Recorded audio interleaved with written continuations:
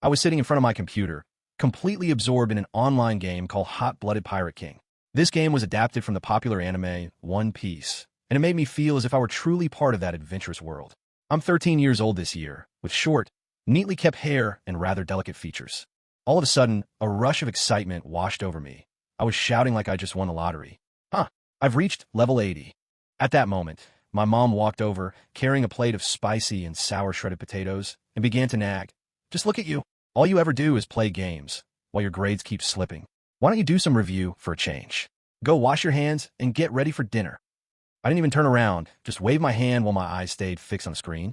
Got it. I'll go after I finish off the world boss. Mom let out a helpless sigh. Hurry up and don't get so caught up in your games. You'll regret it later. I was bubbling with excitement and couldn't help but laugh out loud. Yeah, the world boss is about to show up. I can earn tons of reputation points. But just as I was basking in the satisfaction the game brought me, I suddenly heard a loud noise. The room was instantly plunged into darkness. Not a single ray of light remained. The power had gone out. My mom sounded flustered as she quickly grabbed her phone for some light, exclaiming anxiously, "Oh no, I'd better find a candle fast." Frustration surged inside me, and I slapped my computer in exasperation. Why did the power have to go out right at this moment? I just missed such a great opportunity, just my luck. While I brooded over my bad fortune, something utterly unbelievable happened. My body began to fade away, turning into wisps of smoke. I cried out in panic, but it was as if my mom couldn't hear me at all. She just kept searching for a candle. I struggled desperately, fear overwhelming me, but there was nothing I could do. In the blink of an eye, my body vanished completely, and my mind was plunged into a total void, as if all consciousness had been stripped away. I have no idea how much time passed before my awareness slowly returned. When I suddenly opened my eyes, I found myself lying on a stretch of wild grassland. Floating beside me was a strange, unfamiliar interface that made my heart clench with anxiety. Where on earth was I? Had I really landed in the legendary age of pirates? That couldn't possibly be true, could it? Heart pounding with anticipation, I sprang to my feet and looked all around, but none of the sights resembled the One Piece world I'd imagined. My excitement instantly faded, replaced by a heavy sense of disappointment. It dawned on me that while I had crossed over into another world, I had no idea where I actually was. Gazing out over the boundless grassland, I couldn't help but feel a little disheartened. As thrilling as crossing over might sound, the reality was staring me in the face. I might not even survive in this new place. What was the point of such an adventure if I couldn't even guarantee my own safety? Suddenly, I remembered the floating panel beside me. The panel read, "This is a continent brimming with magical powers, but as you are now, you possess no skills, and your innate talent is quite ordinary in this world.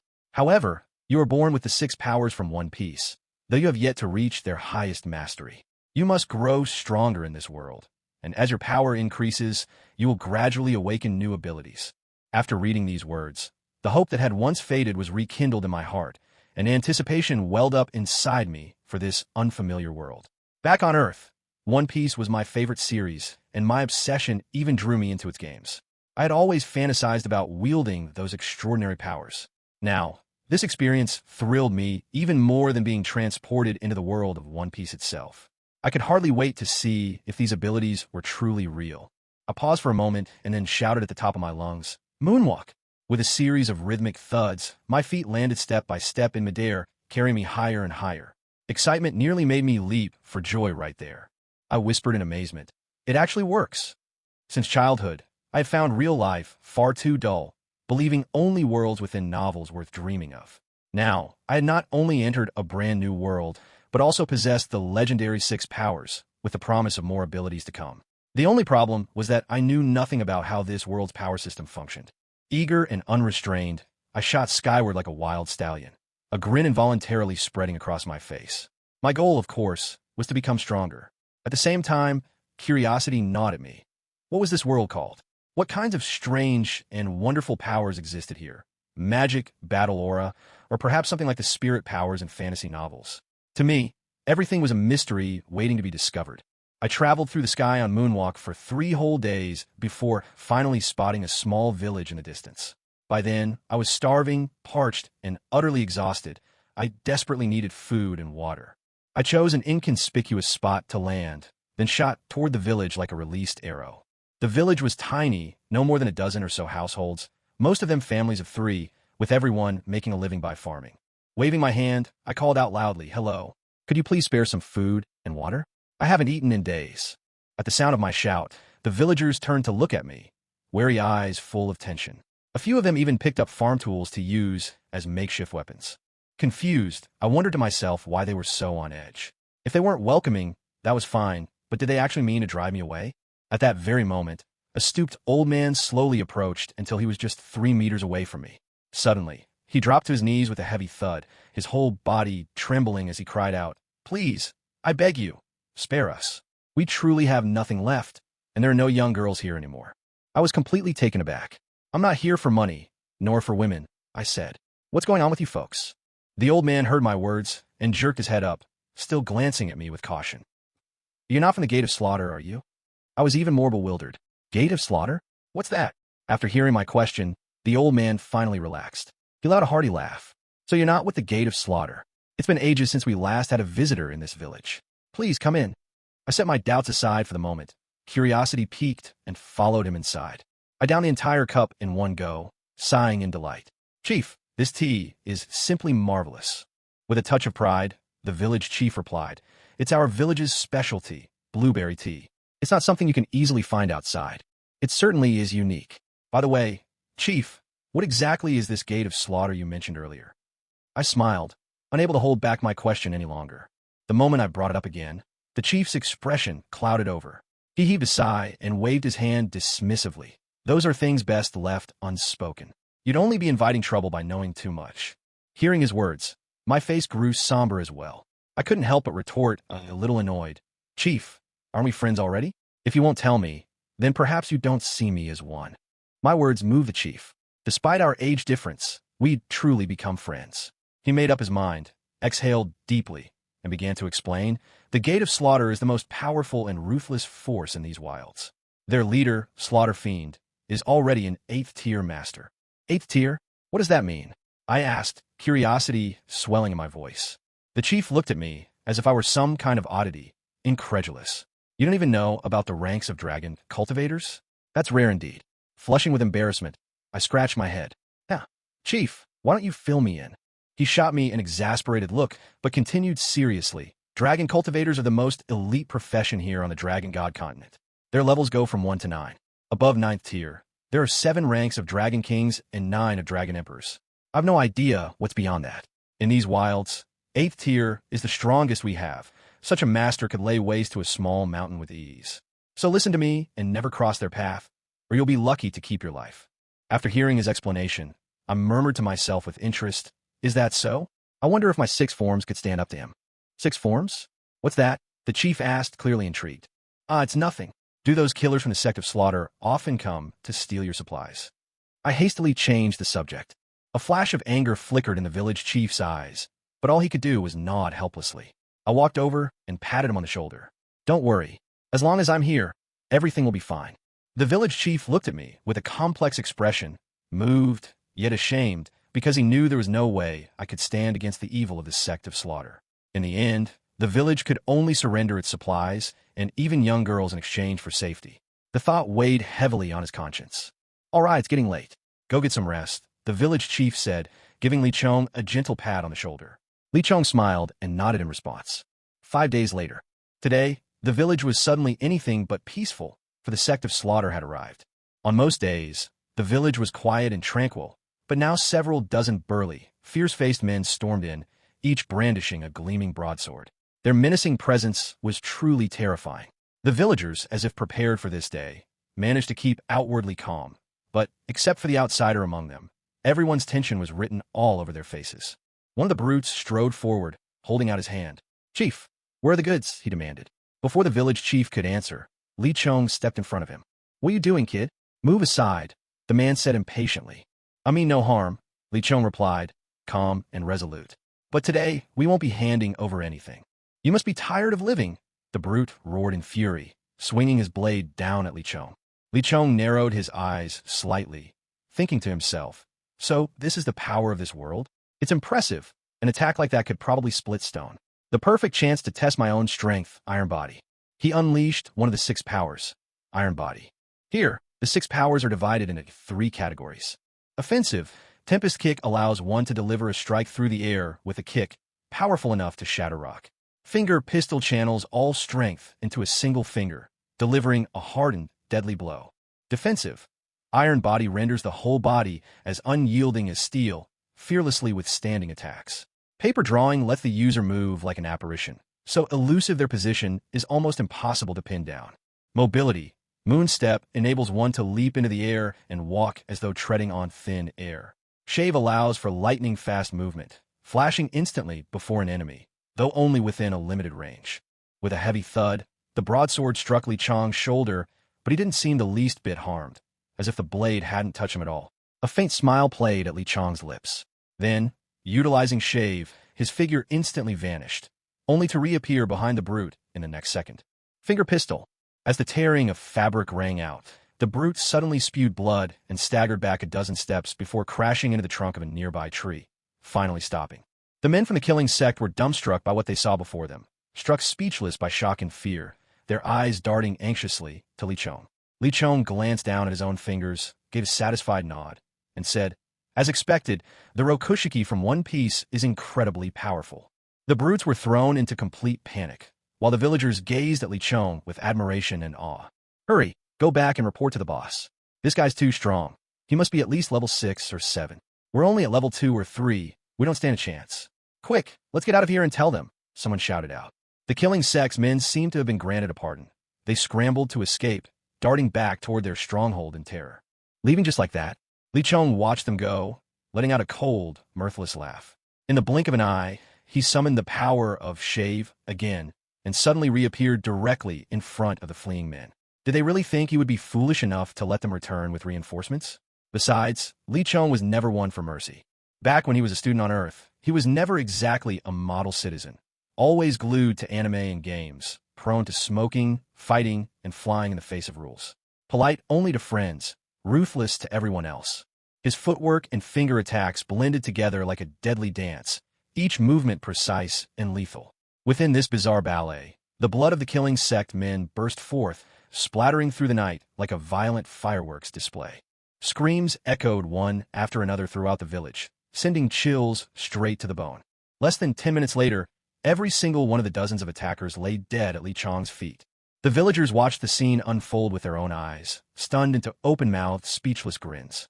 Turning toward the village chief, Li Chong smiled and waved, but the chief stood utterly motionless. "No way, Chief! Chief!" Li Chong called out loudly.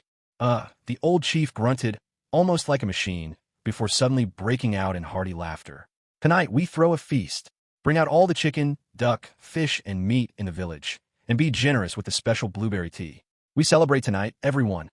A wave of cheers erupted from the villagers, their excitement impossible to hold back. Today, they had finally taken back some pride. That night, in what looked like a barren, struggling village, a grand celebration was held. Li Chong grabbed an especially delicious roast chicken leg, munching contentedly as he glanced over at the chief, whose brows were furrowed with worry. "What's wrong?" Li Chong asked. "Worried the killing sect will come for revenge." The chief nodded frankly. Li Chong tore into the chicken leg, swallowing a huge bite before reassuring him. "Don't worry. Even if their boss is an 8th-level powerhouse, I'd honestly be curious to see how strong he really is. To tell the truth, I'm actually looking forward to it." The chief looked at Li Chong and could only offer a wry smile. But at this moment, any doubts he had about Li Chong's strength had completely vanished. At the same time, in a dim corner within the killing gate, the gate master sat at the head of the table and asked coldly, "How was today's haul?" A burly man nearby answered respectfully, "Gate master, today we collected 100 tons of grain, 50,000 gold coins, and 15 young girls." The middle-aged master frowned. "Why is it less than before?" Boss's squad still hasn't returned. It's possible they encountered a formidable opponent. Maybe they were wiped out." The burly man explained nervously, afraid that the gate master might fly into a rage and kill him. "Oh, where are they from?" the master inquired, his voice icy. "Most likely from Sick Village, the place that old Sick runs," the man replied. "Gather Yin Tian and the elite squad of the killing gate immediately. I want to meet this so-called expert myself," commanded the master. "Yes." The burly man bowed with his fists together and quickly left. Cold sweat trickled down his forehead as he thought to himself, "The master's presence grows ever more terrifying." After a sumptuous dinner, everyone felt fully satisfied and content. The village chief smiled and said, "It's time to rest. Suddenly, he paused, turned to me, and asked, Xiao Chong, what's your rank really? Li Chong didn't answer. He simply said, that's a secret. I'm off to bed. Meanwhile, behind a boulder not far away, over 20 men dressed in black gathered together, each wielding a broadsword and bearing fierce expressions. Had village chief Sect been present, he would have recognized them instantly. They were members of the Killing Gate. The group waited quietly for orders. Sha Xingxia turned to the man at his side and gave the order. Li Jian, prepare to move. Take 3 men and launch a probing attack. Try to draw out that expert. Understood, Li Jian replied, waving for 3 others to follow as they sped off toward the village. Inside the house, Li Chong watched the movements outside with keen interest, murmuring to himself, so you've come, Sha Xingxia. With a single leap, Li Jian landed on the rooftop. From his pocket, he produced a small spherical object and swiftly hurled it away. In that instant, a shadow flickered. The orb was snatched out of the air by the dark figure. What in the world is this? Li Chong wondered, examining it for a moment. Then he grinned and tossed the orb back towards Sha Xingxia and his men. Sha Xingxia gave a cold snort. So, the operation failed? In a flash, he leapt 10 meters aside, slashed down with his blade, and split the orb in 2. Yet the instant the orb broke, it exploded violently, the blast rocking the night. The thunderous explosion jolted the entire village awake, plunging everything into chaos. Li Chong muttered to himself, still shaken, I didn't expect that thing to be like a grenade. The power was no joke. Seems this world really does have all sorts of strange weapons. Oh, right, the panel said that as my abilities improve, I'll unlock new skills, didn't it? Looks like I'd better take the time to understand this world. Still, for now, I'd better deal with these people first. With that, Li Chong shot Li Jian a disdainful look and said with scornful ease, Come on, then. Li Jian bellowed, I'm a level 5 powerhouse. Nothing like those weaklings you handled so easily before. I'll see to it you don't even leave a corpse, Dragon Blade. As he spoke, a shimmering blade of energy formed along his sword and gathered strength until it stretched a full 5 meters, blazing as it came slashing toward Li Chong. Li Chong watched the fearsome attack coming his way and smiled. This is different from those others, so you do have the kind of special abilities I've read about in stories. Well then, let me show you mine, Tempest Kick. In an instant, his Tempest Kick burst forth in a dazzling streak of blue light, slicing through the darkness of night. The 2 attacks collided at last, erupting in a thunderous, explosive boom. The energies were evenly matched, neither one gaining the upper hand. Li Chong's Tempest Kick seized the moment, breaking through Li Jian's luminous blade and hurtling straight toward him. Li Jian screamed in terror, instinctively raising his arms to shield his head. Li Chong saw his opening and, without the slightest hesitation, unleashed his shave technique. In the blink of an eye, he appeared behind Li Jian, who hadn't even realized what had happened. It all ends here. Bang! But Li Chong's finger gun didn't strike its mark. Instead, it was stopped by a massive blade. A deep, imposing voice sounded. Young man, there's no need to be so ruthless, is there? Towering before Li Chong stood a huge man, dressed in black, wielding a broadsword, well over 2 meters tall. With black hair and piercing black eyes, his presence was overwhelming. You're the infamous Sha Xingxia? Li Chong asked, his face grave. That's right. And you, young man, which faction do you belong to? Why are you helping Shika village? Don't you realize this makes you an enemy of my Shashin clan? Sha Xingxia's voice was measured, yet threatening. What I do is my own business. I don't need anyone's permission. There's no need for a reason to protect my friends. And as for the way your Shashin clan operates, it's always repulsed me. Li Chong replied, undaunted, his tone sharp. In that case, prepare to die.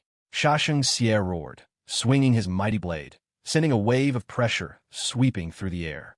His great sword crashed down toward Li Chong.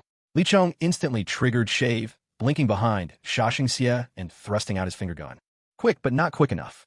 Vajra Dragon Body. Sha Xingxia's mouth curled into a hint of approval. In a flash, golden energy wrapped his entire form. A deafening blast echoed. The finger gun was easily blocked by Sha Xingxia. The attack is powerful, but it's useless against me. It seems you're a formidable warrior, probably around level 7. Why don't we talk? Sha Xingxia's gaze softened ever so slightly, as if acknowledging his opponent's strength. A sudden cracking sound echoed. The golden armor on Sha Xingxia's body split apart. So you can break through my Vajra Dragon Body. Impressive. My interest in you just keeps growing. How about it? Join us. You can name your own terms. Sha Xingxia looked at Li Chong with genuine intrigue. Oh, and if I want her life, would you agree to that? Li Chong narrowed his eyes, his voice steady and cold. In an instant, Sha Xingxia's expression darkened. He raised his blade, ready to strike.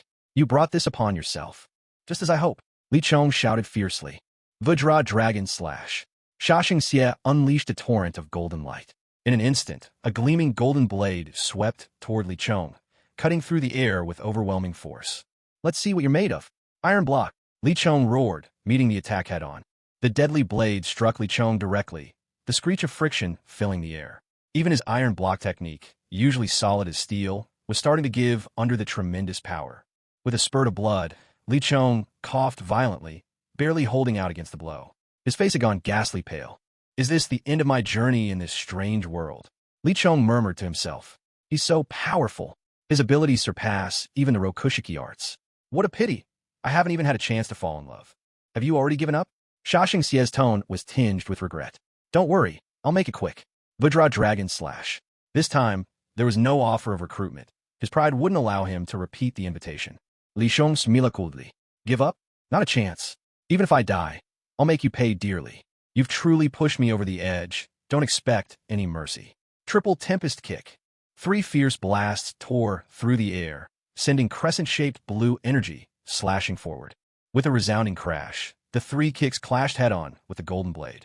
The explosion of energy shook the battlefield, and then both forces dissipated into nothing.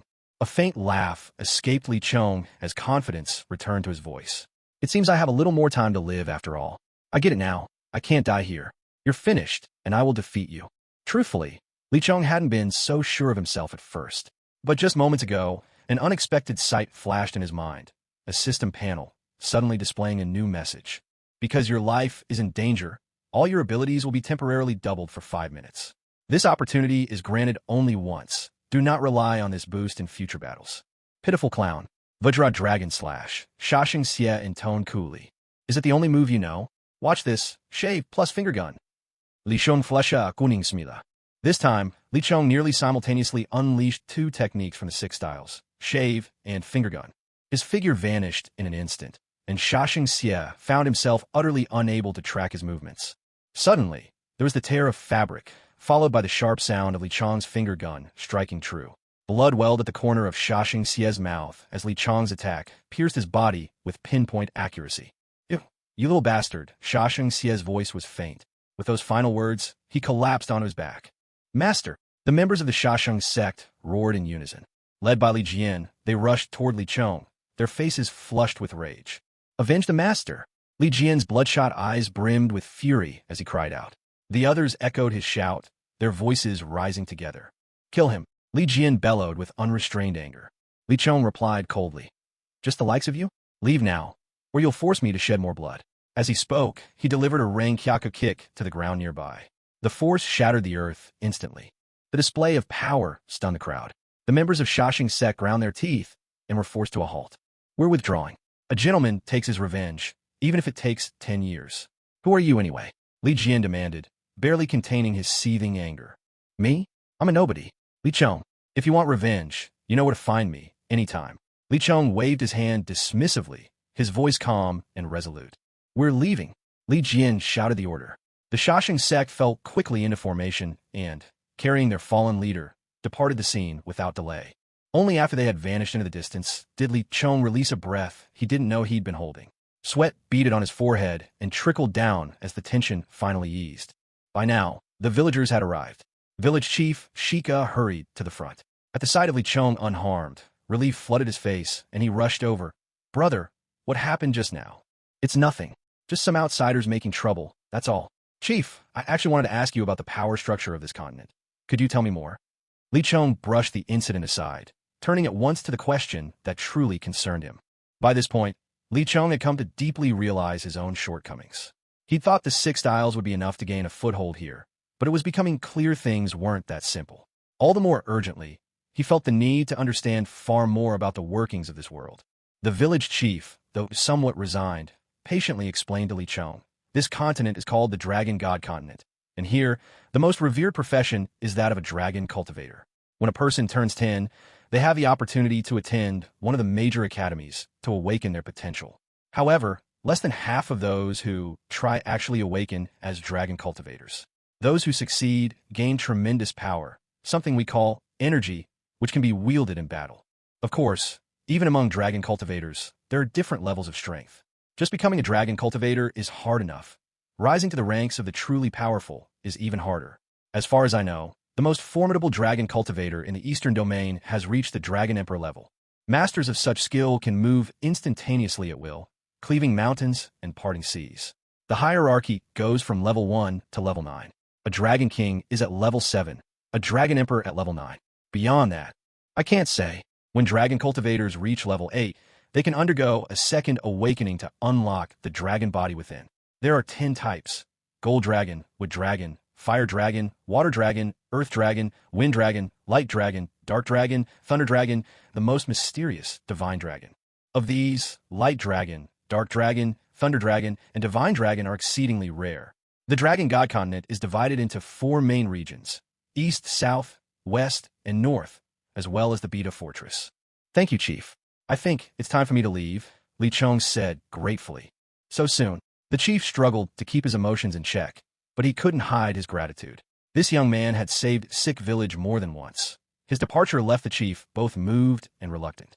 Yes, since childhood, I've sworn to become strong. Going out into the world is my only path. Li Chong spoke with earnest resolve. Well then, when do you plan to set off? The chief asked. I'll go right away. Chief, can you tell me where I can undergo my awakening? Li Chong asked, a sense of urgency in his voice. The chief laughed, shaking his head. You must be joking. Do you really think you can undergo a second awakening already? Chief, believe it or not, I haven't actually awakened as a dragon cultivator yet. You said the awakening happens at 10, but I'm already 13. Do I still have a chance? Li Chong said seriously. At those words, the chief visibly startled, his expression turning grave. You truly aren't a dragon cultivator yet? It's true, not a word of a lie. Li Chong said, spreading his hands in helplessness. Heavens, boy, this is seriously troublesome. If you aren't a dragon cultivator but already possess this kind of strength, people might label you an aberration, someone to be sent to Beta Fortress and placed under strict surveillance. The chief replied anxiously. What? It can't be. What should I do? Li Chong knocked on his own head in frustration, clearly at a loss. Remember, kid, before you awaken your true power, do not reveal your strength to anyone. If you want to awaken, you'll have to go to an academy. But you've already passed the typical age for awakening by 3 years, and you're considered an outlier now. You don't have the privilege of choosing a top academy. You can only try your luck at Sandcastle in the Eastern Territory. There's a school there called Sandpot Academy, where they have no restrictions on admissions. You can undergo your awakening there. The teaching standards aren't high, but right now, it's your only option, the village chief said hurriedly. All right, chief, please tell me the way. Li Chong's heart leapt with hope as he quickly pressed for directions. It's simple. Just keep heading due east. Once you cross this wasteland, you'll see a fortress made entirely from sand. That's the place, Sandcastle. 30,000 people live there, and supplies are abundant. Hurry now. I'll find you a sand buggy, the chief replied. No need, chief. I'll go on my own, Li Chong said, and even before his words faded, he launched himself eastward with light-footed agility. Hey, you forgot your money, the chief shouted after him, but Li Chong was already out of earshot. That, unfortunately, would soon cause him plenty of trouble. What an interesting kid, the chief murmured to himself. He isn't even a dragon cultivator, yet he can fly. What will he achieve once he awakens? Who knows? Maybe one day he'll make a name for himself in the Eastern Territory. And so, relying solely on his moonstep technique, Li Chong endured a grueling 5-day journey before finally reaching Sandcastle. The sight of that colossal fortress, built from sand and reinforced with rare materials, made him cry out in joy. At last, real food. Staggering through the city gates, Li Chong drew curious and wary glances from the townsfolk. He was a disheveled mess, looking more like a wild animal than a boy. Mustering the last of his strength, Li Chong lifted his head, surveying his new surroundings. Ignoring the gawking crowd, his eyes locked onto a restaurant with a sign that read Sandcastle Feast. The moment he spotted the restaurant, it was as if new energy surged through his starved body. Like a ravenous wolf, he dashed towards it, kicking up clouds of sand and pebbles in his wake. Anybody here? Bring me food. Now, Li Chong bellowed as he burst through the doors. A young man dressed in elegant clothes strode over, frowning in disapproval. Where did this beggar come from? Don't pollute the air of my sandcastle. Get out of here at once. Li Chong ignored the insult, his voice ringing out even louder. Bring me food. As much as you've got. Infuriated by Li Chong's rudeness, the young man snapped. You brat, didn't you hear me talking to you? As he spoke, he raised his hand to strike Li Chong. With lightning speed, Li Chong grabbed the young man's wrist, never missing a beat as he pressed. What do you think you're doing? Hurry up and bring me food. The young man struggled vainly to free himself, but Li Chong's grip was unyielding. Gritting his teeth, he see that Li Chong grew impatient, his tone turning cold and sharp. Enough with the chatter. Bring the food. If you don't blame me for losing my temper. Seeing he couldn't break free, the young man could only give in, letting out a dismissive snort. Fine, I'll bring the food. We'll serve you our best dishes. But boy, don't even think about skipping out on the bill later. Li Chong released him, then casually picked a seat and sat down. His mouth was practically watering as he began to daydream about the hearty feast soon to appear on his table. It wasn't long before a waiter arrived, carrying several exquisite dishes, their aroma and presentation tantalizing. He bowed politely and announced, "Sir, here are your 6 courses. The first, crystal golden beef, 820 gold coins. Second, fire-roasted lamb, 510. Third, steamed yellow croaker, 500. Fourth, platinum shark fin, 650. Fifth, luminous frog legs, 500 coins. And finally, the abalone banquet, 1,300 coins.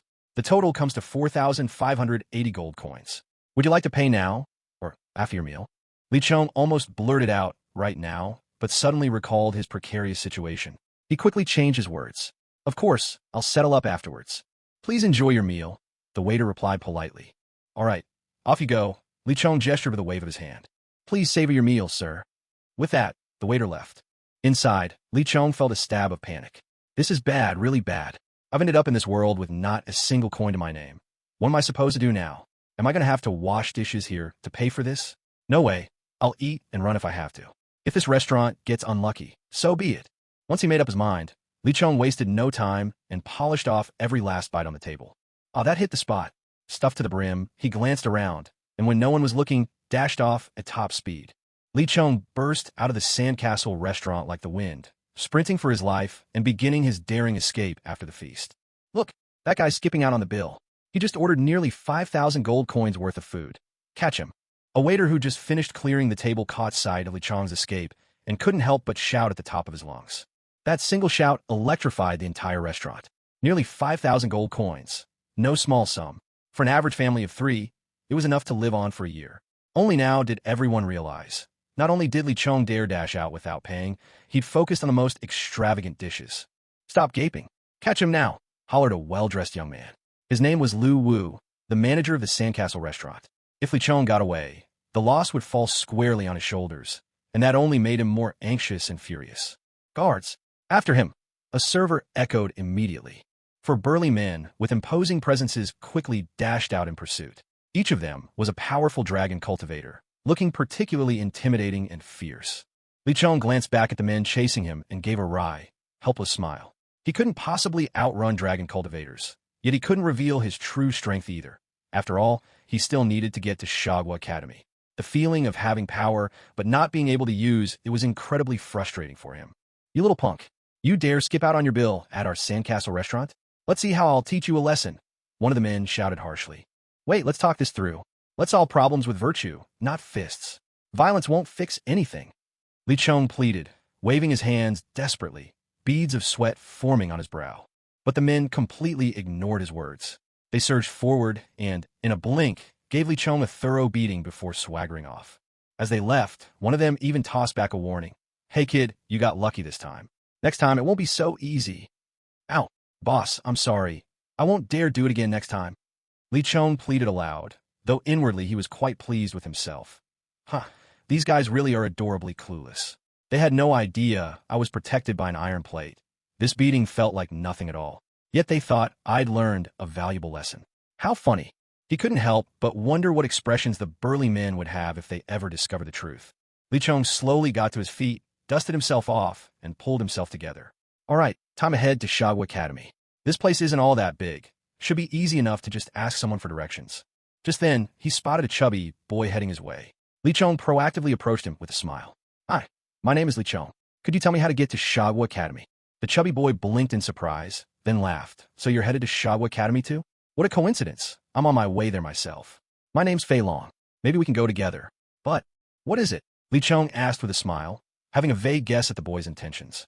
"Help me buy some snacks, will you? Just 10 bags of Shagwa brand potato chips. Nothing expensive, just a single silver coin for all 10, Fei Long said with a snorting laugh. Li Chong considered this, obviously reluctant. "So I have to pay you for help? Really? Don't you think I could just ask someone else for directions? Listen, I don't have a single cent on me. If you want to help, great. If not, I'll just go. If you do help me, I'll thank you properly. Otherwise, forget it. With that, he turned to leave. All right. Don't go. What can I say? I'm just too soft-hearted for my own good. I'll take you there, but you'd better thank me properly when the time comes. Fei Long muttered to himself. Deal. Once I get settled in, dinner's on me. Let's get going, Li Chong replied with a smile. Fat Dragon grinned, a sly look on his face as he pointed to a courtyard just ahead. Following the direction of his finger, Li Chong saw a dilapidated courtyard up front. Hanging above the door was a sign bearing 4 large characters, Clay Pot Academy. Only then did Li Chong realize he'd been played. Furious, he snapped, Fat Dragon, how dare you trick me? This Clay Pot Academy is right here, and yet you wanted me to pay you? Don't even think about running away. Though Fat Dragon looked plump, he could move surprisingly fast. Li Chong had to exert quite some effort before he managed to catch him. Got you now, Tubby. So, how do you plan to settle this? Li Chong put on an exaggerately menacing face as he questioned him.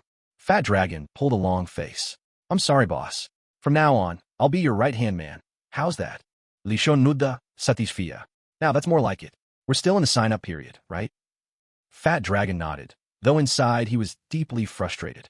Not only had he failed to trick Li Chong out of any snacks, but he'd now ended up as someone else's lackey. Talk about losing out big time. The two of them stepped into the shabby-looking Clay Pot Academy together.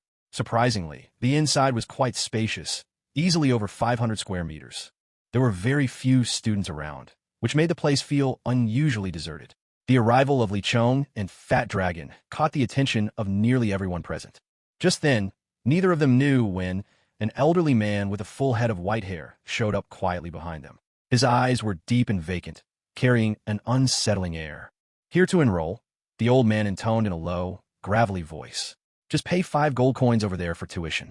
There aren't any real requirements. If you can afford it, you're in. Thank you. Both Li Chong and Fat Dragon replied in unison. Hey, Fat Dragon, lend me 5 gold coins, will you? I'll pay you back triple in the future, Li Chong whispered. Deal. Fat Dragon beamed. Then he added, you have to pay it back within 3 months, though, or the amount doubles again. Li Chong was speechless, realizing Fat Dragon was a little loan shark in disguise. You little loan shark, I really can't believe my luck. How did I end up knowing someone like you? Li Chong sighed, deeply exasperated. Fat Dragon chuckled. Oh, come on. Knowing me is actually your good fortune, right? Lucky my foot. Hurry up and pay the fee, Li Chong retorted impatiently. All right, let's go. Fat Dragon grabbed Li Chong's hand and led him over to the registration area. Behind the desk there sat a listless middle-aged man, who was half slouched in his chair, absent-mindedly fiddling with his fingers. You too, just put your payment in the box over there, then take a number from this side of the box. After that, you're free to go. Classes officially start in 3 days, and then there'll be the awakening ceremony for dragon tamers. That's all. Don't bother me, the man instructed with a lazy, dismissive glance, not even looking up from his seat. Fat Dragon listened, walked over, tossed 10 gold coins into the box, and took 2 number tokens. He handed 1 token to Li Chong and said, Let's go, Brother Chong. The awakening for school starts in 3 days. Where are we off to now? Li Chong took the token, noticing a bold 17 printed on it. Well, I don't have anything planned right now. As it happens, your brother here is a wanderer with no place to call home. How about I come over to your place for a visit? Li Chong rubbed his hands together, flashing a mischievous grin. Fat Dragon's eyes went wide as he struck a comical pose, 1 foot planted, both hands raised above his head. No way, really? What's the matter? Not happy to have me over? Li Chong feigned indignation in his tone. Hey, of course you're welcome. But my dad's temper is pretty strange. I'm just worried you might not be able to take it, Fat Dragon hurriedly explained, waving his hands in the air. Oh, just how strange is his temper?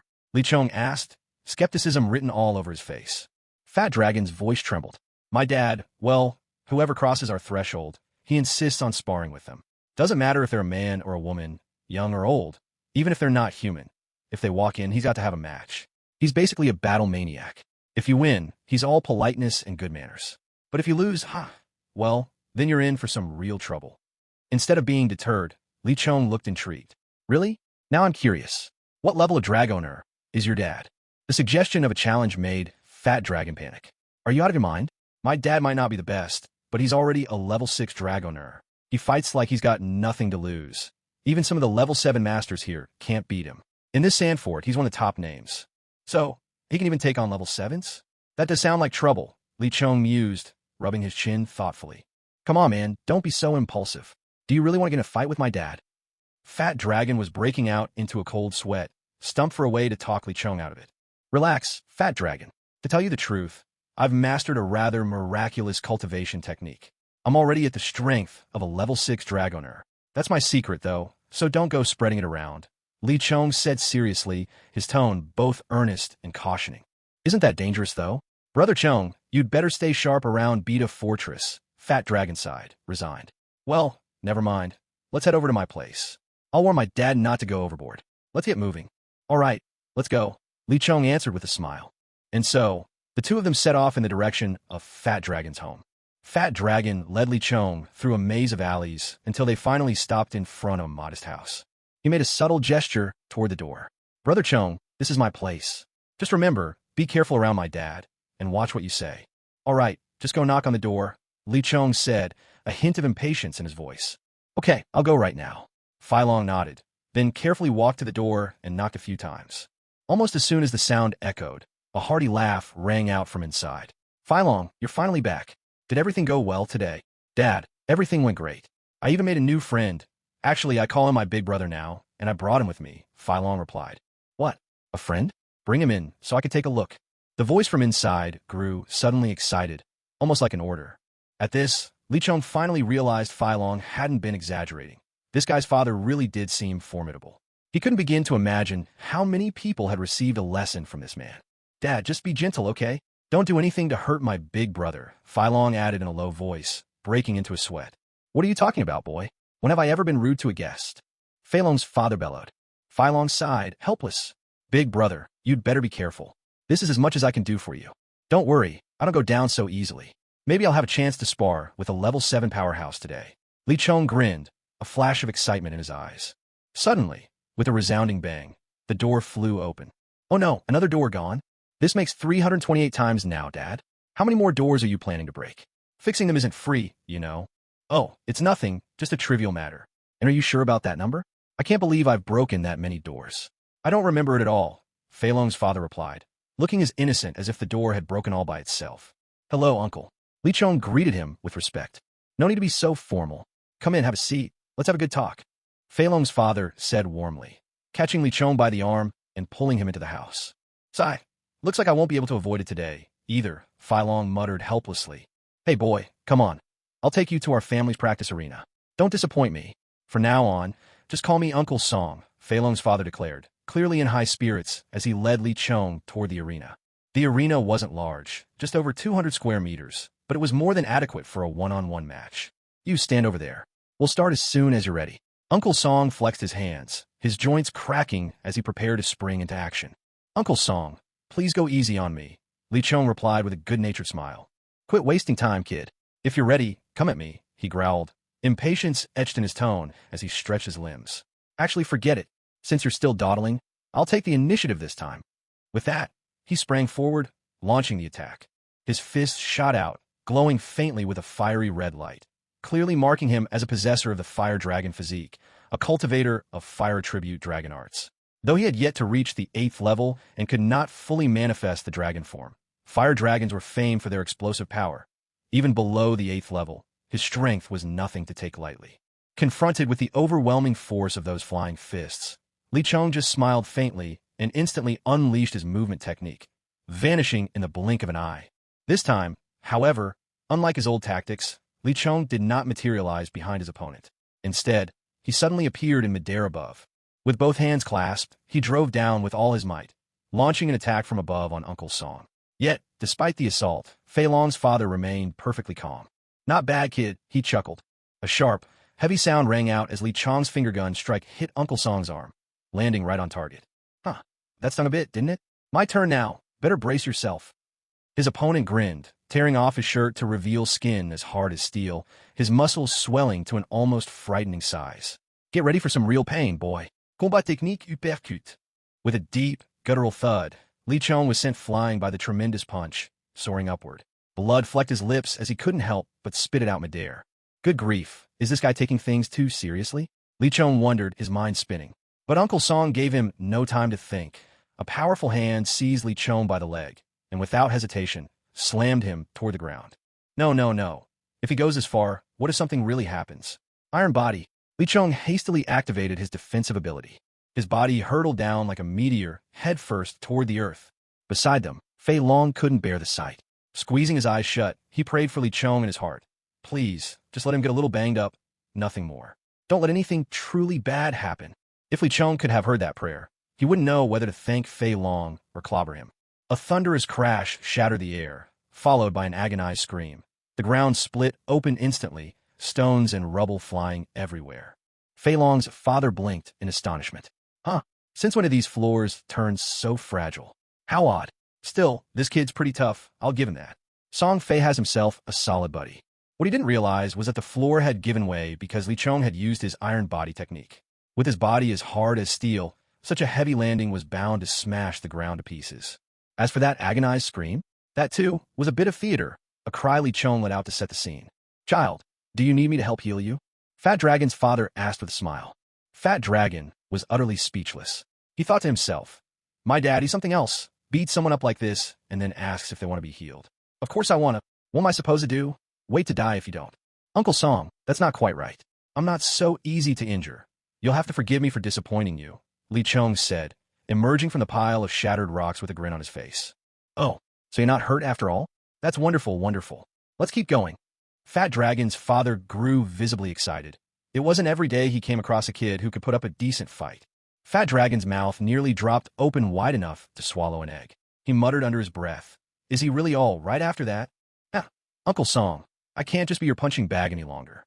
This time I'm giving it everything I've got. Come on. Li Chong tapped the tip of his nose with his index finger. A cheerful smile played on his lips, but his eyes turned razor-sharp. What fighting spirit! All right, let me see how far you can push yourself. Fat Dragon's father roared with laughter, then charged at Li Chong, hurling a heavy fist. Li Chong replied with a burst of laughter. Tempest Kick. As he called out, a pale blue light shimmered beneath his feet, the unmistakable sign of a true vacuum technique. What the skill! Fat Dragon's father was genuinely stunned. The pale blue glow collided fiercely with his flaming fist. The clash of their powers filled the air with booming thunder. Within moments, their energies crystallized midair into two curtains of light, one a pale blue, the other a blazing red. Against all expectations, the blue curtain began to gain the upper hand. Well done, boy. You're actually making me fight at full strength. Without hesitation, Fat Dragon's father unleashed his other hand in a powerful attack, the fire-red energy blazing even fiercer. The blue curtain started to falter under the pressure. But Li Chong only grinned wider. You're still underestimating me, Uncle Song. Vacuum attacks like this. I could fire 5 or 6 in a row without breaking a sweat. Here come 3 in a row, Tempest Kick, triple strike. Laughing, he sent 3 more streaks of blue energy crashing into the flaming fist. A tremendous explosion shook the air. Fat Dragon's father was blasted backward, sent flying through the air. Li Chong didn't escape unscathed, either. The recoil knocked him flat onto the ground. Dad! Fat Dragon shouted in alarm and, clutching his chubby form, waddled anxiously toward the spot where his father would land. A second earth-shaking boom sounded as Fat Dragon's father finally touched down. Flat on his back, gazing up at the sky, Fat Dragon's father looked utterly worn out, but a look of satisfaction lit up his face. Huh, this kid's something else. Song Fei, you got a great eye for talent. Brother, you're truly blessed.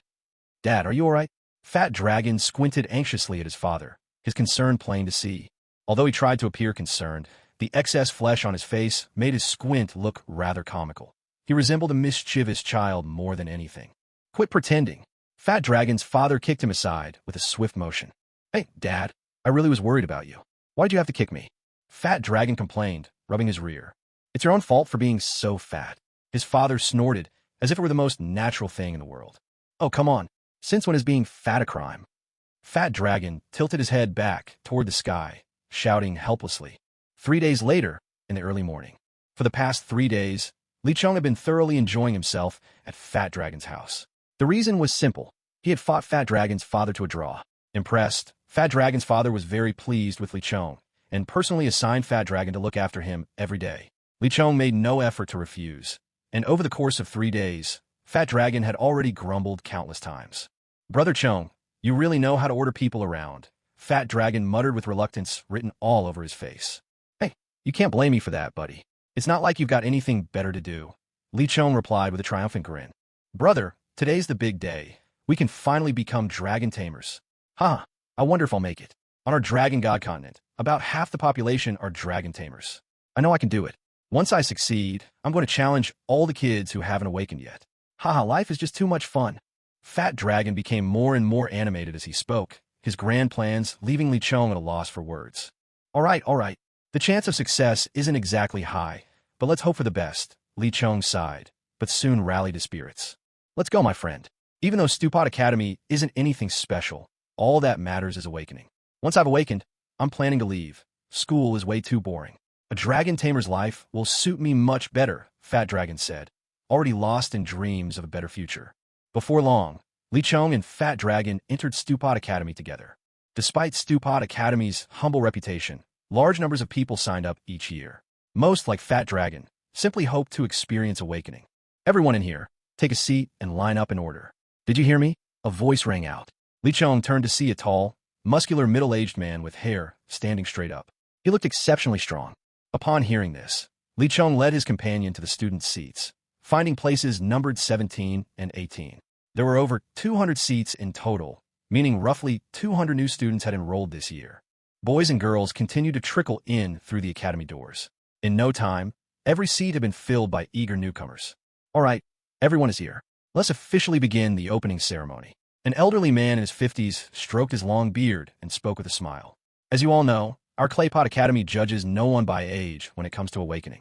Whether you are believed to be extraordinarily gifted or simply ordinary, Claypot Academy welcomes you. Among our alumni, there have been many who went on to become great warriors, and the strongest among them has already reached the rank of first-tier Dragon King. Do you wish to be like that predecessor, to become a formidable force on Dragon God Continent? If so, you must dedicate yourselves and strive hard. Now, I won't go on any longer. My name is Zhou Jin, and I'm the principal of Claypot Academy. We will now begin the first event of our opening ceremony, the Awakening for new students. Zhou Jin continued. The so-called New Student Awakening is a ceremony for those among you who have yet to complete their awakening. If you succeed, you will become full-fledged students of Claypot Academy. If you fail, then I must ask you to leave. Names will now be called one by one. When you hear your name, please come forward for the awakening ritual. First up, Dong Yuan. A boy of about 11 years old slowly rose from among the students. His appearance was unremarkable, but his jet black hair and lively, expressive eyes made him stand out. There was a hint of nervousness in his expression. Dong Yuan walked to Zhou Jin's side and, in a hesitant voice, quietly asked, "Principal, may we begin?" Zhou Jin gave him a gentle smile and nodded in encouragement. From somewhere, Zhou Jin produced a staff about 7 meters long, its surface etched with intricate, unusual patterns. This was the very staff used to test the potential of dragon cultivators, a staff capable of guiding those with the right aptitude through their awakening. Dong Yuan slowly placed his hand on the long staff. He drew a deep breath and waited in silent anticipation. About 3 minutes later, the mysterious patterns on the staff suddenly erupted with a dazzling gray radiance. The light persisted for a while before gradually fading out. Dong Yuan looked at Zhou Jin in confusion. Zhou Jin met his gaze with an encouraging look and said, "You've passed, child. Congratulations. You are now a dragon cultivator and an official member of Claypot Academy." At these words, Dong Yuan shouted with joy, "Ha! I become a dragon cultivator. I'm a dragon cultivator now." Raising his voice, Zhou Jin proclaimed, "Student Dong Yuan has become an earth dragon cultivator. Let's all give him a round of applause." Instantly, the hall of Claypot Academy rang out with thunderous applause, washing over everyone like a tide. Next, Mali. As the awakening ceremony continued, more than an hour slipped by. Most of the new students completed their awakenings, but about 2/3, sadly, did not succeed. Next, Song Fei. Zhou Jin called out in a clear, carrying voice. "It's your turn, Fat Dragon." Li Chong shot Fat Dragon an encouraging look, gesturing for him to give it his all. "Don't worry, big brother." Fat Dragon replied with confidence. Stepping forward, Fat Dragon placed his hand on the awakening rod. He took a deep breath, focusing all his attention on the outcome. In no time, the patterns on the rod began to shimmer, erupting with blazing, fiery light. This meant Fat Dragon had succeeded in his awakening. He couldn't contain the excitement surging within him. He burst out, thrilled, It's the Fire Dragon. I actually awakened the Fire Dragon. Ha ha ha." Li Chong was genuinely happy for Fat Dragon, but he couldn't help but worry for the non-dragon cultivators who might cross paths with him in the future. Student Song Fei has awakened as a Fire Dragon cultivator. Everyone, let's give him a round of applause. Zhou Jin announced loudly. A fervent round of applause filled the classroom yet again, and many of the boys wore expressions of envy. After all, the fire dragon was the stuff of dreams for many male students. Next, Li Chong. Zhou Jin called out. Finally my turn. According to the panel, as my abilities grow, I'll unlock new powers. Becoming a dragon cultivator is one of them, I suppose. What will I awaken this time? I can't wait to find out. Li Chong muttered to himself. He strode forward and bowed respectfully to Zhou Jin, who responded with a warm nod. Li Chong could hardly wait as he placed his hand on the awakening rod. The moment his fingers touched the rod, its patterns instantly shifted, sparkling with dazzling violet light as the markings danced and twisted. This spectacle left Zhou Jin astonished. He knew at once. This was no ordinary dragon awakening. Could it be light, darkness, thunder, or perhaps the mysterious divine dragon? Skillet Academy truly seemed blessed by the heavens to have a talent like this appear. As the awakening drew to a close, the space around them echoed with the roll of thunder. Li Chong's awakening had reached perfection. Thunder Dragon. Zhou Jin, unable to mask his excitement, declared, Student Li Chong has awakened as a Thunder Dragon cultivator. The new students below began whispering among themselves, but it wasn't due to the rarity of the Thunder Dragon. After all, most of them had just started at the academy and didn't understand the true value of various dragon types. Those who did comprehend the significance had usually received a superior education, which was uncommon among Skillet Academy students. Looks like my dragon form really isn't ordinary. He said I'm a Thunder Dragon, right? I remember the village chief once mentioned that Thunder Dragon is one of the 4 rarest dragon types. I really am a genius. Li Chong basked in his own satisfaction for a while before finally stopping.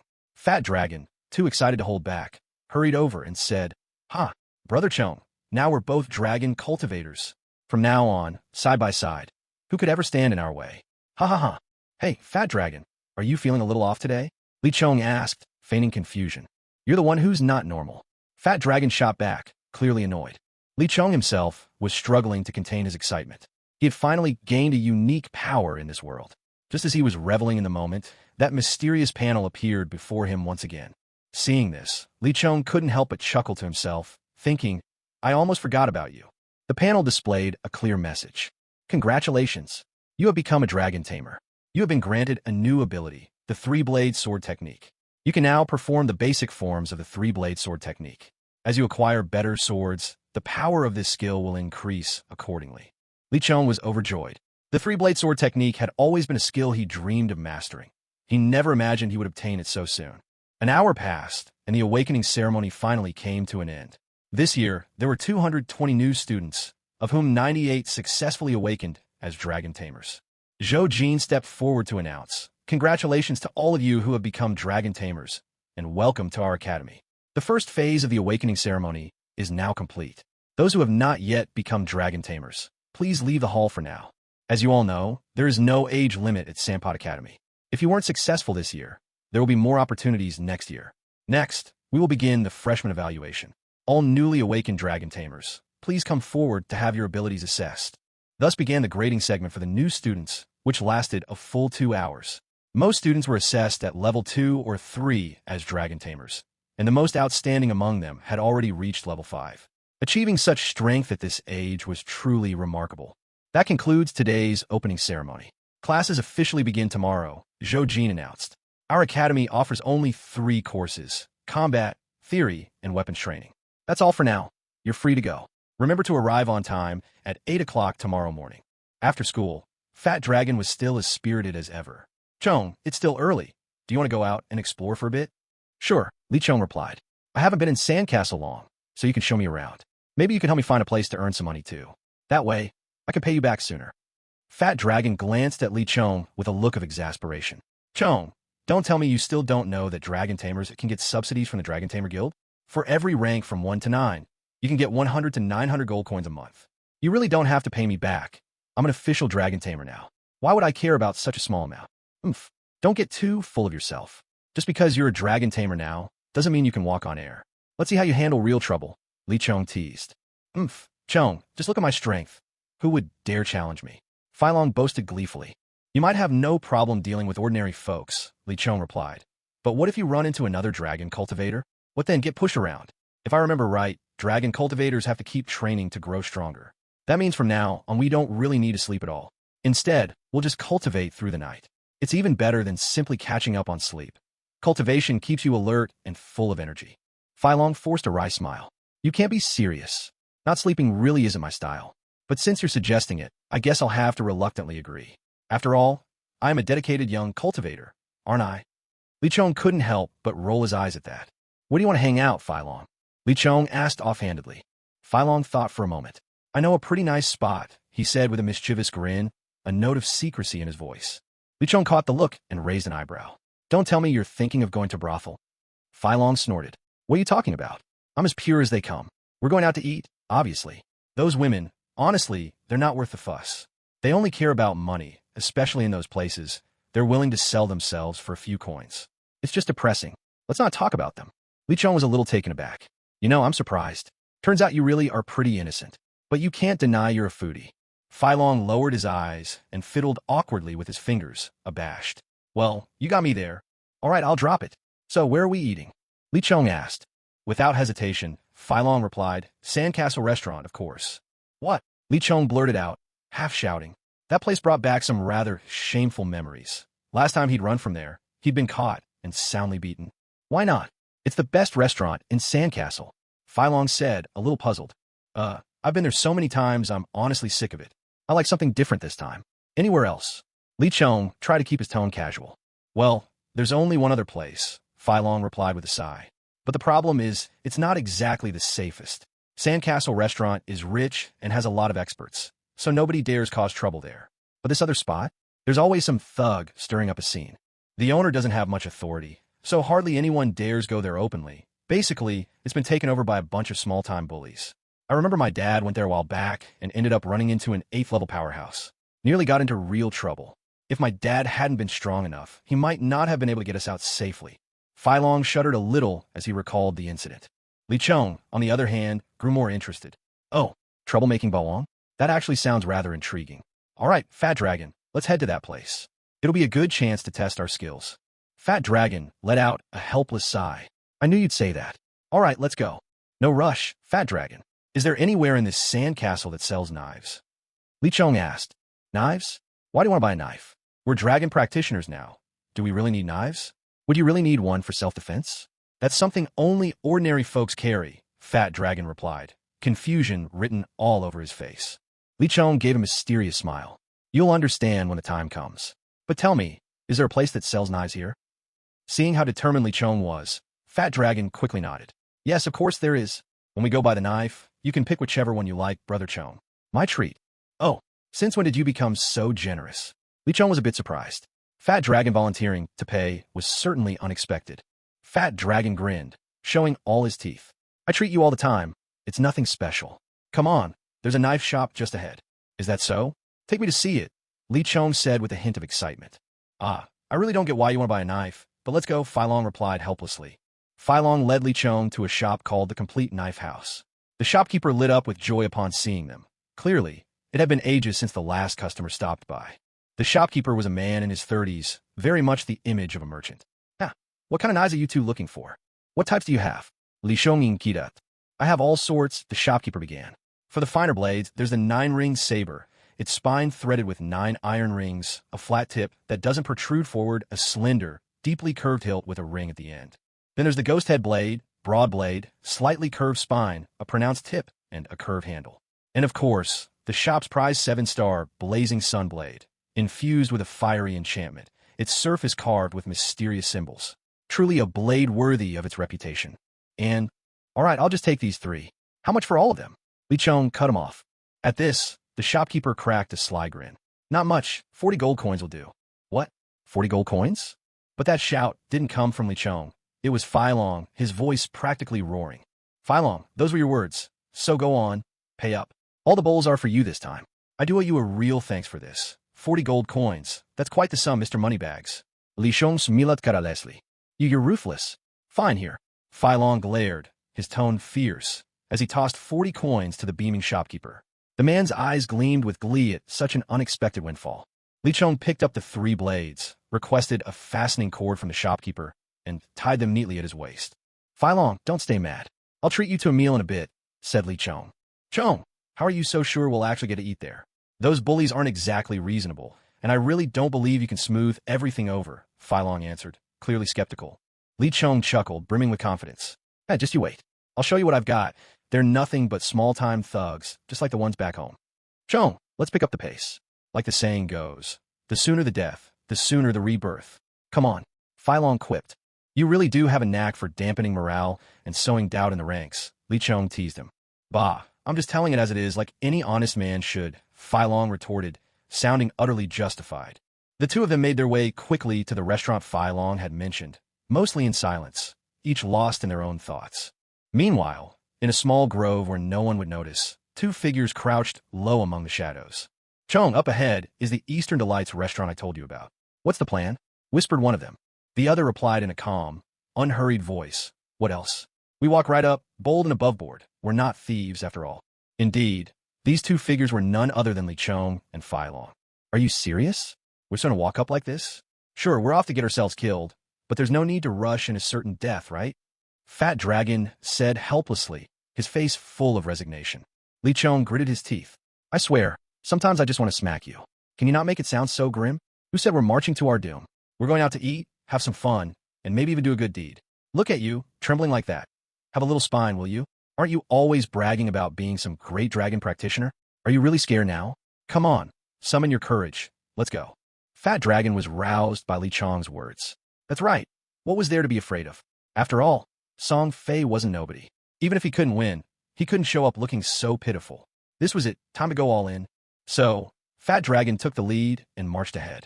In the distance, in front of the Donglai restaurant, a few stout men were resting. These guys looked downright formidable, tall and powerfully built, every single one towering over 6 feet, their bare shoulders inked with ferocious beasts, dragons, tigers, bears, leopards, snakes, and the like. Jagged scars ran across their faces, combining into an appearance that was truly intimidating. They reeked strongly of alcohol, but none seemed drunk. It was plain as day. These were the sort who drank hard and stirred up trouble. One man, a tiger tattoo stretching across his arm, squinted as he caught sight of Fat Dragon. Hey boys, someone's headed this way. Let's deal with him. It's been so long since we had a guest here since we took over. This time, let's just clean him out. Looks like he's carrying some cash. Shame he's a guy, though. Wouldn't it be so much better if it was a woman, right, boys? Ha ha. The man with the tiger tattoo laughed raucously. Tiger, you handle it. That guy's hardly a big catch. Boring. Another replied, arms crossed. Jaguar, you sure are picky. Turning your nose up, an easy mark. Tiger replied with a booming laugh. All right, I'll go. As Tiger strode towards him, step by step, beads of sweat as big as pearls rolled down Fat Dragon's forehead. At last, only 3 meters separated the two. Hey kid, you know what I do for a living?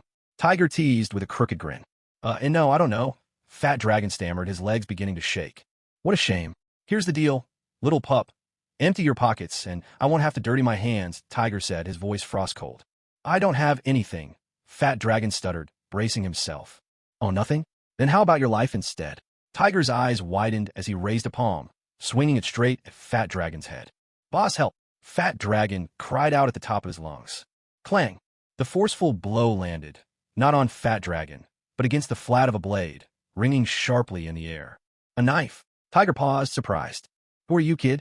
Tiger asked coolly. My name is Li Chong. All I wanted was to have a meal today. Do you really have to go so hard on us? Li Chong fixed him with a calm, icy stare. Who gave you permission to eat here? The fierce Tiger roared. In an instant, his hand shot out toward Li Chong like a flash of lightning. Li Chong's blade whipped through the air, blocking the oncoming strike in front of him. With practiced speed, he drew 2 more knives from his waist. One in his left hand, the other clenched firmly in his teeth. The fierce Tiger taunted him. What's with this pose? Are you putting on a clown show? Li Chong's right-hand blade and the one in his mouth formed a cross, while his left-hand blade reinforced it with a bold vertical slash. This was the signature technique, the 3-blade style. Frog at the bottom of a well, taste my 3-blade ghost slash. A fierce surge of energy shimmered along the blades, causing the air around them to ripple and distort. A mounting whoosh gusted outward, the sound sharp as a blade itself, with Li Chong at the storm's center. At last, as the energy reached its peak, Li Chong shot toward the fierce Tiger with breathtaking speed. It wasn't just a rush of wind. He and his 3 blades surged forward in a devastating assault, letting loose the full power of the 3-blade style. Li Chong's figure darted straight at the fierce Tiger. What kind of skill is this? The fierce Tiger gasped wide-eyed.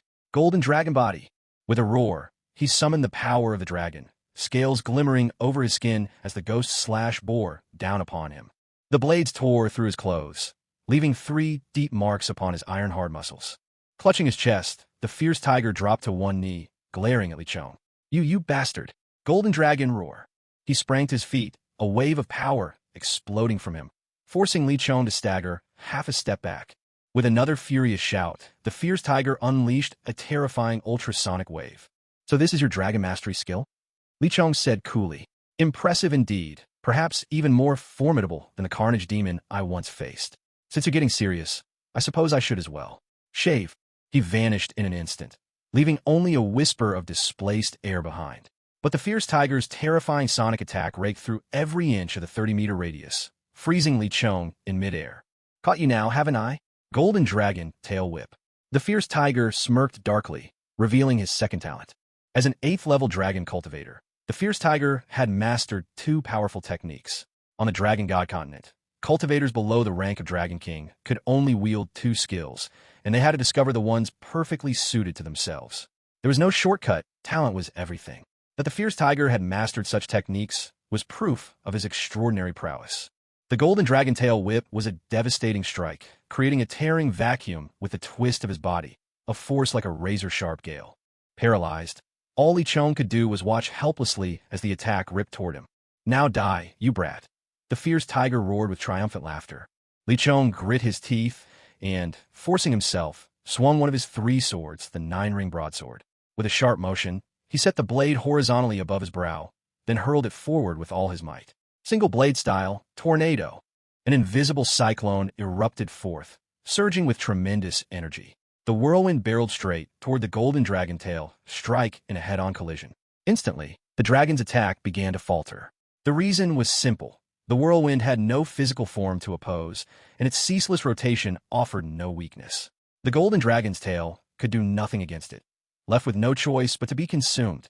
In a matter of moments, the tornado had swallowed the golden dragon's tail entirely. But it didn't stop there.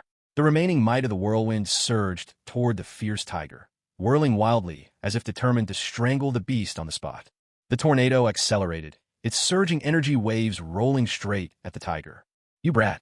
If you think this is enough to finish me, you're dead wrong. Golden dragon body, the tiger bellowed. In an instant, the fierce tiger's muscles bulged, and his gaze turned blood red. With a roar, he launched himself straight into the heart of the tornado. A tearing agony engulfed every inch of the tiger's being, as though all 36 million pores in his body burst open at once. Yet despite the pain, he refused to let go. Arg! He lifted his head and let out a furious roar. Then, something unbelievable happened. The fierce tiger seized hold of the intangible tornado. You brat, take it back, he shouted, and flung the whirlwind right back at Li Chong. An 8th-level master truly is extraordinary. If not for awakening my 3-blade style today, I'd have no chance against you. You're strong, but that alone won't be enough, Li Chong said quietly. He grasped the 7-star flame blade and, with a gentle slash, shattered the racing tornado into shimmering shards of energy. Honestly, there's no deep vendetta between us. Why draw our swords against each other? In the end, all we wanted was a meal, Li Chong sighed softly. The fierce tiger let out a wry chuckle. Fine, I suppose there's no beating you anyhow. Just this once, I'll let it slide. But only this once. Li Chong smiled, approving the tiger's sense of timing and adaptability. This was a man who understood when to yield and when to fight, just the sort of character he admired. Well then, I won't stand on ceremony, Li Chong said, bowing in thanks. Fei Long, come here, he called with a wave. But the fat dragon remained rooted in place, his legs trembling, his whole body shaking. He kept muttering, don't kill me, don't kill me. I'm just here for some food. I'll eat and go. Li Chong instantly understood the situation. The fat dragon had been scared stiff by the fierce tiger. With a flash, Li Chong appeared beside him and waved his hand in front of Fei Long's eyes. Yet, there was still no reaction at all. Li Chong pondered for a moment, let out a sly chuckle, and suddenly had an idea. He shouted loudly at Fat Dragon. Hey, Fat Dragon, dinner's ready. There's roast wild boar, your absolute favorite. Fat Dragon, who hadn't moved for a long while, suddenly sprang to life. He cried out eagerly, roast wild boar? Roast wild boar? Where's the roast wild boar? Li Chong gave him a solid knock on the head and scolded. Eat. That's all you ever think about. Have you seen how much weight you put on? And still you've got an appetite. Fat Dragon snapped back to his senses in an instant. He pointed at Li Chong and shouted, Li Chong, you jerk. How dare you trick me? And so what if I love to eat? Eating is an art form in its own right. Come on, wake up. When connoisseurs savor fine food, that's an art. But when you stuff yourself like that, all you're doing is getting fatter. Anyway, let's just go eat already, Li Chong said, unable to hide his exasperation. Fat Dragon let out another high-pitched yelp. Chong bro, did any of those guys give you trouble? Relax, I struck a deal with them. They're going to pretend they didn't see anything today, Li Chong replied with a grin. Fat Dragon immediately breathed a sigh of relief, patting his chest. Thank heavens, the gods must be watching over Song Fei. Yes, watching over me, Song Fei. Li Chong was utterly at a loss for words.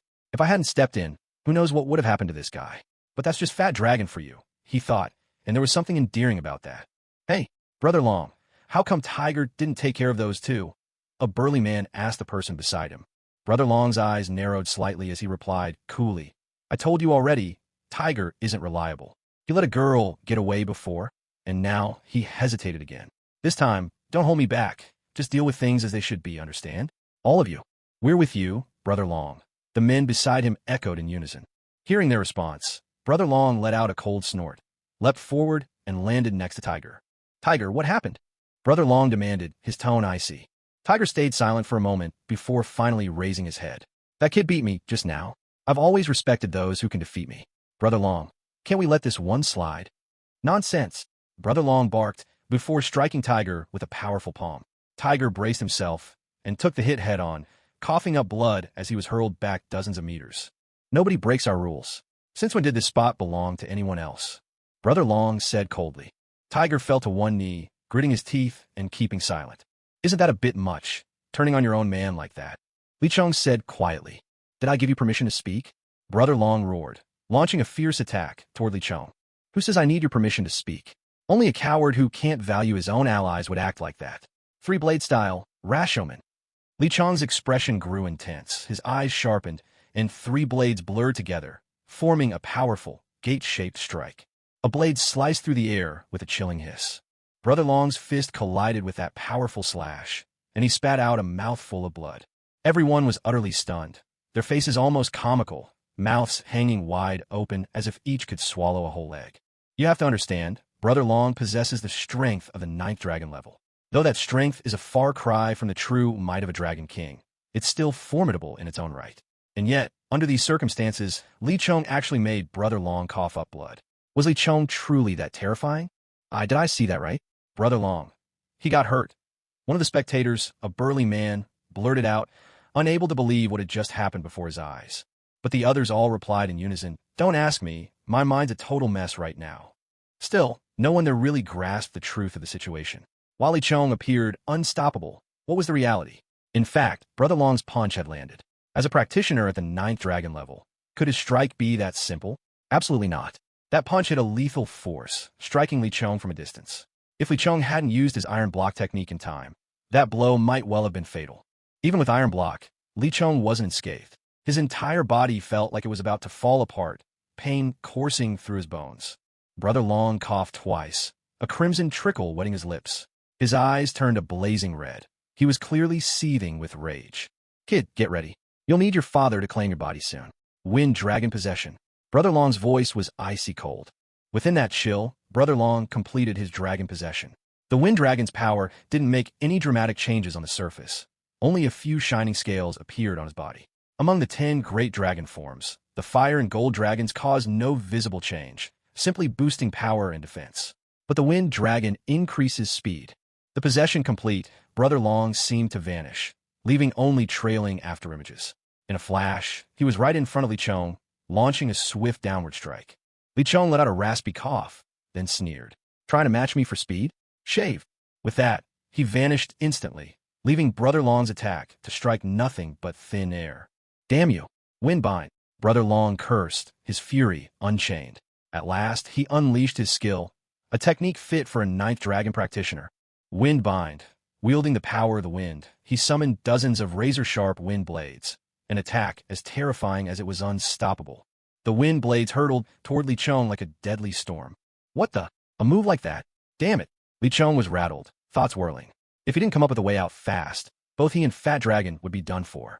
No, overthinking is a waste of time. Brace yourself head on. Li Chong narrowed his eyes at the incoming blades, then struck back, six-fold storm kick, reinforced with iron block. That was his answer, and for now, he had no other choice. In the blink of an eye, the 6 blasts of vacuum energy managed to fend off more than 10 wind blades, but the remaining blades surged forward and obliterated those 6 streams of energy in one sweep. Come on then, Li Chong murmured, shutting his eyes tightly and clenching his jaw, bracing himself for the 8 remaining wind blades hurtling his way.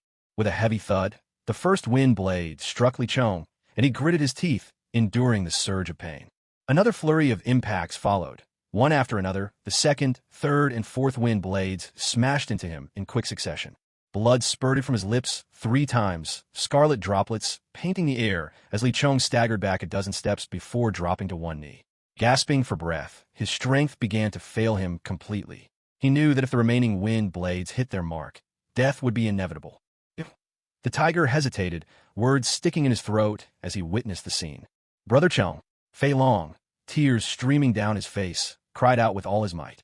Hatred welled inside him, hating his own powerlessness to save his elder brother. At most, the last ones will hit you in 5 seconds. Ha ha ha. Are you afraid of death now? Brother Long laughed in triumph, his glee echoing all around. Farewell, Fei Long. Give my regards to Uncle Song. Li Chong lifted his head and smiled with a hint of unburdened grace. None of it mattered anymore. Not his fate, not the pain. Nothing was important now. Coming to this world, meeting so many companions, strange, wonderful friends. The wind blades arrived, slicing through the air with a sharp, whistling sound, a quartet of destructive force. Another heavy impact resounded. Is he dead now? Brother Long laughed boisterously. Let's go. Time to head back. Yes. Everyone chimed in with ringing laughter. That's what happens to anyone who crosses Brother Long.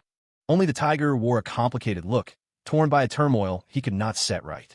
What would he do now that Li Chong was dead? Brother Chong, Fei Long howled in agony, his voice ringing up to the sky. Hold it right there, you brash fools. You nearly killed one of my students and think you'll just walk away. Out of the swirling haze, an elderly man emerged, spectacles perched on his nose, his face cold as stone. Oh, who's this old geezer? All bark and no bite, scoffed a burly, one-eyed brute beside Brother Long. Let me, White Wolf, take care of him. Golden dragon possession. White Wolf bellowed, his whole body suddenly wreathed in a radiant aura as he hurtled toward the old man. What are you thinking anyway? You'd throw your life away for a corpse? That's the biggest joke under heaven. Taste my golden dragon spin. In that instant, White Wolf spun into a dazzling golden tornado, whirling at dizzying speed. Take this. And where did you crawl out from, kid? Such arrogance. The elder replied calmly. With a casual wave, a flash of green light streaked forth. The next second, White Wolf flew back 100 meters, thrown like a rag doll, the air instantly thick with the iron tang of blood. What? That old man is this powerful? White Wolf is at the 8th level of dragon cultivation. A stunned voice burst out beside Brother Long. Who in the world is this elder, and what could he possibly have to do with that boy? You're Zhou Jin, aren't you? Brother Long spoke in a cool tone. Hey, aren't you Long Hui? What? Still hanging around the Donglai restaurant? Zhou Jin replied. Cut the small talk. Just say what you're here for. Long Hui snapped coldly. What am I here for? Of course, I'm here to cause you trouble. After what you did to my student, did you really think you'd get away with it that easily? Zhou Jin's voice took on an icy edge. Cause me trouble? You think you can? But, judging for what you just said, your student isn't dead? Long Hui's anger flared, but then he asked in surprise. Zhou Jin gave a faint smile and replied, Do you really think someone like you could kill my student? What did you say? Looks like I really need to teach you a lesson today. Long Hui let out an incredulous laugh, his anger barely contained. Don't get ahead of yourself. With your mere level 9 dragon cultivation as a beginner, what makes you think you can take me on? Wooden dragon possession. Zhou Jin shouted with authority. Wind shear. With a cold snort, Long Hui unleashed his terrifying wind shear once again. Dozens of razor-sharp blades of wind appeared, and this time, Zhou Jin was in their crosshairs. Tricks for bullying youngsters, and you dare use them against me? Botanical ascendance. Zhou Jin bellowed. An unforgettable, shocking scene burst forth.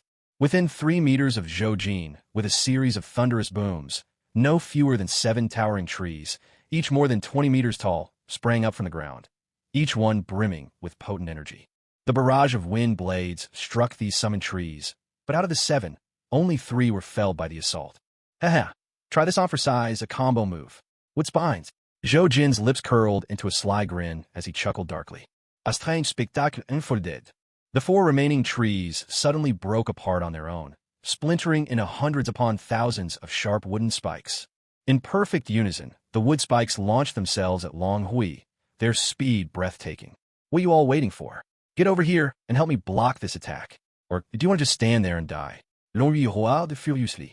His surviving henchmen muttered their agreement as dazzling lights of every color flared around them. One possessed the wind dragon body, three had the gold dragon body, and another wielded the fire dragon body. Together, the five of them joined forces, bracing themselves against the oncoming surge of wooden spikes. Their energies merged into a strange, multicolored iron arm, an energy construct whose formidable defense was obvious to anyone. With a level 9 and 4 level 8 dragon cultivators working in unison, could anyone expect that barrier to be weak? Oomph. Do you really think this is enough to withstand my attack? Mirje. Zhou Jin sneered. In an instant, the thousands of wood spikes converged on a single point, forming a colossal, sky-piercing tree that hurled itself with thunderous force against the defensive barrier. A spectacular clash between offense and defense unfolded. The energy from both sides met in fierce equilibrium, although the defense seemed to be gaining the advantage for now. Fat Dragon, help me up, Li Chong forced out in a weak voice. Fat Dragon had been so lost in grief that the sudden sound of Li Chong speaking startled him out of his wits. Ghost! Chongji, it's not that I don't want to save you, but I really can't do anything. Please, don't take me with you to the other side. I'll burn incense and offer sacrifices for you, I promise. Cut the nonsense. Who are you calling dead? Li Chong snapped irritably. But as excitement flared in his chest, pain immediately swept through his whole body. Chongji, you're really alive? Thank goodness, Chongji. Fat Dragon was overwhelmed by emotion, grabbing Li Chong in a tearful embrace. That's enough. Can't you see the headmaster is in trouble? Hurry up and help me up. I need to go lend him a hand, Li Chong urged. Oh right, the headmaster. I almost forgot. Fat Dragon patted his chest in relief, but reminded, Chongji, take care of yourself. Okay? Don't let me lose you right after getting you back. Hearing this, Li Chong felt a warmth in his heart, and quickly got back to the task at hand. He gripped 3 swords, one clenched in his teeth, one in each hand. Headmaster, this is every last bit of my strength. I don't even know if I can help, but 3 blade style, 36 Tempest of Troubles. 36 invisible whirlwind blades shot up around him. At the same time, Li Chong's body went limp. He collapsed backward, the 3 swords clattering to the floor, slipping from his grasp. He'd fallen into unconsciousness. Chongji, I'm coming, Fat Dragon shouted, racing after Li Chong, following the arc of his fall. In that moment, Zhou Jin felt a surge of emotion. Silently, he thought, good student. This just might be the start of a new rise for Sandpot Academy. No time to indulge in sentiment. Let's take care of these troublemakers first. That kid's attack packed more punch than I expected. It weakened the barrier pretty well for me. Break for me, Zhou Jin roared, thrusting his palm forward. Instantly, the barrier split with a resounding crack, energy bursting outward as it shattered completely. But now the backlash of clashing energies began. Zhou Jin's body trembled violently. He nearly lost his balance. He sucked in 2 sharp breaths, forcing his nerves to settle down, finally regaining control. As for those on the losing side, Long Hui's group, the aftermath was even more dire. Of the 5, 3 died on the spot. Only Long Hui and Tiger made it through, both of them grievously wounded. Long Hui gave a bitter, self-mocking smile. Looks like I really wasn't much of a leader. Tiger, the others are all gone. Tell me, do you still want to follow me now? Tiger weighed the question, then looked up with determined eyes. I still want to follow you, Brother Long Hui. At those words, the dazed look in Long Hui's eyes faded, replaced by disbelief. You really want to follow me? Tiger nodded gravely. 2 tears slipped down Long Hui's face uncontrollably. He threw his arms around Meng Hu in a fierce embrace. Let's go, brother. From now on, we'll help each other grow. You're going to see a brand new me. Meng Hu smiled, a genuine, heartfelt smile. 10 days had passed since the incident at Donglai Restaurant. Under Zhou Jin's personal care, Li Chong had not only made a full recovery, but was now bursting with vitality. At the same time, he had come to recognize his own shortcomings, his dragon cultivation level. In all the time since he had become a dragon cultivator, he had never truly trained, but today, he was finally about to begin his very first session. When Li Chong first arrived in this world, his talent panel had shown that he possessed extremely poor aptitude. Yet the dragon physique he awakened was that of the Thunder Dragon, a tremendously powerful existence. This meant that, While his innate talent was considered very poor, it specifically referred to his slow cultivation rate. Li Chong gave a wry smile and muttered to himself, I can't wait to see just how slow this so-called speed really is. Dragon cultivators trained in a simple way, by entering the state known as Dragon Remembrance. Dragon Remembrance, in truth, was just another name for meditation, sitting in stillness, channeling every bit of dragon cultivator energy to assault a sort of mental barrier inside the mind, something akin to a wall. Each time a wall was breached, a new level of cultivation was reached. To speed up the process of breaking through, the best way was to choose an environment suited to one's own attributes. That way, half the effort achieved twice the result. But as for his training ground, Li Chong had no solution. He had already asked Zhou Jin to help him look for a suitable place, but so far there had been no news. This was understandable. After all, here in the Sand Fortress, places connected to thunder were almost non-existent. Even actual thunderstorms were incredibly rare. Letting out a helpless sigh, Li Chong entered the state of Dragon Remembrance. Once immersed in cultivation, his mind became exceptionally clear, his body charged with strength. And there, straight ahead in his consciousness, stood that wall, known as the Dragon Wall. Within his own mind, Li Chong found he could control countless threads of energy, and with these subtle streams, he could slowly wear away the Dragon Wall. This first wall was the hurdle to stepping into the second level of dragon cultivation. Li Chong smiled faintly. Guiding the energies in his mind, he gathered them together to form a condensed mass of force, then propelled this energy sphere straight into the dragon wall. There was a dull thud. The energy sphere crashed into the wall. The dragon wall shuddered slightly, but not even a crack appeared. So tough. Li Chong marbalati noirly. How should I attack next? His energy sphere, having failed entirely, was repelled and scattered back into countless fragments. This time, Li Chong split his energy into 4 separate clusters and organized a coordinated strike from 4 different directions. His focus sharpened. The energies split into 4, each approaching the dragon wall from a different side, launching a simultaneous assault. A rapid succession of muffled thumps echoed in his consciousness. A series of sounds echoed, one after another, but the dragon wall remained firmly standing, utterly unaffected. It was only then that Li Chong truly grasped what the panel had meant by extremely poor talent. Sure, the dragon wall was supposed to be this tough, but wasn't it unreasonable for his own attacks to be so feeble? Looks like I'll just have to work even harder. I will become strong. Li Chong shouted in his heart. And so, 10 intense days of cultivation went by. During these 10 days, aside from attending classes at Sandpot Academy, Li Chong devoted every spare moment to his cultivation. Even Fai Long, swept up by Li Chong's determination, started to train seriously as well. Yet, despite all Li Chong's efforts, the dragon wall in his mind had only cracked a tiny bit. It seems that, with my talent, I'll have to put in many times more effort than ordinary people. Li Chong mused quietly to himself. A new day began. From this day forward, the freshmen at the academy would have to attend a practical combat class each week. There was something rather peculiar about this class. Instead of sparring with others of their own year, the students had to face those from higher years. Sandpot Academy, short on resources, had only 3 grade levels, and graduation required reaching just the 5th level of dragon cultivation. This, among other things, had led many to look down on the school. As a result, only those whose families truly couldn't afford other options would come here, since, apart from the tuition, the school charged nothing else, not even for meals or lodging. As for that supposed dragon king-level graduate, people weren't even sure if such a student really existed. If the rumor were true, the academy's reputation surely wouldn't be this poor. Even more surprising was the academy's teaching staff, including the headmaster. There were only 6 faculty altogether.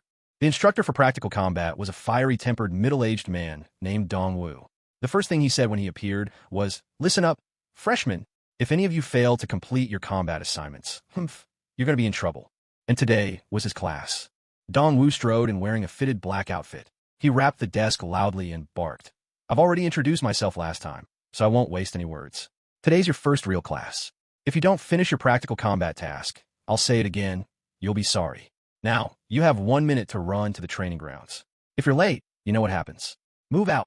No sooner had his words left his mouth than all the new students, faces pale with fright, put everything they had into sprinting for the combat field, moving as swiftly as arrows released from a bow.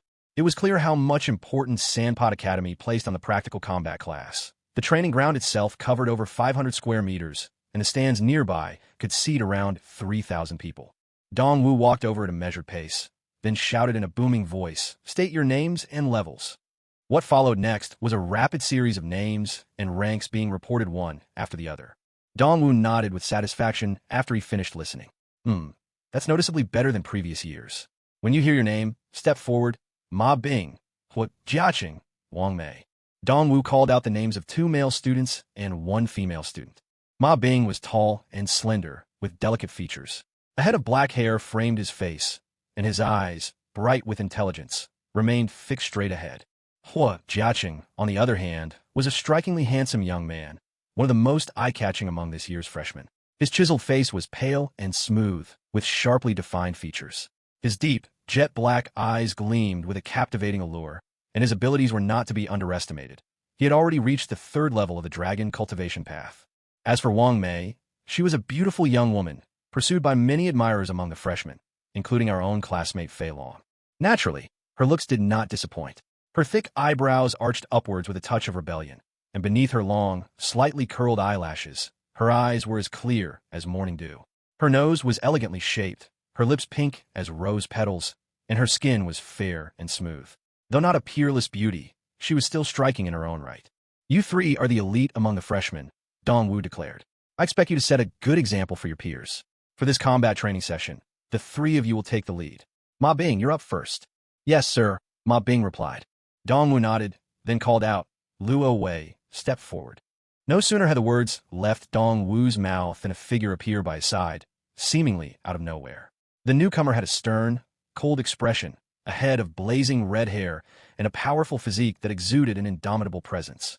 Luo Wei, you'll be Ma Bing's opponent. During this fight, you're not allowed to use any special techniques. Is that clear? Dongwu instructed. Understood. Luo Wei responded with a thumbs up. Ma Bing, listen closely. In this match, Luo Wei's cultivation is at the 5th dragon level. He won't be using any special techniques. If you reach your limit, I'll stop the fight. The practical lesson is scored out of 100, with 60 as the passing mark. Your score will depend on your performance in battle. Do you understand? Dongwu explained. Yes, I understand, Ma Bing replied loudly. All right, let the battle begin. Dongwu announced. At Dongwu's command, the fight commenced. At once, Ma Bing dashed toward Luo Wei at top speed, while Luo Wei stood his ground, calmly awaiting Ma Bing's attack. Ma Bing quickly closed the distance, launching a kick at Luo Wei.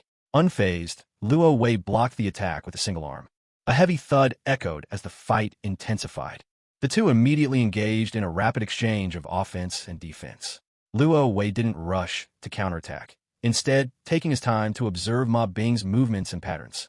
Ma Bing pressed his assault relentlessly, fists and kicks flying with impressive force, his fighting spirit and determination both on full display. You've lost, Luo Wei said coolly.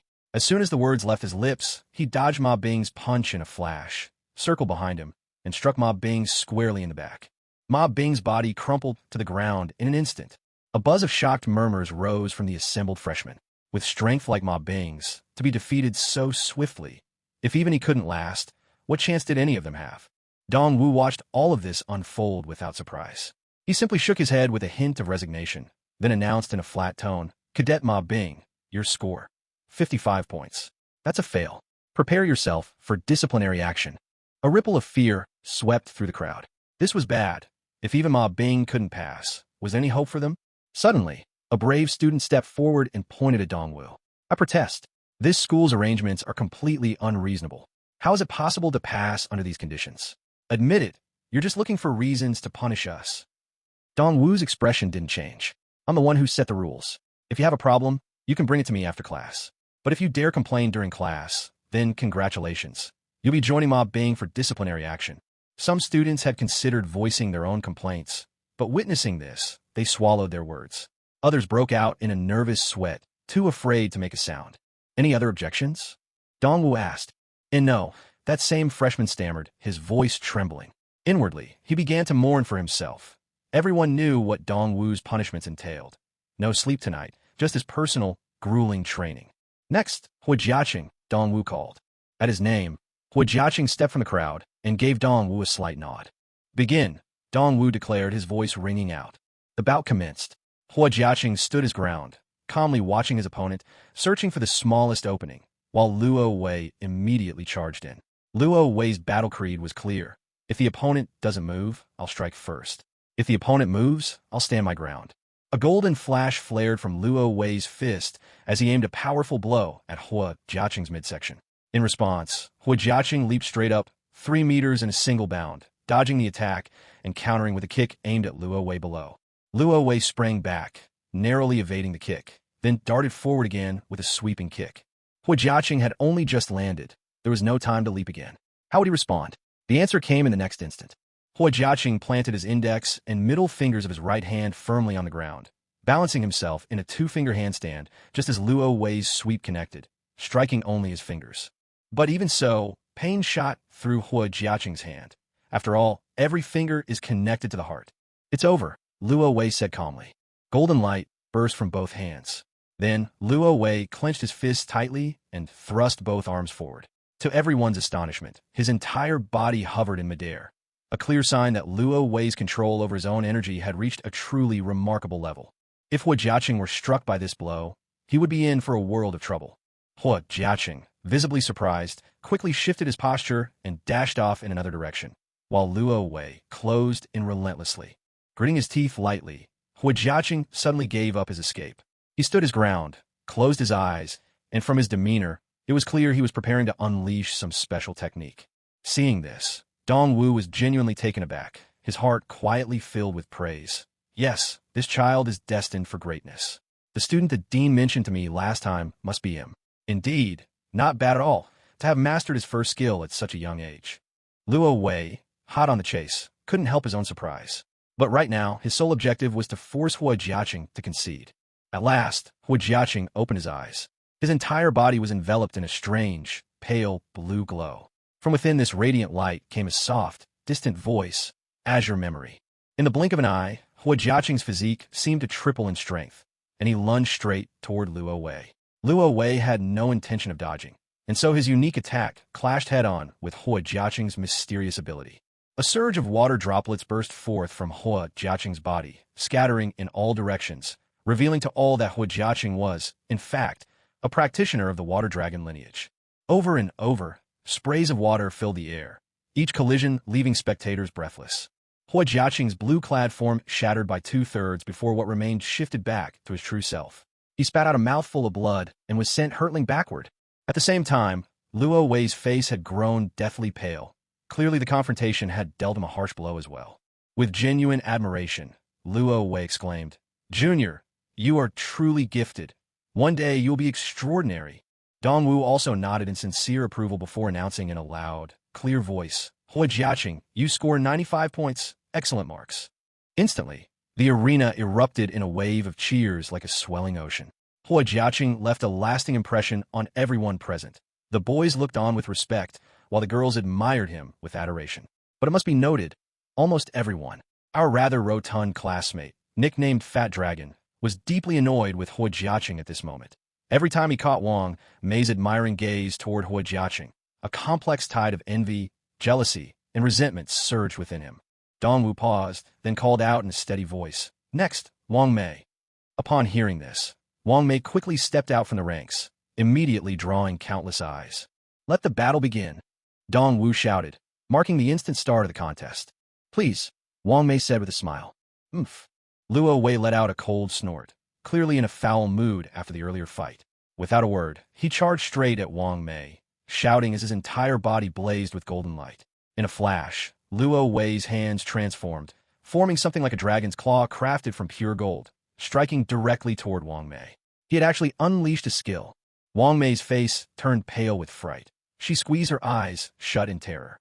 "You insolent fool! Cease this at once!" Dongwu roared, livid with rage. In the blink of an eye, he appeared in front of Wang Mei and struck with his palm toward the golden claw. There was a sharp, resounding crack as the golden claw shattered into fragments under the blow. Luo Wei suffered immediate backlash, blood spurting from his mouth in a violent spray. "Do you realize your mistake now?" Dongwu fixed Luo Wei with a steely gaze. "Why, yes, I do," Luo Wei stammered, trembling. "Get out of my sight," Dongwu snapped impatiently. Luo Wei wouldn't dare linger a moment longer. He turned and bolted away at top speed. Dongwu turned his attention to Wang Mei. "Are you all right?" he asked. Wang Mei was caught off guard, pleasantly surprised. Everyone knew Dongwu's reputation. Quick to punish students, his stern discipline infamous. While his intentions were no doubt to keep them in line, few could stomach his temperament. Now, hearing genuine concern in his voice, Wang Mei was left momentarily speechless. As compensation for what happened, I'll let you pass this time. Next, Dongwu announced. From the next round onwards, I'll be your opponent. I won't use skills or energy attacks. That means I'll only engage in close combat. I suggest you don't waste time with useless talk. Otherwise, one by one, more students took their turns in the test, but those who passed were as rare as phoenix feathers. The unlucky ones, those who failed, could only resign themselves to their fate. A sudden call snapped Li Chong out of his boredom. Next, Li Chong. Huh, wasn't it that Luo Wei guy just now? How come it's teacher Dongwu now? Li Chong Zhuka. Hurry up and get on the stage. Stop fooling around with me, Dongwu warned. I remember you saying you didn't notice when I took over for Luo Wei. That means you weren't paying attention to the fight. That's a discipline issue, and you'll have to be punished for it. You tell me, how should I punish you? Oh, I'm getting a punishment? Well then, can you use your skills against me in a minute? Li Chong grinned, asking playfully in return. Where did this fool come from? One freshman on the side couldn't help but burst out laughing. Yeah, does he even know what skills mean in a fight? Other students chimed in, echoing the sentiment. Upon hearing this, Dongwu's expression shifted ever so slightly. Oh, you wanted to use skills? Now you've caught my interest. Yeah, come on then, Li Chong replied with a mischievous laugh. Begin, Dongwu announced. Step. Li Chong vanished in an instant, reappearing at Dongwu's side as his target. Impressive speed, Dongwu remarked with admiration.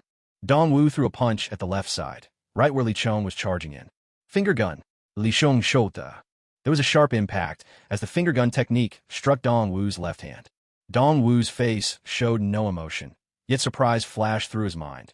Just that one hit had left his left arm tingling and slightly numb. This kid, Dongwu thought to himself. And not bad, kid. Fire dragon possession.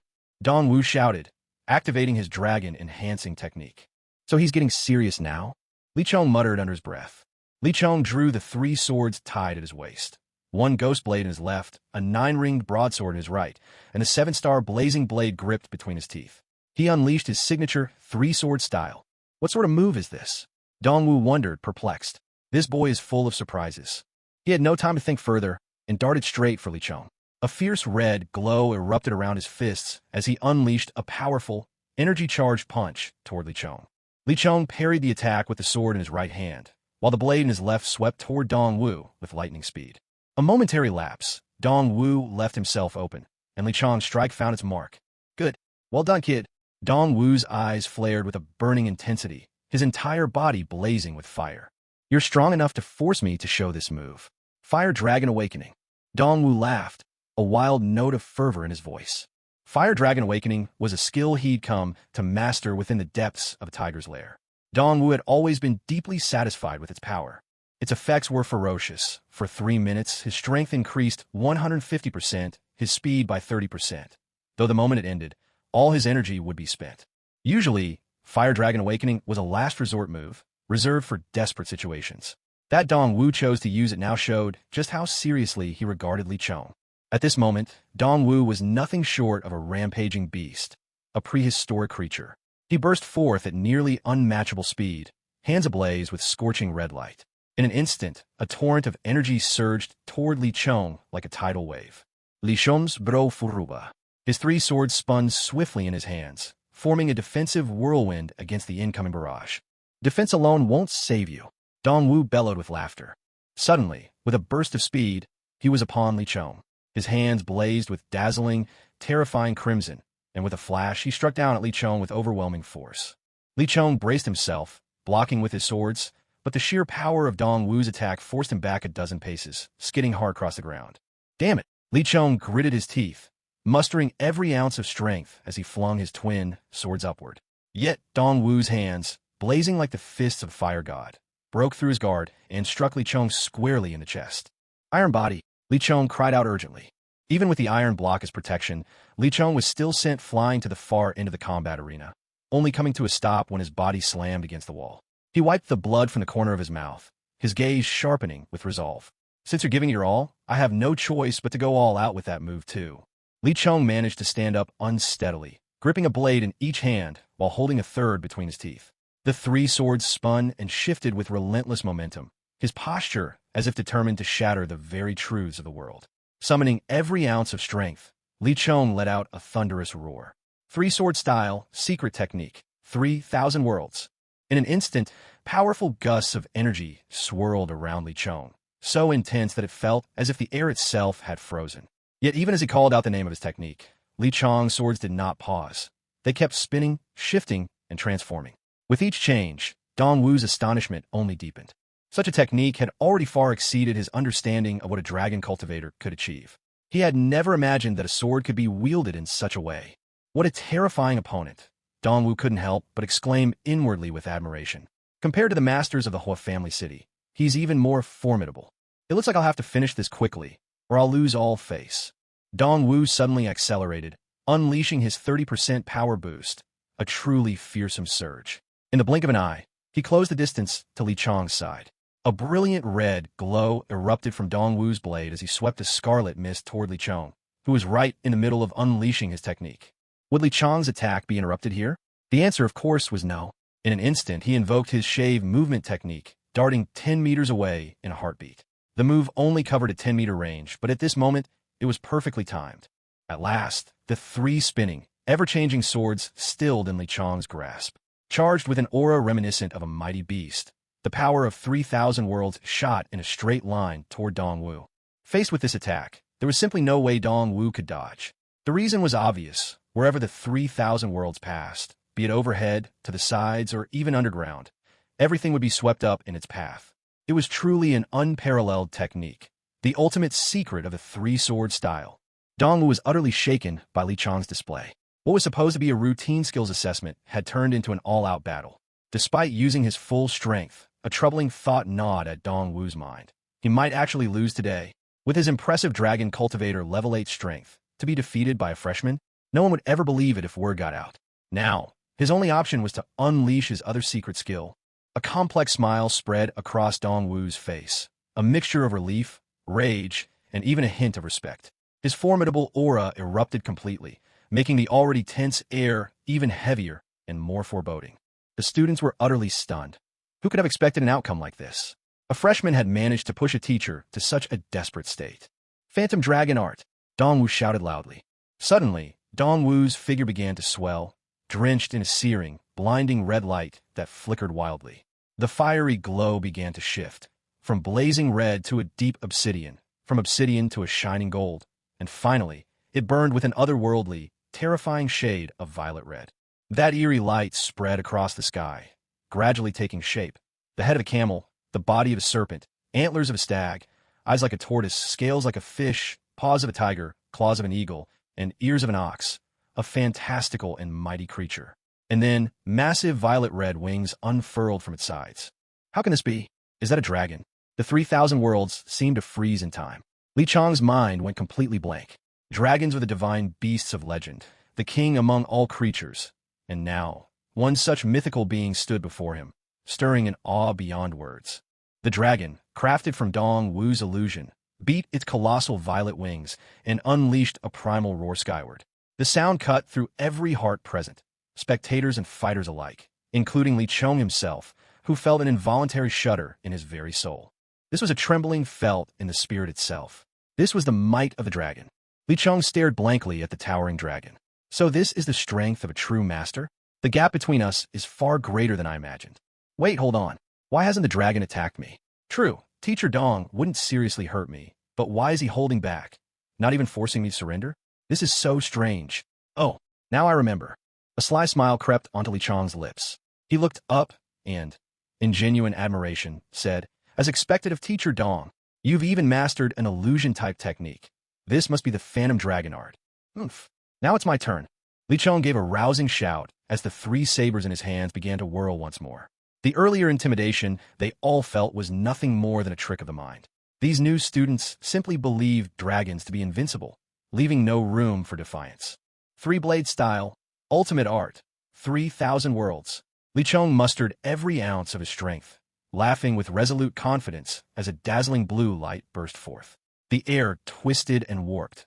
The whole arena was seized by surging energy. 3,000 worlds, unleashed in full.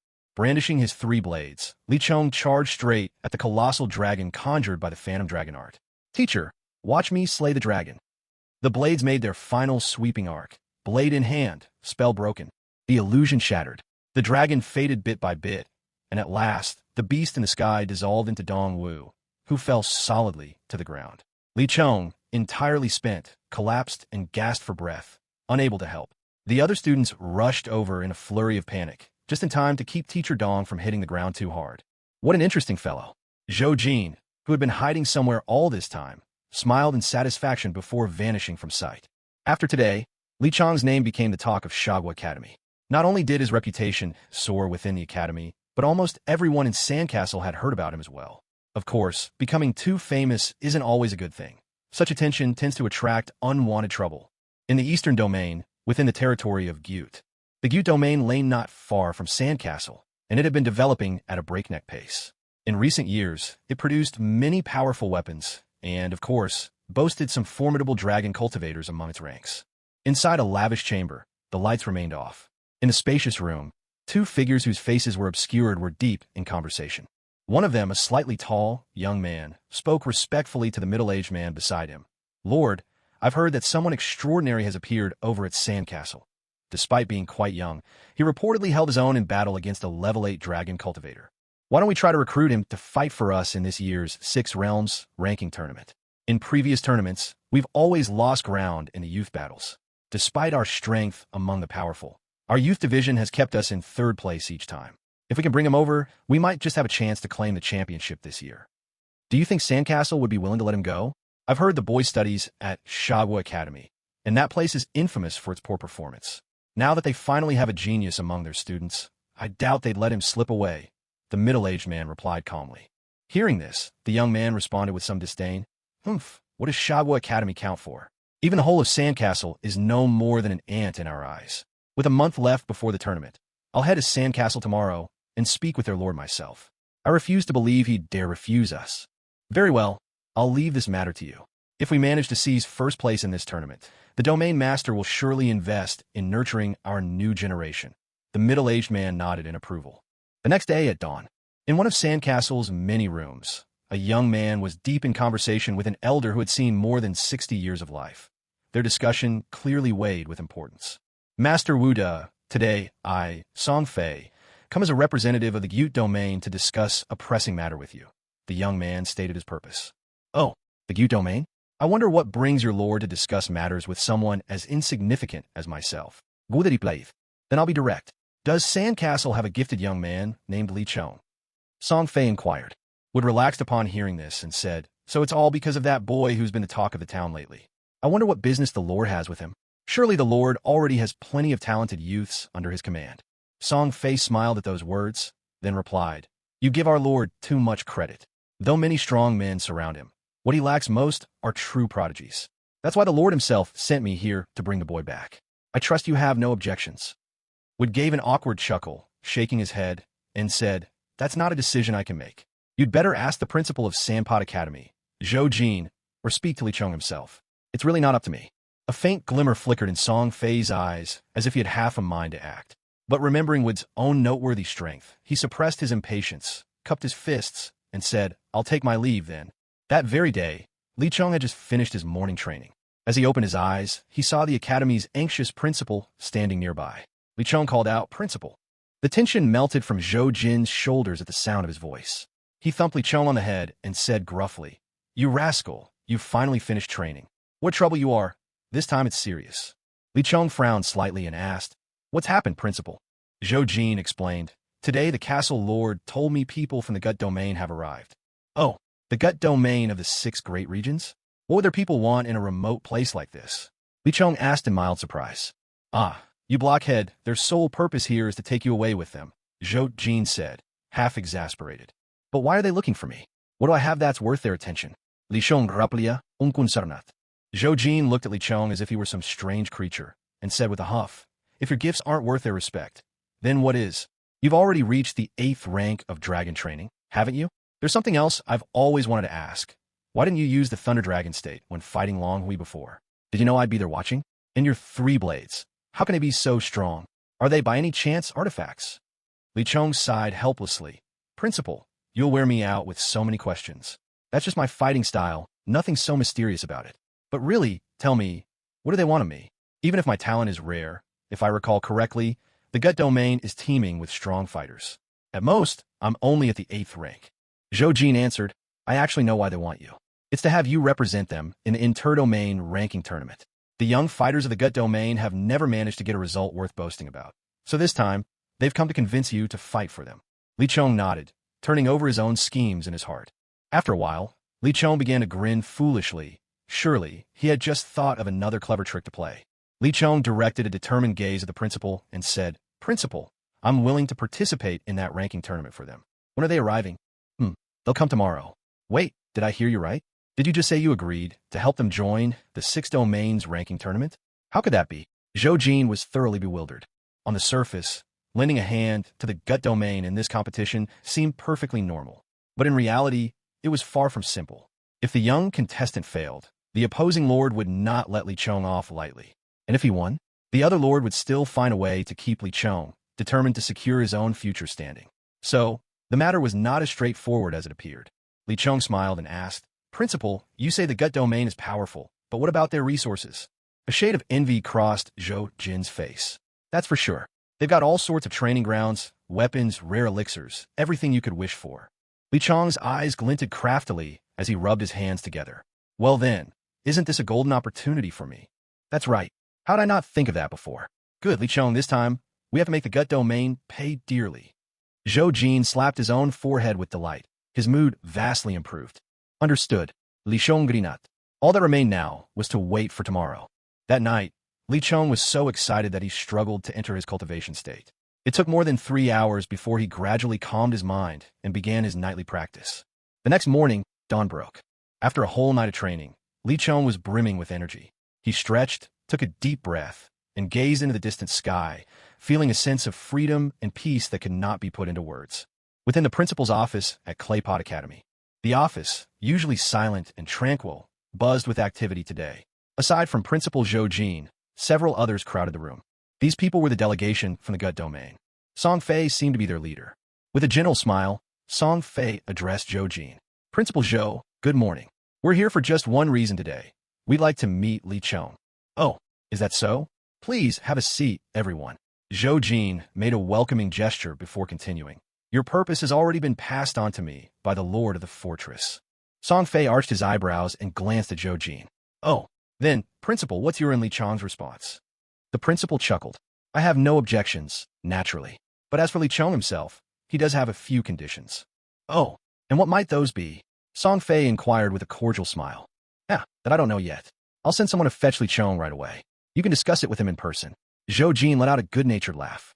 He then turned and quietly instructed a young teacher beside him. Before long, the office door swung open, and Li Chong entered, led by the young teacher.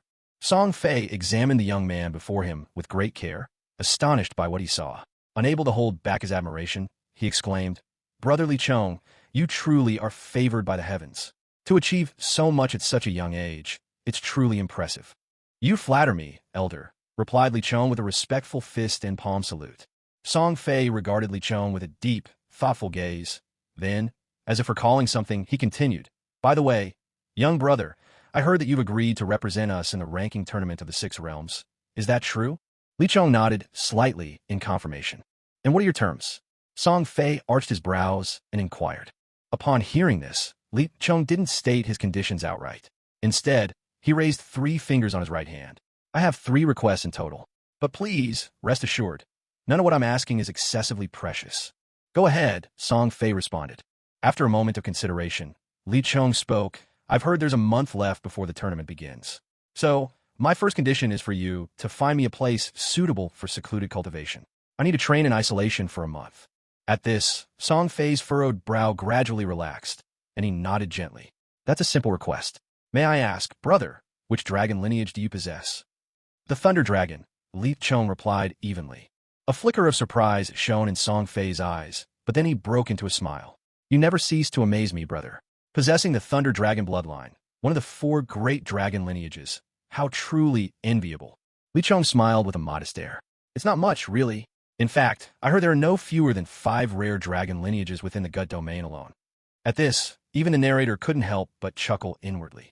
Li Chong, Umbla, not in the slightest, anyone could see that. No need to belittle yourself, young brother. As for me, I'm far from possessing any rare dragon lineage. If I said I wasn't jealous of yours, I'd be lying. Anyway, what's your second request? Song Fei chuckled lightly.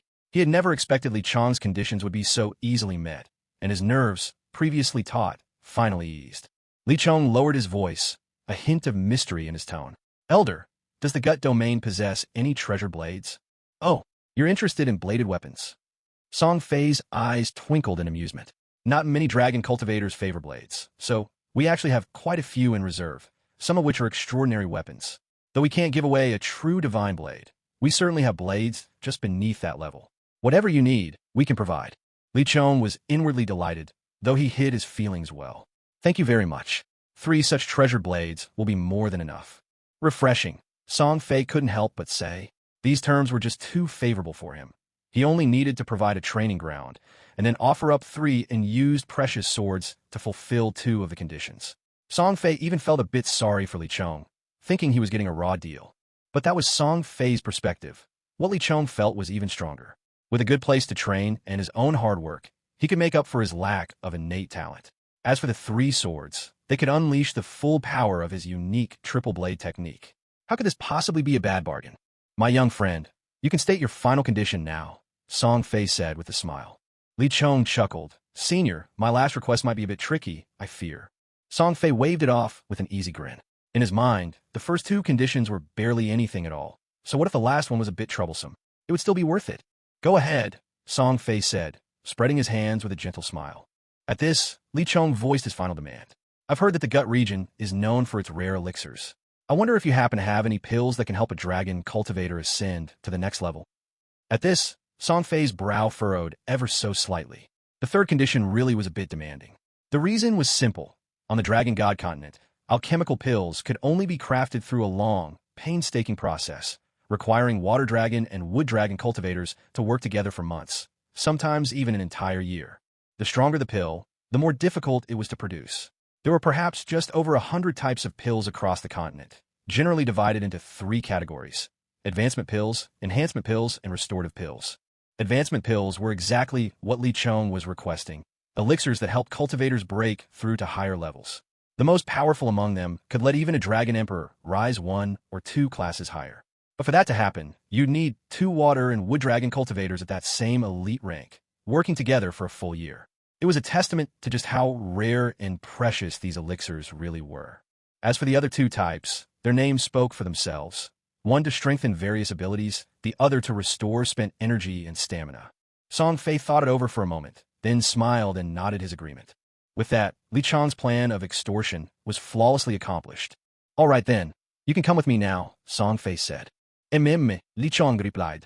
Then he called into the academy with a booming voice. Fat Dragon, Headmaster, Teacher Dong, I'm leaving now. I'll be back. You'd better not forget about your big brother. Li Chong turned to Song Fei with a mischievous grin. Senior, I don't believe you've told me your name yet. Song Fei, the older man answered with a soft laugh. Oh wait, what did you say? Song Fei. Huh, that's hilarious. Absolutely hilarious. Li Chong burst out laughing, no longer caring about appearances. Song Fei looked genuinely puzzled. What's so funny about that? Haha, don't take it personally, Elder. It's just that I have a brother named Song Fei as well. I call him Fat Dragon, but he looks nothing like you at all. Ah, you 2 share the same name, but you couldn't be more different. 2 people with the same name, yet such contrasting personalities and appearances. Li Chong explained, still chuckling. Song Fei replied, slightly irked, go ahead, keep laughing. What's so funny? I'm laughing at your face. Now let's go. Yes, Elder. Li Chong immediately composed himself, his laughter vanishing. We're leaving. Are you ready? Song Fei asked. Are we going to walk, or are we running? Li Chong inquired. You're so inexperienced. Walk. That's because you've never seen true power. Watch this, Song Fei replied, barely hiding his annoyance. Suddenly, a brilliant azure light blazed forth, radiating overwhelming authority and a powerful aura that stirred up a fierce gale. From Song Fei's back unfurled 2 mighty azure wings, each about 5 meters wide and 8 meters long. Remarkably, they shimmered with strange dragon scales. Li Chong stared at Song Fei in disbelief. After a moment, he managed, These are dragon wings. You're a dragon king-level master. Li Chong had long heard from the academy head that the Lord of Sandcastle was said to be its only dragon king-level master. Though he'd never met this mysterious lord, he had dreamt of and speculated about such immense power. He didn't know exactly what might or magic such strength would bring, but he did know one signature of a dragon king-level master, the dragon's wings. True dragon wings. The wings of the almighty divine dragon itself. Try not to be too stunned, Song Fei said with a grin. As Song Fei spoke, another curious thing happened. Li Chong noticed that Song Fei's voice had become even deeper and more resonant. But, more strikingly, his very words seemed to make Li Chong's soul tremble. The might of a dragon king-level master was truly terrifying. Even this mere glimpse was far beyond the power of a 9th-level dragon cultivator. Still smiling, Song Fei grabbed Li Chong's right hand, and with a powerful beat of his dragon wings, they shot 1,000 miles away in an instant. Li Chong couldn't help but marvel at Song Fei's astonishing speed. In less than 15 minutes, the two of them arrived at the main domain of the Gut territories. Song Fei led Li Chong into a vast chamber, ablaze with lights. The floor was blanketed in a golden carpet, and 7 or 8 immense, sun-shaped lamps hung from the ceiling. Their craftsmanship alone showed they were worth a fortune. Precious treasures and rare collectibles filled the room. The space was enormous, easily 1,000 square meters or more, but only 3 people were present: Song Fei, Li Chong, and one other. The third was a middle-aged man with a cold, commanding presence. Well over 6 feet tall, he exuded an aura of authority. Even in silence, he inspired awe. His sharp, penetrating gaze seemed as if it could see right through them. Turning his eyes to Song Fei, the middle-aged man asked, "So, this is Li Chong?" "Yes, this is Li Chong, Lord," Song Fei bowed respectfully. "That's right." The man standing before Li Chong was none other than Noka, the Lord of the Gyut domain. Noka sized Li Chong up and down, then asked in a calm tone, "You've already told Song Fei about your terms, haven't you?" Li Chong offered a slight bow. "Yes, my lord." "Song Fei, what are his terms?" Noka turned his gaze to Song Fei. Song Fei briefly repeated the 3 conditions Li Chong had proposed earlier. Noka nodded lightly at this, saying, The requests are not difficult. Take him out for a tour. I'll personally pick out suitable elixirs and a precious sword for him later, and when you return, you can take him there." "Yes, my lord," Song Fei answered in a solemn voice. "Let's go." "Allow me to take my leave," Li Chong said with a polite fist-in-palm salute. The two of them left the room together. Song Fei glanced at Li Chong, asking, "So what would you like to do?" Li Chong grinned. "Well, since I'm a bit bored anyway, how about you introduce me to the younger generation here? I'd like to see what they're made of." "Oh, that's just what I was hoping for too. I've been curious whether your strength really lives up to the tales." Song Fei's eyes lit up with interest. Li Chong spread his hands with a helpless sigh. "Ah, those rumors again. Sure, my skills are decent, but that's only in relative terms. If I had to face a true veteran, I doubt I'd last more than 3 rounds." With a light chuckle, Song Fei led Li Chong off to find some of the young talents of the Gyut domain. They hadn't walked far before coming upon an arena. Below the platform, a crowd of young men and women had gathered, while 2 teenagers were locked in fierce combat above. The youth on the left looked no older than 15 or 16, yet his cultivation had already reached the 5th level of dragon training. His opponent was slightly younger, maybe 14 or 15, but had only managed to reach the 4th level. In a dazzling flash, the left youth's hand burst with red light. All at once, long scarlet spikes, each nearly a meter in length, sprang up to cover the arena floor.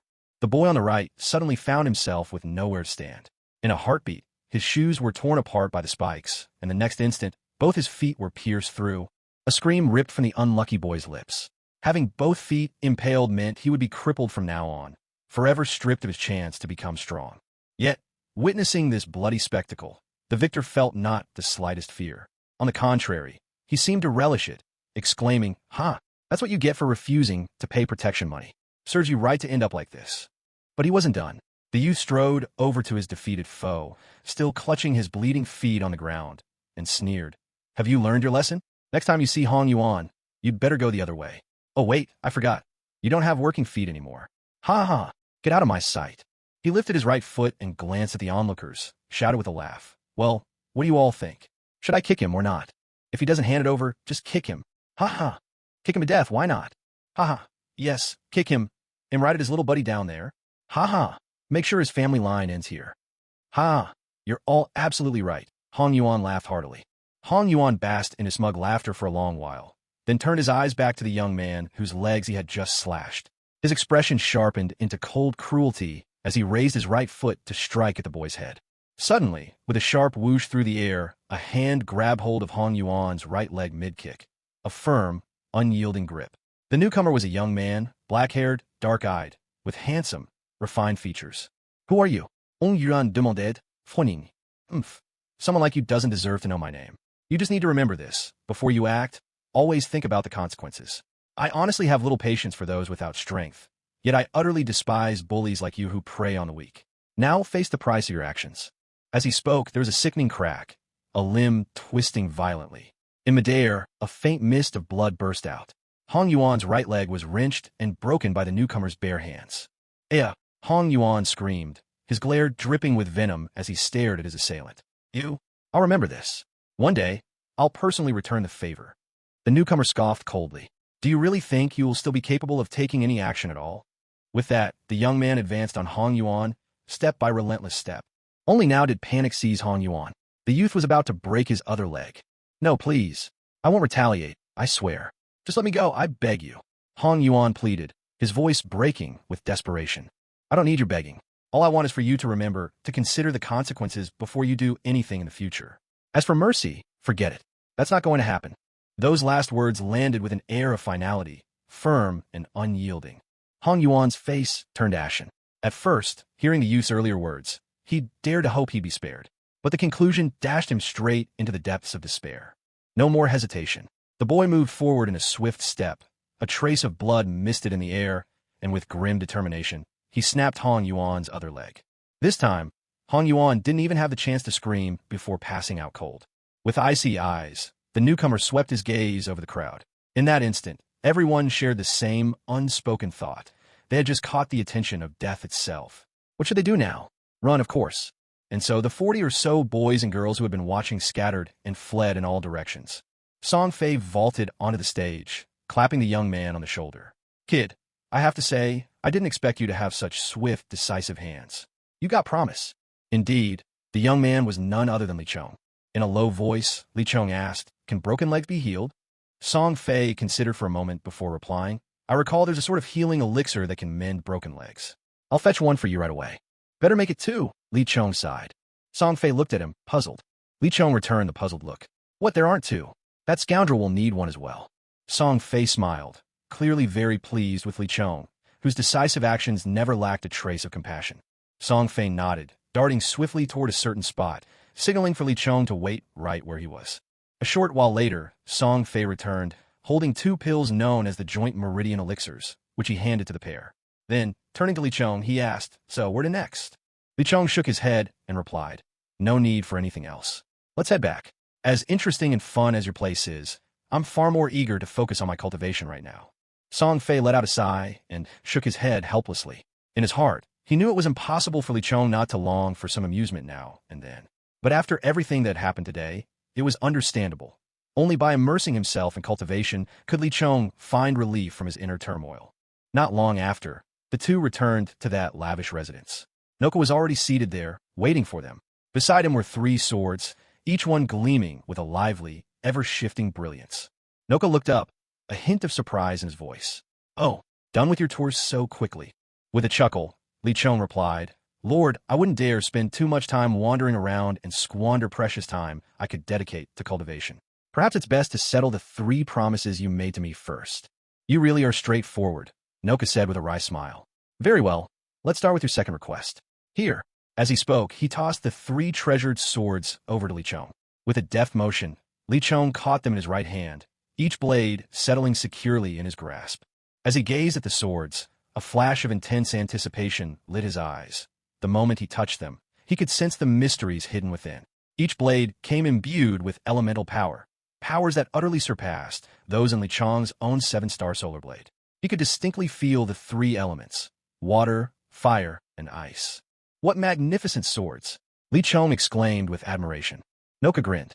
"Indeed, among all the treasured blades in my gut domain, these 3 are counted among the very finest. Especially that ice element blade, Blizzard Gale. The ice attribute is something even the most accomplished dragon cultivators on the continent lack, a testament to its rarity. Besides Blizzard Gale, the other 2 are known as Azure Memory and Flame Vortex." After a brief pause, Noka continued, "Each of these swords has its own unique qualities. The Azure Memory is about 2 meters long, its curved edge around 70 centimeters, and it radiates a calm, steady power. It even grants its wielder a mild ability to restore energy. The Blizzard Gale is especially formidable, over 2 meters in length, with a blade that's nearly 90 centimeters at the curve.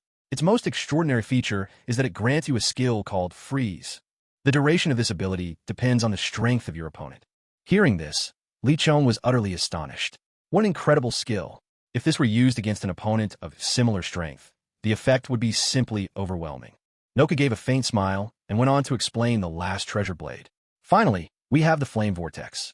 The blade is about 2.3 meters long, with a curved edge spanning roughly 1 meter, and its surface is imbued with intense fire energy. After listening to all of Noka's introductions, Li Chong nodded in satisfaction and smiled. "My lord, thank you very much." Noka responded with a slight nod. Then, reaching to his side, he picked up a crystal glass vial. Inside the vial rested a pill, the size of a bean and entirely deep purple. The moment it appeared, the vast chamber was instantly filled with a rich medicinal fragrance, a clear sign of the pill's extraordinary quality. Noka said, "This is the advancement pill you asked for. Its name is the Violet Thunder Pill. It's perfect for Thunder Dragon cultivators and can help any cultivator below Dragon King level to ascend 1 or even 2 ranks at once. The side effect, however, is that your energy will become unstable after taking it, requiring 4 or 5 days of quiet refinement to restore balance." Li Chong nodded, quite satisfied with what he saw. At his normal pace, advancing 1 or 2 levels would take at least a year's hard training. With his Violet Thunder Pill, that time was drastically shortened. "My lord, what about a training ground that suits my practice?" Li Chong brought up the most important condition on his mind. "Of course. Song Fei, take him to the Thunder Dragon Cliff in a moment," Noka instructed. "What? My lord, will the guardian elders there even allow it?" Song Fei frowned in concern. "Just show this to the elders," Noka replied, handing Song Fei a purple token. Song Fei glanced at it, and surprise briefly flashed across his face. He quickly composed himself, looked at Li Chong with a meaningful expression, then spread his hands and said, "Come with me." Li Chong nodded. His curiosity piqued once more as he saw Song Fei unfurl his aquamarine dragon wings. Although it wasn't his first time seeing them, Li Chong was still awestruck by their sheer power and majesty. Song Fei grinned. "Now, want a pair? Just cultivate until you reach Dragon King level. It's really that simple." Li Chong shot Song Fei an exasperated glare. Clearly, Song Fei was teasing him on purpose. "Simple," he says, as if the Dragon King's level were as common as cabbages. "You can't just pluck it out of thin air." Before long, soaring through the air at Song Fei's astonishing speed, the pair arrived above the Thunder Dragon Cliff. The sight was magnificent. The cliff soared over 5,000 meters, every inch pulsing with fierce, crackling energy, adding a mysterious intensity to the place. Pointing below, Song Fei addressed Li Chong. "Li Chong, you'll be training down at the base of Thunder Dragon Cliff." "Understood." "What? Then how am I supposed to get back up here?" Li Chong exclaimed in surprise. Considering this height, he'd be exhausted by the time he'd even attempted his moon step. He might not even make it before collapsing. "In any case, aren't you planning to train here for a month? You still have 29 days left. When those 29 days are up, I'll come down to get you. By then, you'll also be getting ready to compete in the youth division of the 6 Domains tournament. You understand?" Song Fei replied. Only then did Li Chong relax, nodding slowly. He quickly added, "Then take me down there now." Song Fei nodded, grabbing Li Chong and soaring straight downward. However, before they even reached the bottom of the cliff, a furious voice thundered. "Who goes there? How dare you trespass on my Thunder Dragon Cliff? Tired of living, are you?" An elderly man, bearing a pair of blazing crimson dragon wings, fixed his wrathful, shadowed gaze on them. At the sight, Song Fei hurried forward and spoke respectfully. "Senior, we are from the Gut Domain. I'm here under the Lord's orders to deliver this young man to Thunder Dragon Cliff for training." "Oh, the Lord, you say? And why should I believe you?" The old man's expression softened slightly as he questioned Song Fei. "Perhaps this will prove it," Song Fei said, offering the elderly man a purple token that Noka had entrusted to him. The old man's eyes flashed with surprise. A purple command token? The Lord would actually give out a purple command token for a mere boy. Song Fei explained, "Senior, this young man's name is Li Chong. He just turned 14. The Lord has specially invited him to represent Gut Domain in the youth division of the 6 Domains tournament." "What? They'd let a boy like him represent our domain in the tournament? Is he even qualified?" the old man said with a sneer. Song Fei's face twitched with the stirrings of anger, but he held it in and replied calmly. "I assure you, Senior, Li Chong has been personally tested by the Lord. He is fully qualified for the tournament. Please allow us to pass." A subtle, knowing smile crept across the old man's lips. Suddenly, the wings behind his back flared scarlet, and he shot toward Li Chong with astonishing speed. Song Fei was taken aback. He hastily summoned all his energy, conjuring up a small protective shield, but time was too tight. He barely managed to form the shield at all. That small shield barely held the old man at bay for a split second, but at that crucial instant, Li Chong caught wind of the elder's intentions. The old man's mouth curled in a sly, arc wings flashing. He slammed Song Fei aside, flinging him away. Instantly, Li Chong lost his aerial support. For most people, this would mean only one thing, a fatal drop. After all, only Dragon King, level warriors could fly. But Li Chong was different. He was a phenomenon unto himself. His mastery of the moon step, one of the 6 techniques, was no mere idle trick. And so, instead of plummeting as expected, Li Chong called upon the moon step, leaping forward, one step at a time. This time, the old man found himself truly intrigued by Li Chong. Young one, your name is Li Chong, right? You have great potential. To think you've already grasped the skill of flight. Not bad at all, not bad. Li Chong couldn't help but feel a surge of relief. Fortunately, in this Dragon God continent, cultivators of the Dragon Path all acquire their skills through personal insight, resulting in a dazzling variety of abilities. Based on what's known, there are already more than 50 distinct types of skills, each unique in their own way. It was this very fact that later earned Li Chong a distinguished title on the continent. "Ah, you flatter me, elder," Li Chong replied, bowing his hands in respectful salute. The old man's expression grew stern. "Young one, don't start grinning. Don't think you can get away with just a few words. Let's see what you're really made of. Don't worry, I know you're only at the 8th or 9th rank in dragon cultivation. I won't use any skills, nor will I rely on any special abilities of my dragon wings, other than flight, of course. Get ready." The old man's twin wings fluttered, and with a sweep of his hand, a brilliant red light flared. A ball of fire formed instantly, but instead of attacking Li Chong directly, the fireball split into 5, each hurtling toward him from a different angle. This wasn't an ordinary skill. It was one of the Dragon King's inherent privileges, elemental energy attacks. What does that mean? Simply put, it's unleashing elemental assaults in accordance with one's own attributes. The 5 fireballs rapidly formed a circle, sealing off nearly all of Li Chong's escape routes. But Li Chong merely smiled with quiet confidence. For someone who possessed the technique of shave, breaking through such a formation was hardly troublesome. With a flicker of intent, Li Chong activated shave and vanished from the spot in an instant, reappearing high above the fiery circle. In the next heartbeat, the 5 fireballs collided at once, erupting in a thunderous explosion, with flames bursting in all directions. The old man stared in amazement. "How did you dodge that? Is that a skill too? A speed-type ability, not shabby at all. Now take this next move." A red aura once again swept over the elder, and in a flash, a massive fireball surged straight toward Li Chong. Suddenly, a giant dragon wing swept through the air, slicing cleanly across the line of attack. The enormous fireball was instantly cleaved into pieces. "Elder, have you tested enough?" Song Fei asked coldly, his face turning grim. Fine, you've certainly dampened my spirits. Go on, hurry on your way," the old man conceded at last, throwing up his hands in resignation.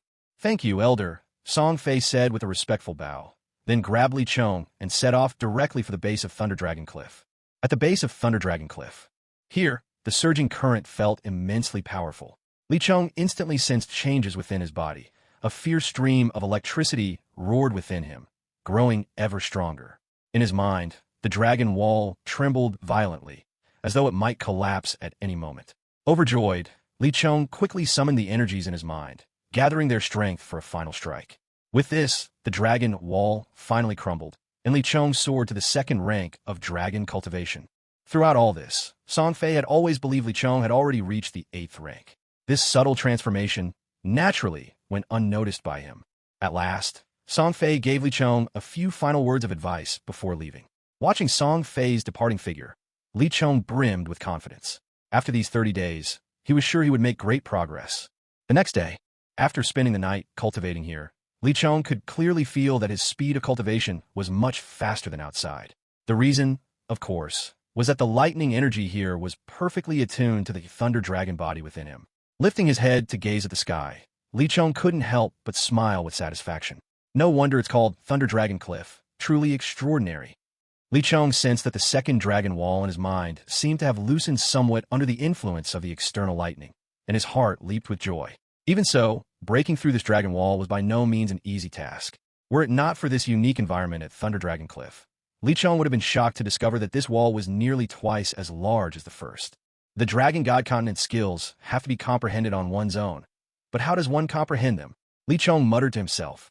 Having trained all night, what he wanted most now was to attain his first skill. Pity that Li Chong stood around, lost in thought for quite a while, having no idea where to even begin understanding his first skill. Suddenly, a faint crackling sound, almost imperceptible, reached his ears. Huh? What's going on? What's that sound? Is there someone else here? Indeed, Li Chong had just heard that strange crackling noise again, twice in quick succession. He could hardly believe it, but there it was, a few more crisp pops, making his nerves tense up. His thoughts began to race. Could it be that old man coming back for me? Am I about to meet a terrible fate? Song Fei is nowhere to be found now. Just great. What in the world is happening? Again, the crackling sparks sounded from nearby. This time, the sound seemed different, and Li Chong made a discovery. These noises are getting louder each time, which means something is slowly getting closer to me, he whispered, voicing his observation. The strange electric crackling echoed yet again. Damn it, what on earth is it? Li Chong shouted angrily, unleashing a swift kick in what seemed like the likely direction. There was an eruption of more crackling, sharper and louder. Wait, did it just respond with even more noise? Could it be? Subconsciously, Yimeng Shui glanced down at himself, and Li Chong, startled, looked at his own foot, realizing that his kick had landed precisely where that thing was creeping up on him. He quickly turned to look in the direction of his earlier kick, and the moment he did, he nearly jumped in shock. What he had struck was not a living creature, but a cluster of electricity, a living current, weaving its way toward him. Even more astonishing, as it approached, its shape was slowly taking on a human form, emitting bursts of crackling as it advanced toward Li Chong. Li Chong was stunned, frozen in place as he watched the living current draw near. Then a small voice rang out, Daddy. Who's talking? Li Chong looked around in confusion.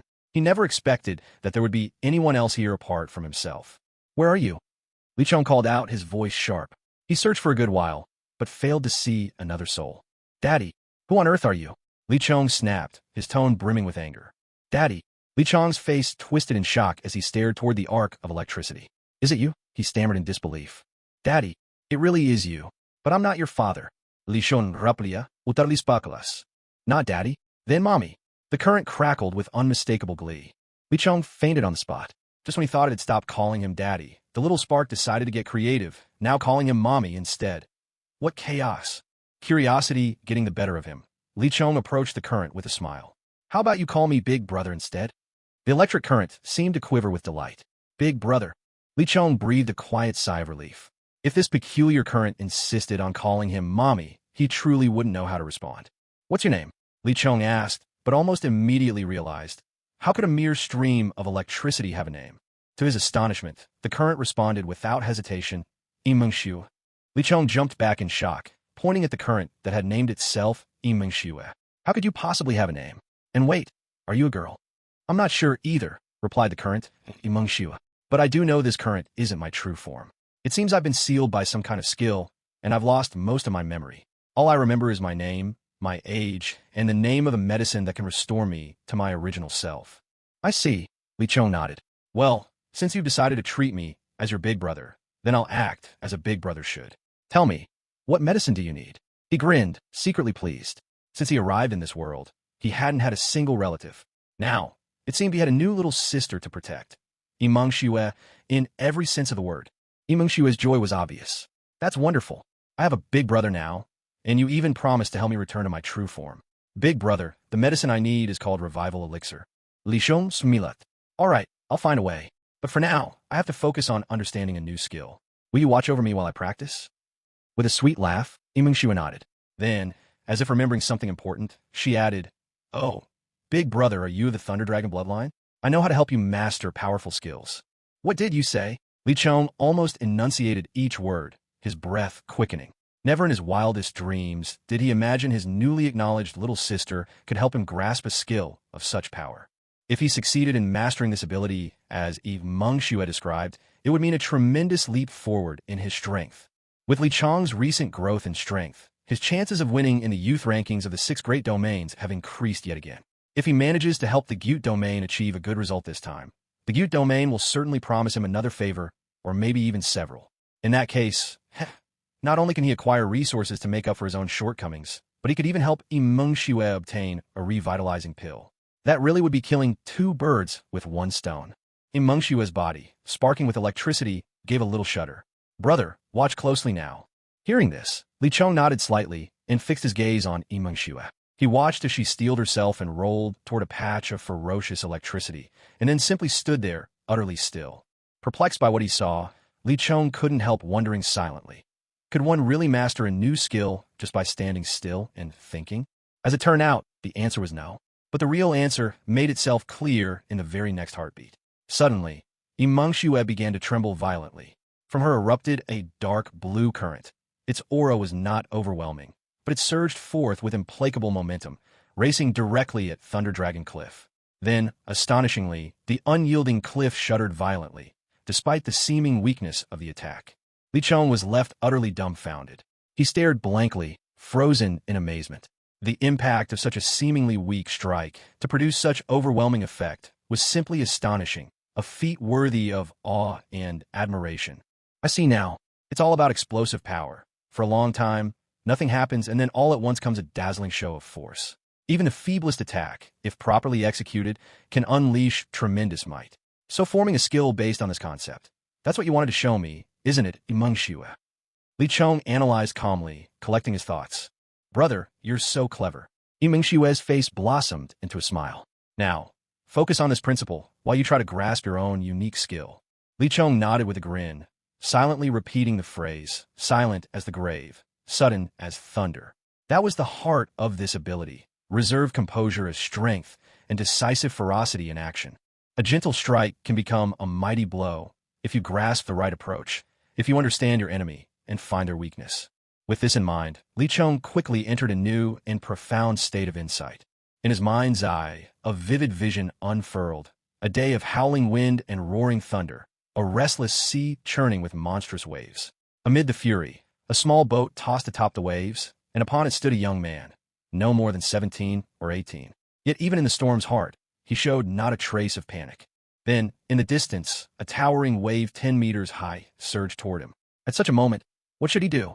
Should he muster all his strength and battle the ocean head-on? Regrettably, the young man possesses only a single skill. Yet this skill is formidable, the power to halt time for 3 seconds. However, when faced with the vast sea, even this mighty ability feels helpless. So what should he do then? The solution is simple: dive beneath the surface. The young man plunges to the ocean floor, and as the waves crash overhead, not a single harm befalls him. If diving could be considered a skill, then this most basic technique succeeds where even greater powers fail. It shields him from the overwhelming force of the sea, a feat unattainable for many skills 10 times as strong. A realization begins to dawn on Li Chong. He senses a truth, but it slips beyond his full grasp. In that instant, the scene in Li Chong's mind transforms. A fierce lion is relentlessly pursuing a wild boar. The boar runs for its life, the lion chases with blazing speed, but due to the difference in their speed, the lion fails to catch it. Gradually, the lion grows weary, and the look in its eyes becomes menacing, ready to make one final burst for the kill. Just then, the unexpected happens. The wild boar suddenly turns and charges, ramming straight into the lion. The lion goes tumbling to the ground. This is the victory of the weak over the strong. Unexpected, astonishing, silent for ages until a single, earth-shaking act. The visions vanish, leaving Li Chong standing quietly, lost in thought. Time ticked by, second after second, until no one knows how long had passed. Then Li Chong moved. His body flickered like a phantom, moving ever faster and faster. Suddenly, his single form blurred into three figures dashing toward a single destination. They converged, merging into a colossal thundercloud. Li Chong guided the lightning with his hands, sending it soaring overhead. With a tight clenched fist, the cloud unleashed 15 crackling orbs, each the size of clenched fist, thundering down upon Lightning Dragon Cliff. This, at last, was Li Chong's realized skill, the Tri-Shadow Thundercloud. With his mastery complete, Li Chong burst into triumphant laughter. The Tri-Shadow Thundercloud, at last. Imengsshue, thank you. This was all thanks to your own efforts, big brother. Imengsshue replied gently. Are you planning to keep training now? But it seems your time has run out.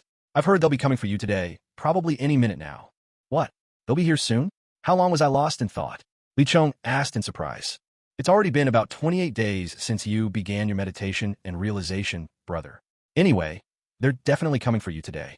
Aren't you supposed to represent them in some kind of ranking tournament? Yimingwe answered softly. I can't believe so much time has passed. Huh, my power is already at Dragon Cultivation level 3? Looks like all that pondering paid off. And I still haven't taken my Violet Thunder Pill. Oh well, I'll save it for later. Li Chong turned his gaze to Yi Mengxue, smiling gently. Xiaoxue, now that your brother has to leave today, are you afraid? Mengxue giggled softly. Brother, I've been here far more than just a couple of days. I'm not afraid, but you must promise to come back and restore me, all right? I'll be waiting for you, brother. Li Chong's smile carried a quiet resolve. I promise. Wait for me. Li Chong, I'm here. Suddenly, a thunderous shout rang out from the peak of Thunder Dragon Cliff. Senior, Li Chong called, waving his hand in greeting. A blue figure shot down from the heights of Thunder Dragon Cliff with incredible speed. In no time, Song Fei landed with a sound like the earth splitting beneath him. Just as Li Chong was about to step forward, that mysterious panel appeared before his eyes once more, filling his heart with a surge of delight. This time, words appeared upon the panel. Congratulations! You have unlocked the first skill on this continent. You will receive a new ability. This power comes from a fruit known as the Devil Fruit. Once consumed, you will forever be unable to swim, but you won't suffer any side effects. The fruit grants you the ability to freely stretch any part of your body at will, enhancing your strength. When you master a second skill, this ability will level up. Li Chong drew a sharp breath, eyes fixed in disbelief on the panel. The power to stretch at will. This is Luffy's ability. I actually have his power now, he murmured in awe. What's got you so worked up, brother? Judging from your excitement, did your cultivation make another leap? But you don't look like you advanced a realm, so did you unlock a new skill? Song Fei asked. Li Chong didn't hide it. He nodded slowly. Come on, show me. What sort of skill is it? Song Fei pressed eagerly. Li Chong nodded again. 3 Shadow Thundercloud flashed into action, sending him racing towards Song Fei, his figure splitting swiftly into 3 dashing forms. Song Fei was taken aback. A clone technique, is it? Come on, then. The 3 figures moved in a blur, vanishing almost as quickly as they appeared. In mere moments, they converged and merged back into one. Now Li Chong held a violet thundercloud in his hand. With a firm motion upward, the thundercloud soared into the air, unleashing 15 fist-sized electric spheres, each one hurtling straight towards Song Fei. Song Fei's eyes went wide in surprise. He thought it was merely a clone technique, but the real attack turned out to be these 15 electric orbs. The spheres struck Song Fei in rapid succession. Quick to react, he conjured a small blue shield beside himself to fend off the attack. With a resounding crack, the 10th electric orb smashed through Song Fei's shield, and the remaining 5 burst against his body in a series of explosions. A cascade of crackling energy erupted, the sizzling arc of electricity sparking wildly. In an instant, Song Fei's whole body was paralyzed, caught in the throes of those jolting shocks. Song Fei's voice still quivered with lingering fear. You really can't just mess around with that thing. I mean, this skill actually managed to paralyze a Dragon King level master for almost 5 seconds before he could even react. That's seriously impressive. Li Chong Siga. Impressive, sure, but it takes a huge toll. Using that move just now cost me almost a third of my energy reserves. But when I first grasped its essence, I could use it without spending any energy at all. Why is that? That's obvious, Song Fei replied, his tone irritable. When you first comprehend a skill, you're essentially creating it. As its creator, it doesn't drain you the same way, at least at the moment of discovery. Understanding dawned on Li Chong. So that's how it is. Wow, my abilities really have taken a leap forward. When I first arrived on this continent, I only had the 6 techniques. But now, let's see. There's the 3-blade flow, the blizzard with its special abilities, the devil fruit's power to stretch at will, shadow thundercloud. These are all so powerful. Honestly, I'm probably strong enough now to challenge a 9th level dragon practitioner. These last thoughts, of course, he kept himself. All right, let's get moving. The 6 Realms ranking tournament starts tomorrow, so we'd better hurry to the Domain Lord's Hall, Song Fei said briskly. Oh, the Domain Lord's Hall. Li Shun Aqua Pujlat. He hadn't heard that term before. He had assumed the tournament would be held in the Gutter Domain, but it seemed that wasn't the case. Song Fei's expression grew solemn, tinged with respect. The Domain Lord's Hall is the grand palace of our Eastern Domain's Supreme Lord, Lin Lei. He is the one who created all 6 of these realms. Honestly, his strength is something I can't even begin to fathom. Li Chong didn't quite follow Song Fei's words and didn't much care. Well, this all sounds like a hassle. Anyway, how do we get there? Naturally, I'll bring you using my dragon wings. On Dragon God Continent, nothing compares to a pair of dragon wings for travel, Song Fei answered. What's so great about that? How many practitioners actually manage to reach the Dragon King level and get a pair of those wings? I wouldn't call that convenient. Li Chong retorted, not convinced. Song Fei shot him a look as if he were hopeless. And those who don't have dragon wings, do they not know how to ride a blood dragon beast? Don't tell me you've never heard of a blood dragon beast. Li Chong unconsciously shook his head. Oh, for crying out loud. Just what rock did you crawl out from under? You're telling me you've been here all this time and never learned about Dragon God Continent? You've never even heard of blood dragon beasts. Song Fei was beside himself. Li Chong just chuckled. Come on, brother, give me a hand here. Explain it to me, would you? Song Fei let out a helpless sigh, his expression turning serious. Listen carefully. The dragon blood beasts are native to our Dragon God Continent. Every dragon blood beast possesses a certain amount of dragon lineage, and their grades are determined by the purity of that bloodline. In essence, the strongest possible dragon blood beast would have a 100% dragon bloodline. Such a beast would be a true dragon. But no one has ever seen a dragon blood beast with 100% bloodline. It's said that the most powerful one on the continent today has reached 88%. Li Chong, puzzled, asked, so by that logic, aren't dragon blood beasts incredibly powerful? Song Fei shot Li Chong a glance and spat out 2 words. Obviously. Li Chong grew even more confused. Then how do people even ride these beasts? And if they can, it must be terribly expensive, right? Song Fei explained. It's actually quite simple. Strong humans have managed to tame these dragon blood beasts, and the price to ride one is kept low. Each dragon blood beast can carry about 200 people at a time. As for the dragon blood beasts used for transport, their bloodline purity usually just barely reaches 20% or so. I see. This kind of thing must be organized by Beta Fortress, right? I've heard they're good people, always acting for the benefit of the public, even punishing anyone they catch committing murder, Li Chong remarked. Song Fei nodded, but then his eyes turned cold. Don't be so quick to praise them. From what I know, among the 10 fortress lords of Beta Fortress, only the Light Fortress Lord, Cablain, is truly decent. The other 9 each harbor their own ambitions. All these years, the 4 domains have kept a wary eye on them. Anyway, let's get going. The Lord must be getting impatient. Li Chong nodded at Song Fei, then turned to look at Yiming Xue. She returned his nod. In the next moment, Song Fei unfurled his pair of jade-green dragon wings and, taking Li Chong with him, soared off toward a destination. Inside a lavishly decorated room, Li Chong followed Song Fei and stopped in front of Noka. Li Chong, the competition begins tomorrow. I hope you'll win honor for our Gyuder territory. If you secure first place in the youth tournament, I will grant you 3 requests, just as before. What do you say? Noka declared. That was exactly what Li Chong wanted to hear. 3 more wishes. He couldn't help but chuckle. Thank you, Lord. I promise to do my absolute best. Noka nodded in satisfaction, his gaze shifting back to Song Fei. Song Fei, it's getting late. Let's prepare to depart. This time, we've specially arranged 3 dragon blood beasts. In a moment, go pick one and ride with Li Chong. A look of delight flashed across Song Fei's face. Yes, my lord. The conversation ended quickly. Song Fei led Li Chong out of the room and immediately glanced toward a certain direction. Li Chong followed his gaze, and what he saw left him utterly speechless. There before them were 3 enormous beasts with wings sprouting from their backs. Each one stood over 20 meters tall, and all bore a resemblance to dragons. Senior, those must be dragon blood beasts. Incredible, Li Chong whispered in awe, giving a genuine thumbs up, deeply shaken by the sight of the 3 creatures. In his heart, one thought resounded above all. Are these really foes humans can hope to defeat? Just looking at them was enough to instill absolute dread. Let's take the wind-type dragon blood beast, Song Fei said, pointing toward the smallest of the 3, standing in the center. Li Chong was surprised. Even dragon blood beasts have different attributes? Of course, Song Fei replied, but their attributes are not quite the same as ours. They have 13 in total: metal, wood, water, earth, fire, lightning, light, darkness, spirit, ice, combat, and wind. What a truly astonishing race, Li Chong marveled. Let's go, senior. We'll ride the wind type, right? It must be the fastest. With that, the 2 of them climbed onto the back of the wind-attributed dragon blood beast. Up there, Li Chong felt his spirits lift. Standing on its back, with a warm breeze in his face, he was utterly delighted. He turned to look at the other dragon blood beasts, and saw they had already unfurled their wings and were heading straight for the Domain Lord's Hall. Being the quickest, the wind-type dragon blood beast was the last to take off. It waited until the other 2 had taken flight, then opened its own massive wings. In total, only about 20 people were heading to the Domain Lord's Hall, but on this particular dragon blood beast, it was just Li Chong and Song Fei.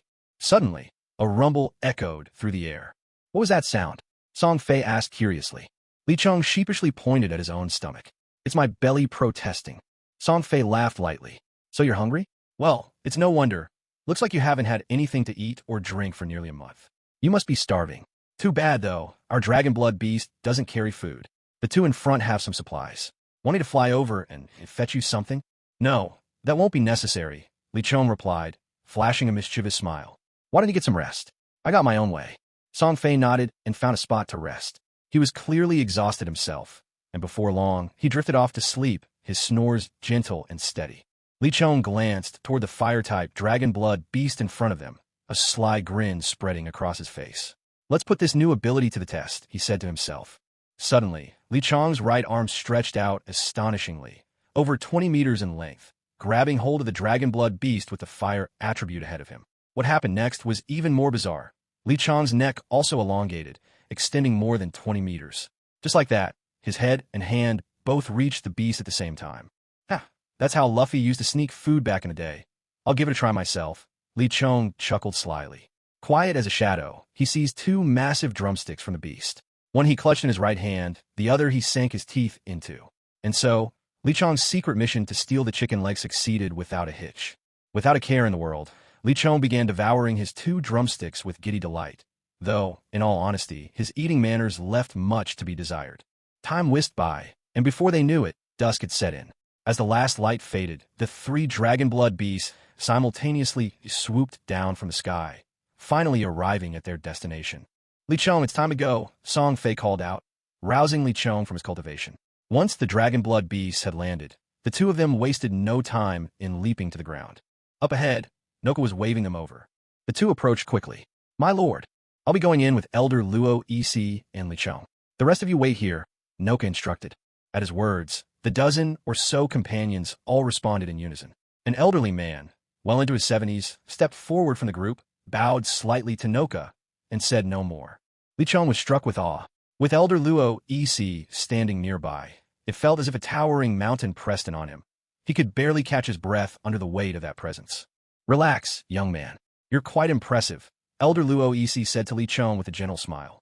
In that moment, all the pressure vanished as if it had never existed. Li Chong couldn't help but marvel at the elder's strength. Just a casual release of his aura nearly left him gasping for air. Clearly, there was still a long road ahead if he truly wished to become strong. With that, the three of them strode into the vast domain lord's hall, while outside, the group whispered among themselves, speculating about Li Chong. Who was he, that Elder Luo EC would treat him with such respect?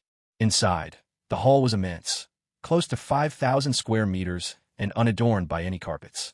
Every decoration gleamed with gold, casting the entire place in a golden glow, as if they'd stepped into a world of light.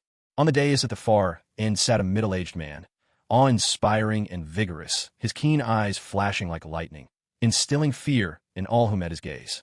The subtle, yet overwhelming aura that radiated from him gave Li Chong a jolt of apprehension. By his side stood 4 other middle-aged men, each gripping a mysterious weapon, each exuding a commanding presence. It needed no explanation. This was the Eastern Domain Lord himself, Dombo Linlei. Noka and the others bowed deeply to him, offering their respects. Lord Domain Master. Linlei lifted his hand slightly, and Li Chong felt his body stand upright again, completely beyond his own control. This only deepened Li Chong's sense of awe toward the mysterious Domain Lord. Noka, you and your people may go and rest, Linlei said, his words carrying a faint but powerful momentum. Tomorrow, I look forward to your performance. I wonder how your field will fare in this year's youth tournament. That young man beside, you must be your chosen participant, yes? That's right, Noka replied with a respectful bow. I await your display, Linlei declared, spreading his hands as if to draw the conversation to a close. You may all leave. I'm tired now. Upon hearing this, the three of them offered their farewells and withdrew. Following Linlei's arrangement, Li Chong chose a room at random and settled down into his practice routine. The next morning, as the first rays of dawn brushed the earth, the main plaza outside the Domain Lord's palace erupted into a lively, buzzing crowd. Representatives from all 6 domains arrived in turn, each gathering their own. Some among the assembled crowd were already speculating about which domain would seize the first prize this year. Li Chong had risen early. Watching the bustling throngs on the plaza, he couldn't help but feel a flicker of surprise. He had expected a lively event, but he hadn't imagined it would be this grand and boisterous. A slight sense of awe rose within him. Back on Earth, he had never participated in any competition of this sort. After all, what had he ever excelled in other than games? Now, here he was about to compete for the first time in his life, a milestone moment, he thought to himself. Suddenly, a middle-aged man soared above the plaza, golden wings unfurled, his voice ringing out loud and clear. Welcome, everyone. I am Ming Qiu of the Domain Lord's Palace, a golden dragon body, third stage Dragon King. I will serve as host for today's youth battle. At his remarkable self-introduction, a gasp swept through the crowd. None had expected the host from the Eastern Domain Lord's Palace to possess such an incredible level of strength. The palace's reputation was certainly well earned. Now let me explain the rules. Ming Qiu continued. The youth battle calls for each domain to select one competitor under the age of 18. The six will draw lots and compete in randomly assigned groups, leaving 3 winners. The Domain Lord will then choose one of those 3 to advance directly to the finals. The remaining 2 will battle for the other spot. The defeated 3 will be ranked by the Domain Lord for 4th place, while the last 2 will duel for 5th and 6th. Does everyone understand? Yes, the 6 young contestants answered in unison. Good. Contestants, please come forward and draw your lots, Ming Qiu announced. At these words, Li Chong stepped toward the wooden table at the center of the plaza. The other 5 moved with him, each one projecting an air of fierce determination. Li Chong's attention was drawn especially to a boy clad in red with flaming hair, whose very presence radiated a daunting sense of threat. Li Chong casually reached into the wooden box and pulled out a slip of paper. When he opened it, he saw the letter A written on it. This meant that Li Chong would be fighting in the first match. After everyone had drawn their lots, Ming Qiu announced, "Would the contestant with the lot please get ready? Next, you may choose your battlefield." Li Chong and another young man stepped forward at the same time. This youth had jet black eyes and hair, and wore a fitted black battle outfit. A mysterious panel hovered in front of them, listing out 7 battlefields: the wildlands, undersea, ice and snow, forest, stealth, maze, and bloodbath. Li Chong glanced at the list. In his eyes, each field was pretty much the same. He chose the wildlands. His opponent also selected. Surprisingly, he picked the forest. Now things were getting interesting. One wanted the wildlands, the other the forest. 2 completely different battlefields. This clash of choices sent sparks flying. A decision was made in the end. The battlefield would be set as half wildlands, half forest. But Li Chong was left puzzled. How could such a battlefield be created? Did they really have to find a place in the world that matched both conditions? The answer was no. And because of this unexpected answer, Li Chong was about to witness a scene he would never forget as long as he lived. Suddenly, the vast square, spanning tens of thousands of square meters, began to shake violently. In Li Chong's previous life, he would have called it an earthquake. The tremors persisted for a long moment. When the rumbling stopped, an astonishing sight appeared. Hundreds of trees sprang up from the ground, seemingly out of nowhere. On the other side of these trees, stretching away, lay a wild, boundless plain. What kind of sorcery was this? In truth, it was no kind of technology. It was privilege, Dragon Emperor level privilege. That's right, Dragon Emperor level, a power bestowed by the Eastern Domain Lord himself, Eastbor Turinlay. But creating such a field consumed an immense amount of energy. Just this one transformation had already taken nearly a tenth of Linlei's strength, and he was now beginning the slow process of recovery. Li Chong let these thoughts go. His eyes sharpened into a steely gaze. After all, this battle would determine his 3 additional conditions. He knew he had to win. Losing was not an option. A man must know what's worth fighting for and what's not. And so, the very first match of the 6 Realms tournament officially began. Li Chong, 14 years old. Dragon Cultivation level 8.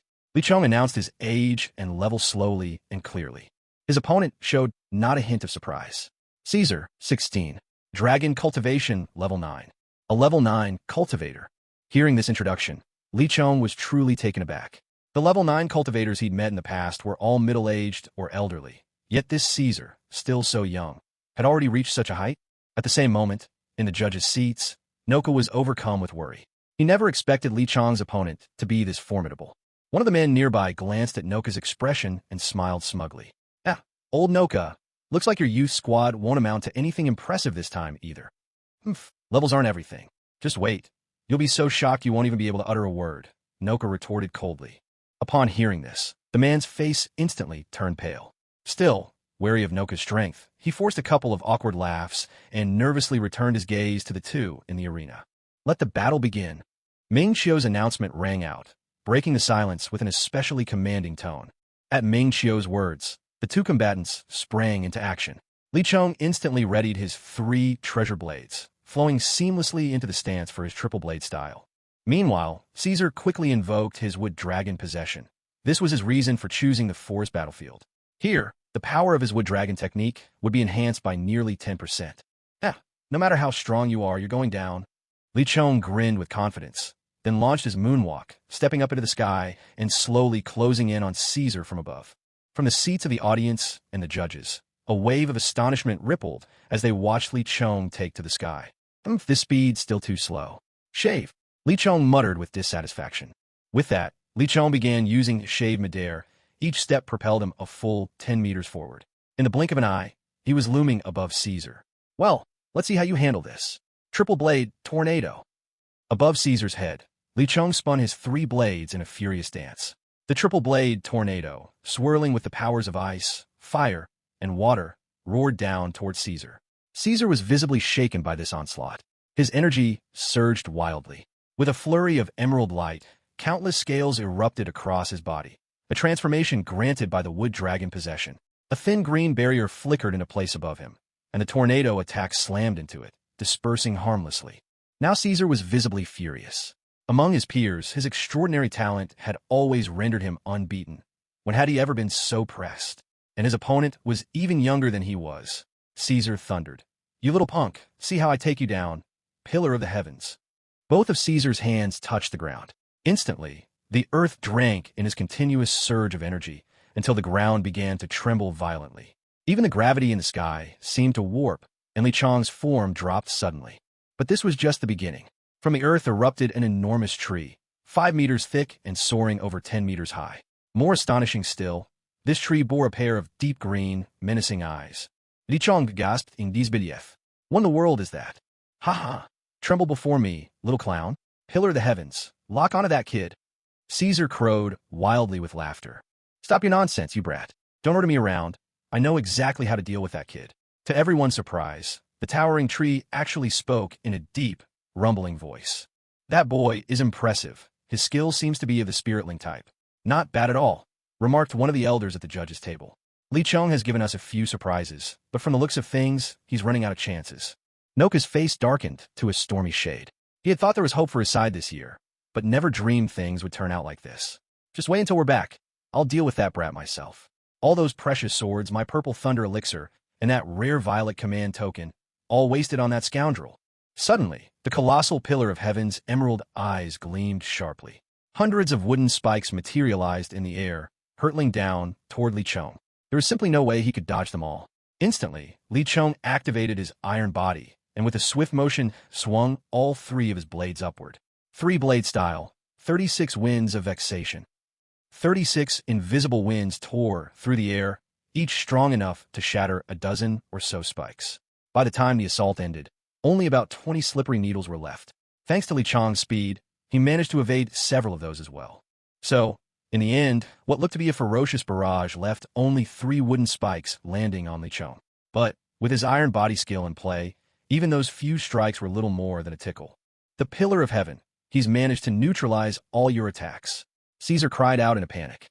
His only skill was the pillar of heaven, and as a summoning technique, it was formidable. But if Caesar wanted to win, he had to rely on this power. He's got lucky this time. But next round, he won't be so fortunate. "Venom Gale," the pillar of heaven shouted, voice echoing like rolling thunder. Suddenly, a circle of wooden orbs emerged around the giant tree, each exuding a sinister glow. They were lethal poison bombs, and there were 13 of them. Just how many tricks did the pillar of heaven have up its sleeve?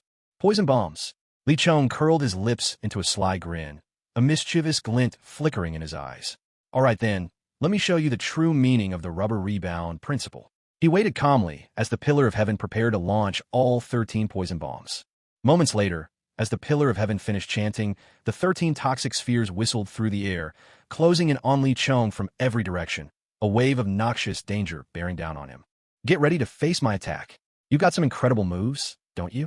Well, mine are even more astonishing." Rubber balloon. Li Chong let out a wild laugh. Now, he was about to use an ability he once admired. In an instant, Li Chong's belly swelled to several times its normal size. 13 poisonous gas bombs struck him, but with a series of deep, resonant thuds, they all bounced right off. One of the gas bombs even rebounded straight back towards Caesar. Caesar's face twisted with panic as he realized that after summoning the Pillar of the Sky, he had completely drained his energy. If that poisonous bomb struck him now, he'd meet a gruesome end. Pillar of the Sky, save me. Hurry! Caesar shouted in terror. What a nuisance! The Pillar of the Sky grumbled in clear displeasure.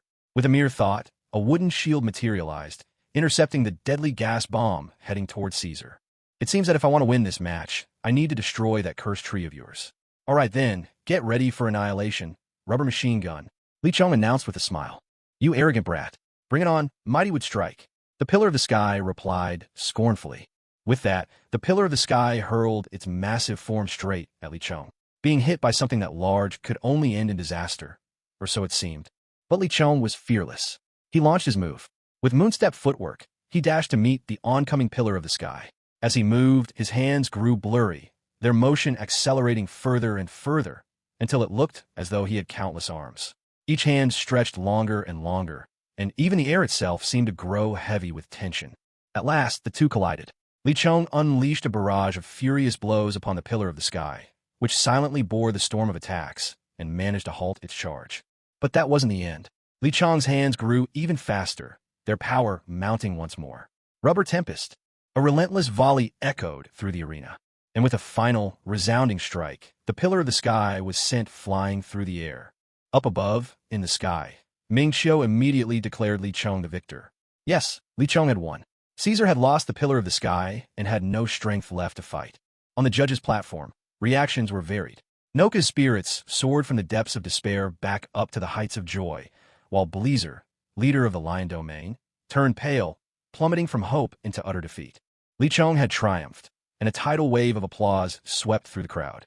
The red-haired man whom Li Chong had previously regarded with caution was now staring at him in near frenzy, muttering, "Ha! Finally someone who'll give me a real fight." The remaining matches concluded swiftly, and soon 3 victors emerged. Li Chong, the red-haired youth Jex, and another known as the bloodthirsty youth Karka.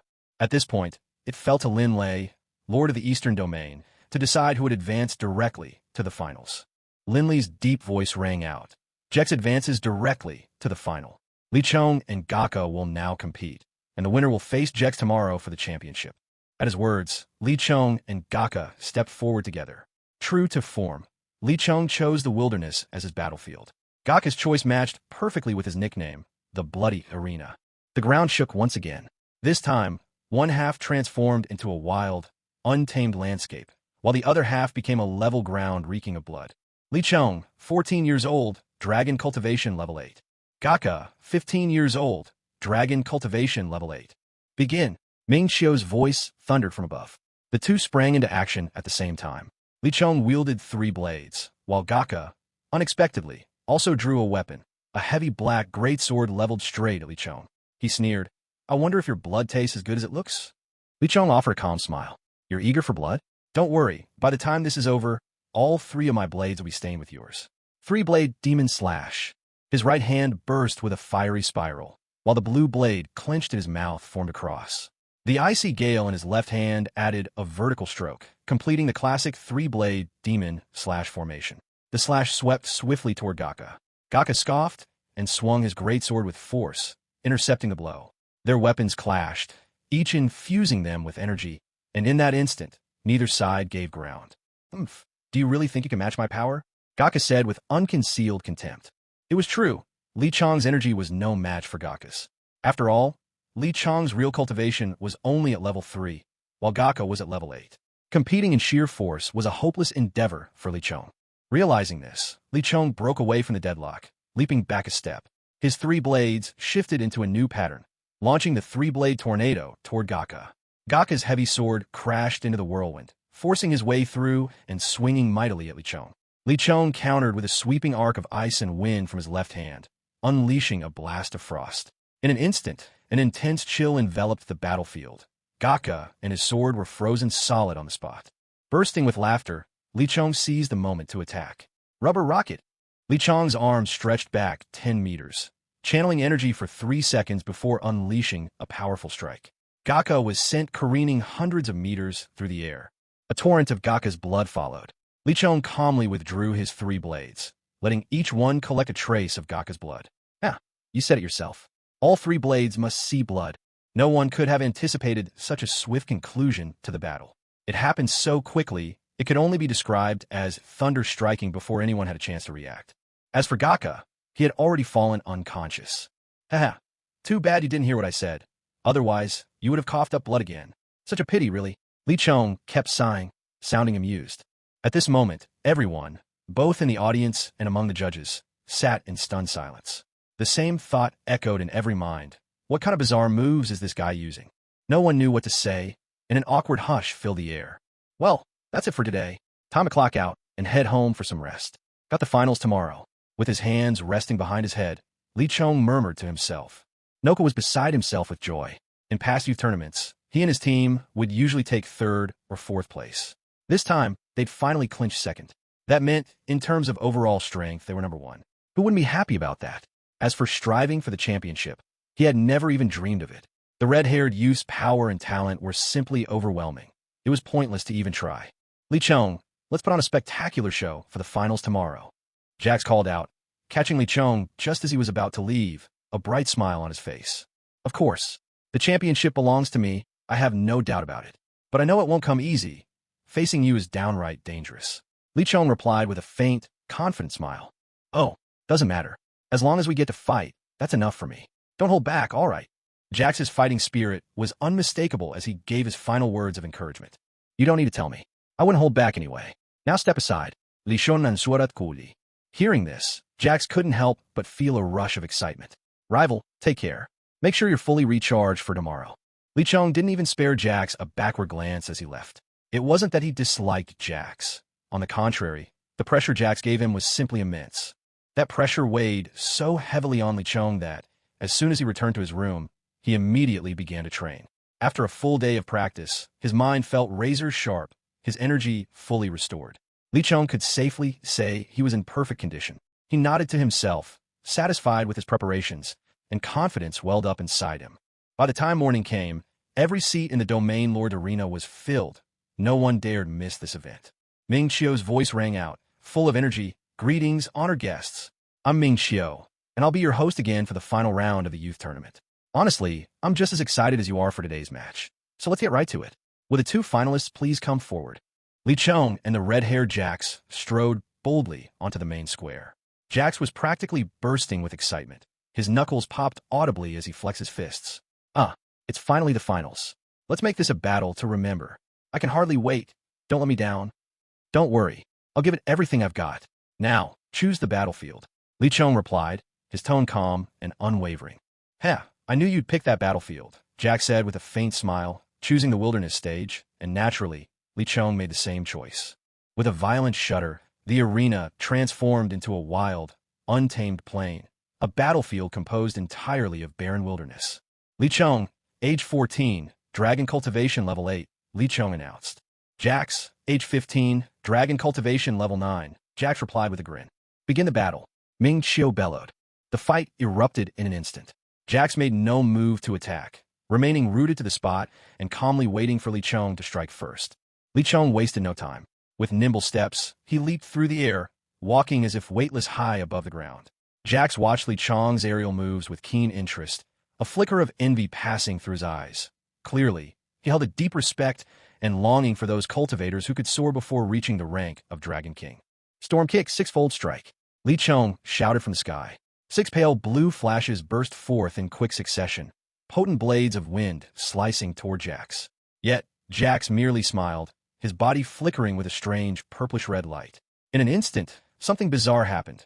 The 6 attacks vanished as if they'd been swallowed by an invisible force. Li Chong was startled. He hadn't expected his opponent to dispel the 6-fold attack so easily. With a swift, sudden move, Li Chong disappeared from the sky and reappeared 1 meter above Jax's head. Without pause, he slashed down with his right hand, using his pinky, ring, and middle fingers. Finger gun triple strike. 3 pinpoint thrusts hurtled toward Jax. Excellent, Jax shouted, raising his right fist. A burst of purplish-red light erupted, transforming his fist into a dazzling, hammer-like weapon. The enormous, luminous fist collided head-on with the 3 strikes from Li Chong. A powerful, white shockwave rippled outward. Li Chong was blasted 10 meters up into the air, while Jax stumbled back 6 steps before regaining his balance. This is fun, Jax roared in delight. Instantly, Both his hands became engulfed in unnatural, flickering flames, his fists now blazing with eerie fire. With a mighty leap, Jax soared 10 meters into the air. His flaming fists began to rain down wildly on Lichong. Lichong countered immediately, activating his iron body to withstand the blows. But the more the fire raged, the more painful the attacks became, and soon it felt as though his body was burning. Losing control, he plummeted toward the ground. A tremendous crash echoed out as Lichong smashed into the ground, carving a pit a full meter deep. Damn it! Lichong snarled fiercely, springing from the crater. Now I'm getting serious. Lichong swiftly placed the ice and snowstorm in his left hand, the flame vortex in his right, and bit down on the bloom memory with his teeth, assuming a dramatic three-blade style stance. I've watched your last few matches, seen the power of your 3 blades and that endless stream of attacks. Looks like my fire fist will need to pick up the pace, Jack said, his face growing serious. A purple-red light blazed once more, and fire burst from his fists, burning even hotter and brighter than before. Jax dashed toward Lichong, his flaming fists shifting shape in rapid succession. Looks like this move is just what I need, paper drawing. Lichong's smile was sly, almost taunting. Paper drawing, one of the 6 styles, allows the body to move like a ghost, making it nearly impossible for an opponent to land a hit. Using it in this setting was nothing short of perfect. Though Jack's flaming punches moved at blinding speed, he just couldn't manage to land a blow. The way Lichong shifted, gliding through the battlefield, completely confounded him. 3-blade style, Lion's Requiem. With a shout, Lichong's 3 blades whirled into a bizarre formation. He vanished from his spot in an instant and lunged straight at Jax. Caught off guard, Jax was struck in the blink of an eye. Lichong's swift and unpredictable assault left Jax with no time to dodge. Lichong had found his opening. Yet even as Jax was hit, he only twitched slightly, not even uttering a cry. His resilience was plain to see. So you're tough, huh? Then try this. 3-blade style, Tiger Hunt. A fierce glint appeared in Lichong's eyes. He dropped into a stance that resembled the Ghost Strike, ready to unleash Tiger Hunt at a moment's notice. Jax threw back his head and let out a thunderous roar. Looks like it's my turn to go all out. Violet Flame Dragon Transformation. What? Cried most of the judges in shock, their voices echoing across the arena. Only 2 remained calm. One was Noka, who had known about Jack's dragon form for some time and had already given up hopes of claiming first place because of it. The other was a middle-aged man in bright, flamboyant clothing, a look of smug satisfaction on his face. Clearly, Jax was the representative from his domain. Mutated dragon form. How's that for quality? Our contestants are something else, aren't they? This is unreal. Why would a genius like that ever be born in your run-down Dal domain? Another middle-aged man, this one in sunglasses, seemed to be bemoaning the unfairness of fate. Screw you. Dal domain could run circles around your lousy Buki domain. Take your complaints somewhere else. The man in colorful clothes snapped back. You, please, grant me your guidance. Mutated dragon form. Extreme violet flame. Jax bowed formally, fists together. A mutated dragon body. Lichong exclaimed in surprise. Although he didn't fully grasp the significance of a mutated dragon body among dragon cultivators, he remembered that, in all those novels he read back on Earth, anyone associated with mutation was never a weakling. Jax quickly gathered his energy, and in an instant, radiant purplish-red energy flared around his hands. With a sudden rush, Jax darted forward, meeting the 3 blades that were charging at him head-on. A deafening impact filled the air. The 2 sides collided in a flash. Flames burst even more fiercely from Jax's hands. With a forceful blow, he sent Lichong flying back. Lichong was taken aback. Despite already giving Jax's mutated dragon body a high estimation in his mind, he had not expected his opponent would be able to toss him aside with such ease. He's this strong? Looks like I'll have to get serious, Lichong muttered, his eyes sharpening with resolve. He charged forward in a blur, moving so fast that afterimages trailed behind him. In a blink, his single form split into 3 apparitions, converging as one. A massive thundercloud, laced with powerful lightning, quietly took shape. Lichong swiftly raised his right hand, bringing the storm to completion in a heartbeat.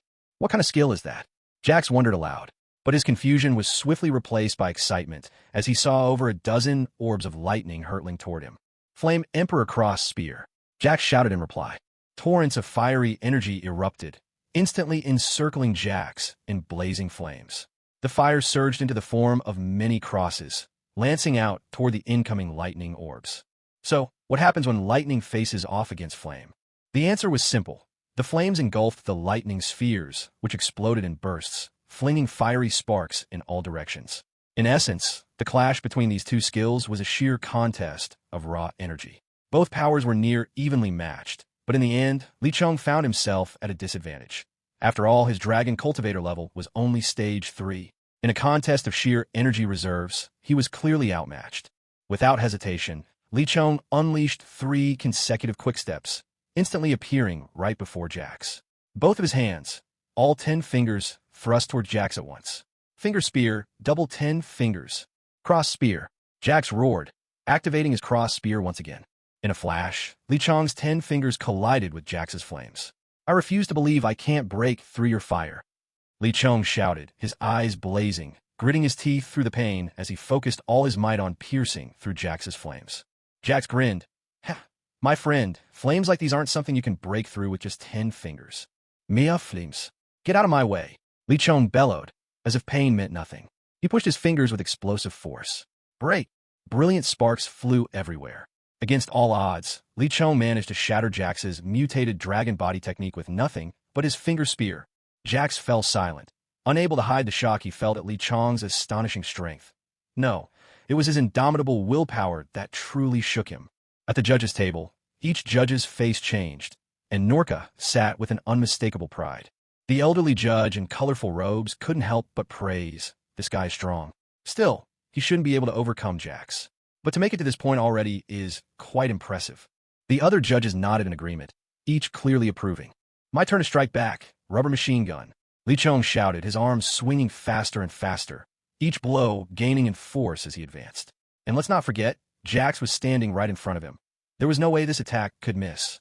The first powerful blow landed squarely on Jax, sending pain stabbing through his chest. He realized he was being completely overpowered, unable to counter it all. Left with no other option, Jax forced his energy reserves to their maximum, relying on sheer power to hold back the punishing flurry of Li Chong's attacks. A fierce barrage of blows rang out in rapid succession, continuing until Li Chong's final punch sent Jax flying. Only then did the assault stop. Jax stumbled, his entire body racked with pain. He wiped away the blood that hadn't stained his lips in a long while, then locked eyes with Li Chong, brimming with renewed fighting spirit. It's been a long time since anyone has managed to hurt me. You're the first in quite a while. Looks like I have to take this seriously now. Li Chong met his gaze with a faint smile, thinking to himself, so, you're ready to give it your all? In that case, let's both go all out and have a true battle. Let's see if this move is ready. Gear shift, second. A white aura suddenly whirled around Li Chong. In an instant, his whole body turned a vivid red. I'm riding late into the night, and there's only a bit more for today. I apologize for the short length. Next time, there'll be more. Gear shift, second. This was a supplemental ability of his elastic powers, a technique of incredible might. There were 3 gears in total, but in normal cases, Li Chong could only freely use gear shifts after further mastering the skill. For now, using the shift taxed his body to its very limits. That certainly looks powerful. Guess I'll have to give it my all, too. Jax acknowledged in admiration. It's a good thought, but your chance has slipped away, Li Chong replied with an enigmatic smile. His body blurred, moving with a speed that surpassed even the sharpest technique. Distance no longer a limitation. Suddenly, Li Chong flashed to within 5 meters of Jax, and in the next instant, both his arms stretched 20 meters behind him before snapping back, fists wreathed in white energy, landing a surprise blow squarely into Jax's abdomen. Jax's body was sent flying in an instant, a trail of blood following him through the air. No one could have imagined that Jax's formidable defenses would be broken, and that he would be injured by what seemed like an ordinary strike from Li Chong. Everyone was utterly stunned. Not least Li Chong himself, who found it hard to believe the scene before his eyes. Although he was well aware of the power that came with shifting gears, he had never expected to injure Jax so easily. Jax dusted himself off, a look of astonishment on his face as he stared at Li Chong. He said nothing more. The Flame Emperor's cross spear whirled into action, as torrents of blazing fire elements surged forth like a host of nimble spirits darting toward Li Chong from every direction. Li Chong smiled faintly. Having tested his second gear already, he no longer felt the slightest fear of Jax's fire attacks. The effect of Li Chong's second gear was quite straightforward, but also supremely effective and powerful. His speed increased by 150%, and the power of his abilities doubled. Wouldn't such an incredible boost be enough to astonish just about anyone? Drawing on his energy once again, Li Chong moved like a wind spirit, weaving at blazing speed through Jax's fire attacks. Almost instantly, he was back within striking range.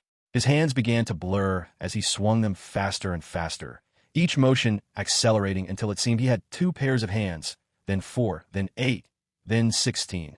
A white surge of energy gradually formed around his multiplying fists. It was clear his attack had reached its peak. In an instant, countless phantom fists pummeled Jax, relentless as demons, each blow landing with devastating force. Gritting his teeth, Jax felt his chest burning with pain. He couldn't suppress a mouthful of blood that burst forth.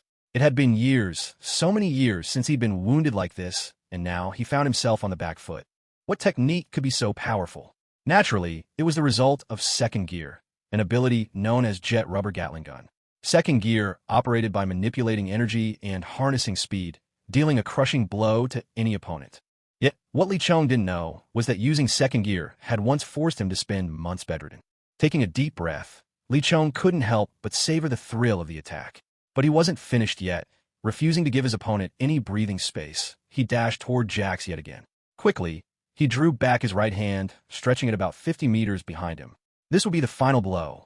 A white stream of energy trailed from his right hand as he pulled it forward with all his might, the air roaring with the fury of his motion, the ground quaking beneath his strike. And then, his fist smashed into Jax, whose defenses were already in tatters. The jet rubber bullet, delivered perfectly, landed squarely on Jax. Against all odds, Li Chong had secured a miraculous victory. When it comes to Jax, you have to admit his luck couldn't have been worse. Facing off against Li Chong's second gear, no less. And as for Li Chong, he had no idea what it would cost him to use that technique now. If he had known the price he'd pay, he never would have rushed into using second gear so recklessly. To put it plainly, Jax's defeat was entirely thanks to Li Chong's unexpected move. But let's not forget, Jax still hasn't played all his cards. The judges were left absolutely stunned, especially the old man in the floral robes. Jax was their champion, after all. Now the old man simply sat there, frozen and dazed, muttering under his breath. How could this possibly happen? Meanwhile, the other judges couldn't hold back their grins. Normally, they were most annoyed by the floral-robed elder's pride. After all, he had a genius on his team. But with the winner coming from the ancient gut domain this time, the others felt they could finally breathe a sigh of relief. Even someone as reserved as Norka was barely containing his excitement.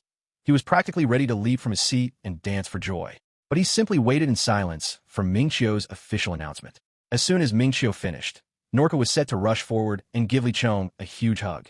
I declare, Li Chong is the winner, Mingqiu stammered, still reeling from disbelief. No sooner had the words left Mingqiu's mouth than Norka dashed straight toward Li Chong. But in that very moment, Li Chong sensed something was wrong. His head suddenly felt feverish, his limbs grew weak, and even the energy within him guttered out. Darkness closed in around him, and with that, Li Chong collapsed in a faint. 2 months later, Li Chong lay quietly in bed, gazing out at the distant sky. He let out a soft sigh. A turmoil of emotions filled his heart. Never had he imagined that after using second gear, he would have to rest for so long. The thought alone left him more than a little frustrated. But mingled with his irritation was a surge of excitement, for he remembered the 3 new promises Norka had given him. At long last, he would be able to obtain the revitalization elixir to help Mingqiu return to her true form. As Li Chong was lost in these thoughts, the door creaked open. In stepped Norka, dressed all in black, his gaze landing squarely on Li Chong, eyes brimming with concern. Li Chong felt a warm flush of gratitude as he looked at Norka. His voice was a bit hoarse as he said, "Lord, you're here." Norka nodded slightly, his voice gentle. "How are you feeling? Any better?" Li Chong offered a small smile. "Thanks to you, I'm much improved. That sets my mind at ease." "Li Chong, I didn't come today just to check on you. I have a question for you as well," Norka said. "And what might that be?" Li Chong asked, feigning ignorance. With a meaningful look, Norka gazed at Li Chong, but held back his question for the time being. "Why don't you tell me your 3 requests first? I'll do everything in my power to fulfill them." Li Chong's heart leapt at his words. With excitement, he replied, "Lord, my 3 requests this time are a little different than before. I must admit, they're a bit more troublesome." To Norka's surprise, rather than appearing worried, he looked even more pleased and beckoned for Li Chong to state his 3 conditions. Li Chong made no pretenses and, after a brief pause, spoke up. "My first condition is this. I would like a recovery-type pill called the Restoration Elixir." Norka was momentarily stumped. Of course, he had heard of the Restoration Elixir, and it was precisely because he knew its name that he understood how rare it was. Fortunately, though, it was not impossible for him to procure one. After considering for a moment, Norka nodded and agreed to the request. Li Chong felt his body and mind relax instantly. The The thing he had feared the most, after all, did not come to pass. He took a deep breath and, with composure, stated his second condition. Second, my lord, I would like a weapon capable of enhancing energy to a certain degree. The type does not matter. Noka was once again taken aback. A weapon that could enhance energy would already be classified as a grade 6 weapon. There were 9 weapon grades in total from grade 9, the weakest, to grade 1, the mightiest. Although the gutter domain boasted many powerful weapons, their strongest was only grade 5, and they only possessed a single one at that. As for grade 6 weapons, there were less than 10 in their entire domain. Noka's mind began racing, weighing the cost against the benefit, calculating gain and loss at lightning speed. When he realized the rewards would outweigh the sacrifices, he gave a faint nod. A smile crept on Li Chong's face. He hadn't imagined his plan would go so smoothly. Yet when it came to seizing every opportunity, Li Chong excelled.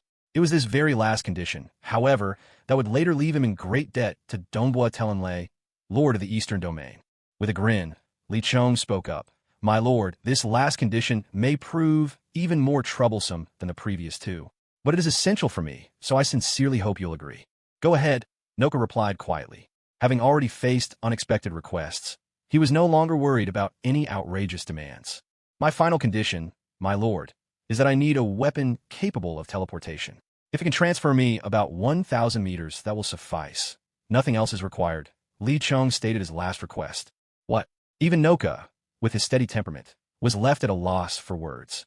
His mind went blank, save for one glaring thought. Is this rascal trying to squeeze me for all I'm worth? Li Chong felt somewhat sheepish as well, fully aware that his demand was the textbook definition of asking for the moon. But he desperately needed this weapon and knew exactly what it was. The sole grade 5 weapon in the entire gutter domain. The instant teleportation armor. Noka's face shifted from pale to ashen. This request was simply impossible for him to fulfill, no matter how much he wanted to. After all, that weapon wasn't his alone. It belonged to the entire Gyut domain. A level 6 weapon was rare in their domain, but not unique. The level 5 weapon, on the other hand, was one of a kind. Of course, he couldn't just give it away. Teleportation armor. Is it? Youngster, I can give you one. A voice sounded from afar. Both Noka and Li Chong turned to see who had spoken. It was the Lord of the Eastern Domain himself, Dongbua Linlei. With a warm smile, Linlei looked at Li Chong and said kindly, Young one, you want that teleportation armor, don't you? That's actually something the Eastern Domain can provide. The only question is, are you willing to accept it? Li Chong's face lit up with excitement at these words. Without hesitation, he blurted out, Yes, of course I want it. Lord Domain Master, can you truly give me a set of teleportation armor? Linlei smiled, neither confirming nor denying, then turned his gaze to Noka.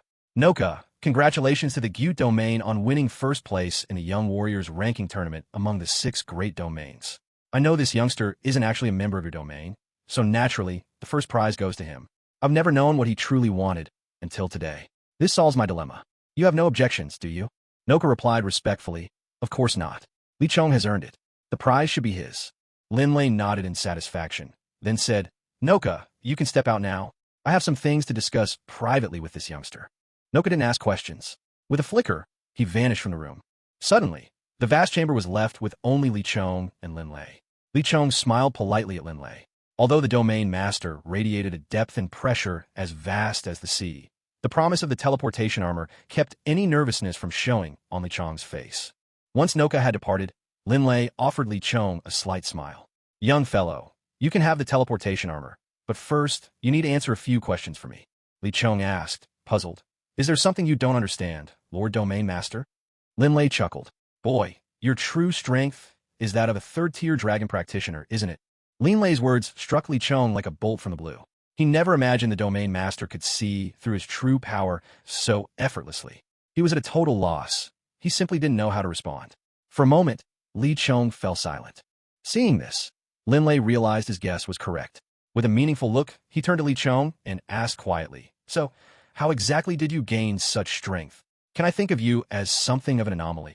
At this point, Li Chong had given up on hoping for anything more. With Linlei's abilities, there was simply no way Li Chong could slip away under his nose. Li Chong's eyes were sharp as lightning. He spoke coldly. What exactly do you want? Did you bring me here just to hand me over to those people at Beta Fortress? Linlei showed not the slightest reaction to these words. His eyes remained gentle, a faint smile playing at his lips as he looked at Li Chong. He spoke slowly. What if I told you I'd not only give you the instant movement armor, but also ask nothing from you in return for the East Domain Lord's palace? Would you believe it? Hearing this, Li Chong was left completely confused. He truly couldn't fathom why the Lord of the East Domain would treat him with such generosity. Half believing, half doubting, he asked, "Are you sure?" Lin Lei couldn't help but be amused at Li Chong's wary skepticism. "What? You don't want it? If you really don't, I can just hand it over to Jax instead. Besides, I already said this was your reward for winning first place. Do you understand?" Once Li Chong was certain that the gift came with no strings attached, joy surged through him. With this armor, escaping danger in the future would become so much easier. No matter how overwhelming the opponent, he could use the instant movement armor to teleport a kilometer away. In short, Li Chong's chances of survival had just increased dramatically. Lin Lei reached out into the air, and with a wave of his hand, a platinum armor materialized out of nothing, shimmering with a faint golden glow. Standing beside him, Li Chong could feel powerful waves of energy emanating from it. This was the instant movement armor, a 5th-tier weapon. Lin Lei casually tossed the armor to Li Chong, who stretched out his right hand to catch it. The moment his hand closed around the armor, Li Chong's arm was immediately dragged downward by its sheer weight, a testament to just how heavy it truly was.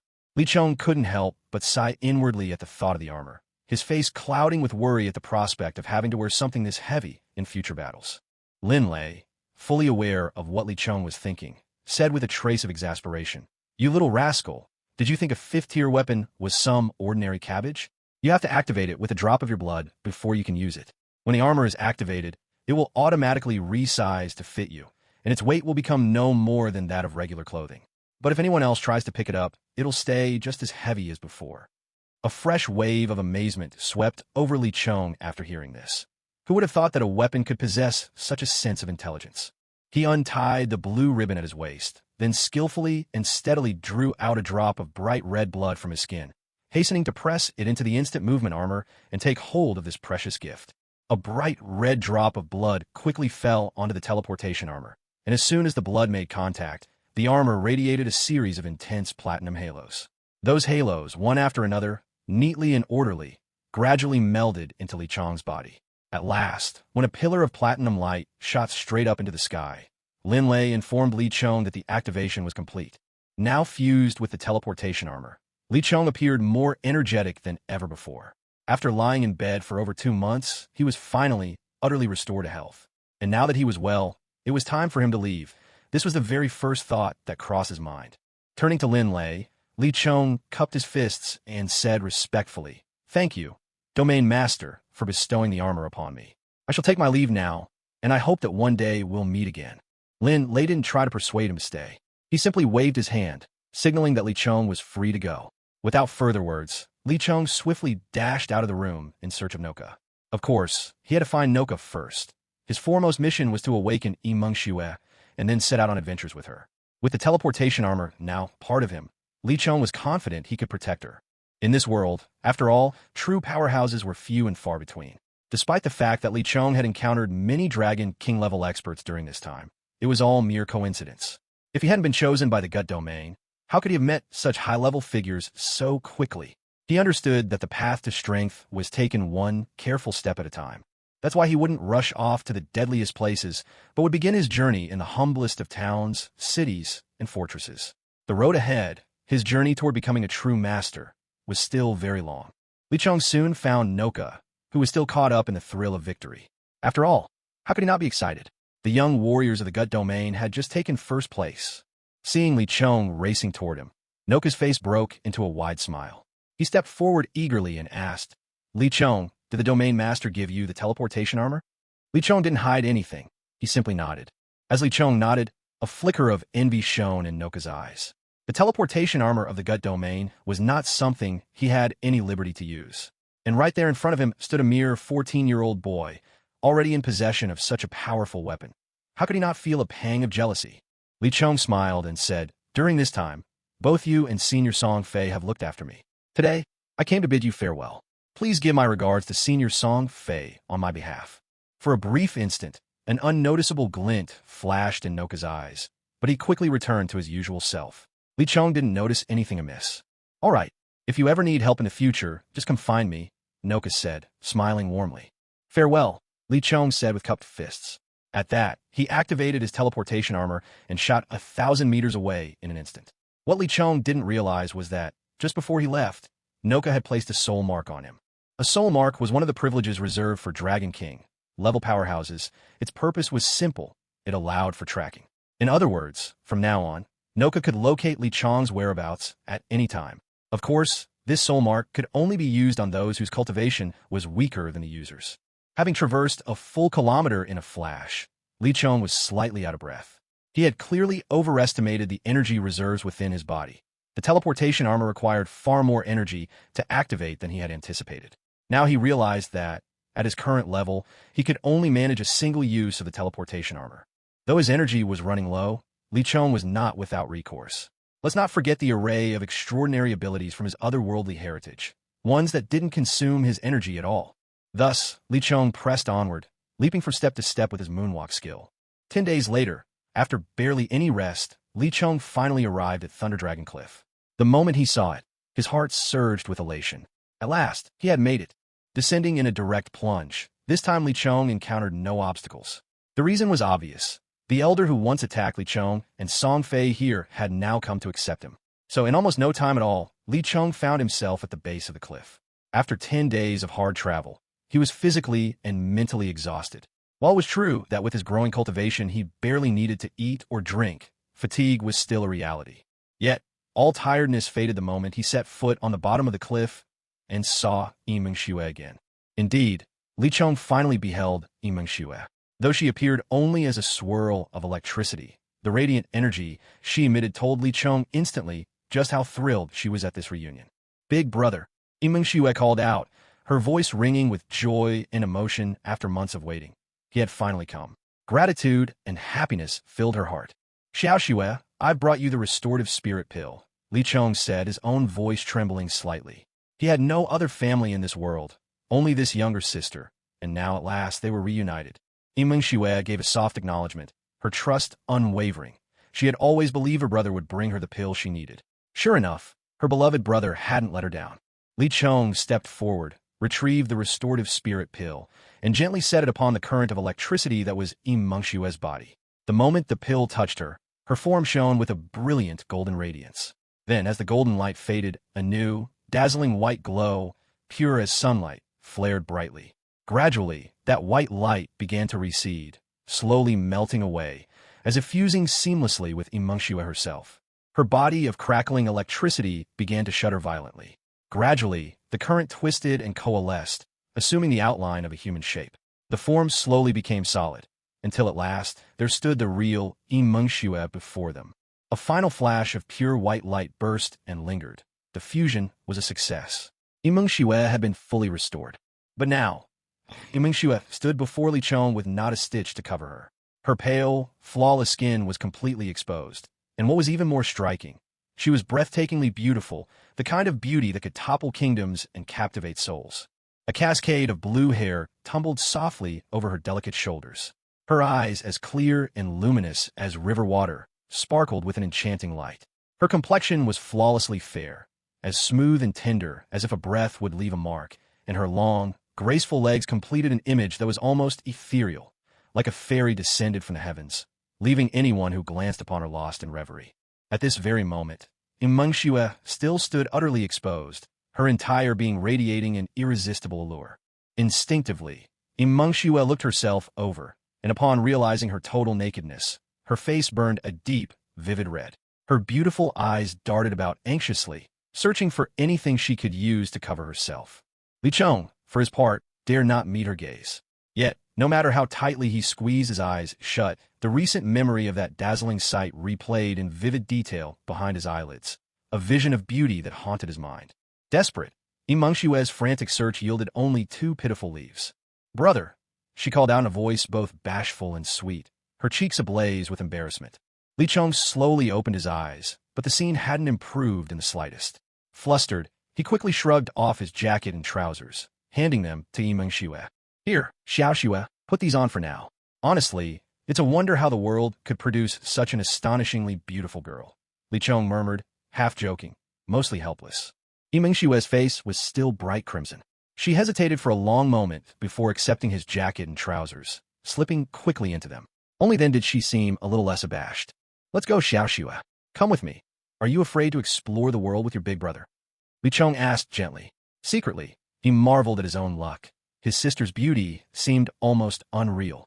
A spark of determination lit in Mengxue's beautiful eyes, and she nodded without hesitation. Then, in a voice as soft and delicate as a whispering breeze, she asked, Brother, could you buy me a set of clothes first? Li Chong scratched his head, feeling awkward. All right, I almost forgot.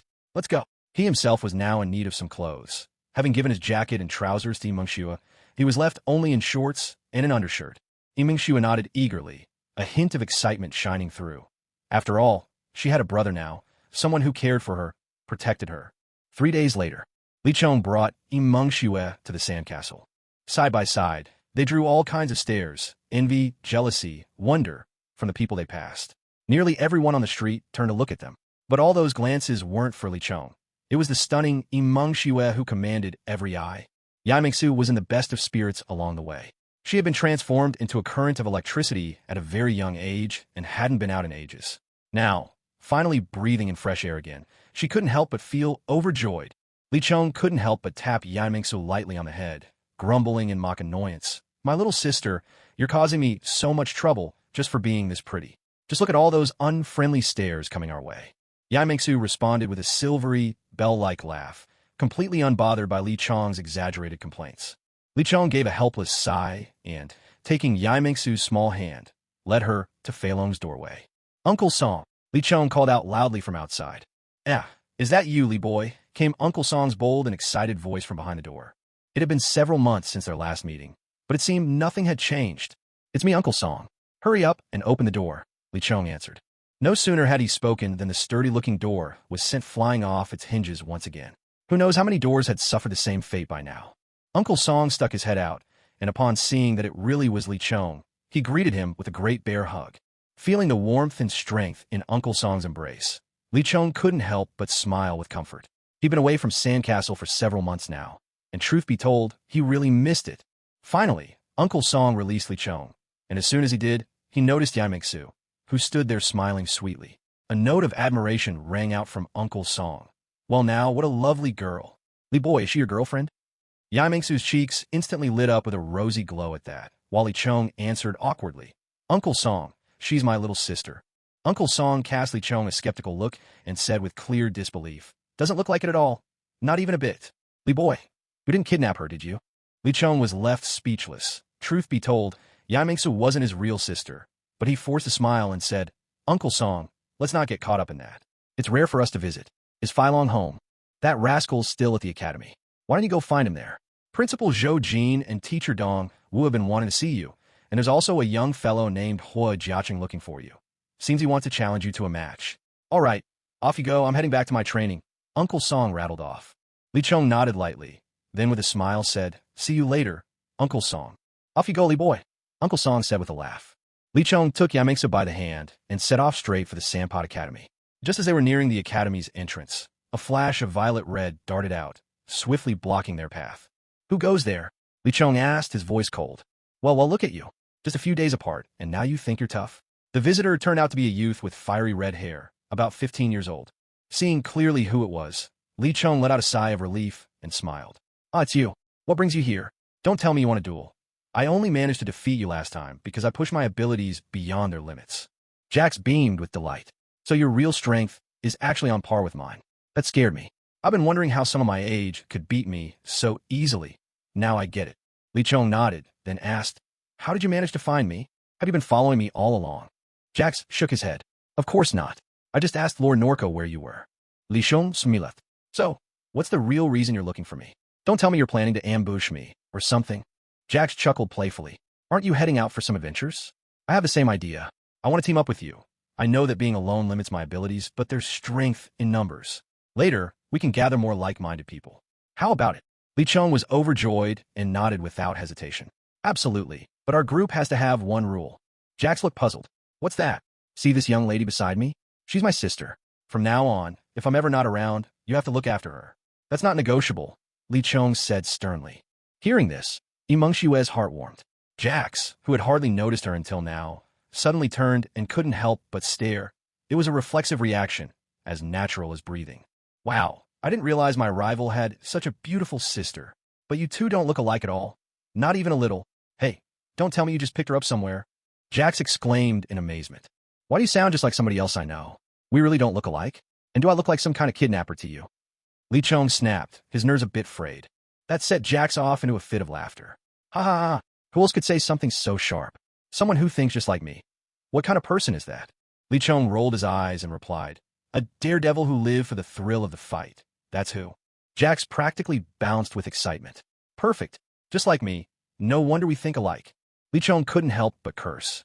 Go cool off somewhere else, would you? Yiming Xue and Jax both burst out laughing. The three of them soon arrived at the entrance to Crockpot Academy. Lee Chong led the way inside. Most students were still in classes at that hour, and today Fai Long and his group happened to be in combat training. Lee Chong made his way to the academy's arena, and from afar, he could already see the tall, imposing figure of Dong Wu towering above the others. Lee Chong couldn't help but smile quietly. Over at the arena, he saw the plump Fai Long unleashing a flurry of fierce punches and kicks at another student. Lee Chong noticed that Fai Long had also reached the 3rd tier of dragon cultivation, and he couldn't help but sigh, lamenting his own lack of natural talent. Even so, he comforted himself. He possessed abilities no one else had, and as his powers grew, new skills would surely emerge in time. For now, his goal was to reach the 8th tier of dragon cultivation.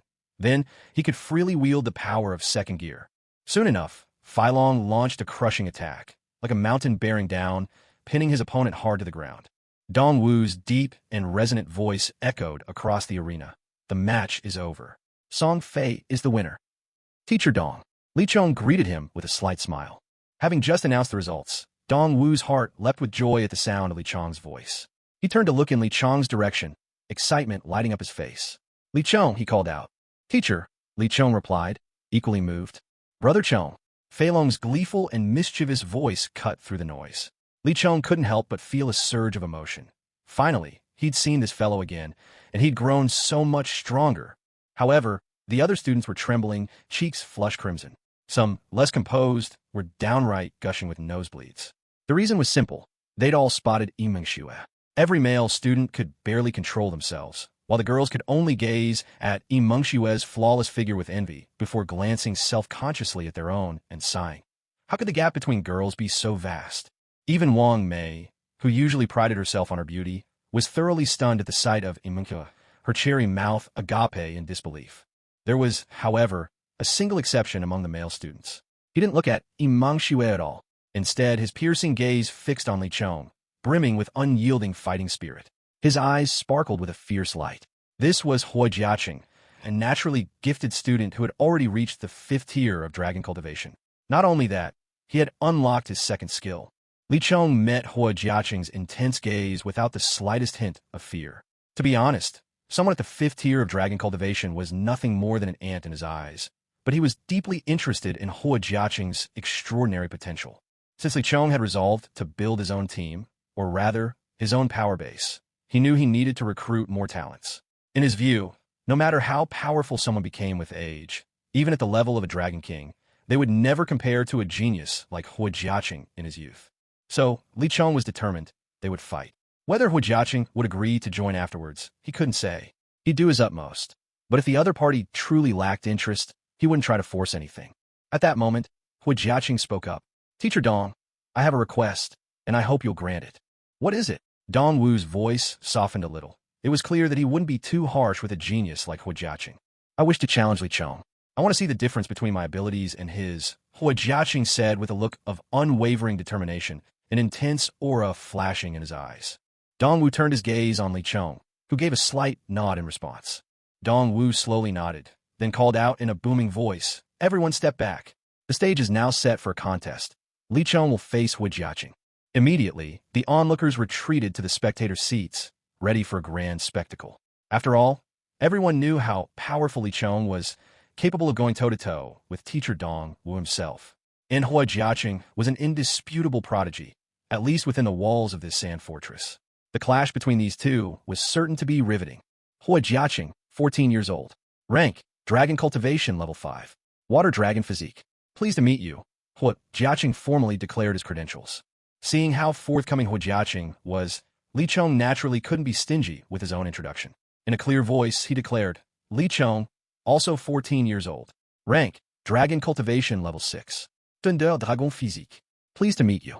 A wave of astonished murmurs rippled through the crowd at Li Chong's words.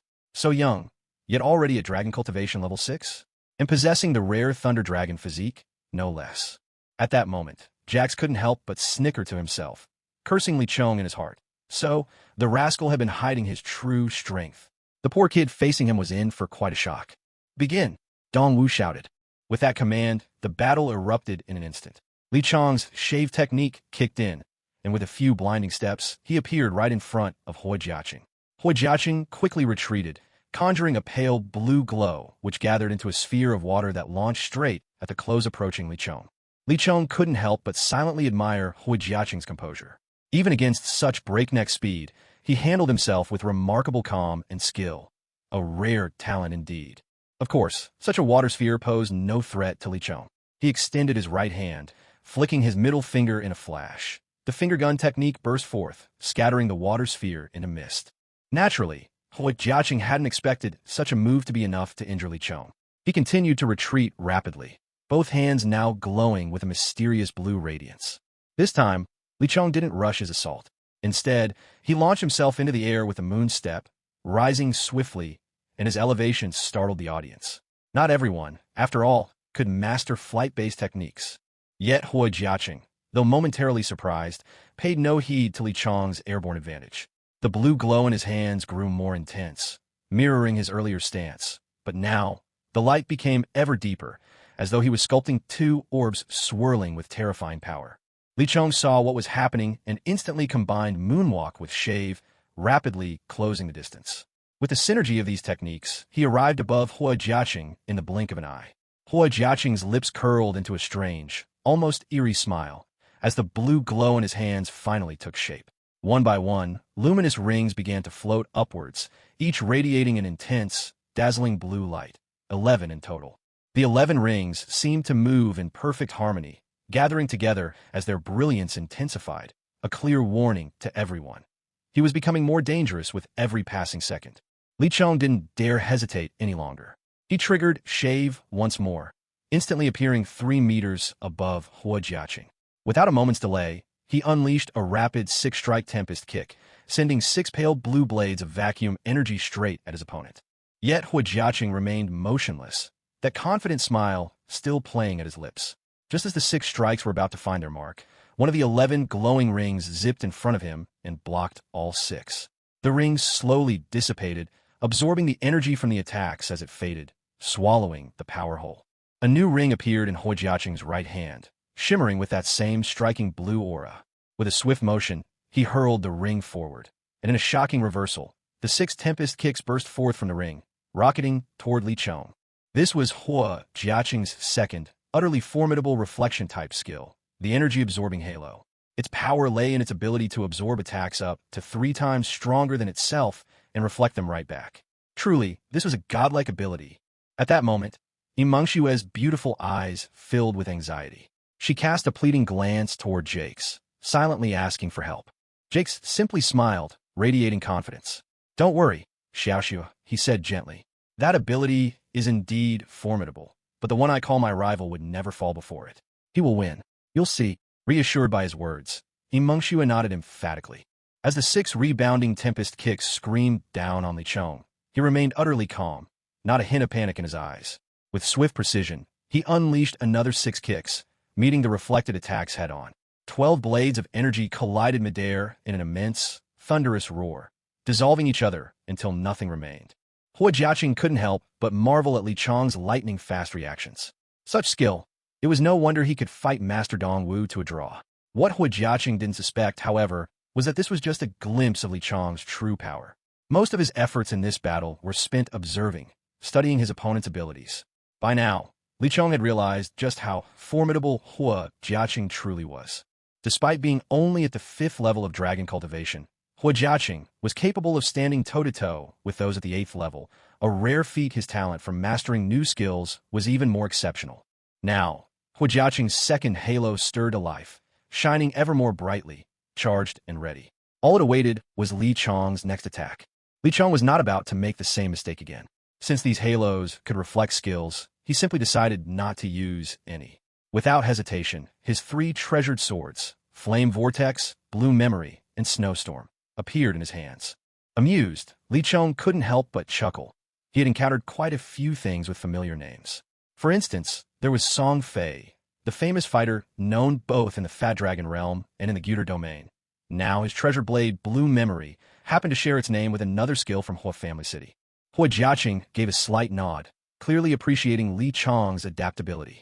With 3 blades firmly in hand, Li Chong assumed the go-slash stance at the first possible moment. The blades whipped up fierce currents, crashing toward Hua Jiaqing like a raging whirlwind. But Hua Jiaqing remained calm. A soft blue glow began to flicker over his entire body, and in an instant, he grew to about 3 times his original size. This was his own skill, Blue Memory, the very same technique he had once used in a practical combat class against Luo Wei. It shared its name with Li Chong's water element treasured sword. Li Chong watched Hua Jiaqing's sudden transformation in awe. Even though this move wouldn't hurt him, it was executed with such dazzling flair, something Li Chong's own abilities didn't match. But the display was not just for show. With this instant expansion, Hua Jiaqing's combat strength increased by at least 50%. And what did it mean for someone already so powerful to get another 50% boost? At this level, Hua Jiaqing could go toe-to-toe with a level 8 Dragon Tamer. Still, none of this posed any real threat to Li Chong. His go-slash struck true, slicing into Hua Jiaqing's enlarged body. As Hua Jiaqing began to shrink back down, great balls of water rained down around him. Not merely a spectacle, but a genuine hazard. Fortunately, Li Chong's Iron Block skill allowed him to ignore the barrage. By now, Hua Jiaqing was about twice his original size, a flicker of pain crossing his face, evidence that he'd been injured in this clash. Slowly, Hua Jiaqing raised his right hand, spreading his 5 fingers. With a deep, resonant voice, he declared, "Halos, detonate." In an instant, the remaining 10 halos sprang into action. They lined up in formation and charged straight toward their only target, Li Chong. What Li Chong didn't know was that these halos, besides reflecting abilities, could also explode. Unconcerned, he merely lifted his leg slightly and unleashed a light blue Arashur kick. Since this attack cost little energy and he didn't see the halos as a real threat, his response was casual at best. And that brief moment of carelessness proved costly. It turned the advantage he'd held into a painful lesson. 10 halos stormed toward Li Chong with tragic resolve. With a burst of blinding golden light, all 10 exploded almost simultaneously. Li Chong's Arashur kick managed to lessen the force of the blasts, but only slightly. Though the attack was weakened, it was only by a slight degree. 10 halos erupted in a thunderous explosion, sending shockwaves surging with terrifying momentum across 50 meters around the blast site. As for Hua Jiaqing, after unleashing this blow, it seemed all the energy within him was spent. A faint smile touched the corner of his lips. He believed he had won. But had he truly won? After all, Li Chong had held his own even against the mutated Dragon Body Jax at Dragon Training Level 9. Although that match was far from fair, how could he have made it to the finals without real strength? In fact, Hua Jiaqing had not won. Still, this strike was not without effect. Li Chong, even after using Shave in the very last second, failed to fully evade the mighty attack. A patch of his skin was scorched black, and an intense ache pulsed in his chest. Yet, although the blow left him badly shaken, it had not seriously wounded him. The pain was more persistent discomfort than devastation. Li Chong dusted himself off and let out a helpless sigh. He needed to buy new clothes again. The explosion had blasted a massive hole in his outfit, leaving some of his muscles exposed. Nevertheless, he grinned, satisfied with both Hua Jiaqing's strength and wit. Meanwhile, Hua Jiaqing stared at Li Chong in disbelief, deeply shaken that Li Chong could walk away so unscathed. Although Li Chong looked rather battered, he had not suffered any serious injury, a reality hard for Hua Jiaqing to accept, given he'd put in his all. Li Chong strolled leisurely over, stretching out his right hand with a warm smile. "You're remarkable, truly a genius. Ever considered traveling and adventuring across the continent with me to train and seek out new challenges?" Startled for a moment, Hua Jiaqing's face then lit up with joy. He reached out his right hand as well, smiling back at Li Chong. This man was truly formidable. At that moment, the audience of Academy students burst into deafening applause and cheers. Dong Wu strode over with a booming laugh and clapped Li Chong's head affectionately, mock scolding. "You rascal, you've gotten stronger by the day. Jiaqing nearly bested me last time, yet you handled him with such ease. You youngsters these days are unbelievable. Looks like it's time for us old-timers to step aside." Li Chong joined in the laughter. Suddenly, Hua Jiaqing spoke up, "Teacher Dong, I'm off to travel and seek adventure across the continent with Li Chong. I promise I'll visit the academy again. My time here was short, but I truly love this place. Farewell, everyone. Dong Wu's face grew a touch grim. Talented students were hard to come by for the Pot Cauldron Academy. How could they just let them leave on a whim? But when he turned and saw the resolute look in Hua Jiaqing's eyes, Dong Wu could only sigh helplessly. Then, managing a smile, he said, "All right, let's go. But tonight, let's have a proper feast and set out tomorrow." At these words, everyone around nodded in cheerful agreement. So that night, after enjoying a sumptuous dinner, President Zhou Jin handed Li Chong and the others 5,000 gold coins, and they spent the evening together in high spirits. The next morning, President Zhou Jin and teacher Dong Wu saw them off. A group of 5, Jax, Yimengxiu, Jiaqing, Li Chong, and after getting permission from his father, Filong. With that, their adventure began. On this day, Li Chong's journey on the path of the strong officially set forth. For nearly a month, the 5 of them traveled. One day, Filong, their scouting expert, rushed back to make a report. Up ahead, there was a bustling little town, and he was sure it would be filled with delicious food. Upon hearing this, the remaining 3 each had their own reactions. Li Chong's was the most obvious. At the mention of tasty food, his eyes lit up. He wasn't quite a food fanatic, but he was close. Yimengxiu, too, couldn't help feeling a twinge of excitement. After all, her energy reserve seemed stuck at the first level of dragon cultivation, and not having eaten properly for so long, even this great beauty was looking forward to a good meal. Hua Jiaqing and Jax, however, had nearly identical thoughts. Was there an arena in this town? Li Chong couldn't help but think, why is everyone around me so eager for a fight? So, the 4 hurried ahead. Soon, the 5 arrived at the entrance of a place called Fenghua Town. Without delay, they raced into its wide and bustling streets. No sooner had they entered, Filong darted off in search of food, his appetite leading the way. Li Chong, feeling hungry himself, brought Yimengxiu along to look for a restaurant, while Jax and Hua Jiaqing set out to discover if the town had an arena. In short, everyone had their own objective, be it eating or competing. Thanks to Feilong's nose, as sharp as any hound's, they quickly found the most extravagant-looking tavern in town. Li Chong knew at a glance that this must be the best place to eat here. He had great faith in Feilong's sense of smell. The place was called Fenghua Tavern, a 3-story building. The first floor was for meals and check-in, while the second and third were for lodging, and the price, naturally, was far from cheap. The tavern's opulence was unmistakable. Golden carpets stretched across the floor, and from 10 meters above, mysterious lamps shimmered with golden energy, casting a glow throughout the space. The entire place radiated luxury and grandeur. It was impossible not to feel swept up in its lavish splendor. Outside, everyone entering wore elegant, ornate clothing, carrying themselves with a unique air of nobility and freedom. Each newcomer radiated an extraordinary spirit, handsome men and graceful women alike, so much so that it was hard to believe this was the scene of a small town. What Li Chong didn't know was that, even among all the towns in the Eastern Domain, Fenghua Town was renowned for its prestige. The inn's receptionist, upon seeing Li Chong's humble attire, could not hide a trace of disdain on her face. Indeed, Li Chong was dressed in nothing but plain clothes and boots, resembling an ordinary farmer in every way. The receptionist was a strikingly beautiful young woman, perhaps in her early 20s, with sleek black hair, a classic oval face, and long, slender legs. She was truly lovely, yet the scorn on her features marred her beauty. With a dismissive tone, she asked, "Are you sure you're here for food or lodging, or are you just here looking for someone?" Hearing this, Filong bristled with anger. Pointing at the receptionist, he snapped, "How can someone as witless as you say such things, just because you have a pretty face?" At Feilong's words, the pretty receptionist flared up, her temper ignited. "You dare insult me, you fat oaf? There's no way I'm letting you stay here today." "You."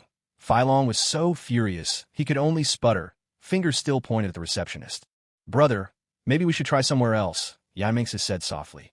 At the sound of Yimengsu's gentle voice, the receptionist was momentarily taken aback. She hadn't noticed there was a young girl among them, and immediately regretted her harsh words. Glancing over at Yimengsu, a surge of jealousy welled up in her heart. The receptionist had always prided herself on being a rare beauty, her foul temper notwithstanding. But now, confronted with Yimengsu's ethereal presence, she felt inferior and bowed her head, painfully aware of the gap between them. "Who's making a racket here and ruining my good mood?" From a dining area, behind the receptionist came a voice. The speaker was a young man with golden hair, richly dressed, and eyes the color of molten gold. 17 or 18 years old, he emanated undeniable confidence and strength as he stepped forward. At the sight of him, the receptionist's earlier bravado vanished. replaced by a look of apprehension. Young Master Meng, I'm sorry. I was just arguing with a few country bumpkins, she said hurriedly. The young man smiled faintly. With one swift motion, he drew the receptionist, whose name was Lin Yu, into his embrace. Lin Yu struggled a bit as if trying to break free, but the young man only held her tighter and smiled. Who are these country bumpkins? Daring to upset my Lin Yu? The fat dragon took a step forward and growled. Humph. What do you mean we're bullying her? She started it, calling us hillbillies for no reason. I just snapped back at her, that's all. She insulted me, and I insulted her. We're even. But now she refuses to let us eat or stay at the inn. Tell me, who's really at fault here? The young man responded coolly. You honestly think you have the right to stay here? Just look at yourselves. Can you really afford it? Can you pay for even a night or a meal? Realizing the young man was firmly against him, the fat dragon snorted derisively. How much, then? I refuse to believe I can't pay for a meal and a single night's lodging. Just as the beautiful receptionist was about to speak up, the young man cut in. A room for the night is 8,000 gold coins. Dinner starts at 6,000. Do you have that kind of money? A few mocking laughs escaped him as he finished. Oomph. It says so right there, 300 a night and a minimum of 500 for dinner. Do you think I'm blind? You just don't want us eating or staying here. That's all there is to it. The fat dragon blurted out all he wanted to say in a single breath. But the young man showed no interest in debating. Instead, he said indifferently, You're right, I don't want you here. So what? You dare raise your voice at me? Looks like it's about time someone taught you a lesson. Bring it on, the fat dragon roared. His left hand sparked with a red glow as he hurled a heavy punch straight at the young man. Yet the young man only sneered, just a worthless worm, third rank of dragon cultivation. What a joke. With that, he drew his right hand through the air. Suddenly, the fat dragon was frozen, hovering midair as if bound by invisible chains. His arms and legs shook violently, but no sound escaped his lips. He was suffocating. The young man laughed triumphantly from the sidelines. And this is the sort that wants to take me, Meng Yuan, on in battle? Huh, what a pitiful fool. Li Chong could hold back no longer. In a flash, he kicked out with his right foot, launching a pale blue arc of vacuum energy that shot across the room. The force seemed to strike something invisible in the air. At that moment, the fat dragon plummeted from his suspension, crashing hard onto the floor. His heavy punch, too, landed on the ground, but to everyone's amazement, the luxurious flooring didn't even crack. Clearly, the inn's extravagance extended even to the strength of its floors. You bastard, Meng Yuan said coldly. If it's a fight you want, then so be it. Li Chong replied, eyes steely.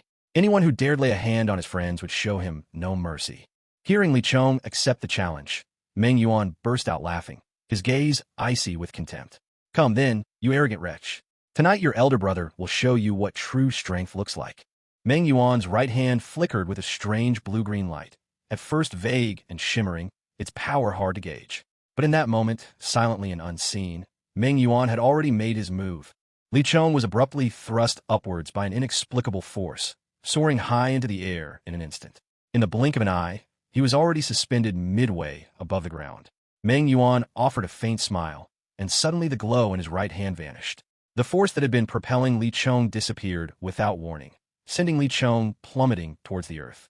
This was Meng Yuan's strategy. Through his mastery over the wind, he silently lifted his opponent skyward and then withdrew the supporting power, leaving his rival to fall from above.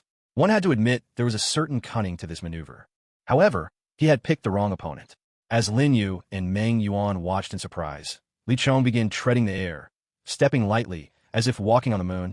Thanks to his experience, Meng Yuan almost immediately recognized this as a flight-type technique. Still, he couldn't help his astonishment. To have mastered such a rare skill was a clear testament to Li Chong's extraordinary talent. Propelled by moon step, layered with shave, Li Chong streaked through the air with lightning speed, appearing above Meng Yuan in the next heartbeat.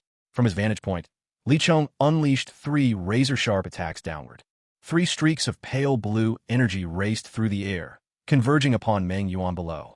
With a flick of his right hand, a wave of emerald light surged forth, crashing against the incoming attacks. In a flash, all 3 blue strikes dissipated completely. Li Chong was a little taken aback. While he knew the attacks weren't his strongest, still, 3 of them erased so effortlessly, with what seemed a mere casual gesture. Meng Yuan's former anger evaporated, replaced by exhilaration. Laughing heartily, he called out, "At last a worthy opponent. Come, let's have a proper fight." Li Chong was left momentarily speechless. What was with this guy? His mood swung ridiculously fast. But since Meng Yuan wanted a real contest, Li Chong had no intention of holding back. He accelerated his kicks, each wave attack flying out one after another. Yet Meng Yuan countered with effortless ease, parrying each new strike with deceptively simple movements. None of Li Chong's attacks found their mark, but high above the ground, Meng Yuan was also unable to strike Li Chong so easily. Then, quite suddenly, something unexpected occurred. A faint green glow shimmered beneath Meng Yuan's feet, gently lifting him upward. Meng Yuan's entire body rose steadily into the air. In the blink of an eye, Li Chong's advantage vanished. Now Meng Yuan hovered aloft as well, the two of them face to face, both suspended in midair. There was no question, this battle would be fought in the skies. No sooner had Meng Yuan risen than 3 semi-transparent azure tornadoes spiraled toward Li Chong. In response, Li Chong drew his 3 treasure blades, brandishing them in the signature 3-sword stance. Faced with Meng Yuan's triple whirlwind assault, Li Chong chose to counter in kind, summoning 3 sword wind tornadoes of his own. The force of Li Chong's triple attack matched Meng Yuan's whirlwinds, the two powers colliding head-to-head. In a flash, Li Chong's whirlwind collided head-on with Meng Yuan's half-invisible tornado.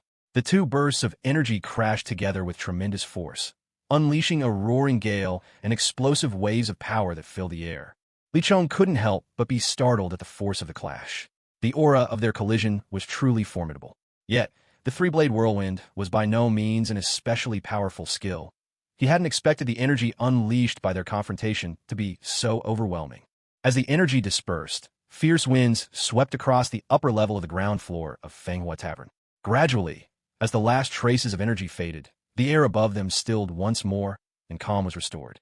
Below, Lin Yu, the beautiful receptionist, stared in astonishment.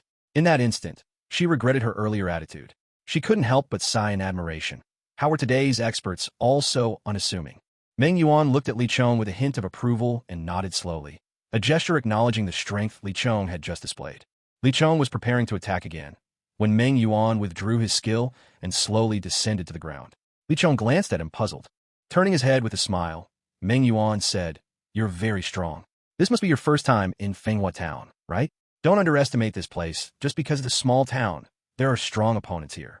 There's a tournament called the Arena Championship, and if you place among the top 10, you can win amazing prizes provided by Lord Donghua to Lin Liai, the ruler of the Eastern Territory. I hope you'll join. And one more thing, I'm ranked 3rd in the Arena Championship. The competition takes place in 10 days. That's all. I'll be going now." Hearing this, Li Chong was astonished. With Meng Yuan's strength, he was only 3rd? Then wouldn't the top contender be a Dragon King-level expert? How is it that everywhere he went, he always seemed to run into these Dragon King-level powerhouses? But the other thing Meng Yuan mentioned piqued his interest, particularly the rewards for making it into the top 3. Li Chong was confident he could reach that level. After all, he had a secret trump card up his sleeve. He also believed that both Hu Jiaqing and Jakes would enter as well. Hu Jiaqing, he wasn't sure could break into the top 10, but Jakes definitely had the strength to make it. Meng Yuan departed. Li Chong turned to Lin Yu and asked calmly, "Can I still register now?" Lin Yu nodded repeatedly, drops of cold sweat rolling down her forehead, clearly fearful that Li Chong and his companions might make trouble for her. So, the 3 of them quickly completed their registration. They celebrated with a lavish meal, spending nearly 1,000 gold coins in total. The main culprit behind such a hefty bill was, of course, Fei Long the Glutton, and Li Chong, who was not far behind. After eating, the 3 of them booked 2 rooms and settled in to rest. The next morning, after a whole night of practice, Li Chong felt refreshed and full of energy. Looking at Meng Shua, who was beautifully dressed, and noticing a bit of yesterday's crumbs still at the corner of her mouth, he couldn't help but smile. "Come on, let's go find them. They should be at the arena." At the break of dawn, Li Chong quickly woke up Fei Long and Meng Shua. The 3 of them packed up their things and rushed out of Fenghua. They casually asked a passerby for directions to the arena. To their surprise, Li Chong learned that the arena was actually very close to their inn. So the 3 of them took off at top speed and, in just about 10 minutes, arrived at the arena. The arena was massive, covering more than 1,000 square meters. There were 2 corridors facing each other. Apart from the battle area in the center, the rest of the space was filled with seats for the audience. As soon as Li Chong and his friend arrived, they spotted Jax and Hu Jiaqing, who were watching a match in the ring. "Hey Jax, Hu Jiaqing." Li Chong waved to them. Hearing Li Chong's call, both of them turned and smiled, then quickly ran over to greet him. Jax, clearly excited, said, "Li Chong, do you know how many strong fighters there are in Fenghua Town? We've come to the right place. What's even more thrilling is that there's a tournament here called the Arena Championship. There are prizes for the top 10, and the reward for the top 3 are something special. Are you interested? Li Chong replied in surprise. So you know about it too? I've already heard about this. The competition starts in 9 days, and I'll definitely be participating. Jax said, so you're in the know as well. But do you know what the requirements are to join the tournament? Li Chong asked with some confusion. There are requirements? Of course. Did you think just anyone could compete? Imagine how long that would take. You have to win 5 consecutive matches in the arena to qualify. With only 9 days left, it means you have to win 5 matches in a row within that time. To do this, you need to register at the arena, and after every victory, they'll mark your badge. Both Wu Jiaqing and I already have 3 consecutive wins, Jax explained. Li Chong nudda. I see. Well then, I'll go register now and have a fight in a bit. There's still plenty of time. The two nodded in agreement. Li Chong found the registration counter and quickly completed the process. The attendant handed him a card. He needed to get 5 consecutive victory stamps on the card. If he lost a match, he'd have to start over with a new card. With the card in hand, Li Chong hurried over to ask Jax how to get into a fight. Jax told him that all he needed to do was challenge the arena's current champion. However, a match was still ongoing in the arena. In the center of the arena stood 2 young men, each about 17 or 18 years old. They both wielded weapons in their hands, but judging by the faint glimmer on their blades, it was clear these weren't high-grade arms, at best of the 8th or 9th tier. Even so, no matter their level, weapons like these were still considered rare and valuable. One of the young men held a sword, while the other gripped a hefty battle axe. The swordsman's short blade danced with swift, ever-shifting movements. In a sudden burst of speed, he dashed up to the axeman and, without hesitation, plunged his sword straight through the other's heart. Li Chong couldn't help but feel a surge of indignation. He grumbled, this was supposed to be a friendly sparring match. Was it really necessary to take a life? Doesn't he understand how precious life is? Standing nearby, Meng Shue and Fat Dragon nearly lost their composure at the sight of such a bloody scene. The intensity was almost overwhelming. The audience, however, seemed unfazed. Instead, they broke into enthusiastic applause. Soon, a screen formed of pure energy floated into view, announcing the young man's victory. A flash of red light, and the swordsman's card now bore a vivid, crimson seal of triumph. The screen then prompted the victor to choose whether to defend his title, and he confirmed his decision. Now came the time for challengers. Just as Li Chong was preparing to step forward, Jax stopped him, offering a sly smile. Leave this one to me, Jax said confidently. I want to rack up 5 consecutive wins as quickly as possible. Don't worry, I'll make sure to teach that bastard a proper lesson. Li Chong let out a sigh, a trace of wistfulness in his eyes. He thought back to his own days on Earth, when street fights were common. When did he develop such a sincere and gentle heart? He almost chuckled at himself. Maybe his companions had changed him, after all. Turning to look at Wu Jiaqing, Fat Dragon, and Meng Shue, Li Chong felt a sense of contentment. This new life was enough for him. His last life revolved around gaming, smoking, drinking, getting into brawls. Now, he'd found purpose and people worth protecting.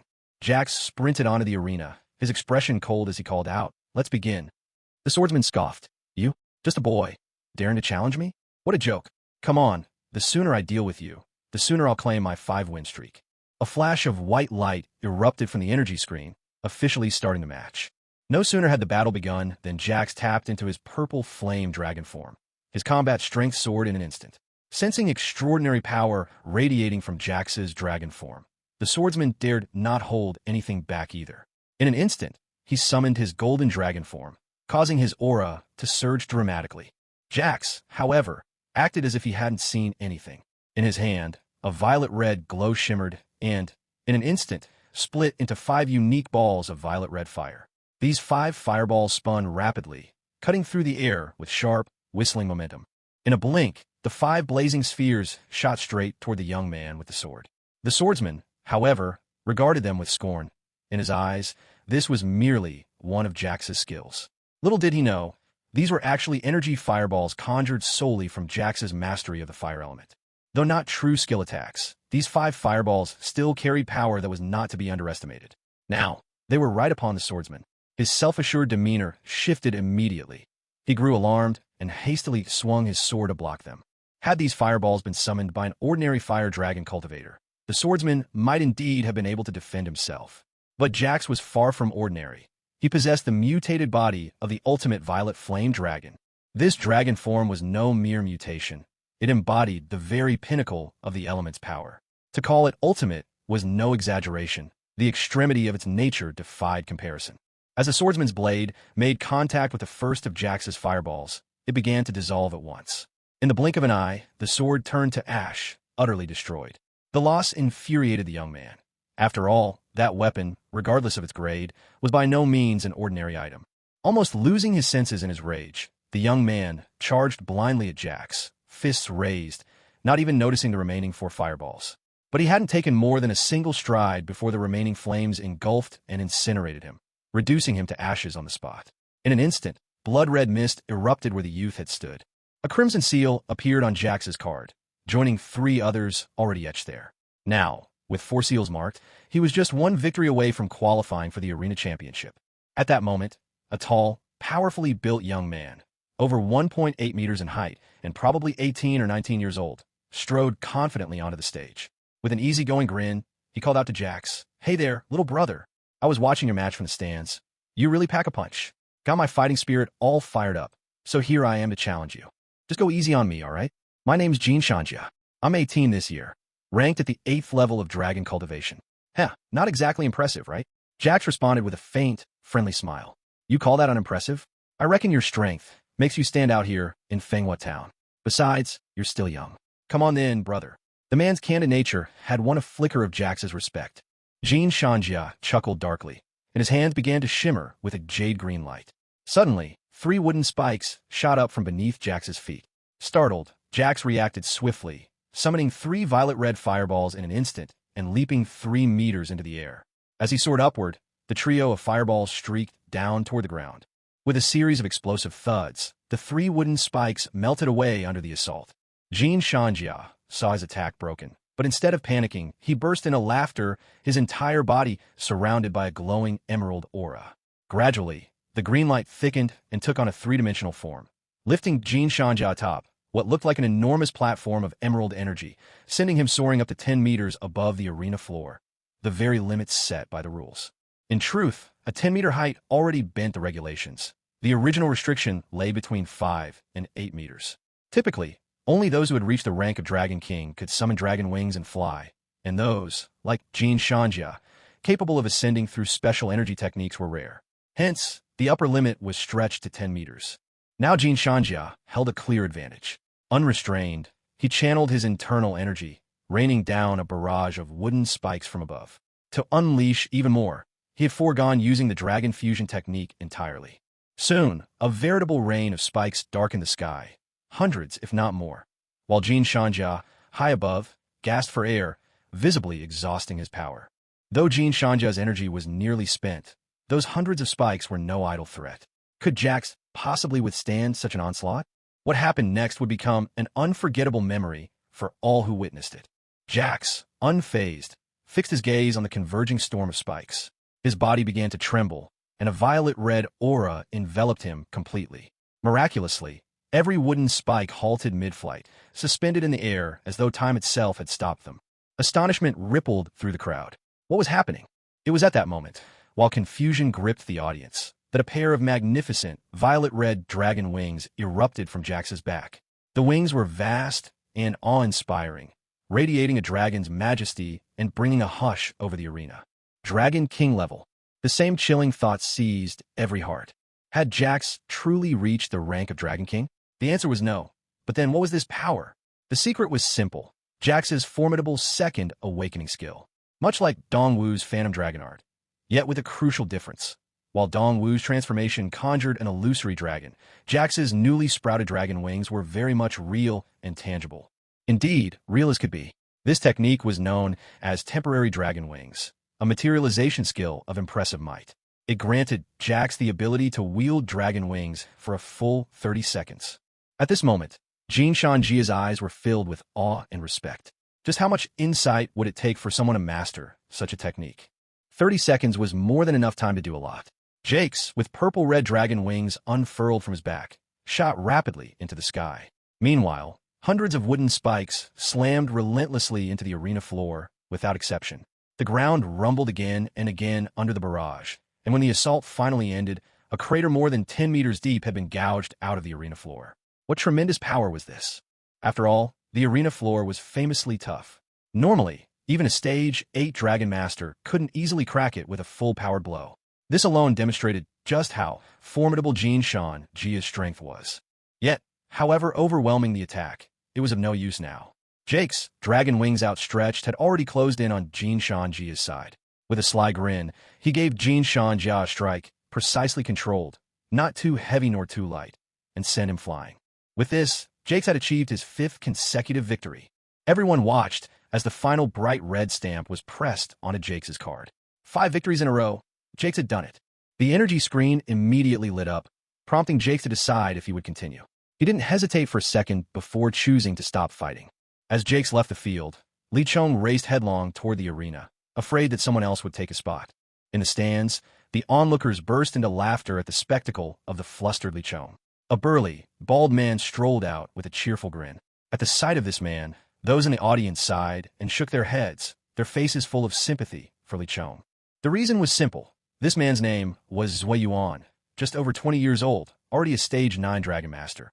And even more importantly, he had already won 5 fights in a row.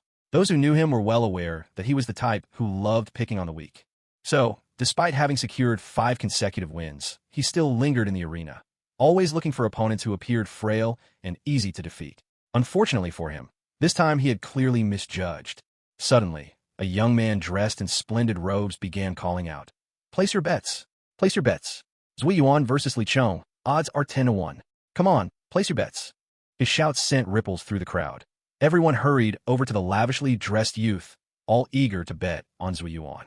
In total, nearly 50,000 gold coins were staked, all in Zui Yuan's favor.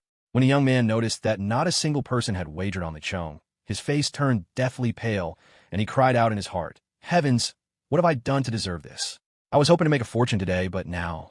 Just then, a voice rang out, "I'll put 10,000 gold coins on Li Chong." The young man in fine clothes, who had been utterly dejected, instantly brightened up. Finally, someone foolish enough to bet on Li Chong. This time, he'd surely strike it rich. And the person who placed this bet on Li Chong was, of course, Jake's. At that moment, the battle in the arena began.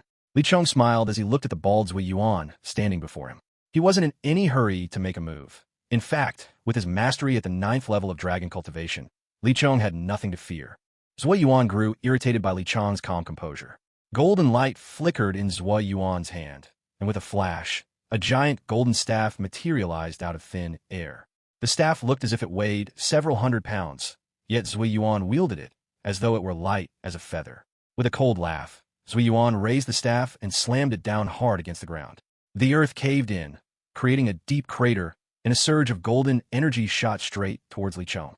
Unfazed, Li Chong swiftly drew his frost storm blade. No, he hadn't drawn his full power yet.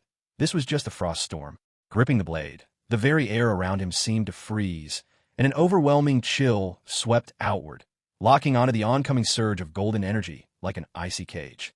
A strange scene unfolded. The fierce golden energy, which appeared so unstoppable, was silently drowned under a blanket of snow-white frost.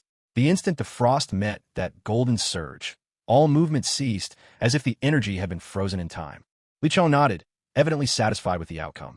With a smooth motion, he raised his right foot, unleashing a pale blue wind kick. His left foot followed, striking out with another. Li Chong's feet danced with astonishing speed, each step casting out a barrage of pale blue wind kicks, an attack style the crowd had never seen from him before. Hundreds of wind kicks hurtled toward Zui Yuan like a storm. Zui Yuan panicked, frantically swinging his giant staff in defense. The sheer number of attacks was overwhelming, forcing Zui Yuan onto the back foot. Left with little choice, he activated his golden dragon possession. As golden scales shimmered over him, he seemed reborn. His staff flew with greater ease, systematically smashing the barrage of wind kicks until, at last, they were all swept aside. It was clear that Zui Yuan was no weakling. His 5 straight wins were not hollow boasts. Still, this level of strength was not enough to truly threaten Li Chong. Li Chong's gaze grew sharper. He drew the flame vortex blade, its heat radiating in his grip, and in a flash the blue memory blade slid from his waist. 3 blades in hand, he took up a sword stance, the triple blade style. The 3 swords spun and danced in Li Chong's hands with dizzying speed. In a matter of moments, he had taken up the pose for his ghost slash technique. With a flash, he lunged in a straight line towards Zui Yuan. Sensing the daunting power of this strike, Zui Yuan abandoned all thoughts of underestimating his opponent. raising his giant staff to meet Li Chong's charge head-on. A ringing clash of metal filled the air. Zui Yuan staggered back 2 steps, barely managing to parry the fierce finish of Li Chong's ghost slash. Li Chong couldn't help but feel a surge of surprise. He hadn't expected that the massive club in Zui Yuan's hands would be this formidable, able to withstand his fierce attacks time and again. There was no need to ask. The answer was plain as day. Zui Yuan's giant club was a weapon, and likely one of the 7th tier, no less. Things had come to a head. Li Chong couldn't afford to hold back any longer. A 7th tier weapon was no joke. Though he himself possessed even more advanced weapons, those were his ultimate trump cards. He would never reveal them lightly. With no other choice, Li Chong decided to use his strongest move that didn't expose everything. The demon's power, granting limitless reach. He drew back all 3 of his blades, one between his hands and one held between his teeth, gripping them so tightly that his knuckles popped. His lips curled into a strange smile as he raised his right fist. Zui Yuan, seeing Li Chong like this, assumed his opponent had exhausted his techniques and was now on his last legs. Elated, he thought, at last. The moment I've been waiting for. He brought his hands together as golden light burst forth, wave after shimmering wave radiating around him. In a thunderous voice, he unleashed his energy, his presence fierce and overwhelming. Golden Dragon Demon Lightning Flash. Zui Yuan's left hand clasped around his right forearm, as though channeling some force. Soon, a gleaming golden aura enveloped his right hand and deepened into a dark bronze sheen. With haughty pride, he lifted his right hand, fixing Li Chong with a cold, challenging gaze. Even at his fingertips, faint streaks of purple lightning crackled, a power that belonged to the very heart of thunder. Then, raising his voice again, Zui Yuan unleashed his skill. Within a 30-meter-long, 10-meter-wide bronzed rectangle of energy crackled a long, vivid arc of purple lightning. The 2 powers intertwined, fusing into a terrifying burst of speed. A skill so swift and ferocious that in the blink of an eye, it appeared just a meter in front of Li Chong. Li Chong smiled calmly. I didn't expect you'd forego using your giant club at the last moment. What a miscalculation. You really think this move alone is enough to beat me? Watch as I break your technique. Suddenly, Li Chong's entire body started to expand, his size increasing at a stunning speed while pivoting in a whirlwind spin. He hurled himself forward like a spinning drill, rushing towards Zui Yuan's oncoming strike. The moment they collided, a thunderous crash broke out. Li Chong, transformed into a spiraling force, slammed relentlessly into Zui Yuan's Golden Dragon Demon Lightning Flash. The mighty skill began to shrink before their eyes, its once massive rectangular halo of energy crumbling, falling apart under the pressure. In the stands, every spectator's nerves were taut, hearts leaping to their throats. It wasn't that they didn't want Li Chong to win. Zui Yuan had relied on brute strength to bully his way here, and a sound defeat seemed more than just. But so many had wagered heavily on the fight. That thought filled the crowd with regret, and murderous looks swept the room, all locked on the young man of noble dress. If looks could kill, he would have perished 1,000 deaths right then and there. Li Chong seemed to be running out of energy. Remarkable, considering his techniques rarely consumed much stamina. Yet even under such circumstances, Li Chong had nearly reached his limit, a testament to Zui Yuan's true skill. But then, Zui Yuan's Golden Dragon Thunderburst, broken. Relying on his spiraling body movement technique, rubber spiral twist, Li Chong managed to defeat Zui Yuan in a single sweep. With that, Li Chong made a name for himself in the arena with one sensational battle. What he didn't yet realize was that this fight would later bring him many benefits, and a few troubles as well. Wiping sweat from his brow, Li Chong reflected on his narrow victory. He certainly hadn't expected it to be so perilous. Then again, anyone who'd managed 5 consecutive victories here wasn't exactly a pushover. Silently, a bright red seal appeared on Li Chong's card. As for the young man in elegant robes, his defeat couldn't have been more thorough. He'd lost everything in one fell swoop. Jax had bet 10,000 gold coins on Li Chong, and when the young man paid Jax 100,000, his losses grew even more staggering. Most of the others had also lost money and now blamed the young noble, who quickly slipped away before their resentment could reach him. Only 8 days remained before the arena championship. On a clear, sunny day, Li Chong strolled leisurely toward the arena. Over the past couple of days, Hua Family City had already secured their spot in the championship by winning 5 straight matches. Li Chong, meanwhile, had only fought once. After earning his reputation in the arena, he'd found a cleverer way to claim 5 consecutive wins with minimal effort. After all, he needed more time to train. When Li Chong arrived at the arena, Jax, Hua Family City, Fat Dragon, and Meng Xue were already waiting for him, and as soon as he walked in, they all waved at him together. Li Chong returned the gesture with a quick wave of his right hand, then turned his gaze to the stage. There, a boy of about 15 or 16 stood triumphantly over his just-defeated opponent, his face aglow with confidence and a seal of crimson pressed to his card. Without hesitation, the boy chose to fight another round. Li Chong smiled slightly and strode onto the combat stage. The boy, who had been basking moments before in the thrill of victory, suddenly turned ashen. With a playful grin, Li Chong slowly drew his 3 blades. The boy's face twitched as he frantically waved his hands and stammered. I won't fight this match. Li Chong nodded in satisfaction. This was exactly what he had expected. After his previous battle with Zui Yuan, few dared challenge this legend anymore. And not just this round. The second, third, and fourth matches unfolded in similarly dramatic fashion. Of course, after each victory, Li Chong would forego defending the stage, waiting for someone else to become the defender before challenging again.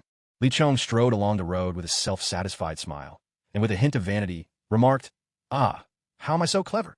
Hui Jiaqing, Jax, and Fai Long, walking by his side, couldn't help but be at a loss for words, while Li Mengxue simply smiled quietly beside them. Ignoring his friend's speechlessness, Li Chong turned to them and said, "Today is a day worth celebrating, isn't it? Where should we go for some fun?" Fai Long was the first to leap up, face beaming with excitement. "Brother Chong, how about treating ourselves to a feast at the Fenghua restaurant? All you ever want to do is eat.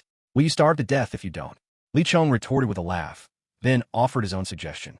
"Why don't we check out one of the gambling halls instead?" There was a sly twinkle in his eye. Li Chong's fondness for gambling was a legacy of his previous life.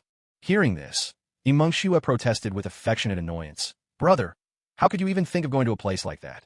Li Chong was momentarily taken aback. Li Mengxue's coquettish scolding was enchanting, almost like living art, and he couldn't help but lose himself in her charm.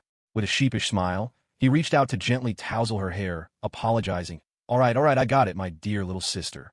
Li Mengxue finally broke into a smile. Seeing this, the 3 boys burst out laughing. To them, the two looked more like a married couple than siblings.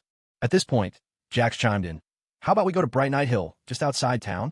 People from Fenghua love to gather at the base of that hill after dark. I've heard there are all sorts of interesting things to do down there. What do you say?" Li Mengxue immediately lit up and nodded enthusiastically. Jax's proposal was infinitely more reliable than Li Chong's. The others quickly voiced their agreement as well. And so, the 5 set off at once for Bright Night Hill. An hour later, night had fallen, but the base of Bright Night Hill was still awash in brightness. It seemed the mountain's cliffs contained some kind of extraordinary rock that gave off light after dark, making this place unique and wondrous. Arriving at Bright Night Hill, all 5 were left in awe. The scene before them was simply stunning. The towering, upright peak cast a radiant glow over the bustling gatherings at its foot. All kinds of stalls were set up, selling jewelry, ingredients, snacks, and much more. This was a paradise for ordinary townsfolk.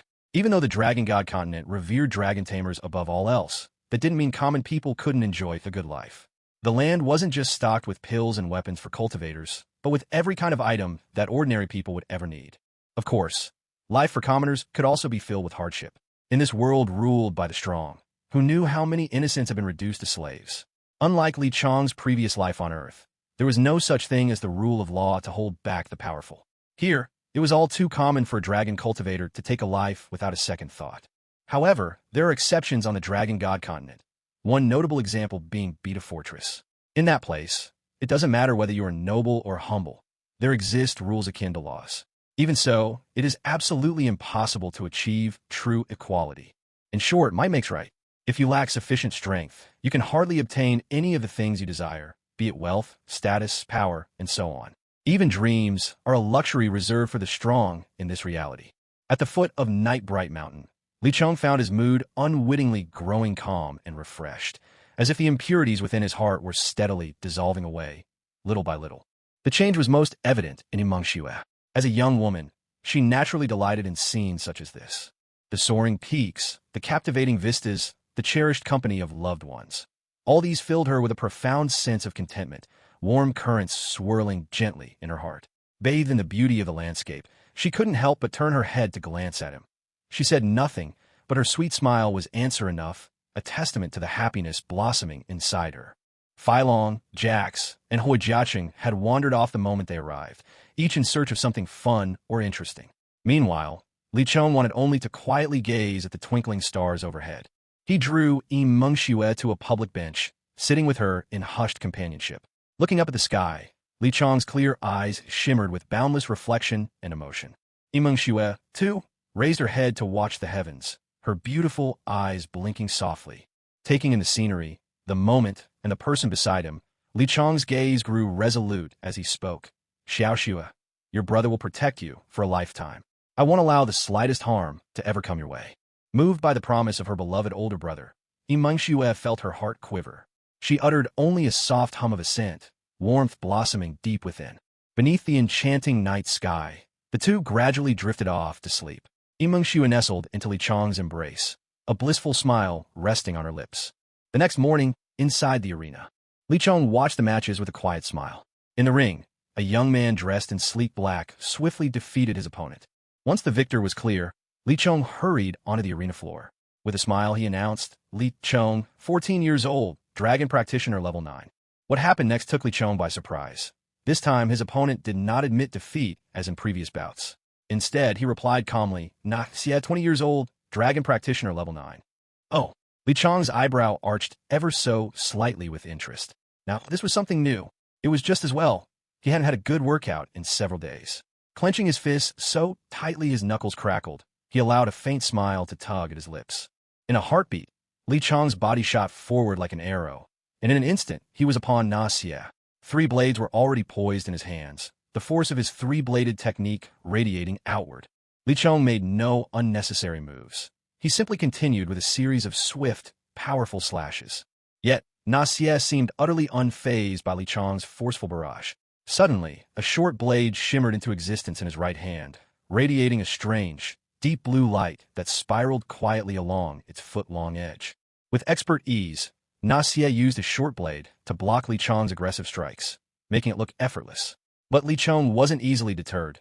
Despite his attacks being perfectly countered, his offensive only grew more intense, each slash sending out a piercing screech as blade met blade. Though forced onto the defensive, Na Xie showed no signs of faltering. His flawless defense was almost breathtaking in its precision. Li Chong, undaunted, decided to change his approach. In a flash, he sheathed his 3 blades and lunged forward, all 10 fingers brimming with fierce energy. He unleashed the deadly 10-finger jabs, the most potent attack in his arsenal. Na Xie's expression barely changed. Suddenly, an undercurrent of blue-black energy flickered around him, sinuous as a venomous snake. In an instant, his left hand mirrored his right, manifesting another identical short blade. The twin blades danced in the air, tracing beautiful arcs as they effortlessly parried Li Chong's relentless finger strikes. Excitement erupted in the audience. Cheers and shouts filled the stands. It had been a long time since anyone had witnessed such a riveting duel of true masters. The longer they fought, the more astonished Li Chong became. Na Xie's defense was unbreakable, his short blades whirling with the invincibility of legendary weapons. Were they truly magical? Of course not. Though formidable, these blades were merely 7th-grade arms. It was Na Xie's own strength and astounding skill that allowed him to wield them with such overwhelming power. Realizing his efforts were proving fruitless, Li Chong made a split-second decision. He vanished, reappearing 10 meters away with blinding speed. Gently, he lifted his right foot and unleashed his storm kick. Then his left foot followed, both legs firing off crossing storm kicks in rapid succession. In an instant, 100 pale blue arcs sliced through the air, converging on Na Xie from the front. Cold light flashed in Na Xie's eyes, and then, without warning, he vanished without trace. He was simply gone. Was he still standing in the same spot? The answer came almost immediately. In a blink, Na Xie appeared 5 meters behind Li Chong. A chill swept through Li Chong, ice creeping across his skin. He knew, without a doubt, that he'd been locked onto by Na Xie. Li Chong couldn't help but feel a surge of shock within him. What was going on? He'd actually been targeted? That Na Xie was practically a true assassin. Weren't the people of Dragon God Continent all cultivators of dragon power? Where did this assassin come from? Could he have crossed over from some other novel's world? What Li Chong didn't know was that, on Dragon God Continent, every dragon body could be cultivated into abilities similar to the nature of that dragon. It wasn't as simple as gold dragon bodies always wielding the power of the metal element, or wind dragons always manipulating the forces of wind. For example, a wind dragon's body could be associated with slicing motion, or piercing speed, or even teleportation. Because of that, wind dragons could comprehend space-bending abilities. The dragon cultivators of this world were far from as simple as they might seem on the surface. As for Nasia, he possessed the golden dragon body, but his strength lay not only in an impenetrable defense, but also in deadly, assured kill techniques. To Li Chong, his every move practically exuded the aura of an elite assassin. At that moment, Li Chong struggled to calm his nerves. He didn't turn to look at Nasia. Instead, he closed his eyes, waiting for the attack to come. But he wasn't surrendering, not at all. Nasia's lips curled into a sneer, as if to say, "You're giving up at just this level." A faint, ghostly blue light flickered from the dagger in Nasia's right hand. In the blink of an eye, the short blade was thrust at Li Chong. The moment that cold blue flash appeared, Nasia, blade in hand, became a streak. His attack struck true. But just as the blade met its mark, Nasia's heart skipped a beat. He slowly withdrew his dagger, only to find it had caused Li Chong little harm. The blade hadn't penetrated his body at all. A faint smile tugged at Li Chong's lips. His plan had worked. Just before Nasia struck, Li Chong had employed Iron Block. Though Iron Block wasn't considered all that powerful, when it came to defending against blades, swords, and the like, it was practically made for that purpose. After all, what sword or dagger could easily break through solid iron? And in that instant, with Nasia's attack failing, the outcome of the battle was decided. Li Chong's arms shot out, stretching a full 20 meters behind him. Gathering all his strength, he swung his arms forward in a sweeping motion. The elastic rocket punch struck Nasia, the failed attacker, dead on, blasting him right out of the arena. At last, Li Chong's crucial final match ended in triumph, and he finally earned the qualification to compete in the Arena Championships. Today was an important day, the gathering for the Arena Championships. All the competitors would gather in the morning, with the matches themselves beginning at noon. That day, Li Chong wore a simple black short-sleeved shirt, looking sharp and full of energy. Last night, Imeng Shue and Fat Dragon had scrambled to buy tickets, just managing to get 2 seats after much effort. These tickets were far from cheap. 2 seats set them back a full 100 gold coins. At this moment, the audience seats were naturally packed with no empty spots to be found. As for those who either couldn't get a ticket or simply couldn't afford one, they had all gathered outside the arena, watching the unfolding battles on the energy screens. Inside the arena, all 100 contestants were now assembled, each radiating a formidable presence. Among these 100, quite a few were familiar faces to Li Chong: Meng Yuan, Zui Yuan, and Nasia, all of whom had crossed paths or clashed with him before. Yet, amidst this 100, the most extraordinary of all was a young man of about 25. Strikingly handsome, his eyes shone with a piercing intensity, and he emanated an intimidating aura that seemed to fill the space around him. His expression remained perpetually calm and refined, his gaze steady and unfathomable. Such individuals were always the most dangerous. After all, the threat of a ferocious beast paled in comparison to the lethal cunning of a poised and hidden serpent. Presumably, this must be the lone dragon king-level powerhouse Meng Yuan had mentioned. Just then, a faint, pale blue glow began to appear above the arena, particularly striking amidst the surrounding grandeur. Gradually, a figure rose into view, a venerable old man, past his 80th year, dressed in blue robes, holding a staff of pure blue in his hand. The staff glimmered with a subtle, azure light. Anyone with an experienced eye could see that this was certainly a formidable weapon. The elder's deep, resonant voice carried clearly to every ear in the arena. "I am Zhuo Tian, of the Wind Dragon lineage, Dragon King of the 2nd rank. I also serve as the mayor of Fenghua Town. The Arena Championship is an important event for our town. The victor will receive a prize provided by Lord Dongbua Telenlei, ruler of the Eastern Domain. I shall serve as this tournament's arbiter." At these words, an astonished commotion swept through the crowd. Only a handful of those with exceptional self-discipline managed to keep their composure. To them, the mayor of Fenghua Town had always been a figure shrouded in mystery. No one had expected he would personally appear for this championship, a testament to just how much this competition meant to him. Today at noon, the tournament will begin here in the arena. Now, allow me to announce the rules. Zhuoqian's tone was calm and measured. The tournament is divided into 3 rounds. The first is known as the melee. All 100 participants will battle freely until 50 of you are knocked out of the arena. Those remaining move on to the next round. The second round, for the 50 who advance, is called the simulated adventure. The rules are as follows. I will activate the arena's jungle zone, and each of the 50 will receive a promotion red star.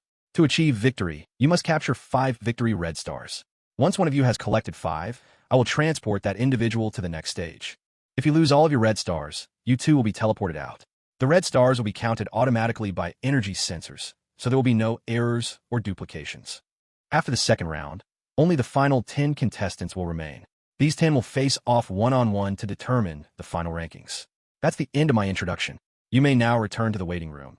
When you hear the signal, prepare yourselves for the grand tournament. With the introduction finished, Li Chong felt a surge of excitement. Though he was not a true battle fanatic, becoming one of the continent's elite had always been his ambition. How could he grow stronger without trial and competition? Li Chong returned to his lounge and closed his eyes, settling into a state of cultivation. Ever since he had reached the 3rd level of dragon cultivation, he hadn't made any further breakthroughs. Once this tournament ended, it would be time to swallow the Violet Thunder Pill, the legendary alchemical treasure that could instantly push his abilities to new heights. No one knew how much time had passed. When the sun blazed at its zenith, a tremendous roar echoed throughout the entire arena. The crowd in the stands erupted in cheers, celebrating this feast of kings. Brimming with vitality, Li Chong strode into the arena. He cast a quick glance at the other contestants nearby. Once the battle started, they would all be his opponents. Of course, Li Chong had no intention of fighting alone. In this chaotic melee, who would be foolish enough to go solo? Only 2 types of people would choose to fight without allies. The first were those with arrogant, unyielding personalities and extraordinary strength. The second, those whose minds were addled beyond reason. Zhuo Tian looked over the 100 participants as they entered and declared decisively, "Let the battle begin." With Zhuo Tian's shout, all 100 contestants sprang into action. Each regarded the others warily, but alliances were already starting to form. Li Chong, Jax, and Hou Jiaqing grouped up without hesitation. In an instant, both Jax and Hou Jiaqing unleashed their dragon cultivation transformations. Li Chong readied his 3 blades. The trio stood together, poised for action, but rather than charge in recklessly, they chose to quietly observe the unfolding chaos. Across the arena, most groups had allied in teams of 3 to 5, while some unlucky souls had no choice but to fight alone. The first to make a move was the Soul Dragon King-class contender, a man named Lian Jingqing. With a sweeping gesture of his fists, a green light flared. Not far away, 3 contestants fell to the ground simultaneously. There was no blood. The trio simply collapsed in unconsciousness. What exactly did he do? That question echoed in the minds of Li Chong and nearly everyone present. Lian Jingqing, however, acted as if nothing had happened. Without a word, his hands flashed with green light once more. This time, everyone was on edge. They quickly activated their dragon cultivation transformations. For a moment, the arena radiated with dazzling lights of every color. This time, Lian Jingqing's radiance did not descend upon anyone else but shone straight upon himself. So this was actually an enhancement skill. Lian Jingqing sneered in disdain. This move was called Plant Protection, and its effect was to boost all his abilities by 35% for 10 minutes. Though powerful, this skill had a clear flaw: the casting time, which took a full 15 seconds. More importantly, those 15 seconds could not be interrupted. Yet, thanks to Lian Jingqing's silent assault just moments ago, not a single person had targeted him during that crucial window. And now, the deed was done. He had successfully cast Plant Protection, and his already formidable strength was now further magnified. With a subtle smile, Lian Jingqing's figure began to flicker amongst the remaining crowd. In his wake, arcs of green light swept through the throng, and every individual touched by that glow collapsed into unconsciousness without exception. Lian Jingqing's prowess was truly terrifying. Single-handedly, he was taking on a crowd of mighty foes with ease. Jax's eyes glimmered with a warrior's intense light, and a burst of excitement flickered across his face. In an instant, he transformed into a stream of light, weaving through the crowd. A menacing crimson-purple radiance surged, instantly enveloping the arena and dazzling with vivid brilliance. Wherever it passed, no one could stand against it. The deadly interplay of violet red and verdant green swept across the field like opposing forces, decimating the ranks. In mere moments, more than 30 competitors had been eliminated. Lian Jingqing halted his assault, casting a meaningful glance at Jax. With a flash, a streak of green light shot forth, aimed precisely at Jax himself. But rather than being startled, Jax welcomed it with joy. The violet-red radiance swirling around him began to morph, coalescing into an overwhelming surge of fire element, which rapidly formed 10 blazing fireballs that hurtled toward the elusive green light. Others might not have seen through it, but Jax had. Lian Jingqing's attack was actually twofold. The first layer was a feint. His genuine strike had already been unleashed, but at the crucial moment, he created an illusion, misleading observers into thinking the attack came later than it really had. This subtle manipulation was exquisite. Lian Jingqing's control was nothing short of masterful, producing such impeccable results on the battlefield. Even having seen through the ploy, Jax still found it tough to counter. The gap between Dragon Cultivation level 9 and Dragon King level was as vast as earth and sky. Jax's Flame Emperor Cross Spear, when pitted against what seemed to be one of Lien Jingqing's ordinary blows, was immediately overpowered. In a flash, Jax suffered a backlash. He staggered back 7 steps and let out a heavy breath. His gaze grew ever sharper, the battle fervor burning within. Suddenly, Jax's entire aura erupted. A majestic dragon's pressure radiated from his body. He had activated his ultimate skill, Temporary Dragon Wings. A pair of purple-red dragon wings, suffused with an ancient draconic might, unfurled behind Jax. With a mighty shout, Jax radiated a flickering purple-red light all around him. The surge of draconic power was so overwhelming that some of the weaker competitors collapsed, fainting on the spot. Even Lien Jingqing finally revealed a hint of surprise. In an instant, an aura just as formidable as Jax's draconic presence erupted from him. A pair of green dragon wings appeared at his back, descending like divine weapons from the heavens themselves. Jax burst out in laughter, beating his purple-red wings and soaring straight toward Lien Jingqing. Though his face had returned to calm, the green wings on Lien Jingqing's back started to hum and vibrate in response. 2 powerful gusts of wind spiraled forth, whipped up by the beating of their dragon wings. The force was no less than the full-powered strike of a 9th-ranked dragon cultivator. In a flash, the two collided. The first to meet were their wings, crashing together high above the arena, filling the sky with a swirl of purple and green.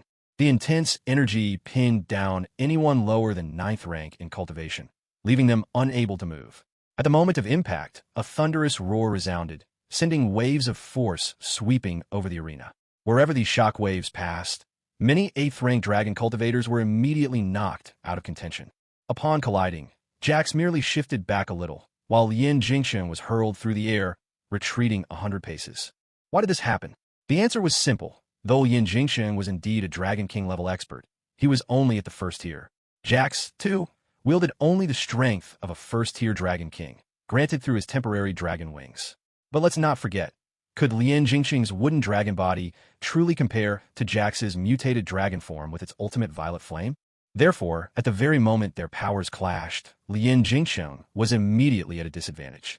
Watching his opponent forced backward, Jax wasted no time and unleashed a series of follow-up attacks. Was he about to use the Flame Emperor's Cross Spear? The answer was no. Instead, Jax brought his hands together, channeling an immensely powerful surge of purple-red light. Suddenly, a massive purple-red fireball shot directly at Lien Jingqing. Had Jax somehow broken the limit that Dragon Kings could only master 2 skills before advancing further? Of course not. Jax was strong, but even he could not achieve that.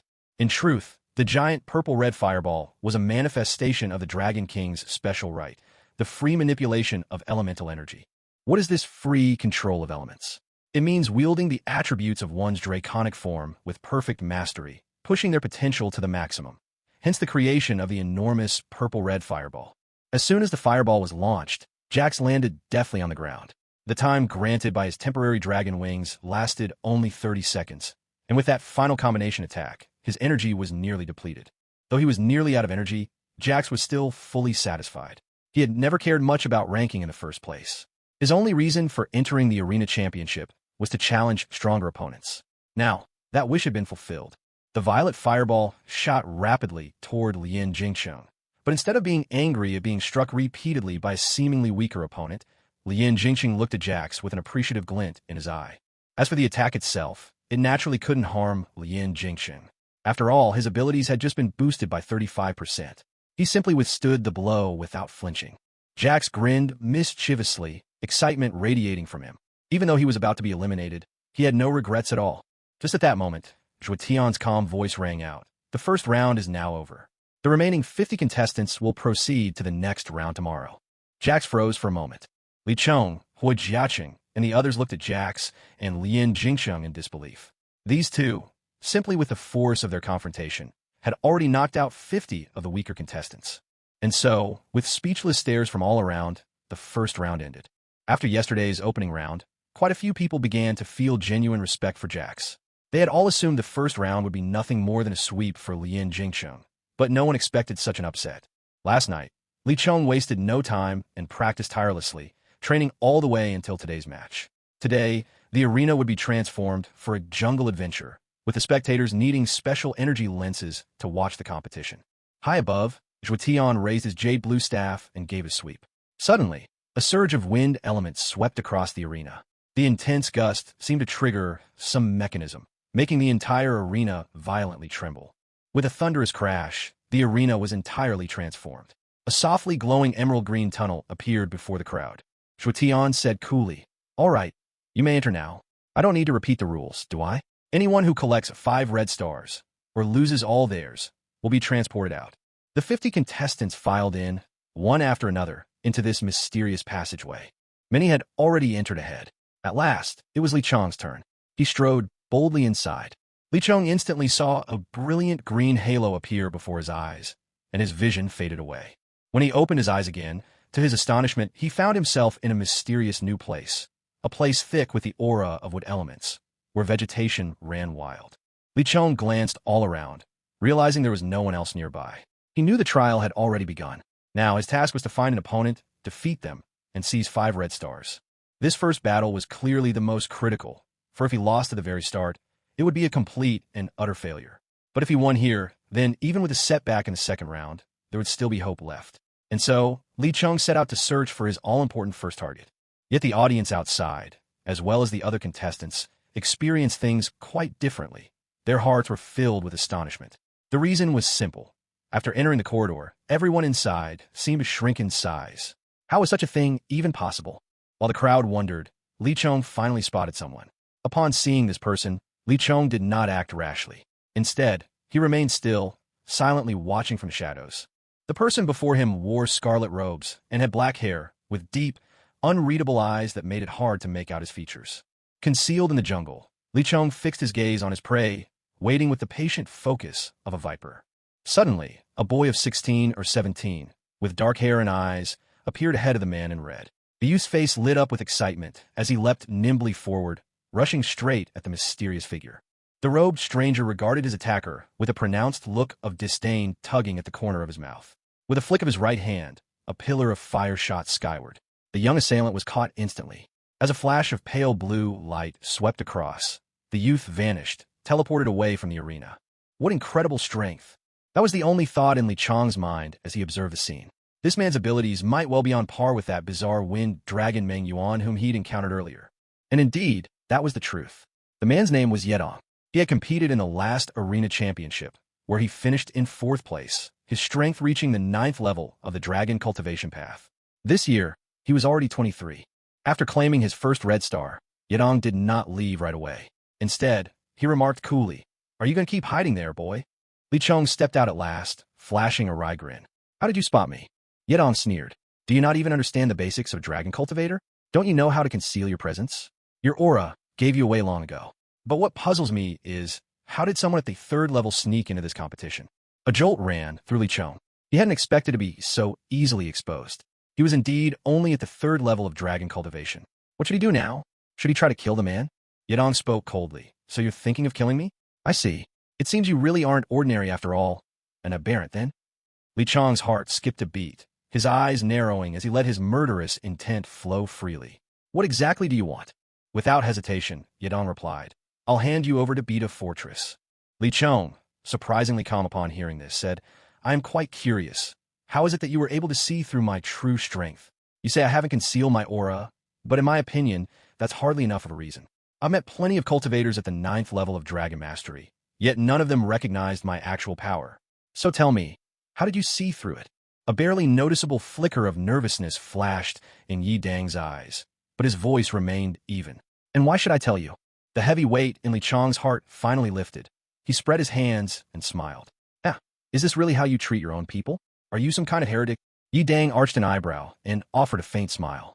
"You must be reaching the end of your rope. You'd accuse me of heresy just to avoid being sent to the Beta Fortress? Don't you think that's rather amusing?" Li Chong wasn't in any hurry. With a calm, gentle smile still fixed to his face, he continued slowly. "Actually, I have my reasons for calling you a heretic." "Let's hear them, then," Yi Dang replied, now showing genuine interest and smiling. Li Chong said, coughing softly, "It's very simple. First reason, you directly saw through my 3rd level Dragon Mastery cultivation." Yi Dang scoffed, clearly unimpressed. And you think that's enough to brand me as a heretic? You cheeky brat. Li Shong nudda earnestly. Of course. Let me put it this way. Even in front of Dragon King-level masters, my true strength has never once been seen through. If you're not a heretic, what are you? In fact, before this moment, the only one who'd ever seen through Li Chong's true power was Dongbua Turinliai, the domain lord of the eastern region, and Linlei's cultivation was at least on the level of a dragon emperor. Yi Dang clapped his hands with a faint laugh. Well, you win. It's true, I am a heretic. But my heresy is quite different from yours. You specialize in rapid advancement, while I specialize in seeing through others. Li Chong was startled. Seeing through? Yi Dang said, that's right, seeing through. It means I can discern the cultivation of any person, no matter who they are, and I can even read their attack moves as they happen. Since you discover my nature, I'll just defeat you now and take your red star. Li Chong burst out laughing. Well then, let's fight. In an instant, 3 blades appeared in Li Chong's hands, 2 gripped in his left and right, and the third held tightly in his mouth. The 3-blade stance radiated an overwhelming aura. Yedang stayed, surpriset. What is this? Could those really be 3 weapons? Though astonished, his attacking intent didn't waver in the slightest. A strange violet light flickered in Yi Dang's right eye. He tipped his body slightly to the left, and just then a razor-sharp kick streaked past, landing at exactly the spot his left side had occupied a moment before. Li Chong watched with genuine interest. So that's what it means to see through. How formidable. Well then, Li Chong raised his right hand, summoning a swirling vortex of fire above his head, while his left conjured a storm of ice and snow, the 2 forces intersecting in the shape of a cross. Clamped in his mouth, the blue memory crystal formed the final stroke, completing the cruciform symbol. The 3-blade ghost slash had arrived. With blinding speed, the ghost slash cleaved forward in a straight line, a violent surge of energy bursting forth in its wake. Everything in its path was engulfed by the wave of force unleashed by the technique. In other words, within the swath it carved, there was simply nowhere to dodge. A glimmer of admiration flickered in Yi Dang's eyes as he nodded slightly. Clearly, he had seen through Li Chong's assault, but whether he could withstand it or find a way to avoid it, that was another story. Yi Dang let out a thunderous shout. Fire dragon possession. A fiery crimson aura flared up instantly, and in a heartbeat, Yi Dang completed his transformation. His gaze never wavered from the oncoming Li Chong. Flames burst from both his hands as they shaped a blazing, orb-like mass between them. With a swift motion, Yi Dang extended his right index finger toward the burning orb. It floated into the air, slowly expanding and forming a faint, shimmering barrier of firelight. Li Chong's 3-blade ghost slash crashed down precisely atop this blazing shield. The protective barrier trembled, then cracks began to spread across its glowing surface until, at last, it shattered completely. But even though the shield was destroyed, one mustn't forget, it had managed to block Li Chong's ghost slash. Li Chong, having just unleashed his technique, now stood right before Yi Dang. But his body was drained. He couldn't activate his next skill immediately, and he needed time to recover. Yi Dang, of course, had no intention of giving him that chance. With a sweep of his right hand, he unleashed a towering pillar of fire, 10 yards tall, surging upward, brimming with elemental fury. Danger closed in at once. Li Chong's iron block defense activated reflexively, quickly followed by Moon Step and Shave in rapid succession. Treading on air, Li Chong evaded out of the fire pillar's range, but flames still managed to scorch him. His whole body now felt as if it were charred all over, for fire is a deadly foe to iron. Yi Dang watched Li Chong walk through the very air itself, mingling with envy. To master such a first-rate skill, it truly is a rare feat. Li Chong gave a snort. Oomph, what of it? The fact that I, your elder, have mastered this skill just proves my extraordinary talent. Go on and stew in your envy. Yi Dang was momentarily taken aback. This man could switch attitudes like flipping a coin. One word of criticism, and he'd bristle immediately. But that was, in truth, simply Li Chong's nature. Gentle toward friends, certain chubby ones excluded, of course, ruthless to his foes, exhilarated by a worthy adversary, and quick to turn on anyone who dared mock him. Yedong was never one for a gentle temper. The instant he saw Li Chong snorting, eyes blazing, and face turning ashen with anger, he responded coldly, Humph, jealous of you? Have you even seen yourself lately? Watch how I put you in your place, and teach you the real meaning of arrogance. In a moment, you'll be on your knees, begging for forgiveness. Li Chong was already at his wit's end. He glared fiercely at Yedong, his gaze a bold challenge. Come on then, you big fool. Take this, 3-blade style, secret art, 3,000 worlds. Yedong's fury was ignited, his voice thunderous. Brat, brace yourself for this one. blazing flame of the fire god. Two torrents of formidable power surged into existence at once, and suddenly, this corner of the arena became the center of everyone's attention. The battle was now inexorably surging towards its climax. The three swords in Li Chong's hands began to spin and change with dazzling speed. Around him, a fierce gale rose, pushing back everything in its path. For the second time, Li Chong unleashed the ultimate move of the three-blade style, 3,000 worlds. Yedong's aura was not the slightest bit inferior. It was as if he had summoned every last ounce of his fire element, letting it blaze to the utmost. The presence of the fire god's blazing flame was truly terrifying. A pillar of fire element soared skyward, as though the very heavens above Yedong were being stained crimson by the energy he released. Li Chong's 3,000 worlds now swept toward Yedong like a bolt of lightning, but Yedong stood his ground, fearless. A wave of fire element crashed upon Li Chong, wild and overwhelming. The flames landed upon Li Chong's three swords, and the spinning blades shattered each incoming surge of fire one after another. Although his trio of swords held the upper hand in raw power, they could not withstand the sheer volume of fire elements. Those flames, like mischievous sprites, hurled themselves upon the swords, wave after wave, relentless. Bit by bit, the energy around the blades began to wane, but even so, they were still more than enough to repel the fire. From that moment on, the battle between blade and flame had truly begun. See if you can handle this. Three-blade style, Lion's Elegy. Once again, Li Chong shifted the form of his three swords, a striking technique imbued with the majesty of the king of all beasts cleaving fiercely through a great mass of fire element. At last, the endless tide of fire began to show signs of thinning. No wonder he had placed fourth in the last Arena Grand Tournament. His strength was exceptional. That sort of mastery over the fire element, together with his extraordinary insight, made him worthy of the title indeed. In that moment, Li Chong even felt a flicker of interest in recruiting Yedong. Yet remembering Yedong's solitary nature, he quickly dismissed it. Li Chong cleared his mind of stray thoughts and focused all his attention on handling the waves of fire before him. Meanwhile, Yedong stood to the side, wearing a satisfied smile, obviously pleased with the effect of his technique. By now, his energy reserves had dropped to less than 1/3, so he quietly began to recover his strength. "Damn it, freeze!" Li Chong shouted, his voice filled with anger. These fire elementals had already brought him more than enough trouble. The moment freeze was unleashed, the charging momentum of the fire elementals dissolved instantly. Those in the front rows were locked in place by ice, while those behind had no way to advance. Li Chong knew the freezing effect wouldn't last long. He had to make every second count and attack right now. Without a sound, he activated Shave. In the blink of an eye, Li Chong appeared 10 meters away. Two more swift uses of Shave, and he finally arrived 3 meters above Yidang. Yidang, who was quietly recovering his strength, remained calm and unshaken. Everything was still under his control. A master's insight isn't just for show, after all. With his right hand, he raised his forefinger ever so slightly. Far above, a towering pillar of fire roared upward, menacingly. Li Chong let out a cold snort. The same trick won't work on me twice. Freeze! He unleashed Freeze again. The instant before the raging fire pillar struck Li Chong, it froze rigid in midair. At last, Yi Dang's composure faltered. Surprise flickered across his face. Can you use that skill infinitely? With such a powerful effect, surely it must consume a tremendous amount of energy.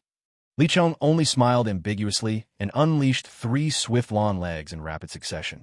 Could he use Freeze as much as he wanted? Of course not. At his current strength, twice a day was already pushing the limit. Yi Dang flicked his hand. Hundreds of thin fire elementals swirled together, weaving into a massive, incandescent net that intercepted and smashed away Li Chong's 3 long legs. Not content, the fire net changed course, streaking through the air like a shower of fierce sparks, lunging straight toward Li Chong. With Moonstep weaving into Shave, Li Chong vanished from its path in an instant, leaving the net to swoop through empty air. Yi Dang fumed. Are all your moves just for running away? Each one is more infuriating than the last. Li Chong grina chakili. What's wrong? Jealous, aren't you? So what if I run away? At least it means you can't touch me. Besides, you got it wrong. My skills aren't just for escaping. Let me show you what I can really do. Gladly, Yi Dang shouted, sweeping his arm once more. The previously frozen fire elementals sprang back to life, surging overhead once again. The fire elementals closed in on Li Chong, but this time he stood firm and unshaken. I told you, using the same move on me won't work twice. Watch how I shatter it. Landing lightly, Li Chong stood his ground even as the fire rushed toward him. He didn't move a muscle. Suddenly his arms extended backward, stretching to an almost impossible length, nearly 3 meters. The sight nearly gave Yi Dang a fright. Was he a monster? This thought flashed through Yi Dang's mind. Li Chong's hands began to move, sweeping through the air. With every movement, his hands swung faster and faster, the force behind them ever growing, the momentum surging, his arms seeming to stretch further with each arc. This was the rubber tempest. His hands lashed out like a furious storm, and under Yi Dang's astonished gaze, he launched a frenzied assault on the fire elements conjured by his opponent. No matter how abundant those fire elements were, what hope did they have against a storm-like onslaught? The answer was obvious. They were obliterated. Li Chong pummeled the flames for a solid 10 minutes before he finally cleared them all away. He quickly blew on his hands, which, after dealing with the fire elements, now looked as blackened as lumps of coal. With a hint of admiration in his voice, Yi Dang said, "Well done, well done. See you in the third round." With that, Yi Dang dashed off into the distance, leaving Li Chong with no strength to give chase. The fight had left him utterly spent, so he plopped down onto the ground, focusing quietly on recovering his energy. Outside the arena, the audience erupted in cheers. The battle they had just witnessed was truly spectacular. Jungle Arena space. A whole day had passed, yet Li Chong remained empty-handed. He hadn't earned a single red star. But now, his energy and spirit were restored to their peak. Stepping lightly in the air, Li Chong searched from above, eyes scanning for his next target. Suddenly, he caught sight of 2 figures locked in combat at a certain spot. On the left stood a youth of 15 or 16, black hair flecked with a subtle golden shimmer, an intriguing sight. On the right was another young man of about the same age, with dark hair and piercing black eyes alive with intelligence. Both were breathing heavily, clearly locked in a stalemate and nearly drained of their strength. Concealing a sly grin, Li Chong congratulated himself. He watched the battle with a touch of schadenfreude. This was a golden opportunity. Thanks to his earlier experience, Li Chong now knew how to suppress his presence. It was easy for him to mask his energy, given that he was only at the 3rd level of dragon refinement. He quietly dropped down into a hidden patch of grass, leaving just his eyes exposed as he covertly observed the 2 combatants. At that moment, the fighters stirred. The youth on the left burst into radiant green light, unleashing a pillar-shaped halo as thick as an ancient tree that shot at lightning speed toward the black-haired, black-eyed youth on the right. Calling upon the last of his strength, the second youth summoned a fierce vortex of energy around him. In an instant, it condensed into a towering earthen wall, with 2 swirling streams of earthy flame spiraling around its base. The cylindrical green halo slammed violently against the earthen wall, and cracks quickly snaked across its surface. In no time, the wall utterly crumbled into dust, but just before its collapse, it fired off 2 bursts of earth-colored flames. The boy on the right, whose wall had just been destroyed, didn't appear anxious. Instead, a subtle, triumphant smile curled at the corner of his lips. Li Chong, of course, noticed the trick. Hidden within that wall was another move. As the 2 earthy flames shot toward the boy on the left, Li Chong unleashed 3 streaks of swirling wind from his feet. These 3 gusts met fierce resistance from the 2 earthen flames, but the flames were the last remnants of strength from the black-haired, black-eyed youth. After a short struggle, the flames finally yielded, swallowed up by Li Chong's wind strikes. With a gentle smile, Li Chong regarded the 2 boys on either side of him and didn't say a word. He simply smiled at them. Then, on both sides, he fired more than a dozen swirling wind kicks. Exhausted and drained of energy, the 2 were instantly enveloped in a cyan glow and disappeared without a trace. This, of course, meant they'd been teleported away. The thought filled Li Chong with a surge of uncontrollable excitement. His luck really was extraordinary. And so, these 2 big fish were eliminated by Li Chong. Elsewhere, Jax was now under siege by 3 opponents, each one having reached the 8th level of dragon cultivation. The 3-eyed Jax with clear ill intent, and the ringleader snickered slyly. "Look at that. We found ourselves another target." Jax feigned panic. "I'm only worth 1 red star. There are 3 of you. How will you divide it?" On the left, a young man with a scar across his face sneered. "Humph. The 2 of us are only here to help the boss. When the boss collects 3 red stars, we'll intentionally lose to him. That way, he makes it to the 3rd round." Ah. As the leering laughter rang out, Jax gave a serious nod and shot back with fury. "Fine. You think you're clever? Don't you know the thing I detest most is winning through such despicable means? You call this a battle? True battle is about honor. It's about understanding one another and becoming true comrades afterwards. But you're an insult to the fight itself. Let me teach you a proper lesson, you scum." Jack's harsh words kindled anger in the trio, but that anger was quickly swept away, overwhelmed in the next instant by raw and utter fear. Before their eyes unfurled a pair of enormous, purple-crimson wings, each one armored in countless scales and emanating the menacing presence of an ancient, primordial beast. The three of them trembled instantly, their minds going blank in an instant.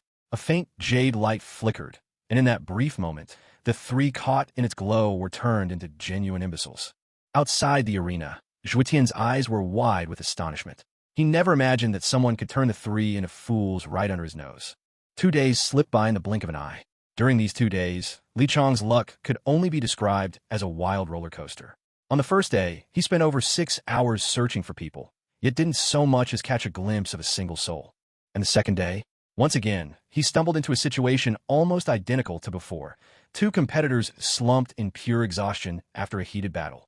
So naturally, just as Li Chong was laughing wildly to himself, a fireball came hurtling at him from behind. He realized it too late to dodge and instantly triggered his Iron Shell defense. What happened next was terrifying. Li Chong unleashed Iron Shell, yet his body was still sent flying more than 100 meters by that seemingly unimpressive little fireball. Raging and stunned, Li Chong lifted his head, only to see, far off in the distance, a cold, handsome face, Lian Jingcheng. A hint of doubt flashed in Li Chong's eyes. With Lian Jingcheng's fearsome strength, how on earth did he not yet have 5 red stars? Li Chong would never believe it, no matter what. Is this guy specifically here to capture me? Could it be that everyone already knows I'm the outlier? Li Chong didn't dare think any further. After all, standing before him was a Dragon King-level expert. How could he risk letting his thoughts wander? Lian Jingcheng remained motionless in the distance, watching Li Chong with silent scrutiny. He made no move, or perhaps he simply didn't care enough to make one. In a cold, emotionless tone, Lian Jingcheng called out, "Come on then, you little wretch. Honestly, I never wanted to bother with you, but I can't seem to find the one I seek." Even separated by 100 meters, Li Chong could still clearly hear the disdain buried in Lian Jingcheng's frosty words. Each sentence stabbed into his heart like a needle. In that moment, Li Chong's rage twisted into a sinister smile, chilling to behold. Even Lian Jingcheng was startled for a heartbeat. Then, in the blink of an eye, Lian Jingcheng struck. He didn't summon his dragon wings. Instead, with a flick of his right hand, he gathered an intense surge of fire elemental energy in less than a second. The fire element swirled slowly around Lian Jingcheng's right hand, becoming increasingly dense, until at last, the blazing energy seemed almost alive. One by one, bolts of fire shot out in a precise, relentless rhythm, darting toward Li Chong from every direction. Li Chong drew in a long, steadying breath, focusing intently on the surging fire hurtling his way. Though the flames didn't look particularly powerful, each one crackled with explosive potential. As the elemental fire streaked toward him, Li Chong didn't hesitate. First, he deployed his paper art technique. This way, if pressed to the edge, he could rely on paper art to dodge most of the incoming firebolts. Of course, paper drawing was merely his first step. While Lian Jingcheng was clearly dissatisfied with the speed of the fire elements he unleashed, one must not forget that the distance between the two of them spanned a full 100 yards.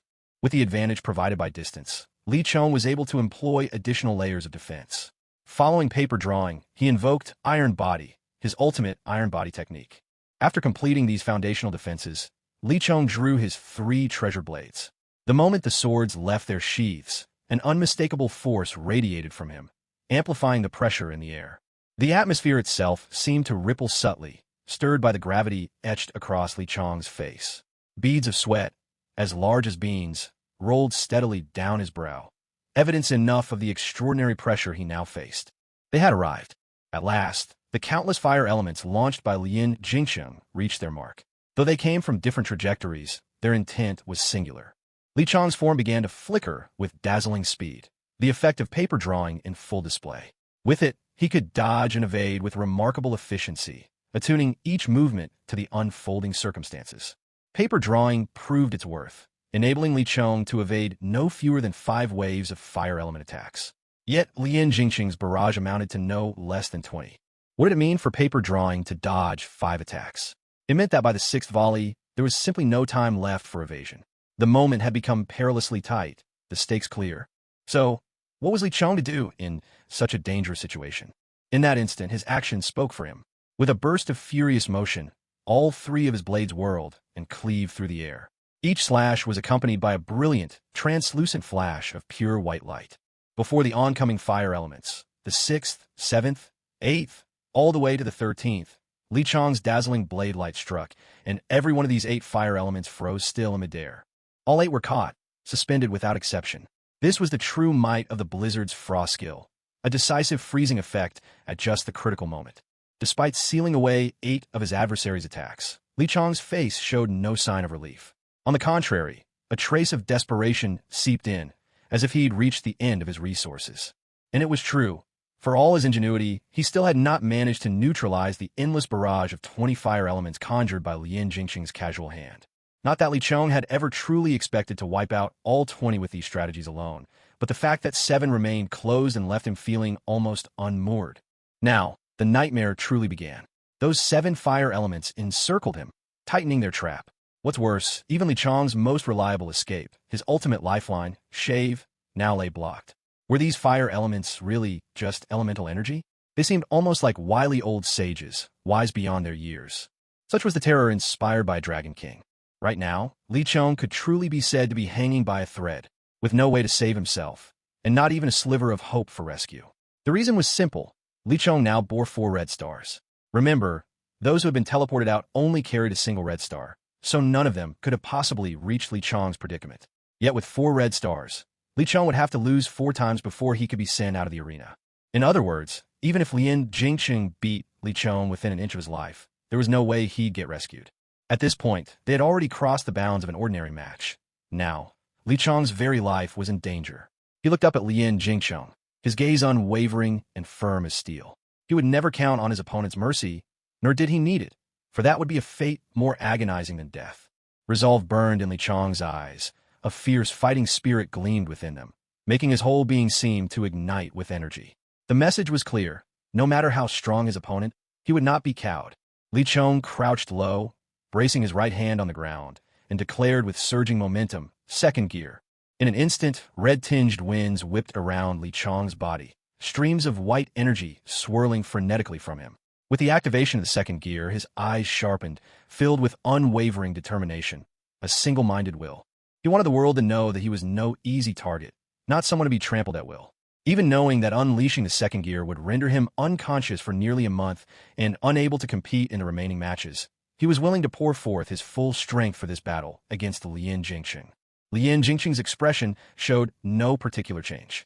With a casual gesture, the remaining 7 jets of fire element he'd conjured shot toward Li Chong all at once. Li Chong snut unimpresa. His whole body quaked, and with a surge, an intensely ferocious storm of white energy blasted forth, effortlessly dispersing the 7 fire attacks. The 7 flames shattered instantly into scatterings of light. Lien Jingqing was finally somewhat surprised, but that was all. In his mind, Li Chong had now unleashed his full might. Yes, he'd expended some energy to produce those 20 fire attacks, but for someone of his cultivation, such a cost was negligible. To put it plainly, those initial attacks didn't even count as a proper test. The prowess of a Dragon King level fighter was all too apparent. Tiny sparks began to gather in Lien Jingqing's right hand, multiplying rapidly. With the sudden flare of an overwhelming fire aura, the very air became stiflingly hot. A massive sphere of flame, radiating a clear sense of danger, slowly formed above his index finger, golden bolts flickering across its surface. Without a flicker of emotion, Lien Jingqing pointed his finger downward, and in an instant, that gigantic fireball hurtled toward Li Chong like a blazing comet, its fiery radiance lighting up the battlefield as it surged forward. The massive flaming sphere raced toward Li Chong at a speed at least 10 times faster than any of the previous fire elements. In the blink of an eye, that enormous ball of fire was already upon him. White currents of energy surged even more powerfully around Li Chong's hands. With a sudden motion, he drew back his outstretched arms, which had extended almost 30 meters, and now, he thrust them forward to meet the incoming fire sphere. The instant they collided, a powerful eruption of energy unleashed a shockwave that swept through the area. Wherever the wave passed, earth and stone were blasted into the air without exception. In that moment of impact, the very air was seared into a world of white and red, the overwhelming power suffusing every corner, an awe-inspiring sight. Even Lien Jingqing was taken aback once again. That enormous flaming sphere was one of his 3 mastered skills. Why do you have 3 skills? Because upon reaching the rank of Dragon King, the limit of skills one could master had expanded from 2 to 6. Although this particular skill was the weakest of Lien Jingqing's 3, it was still a true skill, a move delivered by Dragon King level expert. And Li Chong, what was his true strength? At most, he was only at the 9th stage of dragon cultivation. The gap between a 9th stage cultivator and a Dragon King could scarcely be wider. To put it into perspective, a 9th stage cultivator could be considered a true powerhouse in some remote regions. In an average small town or well-defended fortress, there were many such figures to be found. Take Fanhua Town, for example. Within its borders, there were at least 50 cultivators at the 9th stage. But Dragon Kings? Only 2 in total. That may still sound like a lot, but even though Fanhua was just a small town, it was one of the richest and most formidable in the world. And despite such prosperity, there were still only 2 Dragon Kings, and neither of them belonged to the higher echelon of Dragon Kings. It was clear to see how extraordinary that level truly was. As the clash neared its peak, the white energy gradually overcame the red. Difficult as it was, the white force unmistakably asserted its dominance. At last, with a sudden whoosh cutting through the air, Li Chong's hands, empowered by that violent energy, swallowed the massive fireball whole. His attack did not simply end there. Li Chong's hands, reddened from the intensity of his power, surged forward, trailing a ferocious current of energy as he struck back at Lien Jingqing. Lien Jingqing's expression changed. Anger flared within him. In response, he summoned his awe-inspiring crimson dragon wings. As the wings unfurled, an overwhelming dragon's might washed across the battlefield. Despite activating his 2nd stage, Li Chong felt as if he could barely catch his breath. The force of the dragon's presence was utterly terrifying. Gritting his teeth, Li Chong locked eyes, cold and determined, on the now winged Lien Jingqing. Instead of retreating, his hands only moved faster, the momentum of his assault growing all the more formidable. At last, Lien Jingqing finally regarded Li Chong's oncoming hands with true attention. For someone to force him into revealing his dragon wings, the young man's strength was truly exceptional. With a flourish, Lien Jingqing swept his magnificent and imposing dragon wings to the side. As he shifted to the right, his wings moved with him in a grand arc. There was a crash. The dragon wings collided with Li Chong's hands. An instant before, those hands had radiated confidence and power, but now they recoiled as if jolted by a violent current. Li Chong let out a pained, anguished cry. His hands felt as though he had plunged them into a blazing furnace, searingly hot, almost as if they were about to melt away. Where once Lien Jingqing had been cold and aloof, respect now flickered in his eyes. Withdrawing his wings, he offered Li Chong a respectful nod. For now, you are not yet my match, but I believe that in the future, you will far outstrip me. You truly are a genius, and I offer you my respect. It is too soon to give up the match. I can see that your skill requires an immense price. Here, take this. Lien Jingqing tossed a small, white jade vial to Li Chong.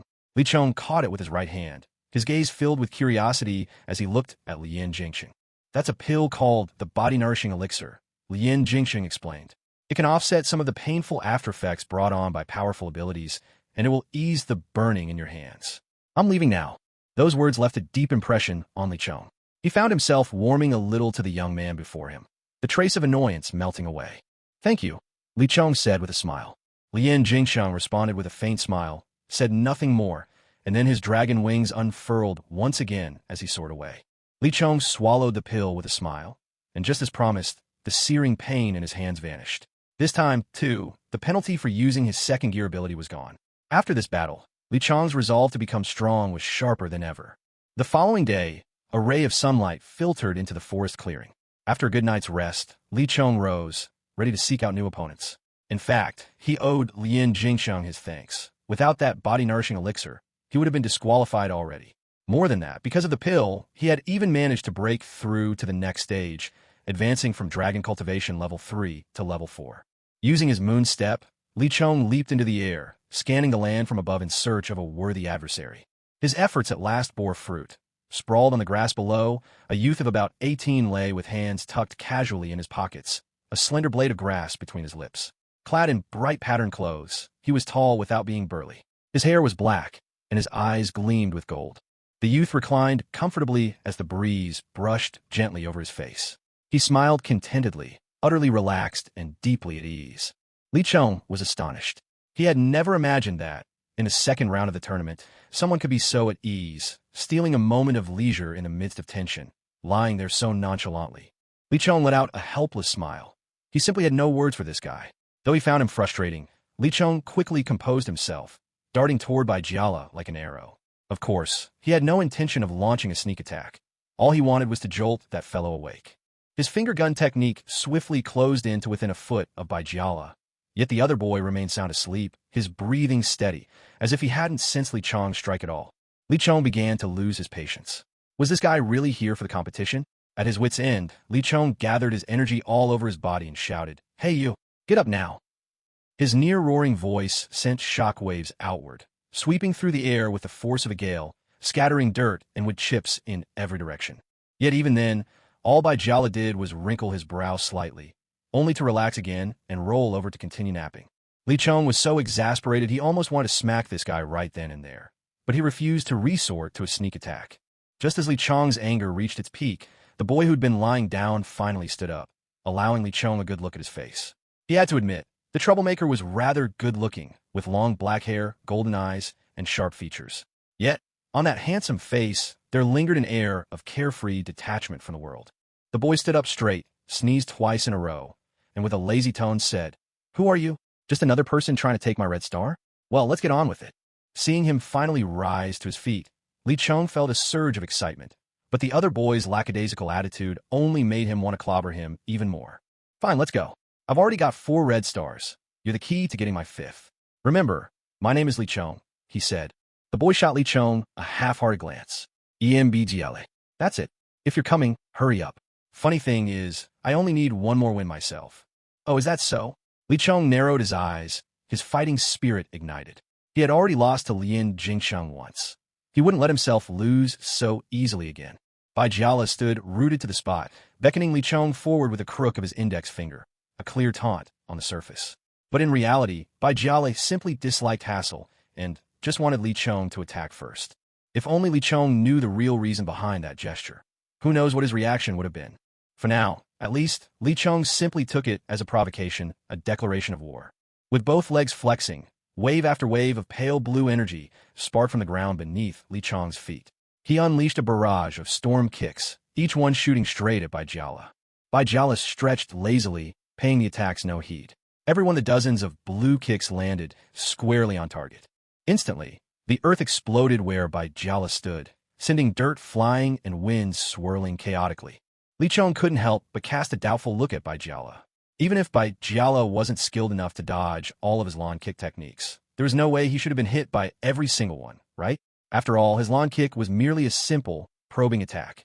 The whirling dirt and turbulent currents finally began to fade, and Bai Jiala slowly re-emerged into Li Chong's field of vision.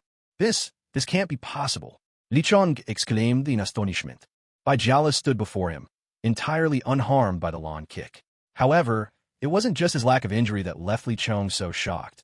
After all, such a mild attack shouldn't have been capable of hurting him anyway.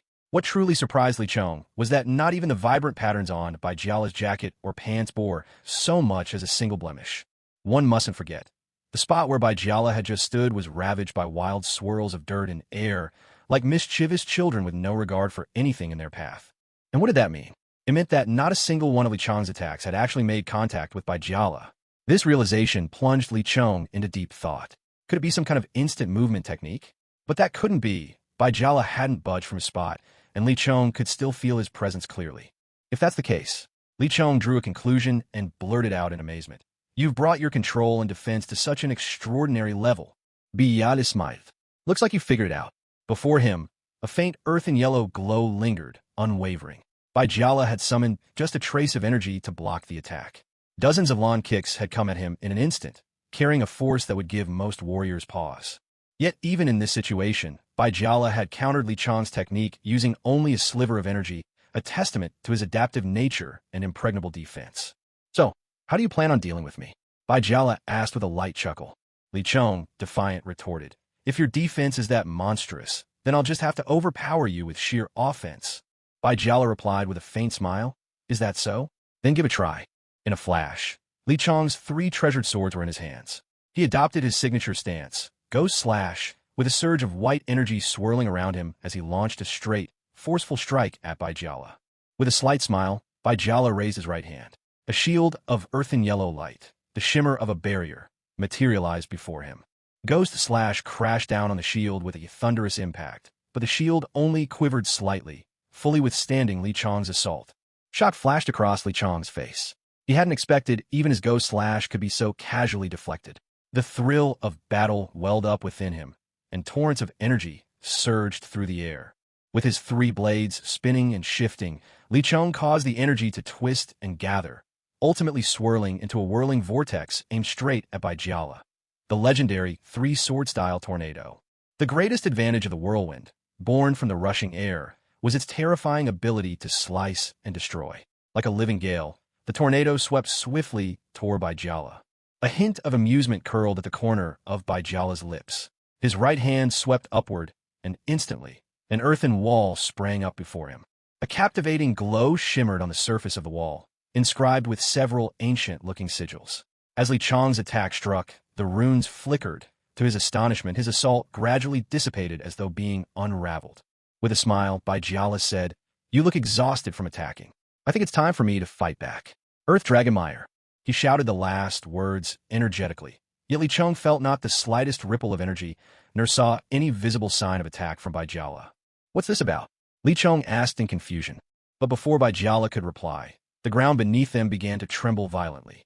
A streak of white light enveloped the 10-meter area around Li Chong, waves of energy rippling up from below. Slowly, those ripples intensified, and beneath Li Chong's feet, a mire of heavy earth and mud appeared, silent but very real. Alarm bells rang in Li Chong's mind. He tried to use his dash skill to escape, but this time, instead of his usual lightning-fast movement, he felt his feet gripped tightly by an invisible force, leaving him stuck and unable to move. Baijiala stretched lazily and spoke with a casual air. "Well, you're not as formidable as I'd imagined. I must say, you've really disappointed me. Still, I have to thank you, number 5. That's enough. Just admit defeat. If you surrender, the referee will step in. No, I will never go down so easily again. Do you really think a swamp like this is enough to trap me?" Li Chong shouted, his voice brimming with resolve and unshakable will. In a flash, a glittering storm of icy white light burst around him, covering Baijiala's mire with a crystalline aura. Before their eyes, the brown, muddy surface of the bog shifted, gradually transforming into pure, glimmering white jade. Li Chong had frozen the mire solid, trapping it in ice. A spark of genuine admiration flashed in Baijiala's eyes. He clapped and said, "Ingenious, using ice to break free. Impressive. But I wonder, can you escape from the ice you yourself created?" Li Chong answered not with words, but with action. The fiery spiral in his right hand glowed brightly, and a burst of flame swept through the frozen world, melting the ice in an instant. Soon the solid ice had turned to water, and Li Chong, using his moon step, rose lightly into the air above it. A flame kindled in Baijiala's eyes. This opponent, who had roused his spirit and shaken him from his usual indifference, was igniting a fierce fighting will within him. A glimmer of light flashed in Baijiala's right hand, and suddenly 7 or 8 earthen yellow clumps of mud shot toward Li Chong. Li Chong, of course, would not underestimate these earthen attacks. After all, the truly formidable dragon cultivators were those capable of turning seemingly simple moves into something unexpected and deadly. Facing these flying clods, Li Chong did not hesitate for a moment. He swept his 3 precious blades through the air. As he began to spin, the 3-blade tornado appeared once again. The powerful vortex of air currents swiftly devoured the 7 or 8 clumps of mud. Just as the tornado was about to sweep up Baijiala along with them, the mud it had swallowed exploded in that very instant. Even a mighty 3-blade tornado was shattered into pieces by the fierce detonation. Li Chong felt a secret sense of relief. Luckily, he hadn't let Baijiala's 7 mud clumps get near him. Otherwise, he would have been in real trouble. Baijiala offered a word of praise. "Your reflexes aren't bad after all. We've been sparring long enough. It's time to get serious." Li Chong responded with calm indifference. "That suits me just fine." With a leap, Baijiala soared into the air, glancing at Li Chong hovering before him with a playful smile.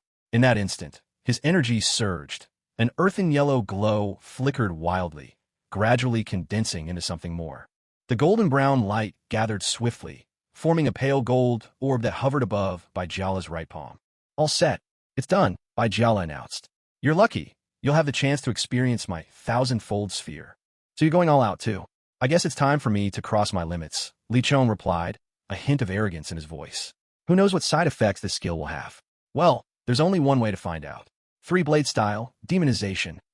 If the art of infinite reach was strength for defense, then the true secret of the three-blade style was none other than demonization itself.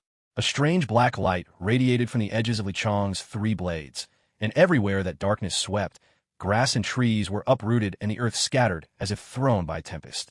Bai Jiala was drawn in by the ghostly aura that now gathered around Li Chong. With a trace of astonishment, he asked, "What sort of energy is that?"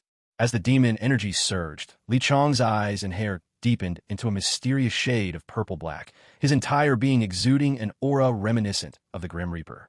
This was the price of invoking demon energy, the transformation into a demon. In essence, from this moment until the fight was over, Li Chong's body would be commandeered by an infernal spirit, and afterward, he would be left weak and exhausted for hours.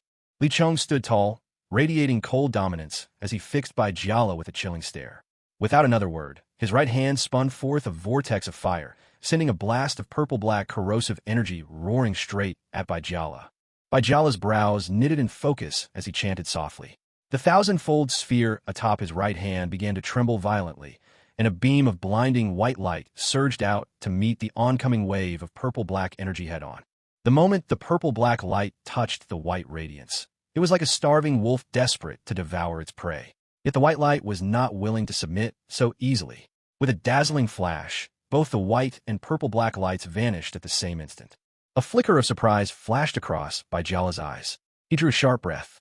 "To think you could withstand an attack from my ultimate thousand sphere. What on earth are you?"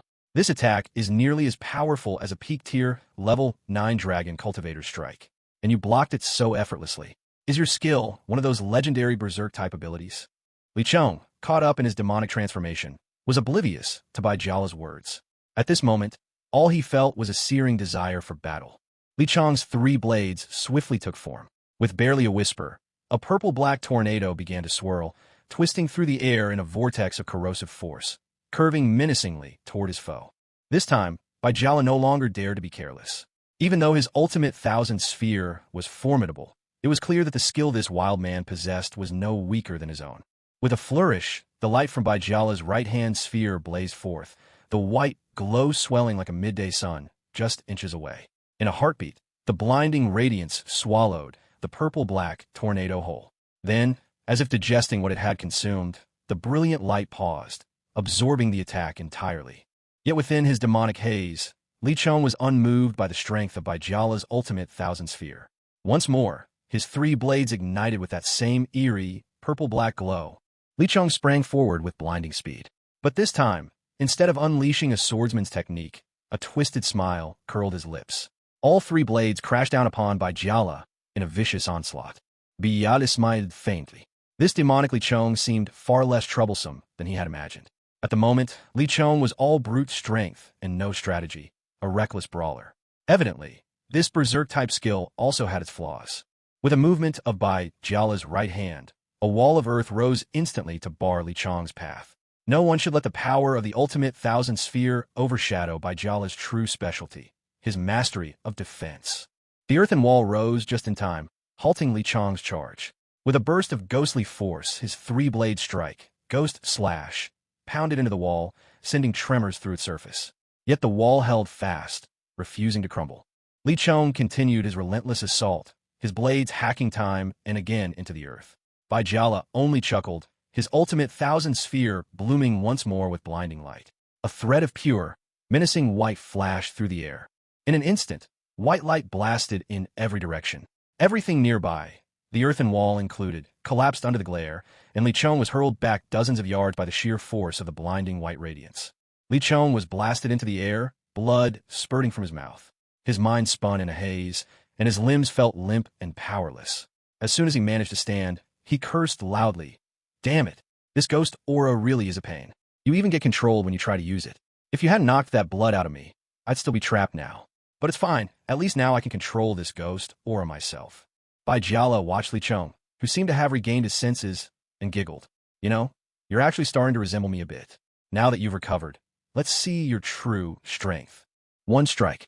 Let's settle this in a single blow," Li Chong replied with utter confidence. Bai Jiala was momentarily surprised, then chuckled. "You're bold, I'll give you that.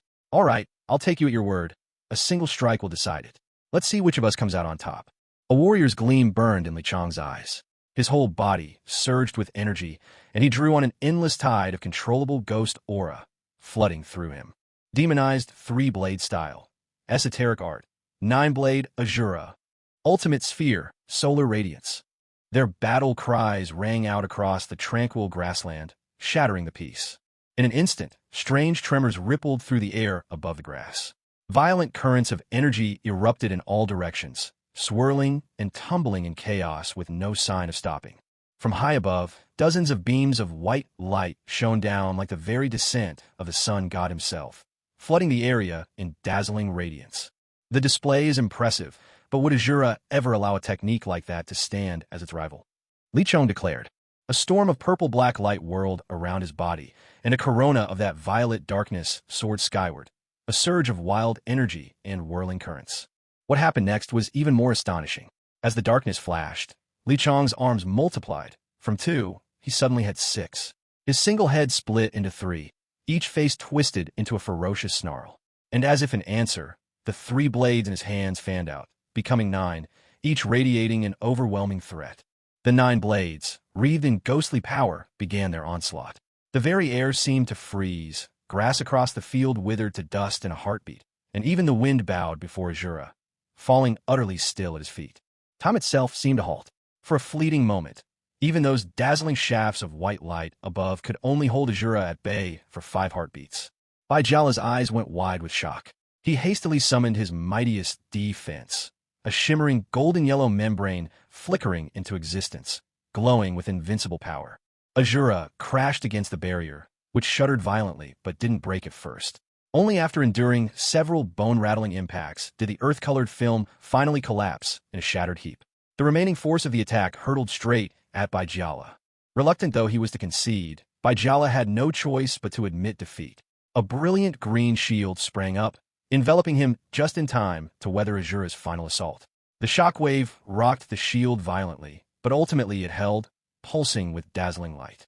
High above the arena, unnoticed by all, a trace of blood appeared at the corner of Zhuge Tian's mouth, a formidable powerhouse who had reached the 2nd tier of Dragon King strength.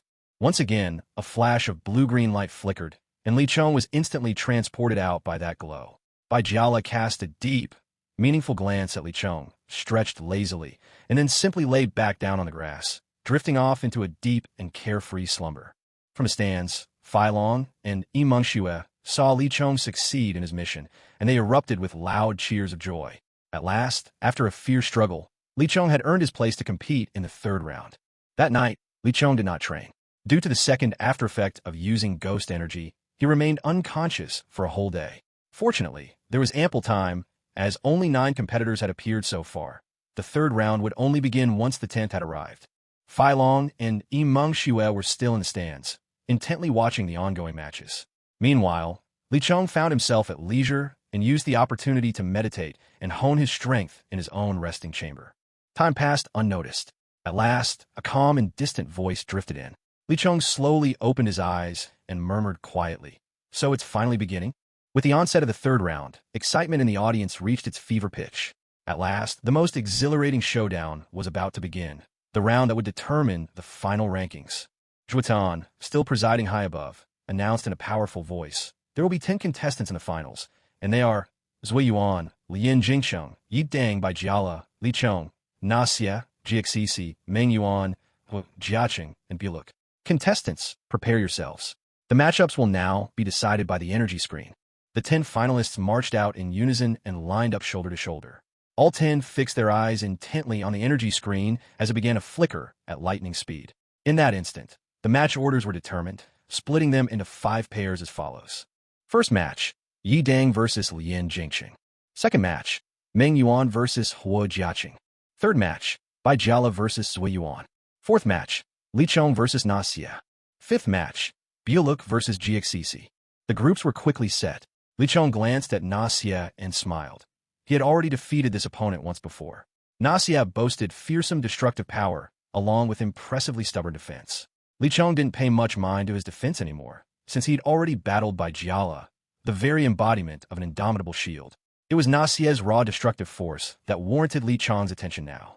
Being in the 4th group, Li Chong had plenty of time to observe. In truth, apart from the final match, the rest didn't interest him much. The disparities in strength were simply too great. The first match's outcome was obvious. Lien Jingcheng would surely win. As for the second, though Hua Jiaqing's aura was impressive, he was still no match for the enigmatic Meng Yuan. The third match? If Zui Yuan's giant frame could defeat Bai Jiala, now that would be a miracle. Li Chong himself had barely managed it by tapping into his ghost energy. The very idea that Zui Yuan could win almost seemed like a joke. As for the fifth match, it was one he found quite intriguing. After all, Brooke's true strength remained an enigma he was eager to witness, though he held considerable faith in Jack's abilities. Although Li Chong still had 3 more matches before his own, he had no intention of leaving just yet. He felt certain these bouts would be settled swiftly. Li Chong strolled back to his own lounge and leisurely immersed himself in cultivation. That fellow BG Lu was right. There's really no need to rush in life, no matter what one is doing. Having lived 2 lifetimes, Li Chong felt all the more reason to savor such moments. Still, he would never let indulgence breed complacency in his practice. This world, after all, was nothing like the one he came from. Here, strength ruled all, and without power, everything else was little more than a joke. Just as Li Chong had predicted, the matches ended in quick succession. In a scant half hour, the outcomes had all been decided, and those who prevailed were precisely the ones he'd anticipated. At last, it was Li Chong's turn to step onto the stage. With eyes snapping open from deep concentration, he strode out of the lounge and entered the arena with resolute steps. Nassia had chosen a pitch-black ensemble today, his expression as frosty as ever. He regarded the man before him, a former adversary who had once bested him, with an icily measured gaze. In his mind, though, that last defeat had been pure luck. The strange iron block used by his opponent had proven to be his undoing. The very moment Li Chong entered the ring, a cold glint flickered in Nassia's eyes. 2 gleaming, foot-long daggers appeared in his grip almost without a sound. Li Chong grinned, raised his 3 swords into a practice stance, and declared, 3-blade style, begin. The command to start rang out, and Nassia wasted no time launching his offensive. With daggers flashing, he darted quickly and struck, a crescent of blue energy launching forth like a moonlit slash straight at Li Chong. Reacting in a heartbeat, Li Chong deployed the very iron block that had troubled Nassia before. Next, he subtly triggered his paper-drawing defense technique, readying his skills for what would soon become a ferocious assault. With a flicker of icy brilliance, Li Chong's left hand summoned the blizzard storm. Crystalline snowflakes shimmered into existence, their radiant white light instantly freezing the oncoming attack. All 3 swords in Li Chong's hands gleamed sharply, the air swirling around him. He unleashed the 3-blade tornado, sending a roaring vortex spinning toward Nassia. Nassia zipped aside with lightning speed, thrusting both daggers into the whirling winds. Yet the vortex melted away rapidly, as if meeting a scorching blaze. With Li Chong's attack defused, Nassia seized the opportunity and charged, daggers poised and deadly. Never pursue a desperate foe, you know. 3-blade style, Lion's Elegy. Li Chong's swords shifted forms in a blur, unleashing a surging rush of energy shaped like a lion that barreled toward Nassia. Yet Nassia did not panic. Instead, he halted abruptly mid-charge, and the lion's elegy swept past, finding only empty air. Impressive reflexes, Li Chong observed, genuine admiration in his tone. A subtle smile played on Nassia's lips, his voice tinged with mischief. With you standing so close, are you sure you can dodge what comes next? The pair of short blades in the villain's hands crossed with a harsh, grating sound, and at that very instant, streams of pure wind elements surged out from every direction around the blades. Startled, Li Chong leaped backward with all his might. But even as he recoiled, the swirling energies converged in a massive, azure cage, snapping shut over him and trapping him in place. Li Chong struggled a couple of times, only to discover that this cage of energy was unyieldingly solid. No matter what he tried, he couldn't break free. The villain, his attack successful, let out a faint, chilling laugh. This is my strongest technique, the shackles of wind. In our previous battle, I underestimated you, and paid for it with my own body against your iron defense. But this time, you'll find there's no escape. Damn it, what a cunning trick. Li Chong snarled, bitterly aware how much he detested being at this skill's mercy. With indifference restored, the villain gripped both short blades once more. Ethereal blue halos shimmered and danced along their edges. His body moved in sync with his blades as he lunged straight for the immobilized Li Chong. Li Chong. Li Chong. Li Chong. Brother. From the grandstand, Fai Long, Yai Mingsu, and everyone from the Jacksworth family all cried out in alarm, their voices overlapping in panic. Li Chong's Anji fluttered.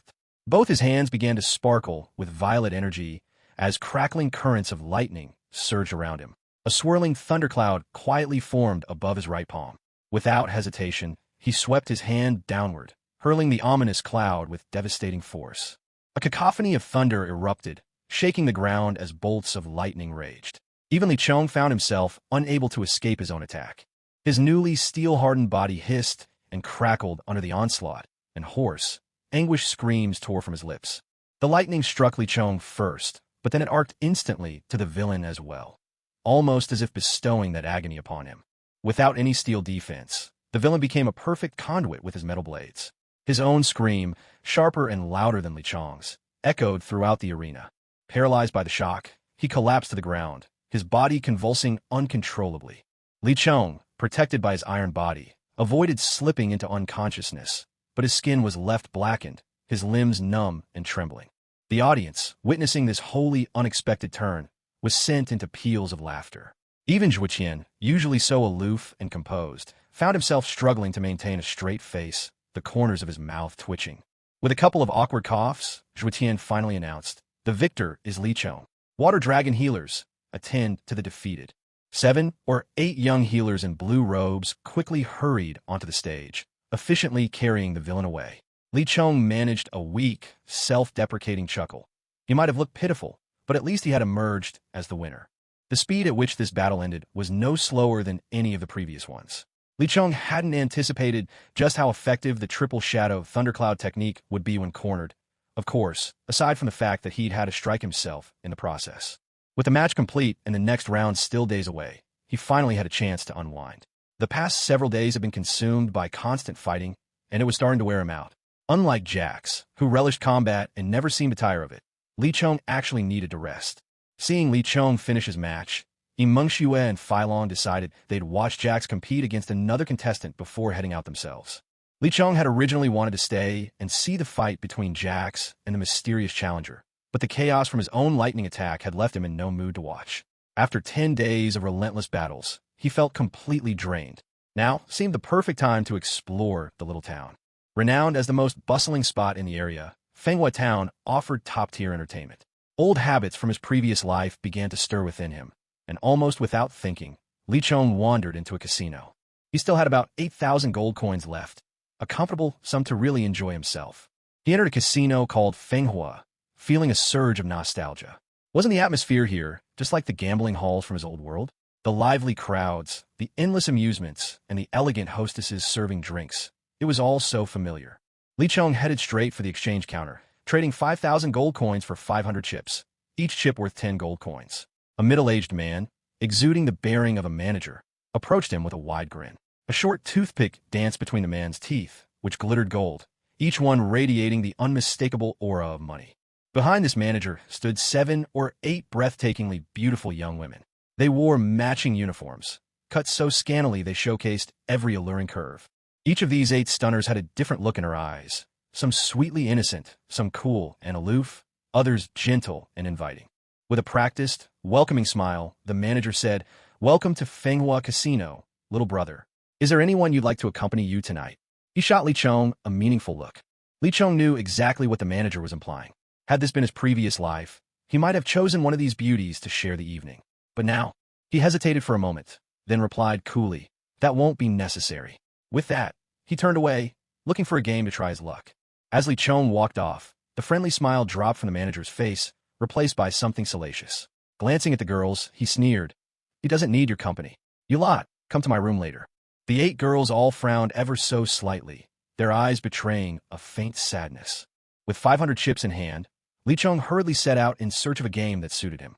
He soon realized that the gambling machines in this lifetime were far more advanced than those of his previous life, and as a result, the ways to play had become countless and ever-evolving. Li Chong first approached a machine called God of Gambling. The rules were quite straightforward.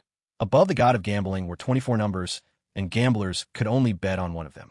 The betting range was limited from 10 chips to 100. If you guessed correctly, you'd win triple your wager in chips. His eyes grew sly as he scrutinized the machine, as if sizing up a lamb waiting to be slaughtered. Casually, Li Chong placed 50 chips on number 1. Several people beside him also bet on number 1, but each only wagered 10 chips. They gave Li Chong odd looks, but he paid them no mind. at his waist. The blade he carried glimmered faintly, casting pale white and red hues. A large steel ball began to roll across the face of the god of gambling. After a moment, it came to an uncanny halt. Its surface appeared impossibly smooth at first, then a few droplets of water mysteriously slid down its side. A curious sight indeed. Then, those who had wagered on number 1 erupted in triumphant shouts, full of excitement, for the steel ball had rolled into the slot marked 1. The dealer looked at the winners with some displeasure, quietly cursing to himself. Wasn't I supposed to be winning every round? How come so many people guessed right this time? He tried to brush it off. After all, it was just one round. There would be plenty of chances to win it all back. Li Chong stifled a wicked grin as he scooped 150 chips into his pocket. Was there no cause for such a sly smile? Of course there was. What had just happened was no accident. It was all Li Chong's doing. He'd secretly used a touch of his blizzard ability, freezing the steel ball precisely at number 1. In an instant, he melted the ice with a surge of vortex flames. The whole maneuver executed in a flash, swift and seamless, utterly undetectable to any bystander. With one win under his belt, Li Chong simply couldn't stop, his old habit from a former life proving stubborn indeed. Round after round, 1, 2, 3, all the way to 10, until suddenly, out of nowhere, a fierce gust whipped toward him like a lightning strike. Cold light flashed in Li Chong's eyes as he invoked Razor Instinct, dodging the attack in an instant. Simultaneously, 3 wind blades shot rapidly toward the direction the strike had come from. The moment they sliced through the air, a golden beam flared and enveloped the wind blades, neutralizing them in a flash. Li Chong's voice was cold as he spoke. "Who are you? Why such ruthless intent? Do you mean to kill me?" His attacker responded in anger. "Humph. That's a question you should ask yourself. What exactly did you just do?" By this point, Li Chong could tell the man was an elder. As expected, the owner of the voice strode out, his face twisted with anger. He was an elderly man of about 60, with wrinkles crowding his features. Draped in exquisite robes, he clearly held considerable status here at the Fenghua Casino. "What have I done?" Li Chong raised an eyebrow, feigning ignorance. Hearing this, the old man let out a cold snort, refusing to waste more words. 3 golden beams of light quickly took shape, forming 3 energy wolves. The beasts let out furious roars, baring their fangs as they lunged at Li Chong, who stood a short distance away. Li Chong realized he had been exposed. He drew his 3 blades in a flash, unleashing his tri-blade ghost slash. In an instant, the force of his strike surged forward, carving a powerful path straight at the 3 savage energy wolves. The ferocity of the ghost slash struck the wolves head-on, tearing them mercilessly to pieces. In a blink, they burst into countless motes of light and drifted away on the wind. "You little scoundrel, not without some skill, are you? Then take this, soul-devouring golden claw," the elder roared, his anger surging. From his right hand, a golden claw, several meters long and brimming with an overwhelming aura, swept through the air toward Li Chong. Li Chong's bro furuba. In response, a flash of glimmering, icy brilliance streaked across the air, a pure, flawless white arc rushing to meet the enormous golden claw. When the golden claw collided with the white light, it stalled for a moment.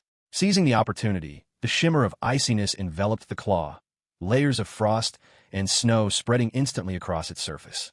Even as the claw underwent this sudden change, the elder's expression remained unmoved.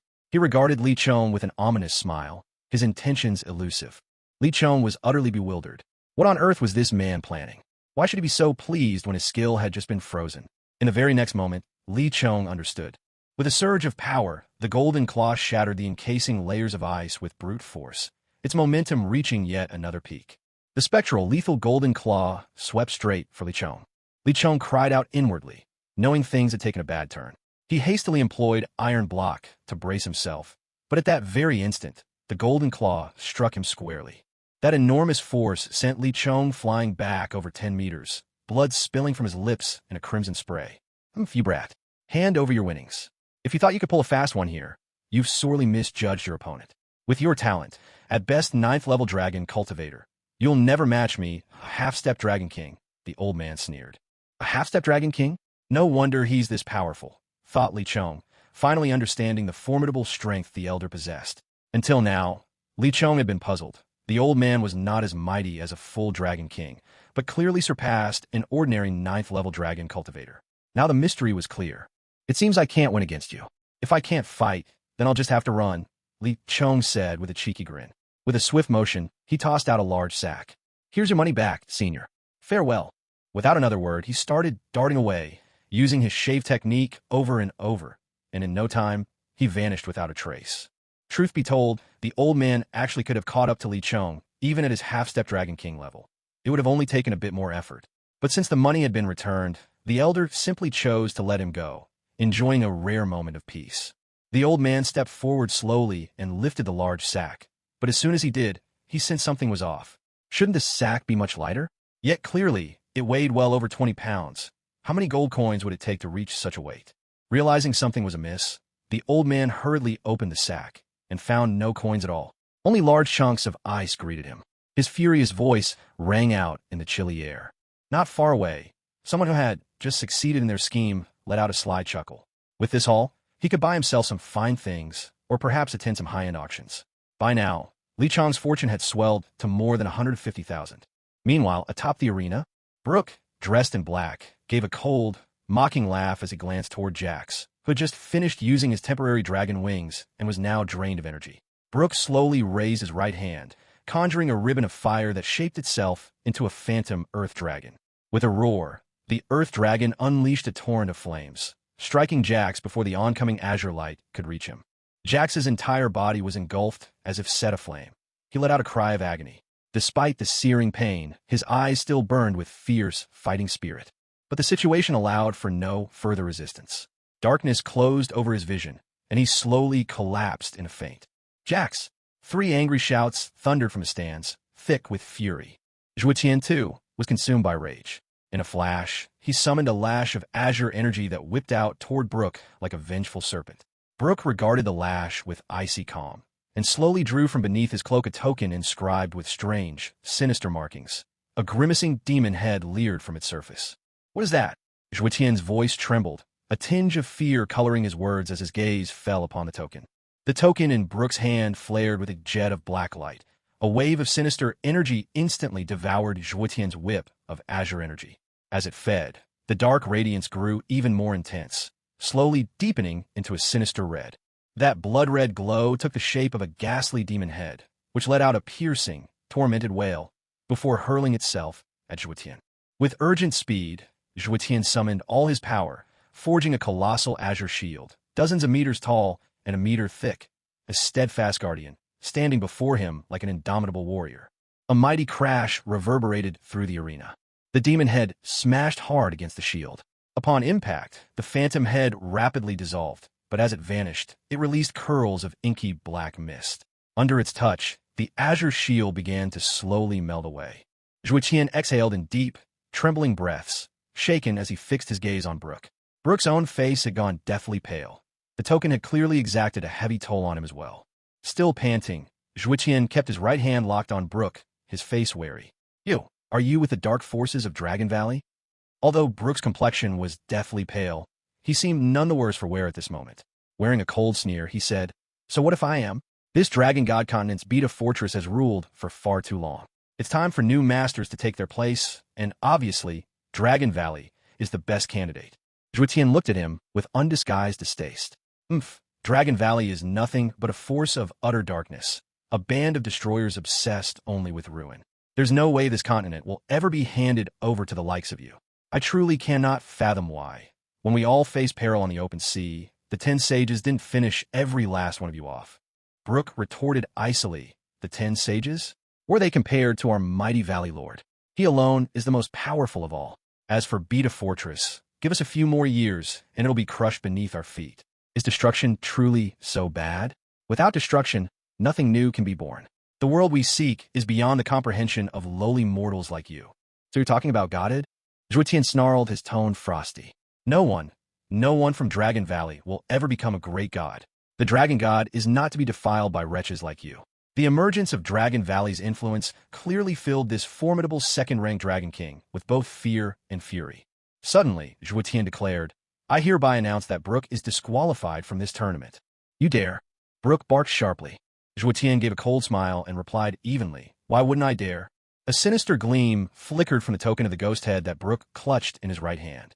Smugly, he threatened, "Do you believe I won't use this to bring death and destruction to everyone here? Perhaps you could save yourself, but what about those ordinary people up there in the stands?" Zhuetian was momentarily at a loss for words. not expecting such despicable tactics from Brooke. Brooke snorted twice in contempt and strode briskly off the arena, vanishing soon after from Zhuotian's line of sight. Seeing Brooke walking towards him, Li Chong offered a faint smile, but Brooke ignored him completely and left without slowing down. That guy of all people to ignore, why ignore me? Li Chong bristled, thrusting out his right hand and pointing at Brooke with commanding flair. Hey, you there. Would it kill you to at least make a sound? Ignoring me like this is just plain rude. Brooke slowly turned back to look at him, his tone detached. Why bother being polite to trash? What did you just say? Li Chong annunciata sluri. It was one thing to be ignored, but to be insulted as well? He was hardly the forgiving type. Stop right there and make yourself clear.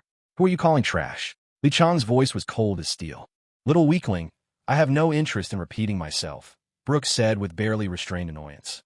No sooner had the words left his mouth than 3 streaks of pale blue energy shot, like kicked straight at him.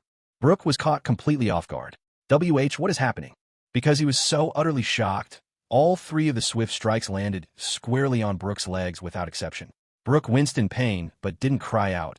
Instead, he stared at Li Chong in blank astonishment. You? How do you know the Valley Master's techniques? Brooke exclaimed in disbelief. The Valley Master? His techniques? Your Valley Master knows this move. Li Chong replied, just as startled. Brooke nodded fiercely, his expression leaving no doubt.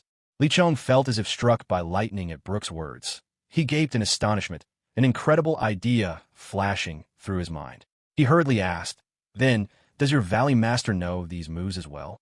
With that, Li Chong performed shave, paper draw, iron body, finger gun, and moonwalk all at once. Upon seeing these techniques, the look of shock in Brooke's eyes grew even more intense. He quickly added, That's right. The Valley Master told us something strange. If we ever encountered someone whose skills were exactly like his, we were to say 8 words to that person. What are they? Brooke was anxious, but Li Chong was even more so. He pressed for an answer. Pirate powers roam the other world. Brooke blurted out. Hearing this, Li Chong was utterly stunned. After a moment of thought, he murmured, Pirate powers roam the other world? Doesn't that mean someone using the power of a pirate king to traverse and conquer another world? Brooke lowered his voice and said to Li Chong, To think you're the one the Valley Master's been searching for. Come quickly. Join me on a trip to Dragon Valley. Dragon Valley? Can we get there within a day? I still need to continue competing in the tournament, Li Chong asked. Brooke gave a confident smile. No need to worry.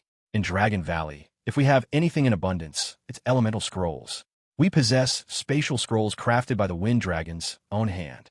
Li Chong gave a slight nod, though inside he was reeling as if caught in a storm. Was his guess correct? If so, Li Chong's thoughts barely reached this point when the spatial scroll had already been activated. A surge of intense azure light silently cocooned both Brooke and Li Chong. It was impossible to know how much time passed. Suddenly, a flash of blinding white appeared before their eyes, and a gigantic dragon-shaped gorge sprang into view before them. The mountain valley towered thousands of feet high, and a sweeping, invisible aura of majesty saturated the very air within. Within this valley, it wasn't just the oppressive majesty that stunned Li Chong. Even more incredible was the darkness. It was dozens of times denser than the outside world, like the very heart of an abyss. Li Chong was awed by everything here, but he didn't voice his questions. He could sense the immense strength of those present. The number of Dragon King-level powerhouses alone reached 4, not to mention the myriad of others at Dragon Cultivator level 9, and even those half a step from becoming Dragon Kings. At this point, Li Chong couldn't help but wonder if he had arrived at the very gathering place of all the continent's greatest powers. Led by Brooke, the two of them quickened their pace as they headed deeper into the Dragon's Valley. But the further they went, the more astonished Li Chong became. The reason was simple. Up to this point, he had already encountered several powerful presences that he could not sense at all. Li Chong's uneasiness only grew. What if Brooke was planning to sell him out? That seemed unlikely, though. With his own abilities, at best equivalent to a level 9 dragon tamer. How much could he even be worth? Still, the thought lingered. Then again, Brooke was probably just like him. At last, they arrived at a small cave deep within Dragon's Valley. There, a mysterious figure in black robes sat idly upon a throne covered in dragon hide. When the two approached, the figure's eyes shone with interest, and he asked, Who is this? Brooke chuckled and replied, Lord of the Valley, this is the person you were looking for. At these words, the mysterious man sprang up, hurriedly shooed Brooke away, and told him that he need not participate any further in the tournament. His mission was complete. Removing his black robe, the mysterious figure revealed a remarkably youthful face, probably no more than 15 or 16. His black eyes were piercing, as if they could see through all things. Short black hair, framed as tall, yet not overly muscular frame. Li Chong's astonishment only deepened upon seeing this familiar visage. "You're from Earth, aren't you?" Li Chong bantura tun sartairi. As soon as the boy heard the word Earth, he jumped up in surprise. You're transmigrant as well? From Earth? From China?"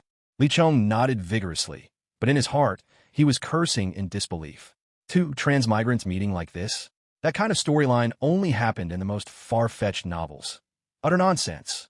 The mysterious boy saw Li Chong nod and, clearly thinking the same thing, muttered under his breath, "Ridiculous. Absolutely ridiculous. Here I was thinking I was the main character." Li Chong could only shake his head in exasperation, shooting the boy a sidelong glance. It took the boy a while to recover from surprise. Finally, he extended his right hand. "My name is Yi Sheng. I'm 15 this year, a transmigrant with the dark dragon physique. My real strength? Dragon King, 3rd rank. What? You're actually that powerful? No wonder you became the master of this Dragon's Valley, where so many mighty folk gather."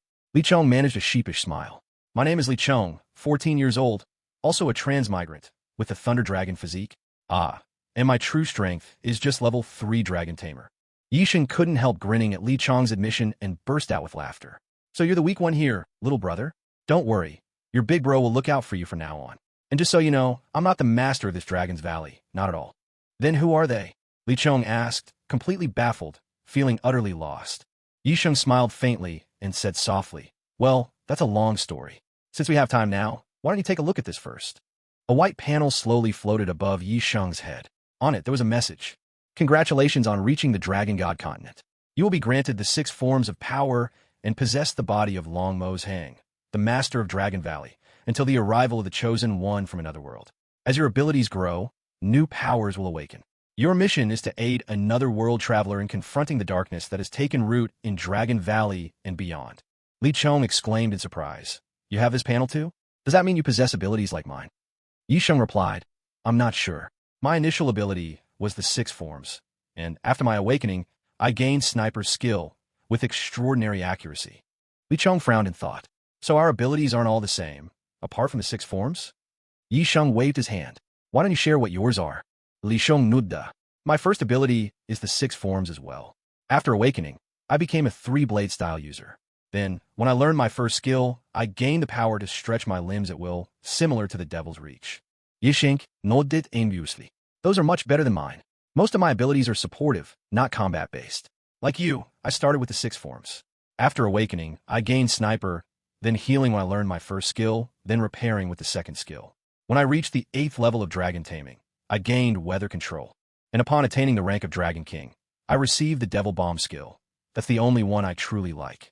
It lets me turn my whole body into explosives, which goes perfectly with my sniper ability.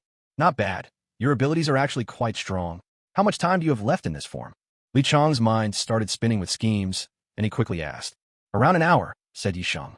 A sly glint flashed in Li Chong's eyes. He gave a mischievous chuckle, leaned close, and whispered something in Yisheng's ear. Although Yisheng agreed, he couldn't help secretly cursing Li Chong's shamelessness. But from Li Chong's perspective, why not take advantage?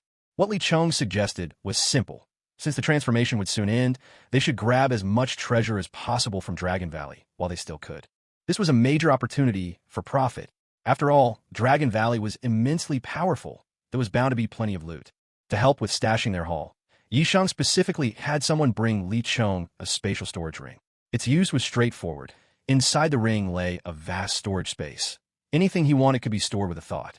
Li Chong was overjoyed, unable to put the ring down. He'd seen such things in novels back on Earth, like the mythical Chinkoan bags and storage rings, but never expected to own one himself. It seemed Yisheng was very familiar with this place. Before long, the two of them arrived at an ancient doorway, its surface exuding an aura of age and solemn history. Yisheng whispered a few words to the guard, who appeared to be a Dragon King level powerhouse. With a nod between them, the two withdrew, leaving Li Chong and his companion to step effortlessly into the treasure chamber of the Dragon Valley.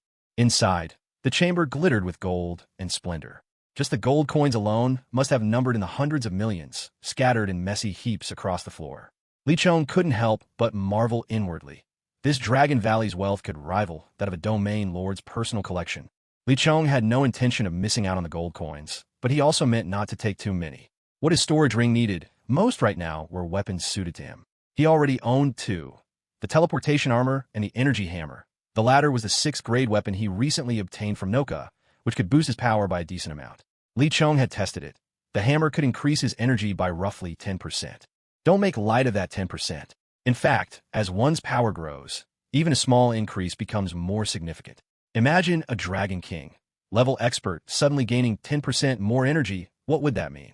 It meant their overall strength would leap up by 10%, and at that level, such an increase would be like giving wings to a tiger. That's why this energy hammer was not to be underestimated. With a few casual sweeps, Li Chong scooped up roughly 1,000,000 gold coins into his storage ring. In that instant, he had truly become a wealthy man. Once he had his fill of coins, Li Chong turned his eyes to what excited him even more: the weapons. Here, they were laid out in neat rows, countless in number, each radiating a formidable aura. The only drawback was that most of these weapons were of the darkness attribute, unsuited to Li Chong. Those, however, were perfect for Yi Sheng, whose very body bore the dark dragon's lineage. With eyes sharp as fire, Yi Sheng scanned the room until his gaze settled on a great black axe etched with glowing runes. Nodding in satisfaction, he tucked the axe into his storage ring. Next, he selected a weapon that looked much like a slingshot from Earth, except this one measured nearly 3 meters long. Yi Sheng nodded again, very pleased with his haul. Yet Li Chong still hadn't made up his mind. While Yi Sheng, apparently unwilling to miss out, hurriedly grabbed another handful of gold coins. After all, no one ever complained about having too much, especially when making plans for the days ahead. Locking his gaze on the items that weren't darkness-aligned, Li Chong quickly made a decision. Without further hesitation, after all, it cost him nothing, he swept all those chosen weapons into his storage ring. Satisfied, he then seized a handful of medicinal pills and finally nodded, wiping the nervous sweat from his brow. The treasures here were overwhelming. So much so that it was hard to choose, given the limited space in his ring. Yi Sheng's face broke into a broad grin. "Brother, let's go," he said, elated. Li Chong nodded to him, and the two of them shot out of Dragon Valley at lightning speed. Once they emerged, Li Chong let out a long breath. Finally, they were out. The hour was up, and just then, a white spiritual light appeared around Yi Sheng's body, as if his soul were leaving his body. An exceedingly evil and powerful soul darted swiftly into Dragon Valley. Night had fallen. Li Chong and Yi Sheng, disheveled and distressed, scrambled into the arena's lounge. What Li Chong didn't know was that Fei Long and the others were searching high and low for him. A slender figure, eyes misty with tears, stared intently at Li Chong. Li Chong stood frozen, suddenly realizing that he hadn't told anyone where he was going. They must have been worried sick. At this thought, a wave of warmth washed over his heart, quickly followed by a surge of guilt. He had made Xiao Shui worry for him. "I'm sorry, Xiao Shui," Li Chong said apologetically, his eyes full of remorse. Yiming Xue broke down in tears, sobbing uncontrollably as she threw herself into Li Chong's arms, heedless of Yi Sheng nearby. "Brother, you scared me to death, you really did." Li Chong gently stroked the blue hair of the girl nestled in his arms. Guilt and apology filled his gaze as he spoke softly. "Xiao Shui, I promise, I'll never make you worry again. I'll never leave you so easily." "Really?" Yiming Xue shifted ever so slightly, pouting. Li Chong replied with a tender smile, nodding gently. At last, Yiming Xue managed a smile through her tears, and just like that, she fell asleep in Li Chong's embrace. The next day, as the first rays of sunlight streamed into the arena, the whole place came alive with cheers. Li Chong took the opportunity to introduce Yi Sheng to his companions, though of course he kept the fact that Yi Sheng was a transmigrator to himself. By now, everyone had gotten to know each other. Jeeks and Hui Jiaqing were the most enthusiastic. These two battle maniacs lit up with excitement when Li Chong told them of Yi Sheng's remarkable strength. Yi Sheng, never one to shrink from a challenge, happily accepted their future invitations to spar, though not right now.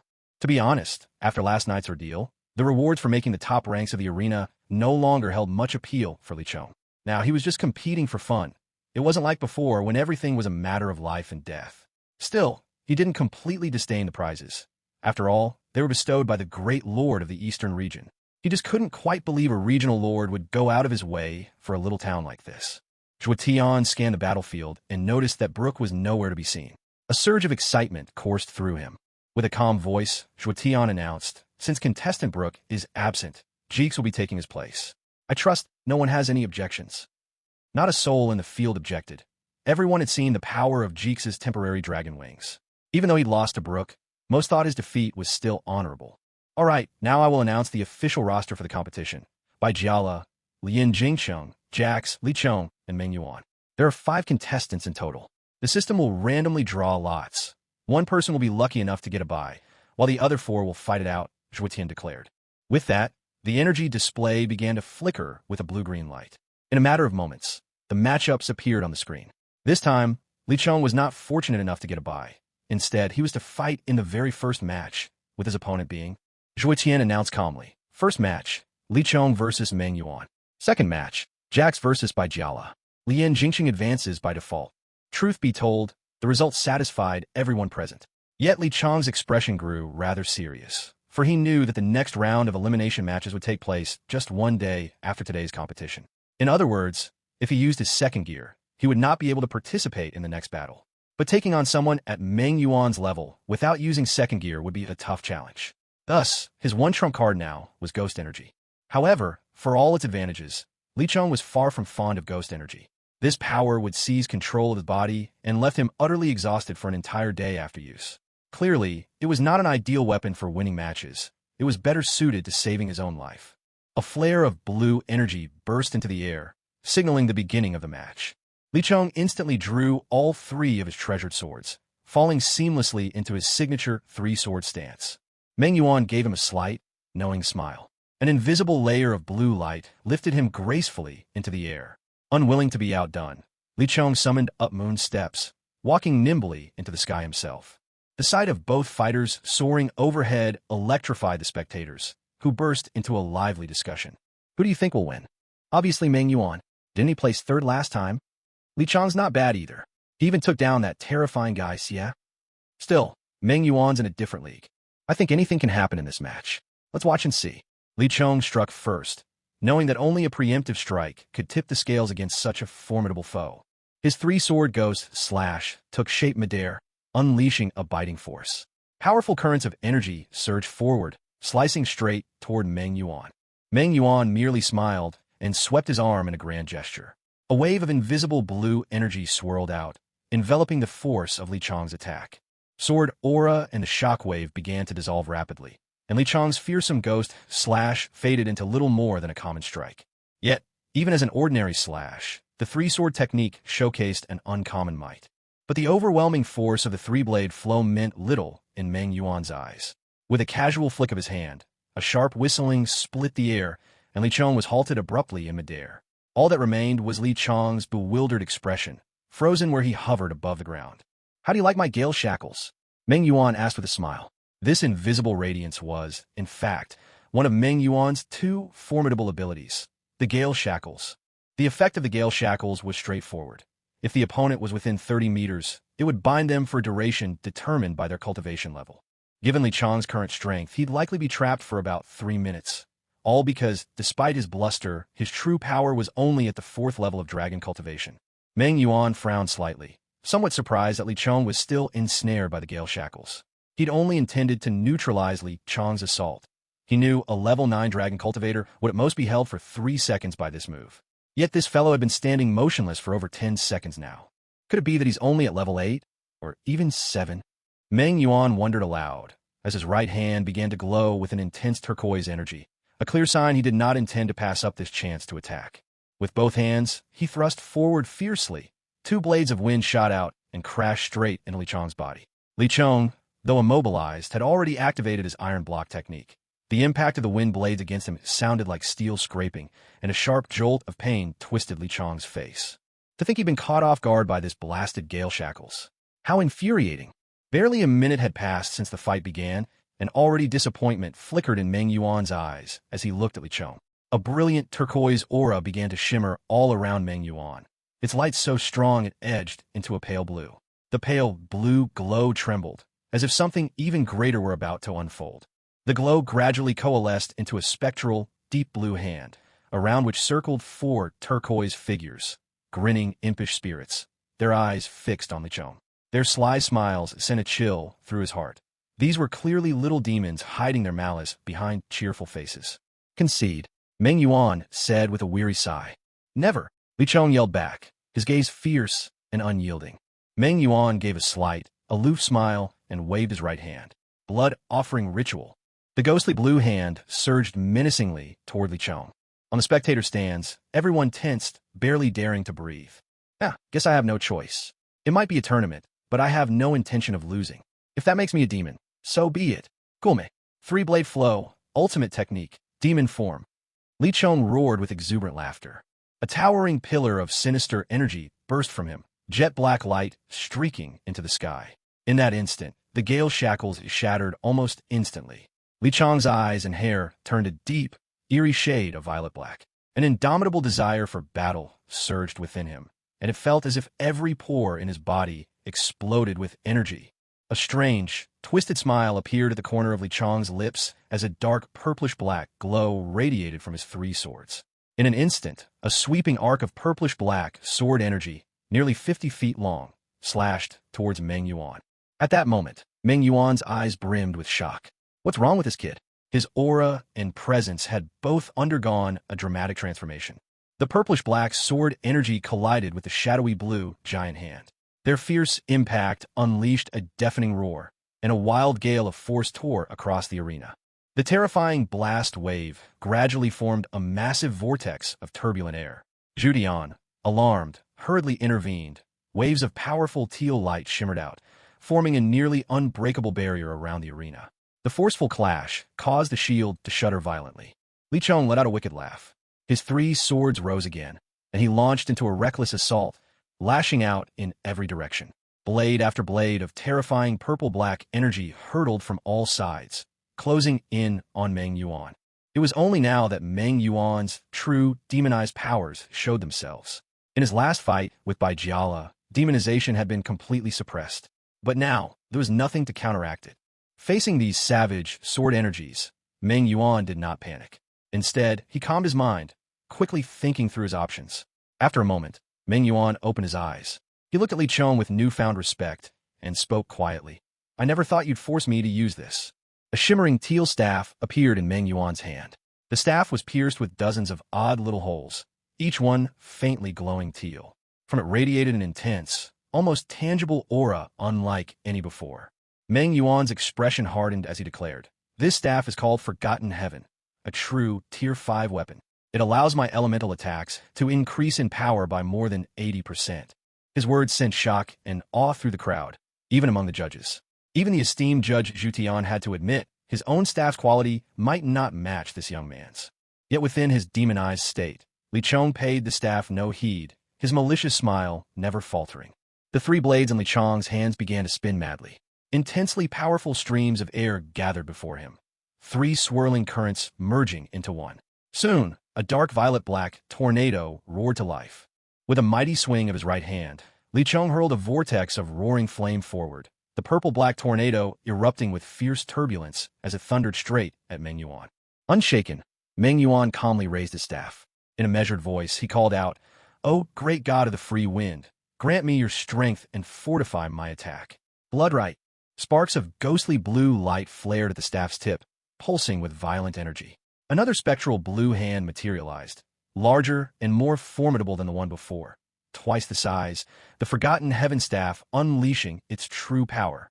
Li Chong still wore a sly smile at the corner of his lips, his wicked grin fixed on the scene before him. The swirling tornado of violet-black energy colliding forcefully with the gigantic, ghostly blue hand. As soon as the two forces met, it was like fire clashing against ice. Neither could overpower the other, locked in a furious stalemate. A look of grave seriousness flickered across Meng Yuan's face. This kid is powerful. A glimmer of green, sharp as a blade, cleaving through bamboo. Meng Yuan shouted, his voice thundering across the arena. In his hand, the sword Wangtan radiated with an intense emerald glow, and above Meng Yuan's head, a small orb of green light began to gently rise. Go! Meng Yuan commanded with a sweeping motion of his hand, and that modest sphere of light suddenly blazed up, fierce and stormy in its aura.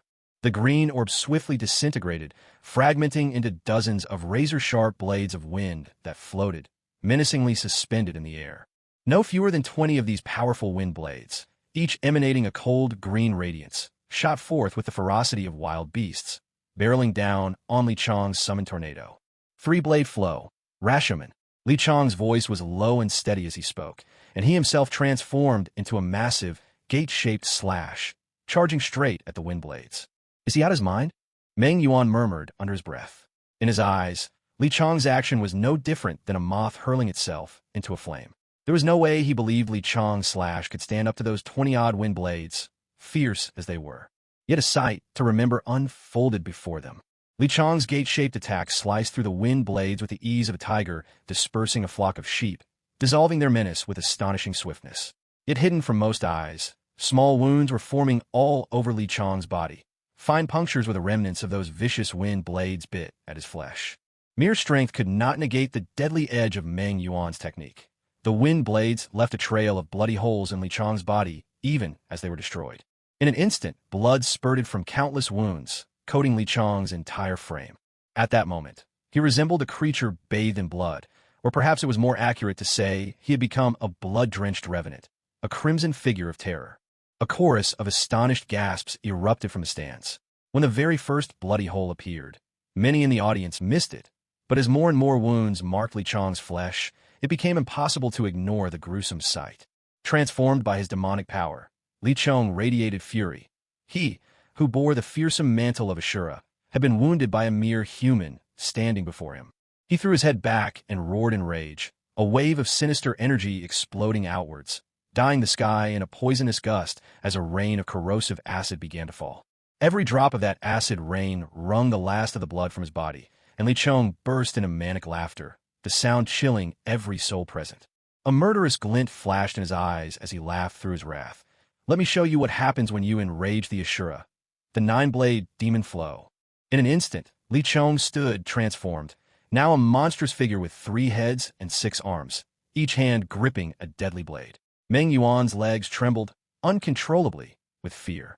This time, things were different from before. Last time, when Li Chong unleashed the ghostly 9-blade flow, he did so fully conscious and in control. But now it was the ghostly god Ashura himself guiding the attack. A surge of purple-black demonic energy shot skyward, sending a wave of shock over the entire audience on the viewing platform. Their expressions turned dramatically. Even Zhuotian felt a presence that shook his very soul. It wasn't just Zhuotian. Even fierce warriors like Jex and the battle-hungry prodigy from the Hua family stood there numb, faces ashen. Was this truly a force that a human could create? Lian Jingsheng and Baijiala, too, looked on with conflicted emotions as they witnessed this overwhelming ghostly aura. Deep inside, they felt a spiritual pressure weighing down on them. What was this person really? But not everyone wore a mask of fear. Yisheng, in contrast, stared excitedly at the rolling waves of evil energy. As a bearer of the dark dragon body, he was naturally the least afraid of such sinister auras. In fact, Yisheng could feel this energy invigorating him. His cultivation even leaped forward another step, bringing him to the terrifying 4th rank of Dragon King. Meng Yuan stood there dazed, clearly spent, and unable to continue the fight. Zhuotian called out urgently, Li Chong, stop. What are you, old man? You think you have any right to speak to me? Li Chong roared back. I am the ghostly god Ashura. A blast of purple-black light materialized into a violent bolt, lancing fiercely toward Zhuotian. Zhuotian's face drained of color.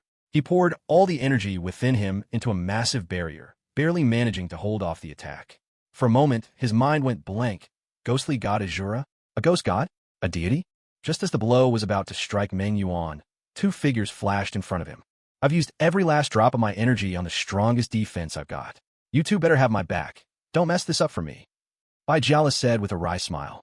Lian Jingsheng replied coolly, Meng Yuan, try using your wind bind and see if you can slow down this attack. Lian Jingsheng's words snapped Meng Yuan out of his stupor. The most urgent task was to withstand the attack. If it landed, not just the 3 of them, but even the audience would be in danger. Meanwhile, the audience had no idea what was truly happening. They just watched the spectacle, faces alight with exhilaration. Wind bind. Dragon wings manifest. Flame dragon's 9th turn. A colossal, earth-colored shield rose up like an impenetrable wall before everyone present. Behind it, a cold, youthful figure, wings of blazing red unfurled from his back, hovered defiantly in the air. As the 2 defensive lines were thrown up, a surge of intensely green energy lashed out, intercepting Li Chong's raging assault. For a moment, Li Chong's body jerked to a halt. After pausing for just a breath, his expression twisted. His rage as the ghostly god was now fully provoked. How could a deity tolerate such impudent children? The body he currently possessed was simply too feeble, barely able to release even a fraction of his true power. With a thunderous crash, the force reverberated through the arena. The first target that Azura struck was the powerful barrier summoned by Baijiala.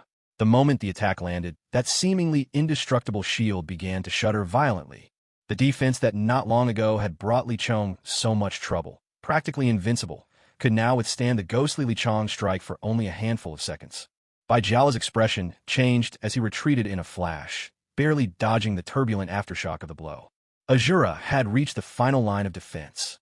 Lian Jingqing's face was grim, his fiery red wings beating furiously. In a flash, his figure swelled to a height of 30 feet, a crimson dragon horn emerging from above his head as an imposing aura worthy of a dragon king radiated from him. He looked like a blazing pillar of fire, erupting with an aura of annihilation. Infernal Dragon's ninth turn, Lian Jingqing's most formidable ability yet, lived up to its fearsome reputation. Now, the last surge of demonic energy from the Nine Blades style swept forth, a menacing evil force riding on a wild torrent of wind. Lian Jingqing advanced instead of retreating, his colossal form spinning with unstoppable momentum. "Stop right there!" Lian Jingqing's voice rang out, cold and commanding. A thunderous boom erupted as two torrents of power collided. The shockwaves rippled outward with terrifying intensity. Those watching felt an immense pressure bearing down on them. Zhuo Qian and the others gritted their teeth. If they couldn't hold off the ghostly fury now, all would truly be lost. Another resounding explosion. A blinding white light filled everyone's vision, and through it, a fiery figure was sent hurtling backward. It was Lian Jingqing. "It's over," Zhuo Qian's voice trembled. "We fell into the trap again." Baijiala muttered helplessly. Lian Jingqing lay silently on the ground, his shirt completely obliterated by the blast, baring his well-built muscles. Azura let out a cold laugh, a destructive smile, curling at the corner of his lips as he spun the 9 blades in his hands, dark power swirling. Mercilessly, he slashed down at the trio lying on the ground. "Brother, it's time to put an end to this." Suddenly, a black figure soared above, beating a pair of coal-black dragon wings. With a flick of his finger, a massive black cloud surged toward Azura. Sensing the sinister energy within the darkness, Azura grinned with excitement, swinging the 9 blades even harder as if to consume the looming shadow. "Sorry, you fell right into my trap. Detonate." In a heartbeat, the black cloud stained a deep crimson as a series of spherical bombs exploded in a deafening cacophony. Azura's face paled with shock as he staggered backward. "Trying to escape? Do you really think you can?" One by one, the spherical bombs seemed to have locked onto their target, launching themselves ferociously at Azura. With a roar of fury, Azura swung his 9 blades, crashing them hard into the incoming bombs. The bombs exploded once again, and a thick mushroom cloud rose over the arena. Lying on the arena floor was a man whose face was scorched black, none other than Li Chong. His eyes and hair had returned to normal, a sign that Azura's possession over him had finally ended. Li Chong gasped for breath, his breathing surprisingly steady, and unbelievably he had fallen asleep. Although everyone knew that Li Chong had likely been possessed by some terrifying force, seeing him now, snoring away without a care, made them all want to give him a beating.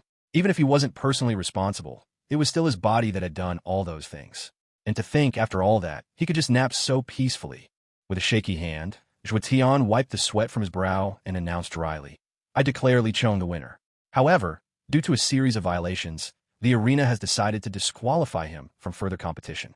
After careful consideration, Li Chong is awarded. The crowd erupted into applause. Jax and Hua Jiaqing cheered excitedly, well aware of the significance of the badge of power. Only the domain lords of Dragon God Continent had the authority to issue such badges to worthy individuals. Possessing it meant you could establish your own faction. Without a badge, founding a faction would cast you into the shadows, an outlaw, unrecognized and unsupported. Their excitement was only natural. After all, they could finally start their own faction. Their own. With an official faction, they could recruit talent and gain a real foothold against their rivals. Of course, whether to establish a faction was Li Chong's decision alone. But Jax was convinced Li Chong would have to say yes. And so, Li Chong's tournament came to a close. While he may not have taken the top prize, his performance was more than respectable. Yisheng slowly lifted his head, breath uneven, still drained from his earlier clash with Azura. In the arena, several pairs of heated eyes were fixed on Yisheng. No one had expected that in the end, the savior would be someone else. Yisheng cast a cold glance at the others, then walked out of the arena at a measured pace. With Li Chong's battles behind them, Jax no longer cared to keep competing. They accepted a 10th place finish, earning 3,000 gold coins, and together, the group exited the Colosseum. A month later, what? A badge of power? My prize? You're asking whether I'll establish a faction? Of course. That's fantastic. Where do I do it? How do I do it? Tell me, tell me. After finally regaining his senses a month later, Li Chong was brimming with excitement, bombarding them with questions. Jax wiped the cold sweat from his brow, waved his hands, and said in a low voice, "Calm down. Let's stay calm. We will have our own faction. Let's just be fully prepared if we're going to do this. First, we're adventurers, so for the time being, we won't settle down in any particular place. That means our faction will be of a roaming type. Second, we need to come up with a name for our group. But in any case, let's leave naming for after my analysis. Let me lay out the pros and cons of a roaming faction. On the plus side, there's no need for a base, which saves us a huge amount of money. On the downside, being a roaming faction means we can't get too ambitious. By nature, our numbers will have to stay small. Quality over quantity. Hua Jiaqing cut in. Jax shot him a glare. Don't interrupt. Hua Jiaqing retreated, looking mutinous. Yisheng spoke up suddenly. I think this plan is pretty good. Let's discuss a name now then. Oh, and if we want to officially set up a faction, we'll have to register in Dragon City. We're in luck. Dragon City isn't far from here. Still, let's settle on a name first. Hua Jiaqing grinned. How about the Martial Alliance? Nice. Jax clapped in approval. Fei Long replied slowly. What a name begging for trouble. If you all want to go around picking fights, count me out. I object. I say Chan should decide. Everyone nodded in agreement and turned their eyes to Li Chong. Li Chong chuckled, his mind racing, and joked, how about invincible roaming lions? Rampaging across the land, handsome beyond belief squad. Let's just ignore him, Jack said dryly, his tone full of disdain. The others nodded in agreement. After a moment of thought, Yi Sheng suddenly said, let's call it the New Union. After all, we're a bunch of newcomers venturing out together on the continent. We don't need an imposing name. What matters is knowing we're partners. Our bonds and our hearts will never change. That's our new union. Great name. Fei Long was the first to cheer. Not bad at all, Hua Jiaqing smiled. Indeed, Jax added. It's wonderful. Yimeng Shua said with a sweet smile. Yeah, not bad. Almost as good as my suggestion. Li Chong nodded in approval. Silence fell over the group. Oh, right. Yisheng, what exactly is Dragon City? Li Chong asked, puzzled. You're kidding, you don't even know Dragon City? The others rolled their eyes at Li Chong in unison, staring at him as if he were hopelessly clueless. Yisheng patted Li Chong on the shoulder and said gently, Brother, don't get discouraged. This is what we call a gap. See, you're not as strong as me, not as good-looking as your big bro here, and you don't have the experience either. It's tragic, truly tragic. Li Chong was stunned for a moment and said speechlessly, Aren't you just 1 year older than me? No, no, no. Even if it's just a minute, that makes me older, let alone a whole year. If I were any older, I could practically be your father. Yisheng waggled his finger at him with a sly grin, repeating no 3 times. Li Chong shouted, This is outrageous. Why does a sleazy jerk like him get to be older than me? Everyone else just shook their heads helplessly, watching these two jokers. So, when are we setting off, then? Asked Fat Dragon. Li Chong thought for a moment, then said decisively, There's nothing left for us here. If not now, when?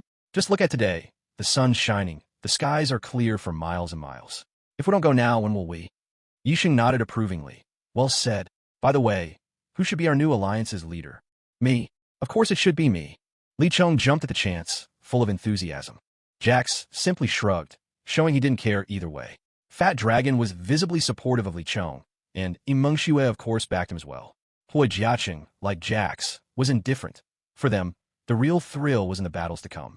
Building a new force meant even greater, more exciting challenges awaited, and just thinking about it made the two of them tremble with anticipation. Seeing everyone's stance, Yisheng, though obviously reluctant, said, All right, fine, Li Chong can be leader. What an idiot. Hearing he'd become the alliance leader, Li Chong couldn't be bothered to bicker with Yisheng. He just leaped in excitement. Are we really letting this idiot lead us? Will he ruin our new alliance? Yisheng asked, half in exasperation. No, I don't believe he will. He may act the fool, but make no mistake, he's a terrifyingly powerful monster, Jack said with a faint smile. The others nodded one after another. Is that so? Yisheng gave Li Chong an inscrutable look, but the latter was too busy celebrating to notice. A new journey was finally about to begin. So they're setting off, are they?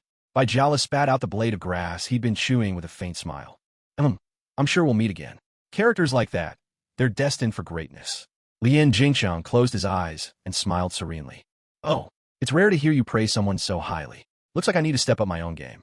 Life ought to be brilliant, after all. Jingsheng, come have a drink with me. My treat. Biale left. Gladly. Let's see if I can bankrupt you tonight. Lien Jingsheng roared with laughter. The six of them rented a carriage, and after more than 20 days on the road, they finally arrived outside Dragon City. Li Chong tossed a gold coin to the driver, and they all jumped down. The driver, grinning from ear to ear as he cradled his gold coin, could already taste the good wine awaiting him tonight. The gates of Longsheng were truly massive, 15 meters high and 5 meters wide, exuding a grandeur that took one's breath away. 2 soldiers stood guard there, their eyes sharp and alert, ready for any disturbance, steadfastly protecting the entrance. Li Chong couldn't help but nod approvingly. Yes, Longsheng was indeed impressive. Surely, the lord of this city must be exceptionally powerful. With a faint smile, Li Chong waved his hand, and his companions marched forward in perfect unison.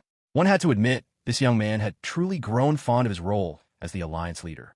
As their group approached, the guards briskly crossed their spears, barring the way. One of the guards addressed them in a firm voice. Please present your Longsheng travel permits. Stepping ahead, Li Chong replied with a warm smile. Sir, we're not locals. We've just come to establish a new faction here. Nothing more. I see. In that case, proceed, replied the guard with a nod. The spears were drawn back, and the group strode confidently into the city. Upon entering Longsheng, they were greeted by the sight of vibrant prosperity. Shops of all sizes dazzled them, lining the bustling streets. But it wasn't just the trade. This city was a gathering place for all manner of powers and sects, great and small, their presences intermingling throughout. Li Chong nodded again in satisfaction. He enjoyed the atmosphere of this place. But no matter how lively a city might be, there was always one rule. Strength stood above all. Without strength, everything else was but an illusion. Yisheng, where do we register? Li Chong asked. In the city center, Yisheng replied. Let's get to it. Once that's done, we might even set up our headquarters here in Longsheng. The city's level of prosperity ranks among the top 3, easily. Establishing our base here could attract a wealth of talent. Some of us could stay and guard the headquarters, while the wanderers continue their journeys. Doesn't that sound ideal? Yisheng ended with a chuckle. Li Chong nuddat fully. Indeed, building a headquarters here would offer more opportunities than anywhere else. The only problem was establishing such a base would require a great number of skilled craftsmen and specialists. Noticing his doubt, Yisheng smiled reassuringly. Don't worry about craftsmen and the like.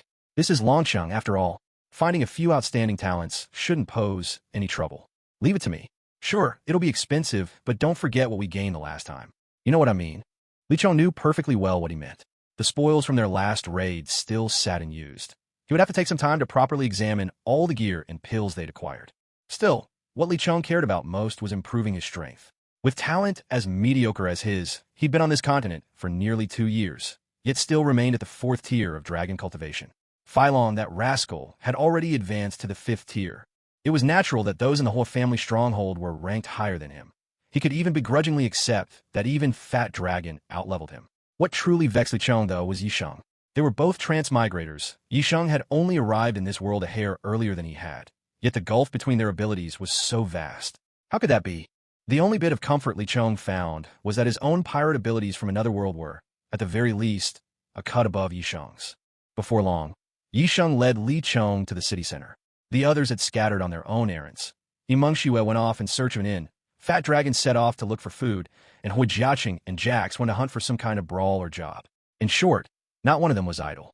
The Alliance Registry Hall stood right at the heart of the city. This was where new factions were officially recorded. All it took was presenting a faction badge and paying a fee of 10,000 gold coins. The hall was sumptuously decorated, resplendent in gold and bright as day, radiating an air of wealth and prestige. At this hour, it bustled with many people, some lining up to register factions, others poring over posted quests. Factions, like mercenary groups, could take on missions and earn rewards that way.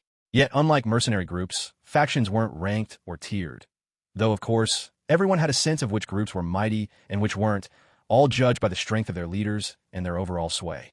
Just as Li Chong and Yisheng were about to register, a burly man, well over 2 meters tall and hefting a massive, blood-red battle axe, strode over to them, watching them with a broad, almost affable grin. Li Chong pointed at himself. Can we help you? The giant gave a sly chuckle, then introduced himself. I'm a member of the Bloodlust Alliance. All of us carry out one task, to invite new blood to join our ranks. If we recruit someone talented or strong, there's a generous reward in store for us. I can see from your bearing. Both of you are extraordinary, natural-born geniuses, no doubt. I trust you'd be thrilled to join the Bloodlust Alliance, wouldn't you? Li Chong offered an apologetic smile, waving his hand in polite refusal. Sorry, but we're just about to establish our own faction. We can't join anyone else. Still, we appreciate the offer. Please, don't mind us. The big man blinked in surprise upon hearing this, but quickly laughed it off. It's no problem, no problem. You don't have to create your own faction, you know. Off to the side, Yi Sheng's patience wore thin. He scowled. We said we're starting our own group. Are your ears clogged? Please move along. The burly man's smile flickered, a sharp edge creeping into his expression, though he still managed a forced laugh. Are you absolutely sure you won't reconsider? No need, but thanks for your kindness. Li Chong, now visibly more impatient, waved him off. You'd better think twice. This is your last chance. The man's tone turned suddenly frosty, revealing his true nature. His grip tightened on the blood-red axe, a subtle threat shimmering in his eyes. Oh, is that a threat? Li Chong's eyes narrowed, and a cold smile played across his lips. For some reason, the burly man felt a chill run down his spine as he looked at Li Chong's smile. Yet, seeing that the commotion had already drawn a large crowd of onlookers, he had a safe face. After all, the name of the Bloodthirsty Alliance was a force to be reckoned with, even here in Dragon City, where mighty warriors thronged the streets. It looks like you need a good lesson, the burly man forced himself to say, steeling his nerves. In a flash, his blood-red axe crashed down in a furious arc. With a heavy thud, the massive crimson axe struck Li Chong squarely on the shoulder. Li Chong merely felt a slight numbness. He shrugged, shot the man a devil-may-care grin, and looked at his assailant with playful arrogance. At that moment, the giant axe flew from the man's hand and clattered to the floor. His face drained of blood. He stumbled backward, jabbing a trembling finger at Li Chong. You bastard. Our Bloodthirsty Alliance will never forgive you. Get ready. Keep your head on your shoulders while you still can.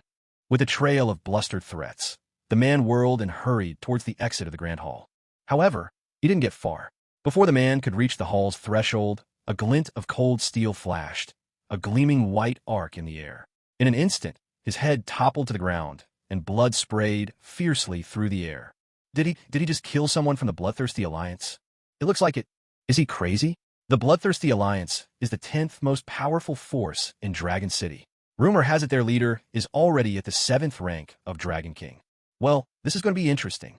Offending the Bloodthirsty Alliance. Has this guy lost his mind? You never know. Maybe that young man has even greater backing than we can imagine. Li Chong and his companion paid the gathering rumors no heed. After completing their faction registration, the registrar led them to an empty plot allocated for their base. The area was broad, nearly 1,000 square meters, more than enough, and the two were quite satisfied. Next came the task of recruiting staff, but before that, it seemed there were certain troubles to settle. At that moment, Dragon City was in an uproar. The entire Bloodthirsty Alliance had mobilized, hunting for Li Chong and Yi Sheng. Everyone knew the Alliance fiercely protected its own. Even if one of theirs was weak and slain, a reckoning was sure to follow, especially if the killer's strength outclassed their fallen member. Of course, if the target was weak, well, that was another story. Murder was nothing unusual for the Bloodthirsty Alliance. Yet even in Dragon City, it was a rare sight for someone to dare kill one of their own. Finding Li Chong and his companion posed little challenge for the Alliance. Their intelligence network tracked the pair down within 3 days. Once their location was known, two of the Bloodthirsty Alliance's elders, Dong Wu Tian and Xiang Xian, set out together, a testament to just how much the Alliance valued its own. Ironically, the man who had been killed was barely more than a menial in the organization, yet the Bloodthirsty Alliance responded with extravagance, dispatching two elders for the sake of a single, unremarkable member. This time, Li Chong and his companion were truly in serious trouble. The incident caused a tremendous stir throughout Dragon City, and Jax and the others learned of it immediately.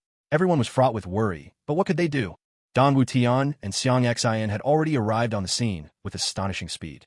Just 3 days ago, they had slain that fellow, and now, only 3 days later, these two old men had appeared. Who are you, and what brings you here? Li Chong asked with a beaming smile. Dong Wu Tian, hot-tempered as always, grew furious at Li Chong's pretense of ignorance. From his sleeve, a surge of red light shot toward Li Chong, crackling with fierce intensity. Sensing the dangerous power radiating from that scarlet glow, Li Chong's heart raced. That attack could only be conjured by a Dragon King level master, and as he was now, Li Chong could barely contend with an entry-level Dragon King. It seemed clear he'd need Yi Sheng's help. Yi Sheng gave Li Chong a subtle nod. Such an attack was not enough to threaten him. With a sweep of his large hand, a massive slingshot appeared in his grip. At the same time, a black spherical object materialized in his right palm. He placed the black orb in the slingshot's cloth cradle and drew it back.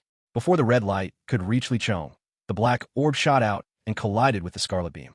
With a thunderous blast, the black orb erupted, dissolving into countless sooty stains that streaked across the air. The red light vanished, extinguished without a trace. A Dragon King-level master? Don Wu Tian exclaimed in shock. Old Wu Tian, let's join forces, Xiang Xian said.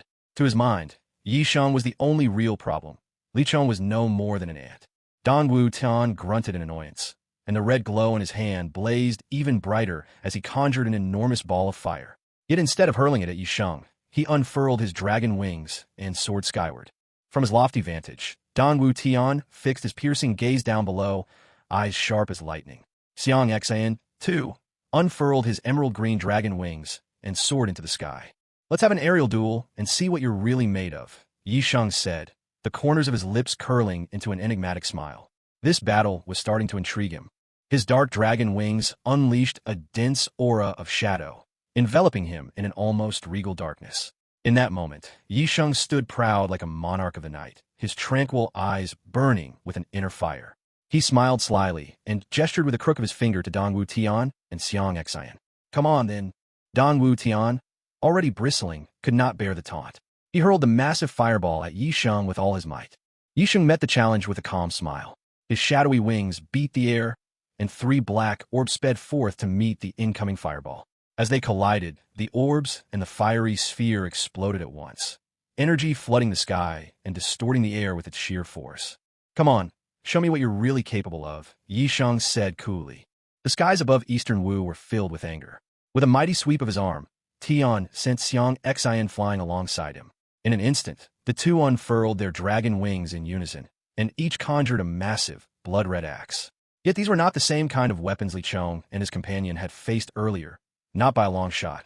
Encircling the blood-red axes was a faint golden aura, constantly radiating bewitching hues. It was clear at a glance that these weapons were anything but ordinary. At the very least, they were of the 6th or 7th grade. With the mighty axes in hand, their confidence soared. Their dragon wings beat with thunderous force, and, cutting streaks of red and green through the sky, they hurtled toward Yi Sheng, axes raised high. Yi Sheng's expression suddenly shifted. It seemed these two old warriors intended to fight at close quarters, a situation he was ill-suited for, as melee combat was far from his forte. Gritting his teeth, Yi Sheng lightly scored his own skin with a fingernail. A drop of blackish-red blood fell onto his slingshot. At once, the weapon began to transform. The red hue crept over it, the frame bending from the arc of a bow to the straight edge of a blade. A crimson longsword now rested in Yi Sheng's grip. He released the tension in his brow and looked upon his two powerful foes with a carefree smile. Swift as thought, his red sword swung and unleashed a fierce wave of sword energy straight at them. Mere tricks, scoffed one. A frog in a well, sneered the other. Tian and Xiang Xian cast him a glance filled with disdain, and with perfect synchrony brought their axes down on empty air. The force tore a 5-meter rift into the very sky itself, a fissure threaded through by an uncanny darkness like the mouth of some monstrous void. No sooner had Yi Sheng's sword energy reached the rift than it widened, swallowing the force whole, much like a lion devouring its prey. Now that the sword energy was dispelled, the two hurtled forward, closing the distance to Yi Sheng in a flash. With deadly coordination, their axes descended in unison. Death's shadow loomed thick in the air. Yi Sheng's face paled. With a great shout, he cried, "Devouring darkness!" A surge of shadowy power rose up, blanketing the field. As soon as it unfurled, Tian and Xiang Xian faltered mid-attack, their movements lagging for a heartbeat. In that brief hesitation, the dark aura spun into a swirling black vortex, a void that seemed to suck in all hope of escape, radiating an intimidating, all-consuming presence. Darkness began to claim the two warriors. "Damn you!" Tian cursed, shoving both hands toward the vortex. An invisible shield of flames shimmered into being before him. Meanwhile, Xiang Xian was no less swift, conjuring a swirling barrier dazzling in myriad colors, though green shone brightest among them. Both men drew upon every shred of their defensive might. Now was no time for holding back, for with any less, the outcome might just be their downfall. The two men put away their earlier contempt, Anyone capable of such a powerful attack was surely destined for greatness if given time. But still, neither of them was interested in recruiting him. For them, having a companion killed was first and foremost a deep humiliation. It might sound as if the bloodthirsty alliance truly cared about their comrades, but in reality, their actions were simply a way to prove themselves, to show that their might was not to be challenged. And what did I aspire to? I'd watched One Piece too, and what I longed for was a team that genuinely treasured its members, not just for show or reputation. Even if this wasn't the era of the great pirates, what did it matter? Here, I'd found true companions, friends to laugh with, to face adversity together. From the bottom of his heart, Yisheng despised this bunch. Yet now, Yisheng truly had no way to deal with the two opponents. He'd already unleashed his most powerful attack just moments ago, and now he was spent, no longer capable of a strong assault. At last, working in perfect tandem, Dong Wutian and his fellow managed to withstand Yisheng's fearsome blow. Seeing that Yisheng was barely able to fight anymore, the two men's faces lit up with cruel delight. Their massive axes, powered by a ferocious wind, came crashing down toward Yisheng. If this strike landed, there was no chance. Yisheng would surely die. By now, it was too late for Li Chong to intervene. Yisheng had clearly held the advantage at first. How had the tables turned so suddenly? No, this can't be happening. Li Chong raised his head to the sky, letting out a desperate, anguished roar. And right at that cliff's edge between life and death, two enormous axes, edged in deep blue-black, suddenly slashed down and split apart Dong Wutian and Xiang Xian's blood-red axes with overwhelming force. Who the hell is that? Dong Wutian thundered in anger. What business is it of yours who I am? A voice rang out, full of brazen authority. Let me be clear. What I cannot stand most is seeing the strong bully the weak. I've grown indifferent to oppression, but today, this just crosses the line. If you got a problem with that, I'm right here. Li Chong was stunned. This guy really did remind him of Fat Dragon's dad. But all Li Chong truly felt at that moment was heartfelt relief. They'd scraped through disaster. Dong Wutian and Xiang Xian stared at the newcomer, their faces drained of color. Their voices trembled as they stammered, "Be Barbarian King." The one called Barbarian King by Dong Wutian was a rugged middle-aged man, his jaw rough with stubble, his resolute face seemingly sculpted from stone. Barbarian King swept a chilling, indifferent gaze across all four of them, then fixed his eyes on Dong Wutian and Xiang Xian. "You two can get lost now." With detached calm, he uttered these astonishing words, ordering away two dragon king-level powerhouses. That was true dominance. Dong Wutian's face twisted with rage, but confronted with this overwhelming strength, he had no choice. Pointing bitterly at Li Chong and Yisheng, he spat. "You're lucky this time. We're leaving." Xiang Xian and Dong Wutian, stewing with resentment, beat their dragon wings and quickly departed. Li Chong stepped lightly into the sky, bowed deeply to Barbarian King, and offered his heartfelt thanks. "Thank you." The Barbarian King glanced impatiently at Li Chong and said curtly, "No need to thank me. Remember, only by becoming stronger yourself can you ensure you won't be bullied by others." "I appreciate the lesson," Li Chong replied, clasping his fists and lifting his head. Just as the Barbarian King was about to turn and leave, Yisheng suddenly spoke up. "If I'm not mistaken, sir, you are the Barbarian King man who, aren't you?" The moment those three words were uttered, the Barbarian King erupted midair, his face flushing as he glared fiercely at Yisheng. "You rascal! Who gave you permission to say that name? Believe me, I'll split you in half for it." Despite the threat, Yisheng showed no fear. He boldly stepped forward, offering a faint smile. "Esteemed Barbarian King, weren't you the one who said you can't stand bullies? Yet, isn't that exactly what you're doing right now?" The Barbarian King's face darkened to the shade of iron, at a loss for words for a brief moment. Yisheng simply smiled and continued.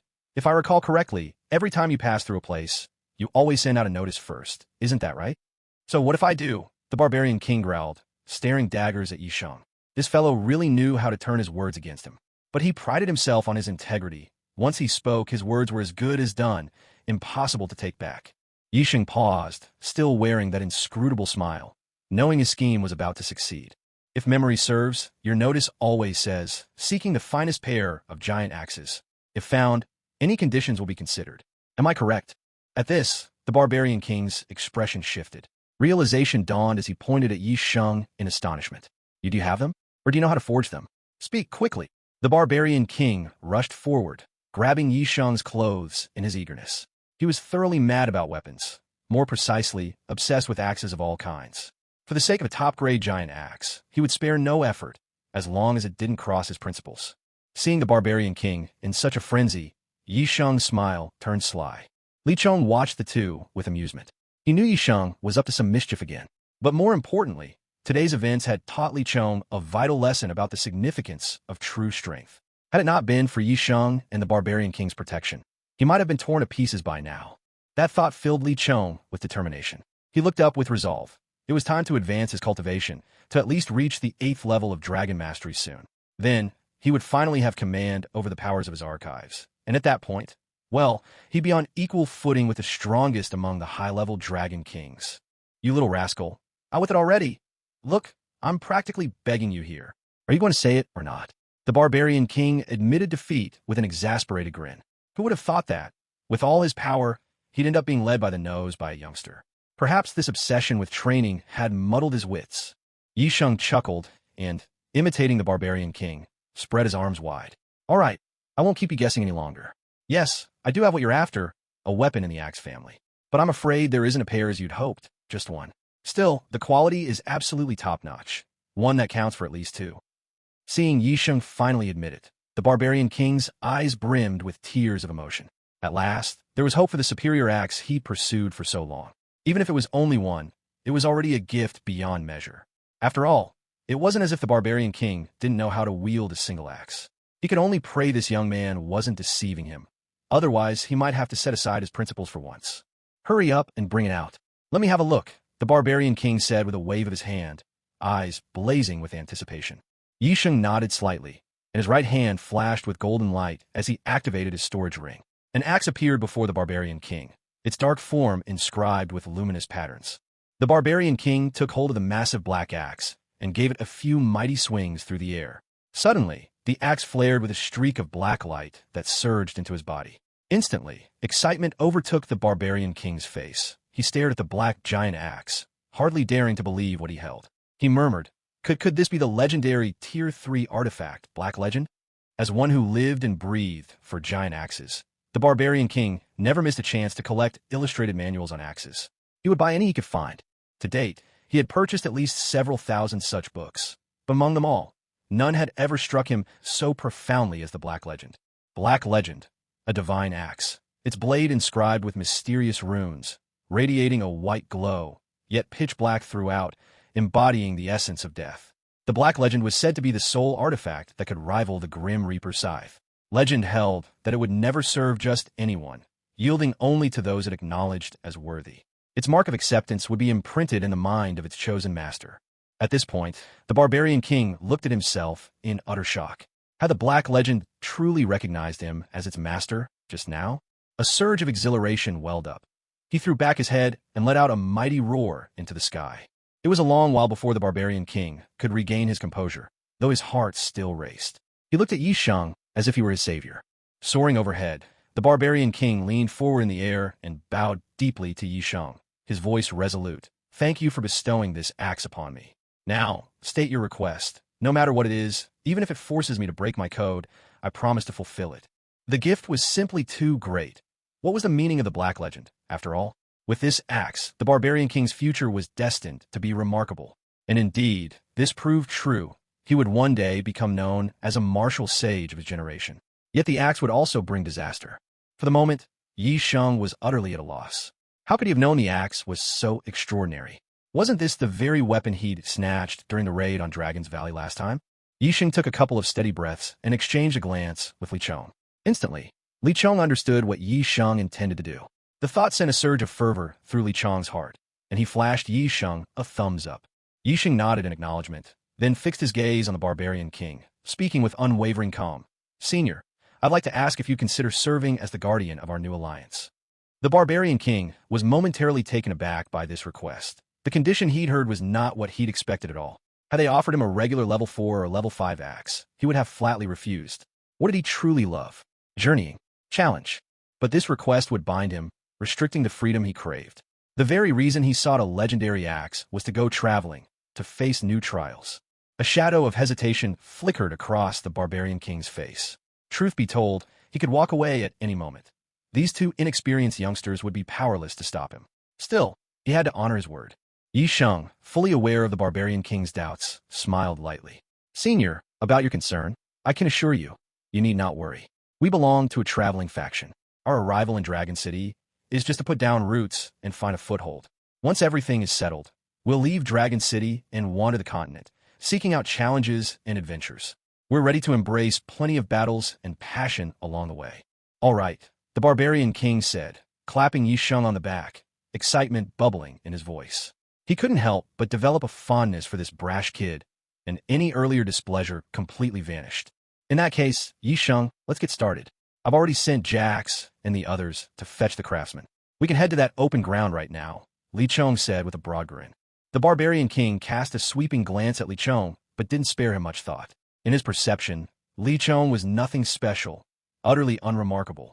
However, out of respect for Yisheng, he held back any sharp words. With a voice neither warm nor cold, the Barbarian King asked, "Hey kid, don't tell me you're a member of the New Alliance?" Li Chong nodded in reply. A hint of displeasure crept onto the Barbarian King's face. Too weak, he thought. Was someone this feeble really a member of the New Alliance? It seemed his faction was as fresh as it sounded. "Let's go, senior," Yisheng interjected quickly. He had caught the Barbarian King's scornful attitude toward Li Chong, though the latter masked it well. Li Chong, for his part, noticed it too. His eyes flashed, and he quietly let the moment pass. The three of them sped across the land and arrived at the sprawling open ground, which stretched over 1,000 square meters. On that patch of earth stood Hui Jiaqing, Jax, Yimeng Xue, and Fat Dragon. As soon as the group saw Li Chong, they waved up at the sky in greeting. Their faces, however, all carried a trace of uncertainty as they looked at the unfamiliar Barbarian King. His overwhelming presence made everyone a bit nervous. Jax and Hui Jiaqing managed to hold their composure, but Yimeng Xue and Fat Dragon were plainly unsettled by the Barbarian King's intimidating aura. The Barbarian King landed steadily, his gaze falling on Li Chong with a hint of surprise. He hadn't expected someone else would be able to walk on air as he did. That was supposed to be a privilege granted only to Dragon King-tier warriors.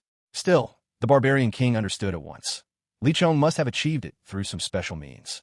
Seeing the tense faces around him, Li Chong stepped forward at a calm, measured pace, greeting everyone with a warm smile before turning to the Barbarian King. "This is Senior Barbarian King, a warrior of Dragon King rank. From today onwards, he will be an elder of our new alliance. Whether the issues are big or small, we must always be willing to seek his advice with respect." The Barbarian King shot Li Chong a look of mild discontent. Although Li Chong could walk on air, power alone wasn't enough to command his respect.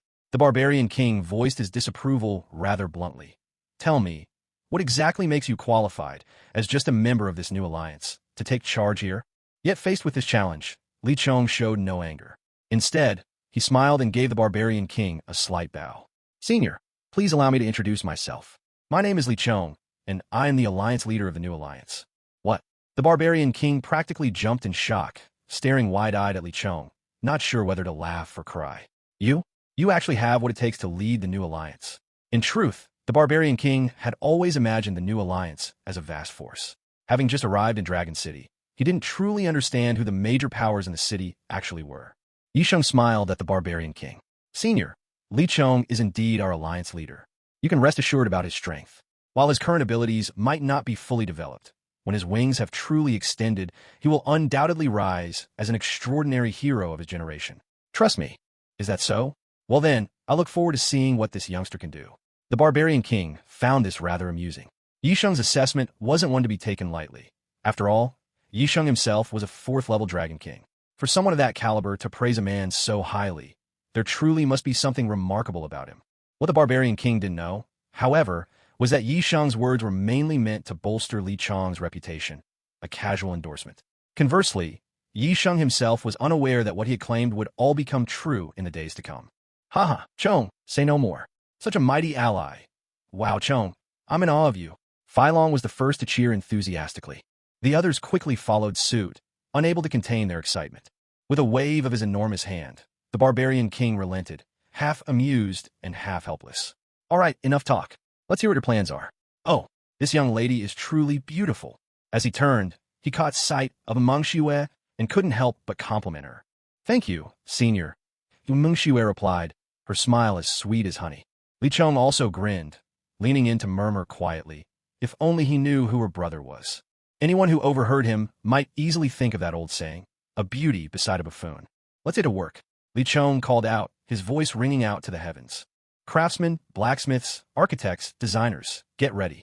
The better you work, the more you learn. Jax bellowed eagerly, unable to contain his excitement any longer. All right, brother, don't worry. Young man, you've achieved so much at your age. We'll make sure to find the best location for you. We designers won't cut any corners. And so, the construction of the new alliance began. Work on the new alliance proceeded at an astonishing pace. Thanks to the combined efforts of the experts they'd brought in, the entire base was completed in just 10 days. Though not large and lacking in extravagant decoration, it was sufficient to serve as their base. What they valued was speed, not extravagance. The place had to be safe, but elegance was never the goal. The exterior of the new alliance base was painted a pale blue.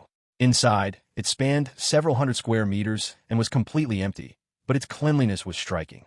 In an environment so pristine, perhaps training would be even more effective than in grander, fancier places. With construction done, only the question of equipment remained. Everyone scattered to purchase what was needed, and within a day, they had acquired 4 large black punching bags, perfect for training fists. Beyond the punching bags, they invested in high-end gravity devices and other training equipment, none of which came cheap. Yet for Li Chong, now a wealthy man, these expenses hardly mattered. As they gazed at the completed new alliance headquarters, a wave of emotion swept over them. Was it really finished? At last, the new alliance had come to life. The barbarian king gave a gentle smile. This kind of warmth and camaraderie was an unfamiliar pleasure to him. He hadn't felt it in a long time. Lost in thought, his eyes reflected memories of the past. But deep within the barbarian king's gaze, a cold glimmer flashed, unnoticed by the others. Their faction was established, thoroughly and completely established. Li Chong began an ambitious campaign to spread the word, regardless of one's current strength. Any dragon tamer with talent or any mortal with special skills could join the new alliance. The promise he made was simple. No one would be treated unfairly here. However, his campaign yielded limited results. Only a handful joined, some dragon tamers with nowhere else to go, and a few ordinary people who wanted to try their luck. Still, Li Chong accepted every applicant without exception. Suddenly, a heavy thud. The doors of a new alliance base were kicked open. 7 or 8 hulking men marched in, each wielding massive axes. They looked fierce and ruthless, but their leader was especially intimidating. A face crisscrossed with scars, bare torso rippling with muscles of iron, standing over 2 meters tall and wielding a blood-red giant axe nearly 3 meters in length. The leader's sharp gaze swept across the room, eyes narrowing as he spotted the barbarian king. So, the rumors were true. The barbarian king was indeed on close terms with these people. With a grin, the leader fixed his gaze on the barbarian king and spoke. Barbarian king, today we of the Bloodthirsty Alliance have come to settle matters with these 2 brats. I hope you'll stay out of it, brother. The barbarian king's eyes widened in anger. He barked, "Who do you think you are? Do you really think you qualify to call yourself my brother? And another thing, what's this grudge you have with them?" A cold glint appeared in the brute's eyes as he slowly licked the blade of his axe, eyes locked on the barbarian king. "It's simple. He killed one of ours from the Bloodthirsty Alliance." "So, what's that simple? Is that guy exceptionally powerful? Or is he unusually talented?" the barbarian king demanded. The burly man replied, "Not only is that guy untalented, but his strength is sorely lacking. However, he is my brother. Otherwise, I wouldn't be so caught up on this. After all, I have to give you, the barbarian king, your due respect." Before the barbarian king could speak, Yi Shang sneered and said, "Does the Bloodthirst Alliance care about brotherhood now? What others do, I can't say. But as for me, absolutely," the big man barked, stamping his right foot hard against the ground. A powerful wave of pressure surged forth. With a cold snort, the barbarian king swept his right hand outward, sending a force that reflected the pressure right back. The burly man was hit at once, blood trickling from the corner of his lips as he staggered back several steps. "Chief!" Several people behind the burly man cried out anxiously, their faces twisted between shock and anger as they glared at the barbarian king. How could he be this terrifying? After all, Qi Xiangxian, the leader of the Bloodthirst Alliance, had already reached the 5th rank among Dragon Kings. It's worth noting that within the Dragon King class, the biggest divide lay between the 4th and 5th ranks, and anyone who'd achieved the 5th had become a force to be reckoned with. The barbarian king spoke calmly. "With me, the barbarian king, guarding this new alliance, any who dare trespass shall be executed." The Bloodthirst Alliance leader, Qi Xiangxian, slowly lifted his gaze, looking steadily at the barbarian king. "Is that so? Then I'd love to see exactly how you plan to make that happen. All alliance members, follow me. Strike down our enemies. Kill, kill, kill." The Bloodthirst Alliance erupted in unison, all 8 of their warriors unfurled their dragon wings, each and every one of them a dragon king-level fighter. It was clear from their formation that the Bloodthirst Alliance had committed every one of their top forces to this showdown. A pack of vermin, and they have the nerve to be cocky in front of me. The Barbarian King scoffed, utterly unimpressed. He unfurled a pair of brilliant golden dragon wings. The Barbarian King's wings were awe-inspiring, 50% larger than any typical dragon wings. With another dismissive snort, he pulled out his twin axes, though the legendary Black Axe was not among them. The Black Axe was reserved for only the most formidable opponents, certainly not for a skirmish of this sort. With swift, sweeping motion, the Barbarian King swung both axes, golden light streaming from their blades as a crescent-shaped, transparent blast howled through the air like a slicing moon. "Hold the line," Qi Xiangxian commanded. Instantly, the others pushed their energies to the absolute limit, torrents of formidable power erupting skyward. In that very moment, from distant skies, more dragon-winged powerhouses began speeding toward the tumult. Li Chong covered his face, exasperated.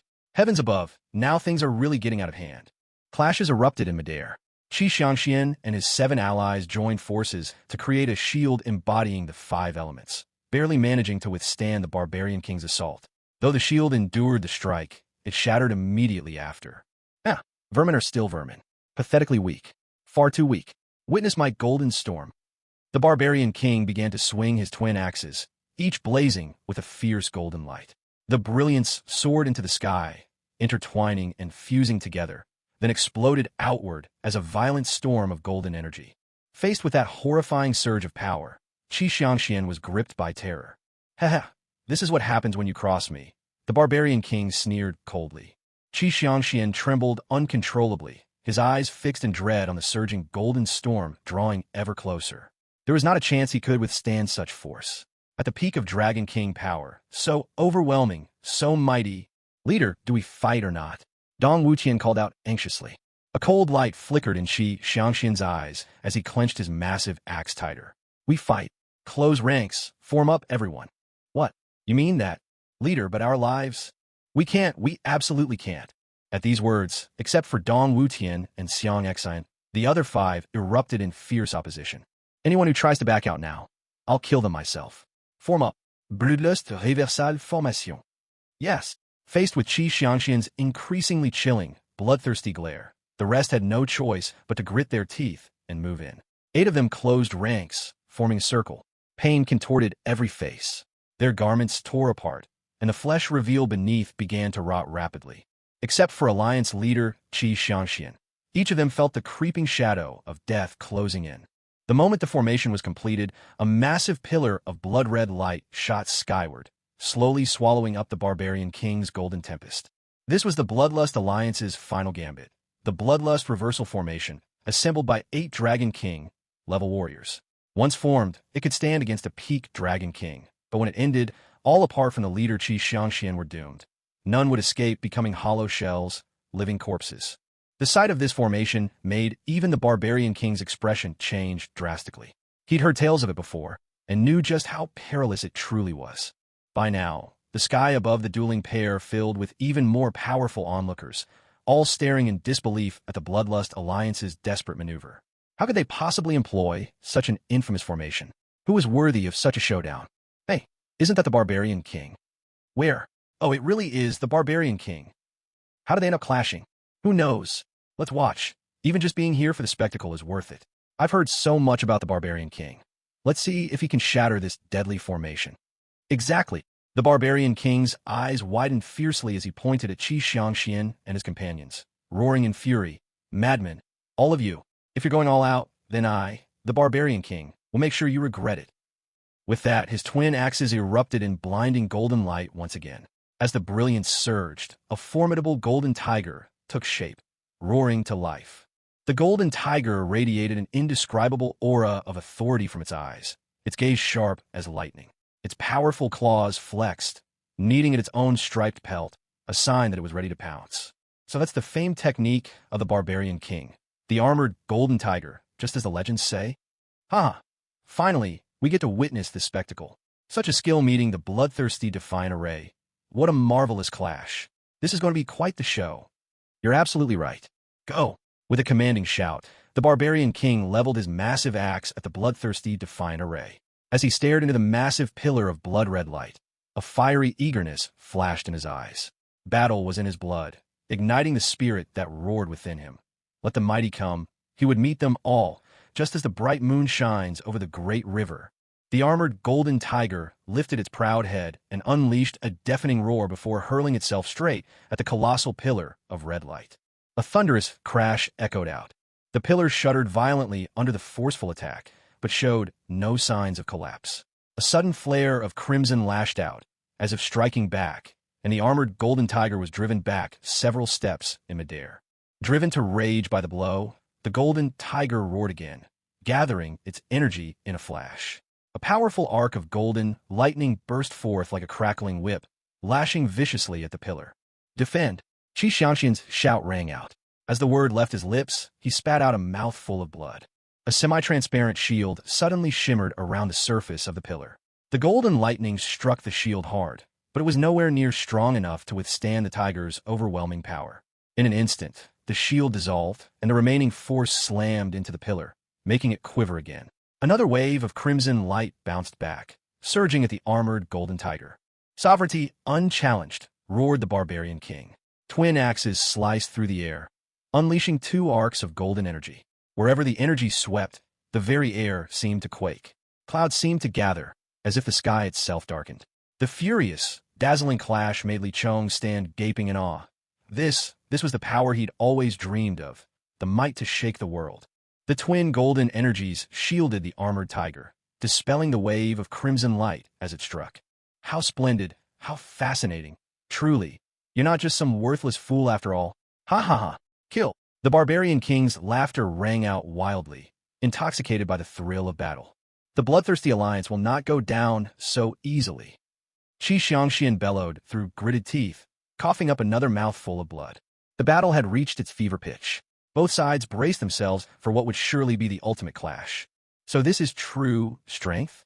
The strength I've been searching for, mused Li Chong, exhilarated. One day, I'll be as powerful as these warriors, able to protect those I cherish, to accomplish all I have ever dreamt of. Just as the saying goes, a human's dreams never truly end. Perhaps this is my own dream. Li Chong couldn't help but smile with anticipation. Bloodthirst defies fate, calamity. Eyes blazing blood red, Qi Xiangxian held the command. The massive pillar of crimson light erupted, unleashing dozens of fearsome red beams that exploded in all directions like a deadly rain of fireworks. The barbarian king's expression shifted. Such an attack could indeed rival that of a peak dragon king. It seemed this bloodthirsty, heaven-defying power truly had some secrets to it. "Golden armored tiger, fight by my side," the barbarian king roared. At the same time, two devastating attacks burst forth from his hands. The golden armored tiger, hearing its master's command, let loose a furious roar. Its entire aura surged to its peak, and its eyes gleamed with a wild, menacing ferocity. The giant form of the golden armored tiger swept toward the spots where the red beams landed, its iron-like claws crashing headlong into them with overwhelming force. With every strike, the tiger's claws smashed the crimson beams that shot through the sky, shattering them to pieces. The barbarian king's relentless attacks were equally effective, the overwhelming tide of red gradually brought to a halt. Yet, the barbarian king failed to notice the faint, eerie smile curling up at the corner of Qi Xiangxian's lips as he stared at the fading red light. He watched the battlefield with chilling calm, utterly unfazed. A sharp cracking sound echoed. With the last red beam obliterated by the barbarian king's might, he wiped the sweat from his brow. The ceaseless waves of attacks had clearly drained him of much of his strength. Throwing his head back in a bold, booming laugh, the barbarian king declared, "So, even your final cards have been destroyed by me. Still, your courage has earned my respect, so I'll grant you all a way out." The barbarian king lives up to his name. That's right, the bloodthirsty alliance is strong, but they're no match for the barbarian king. Let's see if Qi Xiangxian dares to keep fighting now. "You've miscalculated, barbarian king. I think it's your turn to yield." Qi Xiangxian let out a frenzied laugh. "Release life. Tribulation." Alliance leader. The remaining 7 members in the bloodthirsty, heaven-defying formation all spoke their final words in unison. In the next instant, their skin rapidly decayed, and one by one, they collapsed to the ground as nothing but skeletons. Meanwhile, Qi Xiangxian only coughed up a few mouthfuls of blood. Though his internal injuries were severe, with proper care over 2 or 3 months, he would recover almost completely. The bit of admiration in the barbarian king's eyes for Qi Xiangxian vanished instantly. Gripping his twin axes, he fixed Qi Xiangxian with a furious glare.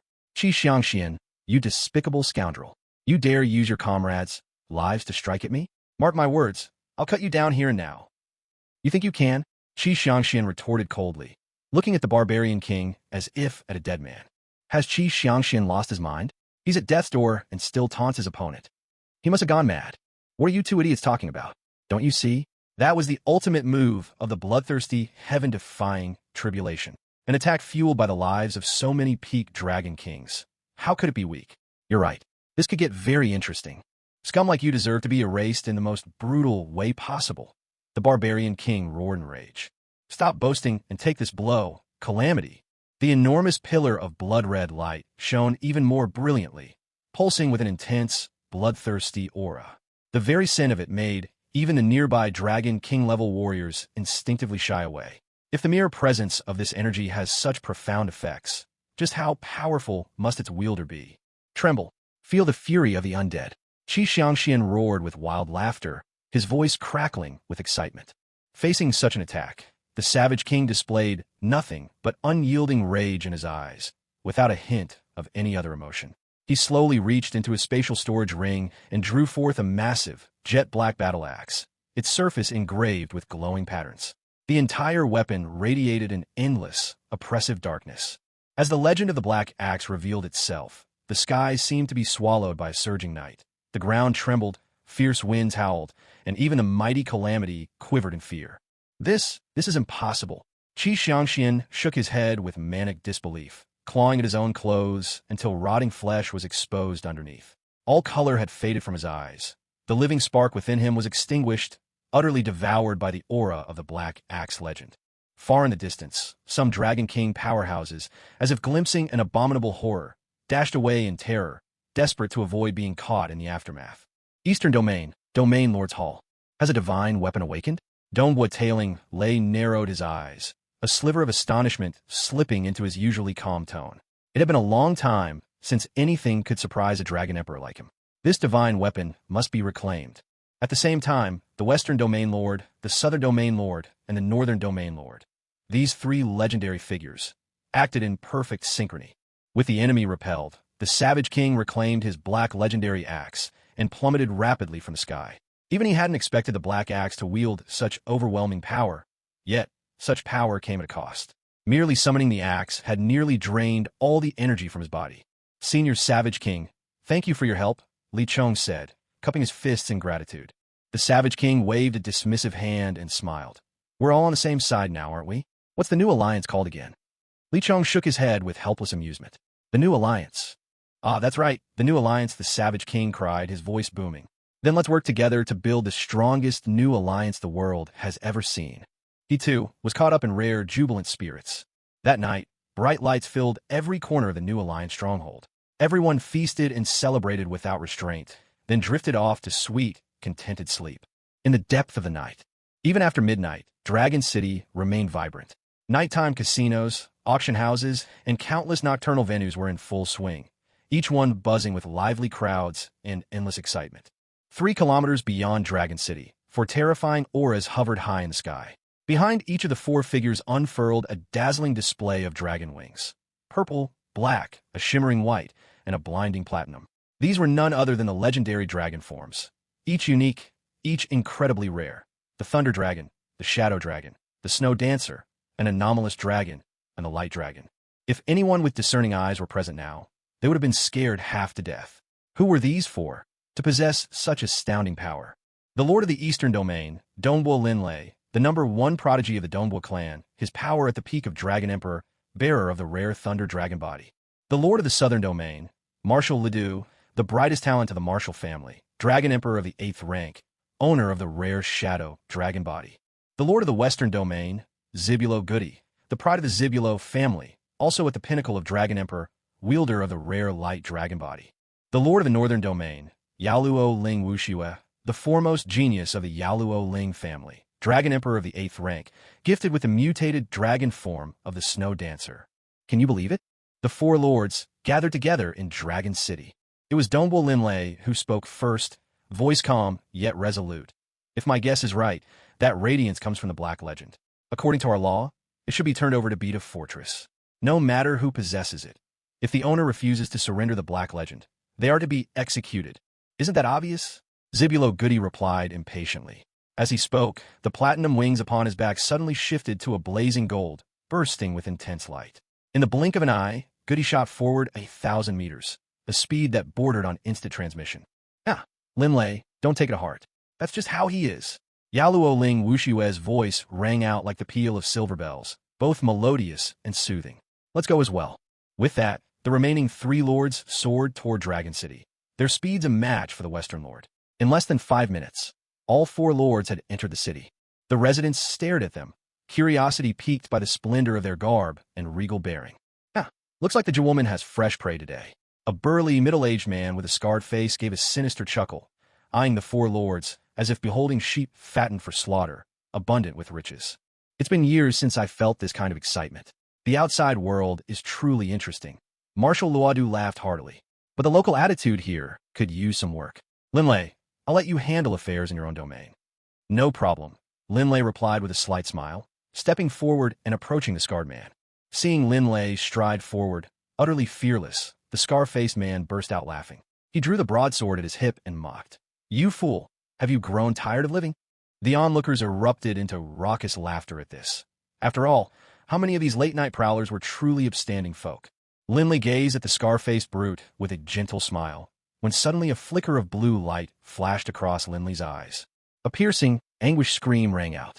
The scar-faced man, for reasons unknown, began to weep in agony, his face twisting with fear and bewilderment.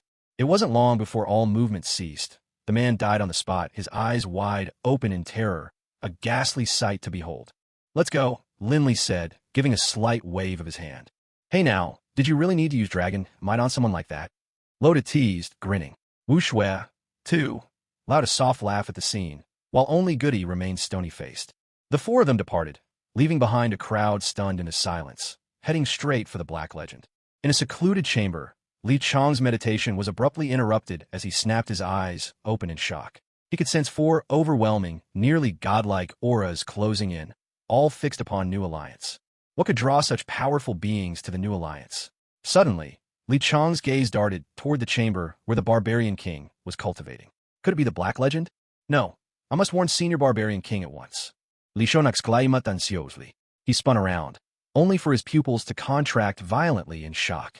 The four domain lords now stood before him, their presence monstrous and unearthly. Li Chong forced himself to remain calm as he faced these four formidable beings. It was then that his eyes landed on Linlei, and he blurted out in delight. My Lord Domain Master! Recognizing the familiar voice, Linlei gave Li Chong a close look, racking his memory. Your name is Li Chong, isn't it? Li Chong Nudda Biguruzli. If Master Linlei was here, perhaps things weren't quite so dire. Enough with the pleasantries, Goody said impatiently, turning a piercing stare on Li Chong. Tell me, do you possess a black axe? No, Li Chong replied feebly, the lie making him uneasy. Still, with the training he'd received on Earth, he did a decent job masking his nerves. Don't give me that nonsense. Goody roared, and with a swift movement, his right hand summoned a great golden aura that formed into a massive hand, slicing through the air toward Li Chong with ruthless speed. 3,000 worlds! Li Chong shouted in fury. Did they really think he was some helpless victim, free to be pushed around as they pleased? His 3,000 worlds technique unleashed a fierce burst of energy, but it was still no match for Goody's blow. Li Chong was hurled backward, smashing violently into the New Alliance's wall. The wall collapsed, its debris stained red by the blood. Li Chong coughed up. Goody, this is the Eastern Domain. He's a friend of mine. Do you really think you can kill anyone from the Eastern Domain as you wish? Linlei thundered. Though his friendship with Li Chong was not deep, Linlei had always liked this fiery young man, one whose talent, in Linlei's eyes, was nothing short of extraordinary. What's gotten into you now? Goody barked, his voice tinged with both anger and surprise. He knew exactly what kind of man Linlei was. His willingness to shield someone spoke volumes about that person's abilities. Li Chong, are you all right? Linlei asked with genuine concern. A warmth bloomed in Li Chong's heart. I'm Fine. May I ask what brings you esteemed ones to this place? We're searching for a weapon called the Black Legend, a massive black axe. You truly don't know anything about it. Linlei looked at him, suspicion in his eyes. Well, actually, I do know about that. What? Linley's eyes widened in anger. Just moments ago, this boy claimed ignorance, and now he confessed he did know. Wasn't he toying with them? Li Xiong sumilat apologetically. Ah, Lord Domain Master, forgive me, I wasn't clear enough. Here's the truth about the Black Legend. Yes, I have indeed seen the Black Legend before. I remember it. The axe was entirely black, adorned with strange glowing patterns. The aura it gave off was awe-inspiring. It was wielded by a one-armed old man. He had a pair of clouded eyes, yet deep within them shone a piercing fierceness. I could hardly look at him without trembling. To be honest, his presence felt stronger than any of yours. Li Chong spoke with gravity. What? His presence outshone even ours. The 4 domain masters cried out in shock. Could someone truly have reached such a level? You little punk, are you trying to fool us all? Prepare to meet your end. Gutty roared, golden light bursting out and streaking toward Li Chong. But before the golden radiance could strike, a flash of violet lightning crackled through the air, snuffing it out in an instant. You! Gutty glared at Linley livid. He's my disciple. I sent him out here to temper himself. What the hell is wrong with you? Trying to kill him again and again? Or are you just afraid he'll join the Domain Masters Grand Tournament? And another thing, do you even know what the Black Legend is? That's a divine artifact. Such relics only choose their master among those who are truly worthy.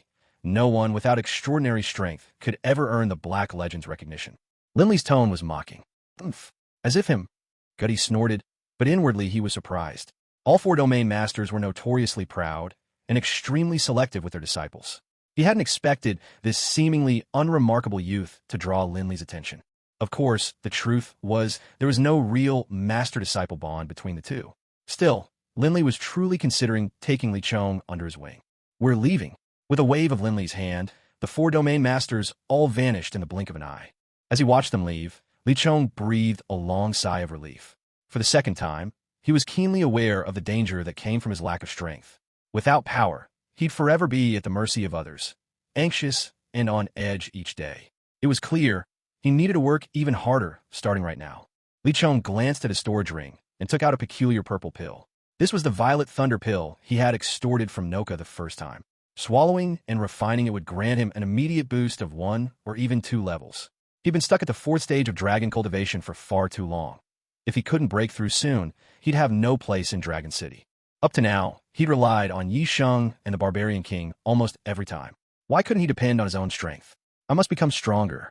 He possessed quite a few precious items, some to enhance his energy, some to boost his strength, but he had never truly put them to good use. The change must start now. Without hesitation, Li Chong swallowed the Violet Thunder pill. Instantly, a peculiar warmth surged through his body, waves of energy crashing within him like relentless tides against his organs. Impurities within him were swiftly purged. In a single moment, Li Chong broke through the 4th stage and advanced to the 5th stage of dragon cultivation. Though it was a rapid rise of 1 level, Li Chong wasn't overly excited. The energy he had accumulated at the 4th stage was already enough for a breakthrough, but the excess impurities in his body had made the leap nearly impossible. Now at last, every problem had vanished into thin air. Almost all the impurities were gone. Though Li Chong still didn't possess the talent of a true prodigy, he was now on par with an average cultivator, and that was what made him genuinely thrilled. Simply leveling up was secondary. Give a man a fish, and you feed him for a day. Teach a man to fish, and you feed him for a lifetime. The greatest benefit the Violet Thunder pill brought Li Chong wasn't the jump in level, but the transformation of his very constitution. Right now, Li Chong felt an urge to lift his head and let out a howl of elation to the sky. Yet the effects of the Violet Thunder pill hadn't entirely dissipated. If he did that now, his joy might turn to disaster. A long while passed before Li Chong finally calmed the excitement stirring within. He slowly closed his eyes and entered a state of cultivation. When he opened his eyes again, it was the early hours before dawn. On the distant horizon, a pale strip of light crept across the sky. The sun was about to rise. By now, the Violet Thunder pill had been completely absorbed. Li Chong's entire aura had transformed. He looked fresher, cleaner, and there was a subtle pressure between his brows. In a low voice, he murmured, 7th stage of dragon cultivation. Not bad at all. Laying a solid foundation before the breakthrough was worth it. And this, an unexpected bonus. A faint smile curled at the corner of Li Chong's lips. Suddenly, his entire form dissolved into nothingness. Over a dozen seconds later, 100 meters away, Li Chong reappeared with a calm smile and said, Hidden Thunder. Effect, 10 seconds of invisibility. with a 10% speed boost while concealed. Impressive. At the same time, that mysterious panel rose up once more. As he watched it ascend, Li Chang's heart filled with even greater delight. What could it be this time? The panel hovered gently overhead, illuminated by a flash of white light, upon which a message appeared. Because you have awakened your second skill on this continent, you are once again granted a special move, the etiquette at the dining table, a whirlwind kick. With your current strength, you can unleash the full power of the table etiquette ultimate technique, Demon Gale Kick. Li Chong was overjoyed. With this, I've acquired all 3 of my combat abilities. Kicking technique, swordsmanship, and infinite stretching. What a combination. It's just perfect. With a soft smile, Li Chong turned around and spread his arms wide, letting the sunlight wash over him. At last, he had taken a great stride on the path to true strength. Li Chong yawned, but then suddenly heard angry shouts and the sounds of things breaking in the main hall of the New Alliance. The moment he recognized those noises, Li Chong's expression changed. The New Alliance needed to assert its authority. Relying solely on the Barbarian King was not enough for the New Alliance to secure its place in Dragon City, where powerful figures abounded. In a flash, Li Chong appeared before everyone, employing several quick steps in succession.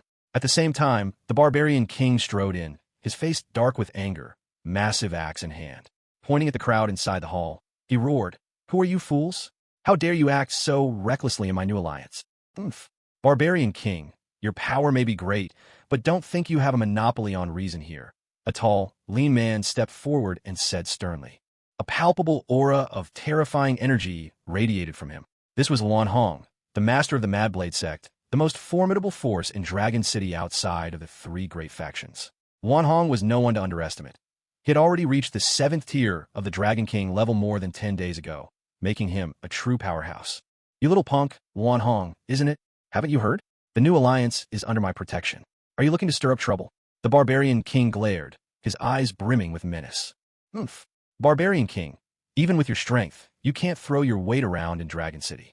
Do you really think anyone can just take a share of its resources? Only those with real strength have the right to claim resources here. Of course, if your New Alliance is willing to step aside and forego them, the matter can end here." Luan Hong stood his ground without the slightest retreat. "Impudence!" roared the Barbarian King, his voice shaking the hall. With imperial dominance, he swung his axe, unleashing a powerful golden whirlwind toward Luan Hong. At such close range, Luan Hong had no way to dodge. Clearly, the Barbarian King was aiming to end him. Yet, faced with the mighty golden whirlwind, Luan Hong remained unfazed. One after another, a dozen or so leaders from various factions stepped out behind him, evidently the heads of other sects and clans. Though the Barbarian King's attack was fierce, there was nothing he could do in the face of so many masters forming a joint defense. "So what is it you all want?" The Barbarian King narrowed his eyes, his voice low and dangerous. Luan Hong patted the dust off himself and said coolly, "It's simple. Either the New Alliance doesn't need resources, or its leader must step forward and undergo a trial. The difficulty of the trial will match his strength." "Nonsense. If you've got the guts, let me take the trial," the Barbarian King roared in fury. "Very well. I'll take it." Li Chong stepped out, his gaze unwavering. "Li Chong," Yishin called out anxiously. At first, he hadn't been the least bit worried. There'd be no problem taking the trial with his own strength. But now that Li Chong had revealed his true position as Alliance Master, the truth was out. "You're the Alliance Master of the New Alliance?" Luan Hong looked at the young man before him, a hint of disbelief and amusement crossing his face. Even the sect leaders behind him were desperately suppressing their laughter. If not for the Barbarian King's presence, they might have burst out laughing already. "That's right. It's me. What's the trial?" Li Chong answered with chilling calm, his demeanor radiating an unyielding authority. "So dear, you will face him," Luan Hong declared evenly. "Yes, Sect Master." A tall young man with golden eyes, dressed head to toe in black, stepped forward. His gaze was sharp and commanding. He was a second-rank Dragon King. What terrifying talent, on par with even Lien Jingsheng. Though, who knew where Lien Jingsheng was now? Li Chong regarded his opponent with steady composure. "This is outrageous. I'll kill you." The Barbarian King's furious shout thundered through the air, clearly on the verge of attacking. Yisheng also drew his black bow, ready for battle. But one voice stopped them in their tracks. "I can win." It was Li Chong who spoke, a gentle smile always hovering at the corner of his lips, his expression composed and unshaken. Yisheng, the Barbarian King, and the others were taken aback. With nothing left to say, they could only grit their teeth and prepare themselves for combat. Yet in truth, neither held out much hope for Li Chong. They were ready to leap into the fray at the first sign of trouble. "Begin your attack," Li Chong said calmly. "How arrogant!" Sodier replied with contempt, his eyes flashing with cold light. In an instant, he completed his dragon fusion, the platinum-colored radiance bursting forth and morphing his body into a majestic light dragon. "What?" gasped Yi Sheng and the barbarian king in unison. What were they supposed to do now?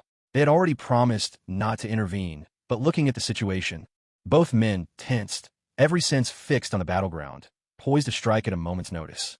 "Please," Li Chong said, his expression as tranquil as ever. Now it was Sodier's turn to hesitate. This man, even in the face of the resplendent light dragon form, remained unervingly calm. Perhaps he had a few tricks up his sleeve, but no matter. Sodier's self-confidence was absolute. In an instant, the two of them soared into the sky, Li Chong treading upon nothingness, while Sodier's platinum dragon wings unfurled in a dazzling display. Though their brilliance fell short of the Sovereignteer Gyuti's peak radiance, they were nonetheless impressive in their own right. The battle erupted in a flash. With a powerful beat of his dragon wings, Sodier unleashed 3 platinum blades of light, their edges glinting coldly as they shot toward Li Chong's vital points.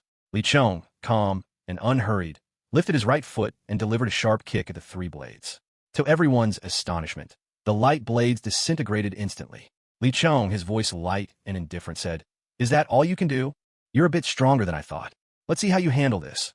Raging slash, light blades. Sodier's surprise was evident, but it left him unfazed. Suddenly, from every direction, at least 100 shimmering blades materialized around Sodier, each one gleaming with a deadly, ghostly chill, like scythes that reaped souls.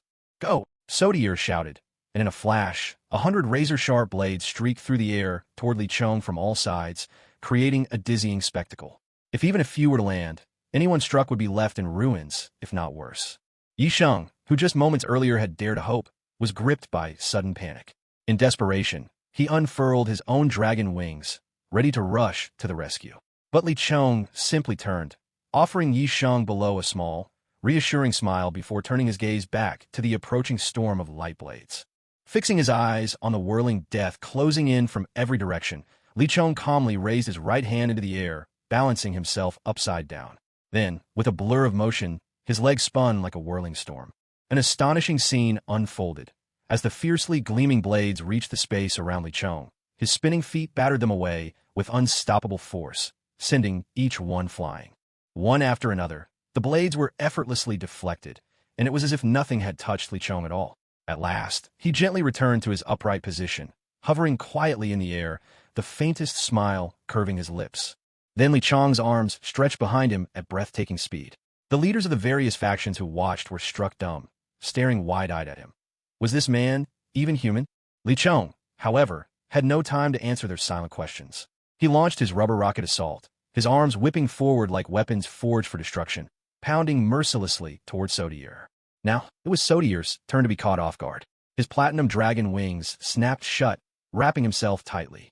But faced with this astonishing force, Sodier was anything but rattled. Instead, he braced himself and coolly awaited the attack. The next moment, Li Chong's strike slammed into Sodier's wings. Sodier was sent hurtling backward, careening through the air. Yet, though he was forced to retreat, the luster of his wings seemed only to grow, taking on a faint golden glow, as if they were threatening to transform from platinum to gold. Spreading his wings wide again, Sodier allowed a faint smile to play at the corners of his lips. Interesting.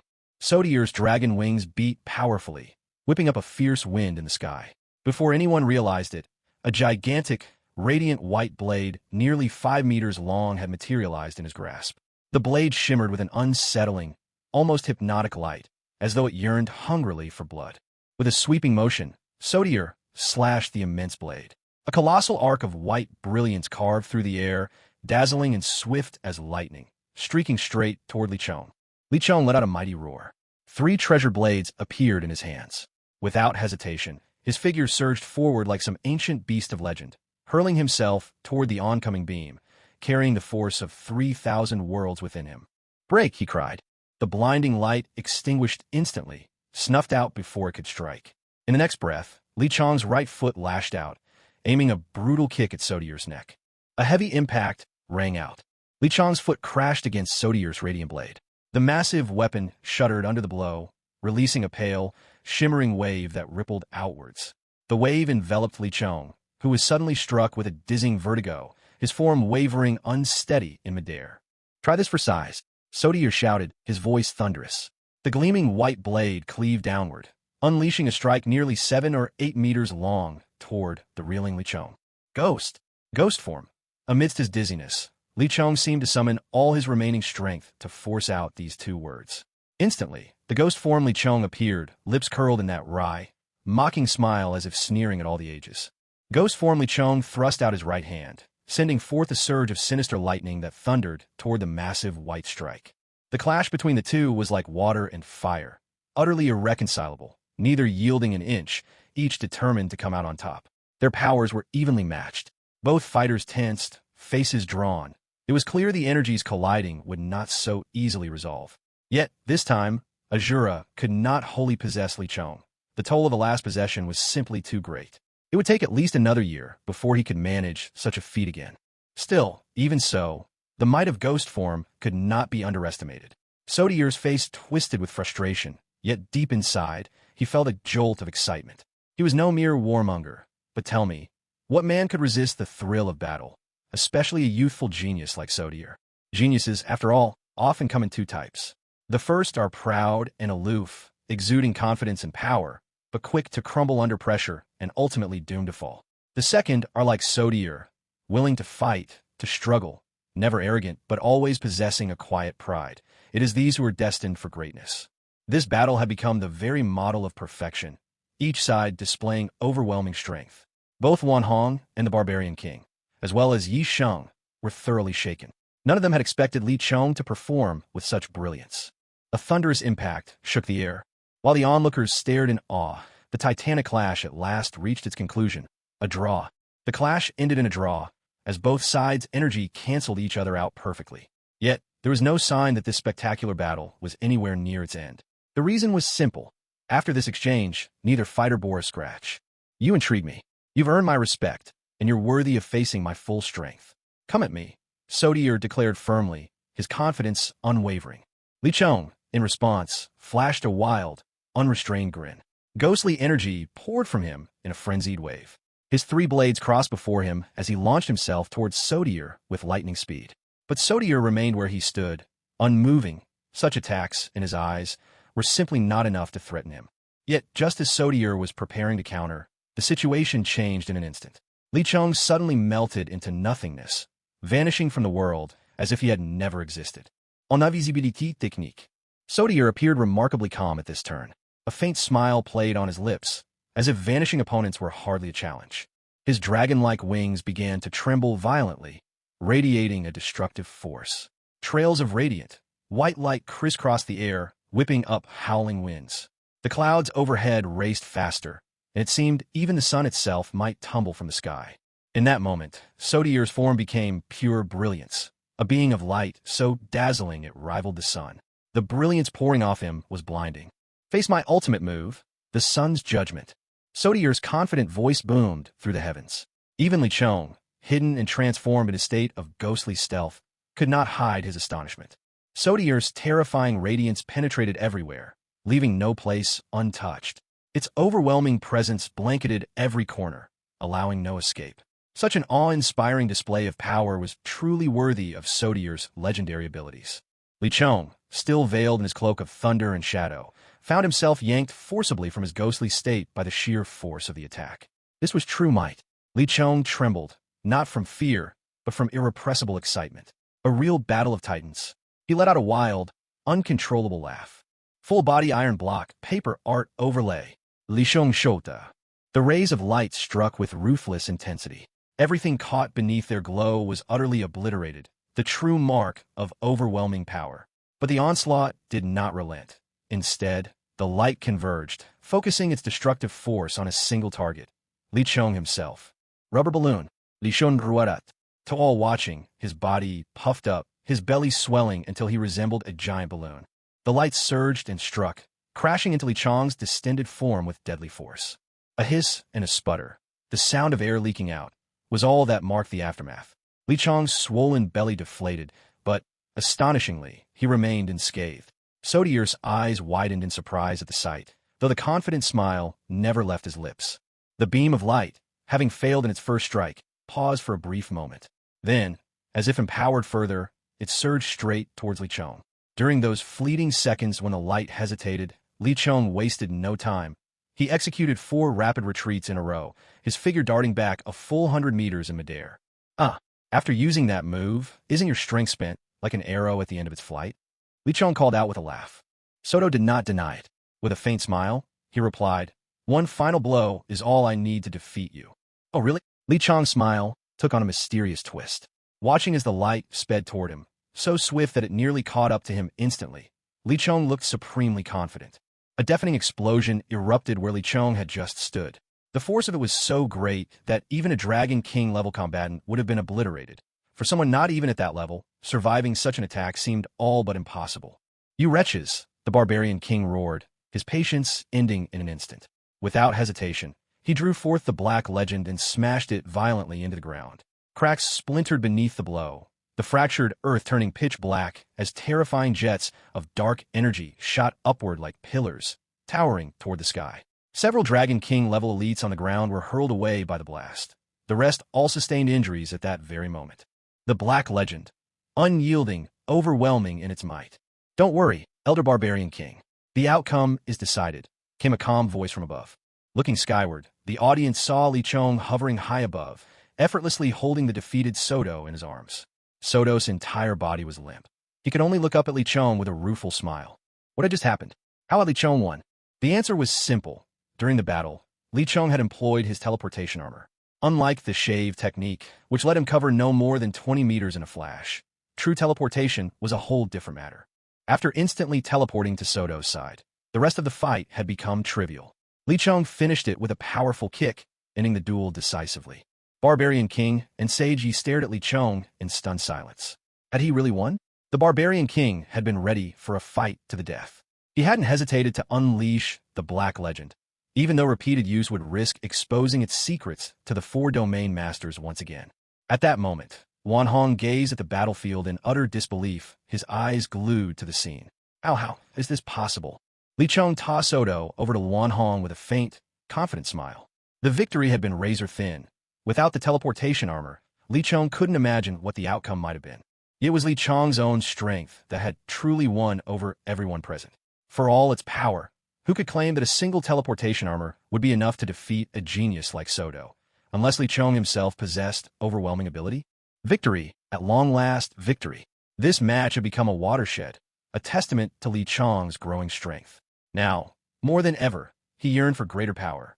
But he also understood the folly of biting off more than one can chew, and so, at least for the short term, he knew better than to expect rapid progress. "You can all get lost now. The matter is settled," the Barbarian King said coolly, his words edged with anger. Today's events had thoroughly worn down his patience. If these people persisted any longer, the Barbarian King truly wouldn't hold back. Let's go." Wan Hong was so incensed he could hardly speak, but for once he didn't dare utter another word. If he hadn't had the backing of the other powerful factions today, he wouldn't have had the nerve to confront the Barbarian King at all. Most of the assembled forces were already losing their resolve. With indignation festering inside him, Wan Hong scurried away from the new alliance. The various factions began to withdraw, and before long, the headquarters of the new alliance returned to its lonely emptiness. The Barbarian King's fury was far from spent. Gripping his massive axe, he brought it crashing down, smashing a slab of the floor to dust. "Bastards, all of them," he growled. Li Chong hurried forward. "Please, calm yourself, senior. To be honest, the new alliance does deserve to be pushed around right now. Our foundation is just too weak. What we need is to open our doors, actively recruit new members, and reopen the alliance's Dragon Cultivation Academy. That's the only way we'll climb out of these dire straits and onto the path of strength." Yisheng nodded gently, expressing his agreement. In a dim, shadowed chamber of the new alliance, Jeeks, together with Hoi Jiaqing, were sparring intensely. The events of the day had laid bare their lack of power. Without strength, they realized, being bullied was inevitable. So what if they were hailed as prodigies? Prodigies need strength all the same, true, overwhelming strength. The two of them trained harder than ever.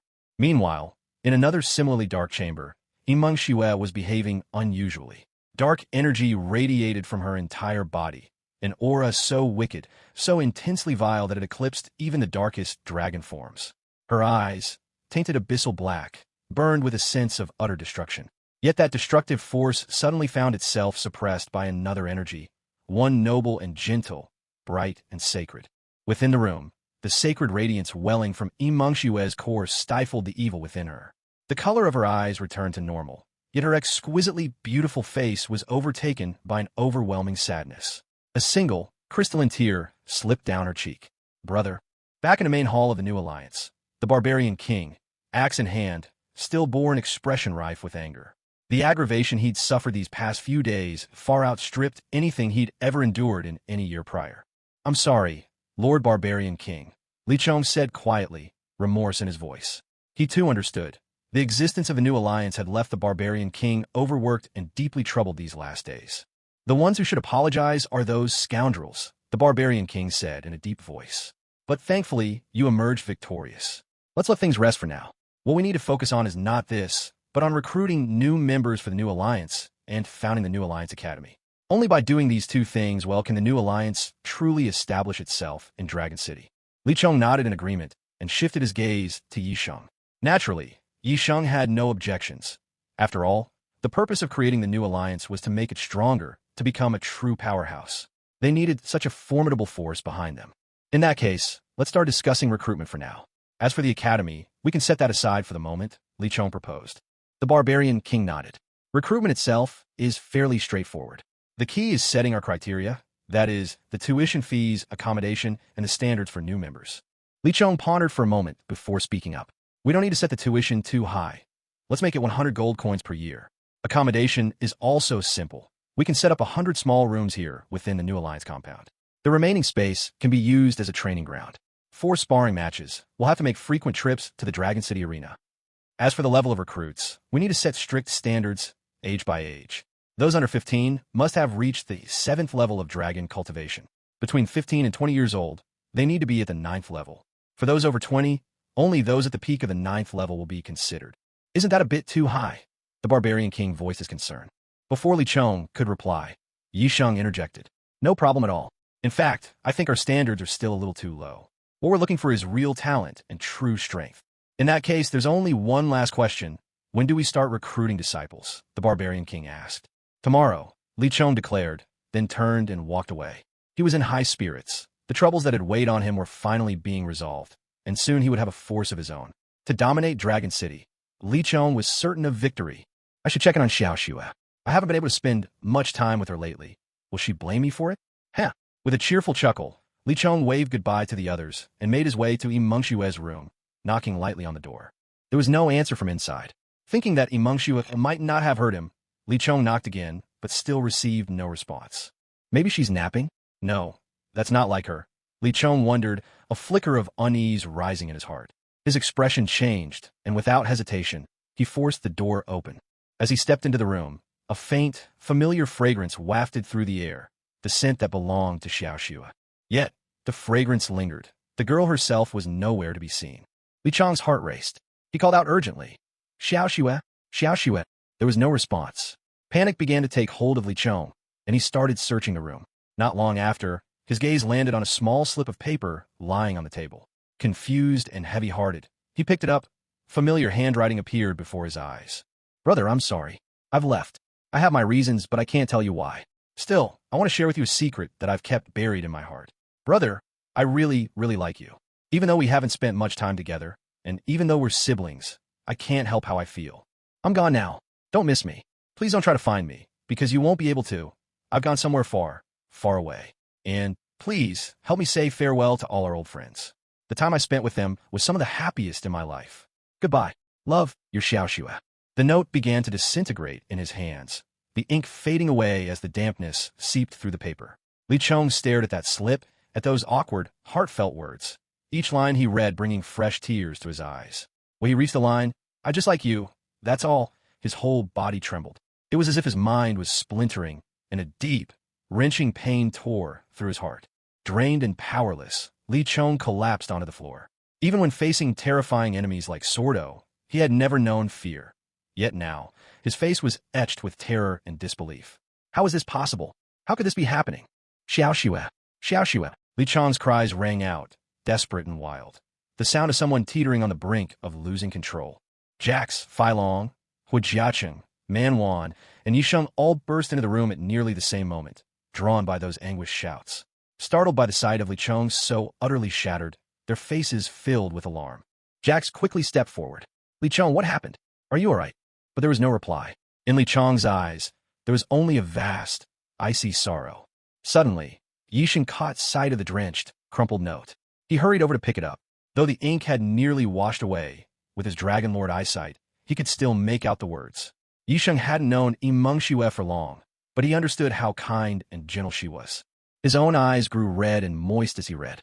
Placing a gentle hand on Li Chong's shoulder, he spoke in a quiet, steady voice. Li Chong, I truly believe Xiao Xue will come back one day. Don't let sorrow swallow you up. She wouldn't want to see you like this. Pull yourself together. Hearing these words, the others instantly understood what had happened. A wave of sadness swept through them all. Man Wang, while not especially close to Yimeng Xue, knew well the friendship between the group, especially the subtle bond that had grown between her and Li Chong. Not one for words of comfort, Man Wang did the only thing he could. He stood silently, offering his quiet support. Fat Dragon let out a deep sigh, his round body beginning to tremble. From the bottom of his heart, he truly cherished Yimeng Xue as a companion, not just for her beauty, but for countless other reasons as well. Now that she was gone, he couldn't tell when they might meet again. All he hoped was that it wouldn't be forever. Out in the barren desert, a few tears glistened on Yimeng Xue's exquisite face, falling silently to the sand. And there, as if touched by some heavenly blessing, a towering tree sprang up from where her tears fell, a sight so miraculous that words alone could not capture its wonder. Brother, everyone, we will meet again, before all is destroyed, Yimeng Xue murmured softly to herself. Li Chong's body trembled, but soon a faint smile appeared at the corners of his mouth. Wiping away his tears, he forced himself to rally. I'm all right. Tomorrow is the big recruitment day, and we need to pull ourselves together. I believe Xiao Xue must have had her reasons for leaving us. That's right, let's get our spirits up. Jax boomed with laughter, reaching out his right hand. One by one, everyone placed their hands together, meeting each other's gaze with silent encouragement. The barbarian king smiled gently. So this is what friendship feels like. All right, since we're ready for anything, I'll start assigning tasks. Fat Dragon, Li Chong announced in a loud, clear voice. Just say the word, Brother Chong. Fat Dragon replied, snapping a salute like a soldier of the Earth Army, his face serious, even though at this moment, the sight of his wobbling belly threatened to ruin the solemnity. A ripple of laughter burst from the group, and the heavy mood that had clouded their hearts finally began to lift.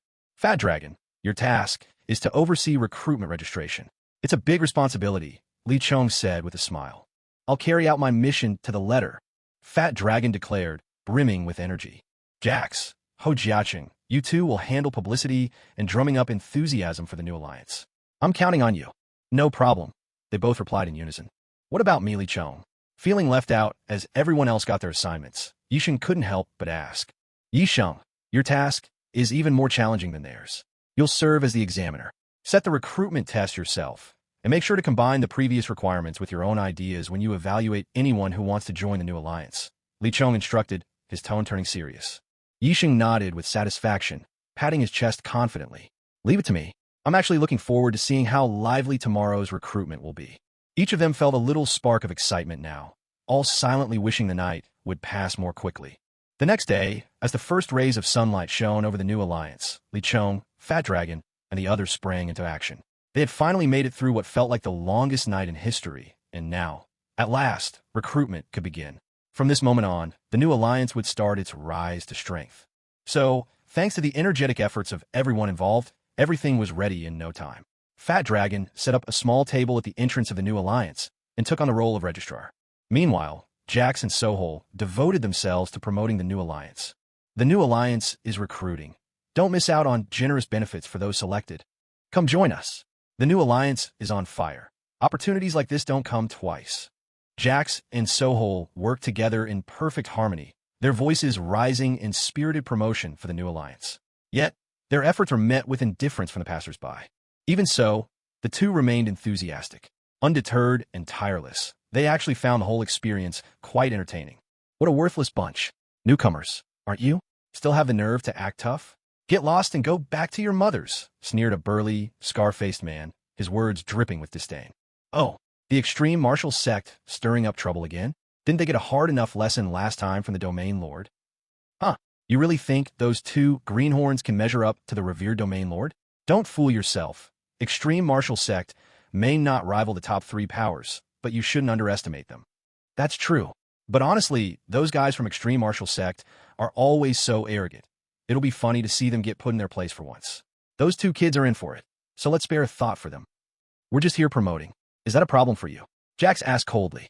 It was clear this newcomer wasn't backing down, which made the scar-faced man burst out laughing, pointing mockingly at the 2 of them. Who do you think you are? The Empire Spear Alliance? The Holy Spirit Sect? Or maybe the City Lord's office? He was naming the 3 great powers of Dragon City. We're the New Alliance, Jax replied coolly. The New Alliance? Never heard of it. Trash is trash. Just get lost already. The scar-faced man scoffed, spitting on the ground. Like a flash, Jax leaped aside, his body suddenly wreathed in the aura of dragon fusion. At the same time, a violet-red glow radiated from his right fist as he drove it fiercely toward the scar-faced brute. Think you could take me on, kid? You're out of your league, the scar-faced man sneered. Instantly, he unleashed his own dragon fusion, a powerful aura surging from him. He wasn't quite at Dragon King level, but he was clearly at the apex of dragon fusion mastery. With lightning speed, the scar-faced man drew a massive saber from his back, 3 meters long and nearly 2 feet wide, and brought it crashing down at Jax in a brutal arc. A thunderous impact echoed as their energies collided. The violet-red force around Jax's fist clashed with the golden energy wrapped around the brute's blade, both dissipating into the air in shimmering wisps. The scar-faced man stared at Jax in disbelief. You've also reached the pinnacle of dragon fusion, he exclaimed, shocked. With strength like yours? Frankly speaking, you're hardly worth mentioning, Jax said calmly, narrowing his eyes slightly. You cocky brat. Just because you have some skill, you think you can act so arrogantly? Kill him, the burly, scar-faced man roared in fury. He raised his massive blade and brought it crashing down on the ground. Instantly, the earth split open for several meters, and from the cracks shot up several enormous golden spikes that appeared without warning, impaling Jax in an instant. Jax! Hua Jiaqing's eyes turned blood red, his anger reaching its limit. How shameless could this man be? Ha ha! That's what happens to fools who overestimate themselves. Kid, if you're so eager to die, I don't mind sending another to the grave. The scarred man burst out laughing, delighted at his apparent victory over Jax. Don't get too pleased with yourself. Did you really think someone like me could be taken out by the likes of you? A voice rang out, cold and proud, making the scarred man's pupils tighten with horror. Who was Jax? The master of the ultimate violet flame dragon body at the peak of dragon cultivation. How could a true powerhouse like him fall to a mere level 9 dragon cultivator?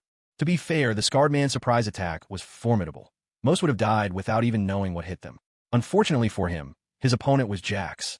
From Jax's back, a pair of blazing violet fire wings erupted, filling the air with dazzling light and an aura of raw, overwhelming power. A Dragon King? The scarred man's voice trembled. Now, fear truly gripped his heart. Jax's magnificent dragon wings beat as he gazed down coolly at the scarred man below. Have mercy. Please, have mercy. I won't dare again. The scarred man pleaded the moment he realized things had gone terribly wrong. I recall you just tried to kill me. If you chose this path, then you must accept the consequences. Reflect well on your actions in the afterlife, Jax replied icily. His fire wings flared, and in his right hand, a massive fireball gathered swiftly. What's going on over there? A handsome young man, about 17 or 18, pointed toward the crowd with a puzzled look. He was indicating the spectacle caused by Jax's battle, which had already drawn a sizable audience. Young master, it seems there's a fight going on, answered a tall, sturdy middle-aged man beside him, his tone respectful. A fight? Interesting. Mundo, take me up for a look, the youth said, his excitement barely concealed. At once, with a thought, the middle-aged man called Mundo let emerald-green dragon wings burst from his back, his aura swelling with might. He gripped the youth's shoulder firmly. Then, with a beat of his wings, Mundo carried the young man skyward, stopping 5 meters above the ground. That person seems to be one of our Jiwu Sect members, the young man said with a note of confusion. Hearing this, Mundo shot a surprised glance at the scar-faced brute. You're right, but it looks like he's afraid of something. No need to ask. It's the pressure from that boy with the violet-red flame wings, the youth said coolly. Mundo, let's go in and have a look. It's not the place of outsiders to deal with our Jiwu Sect's affairs. Yes, young master, Mundo responded respectfully. With a mighty beat of his draconic wings, he carried the young master down, slowly descending into the midst of the battlefield. A cry broke out from the crowd. Wait, are those the Jiwu Sect's young master, Jala, and Elder Mundo? That's really them. I was hoping that boy would give that thug a proper lesson, but who would have thought more Jiwu Sect people would show up? Looks like that kid's luck has run out. Exactly, what a shame. Young Master Jala of the Jiwu Sect strode slowly beneath Jax, lifted his gaze, and said coolly, "Are you the one provoking the Jiwu Sect?" Jax couldn't help but laugh bitterly at those words. Patiently, he recounted what had just happened to the young master. "So you were the troublemaker?" Jala's eyes sharpened, locking intensely onto the scar-faced brute. "Young master," the brute wore a look of utter misery. "Enough. Get out. From this moment on, you're no longer a member of the Jiwu Sect." Jala's voice was as cold as steel. The brute hesitated, evidently disgruntled, but dared not protest. Faced with Jala's icy stare, he realized another word might cost him his life. Wisely, he slunk away without further delay. Seeing how Jala handled matters, Jax found his opinion of the young master improving. He smiled slightly at Jala. "Thank you." Jala shot Jax a frosty glance. "Don't thank me. I simply can't stand to see my own people behaving so arrogantly. Still, don't think you can defy the Jiwu Sect and get away with it. Where would our reputation be then? That's why. Right here now, I'm going to cut you down." Any goodwill Jax felt instantly vanished. He stared coldly at Jala. "Let's get this over with." A dusky yellow light glimmered over Jala's body. He wasted no time invoking the power of the Earth Dragon. At once, swirling rocks formed in each of his hands like tiny vortexes. The stone in his right hand hurtled toward Jax at astonishing speed, aimed with perfect accuracy. Jax did not meet the attack head-on. Instead, he twisted aside and narrowly dodged the strike. The stone exploded behind him with a thunderous blast, as powerful as a bomb. Wiping cold sweat from his brow, Jax thought to himself how terrifying that move was. Thank goodness he'd dodged it. But his relief was short-lived. His nerves tensed again in an instant. Jala's right hand began to flicker once again with a wave of earth and yellow energy. Judging by the look of it, the next rock bomb was just about to take form. Was this guy some kind of bomber? If Li Chong or Yi Sheng were here, they would undoubtedly be filled with such questions. But Jala did not wait for the rock bomb in his right hand to recover. Instead, he swiftly flung out the rock bomb in his left hand. This time, his attack was even faster, his aim more precise, an unmistakable leap in skill. Damn, if this keeps up, I'll be forced into a defensive position. This guy's really something, Jeeks muttered under his breath. His pair of violet-red dragon wings suddenly beat with rapid force, whipping up a string of whirlwinds. These little cyclones spun menacingly, charging straight at the rock bomb like fearless warriors charging into battle. Just when the whirlwinds were about to collide with the rock bomb, something unexpected happened. Jala's right hand made a sudden, swift motion, and the rock bomb that was about to clash with the gust twisted in midair, shooting upward before plummeting rapidly, catching Jeeks completely off guard. A flicker of alarm crossed Jeeks' face. He instantly folded his dragon wings around himself, just as the rock bomb smashed down upon their sturdy surface. A deep, thunderous blast resounded. The impact rang through Jeeks' wings, each blow landing heavy and relentless. Inside their shelter, Jeeks was gasping for breath, clearly battered from the assault. While he struggled to regain his composure, 2 more rock bombs blazed out of Jala's hands. Another round? Jeeks grumbled helplessly. His hands suddenly transformed into blazing fists, and in rapid succession, he hurled 7 fireballs. Empowered by his dragon wings, these fireballs packed a remarkable punch. 7 fireballs formed a swirling formation, enveloping Jala's 2 dangerous rock bombs. One of the rock bombs exploded instantly, setting off a deafening chain reaction. In a storm of detonations, only 3 of Jeeks' fireballs survived the blast, and before the dust could settle, the second rock bomb erupted as well. In a renewed, thunderous burst, all the rock bombs and fireballs vanished completely. There was a flash of astonishment in Jala's eyes. Managing to withstand his rock bombs was no easy feat. "You have some tricks, I'll give you that," Jala remarked with a quiet smile, flinging out 2 rock bombs once more. At the same time, a ripple of energy flashed across his lips. But now, Jeeks had no time to study Jala's moves. He hurriedly gathered his strength and unleashed another volley of 7 fireballs, sending them rocketing toward the incoming rock bombs. Just as the attacks were about to collide, a colossal spike of earth burst from the ground, its broad tip shimmering with a chilling, ghostly light as it lunged straight at Jeeks. "Not good," Jax exclaimed, alarmed. His dragon wings snapped shut in an instant, and his hands flew into a rapid seal. A crimson cross-shaped flame shot toward the massive earthen spike, a move unleashing his Fire Emperor's cross spear. A thunderous explosion shook the air. Above them, clouds billowed with mingled ochre and violet-red smoke, the dazzling aftermath of rock bombs colliding with 7 blazing fireballs. Meanwhile, the enormous earth spike and the cross-shaped blaze crashed into each other with a ferocious energy. Neither force gave way, and for a moment, it was impossible to tell which would prevail. I think we both exhausted our tricks. Time to settle this with brute force, don't you think? Ah! Jax roared with laughter, relishing the prospect of a brawl, his preferred way of battle. You're in for a miserable defeat, Jia Lu replied coolly, his gaze fixed on the spot where Jax and his dragon wings had vanished. In Jia Li's hand now gleamed a massive red blade, 5 meters long, adorned with several strange, star-shaped motifs. Oh really? We'll only know once we fight. Jax retorted with a wild grin. His fists clenched, joints cracking with anticipation, eyes locked on Jia Lu with burning intent. Without another word, he surged forward, speed blazing, right fist already pulled back, ready to unleash. Ignorant, Jia Lu de Codedy. He hefted the great blade, and with the ruthless certainty of a grim reaper, swung it down in a sweeping arc toward Jax's charge. But as the deadly blade fell with unstoppable force, Jax only offered a faint smile. With a subtle twist, he sidestepped just as the blade was about to strike, slipping neatly to the right. Brilliant energy flared over both his fists as he struck out fiercely. A resounding impact echoed through the field. Like a blast of compressed air, Jax's blows sent Jia Lu flying dozens of meters before he crashed down in front of a huge boulder. The spectators stared at Jax in disbelief, as if witnessing a monster. Although beating Jia Lu wasn't an unimaginable feat, it was worth remembering. Jia Lu was the young master of the Jiwu Sect. "You bastard!" shouted Mundo, who had been watching on the sidelines. In a flash, a war blade over 8 meters long appeared in his hands. With brute force, he slashed down. A crescent-shaped attack, sharp as a new moon, hurtled toward Jax.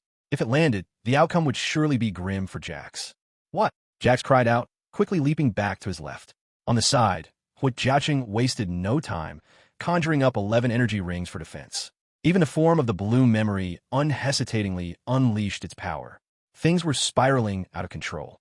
Just as Huijiaqing and his companion prepared to escape in the opposite direction, 2 rock bombs shot through the air from afar. Huijiaqing swiftly directed one of his energy rings to absorb the incoming force. The energy ring shimmered with a pale blue glow, slowly devouring the energy from the rock bomb.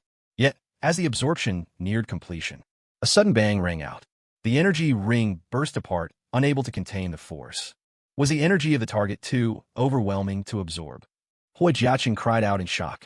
Even so, he didn't panic. Although the first energy-accumulating halo failed to fully devour the energy of the rock bomb, at least it had managed to weaken it somewhat. Absorbing the remaining force with the next halos would be much easier. And indeed, that was exactly what happened. After 3 halos erupted in rapid succession, the 4th energy-accumulating halo finally managed to consume the power of the rock bomb. An identical rock bomb shot out, colliding headlong into the other rock bomb, and the 2 energies canceled each other out. Jala glanced at Jax and his accomplice, who were trying to escape. A flash of anger lit up his eyes. "Mundo, catch them for me. I want that red-haired brat torn to pieces." "Yes, young master," Mundo replied at once. He beat his green dragon wings with swift precision, his overwhelming speed easily allowing him to intercept Jax and his companion. "Jiaqing, don't you think we're incredibly unlucky? All we wanted was to promote our new alliance, and now we're being hunted down," Jax said, his face full of bitterness. "That's just the way things are. I have no explanation. Frankly, I don't think our strength is enough to take on those 2. Let's send up the signal flare," Jiaqing advised. Jax nodded helplessly. He had wanted to keep fighting a bit longer, but given the situation, there was no choice. If they didn't use the signal flare now, they might never get another chance. The signal flare shot up into the sky and exploded with a thunderous boom, sending red smoke drifting down like a slowly falling firework. "A signal flare? Huh? Let me guess. You 2 are hoping to drag a few more souls down to hell with you," Jala said, a faint smirk on his lips. Though the corners of his eyes twitched with barely constrained emotion, his rage at nearly being killed by a lowly nobody was now blazing inside him. Still, Jala was a master at masking his feelings and maintaining his composure. Without that temperament, it was unlikely he would have become the heir to the Jiwoman Sect, or have someone as powerful as the Dragon King Mundo at his side. Jax and his companion had no way to escape. Flanked on both sides by Jala and Mundo, there was nothing left but to fight with their backs to the wall. The signal flare was up, and before long reinforcements would arrive. For now, it was the perfect opportunity to hone their skills. Mundo go, Jala shouted, swinging his broadsword in a fierce arc that unleashed a crescent-shaped slash. 2 rock bombs flew out alongside the attack, all hurtling toward the besieged Jakes and his ally. Energy halos, amplified by blue memory. Hua, Jiaqing roared. The halos shone with renewed brilliance, all 5 of them sparking to life without reservation. Truth be told, Hua Jiaqing's own power wasn't enough to make much difference at this point, but thanks to his mastery of the energy-accumulating halos, he could at least provide some resistance. Flame Emperor's Cross Spear. A flicker of violet-red light blazed in Jax's hand as a cross-shaped blast of violet-red fire shot forth, deadly as a viper, hurling itself toward Mundo. Yet Mundo only casted a sidelong glance before emerald light illuminated his draconic wings. In a heartbeat, he was standing before Jax, having effortlessly dodged the searing crossfire. So fast, Jax couldn't help but exclaim in awe. Without hesitation, he swung his right fist upwards, aiming a ferocious punch at Mundo's head. Mundo responded by plunging his massive 8-meter blade into the earth at lightning speed. Jax's fist collided hard with the blade, sending a jarring shockwave through his arm and forcing him to stumble back 3 steps. But even as Jax reeled from the impact, Mundo's colossal sword cleaved toward his chest.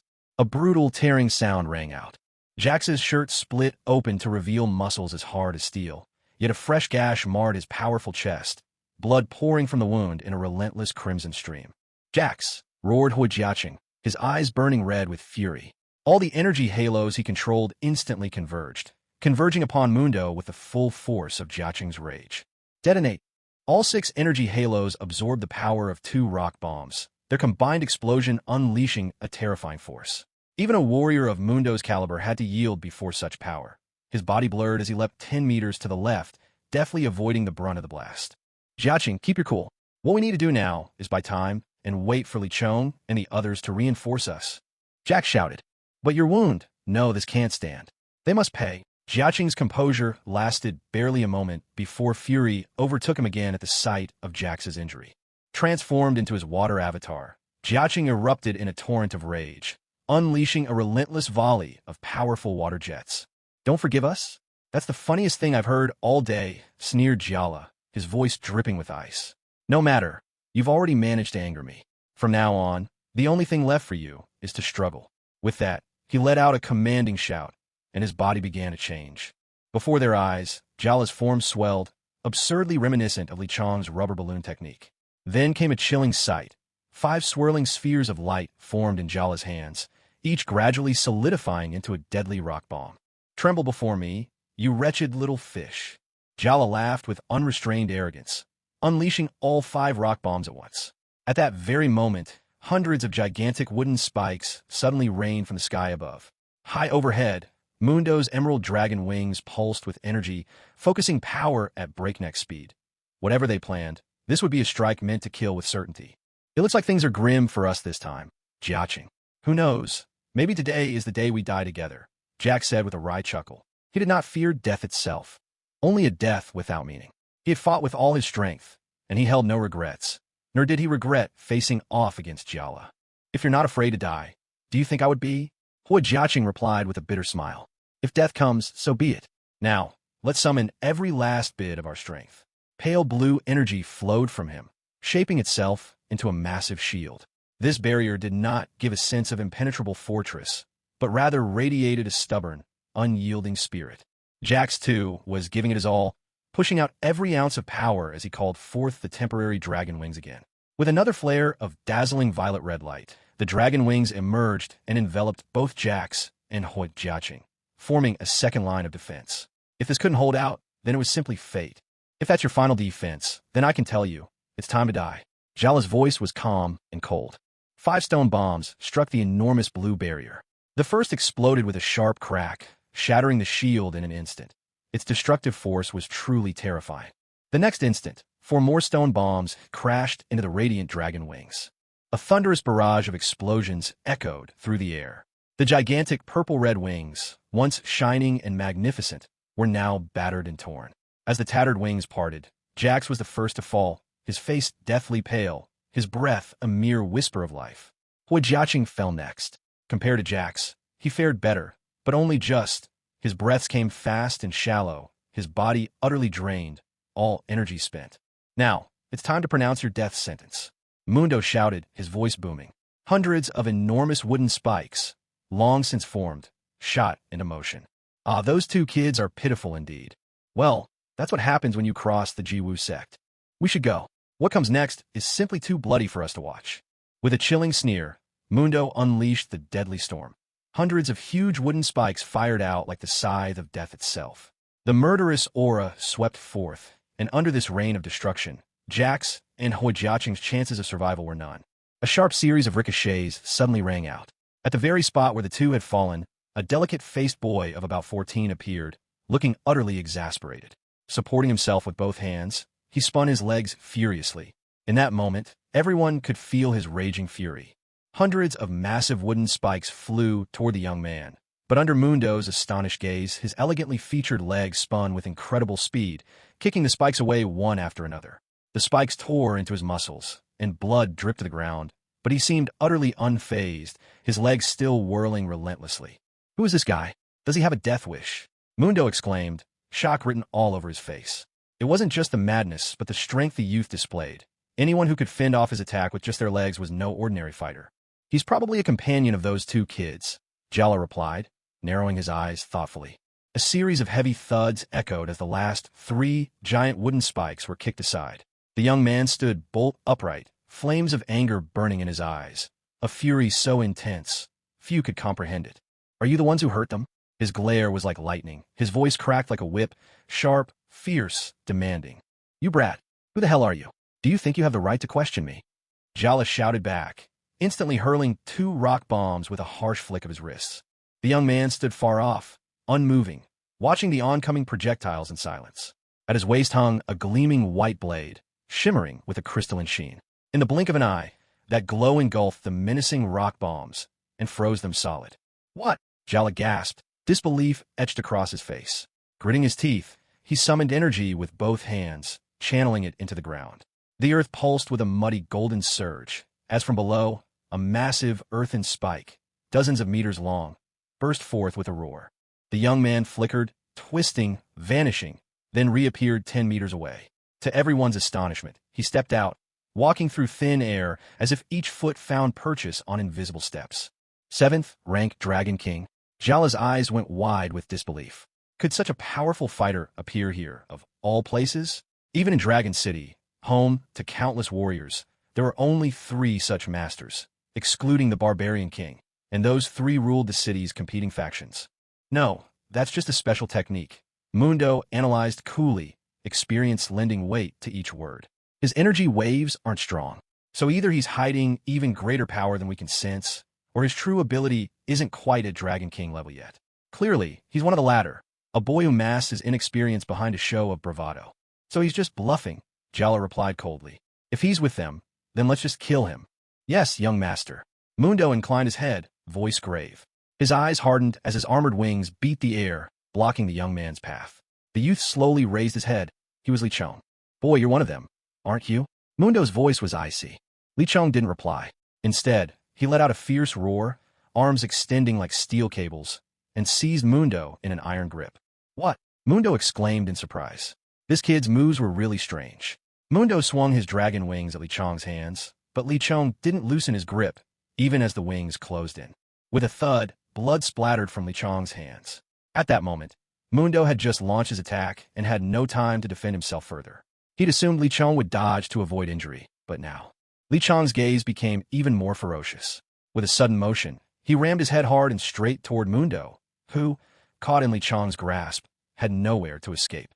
There was a heavy collision, and Mundo's body was knocked back midair like a shockwave passing through him. Pain shot through his chest. It's not over yet. Li Chong shouted in fury, whipping his right leg toward Mundo's head like a cyclone. Mundo quickly raised his hands, bringing his massive blade down toward Li Chong in defense. So you want to play with blades? Li Chong snarat. At that instant, the 3 treasured swords at his waist appeared, one in each hand, and the third clenched in his teeth, striking the classic 3-sword stance. 3-sword style, demon slash. With a fierce gust, Li Chong's body spun halfway, bringing all 3 blades down against the cleaver coming at him. A harsh, grating screech rang out as both of Li Chong's blades shuddered, and the one held in his mouth slipped from his grip. But at the same time, Mundo's massive sword was also sent flying. How is that possible? Mundo's eyes filled with doubt and alarm. But Li Chong left him no time to recover. His right foot lashed out again, this time striking Mundo square in the stomach. Pain jolted through Mundo's body at the assault. Yet for all the flurry of attacks that left Mundo reeling in pain, his terrifying power as a Dragon King remained unshaken. Li Chong hadn't managed to inflict any real injury. Without true strength, it's impossible to accomplish anything. Damn it, Li Chong muttered, clearly dissatisfied with the outcome. What he wanted was a total kill. Anyone who harmed his companions must die. If others had heard what he was thinking, who knows if they would have fainted from outrage. To challenge a Dragon King level master at only level 7 dragon cultivation, and actually overwhelm him. If you told anyone this, they'd never believe it. Damn it, he doesn't have much energy, so why is he so hard to deal with? Sevenfold rock bombardment. Jala was now truly enraged, furious and frustrated. At this point, he was shamelessly using overwhelming power to crush the outnumbered opponent, and if word of this spread, his extreme martial sect would be a laughingstock. Unless Li Chong died here, he could never swallow this humiliation. 7 rock bombs, each one a nightmare. Even a single rock bomb could give Jax a hard time. 7 of them together spelled nothing but destruction. Trying to kill me? That's exactly what I had in mind as well. Second gear. Li Chong's voice rang out, cold as ice. Suspended in midair, a swirl of white energy burst forth around his body, and under its force, his figure turned a fiery red. Second gear activated. With second gear unleashed, Li Chong's speed soared to a whole new level. In a flash, he was right before Jiala, nimbly weaving through the 7 exploding stones hurled at him. At the same time, his right fist shot up, twisting like a drill, spirals of white energy trailing behind. A thunderous crash echoed out. Li Chong's spiraling hands exploded forward with a fierce momentum. The overwhelming force erupted in all directions, and Jiala, despite being at the peak of dragon mastery, was utterly powerless before such savage, relentless might, forced to endure the onslaught with no means of resistance. Bastard! Mundoror, dragon wings beating violently. In just a few powerful strokes, he shot to Li Chong's side. From the tips of Mundo's wings, several massive spines emerged, each one wreathed in ominous violet light, unmistakably toxic. Mundo's attack was swift and straightforward. If Li Chong were to be struck by those wings, the consequences would be disastrous. Reckless fool. That's precisely why you'll lose, Li Chong replied with no trace of politeness. Watching the dragon wings closing in, he made no move to dodge. Instead, a sly, cryptic smile curled at the corner of his mouth, and in the blink of an eye, his body flickered twice in the air, vanishing from his original spot. What? Mundo gasped in shock. Li Chong's sheer speed was terrifying, so fast, even his trained eyes couldn't keep up. It was monstrous. I'll turn your own power into my weapon, Li Chong said with a hint of amusement, now appearing behind Mundo. His right hand lashed out in a powerful strike. With a boost from second gear, his palm thrust Mundo forward with immense force. Mundo lunged ahead uncontrollably, and in that instant his toxin-laced, spiked wing crashed straight into Jiala. A gut-wrenching impact sent Jiala flying hundreds of meters, blood spraying in torrents along the way. His face drained of all color, deathly green. Clearly, the poison had taken hold. There was no hope. Young master, Mundo bellowed in anguish. His dereliction of duty had led to his master's death in such a brutal way. He had committed an unforgivable crime. You bastard. I'll kill you for this, I swear. Mundo shrieked, utterly losing the composure he once held so tightly. Harm my friends, and you forfeit your life. I don't care who you are, Li Chong said quietly, eyes narrowed, his voice as calm as a death sentence. Emperor's strike. A ring of green light surged along Mundo's great blade, gathering and fusing into the shape of a deadly spike. Tempest kick, ultimate barrage, 1,000 strikes. Li Chong countered without hesitation. If his opponent was determined to fight to the death, then so be it. He would meet him head-on. Li Chong's feet spun madly, unleashing Lan Jiao kicks one after another in a flurry, as quick as lightning. Shimmering trails of pale blue light burst forth, surging toward Mondo from every direction. But just as Li Chong launched his furious assault, Mondo completed his move, the Emperor's thrust. Among the 3 skills Mondo now possessed, this was by far the most formidable. The Emperor's thrust was a powerful, single-target attack, famed for its devastating power. With a furious roar, Mondo faced the oncoming storm of Lan Jiao kicks, unbothered by their number. His confidence in the Emperor's thrust was absolute. In an instant, his massive sword in his right hand transformed into a 7-meter-long bone staff. Mondo gripped it as if wielding a legendary weapon, his aura swelling. At the same time, the large saber he once wielded appeared in his left hand. With one blade and one staff, Mondo began a wild, swirling attack. His rapid swings left trails in the air like illusions, and with each sweeping blow, he batted away Li Chong's countless Lan Jiao kicks with ease. A continuous crack and bang echoed. In this relentless clash, Li Chong's Lan Jiao kick shattered, utterly overwhelmed by blade and staff. The Emperor's thrust was nothing short of terrifying. Li Chong's expression grew ever more grim. He hadn't released so many Lan Jiao kicks just for show. While the Six Forms technique hardly consumed his energy, unleashing so many kicks in succession did add up to a significant drain. There was a purpose behind his actions. With each leap in his power, Li Chong had found his Lan Jiao kicks growing less effective. Yet, he discovered that stacking them multiplied their destructive force geometrically. Surely the combined power of so many should have been impressive. But to see Mondo fend them off so effortlessly was proof of his overwhelming strength. Who is this youth to be so powerful? Not only did he scheme and kill Jiala, but now he fights toe-to-toe with Mondo, the Dragon King himself, holding his ground. Such guts and skill in one so young. His future knows no bounds. I wonder which sect is lucky enough to claim him. Are you stupid? Didn't you hear him say he's here to avenge his comrades? That must make him a member of the New Alliance. The New Alliance might be a fledgling group, but their loyalty and sense of honor run deep. If this boy survives today, I swear I'll join them. No, you're the idiot. Sure, he's holding an advantage for now, but if this drags on, he'll lose for sure. And even if he escapes today, the Jiwu sect won't let him go so easily. Don't forget, Jiala was their young master.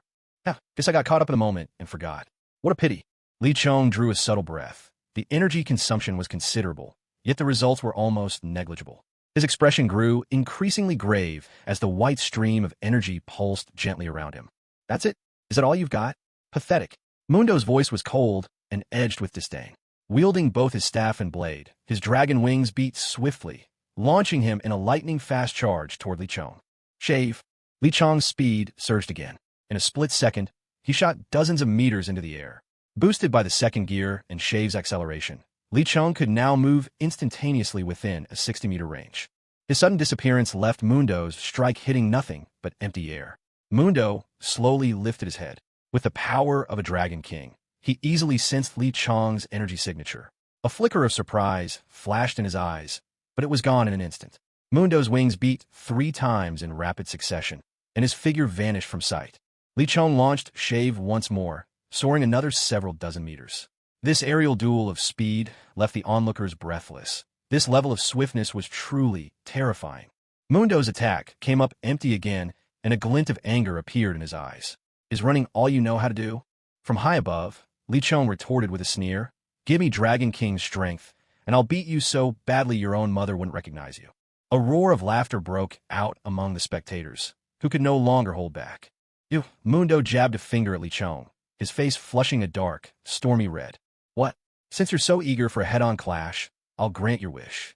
A confident smile tugged at the corner of Li Chong's mouth. In a flash, he gripped his 3 treasure blades, and atop a snowy cyclone, a crystal-white radiance suddenly shone. Freeze unleashed. Good. I was afraid you'd chicken out. Mundo shouted with fury-turned laughter and slammed his bone staff at that crystalline white light. But the moment bone met brilliance, his eyes widened with shock. His staff was instantly frozen solid by the icy energy. The freezing effect had triggered. This is my chance. Seeing Mundo successfully frozen, Li Chong couldn't hide his excitement. Now it was the time to launch his attack. Though the freeze had worked, Li Chong understood it wouldn't last long. His 3 blades spun and shifted at bewildering speed.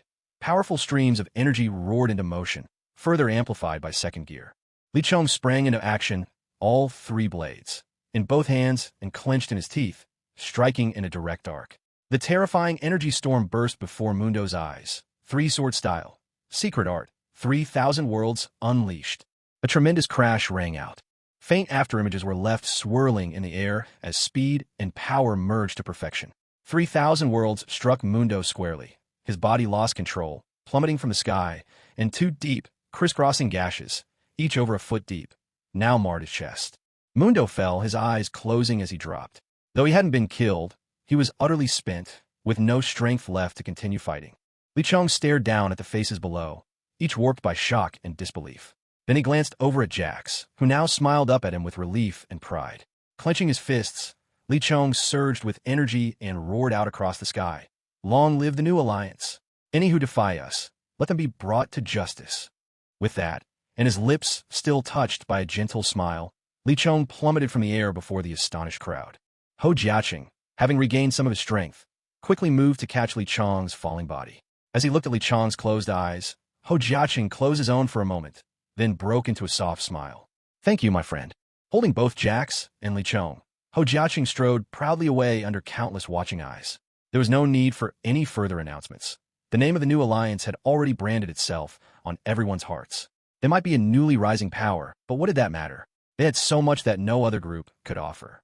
The next day, the sunlight was brilliant and the world brimmed with energy, a perfect day for exploring mountains and waters.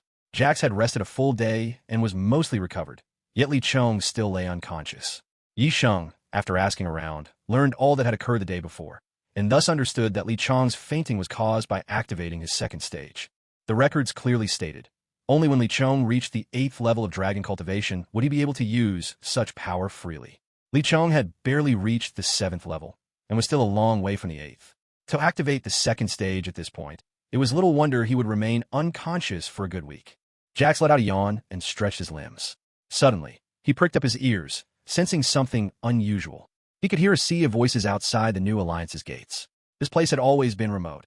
How could it possibly be so lively all of a sudden? Could it be that those scoundrels from Jiwu Gate had come to cause trouble? That was the first thought in Jack's mind. Never mind, Jax muttered to himself. If they come, I'll face them head on. I like to see just how formidable Jiwu Gate really is. Resolute, he pushed open the door. Jax was left dumbfounded. Outside was not the Jiwu Gate troublemakers, but a throng of eager young men and women gathered at the registration desk. Nor were they alone. Among them mingled young adults and even middle-aged men and women. After a long silence, Jax ventured hesitantly. Are you all here to sign up? You're the leader of a new alliance, aren't you? Come, give us a test, cried a boy of about 15, his eyes alive with anticipation. Jax rubbed his eyes, half convinced he must be dreaming. Everything had unfolded so suddenly. The new alliance, huh? All these people, and they'd come for the new alliance. All right, anyone who wishes to join the new alliance will be tested one by one. We're accepting a full roster of 500. Of those, 450 places are reserved for those under 18 years old, requiring only that they reach the 5th level of dragon cultivation. For those over 18, only 50 places are open, and the bar is set at the 8th level, or otherwise, at least the 5th level if they possess a rare dragon physique. That concludes the introduction. Recruitment begins now, Jax announced, his voice commanding and resolute. The criteria for joining the new alliance weren't overly strict, but they weren't so low that just anyone could meet them either. Hearing these requirements, a handful of less capable hopefuls shook their heads in disappointment and quietly drifted away. Over the next stretch of time, Jax brought in Fat Dragon, Ho Jiaqing, and Yi Sheng to help out. With more people came a need for more hands, so the 4 of them took charge of recruiting together. Among them, Fat Dragon was by far the most exuberant. After all, to be in this position was nothing short of prestigious. As the sun dipped low and bathed the earth in crimson light, that day's recruitment drew to a satisfying close.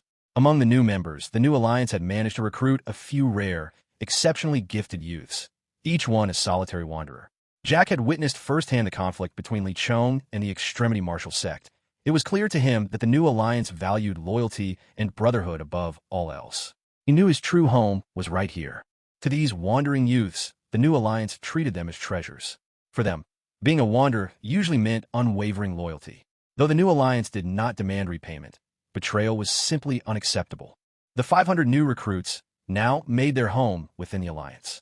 The compound was spacious enough, yet housing such a number did pose a challenge. In terms of sheer area, there was more than enough room to give everyone a fair share.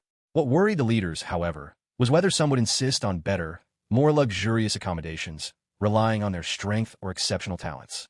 To address this, Yi Sheng made a formal announcement in the midst of the alliance. If anyone finds the place lacking or feels the halls of the new alliance are too humble, you're free to leave. To everyone's surprise, only a handful chose to walk away. All in all, the past few days had seen the new alliance grow at a remarkable pace, finally settling into a period of stability. Now, their focus could shift to building strength on firm foundations. Time slipped by in a flash. On the 8th day, Li Chong finally awoke. The moment he opened his eyes, he was overwhelmed by hunger and craved a hearty meal. Wanting to treat himself, Li Chong decided to visit the opulent Heavenly Dragon Hotel in Dragon City. The Heavenly Dragon Hotel. The decor here was nothing short of extravagant. Gilded carpets, 7 or 8 sparkling crystal chandeliers, and a vast space spanning nearly 10,000 square meters. The crimson walls were adorned with intricate patterns of roses. Fat Dragon, who accompanied Li Chong, gazed around the place, his eyes wide with awe. Whoa, Chong. Ever since we left Sandcastle, it's been ages since the two of us have eaten somewhere this luxurious. Just the two of us, Fat Dragon marveled. Li Chong looked at Fei Long and smiled as well. Indeed, it had been a long time since the two brothers had shared a meal alone like this. In truth, it wasn't really such a long time, but Li Chong felt that he'd already been through far too much. He was truly exhausted. Today he was determined to drink heartily with his good brother. Fei Long, tonight we feast. We won't go home until we're drunk. Not a drop less. Jiwu Sect. The Jiwu Sect was a dominant force in Dragon City, its premises lavish and sprawling, boasting countless powerful experts. At this very moment, the sect master, Jia Bitian, was pacing back and forth in the grand hall with a stormy expression on his face. Curse that brat, Li Chong. He dared to kill my son just because he has the barbarian king to shield him. Jia Bitian, will see to it that he's wiped out. Servants, arrange an auction. I want him erased from this world during that event. Jia Bitian bellowed, his voice thundering with rage. If Li Chong had been around to hear this, he might well have been so infuriated he'd cough up blood. Jia Bitian's audacity to distort reality truly knew no bounds. Yes, sir. Several brawny men below answered in respectful unison. On this very day, Dragon City was preparing to host a grand auction organized by the Jiwu Sect. Rumor had it that several rare treasures would make an appearance. Such a large-scale auction was naturally something Li Chong had heard of. He was quite interested. Though he had looted some divine weapons and legendary artifacts in Dragon's Valley before, he sensed those items were not really suited for someone at his current level. This time, Li Chong was determined to bid on a few items that would truly benefit him. After all, his current assets amounted to a staggering sum. Still, there was the matter of the Jiwu Sect. A glint of coldness flashed in Li Chong's eyes. He knew all too well that this auction might be an elaborate trap set for him. But he had no intention of fleeing. In fact, what he needed now was exactly this kind of challenge. Even if the Jiwu Sect meant him harm, he was confident he could escape unscathed. Now, with his second stage ability, he could even defeat some early stage Dragon King level opponents. With that, Li Chong gathered Fei Long, Yi Sheng, Hua, Jiaqing, Jax, and the Barbarian King, and together, the 5 of them set off toward Jiwu Sect's territory. Along the journey, Li Chong once again thought of Yimeng Xue. Every time her name crossed his mind, his heart would tremble and quake. Jiwu Sect's territory. Because of the auction, today the Jiwu Sect was brimming with activity. The vast grounds were absolutely packed. There wasn't an empty seat to be found, and even standing space was exceedingly scarce. Suddenly, several figures appeared at the gates. Leading them was a youth with delicate features, 3 gleaming, ornate blades hanging at his waist. His expression was calm, though a hint of sadness lingered deep in his eyes, a sorrow difficult to detect. Behind him were 3 youths of about the same age, and at the rear, an uncle carrying a pair of heavy, formidable axes, brimming with an imposing presence. Isn't that the Barbarian King? And those others, aren't they from that so-called New Alliance? Someone in the crowd remarked. Oh, so these are the people who've been making such a stir today as the New Alliance? Honestly, aside from the Barbarian King, there's not much worth watching. A man of apparent status sneered with a dismissive tone. Maybe it's nothing but the Barbarian King holding their whole group up. Don't you know about that young man leading them? Just a few days ago, he defeated Mundo and even killed Jialu. What? He killed Jialu? Has he completely lost his mind? Jialu was the young master of the ultimate martial sect. But even setting that aside, to not run and instead swagger right in here to attend the auction, he must have a death wish. Well, this should be quite a show. Someone chuckled, clearly looking forward to the spectacle. Elder, let's just find a place to sit, Li Chong said, turning his head. The Barbarian King waved his hand casually and replied, there are plenty of seats here. Finding 7 or 8 isn't a problem.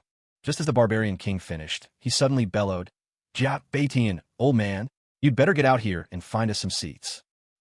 If the Barbarian King asks, of course I'm happy to oblige, answered a rugged, powerfully built man, stepping forward with a friendly grin.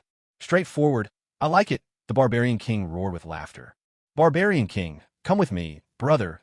Jia Beitian smiled warmly, guiding the Barbarian King to an empty seat in the very front row. Barbarian King, I knew you'd be coming, so I saved a front row seat just for you. Jia Batian said, still smiling. Instead of being pleased, the barbarian king's expression grew thunderous. Almost instantly, his massive axe swung at Jia Batian without warning. Jia Batian's face changed. As a master at the 5th stage of Dragon King, his reflexes were razor-sharp. In a flash, the blue ring on his hand flared, absorbing most of the barbarian king's tremendous blow. Still, the force sent him flying a good 10 meters back. Not a bad ring, the barbarian king commented with a cold snort. Elder, may I ask why you attacked? Jia Batian kept a polite smile on his face. Didn't you see that there are 5 of us? Did you think we'd all squeeze into just 1 seat? The barbarian king retorted icily. There are seats for 5, but Jia Batian hesitated, uncertainty flickering across his face. But what? Speak up, the barbarian king urged impatiently. If you want seats for all 5, I'm afraid you'll have to accept ones in the back row, Jia Batian said. At this, the barbarian king glanced at Li Chong, who gave a nod. That'll do, the barbarian king agreed. With polite courtesy, Jia Batian led the 5 of them to a relatively secluded corner at the back, gave a brief word of welcome, and then departed. As he walked away, the corners of his mouth curled into a sneer, and he hurried off. This farcical scene left those around the barbarian king in utter astonishment. One after another, people deliberately steered clear of the 5 from his group, casting their eyes toward the center of the auction hall and not daring to so much as glance at them. At the same time, the eyes of the barbarian king and his companions were also fixed on the heart of the stage. There, a young woman in a crimson dress wheeled a cart to the very center. She looked to be 17 or 18, her fair skin glowing and her long blue hair resting gracefully upon her delicate shoulders. With a sweet and clear voice, she announced, "Hello everyone, my name is Tion Cece. I am your auctioneer for today's event, and I will be presiding over this auction." No sooner had Tion Cece introduced herself than a volley of enthusiastic applause swept through the room. Several young men of considerable status allowed their eyes to sweep boldly over her. Suddenly, these young men felt as if invisible boulders pinned their bodies down, rendering them immobile. Cold sweat trickled down their faces. They quickly averted their gazes, focusing all attention back on the auction stage, no longer daring to so openly violate Tion Cece with their looks. With a charming smile, Tion Cece gestured with her right hand, signaling everyone to turn their attention to the cart. She lifted the red cloth that covered it, revealing a small, bean-sized, turquoise pill. Her voice tinkled as she made her introduction. This is the Qing Feng pill, a potion meant to enhance abilities. It is a single-use item, and once taken, it boosts speed by 50% for the duration of 1 minute. It's particularly well-suited for narrow escapes or relentless pursuit.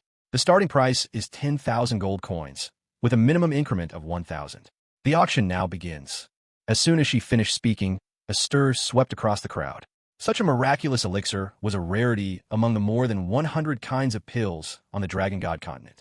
Although it was meant to be consumed all at once, in a critical moment, the powers of a Qing Feng pill were beyond question. Seated on the platform, Li Chong shook his head faintly, then shifted his gaze to the barbarian king and his friends. At that moment, Fei Long raised his hand. "Brother Chong, this one's perfect for me. You know my strength is lacking, and I might really need this." "No need to say more, Fei Long. You have to believe in yourself. As long as you put in the effort, nothing in this world is impossible. I'll get this for you," Li Chong cut in. Li Chong's words touched Fei Long deeply. It wasn't the offer to buy the pill that moved him. After all, for someone as affluent as Li Chong, this money was a mere pittance. What truly touched Fei Long was the encouragement that lay within those words. Fei Long didn't say thank you. Instead, he kept this feeling quietly in his heart. Sometimes, brothers understand each other's intentions without needing words. 12,000. 13,000. 15,000. Bids rang out one after another, a testament to the real allure of the Qing Feng pill. And of course, the bidding had only just begun. 18,000. A voice rang out, laced with pride. The number was spoken by a young man dressed in ornate robes, who, as he spoke, offered a subtle smile to Sweet Silky. In response, Sweet Silky also gave him a gentle smile, which delighted the young man immensely. For him, 18,000 was hardly significant. If he could obtain the practical breeze pill for such a sum, and, at the same time, earn a smile from Miss Silky, it was truly a bargain beyond measure. 30,000. Just then, a slightly youthful voice broke in. Instantly, all eyes turned toward the source, who was none other than Li Chong. Despite the attention, Li Chong's expression remained impassive, his gaze locked firmly on the stage. Drat! 50,000. The young man in ornate robes cursed under his breath and called out an astonishing new bid. Though the breeze pill was precious, he knew full well it was never worth a sum as outrageous as 50,000. 60,000. Li Chong's tone remained as calm and indifferent as ever. In truth, an amount like 60,000 was hardly much to him now. The youth in fine robes collapsed into his chair in defeat. Going any higher simply wasn't worth it. While his family was considered wealthy, there were limits even for them, and reckless spending was not an option. He shot Li Chong a venomous glare before returning his focus to the auction. And so, the battle for the breeze pill came to a close. Sweet Silky offered Li Chong a charming smile before preparing the second item for auction.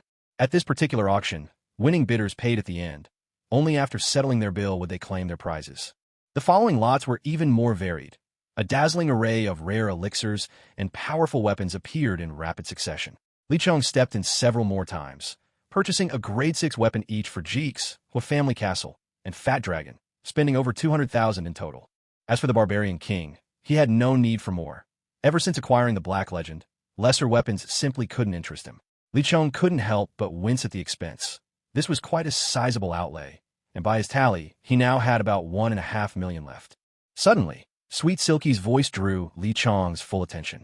Next, we present the second to last item of tonight's auction. The origin of this piece may well surprise everyone. She let the suspense hang in the air for a moment. What is it, Miss Silky? No more teasing us. We're all dying of curiosity here. Excited voices called out from the seating area. Clearly, this item had piqued almost everyone's interest. With a sweet smile, Sweet Silky spoke softly. All right, no more suspense. This is the Star of Dongbert. I imagine some of you are already guessing where it comes from, aren't you? Could it be from the family of the domain, Lord himself? A wave of astonished exclamations surged from the auction stage. At this, Tian Cece offered a gentle smile and said, "It seems you're all quite perceptive. Yes, this item indeed hails from the distinguished Dongbert family, the home of our illustrious Eastern Domain Lord." It was one thing to speculate, but having it confirmed was something else entirely. At that moment, everyone couldn't help but gasp in disbelief. Seeing their reaction, Tian Cece smiled in satisfaction and continued slowly. Let me explain what the Star of Dongbert can do. First of all, it increases the user's attack speed by 15%. Imagine the kind of power you could wield with that kind of boost. Each strike comes faster, and your relentless barrage would truly beat any enemy's nightmare. In addition, the Star of Dongbert raises the user's defense by 10%. Don't underestimate that 10%. It's a constant benefit that never fades. Silence. Absolute, stunned silence. Even someone as formidable as the Barbarian King stood wide-eyed, unable to believe what he'd heard. A 15% increase in attack speed, plus a 10% boost to defense. If anything could be called formidable, it was surely the Star of Dongbert. All right, let's begin the bidding. The starting price will be 300,000 gold coins, with each raise no less than 10,000, Tian Cece announced with a pleasant smile. Almost everyone present began to breathe heavily. 300,000 as the starting price? Who could afford such a treasure? In a word, outrageous. Of course, for those who truly needed the Star of Dongbert, 300,000 was hardly out of reach. In fact, truth be told, it was a rather modest opening bid for an item of this caliber. 350,000. Unhesitating, a young man dressed in an elegant dark green noble suit called out. Aha, is that an elite disciple from the Berserker house? Looks like the Star of Dongbert really is a remarkable treasure, something worth fighting over, even for the wealthy. Yeah, that's right. Honestly, I'm quite interested in this cloak myself, but unfortunately, fortune hasn't favored me. Aha, best not to get carried away with dreams. 400,000. The voice had barely faded from the young man in green when another rang out, with an impressive leap of 50,000 in a single bid. 500,000. This time, a slightly youthful voice cut in. Li Chong was bidding again. He was determined to win this item. Right now, he needed all the power he could get.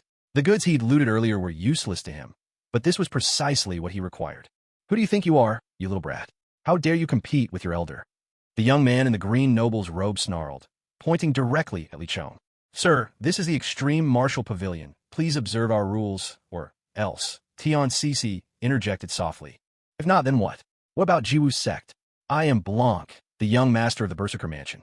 In Longcheng, my Berserker Mansion stands on equal footing with your Jiwu sect. Besides, I'm not pointing fingers at your sect, but at this little troublemaker instead. Blanc's finger jabbed straight at Li Chong as he spoke in a harsh tone. Mr. Blanc, please show some respect to the Jiwu sect and take back your disrespectful words, Tian Cece replied, her voice sweet but tinged with a subtle anger. Standing beside Li Chong, The barbarian king slowly rose to his feet. His gaze turned as sharp as a bolt of lightning, locking fiercely on a Blanc. Say what you just said again. If you dare, I, the barbarian king, will cleanse your berserker mansion in blood. You. Blanc was at a loss for words. He never expected the renowned barbarian king to be in any way associated with this unknown youth. The barbarian king let out a chilling snort, fiercely suppressing his anger. If it weren't for the auction hosted by the Jiwu Sect and Blanc's status as the young master of the berserker mansion, the barbarian king would have already split him in two with his axe. Tian Cici's smile returned, softening her expression as she asked, "500,000? Is there no higher bid?" The auction hall remained silent. Truly, 500,000 was already beyond the usual value of the Star of Dawmbot, at least for those who lacked full confidence in themselves. The reason being, the Star of Dawmbot is a type of specialized booster. Its effect is continuous, making it especially suitable for those destined to become true powerhouses in the future. In the end, the Star of Dawmbot, a level 5 weapon, was won by Li Chong for 500,000. He grinned, quite satisfied with the price. It was much lower than he'd expected, and he hadn't anticipated winning it so easily.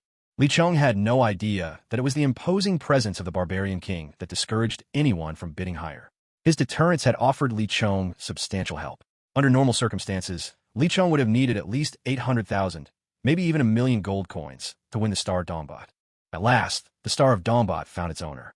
Just then, Tian Cici herself wheeled out a cart. Atop the cart was a small box, its surface shimmering with enchanting colors. No one needed to be told that the box alone was worth a fortune.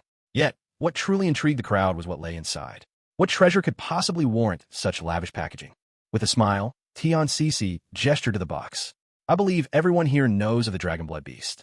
On the continent of Dragon God, the Dragonblood Beast is a creature imbued with the bloodline of the Dragon God. Even the weakest among them could rival the mightiest of human dragon kings.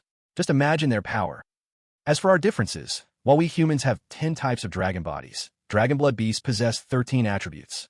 And today, in this very box, we have the highlight of the entire auction, a Dragonblood beast egg with a combat attribute." At these words, everyone present stared wide-eyed, each and every person overwhelmed with shock. It was not a matter of lacking composure. Rather, the object in question was simply far too precious, almost extraordinarily so, to the point that something felt off about it. In a shadowy corner near the auction platform, a mysterious middle-aged man, wearing an unusual mask, witnessed the scene. The corners of his mouth curled up, ever so slightly. It seems the Jiwoman Sect has stumbled upon something remarkable. A cultured young man, standing beside the masked figure, let out a soft chuckle. "Indeed, I agree. A dragon egg? Can they really claim it for themselves?" And earlier, there's no way that Jia Bitian would have dared speak to the barbarian king as an equal. This promises to be entertaining.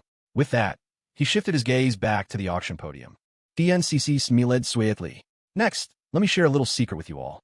The method for bidding on this item differs from before. The starting price is only 500,000, but to claim it, one must be destined for it." Destined for it? An astonished murmur swept through the crowd.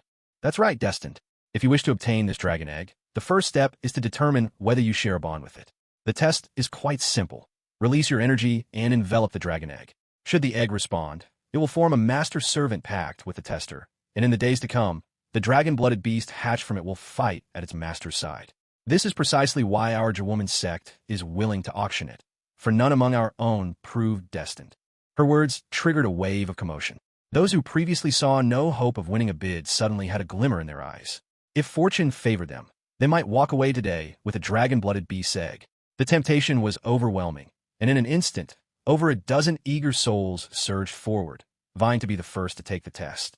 Tian Cici motioned with both hands, signaling for calm. "No need to rush, everyone.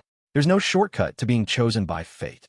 Despite her gentle admonition, excitement burned too fiercely in their hearts to be dampened. Meanwhile, the true heavyweights of the room, powerful factions and leaders alike, remained perfectly still, choosing to observe how the situation unfolded. Tian Cici's earlier words had already made it clear. None of Jiwoman's own had proved worthy. It was evident that becoming the chosen one would not be so easy. And indeed, this was borne out by what followed. Every single one of those who had rushed to be first failed the test without exception. Faces bitter and pale, one after another, they descended the platform, disappointment etched upon them. Watching their failed attempts, Tian Cici remained completely unruffled. She had never believed that any of these minor characters would be the Dragon Egg's fated master. Just then, an elderly man in white strode boldly to the front. The crowd recognized him immediately, their pupils involuntarily contracting in astonishment. It was Luo Yunji, the third elder of Kwangdao Manor. No one expected that even such a terrifying force would send someone to this auction, and that person turned out to be none other than Luo Yunji, the third elder of the Mad Blade Sect, whose strength had reached the 5th rank of Dragon King. But don't be mistaken, the Mad Blade Sect is not the same as the Mad War Sect. Though their names differ by just one character, in terms of power, they're worlds apart. When Sweet C saw that it was Luo Yunji, her smile became even sweeter. She gave an endearing little grin, and her voice rang out, as melodious as a songbird. Elder Luo, your presence here at Extreme Martial Sect truly brings glory to our humble doors. Luo Yunji's face was creased in a broad, affable smile. He waved his hand dismissively and replied, "Oh, you flatter me, Miss C. You've grown more and more beautiful. I suppose we're to use energy to enclose this dragon egg, yes?" Sweet C giggled softly and nodded, her large eyes unblinking and fixed on Luo Yunji. She was eager to see whether this legendary third elder of the Mad Blade Sect could truly become the destined one for this rare dragon's egg. In an instant, the gentle smile vanished from Luo Yunji's face, transforming into steely seriousness. A formidable and slicing aura surged from within him, golden energy tightly enveloping the dragonblood beast egg. Luo Yunji's eyes flashed with a piercing light. The dragonblood beast egg shuddered ever so slightly, then grew utterly still, lying motionless as though drained of life. At that very moment, Luo Yunji inexplicably took a half-step back, a trace of blood appearing at the corner of his mouth, so faint that no one noticed. He stared at the dragonblood beast egg in shock, then placed his hands behind his back and left the stage without uttering a word. Sweet C, too, was taken aback. She had thought Luo Yunji had succeeded. After all, the egg had clearly trembled under his power. From the auction platform, the Barbarian King narrowed his eyes slightly before speaking slowly. The way that dragon egg moved didn't seem like submission, more like defense. "Senior, won't you give it a try?" Yisheng turned to the Barbarian King, his tone laced with curiosity. "This thing is indeed worth a try, though my chances of success aren't very high," the Barbarian King replied casually. With that, he rose to his feet. Instantly, those around him parted, clearing a direct path. No one dared make an attempt after seeing him step forward. As the Barbarian King approached, Sweet C's expression shifted. She knew there'd been friction between the Extreme Martial Sect and the Barbarian King, and today, she had to offer her apologies as a gesture to mend relations. Though Sweet C had nothing but disdain for the new alliance, she knew full well that someone like the Barbarian King could never be ignored.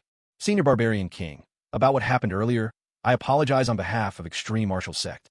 Please forgive us. I hope things won't become too strained between us, all right?" Her face was written with sincere contrition. Sending a woman out to apologize? "Huh. Extreme Martial Sect, you do surprise me," the Barbarian King replied with a laugh. "But I accept your apology. As for what happens from here, we'll see how your sect handles things." With that, he strode purposefully toward the dragon egg. Just as Sweet Silk was about to speak, faint crimson lights began to shimmer atop the dragon egg, which itself started to tremble. Yet, instead of delight, a worried frown appeared on the Barbarian King's face at the sight of the egg's reaction. Everyone's eyes widened at the egg's violent response. Could the Barbarian King be the chosen one? Doubt swirled in every heart, thick with uncertainty. Only the Barbarian King himself knew the torment he was enduring at that moment. As someone who had reached the very pinnacle among Dragon Kings, he hadn't felt pain this overwhelming in ages.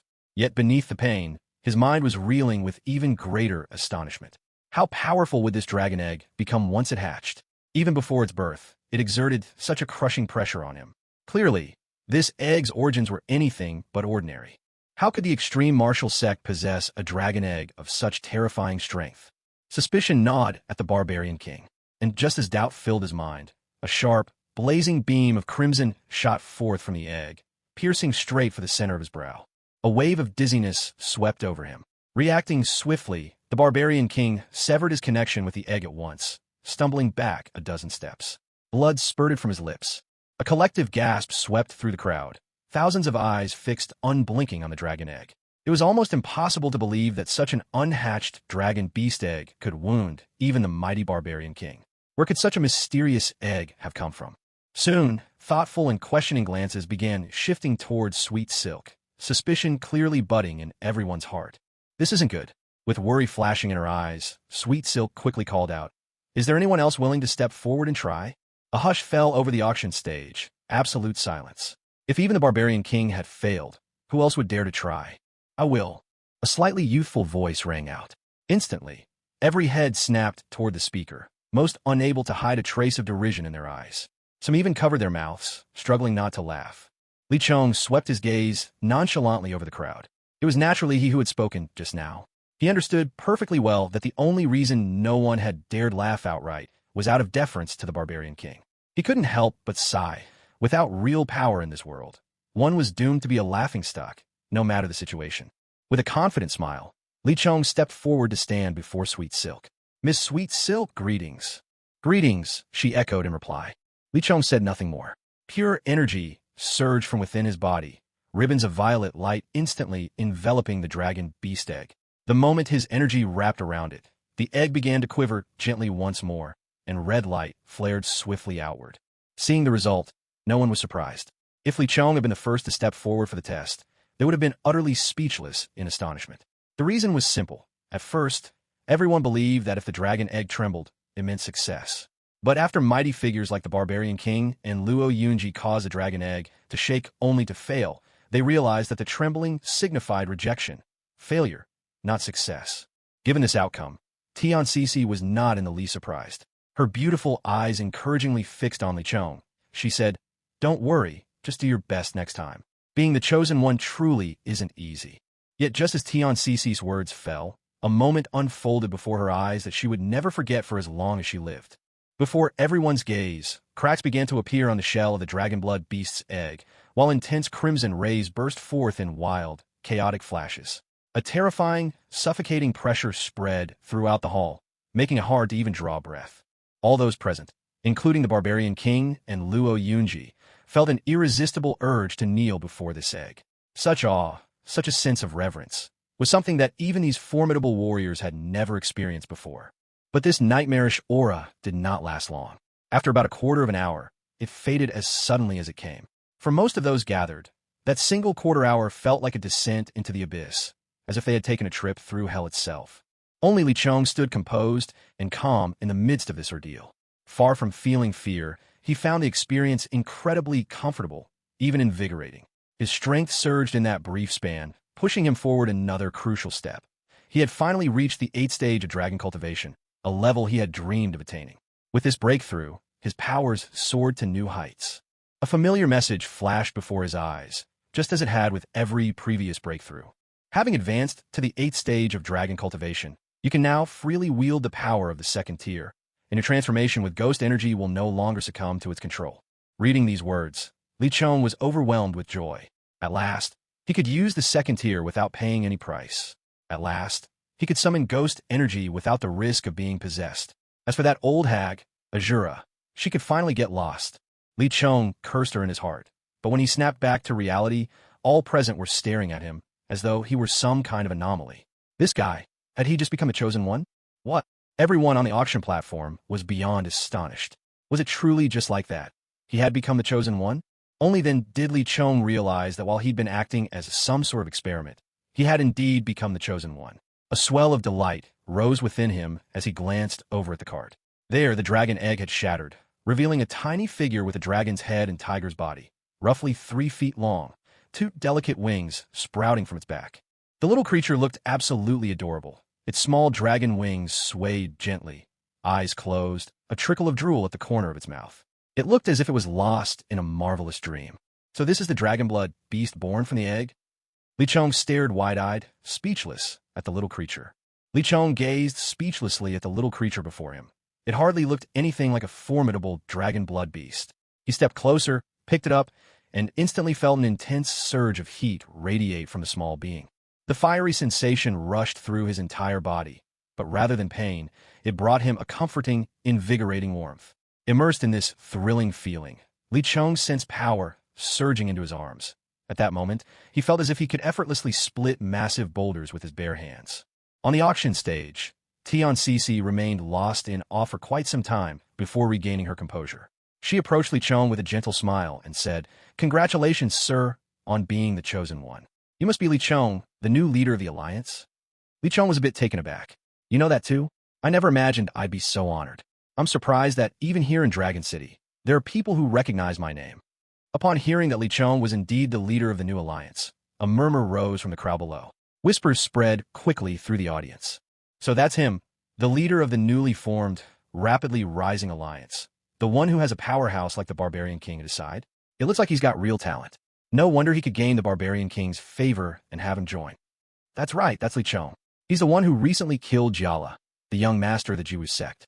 Rumor has it the Jiwu Sect didn't dare respond at all. Clearly, Li Chong is exceptionally gifted. Exactly. If he weren't extraordinary, would the Barbarian King have joined such a fledgling force?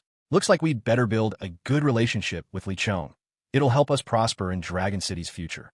In a shadowy corner, the masked middle-aged man who had earlier doubted the authenticity of Jiwu Sect's dragon egg now felt a shift within his own heart. When he'd seen even the Barbarian King fail to become the chosen one, he'd all but dismissed any further expectations. But now this young man had actually succeeded, something that left him genuinely astonished. Beside the masked man, another middle-aged gentleman, refined and poised, nodded repeatedly. His eyes gleamed with shifting light, suggesting he was deep in thought. What? That scoundrel who killed my son has become the chosen one. In a secret room, Zhao Bitian's face was a picture of disbelief and rage. How could this be? He had heard that even the Barbarian King had failed to become the chosen one. So how could this youth succeed? Next to Zhao Bitian, an elderly man with white hair, calmly fanning himself, spoke in an even tone. Master, it's likely just good fortune smiling upon the young man. Besides, his becoming the chosen one might not be a bad thing for us. Hearing this, Zhao Bitian's eyes glinted sharply. Elder Tong, what do you mean by that? It was clear he greatly valued the words of the old man before him. Old Tong gave a faint smile, his feather fan stirring lightly as he chuckled. Sect Master, it seems that even you have your moments of confusion. Have you forgotten? That young man became the chosen one by chance, and managed to obtain the Dragon Blood Beast's egg. The dragon within the egg has already awakened. Weren't you planning to use that artifact to trap the boy? Seize the young Dragon Blood Beast before you kill him and rear it yourself. In the future, it'll surely become a great asset for our Supreme Martial Sect. Realization suddenly dawned upon Zhao Bitian, and he tapped his forehead with a self-deprecating laugh. That rascal really got me, so riled up I lost my head. Old Tong, I'd be lost without your timely reminder. Having a wise counselor like you is truly a blessing in my life. Despite Zhao Bitian's unabashed praise, Old Tong responded with a modest smile. You flatter me, Sect Master. The advancement of the Supreme Martial Sect is all that these old bones care about. With such a powerful Dragon Blood Beast on our side, I believe it won't be long before we're able to stand toe-to-toe with the big three of Dragon City. Zhao Bitian burst into hearty laughter, though a glint of chilling coldness flickered in his eyes. The killing intent spreading from him felt sharp and ominous.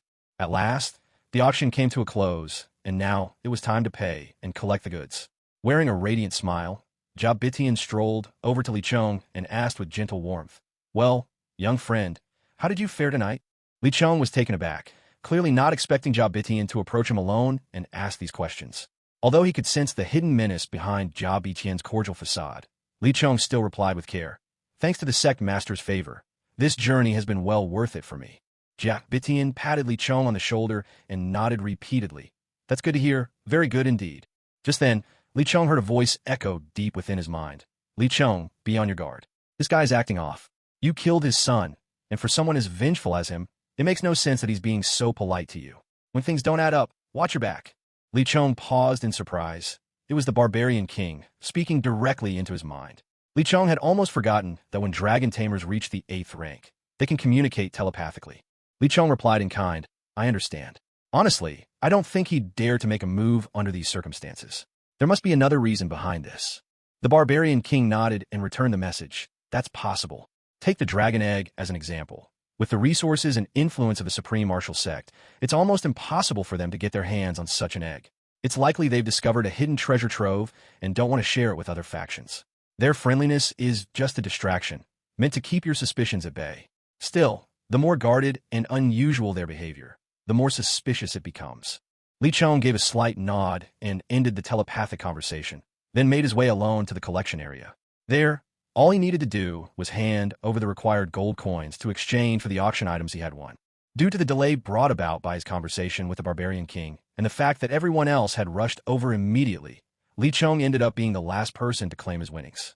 Li Chong approached the collection counter and said, The auctioned items, Star of Eastport, dragon blood beast egg, and breeze pill.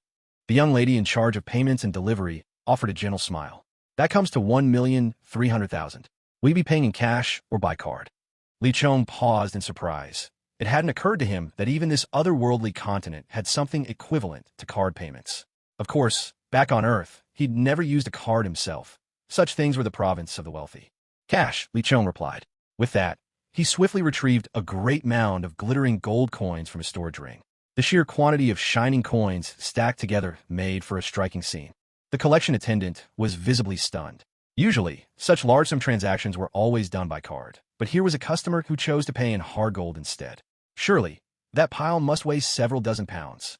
Step aside, I'll handle this, a voice commanded. The attendant immediately answered with a deferential yes, and withdrew from the chamber, leaving only two people behind. The newcomer was none other than Jiabi Tian himself. Master Jiabi, there's no need for such formality. Let the attendant handle it. Surely a trivial matter like this isn't worth troubling yourself over. Li Shun protesta. But it was as if Jiabi Tian hadn't heard a word. The pleasant smile faded from his face, replaced instead by a chilling, murderous intent. Suddenly, the immense force of a fifth-tier dragon king surged forth from him. Instantly, a golden storage ring on Jiabi Tian's hand flared with light, and an unusual, hexagonal, crimson crystal materialized in his right palm, radiating a mesmerizing glow. What happened next left Li Chong profoundly shocked. What could have struck Li Chong with such astonishment? The answer was this. He was no longer in the halls of the Martial Gate, but instead found himself in some desolate, uninhabited place, its whereabouts entirely unknown. Across from him, Jiabi Tian stood, smiling thinly. Li Chong gritted his teeth, bitterness in his voice. You sly old fox. You really went to great lengths to lure me here. Just how much scheming have you done for this? Jiabi Tian offered no reply, only advanced towards Li Chong at a steady pace. In his right hand, the golden light had grown piercingly bright. Damn you, old bastard. If you think I'm afraid of you, you're wrong. If I can't win, I can still escape. Li Chong cursed, and then with a step executed his moonwalk technique, treading lightly through the air in an attempt to flee toward the far horizon. With your level of power, you really think you can slip from my grasp? Jiabi Tian sneered. In a flash, the golden energy within his hand burst forth as a beam of light, striking the fleeing Li Chong in an instant. Hit in midair, Li Chong plummeted helplessly toward the ground below. Bang! The ground split open with a jagged crack as a surge of white energy shot upward. In that instant, Li Chong's whole body flushed red, a powerful aura surging out from him. Right where Li Chong stood, the air shimmered with heat, and his figure vanished, reappearing hundreds of miles away in the blink of an eye. Without pause, he soared straight upward, fleeing for his life. He wasn't reckless. No matter how much he had changed, he knew he was no match for Jiabi Tian, a fifth-tier Dragon King. Even if he risked everything, it would be futile. Since fighting was hopeless, all he could do was run. You sly brat, you can't escape me, Jiabi Tian sneered. Suddenly, a pair of massive golden dragon wings, each several dozen meters long, unfurled from his back. Radiant golden light burst forth, rivaling the brilliance of the sun itself. With his dragon wings released, Jiabi Tian's speed multiplied geometrically. With a single powerful beat, he shot across hundreds of miles, pursuing Li Chong relentlessly. Li Chong glanced back at his relentless pursuer, cursing under his breath, but not daring to let up for a moment. He cranked his second gear to the limit, charging toward a point on the far horizon. At the same time, he activated Thunder Veil, instantly slipping into stealth mode and gaining a fresh burst of speed, launching himself nearly 1,000 meters in one leap. Jiabi Tian's eyes widened in surprise. Didn't expect the kid to have a stealth technique. Still, it's useless. Your strength is too insignificant. Radiance. Jiabi Tian ignited in a sudden blaze of golden light, a blinding aura erupting from his body and spreading out in all directions. Bathed in that dazzling glow, Li Chong's formerly hidden figure began to reappear, forced out of stealth by the overpowering light. At that moment, Li Chong was still about 1,500 meters from Jiabi Tian. It sounded like a good distance, but with Jiabi Tian's full speed, he would catch up within 10 minutes at most. Li Chong's face went deathly pale. He had never expected Jiabi Tian to possess the ability to break through stealth. The shock left him reeling. A plan he'd thought might work, now rendered useless, just as Jiabi Tian had said. Damn it, just what trick did that scoundrel use to teleport me here? This place is still nearly 1,000 miles from the extreme Martial Gate. Its foundation truly runs deep, Li Chong lamented inwardly. A cold smirk curled at Jiabi Tian's lips. Wreathed in brilliant gold light, arcs of golden lightning lashed across his body, an action Li Chong paid no attention to. Right now, he could only focus on escaping with everything he had. At that very moment, beams of lightning lashed across Jiabi Tian's body, whipping him so fiercely that a trickle of blood crept from the corner of his mouth. And just then, a lightning symbol began to glow on Jiabi Tian's forehead. Arcs of electricity crackled and burst forth from his body. A satisfied grin crossed Jiabi Tian's lips as he turned a mocking gaze on Li Chong. With a slight tremor of his dragon wings, he vanished, only to reappear a kilometer away in the blink of an eye, abruptly closing much of the distance between himself and Li Chong. How was this possible? Li Chong could clearly sense the sheer, unrestrained power radiating from Jiabi Tian. He realized that Jiabi Tian had crossed a full kilometer in an instant, and his eyes widened in astonishment. He knew that now. The odds were truly stacked against him. Survival was uncertain at best. Nonetheless, he braced himself and stopped fleeing, racking his brain for a way to repel Jiabi Tian. Though his opponent's cultivation had reached the 5th stage of Dragon King, it didn't mean he was invincible. Seeing Li Chong suddenly halt his retreat, Jiabi Tian was taken aback. Could Li Chong be hiding some secret weapon? Or perhaps the barbarian king had discovered what was happening and reached out to help. Jiabi Tian quickly scanned the surroundings, his sharp gaze searching in every direction. Yet, aside from Li Chong, he sensed no other presence. Slowly, Jiabi Tian began to smile. He understood. The young man before him must have realized escape was futile and decided to fight to the bitter end. A chilling gleam flickered in Jiabi Tian's eyes as he spoke coldly. Boy, this is the consequence of slaying my son and offending the Polar Martial Sect. Don't think the barbarian king can protect you forever. Today, your corpse will serve as tribute for my son's soul. Prepare to die. The intent to kill radiated from every inch of Jiabi Tian's being, gold light flaring around him like the wicked glow of a demon. Golden light shimmered in Jiabi Tian's hands. If one looked closely, they could see 2 strands of golden energy weaving and fusing in his grasp, the overwhelming aura intensifying. In the next instant, Jiabi Tian's whole body was encircled by a terrifying surge of golden power, and then, with a blinding flash, a beam of golden energy erupted forth. The golden beam streaked out with astonishing speed. If it weren't for the considerable distance still separating Jiabi Tian and Li Chong, that beam would have pierced straight through Li Chong in an instant. Though Li Chong's speed was no match for Jiabi Tian's, once his second form activated, he was blindingly fast, far beyond the reach of most Dragon King-level opponents. The air around Li Chong seemed to warp and ripple as he flitted from place to place, his figure blinking in and out of sight, dodging that dreadful golden beam at the very last instant. Everywhere the golden energy passed, turbulent winds howled, and wild surges of power tore through the air.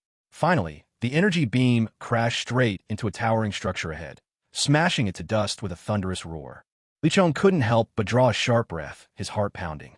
That level of destructive force was truly terrifying. Had he taken a direct hit just now, he realized it would have left him near death, if not worse.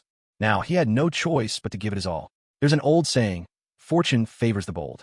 If he could survive this ordeal, he was certain his cultivation would ascend to a new height. With a mighty shout, Li Chong invoked his unique art, Dragon Possession.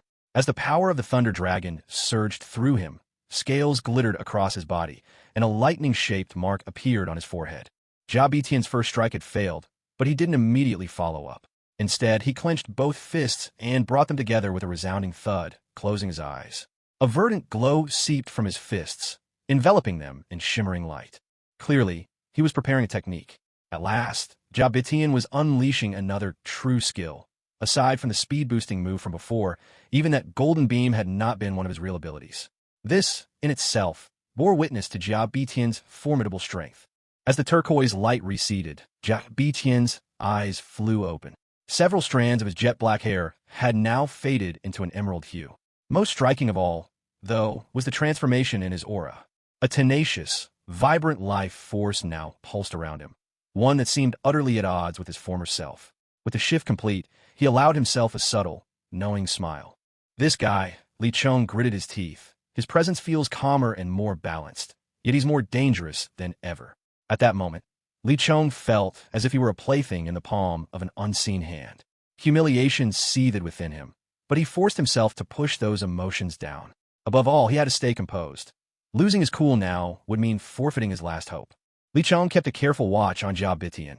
who made no move to attack. It was obvious. Jia Bitian held absolute confidence. What's wrong? Have you already given up? Too frightened to fight back. Jia Bitian taunted, his voice laced with open disdain, as Li Chong stood motionless upon the empty air. Li Chong did not answer, remaining poised and silent amid the sky. Suddenly, something seemed to occur to Jia Bitian. Without hesitation, he steeled his fists and thrust both arms skyward. Life force spilled forth, and from nowhere, colossal golden trees descended into view. They hovered silently overhead, surging with quiet power. Li Chong's heart pounded. Though these giant golden trees merely floated, they exuded a subtle, ancient aura, bearing silent witness to countless ages past. A foreboding wave crashed over him. Swift as the wind, Li Chong darted away, vanishing from his previous spot. In the blink of an eye, he reappeared beneath one of those towering golden trees, astonishment etched across his face. A prison cage-type skill? Li Chong was startled. He had read about such skills in a book once. It was said that to comprehend a skill of this kind, 3 conditions had to be met. The first condition was that one's strength must have reached Dragon King level. This alone spoke to the power of the prison cage-type skills. Only a Dragon King could hope to master them, and even then, this was just the first requirement. The second condition was that, after reaching Dragon King level, one had to achieve their understanding in an environment rich in vegetation, under the immersive embrace of nature. Although this may sound simple, it was anything but. Ordinary grasslands or forests would not suffice.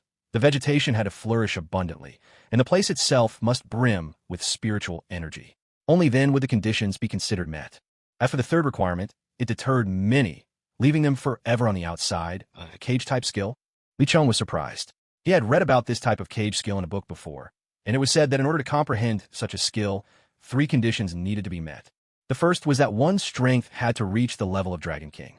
From this alone, one could see just how powerful these cage-type skills were. They were reserved for Dragon King-level experts, and even that was merely the first condition.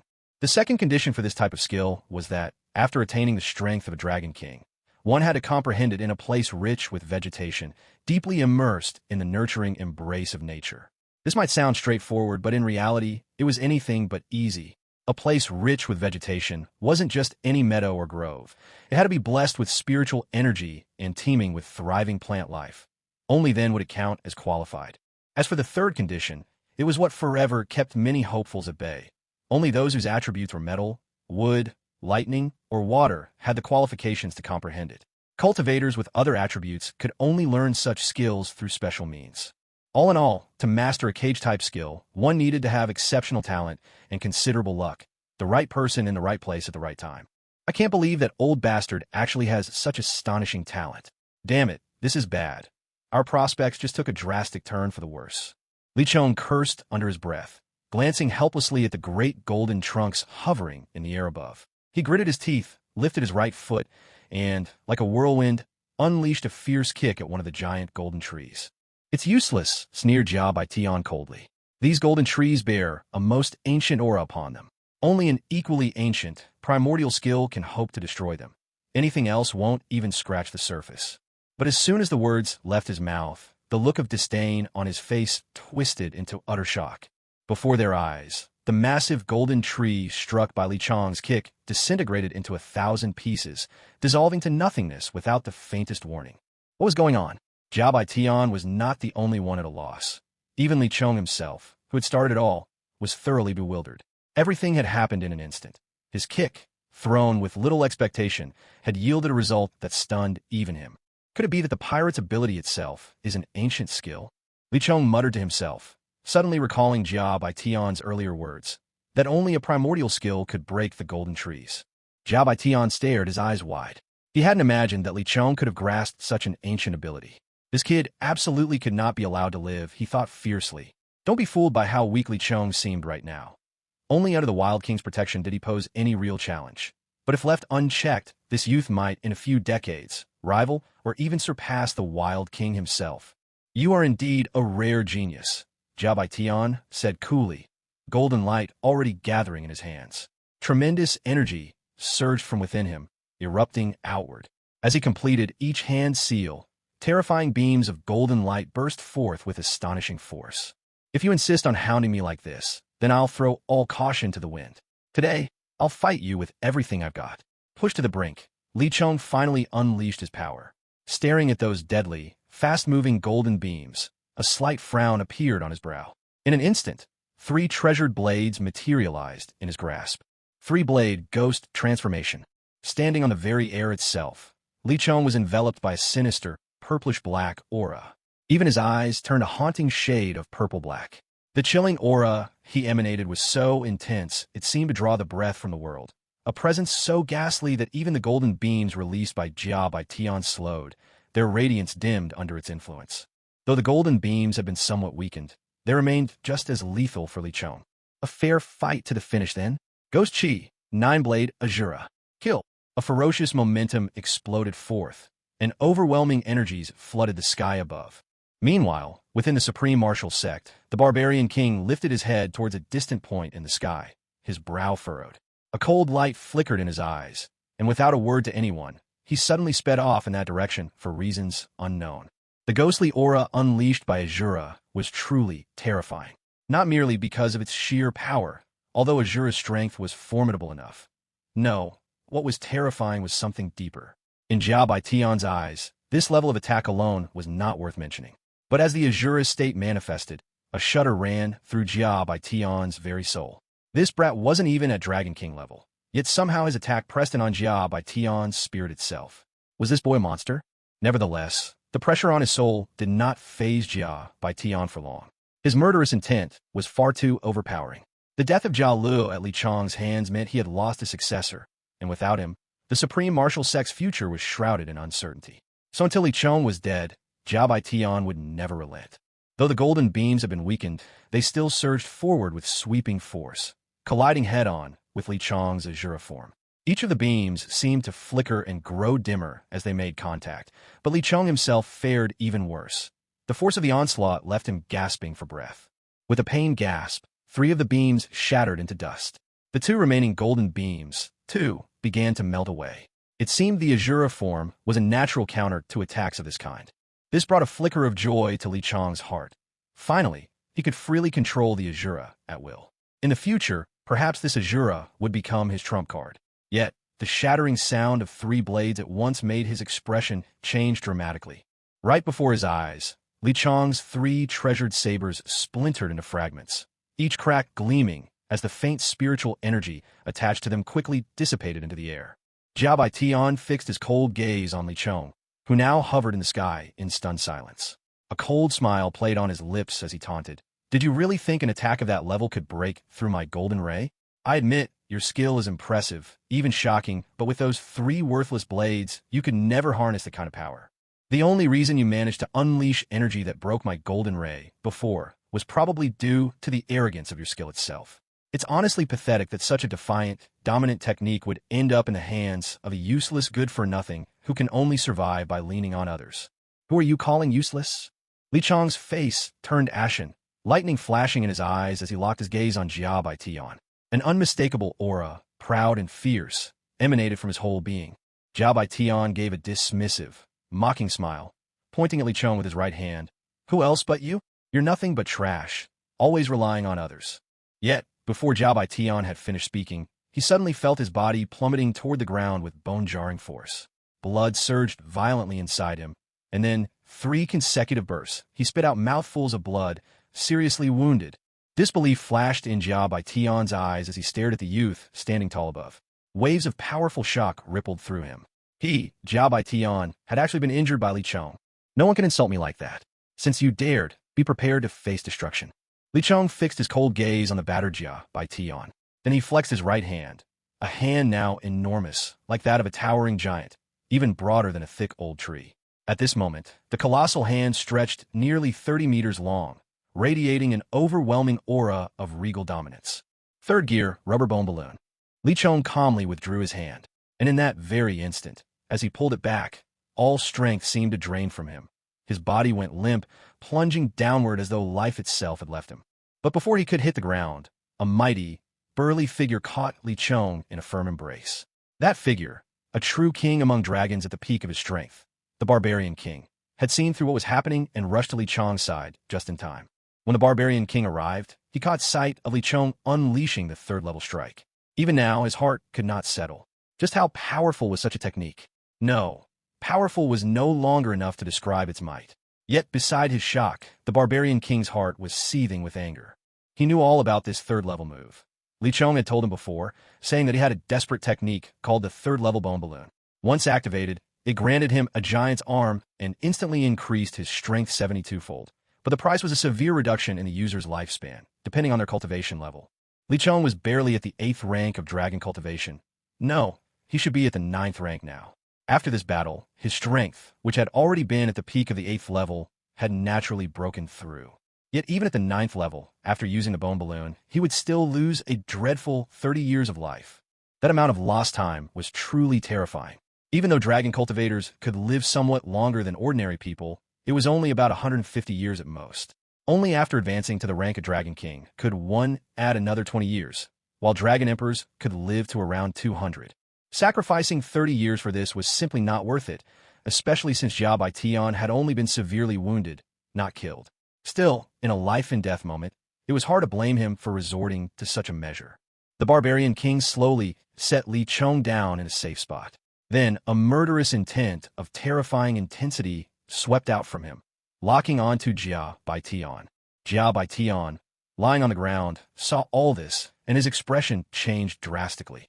Without a moment's hesitation, he ignited all the energy within him, flaring his dazzling golden dragon wings, and tore across the horizon at breakneck speed. In an instant, Jia Baitian displayed a speed that defied belief. With each thunderous beat of his wings, he covered 1,000 miles in a single leap. Yet, the barbarian king remained utterly unruffled, floating in the air with a calm composure. Suddenly, a golden flash streaked forth, and the barbarian king vanished from his original spot. Next, along the route Jia Baitian had taken, rifts and twists in space appeared one after another. Then, a golden beam shot up to the heavens, and the barbarian king materialized in front of Jia Baitian, cutting off his escape. Jia Baitian's speed was extraordinary, but in the eyes of a dragon king at the peak of his power, it was laughably insufficient, especially since Jia Baitian himself had suffered severe injuries just moments before. Panic washed over Jia Baitian's face as he staggered back several paces in the sky. His flustered retreat made the barbarian king's brows knit ever so slightly. Something about this situation didn't seem quite right. Though Jia Baitian's face was clearly stricken with fear, he was not yet completely cowed by the barbarian king. Instead, he retreated step by step, choosing not to flee through the air. This was a clear sign he still had something up his sleeve. Considering the earlier appearance of the dragon egg and the Star of Dongbot, treasures far beyond what the Jiwu sect should possess. Could it be that this man had truly stumbled upon something extraordinary? Elsewhere, within a space warped and distorted, a middle-aged man wearing a mysterious mask was speaking with a young gentleman, refined in demeanor. The young man asked softly, "Sect Master, it seems this endeavor is about to yield something after all." At these words, a slight smile played across the lips of the masked man. The two stood in silence, quietly observing the changing events unfolding on the field below. The barbarian king stood firm, axes in hand, watching Jia Baitian with a calm composure. There was not an ounce of rush about him. If Jia Baitian could escape from this situation, then the barbarian king would have nothing more than his reputation as a buffoon. "Jia Baitian, from the look of you, it seems you're not the least bit afraid that I might kill you right here," the barbarian king taunted. Jia Baitian replied, "I wouldn't dare. What happened before was indeed my fault, but that boy killed my son for no reason." He trailed off, a mask of aggrieved innocence on his face. One had to admit, Jia Baitian was a masterful actor. If the barbarian king hadn't known the truth, he might well have believed him. "If that's so," the barbarian king said, "then fine, I don't have to kill you." But, since Jia Baitian hadn't thrown all pretense aside, the barbarian king saw no reason to strike first. Killing Jia Baitian would be child's play for him, but if he acted too soon, he would never discover what treasure or secret Jia Baitian had uncovered. Realizing that the barbarian king was not yet entirely set on killing him, Jia Baitian quietly breathed a sigh of relief. Although he did have a trump card, to use it would come at a steep price. If he could save his own skin without paying that price, he would be only too glad. "Senior, please speak," Jia Baitian said with a respectful bow. The barbarian king gave a slight nod, eyeing Jia Baitian with an inscrutable half-smile. Then, without warning, a golden cage plummeted from the sky, slamming down to trap Jia Baitian right in the midst of a salute. Instantly, Jia Baitian's face drained of color. Shock and outrage twisted his features as he jabbed a finger at the barbarian king. "You, this is despicable." The barbarian king merely smiled and shrugged. His voice was cool. You were quick enough to use your strength to bully the weak and oppress our alliance leader. And you call me despicable? This isn't underhanded. I'm simply avenging our leader. If you could avenge your foolish son, why shouldn't I do the same? Besides, I know you've been holding something in reserve. All this false bravado. If you really had no fear of me, you would have played your trump card at once. Clearly, using it must cost you dearly. Seeing how the barbarian king analyzed everything with such clarity, Jabitian felt a chill sink deep into his heart. He began to tremble uncontrollably, realizing that today might very well be the day he died. Even the trump card he had so relied upon was useless now, rendered powerless by his restraints. Jabitian was overcome by despair. He stood frozen on the spot, dazed and lost. Never had he imagined that someone as powerful as himself would ever face death. At this moment, even his spirit seemed on the verge of collapsing. The barbarian king shook his head in disdain. This man is too attached to life and too afraid of death.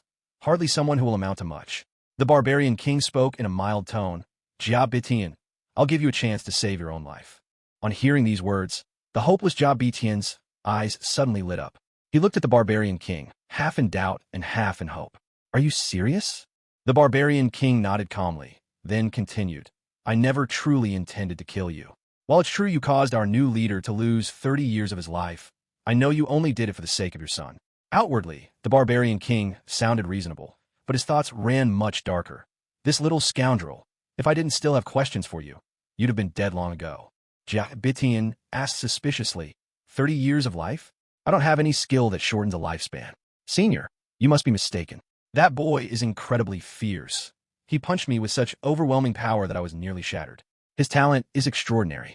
One day, he's sure to become a force that shakes the entire region. No, the barbarian king replied. The skill that wounded you demanded the cost of 30 years' life. In this world, nothing comes without a price. If such a powerful technique could be used without consequence, our new leader would rule Longcheng within a year or two. The barbarian king shot him a look of mild contempt. Wasn't this man supposed to be a fifth-tier dragon king? Why did he seem so slow to catch on? Anyone with half a brain could tell that a skill that powerful must demand a heavy price. Jabitian nodded awkwardly, but now at least he felt a sense of relief. At last, he knew the cost of that technique. To inflict such a wound on himself, that boy had sacrificed 30 years of his own life. In a way, it didn't seem like such a loss. 30 fewer years for that kid. Jabitian felt as if, indirectly, he'd avenged his son, if only in the smallest measure. As for any grand vengeance, Jabitian didn't dare to hope. This ordeal had nearly destroyed him. First, he was struck down, then almost finished off entirely.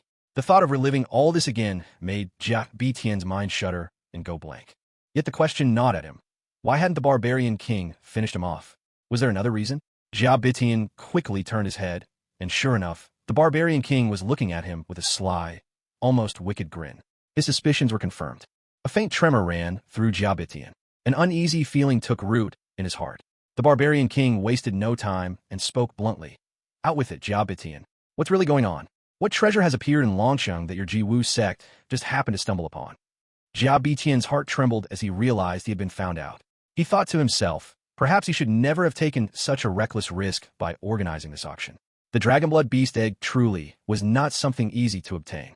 Still, Jabitian considered himself clever.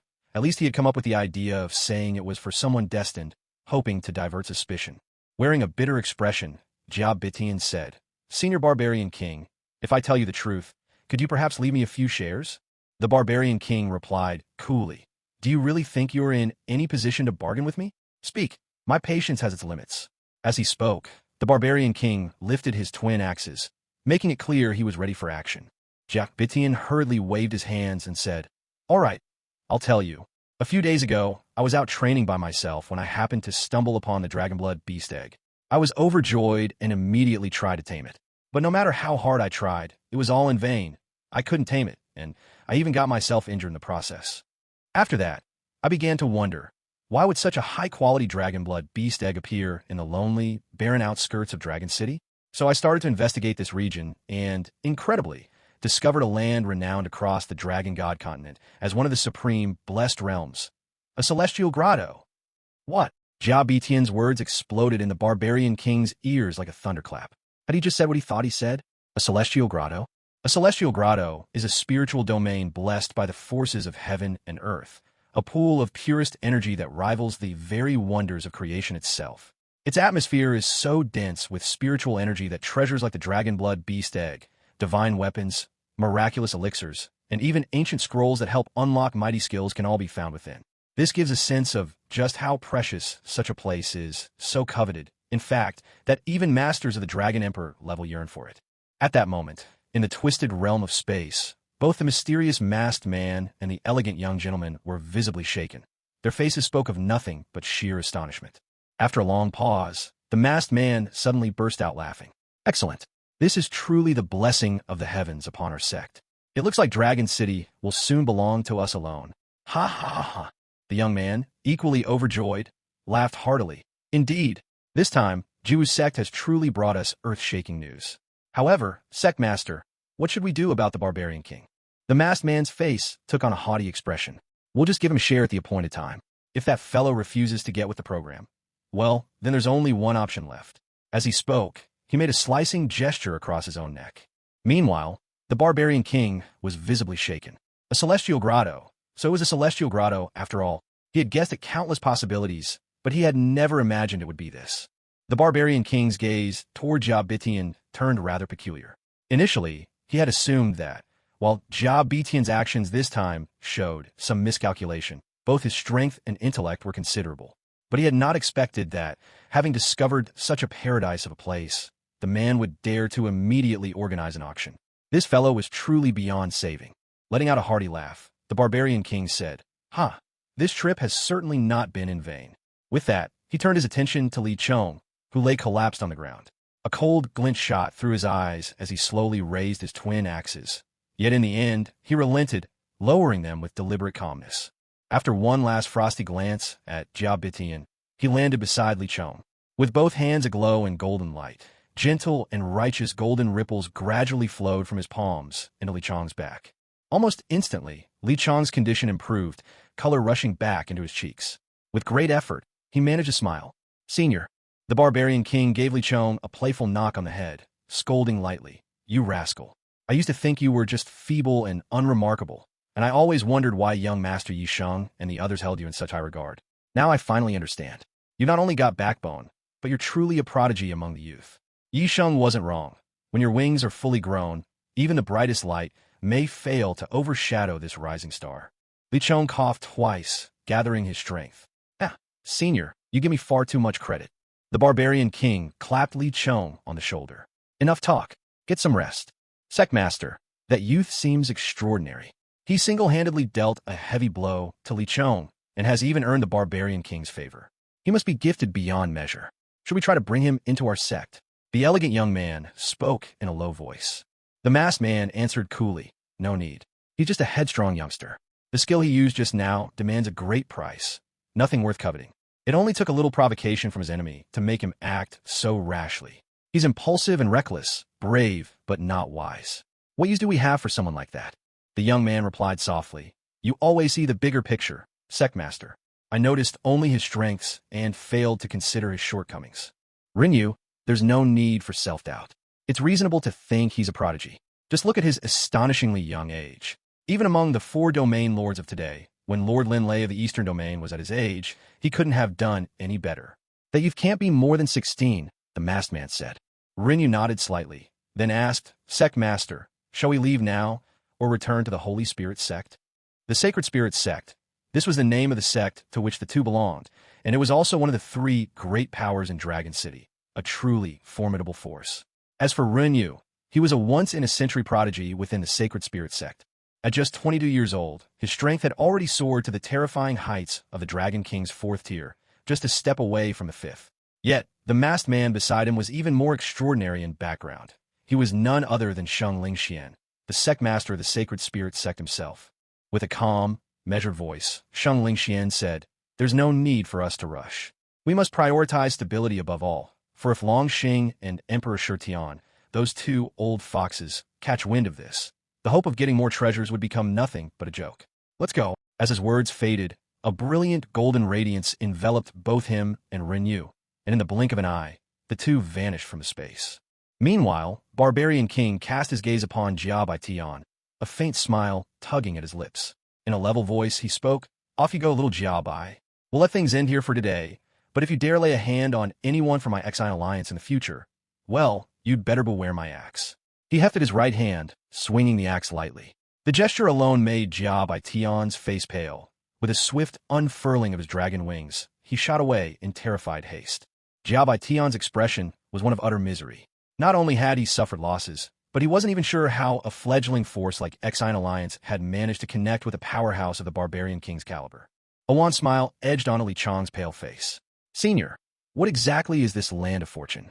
It must be a remarkable place for you to take it so seriously. The Barbarian King chuckled. In short, it's a wonderful place, a wellspring of the world's spiritual energy. There's no time to waste. I'll take you back to Exile Alliance right now. So much has happened lately. Those troublemakers thought they could bully Exile Alliance just because it's a new force. Do they really think we are so easily pushed around? Well, I've taught Ji Wu's sect a lesson today. Let's see how arrogant they'll dare to be from now on. Li Chong's face showed a trace of guilt. Senior, Exile Alliance has dragged you into this mess. I know you agreed to guard us because of the Black Legend, but the Alliance doesn't wish to owe too great a debt.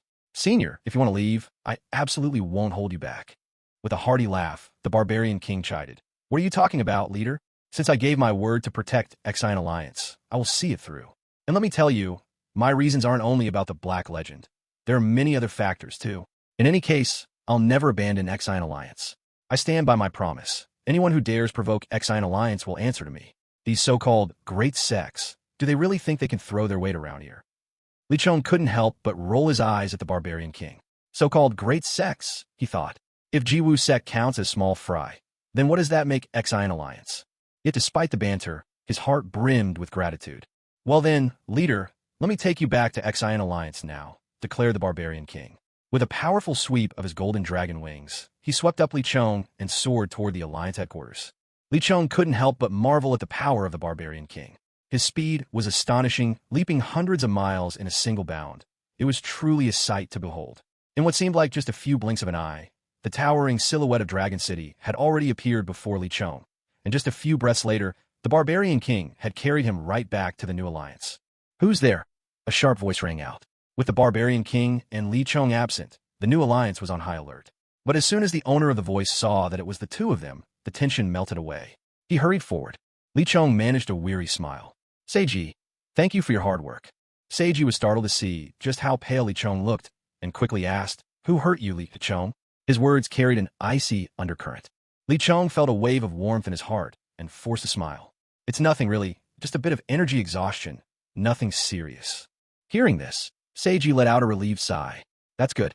Before coming to find you, the Barbarian King already told me what he suspected. It was those scoundrels from the extreme martial sect, wasn't it? Is that right, Li Chong? At this point, Jakes, Hua Jiaqing, and Fat Dragon stepped forward. It was Hua Jiaqing who spoke, his fists clenched tightly, a powerful aura radiating from him. Astonishingly, he'd already reached the 8th level of dragon cultivation, and he wasn't even 18. At 15 or 16, to reach the 8th level, such a thing spoke of extraordinary talent. Damn it, let's settle things with him right now. Seeing Li Chong's hesitation, Hua Jiaqing grew even angrier. But just as he was about to charge off, the Barbarian King blocked his way. Jiaqing, this can't be rushed. There's something even more important we need to discuss first. As for the extreme martial sect, another day, I'll personally wipe them out, so there's no need to be impatient. Hua Jiaqing took a deep breath. Though anger still burned in his eyes, he visibly calmed down, replying in a low voice, I was being rash. The Barbarian King gave a gentle chuckle, then turned serious. All right, let's get straight to the point. This is something that requires careful thought. I'll keep it brief. By interrogating Jia Bitian, I've discovered the location of a hidden paradise. What? Everyone present stared wide-eyed in disbelief. A hidden paradise? The very mention of it was enough to stir excitement. Their faces flushed with anticipation. Barbarian King, is this true? A hidden paradise? Does that mean there'll be plenty of good food? Fat Dragon's face was lit with delight. The Barbarian King nearly stumbled at that, almost losing his balance. Most people, upon hearing of a hidden paradise, would dream of the treasures it held. Yet this kid's first thought was about food. To be honest, the Barbarian King felt an urge to give him a good smack, his face twitching uncontrollably. The others, too, could only look at Fat Dragon in stunned bewilderment. Fat Dragon scratched his head a little sheepishly. I've long heard that these blessed lands hold all kinds of delicacies. You all know how important food is to me, don't you? The barbarian king waved his hand, exasperated. Whatever you say, whatever you say. But you're right about one thing. This land really does have a bounty of gourmet food. Hearing this, Fat Dragon's face lit up with delight. His beady little eyes sparkled with longing and anticipation. Meanwhile, in the Holy Spirit Sect, a grand hall shimmered in majestic splendor, adorned with glittering treasures of heaven and earth, rare spiritual artifacts, and powerful divine weapons. Any dragon cultivator who stumbled upon such a place would surely find their desires stirred, no matter how strong-willed they were. At this moment, the master of the Holy Spirit Sect, Sheng Lingxian, stood at the center of the hall, his face solemn beneath a mysterious mask. Silence pervaded the air, broken only by the hush so profound that even the faintest sound could be heard. The source of this intense atmosphere was, of course, the news about the Blessed Land, a development that required careful deliberation. While the extreme martial sect was not yet worthy of the Holy Spirit sect's full attention, the barbarian king was not someone Sheng Lingxian could afford to disregard, even though his own strength still surpassed that of the barbarian king. Sheng Lingxian swept his gaze over those assembled before him, then spoke darkly. This is no trivial matter. We must come up with the best strategy. Does anyone have a good suggestion? Rinyu was the first to speak. Sectmaster, I believe we should spread the word. Let the other two major powers hear about this. Hearing this, Sheng Lingxian raised an eyebrow, puzzled. Why do you suggest that? Not only Sheng Lingxian, but also the rest of those present were confused. After all, why not keep such a treasure trove for themselves instead of sharing it with rival factions? Rinyu paused, then replied seriously, if the barbarian king hadn't found out about this blessed land, then keeping it for ourselves would be understandable. But now that he's aware, he'll never give up such a golden opportunity. In that case, at best we could split the spoils with him, but we'd also risk news leaking out to the other two great powers, especially the City Lord's mansion. If that happens, and we refuse to share, we'd only make enemies of them. In the end, the losses would outweigh the gains. But if we inform the other two powers and unite with them against the barbarian king, we can split the treasures in the cave 3 ways. Though our share would be smaller, we'd avoid unnecessary risks and, in the process, earn goodwill from the other two giants. After that, Sectmaster, you could quietly approach the Spear Alliance and propose joining forces to eliminate the City Lord's mansion. If you tell the Spear Alliance leader that he could become the Lord of Dragon City, I'm certain he'd be eager to cooperate. Afterwards, when the City Lord's mansion has fallen and the Imperial Spear Alliance's power is greatly diminished, that will be our moment to wipe them out in one swift move. Neither the Imperial Spear Alliance nor the City Lord's mansion could possibly know, Sectmaster, that you have advanced to the half-step Dragon Emperor level. In that case, destroying the Imperial Spear Alliance will hardly be a challenge. With that, our Holy Spirit sect will become the true master of Dragon City, reaping all its abundant resources. Then, Sectmaster, your ascension to Dragon Emperor would no longer be just a dream. Excellent, Rinyu. You are indeed my right-hand man. Does anyone have any objections? Sheng Lingxuan's eyes sparkled as he spoke, excitement welling up in his voice.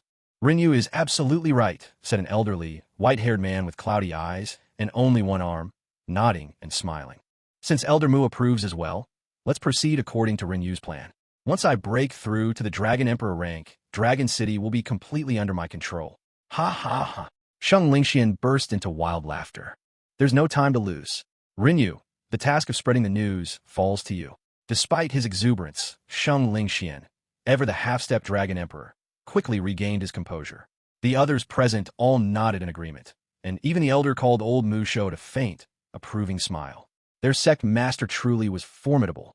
3 days later, the streets of Dragon City were packed, as always, bustling with people as far as the eye could see. Yet unlike an ordinary day, today the sky above the city was frequently crossed by mighty Dragon King experts, an awe-inspiring sight, with dazzling dragon wings that drew cries of wonder from common folk and novice dragon cultivators alike. In the city's many tea houses, a single topic dominated every conversation. Hey, did you hear? The extremely martial sect has discovered a hidden paradise, a blessed land. They say it's going to open at noon today, and all the top experts are rushing there as we speak. You heard about it too? At first, I thought it was just a rumor, but now everyone's talking about it. Word is, even the 3 legendary powers of Dragon City, the ones who never flaunt their strength, have all appeared. Just what sort of treasure trove is this blessed land? Us ordinary folk have no business getting involved in the things those great powers covet. I only wish for a simple life, with a cup of wine each day. That's enough for me. You're right. Why should we worry ourselves over these things? Come, let's drink. Meanwhile, in a deserted mountain area where not even birds would stray, usually utterly empty, hundreds had suddenly gathered. Though the crowd numbered just a few hundred, the weakest among them seemed to be at least level 9 in dragon cultivation. Of course, there are always exceptions. In a nondescript corner, Fat Dragon was sweating profusely. Wringing his hands, he turned to his companion and muttered, "Brother Chong, what's going on here? This place is packed with scary powerhouses. How's a mere level 5 like me supposed to survive in this crowd?"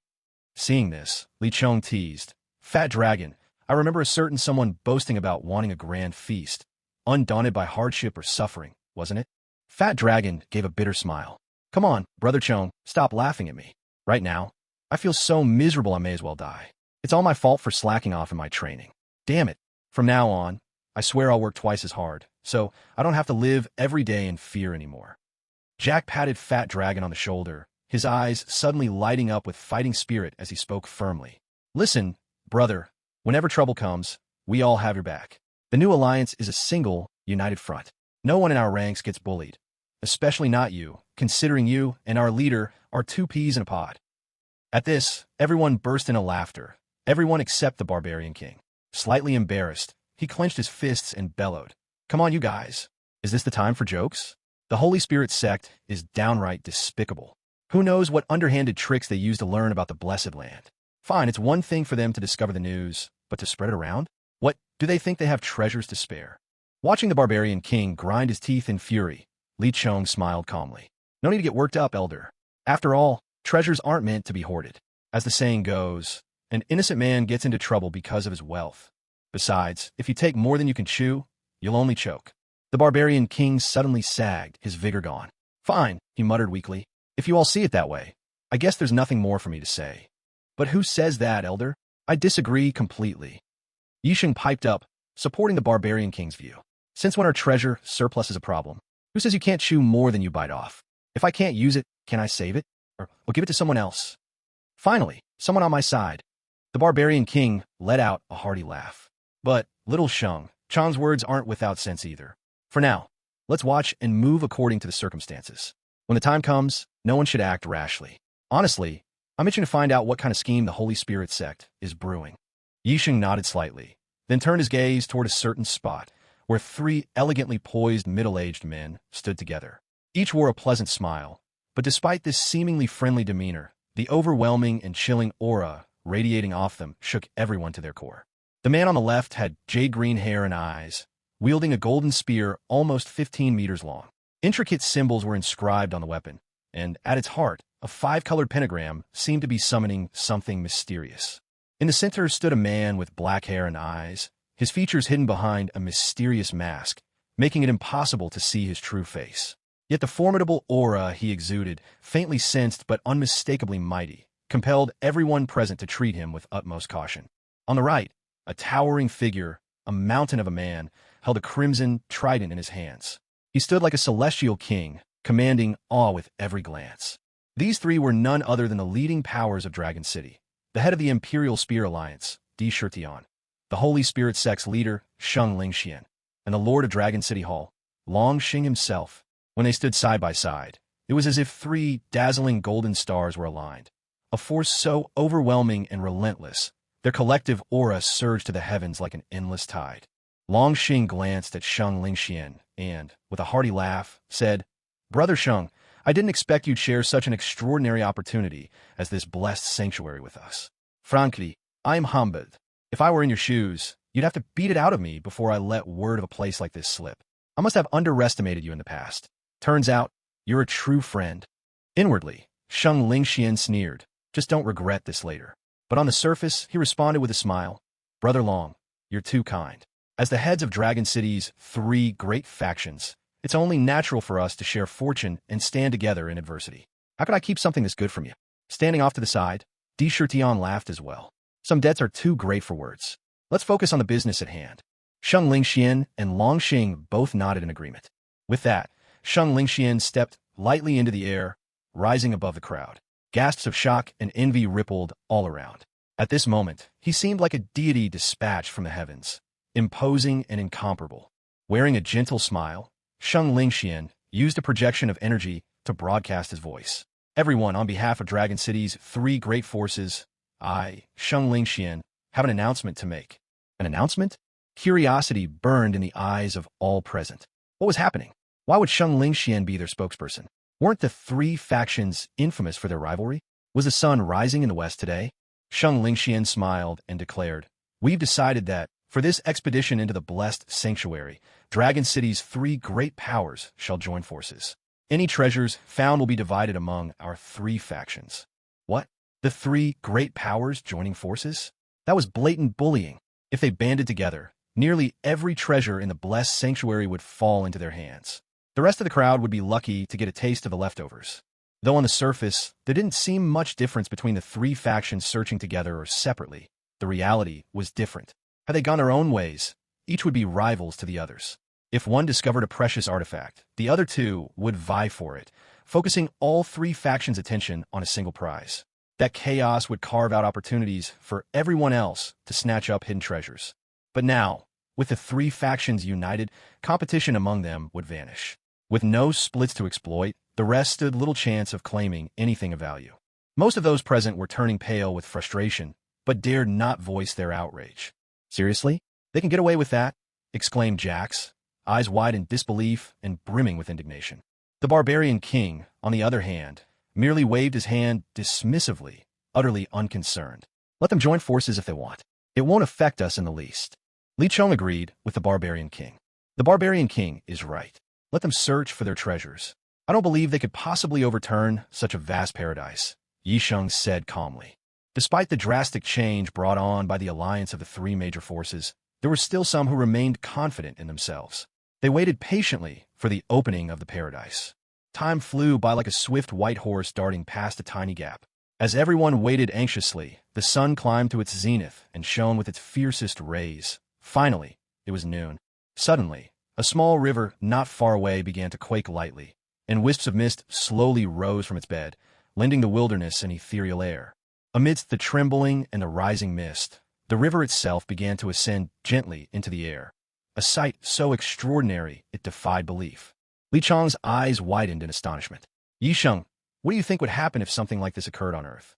Yi Sheng could only shake his head, completely at a loss, equally stunned. A river rising into the sky. How mysterious. While powerful dragon tamers could achieve similar feats, one must not forget that this was, after all, a natural phenomenon. But what is nature? Only events that follow the normal order of the world are considered natural, and this clearly violated that order. Of course, that was the logic of Earth. Here, on the dragon god continent of the dragon tamers, this was hardly out of the ordinary.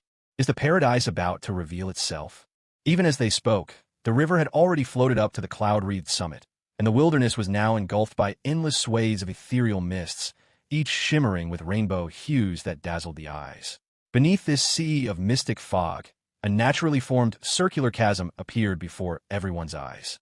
"Is that the paradise?" Fat Dragon blurted, dumbstruck. Without further hesitation, the crowd surged forward, rushing headlong toward the paradise. It seemed that a fierce, bloody struggle was about to erupt. To see something here required true strength and a willingness to risk it all. Otherwise, one would be left with nothing but scraps. "Brothers, let's go," Li Chong shouted, leaping into the heart of the circular chasm. No sooner had Li Chong's voice faded than the barbarian king and the others followed him over the edge. As he jumped, Li Chong was taken aback to find that, although the drop beneath looked less than 10 meters, his descent was incredibly slow, as if an unseen force was holding them back. The slow descent continued, and after what felt like 18 deep breaths, it finally ended with several solid thuds as they hit the ground. Unlike the barbarian king, the others couldn't help but marvel. This place truly was magical. Li Chong quickly surveyed his surroundings.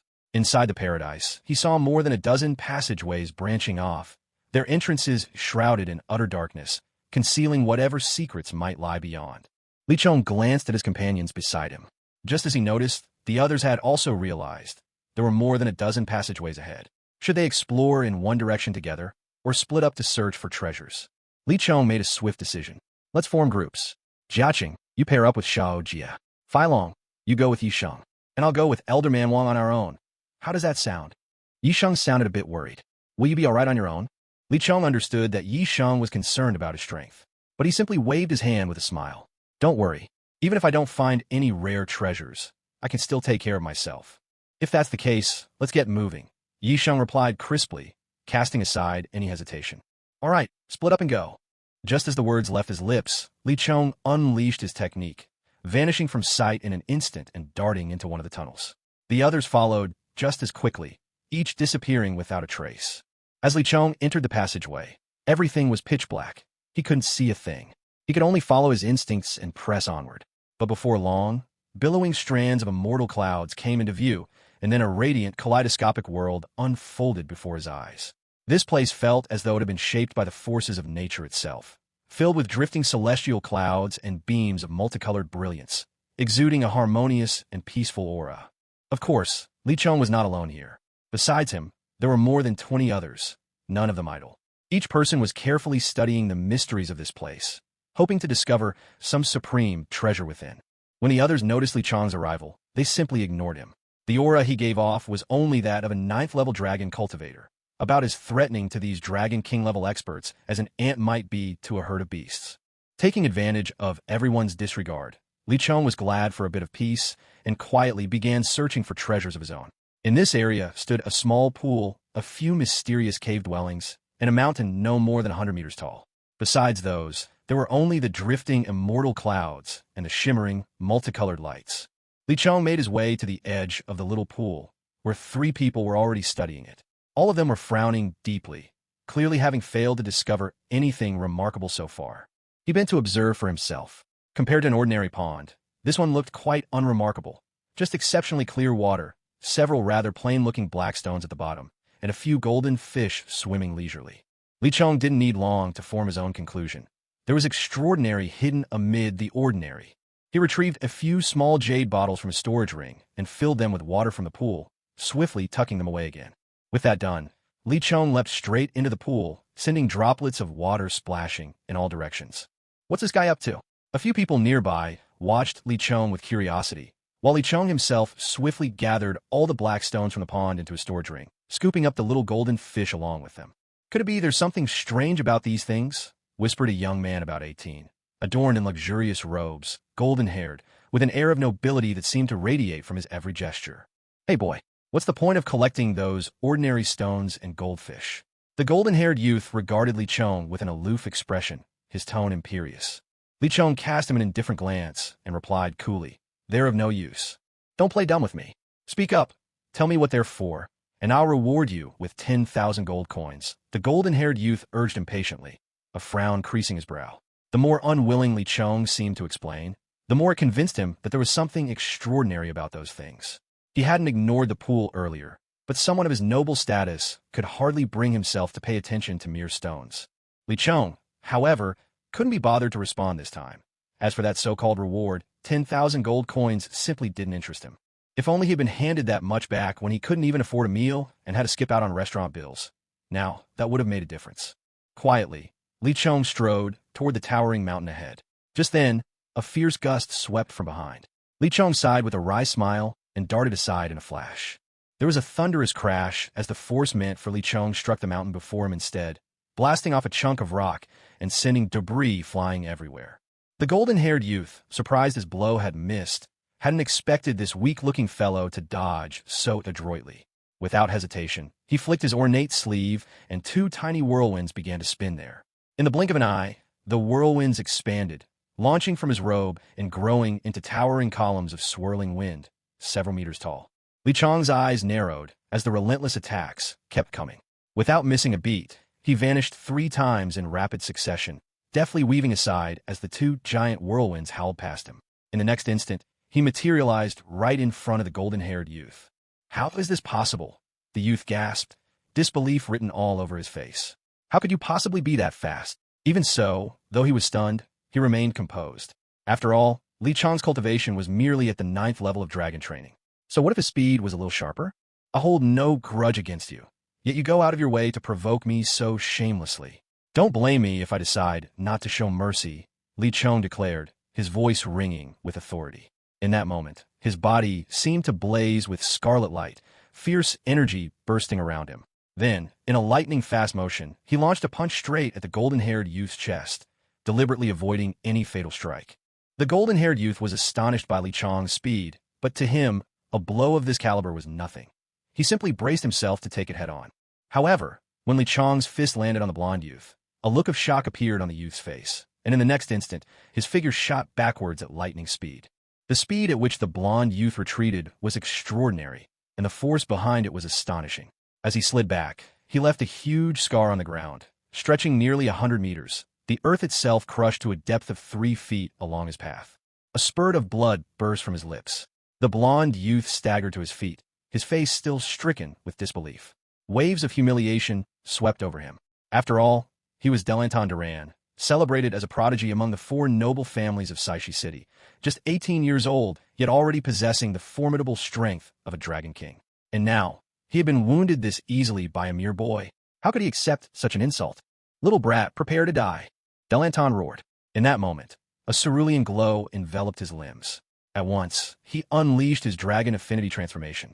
The Dragon Affinity completed, blue light flashed beneath Delanton's feet, and he became almost weightless, his figure nimble as he darted ahead. Then, with a bound, he began to rise into the air itself. As he ascended, pride swelled within him. Looking down upon Li Chong, he cast a gaze that was both taunting and scornful. To Delanton, Li Chong was little more than an upstart, fast and strong, to be sure, but ultimately just another 9th-level dragon practitioner. All Delanton had to do was take to the air, and this boy would have no way to counter him. This is what happens when you cross me. Run if you can. Let's see how a clown like you plans to dance, Delanton jeered. Blue light flickered across his hands as he conjured several circular, spiked energy spheres, emerald green and bristling with barbed edges, arcing through the air as they raced toward Li Chong. Li Chong's eyes narrowed.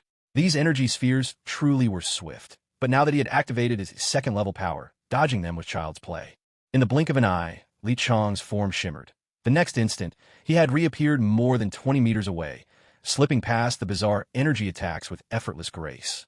Seeing his attack fail, Delanton's lips curled into a smile of cool control. At that moment, Li Chong felt a jolt of unease.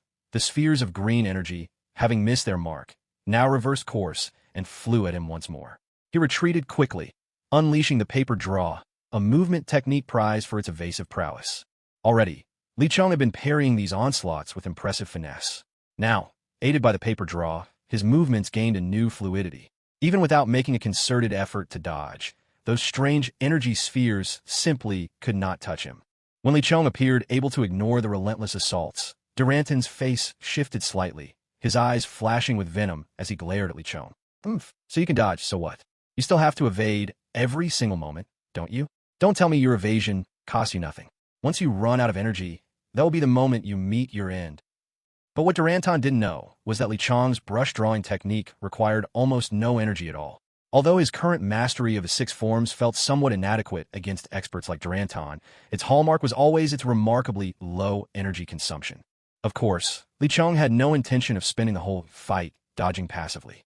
Slowly, he raised his head and glanced at the self-satisfied Duranton with a dash of mockery in his eyes. Did he really think Li Chong couldn't strike back and finish him off? Nevertheless, Li Chong wasn't about to launch a reckless attack. He bided his time, waiting for the right moment.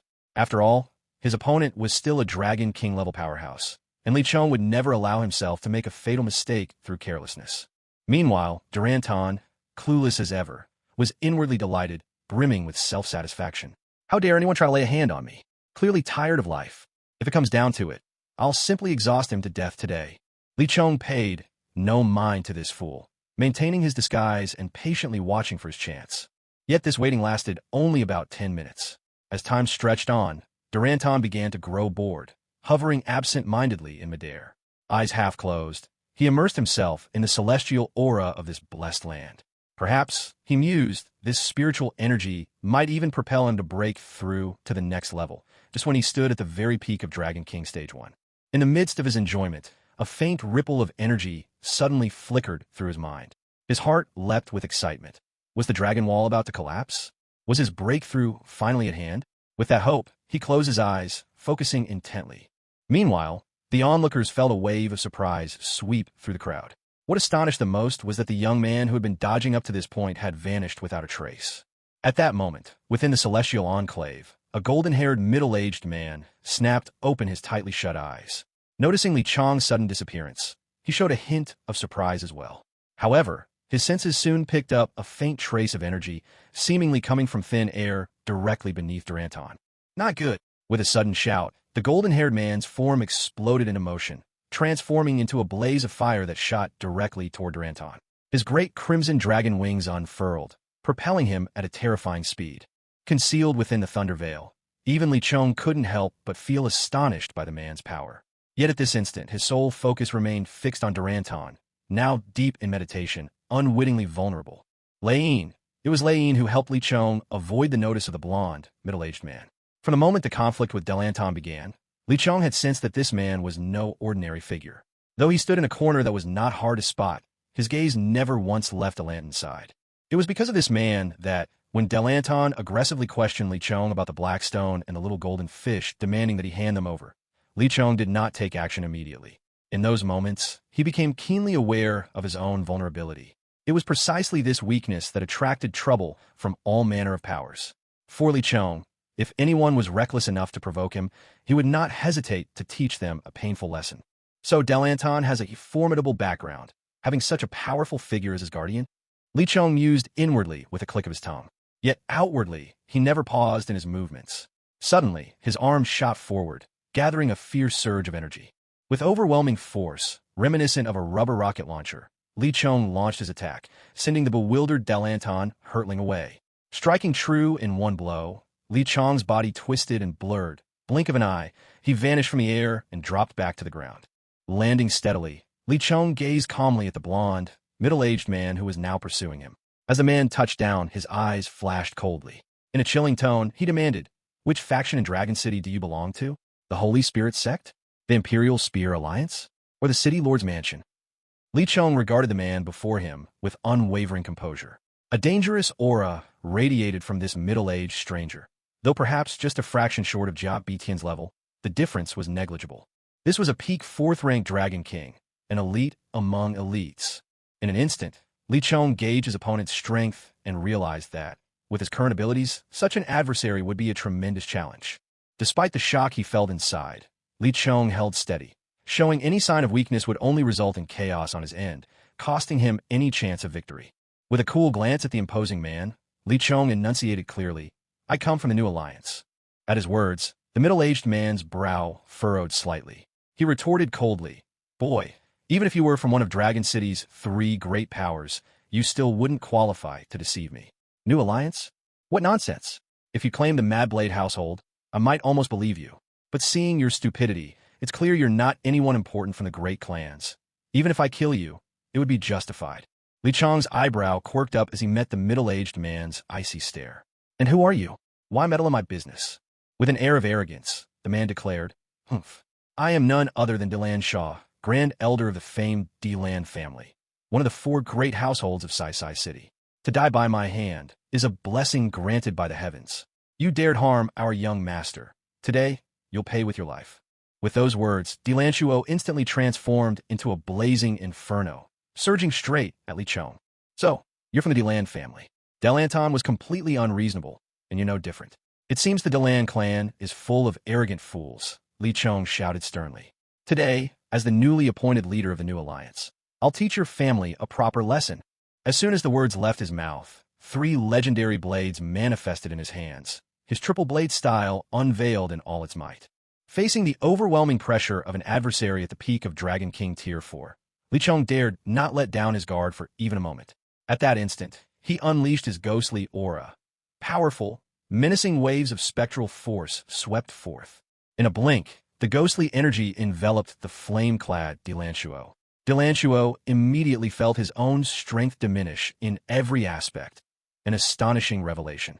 In his eyes, Li Chong certainly possessed some formidable tricks, but at most he would be able to fight against a Dragon King of the 1st or 2nd tier. Against someone like himself, at the peak of Tier 4, defeat should be inevitable. Yet, it seemed things were not as straightforward as Delan Shuo had thought. As the ghostly energy expanded, Li Chong wasted no time. With a flicker and blur, he executed his swiftest movement technique, instantly closing the gap to appear before Delan Shuo. Delan Shuo, a veteran combatant at the summit of Dragon King Tier 4, had battle instinct honed by countless encounters. Sensing danger, he chose prudence over bravado. Rather than meeting Li Chong head-on, he quickly retreated, his fiery form darting back 100 meters in a succession of blinding flashes. "You're not entirely foolish," Li Chong sneered. But when a rare chance presents itself, do you think I'll let it slip away so easily? As he spoke, his body took on a crimson hue, thick streams of white energy swirling about him. Then, those sinister white tendrils fused with his ghostly aura, giving birth to an entirely new current, a gray flow tinged with a faint melancholy, carrying the breath of death itself. So this is the fusion of my second stage energy flow and ghost aura? I'll call you the gray light of the Tao, Li Chong murmured, a subtle smile lifting the corner of his lips. In that moment, the figure before him no longer felt so overwhelming. Instead, Li Chong sensed an equilibrium between them. He now had the confidence to fight this opponent without the fear of defeat. Let's see if you can withstand the might of the gray light of the Tao, Li Chong said quietly, his voice calm. Suddenly, the gray brilliance swirling around him burst forth in dazzling splendor. The very space Li Chong stood upon began to twist and contort, refusing to return to its previous form, revealing an abyssal darkness like a black hole that threatened to devour all light. Yet, this was only the beginning. In that same instant, Li Chong's form flickered, reappearing behind Delanchuo. With all three blades raised, he unleashed the Ghost Slash, a strike that cut through the air with deadly speed. Sweat streamed down Delanchuo's face as he watched, his expression growing more grave with every move Li Chong made. In that moment, it seemed as though his opponent was a match for him in every way. But in truth, Li Chong was nothing more than a cultivator at the 9th level of the dragon cultivation stage. A 9th level dragon cultivator battling fiercely against a peak 4th stage dragon king. This was an event so rare that it was hardly ever recorded in the entire history of the Dragon God continent. It was something utterly shocking. Even more astonishing, Li Chong didn't hail from any prestigious clan or renowned sect, but instead from an obscure little group named the Shiming Alliance. The words Shiming Alliance instantly branded themselves into Delanchuo's memory. Of course, Delanchuo had no time to ponder any of this right now. Li Chong's abilities were already enough to compel Delanchuo to unleash his true strength. As Li Chong's spectral slash charged toward him, Delanchuo did not dodge or retreat. He simply hovered quietly where he was, and what happened next was truly incredible. Li Chong's ghostly blade seemed to pass right through Delanchuo's body, as if slicing through thin air, leaving Delanchuo completely unharmed. Delanchuo fixed Li Chong with a deep, meaningful gaze and said in a low voice, "You are very powerful." As soon as he finished speaking, his fiery crimson wings snapped closed. Slowly, he descended to the ground, ignoring Delanton's protests, and pulled Delanton away from the battleground. Li Chong paused in surprise, glancing at Delanchuo with some confusion. Yet, as he looked, a flicker of approval passed through his eyes, and he mused inwardly. He certainly knows how to adapt on the fly. I doubt he truly believes I come from some unknown group like the Shiming Alliance. Delanton shook off Delanchuo's hand in agitation, his voice rising in protest. "Uncle Shua, why didn't you teach that brat a proper lesson?" Delanchuo shot him a cold look. If Delanton hadn't been the heir to the Delan family, Delanchuo would have dearly liked to give the foolish boy a sharp slap right then and there. Didn't you see the strength he displayed? Even if I fought him to the bitter end, there's no guarantee I'd come out on top. For someone so young to possess such abilities, do you really think he could have a weak background? Hearing his uncle's chill words, Delanton lowered his head in shame. Truly, he hadn't thought things through. Delanchuo continued. There's no need to lose confidence over what happened today. Among your peers, your talent still places you among the very best. Just remember, from now on, don't provoke him, and don't cross the Shiming Alliance. We may not know their origins, but it's very possible this group is a powerful force hidden from view. Is that really possible? Delanton asked, uncertainty clouding his tone. Delanchuo's brows knit in thought. Longqing may not compare to our Saishi city, but it's a place teeming with hidden talents. Some of its powerful factions could measure up to the 3 great families of Saishi, and we're just one of the lesser 4 families ourselves. Duranton nodded and said, "Understood. It seems this fellow's origins are truly extraordinary. In that case, I certainly won't go courting disaster. It's best that you know," Duranchuo replied with a smile. "Now, let's continue observing by the pool. Who knows? We might discover something remarkable." After witnessing the golden little fish and the black stone, Duranton began to look for things that were usually hard to notice and easy to overlook. Although he had no idea what use the golden fish or the black stone might have, the fact that Li Chong saw value in them was proof enough of their significance. Li Chong no longer paid them any mind. He walked slowly to the foot of the great mountain and began to study it carefully. From the surface, the mountain appeared no different than any other. If there was anything unusual, it would be the mysterious pentagram rune etched upon its slopes. Li Chong fixed his gaze on the rune. A soft, prismatic light shimmered from its surface, lending the mountain an aura of enigma and wonder. He frowned deeply. On the surface, he could make out nothing unusual. What could this rune possibly represent? Clearly, if he wanted to uncover its secrets, he would have to ascend the mountain himself. With that thought, Li Chong stepped onto thin air and leapt toward the upper reaches of the mountain. He moved with incredible swiftness, reaching the mountain's center in just 2 or 3 strides. Strangely, as he moved, he felt a faint and marvelous resonance connecting him to the mountain itself. At that very moment, something extraordinary happened. The pentagram rune suddenly burst forth with a dazzling, multicolored light that enveloped Li Chong's entire body. In the next instant, both he and the mountain itself vanished from this hidden sanctuary entirely. It was impossible to tell how much time had passed before Li Chong slowly opened his eyes. He felt dizzy and weak, his limbs drained of all strength, as if every bit of his energy had been spent. What was happening to him? He had no way of knowing. He remained dazed for a long while before regaining his senses and surveying his surroundings. He found himself in a world awash in brilliant color, a realm that might have been a celestial paradise, yet somehow was not. Li Chong was utterly bewildered. Where was he? Hadn't he just been in that blessed sanctuary? Just as Li Chong was drowning in confusion, a weak but fiercely proud voice rang out. "Young one, who's there?" At the sound, Li Chong immediately grew wary and tried to stand, but he simply lacked the strength. Humans truly are a cowardly and timid race. Simply finding yourself in an unfamiliar place is enough to make me sense the fear in your heart. The voice echoed again. Li Chong scoffed. "Stop pretending to be mysterious and come out already. Fear of death is only human. Aren't you afraid yourself?" As he spoke, Li Chong had begun to understand his own situation. In that moment, he felt quite at ease, for he sensed that the owner of this voice bore him no ill will. He suspected that his presence here was, more than likely, due to his unintentional encounter with that 5-pointed star. "You're not entirely clueless. Yes, you were indeed drawn here by that pentagram sigil," the voice replied, tinged with mockery. This time, Li Chong couldn't help but be surprised. "You can read my thoughts?" The voice answered with a touch of pride. "Of course. I, after all, am the bloodthirsty minotaur Lu Jun, one of the 12 heavenly kings serving under his majesty, the Rainbow Dragon." "Rainbow Dragon?" 12 heavenly kings. Li Chong repeated in confusion. Lu Jun sounded genuinely amazed. "You've never even heard of his majesty the Rainbow Dragon? So you're just an obscure little nobody, then? I really wonder how you qualified in the first place."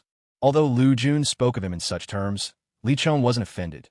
Instead, he asked curiously, "I only got in here because of that pentagram sigil. What do you mean by qualified?" Lu Jun rolled his eyes with exasperation. "Did you think just anyone could enter this place at will? This is the former residence of the great Rainbow Dragon. Since you're clueless, I suppose I'll be kind enough to enlighten you." Lu Jun paused, then continued. "This place is called Yageland, suffused with the aura of His Majesty, the Rainbow Dragon, and it has become a sacred land. To enter this holy realm, you must first pass the test of the Guardian Sigil. There are 3 conditions. First, you must possess a remarkable and unique constitution. Second, you need to have at least 3 ancient powers. Third, you must achieve resonance with the great mountain in a blessed land." Li Chong nodded, somewhat understanding. He could accept the second and third requirements. After all, his pirate abilities could be considered ancient powers, and he truly had observed the great mountain and resonated with it. But the first requirement stumped him. He had no idea what special qualities his own body might hold. At that moment, however, Li Chong was in no mood to dwell on such mysteries. Eager to return to the blessed land, he was anxious, as he had yet to acquire any treasures there. If he didn't hurry back, others might snatch them all away. Not knowing where Lu Jun was, Li Chong called out loudly, "Esteemed senior, where are you? Let me out. There are treasures I still haven't claimed." Liu Juan's shocked voice echoed back.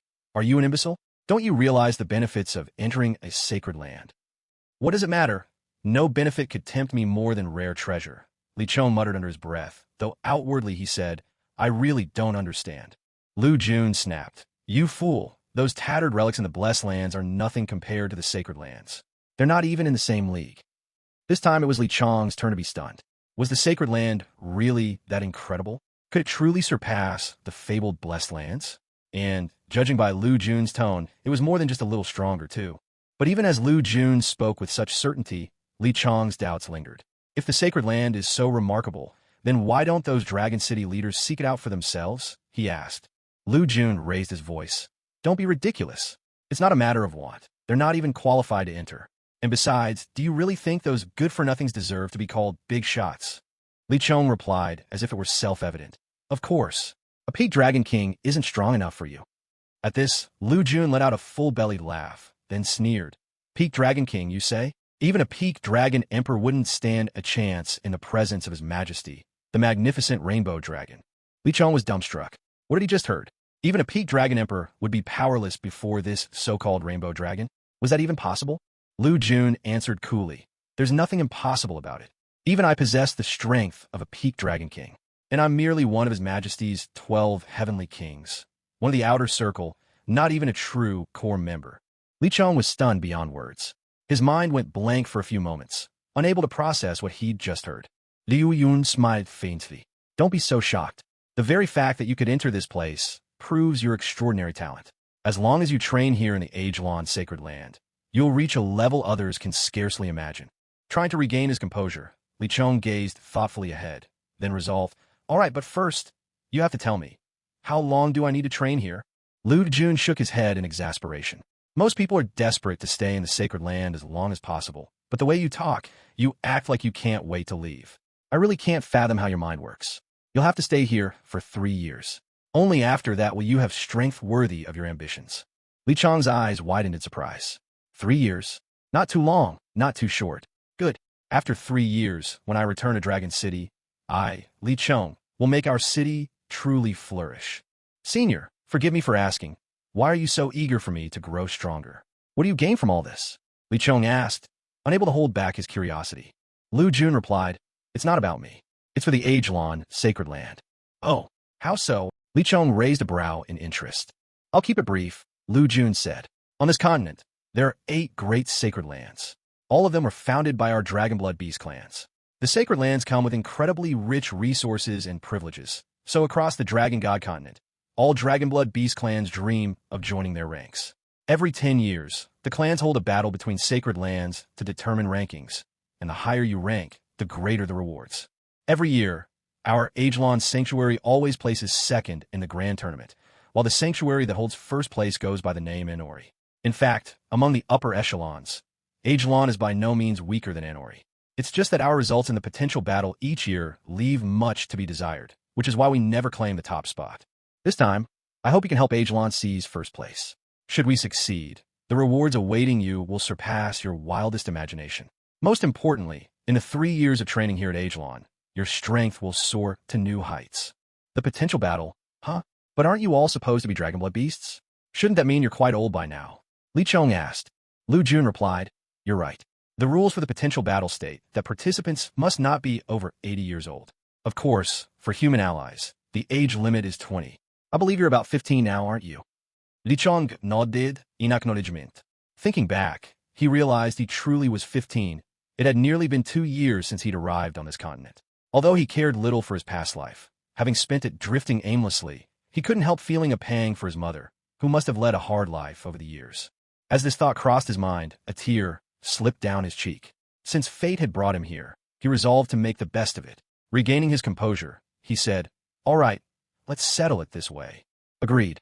A resounding clap echoed through the air as, before Li Chong, a massive figure over 3 meters tall, with blood-red eyes and 2 horns jutting from its head, began walking toward him with ponderous steps. Li Chong stared at the imposing creature in surprise. Senior Lu Jun, is that you? The bull-headed giant let out a boisterous laugh. Of course it's me.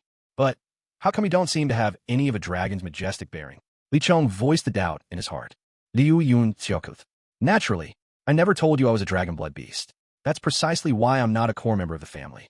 I am a bloodthirsty minotaur, a rare magical beast on Dragon God continent. In the past, I was notorious for my ferocity and countless killings. I was ruled by bloodlust until I met His Majesty.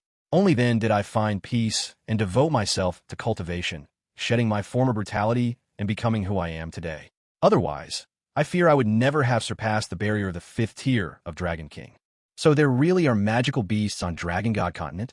Li Chong marveled in silence. He was no stranger to such creatures, having read about them in countless fantasy novels back on Earth, but he never expected he'd one day meet a magical beast himself. Lu Jun looked a bit puzzled. What's this? Haven't you ever heard of magical beasts? A flush crept on Li Chong's face as he shook his head. It was only now that Lu Jun realized Li Chong truly was quite naive and inexperienced. Li Chong felt a bit awkward. With a dry laugh or two, he quickly changed the subject. Senior, why is the so-called sacred land of Yageland so small? Indeed, the place all around them was tiny, by his estimate, at most just a few hundred square meters, about the size of a villa. Lu Jun shot Li Chong an exasperated look and replied without much enthusiasm. How could this possibly be the Great Yageland? While Yageland isn't exactly enormous, it still stretches for nearly 2,000 li. Li Chong did a mental calculation. 2,000 li? Well, that's about the size of Beijing on Earth. Then all of a sudden, Li Chong realized something odd. Wasn't this senior able to sense his inner thoughts? Yet whenever he thought about the powers of the pirates or matters concerning Earth, the senior seemed unable to perceive anything. What exactly were these so-called pirate abilities? Were they really as simple as the powers in One Piece? No matter how much Li Chong pondered, he simply couldn't figure it out. Senior, how do we get to the real Yageland Sacred Land? Li Chong asked.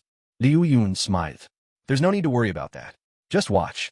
As he spoke, a flash of blood-red light flickered in his palm, and out of thin air, a prismatic gemstone appeared in his large hand. Lu Jun began to chant something, his words in a strange, haunting tongue. The moment Lu Jun began his incantation, the gemstone burst forth with a dazzling glow. Colors spilled and danced outward, and without warning, a formidable pressure swept through the air, so overwhelming it felt nearly suffocating. Li Chong felt as if his every secret had been laid bare, as if his body no longer belonged to himself. An almost crushing sense of powerlessness washed over him, as if he were simply a plaything in the grip of a higher being. And yet, he didn't think less of himself for it. After all, this intimidating aura likely stemmed from the legendary rainbow dragon Lu Jun had spoken about. To be toyed with by a rainbow dragon was only natural. Even if one of the domain lords from the four territories arrived, they would fare no differently. Li Chong couldn't help being awestruck. Was a Dragonblood beast clan truly this powerful? After all, the domain lords were the mightiest beings across the four territories of the continent. Among humankind, perhaps only the mysterious and formidable Beta Fortress could compare with the strength of a rainbow dragon. As such thoughts crossed Li Chong's mind, he suddenly found himself transported into another world. It was no longer just a realm of dazzling color, but a vibrant, multi-hued wonderland, utterly reminiscent of Earth. Yet, the air here was thick with an extraordinary spiritual energy, and the profound essence of the Tao suffused the land, things utterly unknown to Earth. So this is Yageland? Li Chong murmurat, stunat. It was simply breathtaking. Flowers of every hue blossomed in riotous harmony. Mountains and lakes dotted the land. Rivers wound serenely with crystal-clear water glittering under the sun, an atmosphere of utter peace. High above, a few immortal clouds floated serenely by, artfully arranged against the azure sky. Was this, truly, a sacred land? Standing there, taking it all in, Li Chong felt his heart gradually quiet. In that moment, it was as if he became one with the exquisite scenery, soothing, clear, and perfectly at peace. After a long while, Li Chong slowly opened his eyes and took a deep breath. Such beauty here truly has a calming effect on the mind. Seeing Li Chong so enraptured, Lu Jun said with a note of pride, "Well, isn't our Yageland beautiful? Of course, what you've seen is merely the tip of the iceberg. Let me remind you, Yageland is a byword for both beauty and terror." On hearing this, Li Chong's expression didn't waver much. He replied calmly, "I understand that well enough. Only with such challenges can I train better. I must become stronger, much stronger." As he spoke, a fierce gleam sparked in his eyes. "Good. It's best that you have such resolve. Since you aren't afraid of hardship, I won't hold back in teaching you," Lu Jun said, his gaze now filled with approval. Li Chong turned to Lu Jun in surprise and delight, excitement evident in his voice. "Senior, you'll teach me yourself? What? Don't think my abilities are up to scratch?" Liu Yun teased, looking at Li Chong. Li Chong waved his hands hurriedly and laughed. "How could that be? If you teach me, I'll surely improve with half the effort. May I ask, Senior, what do you intend to teach me?" Lu Jun's expression grew serious.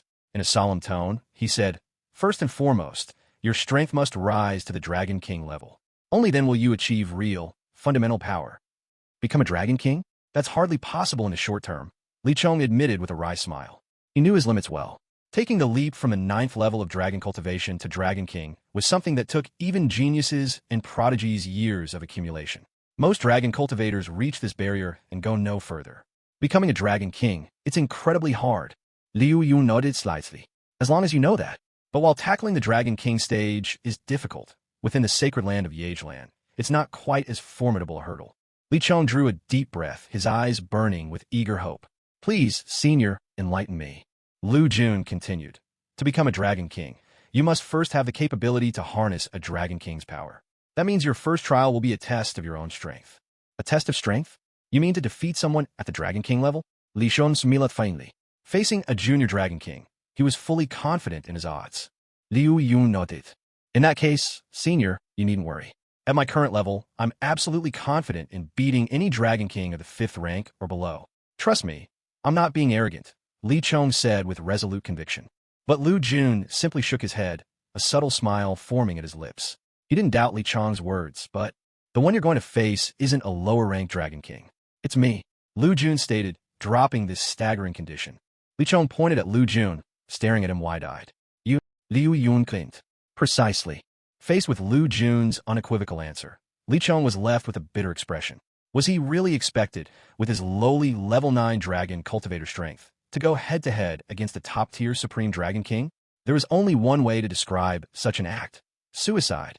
Senior, I'm not foolish enough to throw my life away, Li Chong said with a wry smile. Lu Jun looked momentarily surprised, then replied, I never asked you to do anything so reckless. But fighting you is pretty much the same as signing my own death warrant, isn't it? Senior, you certainly have a high opinion of me. Li Chong was completely dumbfounded. This was downright absurd. Yet in response to Li Chong's confusion, Lu Jun gave him an answer so astonishing that it left him utterly speechless. Little one, since you've been chosen as the representative for our Yegeland sanctuary, of course, we'll do everything we can to raise your strength. What I want to tell you today is this. You will be given an ultimate martial art, one that's exceedingly rare and supreme on the Dragon God continent, Lu Jun said, his voice slow and measured, every word resounding like a striking bell. Li Chong knew well what these ultimate martial arts were all about. Back when he attended classes at Sandpot Academy, his combat instructor, Dong Wu, had already told him about them. The so-called supreme arts of the Dragon God continent were legendary techniques that could drastically boost one's power. Each one was as rare as a dragon scale, and far more difficult to truly master, let alone perfect. Even achieving proficiency in one was enough to make others tremble in awe. The value of any such supreme art numbered in the hundreds of millions, possessed only by the most illustrious clans. The rulers of the 4 domains, for example, had each mastered a supreme art. This was the true source of their formidable strength. These legendary techniques, of course, came in different ranks, classified by the sacred Tao as heaven, earth, mystical, and yellow, with yellow being the lowest. Still, to learn even a yellow-rank supreme art would allow someone to challenge much stronger opponents. Some said that the highest-ranked supreme arts could even let their users fight against those several levels above them, a testament to their power and mystery. As things stood on the Dragon God continent, probably only the most elite, those at the Dragon Emperor level, had ever truly mastered a supreme art. And yet Lu Jun was now telling Li Chong that he would be granted one? Li Chong could have woken from sleep laughing at such fortune. Of course, his face remained troubled, as even with a supreme art, there was no guarantee he could learn it. And even if he did, could he possibly stand up to the likes of Lu Jun, a Dragon King at his peak? Senior, may I ask, what grade is this supreme art? Li Shong Siga. Since he'd chosen to stay and train, he had to accept his lot. After all, as the saying goes, only by braving the piercing cold will the plum blossom's fragrance reach your nose. Lu Jun shook his large head and shrugged. It might not be the highest level, to be frank. Even the Yegeland Sanctuary, we can't just hand out the most exalted techniques for training. Li Chong remained unfazed. It's nothing, he said with calm indifference. Truly, just being able to acquire one was already a blessing. What right did he have to be picky? Even an ultimate skill of the yellow rank would be worth billions. To have obtained such a technique was fortune accumulated over 8 lifetimes. Lu Jun saw Li Chong's serene demeanor and burst out laughing. Since you don't mind, I'll go ahead and say it. This divine technique is called the Imperial Sovereign's Sacred Body. It is an Earth-rank supreme technique. Li Chong first chuckled softly, but then his brow furrowed as he registered the rank. Something fell off. Suddenly, his eyes flew wide. Astonishment scrawled across his face. Wait a minute. Earth rank? That's an Earth rank technique? And you call this a low-rank skill? Something I have to make do with? Looking at Lu Jun, whose innocuous face gave away nothing, Li Chong felt the urge to curse out loud. Seeing Li Chong's thunderstruck expression, Lu Jun said in disbelief, Seriously? Even this little temptation is enough to stun you. In truth, Lu Jun knew how precious this skill was, but as a magical beast, he couldn't truly appreciate the power of human martial arts. Supreme techniques could only be cultivated by humans or dragon-blooded beasts, so concepts like skill rank didn't mean much to him. Are you kidding me? Earth rank isn't overwhelming enough for me? Do you think Earth rank skills grow like weeds? Li Chong finally couldn't take it anymore and muttered an exasperated curse under his breath. Well, you know now anyway. Here, I'll hand this Imperial Sovereign's sacred body over to you. Lu Jun waved a claw dismissively, then opened his massive jaws, revealing long, sharp fangs. Suddenly, a rustic-looking tome, crackling with arcs of lightning, shot out from his mouth. You possess the Thunder Dragon physique. This skill will suit you perfectly, Lu Jun said coolly. Overjoyed, Li Chong accepted the Earth rank technique. The moment he held the tome in his hands, he felt a surge of warmth sweep through his body. In that instant, it seemed as if every pore across his 36 million meridians simultaneously resonated. The warmth circulated through his extraordinary vessels, limbs, and bones, a feeling of bliss washing over him. Li Chong couldn't help but let out a sound of pure satisfaction. The process was slow, lingering for nearly an hour before the comfort finally faded. Li Chong felt as if his entire being had been reforged by nature's rarest treasures. Newfound power filled his hands, and energy surged within him like crashing waves. So, how does it feel to merge with a supreme technique? Lu Jun watched Li Chong with sparkling eyes. As a magical beast, he'd never experienced merging with a human technique firsthand. Witnessing Li Chong's transformation, curiosity got the better of him, and he couldn't help but ask the question burning in his heart. Li Chong, of course, had nothing to hide from Lu Jun. He shared all his insights openly. Yes, during the merging process with this supreme divine art, I felt nothing but an incredible sense of comfort. It was as though I was reborn, transformed on a fundamental level. At this very moment, I can sense that my strength has reached the pinnacle of the 9th level of the dragon cultivation. However, to truly become a dragon king, I still have a long way to go. Liu Yun nodded thoughtfully. It seemed that the process of merging with this divine art was truly exhilarating for the chosen inheritor, and it could also boost one's power. If he could only succeed with the fusion himself, perhaps he could break through to become a dragon monarch in one leap, maybe even attain the title of Dragon Emperor. In that case, the position of first among the 12 heavenly kings would surely be his. But alas, he was a demonic beast. How wonderful it would be if he were a dragon-blooded beast instead. At this thought, Lu Jun let out a quiet sigh. One's race wasn't something that could be changed at a whim. Meanwhile, within the blessed paradise, the treasure hunt had stretched on for nearly a month, and apart from the 3 major figures of Dragon City, the harvests of all other factions amounted to little more than scraps. Yet nothing is absolute. During this month, the Barbarian King and Seiji together found 4 mysterious pills, 3 5th-grade weapons, and several enigmatic scrolls whose purposes no one yet understood. The Barbarian King was quite satisfied with these gains.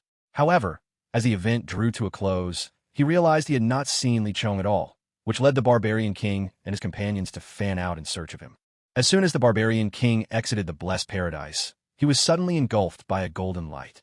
In the next instant, he found himself standing within a twisted space, neither vast nor confined, spanning a few hundred square meters at most. It was, in truth, the perfect setting for a duel. The Barbarian King showed no sign of panic. He called out with calm disdain, "Which nameless little brat dares to lure me in here?" A gruff voice answered, laced with a dark amusement. "Barbarian King, you certainly think highly of yourself." From the shadows, a towering, burly middle-aged man approached, grasping a crimson trident in his hand. Seeing this figure, the Barbarian King's pupils narrowed. Clearly, he was caught off guard by the identity of his challenger.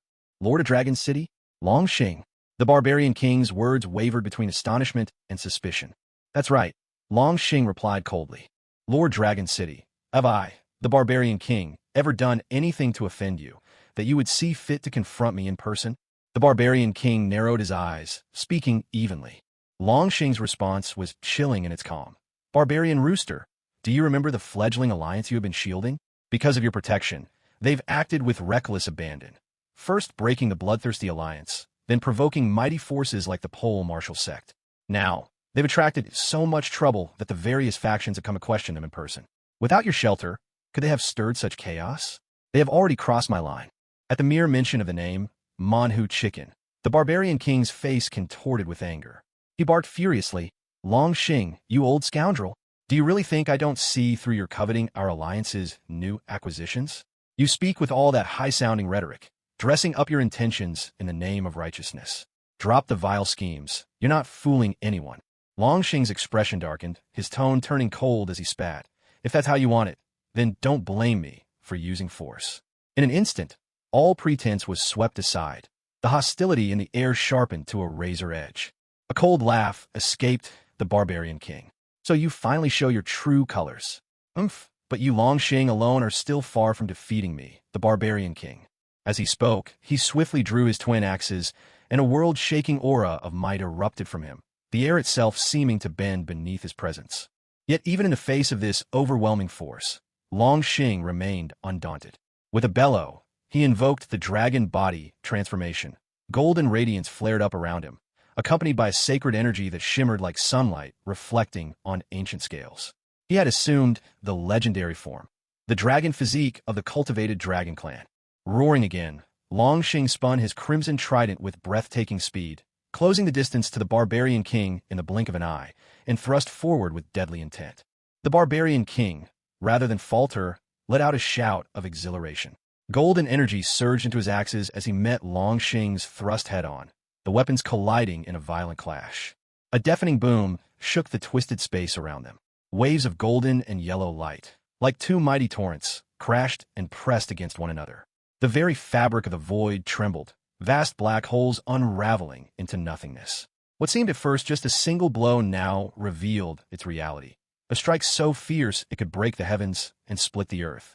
The immense feedback hurled both the barbarian king and Longxing backward. The barbarian king felt his hands go numb, yet despite the jolt, his energy reserves barely wavered. Longxing, however, fared worse. Blood trickled from the corner of his mouth, the force of the countershock nearly paralyzing his grip. Even so, Longxing remained calm, his voice steady. Barbarian king, your strength truly lives up to your reputation. There's none more powerful under the Dragon Emperor himself. The barbarian king, lost in the thrill of battle, ignored the taunt. He was completely absorbed by the fight, savoring each moment as if it were the purest form of enjoyment. His figure darted through the void with astonishing speed, axes whirling in arcs of power.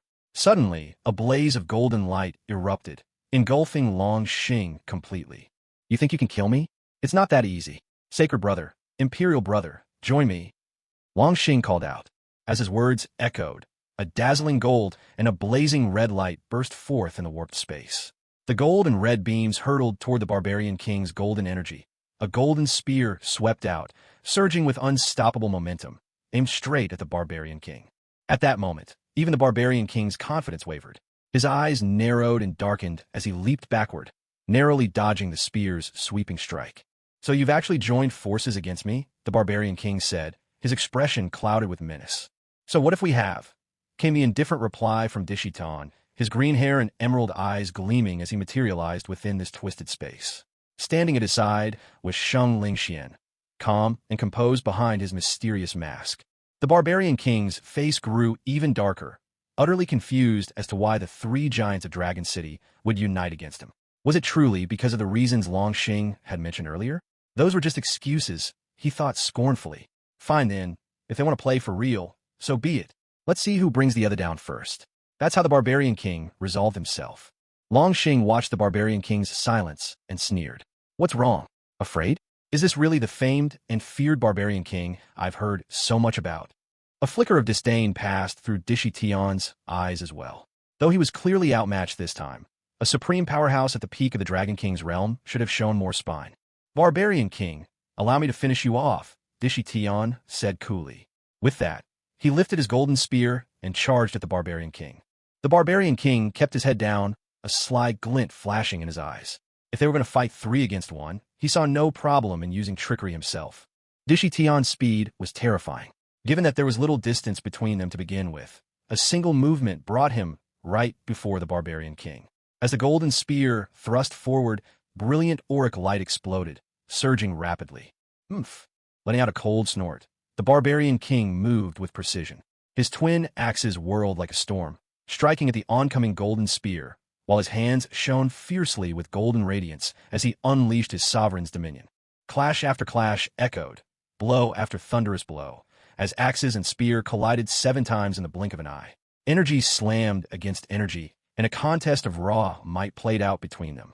Tian was unsurprised by the barbarian king's sudden counterattack. Instead, a sharp gleam appeared in his gaze as he let out a thunderous shout, gripping his spear tighter while channeling energy even more furiously. Explosions of power roared through the air, torrents of force bursting outwards. Space itself shimmered and warped, until even the very ground beneath them was erased, reality cracking under the overwhelming strain. "What terrifying strength," said Longxing in astonishment, appearing almost instantly on the scene. Although Tian was renowned for his overwhelming power, he was still a hair behind the barbarian king. After prolonged clashes, blood began to trickle from the corners of his mouth, and the once fluid and commanding thrusts of his golden spear faltered. Longxing's speed was just as extraordinary. In a flash, he was suddenly behind the barbarian king. The luminous dragon wings on his back unfurled with a radiant burst of holy energy, transforming Longxing into the very image of a golden god of war. Dragon Xing gripped his crimson trident tightly, golden light radiating from it in brilliant waves, forming a sphere of blinding energy at the very top of the weapon. "Release!" With a thunderous shout, Dragon Xing hurled the blazing sphere of energy from his crimson trident straight toward the barbarian king. The barbarian king's expression shifted dramatically. He hurriedly withdrew both axes from his ongoing clash with Emperor Tian.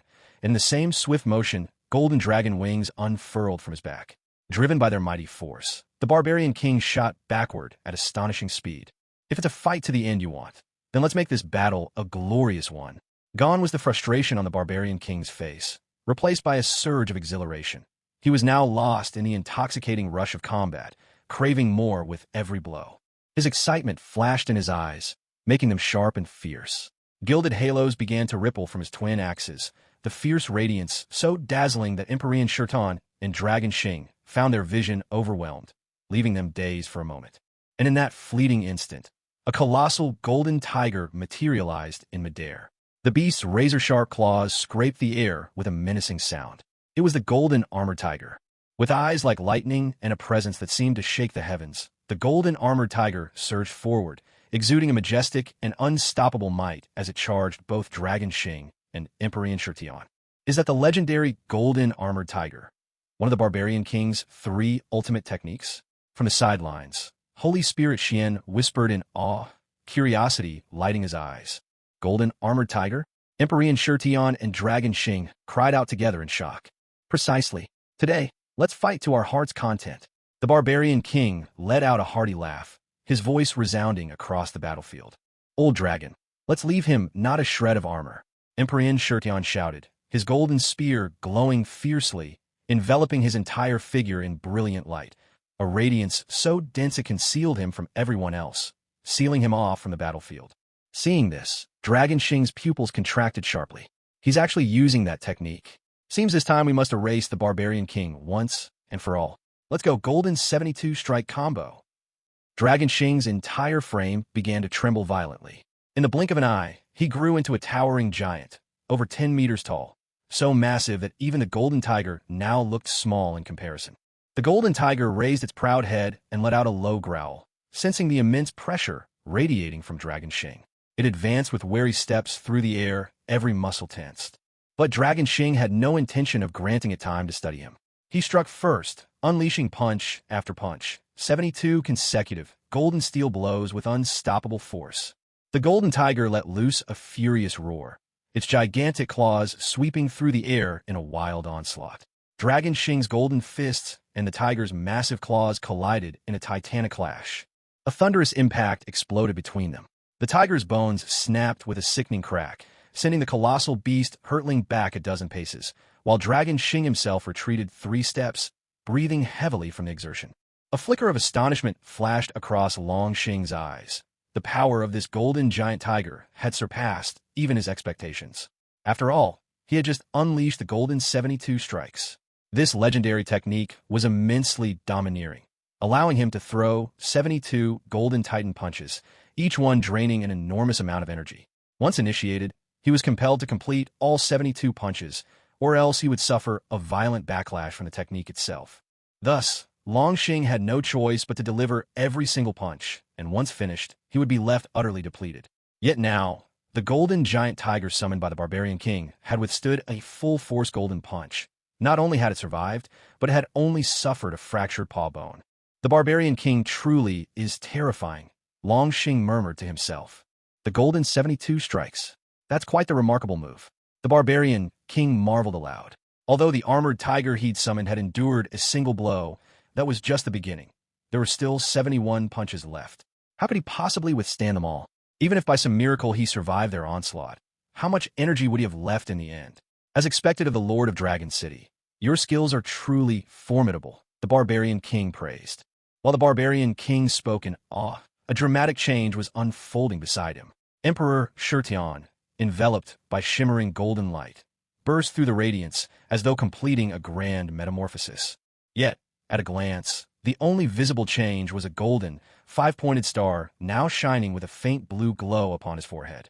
Old Emperor, you've finally completed your awakening. When Long Xing saw this, his delight was obvious. Upon hearing the word awakening, the barbarian king's eyes suddenly narrowed.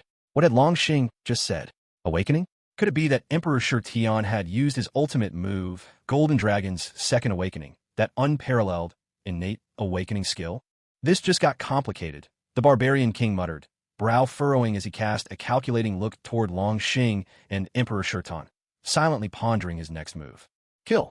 Now fully awakened, Emperor Shurtian's confidence swelled. In a flash, he charged straight at the barbarian king. Though the enemy had invoked such a formidable skill, the barbarian king didn't retreat a single step. With grim resolve, he focused on Emperor Shurtian's assault. In the instant Emperor Shurtian attacked, Long Xing, too, sprang into action. Two colossal golden fists thundered forth, rippling with overwhelming energy as they surged toward the barbarian king. No holding back. Supreme Dominion and Rampaging Cleave, together. The barbarian king shouted, voice booming. Rampaging Cleave was a devastating single-target technique. At peak mastery, it could split a 1,000-meter mountain and shred through 10% of an enemy's defenses. Alongside Supreme Dominion, these two killing strikes were his greatest sources of pride and power. The barbarian king's left hand swept out with an attack that ruled over all under heaven, an intense golden light surging toward the oncoming Shurtian. At the same time, his right hand launched a ferocious chop, slamming viciously toward the two colossal golden fists, each emanating an overwhelming aura. The clash rang out, twice, clear and thunderous. The collision echoed like stones shattering the sky, and the battle ignited in full force. Shurtian's onslaught and the two golden fists unleashed by Long Xing struck the barbarian king almost simultaneously. In that instant, the barbarian king unleashed every ounce of energy within him, holding nothing back. At the same blink, both Shurtian and Long Xing's faces paled in shock. The very fabric of space seemed to distort and then rupture under the barbarian king's power. Chunks of space collapsed in on themselves, the reach of this void rapidly shrinking. In the end, the entire illusory realm shattered completely, and the four combatants found themselves standing amid desolate wilderness, a barren land ringed with earth-colored rocks, yellow sand whipping fiercely through the air.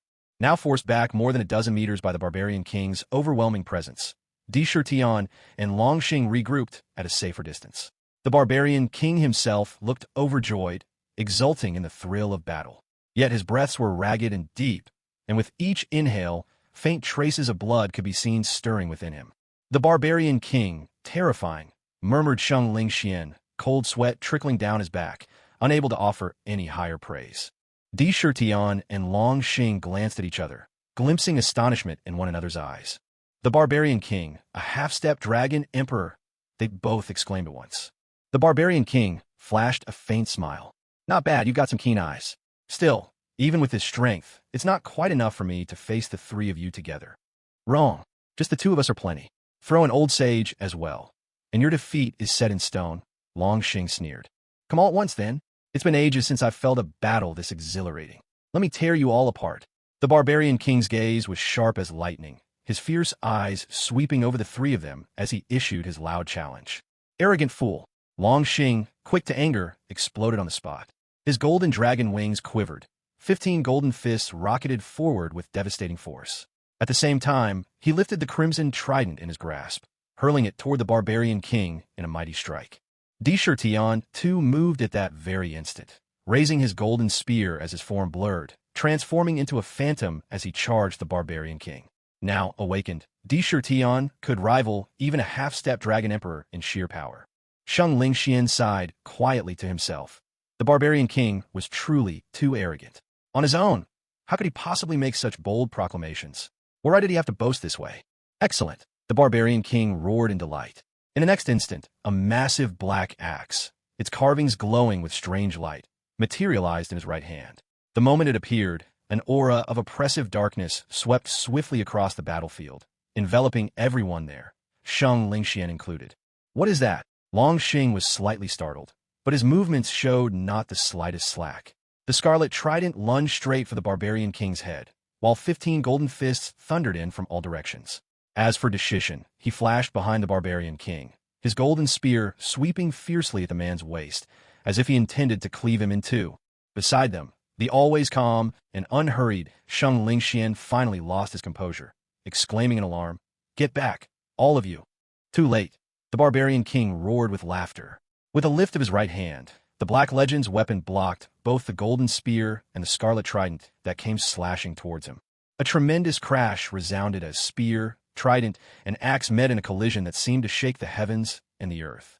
A violent shockwave swept outwards, churning up stone and dirt, sending yellow sand swirling in chaos wherever it passed. In the aftermath, the powerful counterforce immediately caused Deshishin and Long Xing to spit up blood, their bodies hurled backwards for more than a dozen steps. They looked towards the barbarian king, their faces pale, and what they saw left them completely stunned. After that violent clash, the barbarian king stood there as if nothing had happened, unwavering in the distance with a faint, cold smile curling at the corner of his mouth.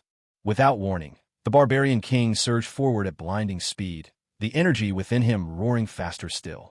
Faint, pitch-dark light radiated from the Black Legend's weapon, and the barbarian king's form flickered with swift, relentless flashes. In the blink of an eye, he was upon Deshishin and Long Xing. The unrivaled dance of dominance began. At his side, the armored golden tiger let out a spine-chilling roar, and the imposing momentum surged to its absolute peak. With no hesitation, the Black Legend's weapon hacked mercilessly toward Long Xing's chest. The instant it descended, an icy, bone-deep menace spread outward. That frostbitten aura wrapped Long Xing and Deshishin tightly before they could even react, sealing them in its deadly chill. At the sight, Shang Lingxian could no longer keep calm. His pair of fiery dragon wings unfurled, and he streaked forth like an incarnate blaze. In that moment, he seemed transformed into the very god of fire himself. Oppressive, unstoppable. A terrifying force erupted, and all around, the air turned scorching beneath the presence of Shang Lingxuan's dragon summoning power. This dreadful energy clashed with the spreading chill of the Black Legend's weapon. The searing heat seemed to hunt down the bone-chilling cold, causing that glacial aura to shrink back somewhat. Yet at the same time, the fiery wave instantly vanished. The cold and deadly power of the Legend's weapon now clearly held the upper hand. The barbarian king gave Shang Lingxian a grave look. To be able to use elemental strength to affect a divine weapon, such as the Legend's. This meant that Shang Lingxuan's strength had already reached the Demi-Dragon Emperor realm. Originally, with only the strength of a half-step Dragon Emperor, it should have been impossible to affect the aura of the Black Legend. However, as fate would have it, Shang Lingxian possessed the body of a fire dragon, while the barbarian king had the body of a golden dragon. This natural opposition ended up suppressing the power of the Black Legend. Old Sage, you finally decided to make a move. Long Xing and Emperor Shurtian exchanged glances, each catching the spark of joy hidden in the other's eyes. After all, Shang Lingxian was a half-step Dragon Emperor powerhouse. Granted, the barbarian king boasted the same level of strength and wielded a peculiar, mysterious, and formidable divine weapon. But with the three of them combined, victory over the barbarian king seemed as good as guaranteed. Are you ready to launch the final assault? Come on, you blasted fools. The barbarian king's expression returned to calm, and he replied in a cool, measured tone. 3 days later, Yageland's sanctuary. After training in Yageland for the past few days, Li Chong was struck by just how marvelous this place truly was. Cultivation here yielded twice the results for half the effort, and his own power was now one step closer to reaching the esteemed rank of Dragon King. What's more, this sanctuary was home to Lu Jun, a beast master whose wealth of experience and extraordinary strength marked him as an incomparable mentor. With Lu Jun's tireless guidance and Li Chong's own deep comprehension and insight, Li Chong had now grasped the contents of the divine sovereign sacred body. Although he had only achieved understanding, not mastery, Lu Jun was still quite amazed. Typically, Even seeing through a heaven-class supreme technique would take the average person at least 10 days or half a month, yet Li Chong had managed to fully comprehend it in just under 4 days. Lu Jun smiled and said, "Young one, your power of comprehension is truly remarkable. It seems your human world is about to welcome another peerless prodigy. Truly, you inspire no small amount of envy in this old man." Li Chong scratched his head and grinned.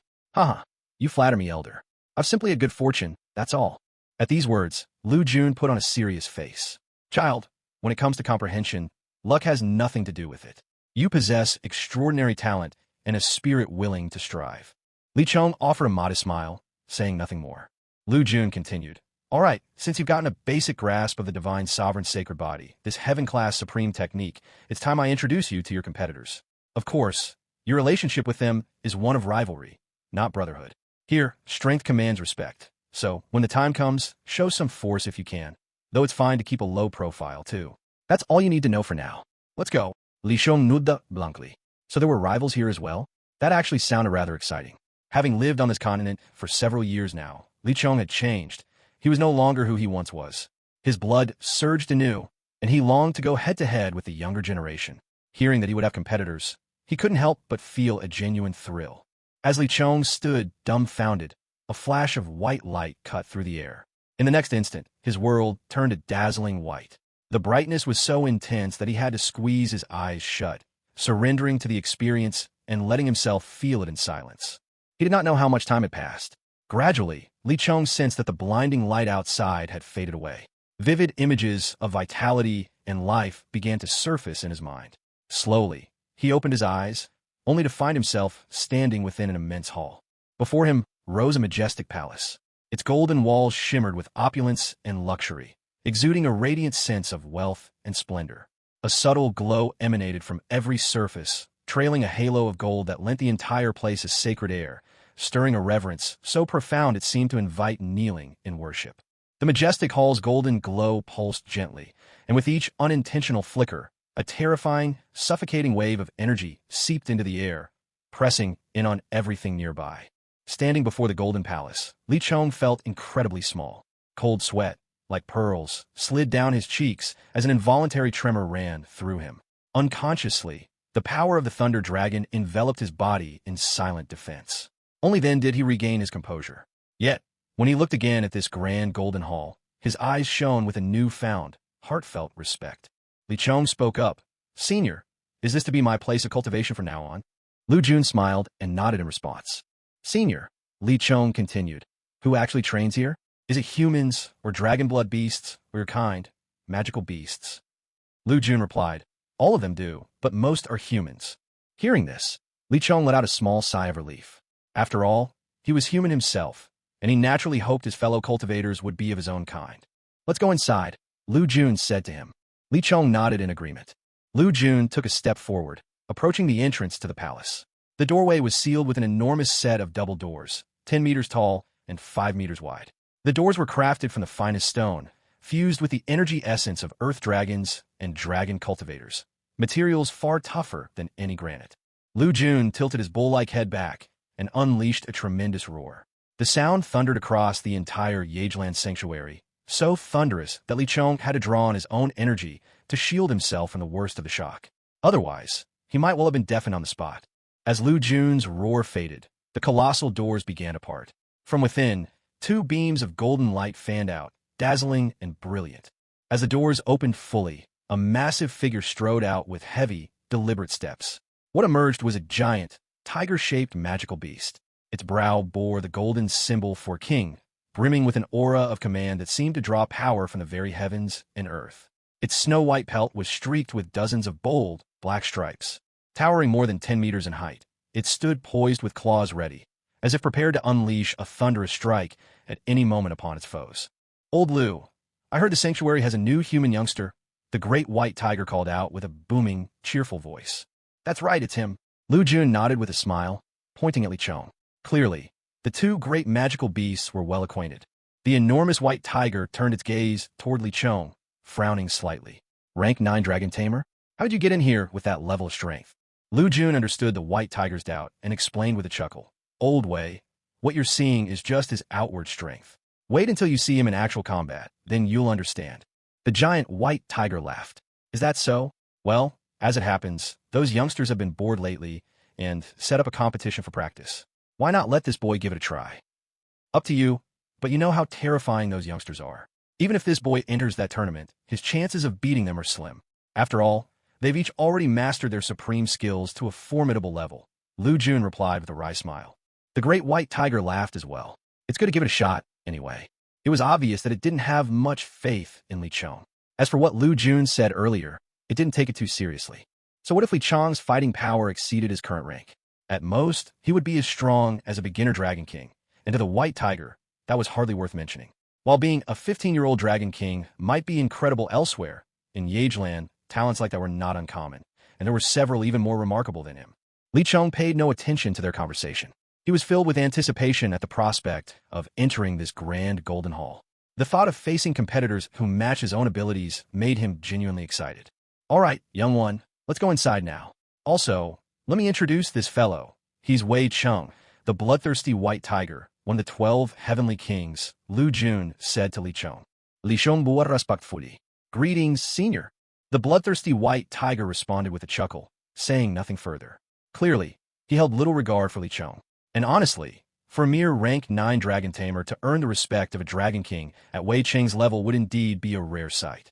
Come, let's speak further inside. Lu Jun smiled and led the way into the grand and imposing hall, with Li Chong close behind. The bloodthirsty white tiger followed them, grinning. As soon as Li Chong entered the hall, the scene took his breath away.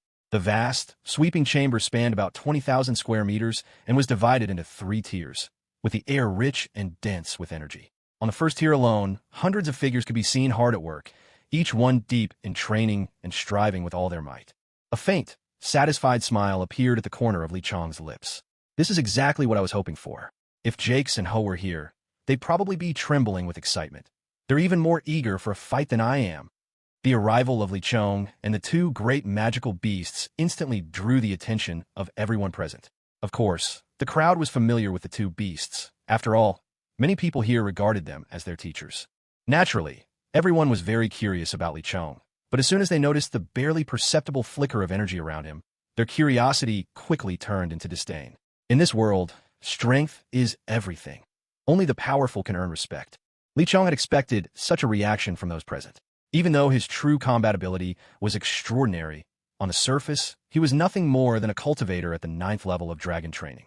Who would really believe that someone at his age and cultivation could rival a 5th-tier Dragon King, or even be considered a Super Dragon King? Li Chong, however, kept a humble demeanor.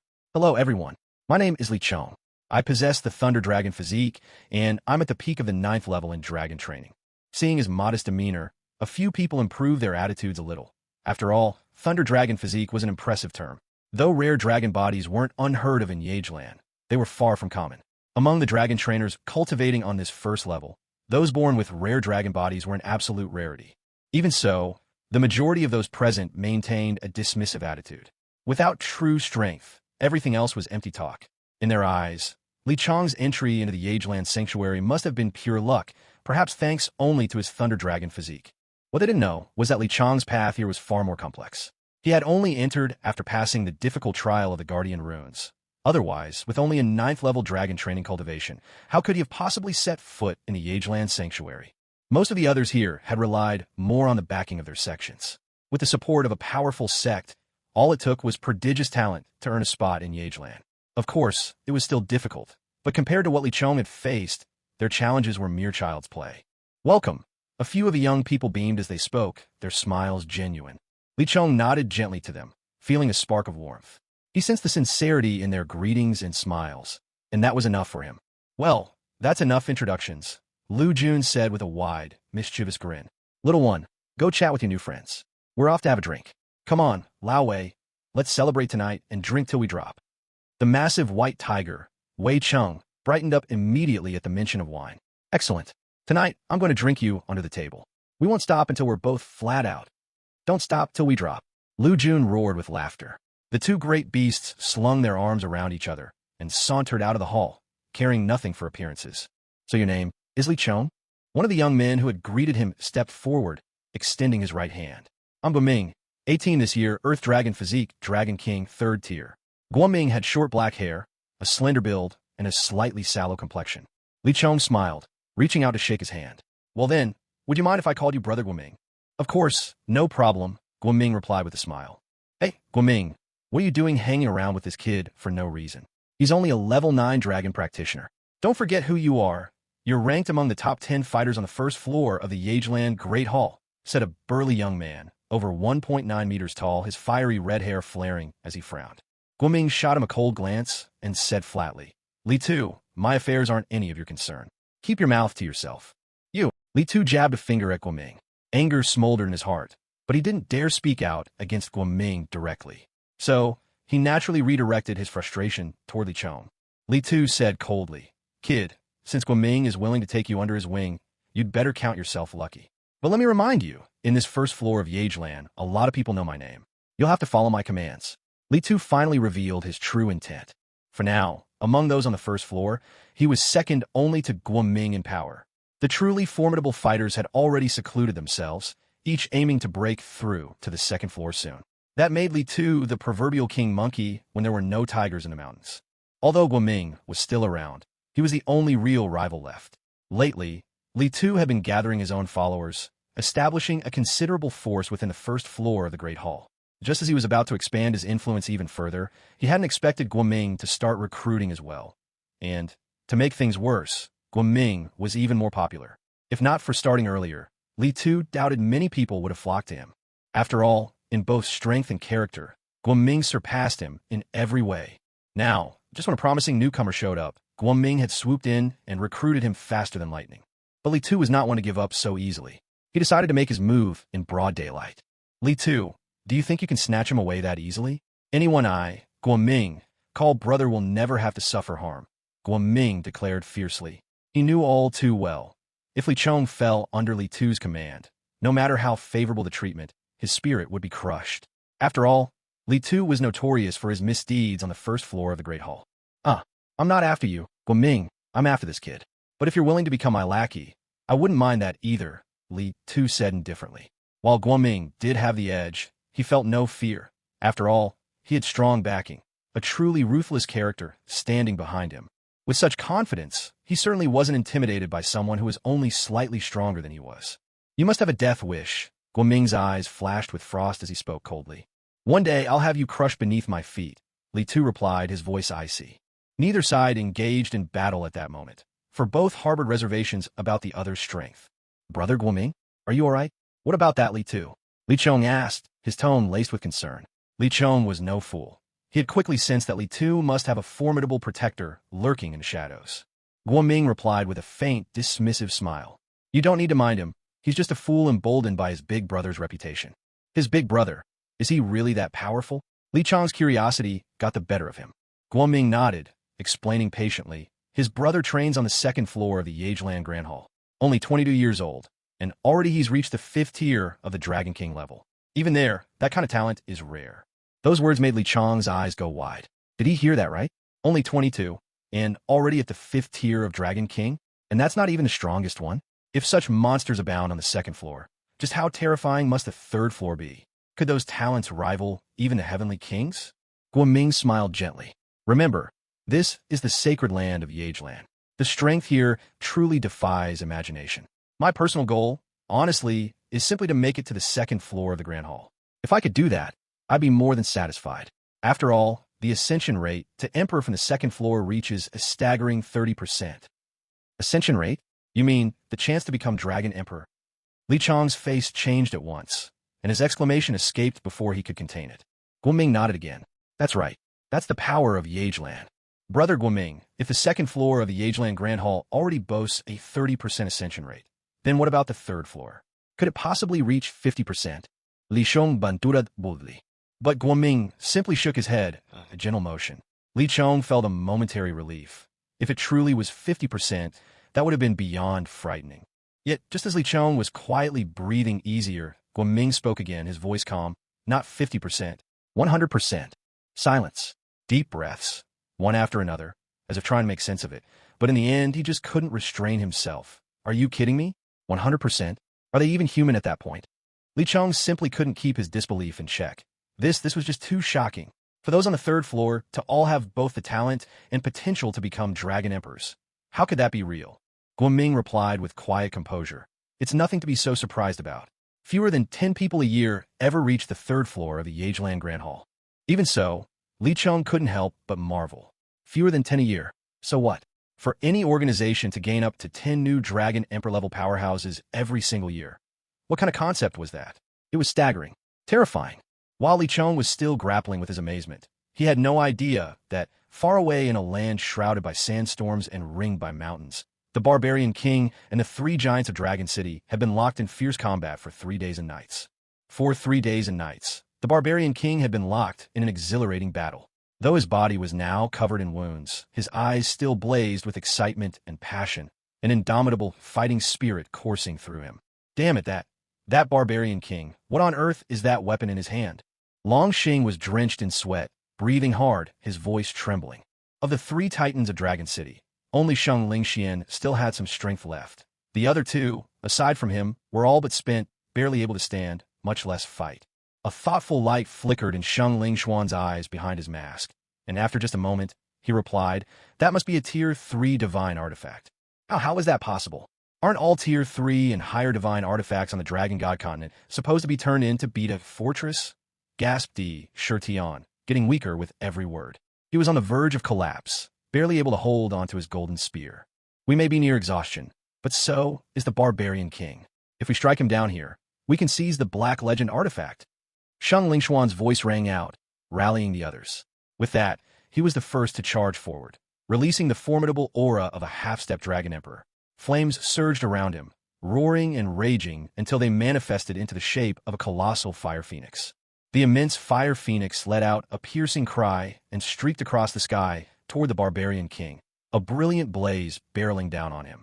Sheng Lingxian had spent the last of his strength, falling to one knee in midair as he spat a mouthful of thick, dark blood. Old Sheng, Long Xing, and Di Shirtian cried out in alarm. Sheng Lingxian didn't answer. He simply watched the battlefield in silence. The two others turned their gazes as well. This attack was their last hope. The Barbarian King, exultant, summoned every last scrap of strength he had left. He swung with unrivaled might, the Black Legend weapon breaking loose with a burst of black radiance, cleaving straight toward the Fire Phoenix. The two sides prepared for one final collision. In this instant, victory or defeat would be decided. But just then, the sky erupted in a cacophony of thunder. A bolt of lightning split the heavens and struck down between them. The scene was breathtaking. Incredibly, the deadly clash between the Barbarian King and Sheng Lingxian was interrupted in an instant, split apart by that single, furious bolt of lightning. A new figure appeared on the battlefield. He had strong, chiseled features, an air of dignity wreathed in elegance, with a terrifying, suffocating aura about him. Dongbo Linli. Linli's gaze swept the crowd, his eyes bearing down on everyone present. Whether it was the Barbarian King or the three titans of Dragon City, each of them felt a trembling deep in their soul. The sheer force of his presence was unimaginable. Dongbo Linli, terrifying beyond words. All hail, Lord Domain Master. The Barbarian King and the other three bowed deeply, their voices full of reverence. Linli nodded lightly, then turned his gaze onto the Barbarian King. In that instant, the Barbarian King felt his entire body tense. He realized, with sudden clarity, that he was utterly in the Domain Master's grasp. Barbarian King, do you possess a Tier 3 divine artifact known as the Black Legend? Linli's tone was calm, yet every word radiated unmistakable authority. The Barbarian King hesitated for a moment before giving a reluctant nod. To hide the truth now? That was impossible, let alone the fact that he had already wielded the Black Legend in this battle. He found he couldn't help but answer Linli honestly. This realization astonished him. My purpose here is to reclaim it. Linli's voice remained tranquil, but his plain words landed with titanic weight in the Barbarian King's heart. Reclaim the Black Legend? That was out of the question. But the Barbarian King's expression grew troubled. Just then, Di Shirtian cut in. Barbarian King, are you unaware that all Tier 3 divine artifacts must be surrendered to Beta Fortress? The Lord of our domain himself has come as emissary to reclaim it. What are you waiting for? Bring it out. That's right, Barbarian King. Hand it over. Long Xing chimed in as well. Without the Black Legend, the Barbarian King would be like a tiger that had lost its claws, still fierce, but no match for the three of them. Even Sheng Lingxian alone could just barely contend with him. Sweat poured down the Barbarian King's face as he gritted his teeth. I will not repeat myself, Linley said, his eyes flashing with a cold gleam. Here, take it, the barbarian king spat between clenched teeth, tossing the black legend forward. In that instant, it was as if all his strength drained away. He sagged, his figure dropping limply toward the earth. Old Saint, with this, the barbarian king's finished. When we get back, we'll wipe out the new alliance and reclaim every treasure he took from the blessed lands. Di Shirtian and Long Xing laughed together in triumph. A faint smile crept onto Shang Lingxuan's face as well. That settles things for now. Go home and recover your strength. The end of a new alliance is upon us. The three giants of Dragon City burst into hearty, unrestrained laughter. Meanwhile, the barbarian king's face was as dark as the bottom of a stormy well. Suddenly, Linley addressed him again. Barbarian king, do you know a youth called Li Chong? Li Chong. Why, he's the master of our new alliance. The barbarian king blurted out in surprise. Never in his wildest dreams did he imagine Li Chong would know someone as formidable as Linley. Where is he now? Linley pressed. He's vanished. Vanished without a trace. The barbarian king answered in a heavy tone. Li Chong's disappearance worried him to no end. Linley nodded thoughtfully. Then, with a swift motion, he tossed out two massive battle axes, both of brilliant azure and engraved with blue dragons. In the blink of an eye, Linley transformed into a bolt of lightning and vanished over the horizon. Catching the axes, the barbarian king's face shifted. Uncontainable excitement swept across his features, and his hands trembled. These are a pair of peak sub-tier 4 divine artifacts, the Dongbot Double Dragons. The Dongbot clan's greatest axes. These are the very weapons I have dreamed of owning. Perhaps the twin axes, Dongbot Twin Dragons, do not quite measure up to the third-tier artifact, the Black Legend, but do not forget what the Barbarian King is best at. His true expertise lies with the double axes. Moreover, the Dongbot Twin Dragons are each quasi-artifacts. While quasi-artifacts may not reach the level of true artifacts, there are two of them, and combined with the Barbarian King's unmatched skill with dual axes, all things considered, the Dongbot Twin Dragons are, for him, even a cut above the Black Legend. Ha! Truly, fortune and misfortune trade places. Danger and safety go hand in hand. The Barbarian King threw back his head and laughed heartily.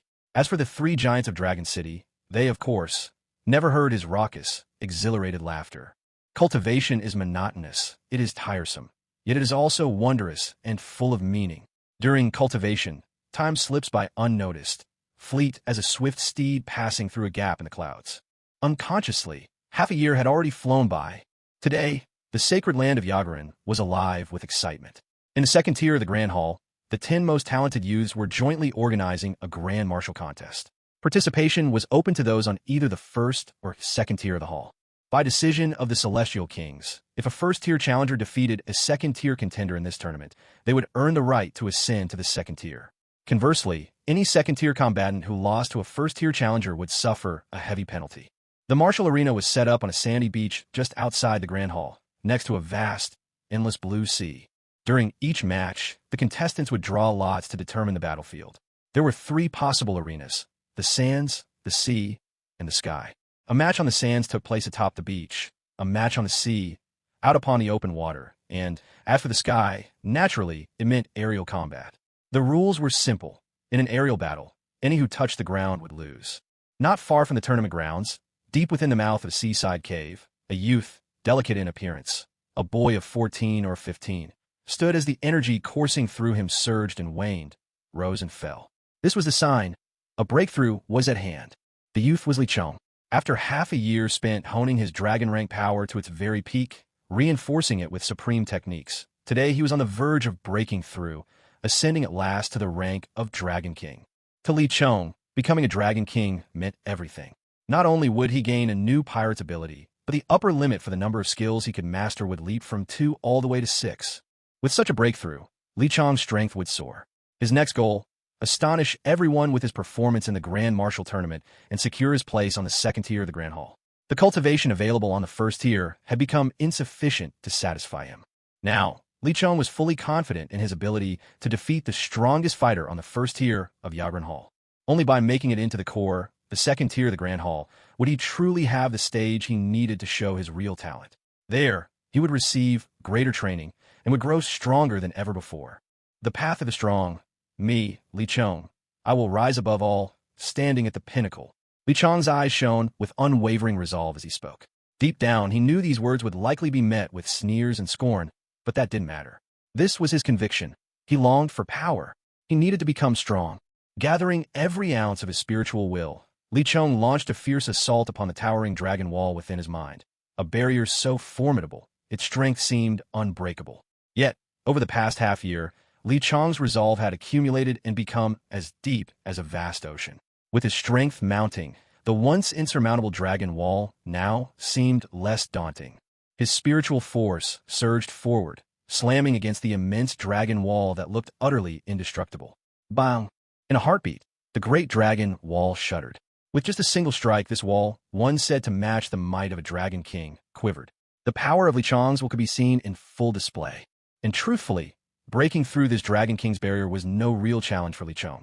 Lest anyone forget, at his current level, not even a 5th-ranked Dragon King could hope to be his match. How could a wall guarding only the threshold of the Dragon King realm hold back Li Chong's advance? The only thing that had ever stopped him from crossing that line before was his cultivation, which hadn't yet reached the required stage. But now that power had caught up, breaking through was as smooth and natural as water flowing downhill. Thud, thud, thud. 3 more volleys of spiritual force crashed into the Dragon King's barrier. No matter how tough or unyielding it seemed, it could no longer withstand the overwhelming might of Li Chong's spirit. The wall began to crumble, its defenses unraveling as if beaten back by an unstoppable tide. With the collapse of the barrier, a dazzling brilliance erupted. In an instant, surging lightning power flooded this domain. Yet the wild, crackling lightning, fierce enough to rend the heavens, turned gentle as a kitten as it flowed into Li Chong's body. An intense tide of exhilaration rushed over him. Every inch of his being swelled with wild, domineering energy. Li Chong had achieved the realm of Dragon King. As the very last trace of lightning force was absorbed into Li Chong, his dark eyes quietly turned sapphire blue, and, deep within those blue irises, a faint glimmer of violet could be glimpsed. A primal, almost bestial roar tore from Li Chong's throat. With a sweeping motion of his right arm, a swirling mass of blue-violet lightning coiled around his forearm. Instantly, the lightning exploded outward, a raging torrent of power unleashed at his command. A thunderous blast followed, echoing through the mountain cave as it shattered spectacularly around him, reducing the cavern to nothing but dust and debris. The might of the Thunder Dragon's body, terrifying and majestic beyond all compare. A smile curled the corners of Li Chong's mouth. At last, he had successfully ascended to the rank of Dragon King. So, Li Chong's gaze became razor-sharp, locking onto the space before him. Suddenly, a panel silently appeared in the air, radiating a faint blue-violet glow. "What's this?" Li Chong murmured in confusion, eyeing the panel. Had it evolved somehow? The panel still looked the same as ever, but a message slowly materialized across its surface, bathed in that same blue-violet light. It read, "Because you have successfully advanced to the level of Dragon King in this world, you will be granted a new pirate ability. Before this, you have already enjoyed the privilege of using Gear 3rd at a reduced cost. Now, the new pirate power you acquire is none other than Observation Haki." Immediately, a flood of information about this ability surged into Li Chong's mind. After reading this announcement, Li Chong leapt up, barely able to contain his excitement. Haki? Is it really Haki? Observation Haki? How utterly impressive. Observation Haki is a special power that allows you to sense and anticipate your opponents through heightened perception. Those who possess this Haki can feel the strength and presence of those around them, detect enemies lurking beyond their line of sight, and even predict their opponent's next moves. It's an extraordinary skill of foresight. With this power in hand, Li Chong's ability to handle his adversaries would be elevated to new heights. He was completely satisfied, truly delighted. The surprise brought by advancing to Dragon King level far exceeded anything he had ever hoped for at the beginning of his journey. Up next is the martial tournament, isn't it? Li Chong smiled lightly. At this moment, he felt a newfound confidence, finally able to stand on equal ground with those true prodigies of his generation. This martial tournament promised to be a lively affair. From the first and second floors of the Yageland Grand Hall alone, 30 young elites had arrived to compete. Although 30 might not sound like much, one must not forget what this number represents. They're the genuine 30 geniuses, the cream of the crop. While there were no restrictions on the strength of the tournament's participants, how many people would really dare to risk the embarrassment if they weren't strong enough in the first place? It's important to know that among those 30 contenders, even elite fighters from the second floor of Yageland Grand Hall had come to join the fray.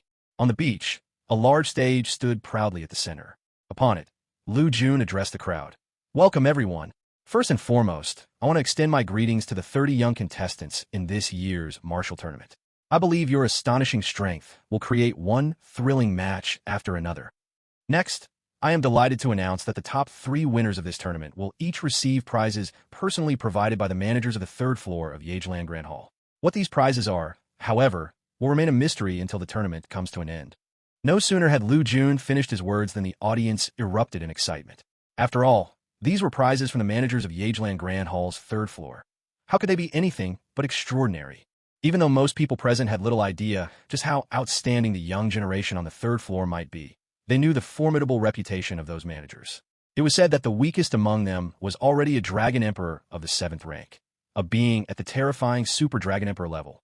The ranking of Dragon Kings is divided into 7 tiers. Those who reach the 5th tier earn the prestigious title of Super Dragon King. The ranking of Dragon Emperors, meanwhile, is divided into 9 tiers, and to reach the 7th is to step into the legendary realm of Super Dragon Emperors. All right, I won't say much more, Master Lu Jun announced loudly. Let the official martial arts tournament begin. Contestants, please step on the stage and draw your lots. Beneath the stage, the excitement of the crowd reached a fever pitch. By now, Li Chong had already made his way to Guoming's side. In the past half year, Guoming's strength had advanced even further. He'd reached the 3rd rank of Dragon King. Now, Guoming was ranked 8th among the top 10 on the 1st floor of the Yageland Hall. Guoming grinned and said, Xiao Chong, I haven't seen you for half a year. Looks like you've shot up again. How's your training coming along? Li Chong returned a smile. I've managed to break through to the Dragon King level. Of course, Guoming still had no clue just how terrifying Li Chong's true strength really was. Guoming gave Li Chong an encouraging pat on the shoulder. Well done, Xiao Chong. But I have to warn you, if you run into Lida during the matches, make sure to forfeit. The tournament forbids killing, sure, but that guy has all sorts of ways to cripple you or leave you a fool. If it comes to that, don't hesitate to drop out. Li Chong could feel the warmth in Guoming's concern. Lida, was it? Huh. Even half a year ago, Li Chong had never taken that guy seriously.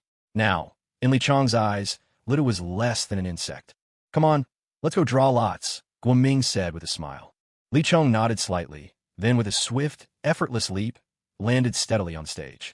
At that moment, 29 other figures appeared on the stage as well. Each of them radiated a powerful presence, but the 3 standing at the center, 2 young men and a young woman, outshone the rest. The 3 of them looked to be about the same age as Li Chong, but the force they exuded was utterly overwhelming. One of them, a slender young man with delicate features and dressed in flowing green robes, had an air of elegance about him, and his slender frame exuded an unspoken authority. The other young man sported a wild mane of fiery red hair, an unruly spirit written all over his face, his eyes burning with fierce fighting intent. When Li Chong glanced his way, he couldn't quite believe what he saw. This guy looked astoundingly like Jax. As for the young woman among them, she stood with effortless grace, long, shapely legs, lustrous blue hair, and sapphire eyes that sparkled captivatingly. Her beauty was second to none, like a legendary maiden from a fairy tale, breathtaking enough to topple a kingdom. She stood proudly at the center of the stage, a cold, distant aura surrounding her, so unapproachable that it only fueled the desire in men to conquer her, though few would ever dare. After all, her identity was, look, the prodigies are all here. Aren't those 3 in the center the top 3 geniuses from the 2nd floor of Yageland Hall's ranking? Someone in the crowd shouted in astonishment. Truly, isn't that youth in the blue robes none other than Dai Chun, the one blessed with the wind dragon's mutated heritage, the ethereal breeze dragon form? That's right, and the red-haired youth over there is Jack Wei, who possesses the mutated fire dragon body, the ultimate violet flame dragon form.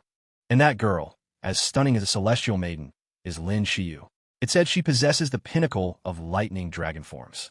Her dragon body is the ultimate type, rumored to surpass even the mutated dragon bodies in power, second only to the legendary divine dragon on the entire continent. Ha, and it's not just them. Look, all 10 top champions from the Yageland Hall's 2nd tier have arrived. Even the top 10 of the 1st tier are here.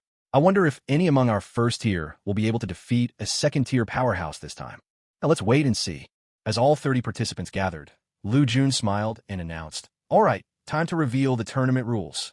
The rules are very simple. Fight, fight, and fight some more. It'll be a series of one-on-one battles, continuing until only the top 3 remain. The crowd erupted once again. One-on-one battles, back-to-back. This promised to be a spectacular show. Everyone knew the top 3 places were likely reserved for those 3 titans, but the strength of the others couldn't be dismissed. Clash of Titans. A thrilling spectacle was guaranteed. With a thought, Li Chong summoned a slip of paper from the podium. It fluttered into his hand, seemingly of its own accord. This was an energy slip, which could be drawn by spiritual force. He slowly unfolded it, revealing on it a bold red number. 1. Number 1? I'm gonna go first. Well, it's been half a year since I last stretched my muscles. I'll make this a good fight. Let's hope my opponent doesn't disappoint me, Li Chong thought to himself. The draw is done.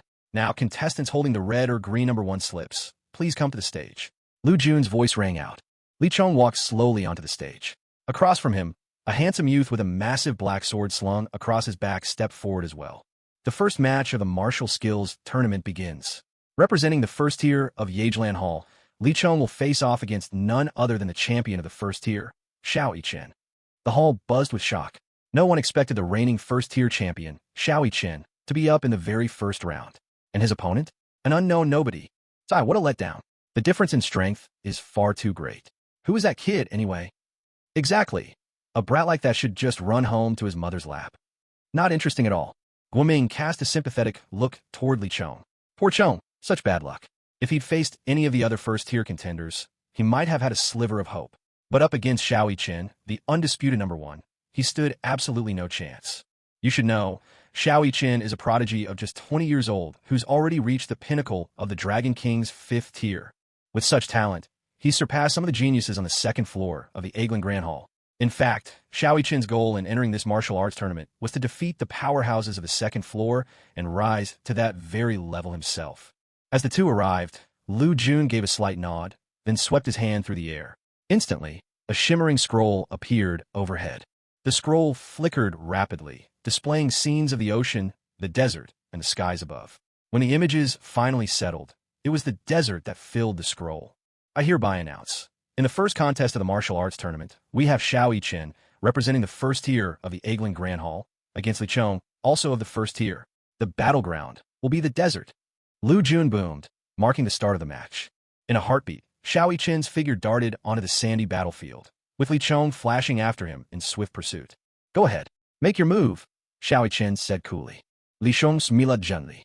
Why not let you take the first shot? What's wrong with this guy? He's weaker and still wants his opponent to go first. He really seems a bit slow in the head. Just wait and see how he gets beaten. Guoming was growing anxious. What exactly was Li Chong up to? Xiao Yichen glanced at Li Chong with a calm indifference, offering no further words. In the next moment, a sphere of light condensed in his right hand, roughly the size of a fist. Yet, as it shot forth, that sphere suddenly expanded tenfold. Li Chong gave a light laugh. Energy compression? Huh? Too bad, just too slow. The massive light sphere roared towards him, but then, something incredible happened. With a subtle shift, Li Chong's body flickered, and the giant sphere whooshed past, grazing the right side of his body by mere inches. What uncanny anticipation was this? Observation hockey really is effective. Li Chong mused to himself in awe. For a brief moment, Xiao Yichen's usually composed face wavered. He slowly raised both hands, and as he did, blazing light enveloped them entirely. With a mighty shout, Xiao Yichen dispersed the blinding light in an instant, and tens of thousands of energy orbs shot forth all at once. Li Chong gasped, what? He can control so many at the same time? His mastery is incredible. Hey, it's time to burn. His eyes glittered with fiery resolve as waves of energy surged from his body. Observation hockey, in motion. I should be able to dodge about 90% of these constructs. Hockey truly is remarkable. Li Chong couldn't help but marvel once more. Tens of thousands of energy spheres launched together. What a sight to behold. In that moment, the entire sky blazed gold, and torrents of golden light bathed the world in dazzling brilliance. At this moment, Li Chong stood there like a fat sheep waiting to be slaughtered, utterly still and unmoving. Lu Jun frowned slightly as he looked at Li Chong. Why wasn't he dodging or trying to avoid the attacks? Could he have already lost the will to fight? Yet, in the very next instant, Lu Jun's suspicion was replaced by utter shock. He saw that, though Li Chong's body remained fixed, it seemed to flicker ever so subtly at just the right moments, slipping out of the path of each approaching orb of light with uncanny accuracy. His anticipation and maneuvering were nothing short of miraculous. Li Chong's movements were as calm and unhurried as if he were strolling through a peaceful courtyard. Light spheres rained down in vast waves, yet he evaded them all with ease. Occasionally, one or two energy spheres landed on him, but they seemed to have no effect whatsoever. The whole process of dodging lasted only 3 minutes. Within that brief span, Li Chong deftly sidestepped tens of thousands of energy orbs, leaving most of them harmlessly passing by. Li Chong then turned his gaze quietly toward Xiao Chen, who still wore an expression of perfect composure, unmoved by his earlier failed assault. This man is truly formidable, Li Chong thought to himself. It's not just that he's gifted, but he also radiates an extraordinary aura and possesses an imposing air. You're impressive, Xiao Chen said, his voice slow and deliberate. With that, he swiftly drew a massive black greatsword from his back, gripping it firmly in his right hand. With a black greatsword in hand, Xiao Chen's presence grew even more powerful. His eyes flashed with a light as sharp as a bolt of lightning, and with a blur of motion, he hurled himself straight at Li Chong in a streak of radiance. So fast, but still not beyond my prediction, Li Chong murmured in a low voice. In an instant, Li Chong flung out his right arm. It extended over 20 meters in a heartbeat, and then snapped back just as quickly, targeting a spot in the upper right. A resonant impact rang out. There, in what had seemed like empty space, Xiao Chen was poised to strike with his black greatsword. His move, a thunderous blow, had been aimed to finish Li Chong in a single instant. But now, Li Chong caught his motion and struck first, countering with his rubber bullet. Your anticipation truly is astounding, Xiao Chen said. Although his attack failed, he had no intention of retreating. Brandishing the black greatsword, he brought it crashing down in another fierce assault. But this time, 3 gleaming blades rose up to parry his attack. Unconsciously, Li Chong had assumed the 3-sword style stance. 3-sword style. Go slash, meeting black greatsword head-on. Swords, Xiao Chen murmured softly. Even as he spoke, his left hand transformed into a golden whip. This was none other than the embodied gold whip, one of his 5 signature skills. Embodied gold whip was a transformation skill that allowed him to turn part of his body into a weapon. To Li Chong, however, the appearance of the golden whip was no surprise. Armed with observation haki, he had sensed Xiao Chen's move well in advance. Of course, though Li Chong anticipated Xiao Chen's next move, it was no simple matter to contend with the golden whip conjured by his opponent. As Xiao Chen's massive black sword came swinging down, Li Chong's 3 blades suddenly spun in unison. In that instant, a brilliant white whirlwind erupted, sweeping the arena with the power of the 3-blade style tornado. The tornado clashed directly with Xiao Chen's golden whip, their violent energies intertwining. Gusts of force rippled outwards, and the golden and white lights engulfed the entire stretch of sand, scattering dust and grit in a wild storm. By this point in the battle, Li Chong had already stunned the whole audience. Although he fought Xiao Chen to a draw, no one could overlook who Xiao Chen truly was. He was, after all, the undisputed champion of the Hall of Yageland. And Li Chong? Merely an unknown youth from nowhere. In the eyes of the spectators, someone of no consequence. Yet here he was, battling the revered Xiao Chen to a standstill. "Ha! Delightful!" Li Chong shouted with exhilaration. Xiao Chen responded with a faint smile. Raising his golden whip, he lashed out at Li Chong with tremendous force. "Bring it on!" Li Chong bellowed, every muscle in his body tightening in anticipation. His 3 blades whirled rapidly. Now, he would unleash the secret art of the 3-blade style. 3,000 worlds. Xiao Chen's eyes widened in surprise. The sheer power of this technique reached a truly fearsome level. At once, Xiao Chen unleashed the overwhelming aura of a Dragon King at his peak, and a wave of raw energy surged towards the charging Li Chong. Li Chong's gaze sharpened, his hands and the blade clenched between his teeth, working in concert. The 3 treasured swords spun and shifted ceaselessly. The swirling energies around him grew even more intimidating.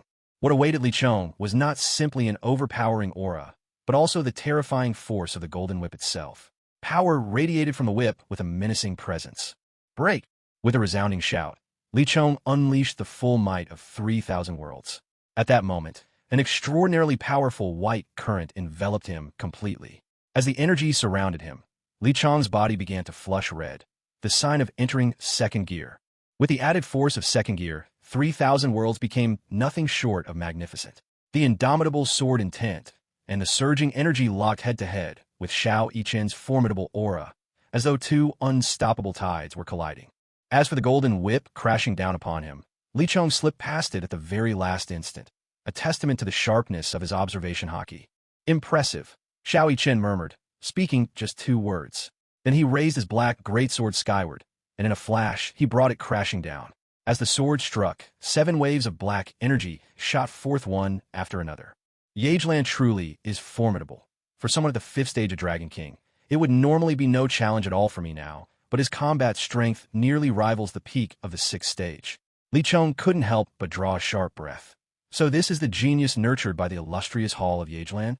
To think, Xiao Yichen is only the strongest on the 1st level of the hall.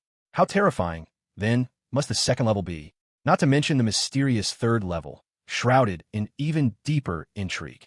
Still, though Xiao Yichen's power is astonishing, he's no match for me. Li Chong brimmed with confidence. Yet, he had no intention of revealing too much of his true strength at this moment. Besides, he genuinely wished for a head-to-head clash with Xiao Yichen to discover just how powerful his opponent could become. Suddenly, Li Chong realized in surprise that the 7 onrushing blades of black energy had closed off nearly every path of retreat. So you're sealing my escape? In that case, let's settle this head-on. A surge of valor roared within his heart. The light from the ring upon his finger shimmered, and in an instant, a dazzling blue-violet cloak draped over his shoulders. Bolts of blue and violet lightning were emblazoned across its surface, radiating an awe-inspiring aura. This was the very same treasure Li Chong had acquired at the grand auction hosted by the Woman's Sect. The Star of Dongbua, a treasured relic from the Dongbua family, the ruling clan of the Eastern Domain. Its formidable power, a 15% increase in attack speed, and a 10% boost in defense. Such a cloak certainly deserved a place among the 4th-rank artifacts. Yet the members of Jawoman failed to recognize its value, letting it go for a mere 500,000 gold coins. This is the perfect moment to put it to use. Bring it on. As the 7 arcs of black energy thundered towards him, Li Chong let out a joyful, hearty laugh. His hands blurred, striking forward relentlessly, so fast it defied belief. What began with a single fist quickly multiplied. 10, 20, 30, 50 blows unleashed in rapid succession. Rubber Storm. With the Star of Dongbua amplifying his attack, the Rubber Storm collided squarely with Xiao Yichen's 7 black energy blades. But when it came to raw power, there was simply no comparison. In an instant, the Rubber Storm engulfed the 7 blades of black energy. Individually, each black blade was far mightier than a lone fist, but 2 fists can't match 4 hands, much less 7 blades against 100 fists. Swallowing the 7 blades, Li Chong pressed the offensive, riding the wave of momentum. Countless fist shadows swept forth, overwhelming energy flaring in tandem with the swirling winds of his 2nd gear. His fierce momentum surged, bearing down upon Xiao Yichen with unstoppable force. Yet Xiao Yichen's expression remained as calm as ever. With a thunderous shout, he summoned forth his radiant dragon wings. As the dragon wings unfurled and beat powerfully, countless waves of light shimmered into existence, gathering high above in the sky. Instantly, the heavens were ablaze with brilliant splendor, radiant golden light flooding outward as the boundless energy of light converged upon itself. This technique, it looks like it takes some time to gather power. But once it's formed, the force behind it will surely be overwhelming. Li Chong's expression grew grave. It was clear that Xiao Yichen was drawing upon the full extent of his strength. At that moment, spectators outside the arena buzzed with excitement. Look, isn't that the very pinnacle of Xiao Yichen's artistry? That's the supreme technique of the divine goddess of light, unleashing its complete might. You're right, and he's even stacking the enhancements from his 4 attributes of light on top of that. From the looks of it, Xiao Yichen is about to risk everything on this move. Incredible. Simply incredible. Who would have thought that this unremarkable young man would make it this far? Even if he fails, his name will surely become renowned after today. Guo Ming, too, stared at Li Chong in astonishment, a bittersweet smile on his lips. That boy kept his strength so well hidden. I worried over him for nothing. Just wait until this is over. I'll have a word with him for sure. Li Chong, eyes blazing, answered with a roar. Since you're going all out, I won't hold back either. Gustoha. As the ghost aura began to merge with the white energy of his 2nd phase, the 2 powers twisted together and transformed into a swirling stream of gray energy. This was the true essence of the Tao, heavenly gray radiance. But that's still not enough. Take this, 3rd phase Bone Chi Sphere. Li Chong's veins bulged with exertion as he bellowed the attack. What kind of terrifying force would be produced by combining the 3rd phase technique with the heavenly gray radiance? No one present could begin to answer that. But one thing was certain. This strike was at least as powerful as an all-out attack from a peak Dragon King. Li Chong's right hand grew immensely large, wrapped in swirling currents of heavenly gray radiance. Like a thunderbolt, his whole form shot up toward the beacon of light in the sky. If the Goddess of Light's technique was now a solid, immovable wall, Then Li Chang's bone chi sphere had become a relentless, unstoppable hammer. Though the divine goddess of light technique was incomparably formidable, in that instant, the power of the bone chi sphere surged to a level that surpassed even her supreme radiance. As soon as the bone chi sphere collided with the sea of light overhead, the brilliance began to dissipate rapidly, disappearing as if snow melting beneath a scorching sun. In a blink, the once blinding light had dimmed considerably. Xiao Yiqian's pupils constricted sharply. Things had slipped beyond his control. Li Chang's attack had reached a level of intensity he had not foreseen. Xiao Yiqian was beginning to lose his composure. The massive black sword in his hand swept through the air with wild intensity, unleashing dozens of black energy slashes in rapid succession. For a brief moment, wielding so many strikes of such power at once pushed Xiao Yiqian to the very brink of his abilities. While a single black energy slash might seem unimpressive on its own, the combined force of dozens of them together was a force to be reckoned with. A barrage of black energy slashes shot toward Li Chang in nearly perfect unison. Xiao Yiqian's mastery was undeniable. His release was astonishingly fast. Yet, Li Chang seemed completely unfazed by the howling attacks streaking toward him. He focused instead on relentlessly hurling bone energy spheres at the boundless radiance shimmering overhead. For Li Chang, those beams of light presented a far greater menace. If they were allowed to take shape, their destructive force would rival that of the bone energy spheres he himself wielded. The black energy slashes finally found their mark. Each blow that landed sent a shudder through Li Chang's body, making him twitch involuntarily. And though Li Chang possessed Iron Body, one of the 6 forms, a skill that was nearly impervious to most violent attacks, and especially formidable against swords, blades, and axes, even under such protection, every one of Xiao Yiqian's slashes still drew blood. "Break for me!" Li Chang roared, unperturbed by the lash of the energy slashes. What's pain in the face of persistence? You feel it, and soon, you simply get used to it. He even let out a bitter, humorless chuckle at the thought. Each subsequent slash contorted Li Chang's expression in agony, the suffering fierce and unspoken. But his unwavering will could not be extinguished by pain alone. There was purpose, too, in weathering blow after blow. Overhead, the endless, dazzling light was dulling, nearly fading away. Soon, it would be extinguished entirely. Once again, Xiao Yiqian was stunned by his opponent's fortitude. What kind of iron will was this? To take such powerful attacks head-on, without any attempt to dodge, and focus through that level of pain, it was unfathomable. After all, this was only a competition. Yes, just a match. There was no reason to push so far, to risk so much. Xiao Yiqian had believed himself reckless when he unleashed the full might of the Goddess of Light, but now realized this young man before him was somehow even more ruthless, even more fearless. For the first time, a tremor ran through Xiao Yiqian. The youth standing before him radiated such pressure that Xiao could feel himself trembling. Suddenly, Li Chang withdrew his 3 bone energy spheres, coughing up a mouthful of bright blood. He regarded Xiao Yiqian calmly, while, above them, the last traces of radiant light faded into nothingness. "I respect you. That's why I take this battle so seriously. This battle matters to me. Don't disappoint me, greatest of rivals." Li Chang said softly, his voice unwavering. Trembling, Xiao Yiqian seemed to understand something upon hearing those words. A faint smile appeared on his lips as he slowly raised his bowed head, his eyes fixed on Li Chang with gentle assurance. "Let me unleash the last of my strength," he said. With a roar, Xiao Yiqian lifted his massive black sword, the sharp aura from his blade surging forth. His entire figure charged like a whirlwind, hurtling straight toward his opponent. Li Chang also revealed a hint of a smile and nodded slightly. Slowly, he lifted his right foot. At that very moment, a tremendous gust swept through the arena, and Li Chang's foot flushed crimson, glowing like molten lava, radiant with heat and formidable power. Kicking technique, Demon Wind Kick. Li Chang let out a fierce shout his own as his right leg. No, his Demon Wind Kick rose high, radiating a potent aura. The scorching energy began to sweep across the sandy ground in all directions. He launched his shave technique in quick bursts, and in an instant, he and Xiao Yiqian collided. The Demon Wind Kick struck fiercely against the downward swing of Xiao Yiqian's massive black sword. With a resounding impact, the black sword clashed directly with Li Chang's Demon Wind Kick. A thunderous bang echoed. To everyone's astonishment, the force of Li Chang's Demon Wind Kick sent Xiao Yiqian's black sword flying out of his grasp. Without missing a beat, Li Chang drew one of the 3 precious blades tied at his waist, the Flame Vortex. The burning sword pressed Xiao Yiqian down onto the ground. Instantly, the hall erupted in disbelief and excitement. The battle had been nothing short of electrifying, and the outcome was far beyond anyone's expectations.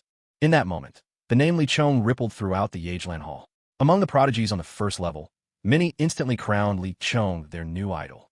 As for those on the second level, their reactions were more reserved. After all, for over 70% of them, defeating Xiao Yiqin wasn't out of reach, and for 30%, a sweeping victory over him wasn't much of a challenge. Even so, Li Chong's name shone brighter than ever, echoing through all of Yageland.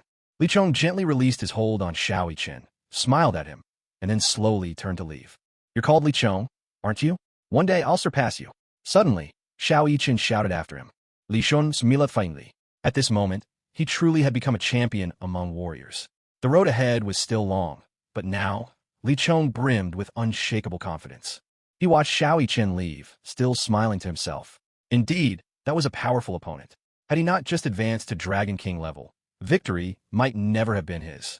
But even now, Li Chong's body burned with searing pain, the price of using his third gear once again. He'd already sacrificed some of his vitality before, so what now? Now, whenever he used it, he would have to endure a period of weakness afterward. Compared to his previous sacrifices, though, this price barely seemed worth mentioning. "Which family are you from?" Suddenly, a voice called out. Li Chong turned his head and saw, to his surprise, that the person calling him was none other than Jack Wei, the red-haired youth who looked strikingly similar to Jack's. Li Chong offered him a gentle smile. "I'm from Shagwa Academy." Jack Wei frowned slightly at this. Shagwa Academy? Where is that? Li Chong wasn't surprised that Jack Wei had never heard of Shagwa Academy. In truth, the school was neither famous nor powerful. Even the dean, Zhou Jin, had only reached the 9th level of dragon cultivation. But for Li Chong, it was the place most worth remembering and the one he missed the most. "Just an insignificant little academy," Li Chong replied. Jack Wei, of course, didn't take that at face value. He simply assumed Li Chong was unwilling to reveal the truth, and since the other party didn't wish to share, he didn't feel compelled to pry. "I see." Jack Wei sounded a touch disappointed. After all, a genius with such remarkable strength at such a young age must surely hail from some prestigious clan known across the continent. If only he could learn which family Li Chong belonged to, he could forge a valuable connection early. Li Chong Shukulat Sufli. Well, whether you believe it or not, I really was raised at Shagwa Academy. It's my home, in every sense. But I do have a question for you, Jack Wei. I hope you don't mind. Jack Wei raised an eyebrow, intrigued. "Oh, what is it?" Li Chong asked. "Do you happen to have a younger brother?" Jack Wei's voice shot up in surprise. "How did you know?" Hearing Jack Wei confirm it, Li Chong was taken aback. Was he really Jack's older brother? But if that were the case, how did the brother of Jack's end up here in the holy land of Yageland? Could Jack's be from some great family or a powerful sect after all? Li Chong pressed further. "Would your brother's name happen to be Jack's?" Jack Wei's eyes widened. "Wait, do you actually know my brother?" Li Chong nodded slightly. "He's a good friend of mine." At this, Jack Wei's spirits visibly lifted. It seemed there was hope for bringing Li Chong into his family's fold. His younger brother had indeed done something useful. "In that case, do you know where my brother is now?" Jack Wei inquired. "Jack's is in Dragon City right now," Li Chong replied with a smile. "Dragon City? Why would he be there?" "If I remember correctly, he was supposed to go to the Dal Domain, one of the 6 great domains of the eastern region," Jack Wei said, puzzled.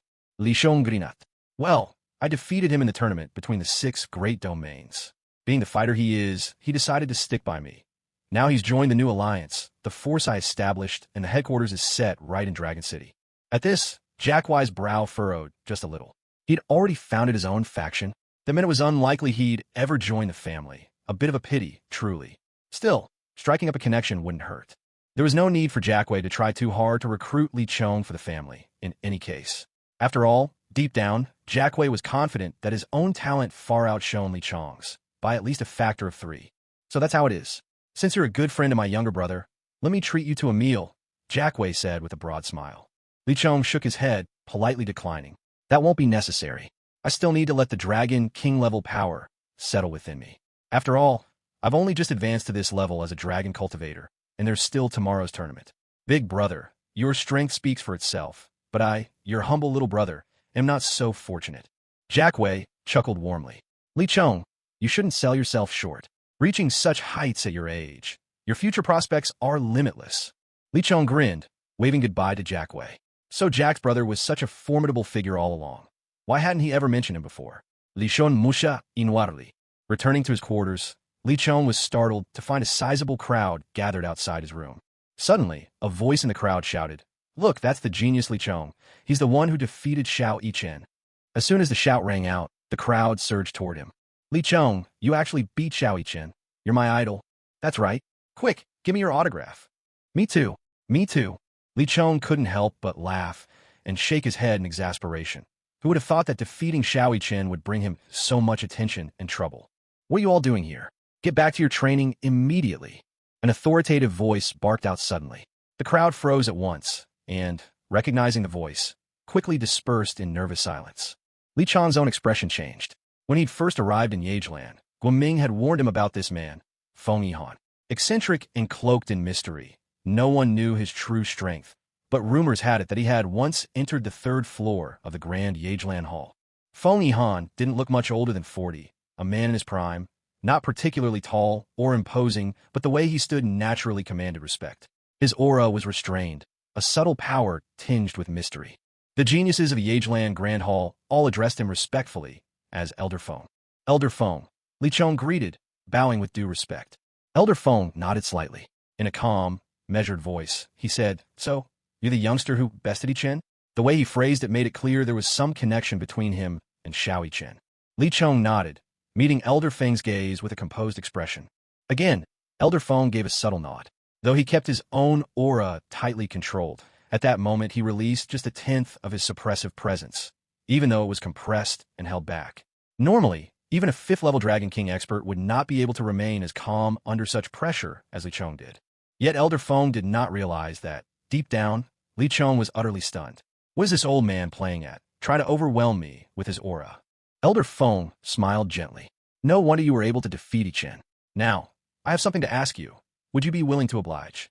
Please go ahead, Elder Feng, Li Chong replied, his interest thoroughly piqued. What sort of request could require his assistance? Would you be willing to become my apprentice? Asked Elder Feng. At these words, Li Chong was taken aback.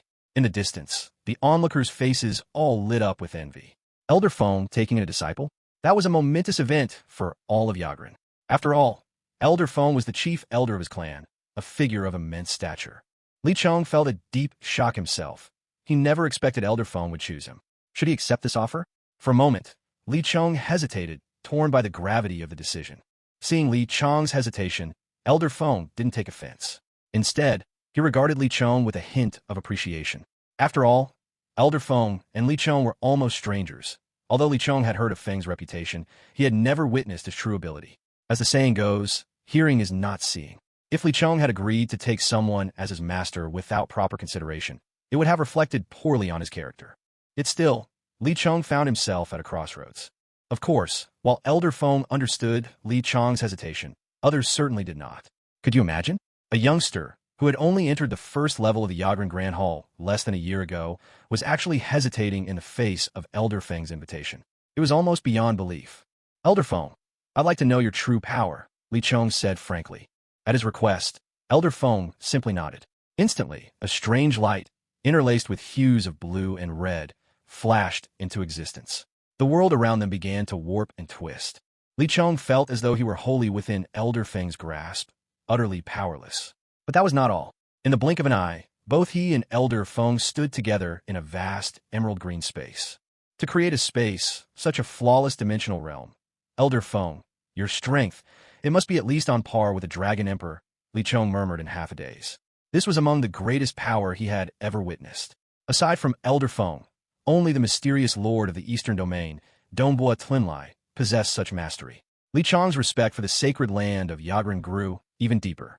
At the same time, his curiosity surged. How did Yagran manage to attract so many prodigies and masters? At that thought, Li Chong remembered what Lu Jun had mentioned earlier, the Rainbow Dragon. Urged on by curiosity, Li Chong couldn't help but ask, Elder Feng, do you know the Rainbow Dragon? Hearing these words, Elder Feng's heart trembled. In a daze, he replied, that is a height humanity can never hope to reach. Li Chong felt nothing but awe. If humanity could not attain it, did that mean the Rainbow Dragon's power surpassed all others? My child, don't trouble yourself with such thoughts for now. So, will you become my apprentice? Elder Feng sighed, his voice gentle. Li Chong nodded slightly. Then, after you finish competing in the martial arts tournament, you'll begin training with me. Elder Feng smiled gently, and with a sweep of his hand, blue and red lights flared once again. In the blink of an eye, the two of them were transported back to their original spot. Li Chong nodded and bid Elder Feng farewell, his heart blazing with excitement. Was it truly possible for humans to become this powerful? Creating new spaces, traversing through them with a mere snap of the fingers. And above all that, the existence of such an extraordinary being as the Rainbow Dragon. The idea thrilled Li Chong to the point of trembling. So this is how it is. Right now, I am far from significant. I must strive to become one of the continent's top masters. I hope that one day, I'll have the chance to face off against the Rainbow Dragon. In his heart, Li Chong had already set himself a nearly unreachable goal. Because he had used his third phase of power, Li Chong entered a state of exhaustion. With his strength depleted, he had no choice but to rest and recover his energy through sleep. The night passed quietly. With the dawn, sunlight streamed across the land, the rising sun bathing everything in golden light. Flowers and grasses in Yageland blossomed in brilliant competition, the whole scene bursting with vitality. After yesterday's round of selection, the 30 original contenders, already elites, had been cut in half. Now, only the best of the best remained, and of those 15, Li Chong stood as the sole survivor from the first tier of the Yageland Great Hall. In truth, very few from the first tier had signed up for the tournament to begin with. With the dark horse Xiao Yichen eliminated by Li Chong, it was hardly surprising he stood alone. Glancing at the 14 others around him, Li Chong's heart stirred with anticipation. The odds were 14 out of 15 that he would have to face a powerful opponent from the second tier of the Yageland Great Hall. Only a slim chance existed, 1 in 15, that he'd advance automatically without a fight. Yes, with 15 contenders, each round would pair 2 opponents, leaving one person advancing by default. But Li Chong didn't wish for an easy pass. He welcomed this challenge. If he could defeat a second-tier expert, he would earn the right to train in the second tier, where surely even greater knowledge awaited. At the very least, Li Chong was certain of one thing. Training there would allow him to truly master his peerless divine art. After all, few possess Xiao Yichen's monstrous talent, able to fully comprehend the supreme goddess of light technique while still in the first tier. That was truly extraordinary. A faintly eager smile tugged at the corner of Li Chong's mouth, his hands clenching so tightly they creaked. He could only wonder, who would his opponent be? Quickly, he drew an energy card. In bold red, the number 4 was written across its surface. Battle in the 4th match. Then, so he wouldn't advance by default after all. Li Chong grinned to himself, quietly anticipating the battle ahead. If the other geniuses on the first floor of the Yageland Grand Hall could hear Li Chong's inner thoughts, their first reaction would probably be to gang up on him. If they didn't, how else could they deal with such an infuriating fellow? In all the time anyone had spent at Yageland, no one had ever heard of a participant in a combat tournament not wanting a bye. Typical nonsense. Downright idiotic. As for the matches that followed, Li Chong didn't bother to watch. In his book, there was no such thing as know yourself and your enemy, and you'll never be defeated. He preferred to let every opponent sense an air of mystery when facing him. Only then would the battles be truly unpredictable and full of excitement. The waiting period was dreadfully dull, and so Li Chong spent it immersed in his cultivation, missing out on the thrill of the first 3 spectacular matches. It was not until Lu Jun called out his name in a booming voice that Li Chong awoke from his meditative state. Interest piqued, Li Chong examined his opponent, a genius from the second floor of the Yageland Grand Hall. The youth had golden hair and held a long sword, fiery red from blade to hilt. With a placid expression, the golden-haired youth fixed his gaze on Li Chong. He plainly didn't see Li Chong as a threat. Although Li Chong had defeated Xiao Yichen, to this young man, that amounted to little more than a trivial feat. For the 4th match today, we have Li Chong of the first floor squaring off against Luo Tianyu, ranked 10th on the second floor. The venue will now be randomly selected, Lu Jun announced loudly. In his hand, Lu Jun held an energy card that flashed rapidly through possible settings. Desert, sky, sea, one after another, until finally, the card settled on the sea as the battleground. Upon seeing this result, Luo Tianyu's brows drew together slightly. So a fire dragon physique, Li Chong mused to himself. The sea, then? Li Chong couldn't help but smile. This would be a novel experience for him. After all, he had never fought on the ocean before. In his previous life on Earth, he had never even glimpsed the ocean's vast expanse. At last, his eyes would be satisfied. Truth be told, fighting above the sea offered Li Chong a significant advantage. Never forget that Li Chong possessed the Thunder Dragon physique, where water conducts electricity freely. Every bolt he summoned would strike with the force of 100,000 volts, like the wrath of the heavens unleashed. Don't get cocky. Even if the setting isn't in my favor, you're still no match for me. Luo Tianyu transmitted to Li Chong, his tone calm and measured. Is that so? We'll only know after the fight. Li Chong replied with a faint smile. With a cold laugh, Luo Tianyu unfurled a pair of enormous wings of fiery flame behind him. With a mighty beat, the flaming dragon wings lifted him aloft, propelling him to the skies above the Yageland Sea. Li Chong summoned his energy, and instantly, lightning crackled in the air.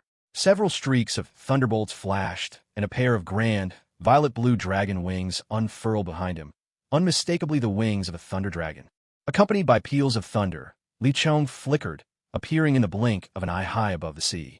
Li Chong brimmed with fighting spirit, his eyes locked expectantly on Luo Tianyu. He wondered just how powerful the geniuses from the second tier of the Yageland Grand Hall could really be. Li Chong, 16 years old, Dragon King level. Early stage, Thunder Dragon body, Li Chong announced loudly. Luo Tianyu responded with a cold snort and said calmly, Luo Tianyu, 23 years old, Dragon King peak. Fire Dragon body. The moment he heard this, Li Chong's expression changed. Dragon King peak? How could that be possible?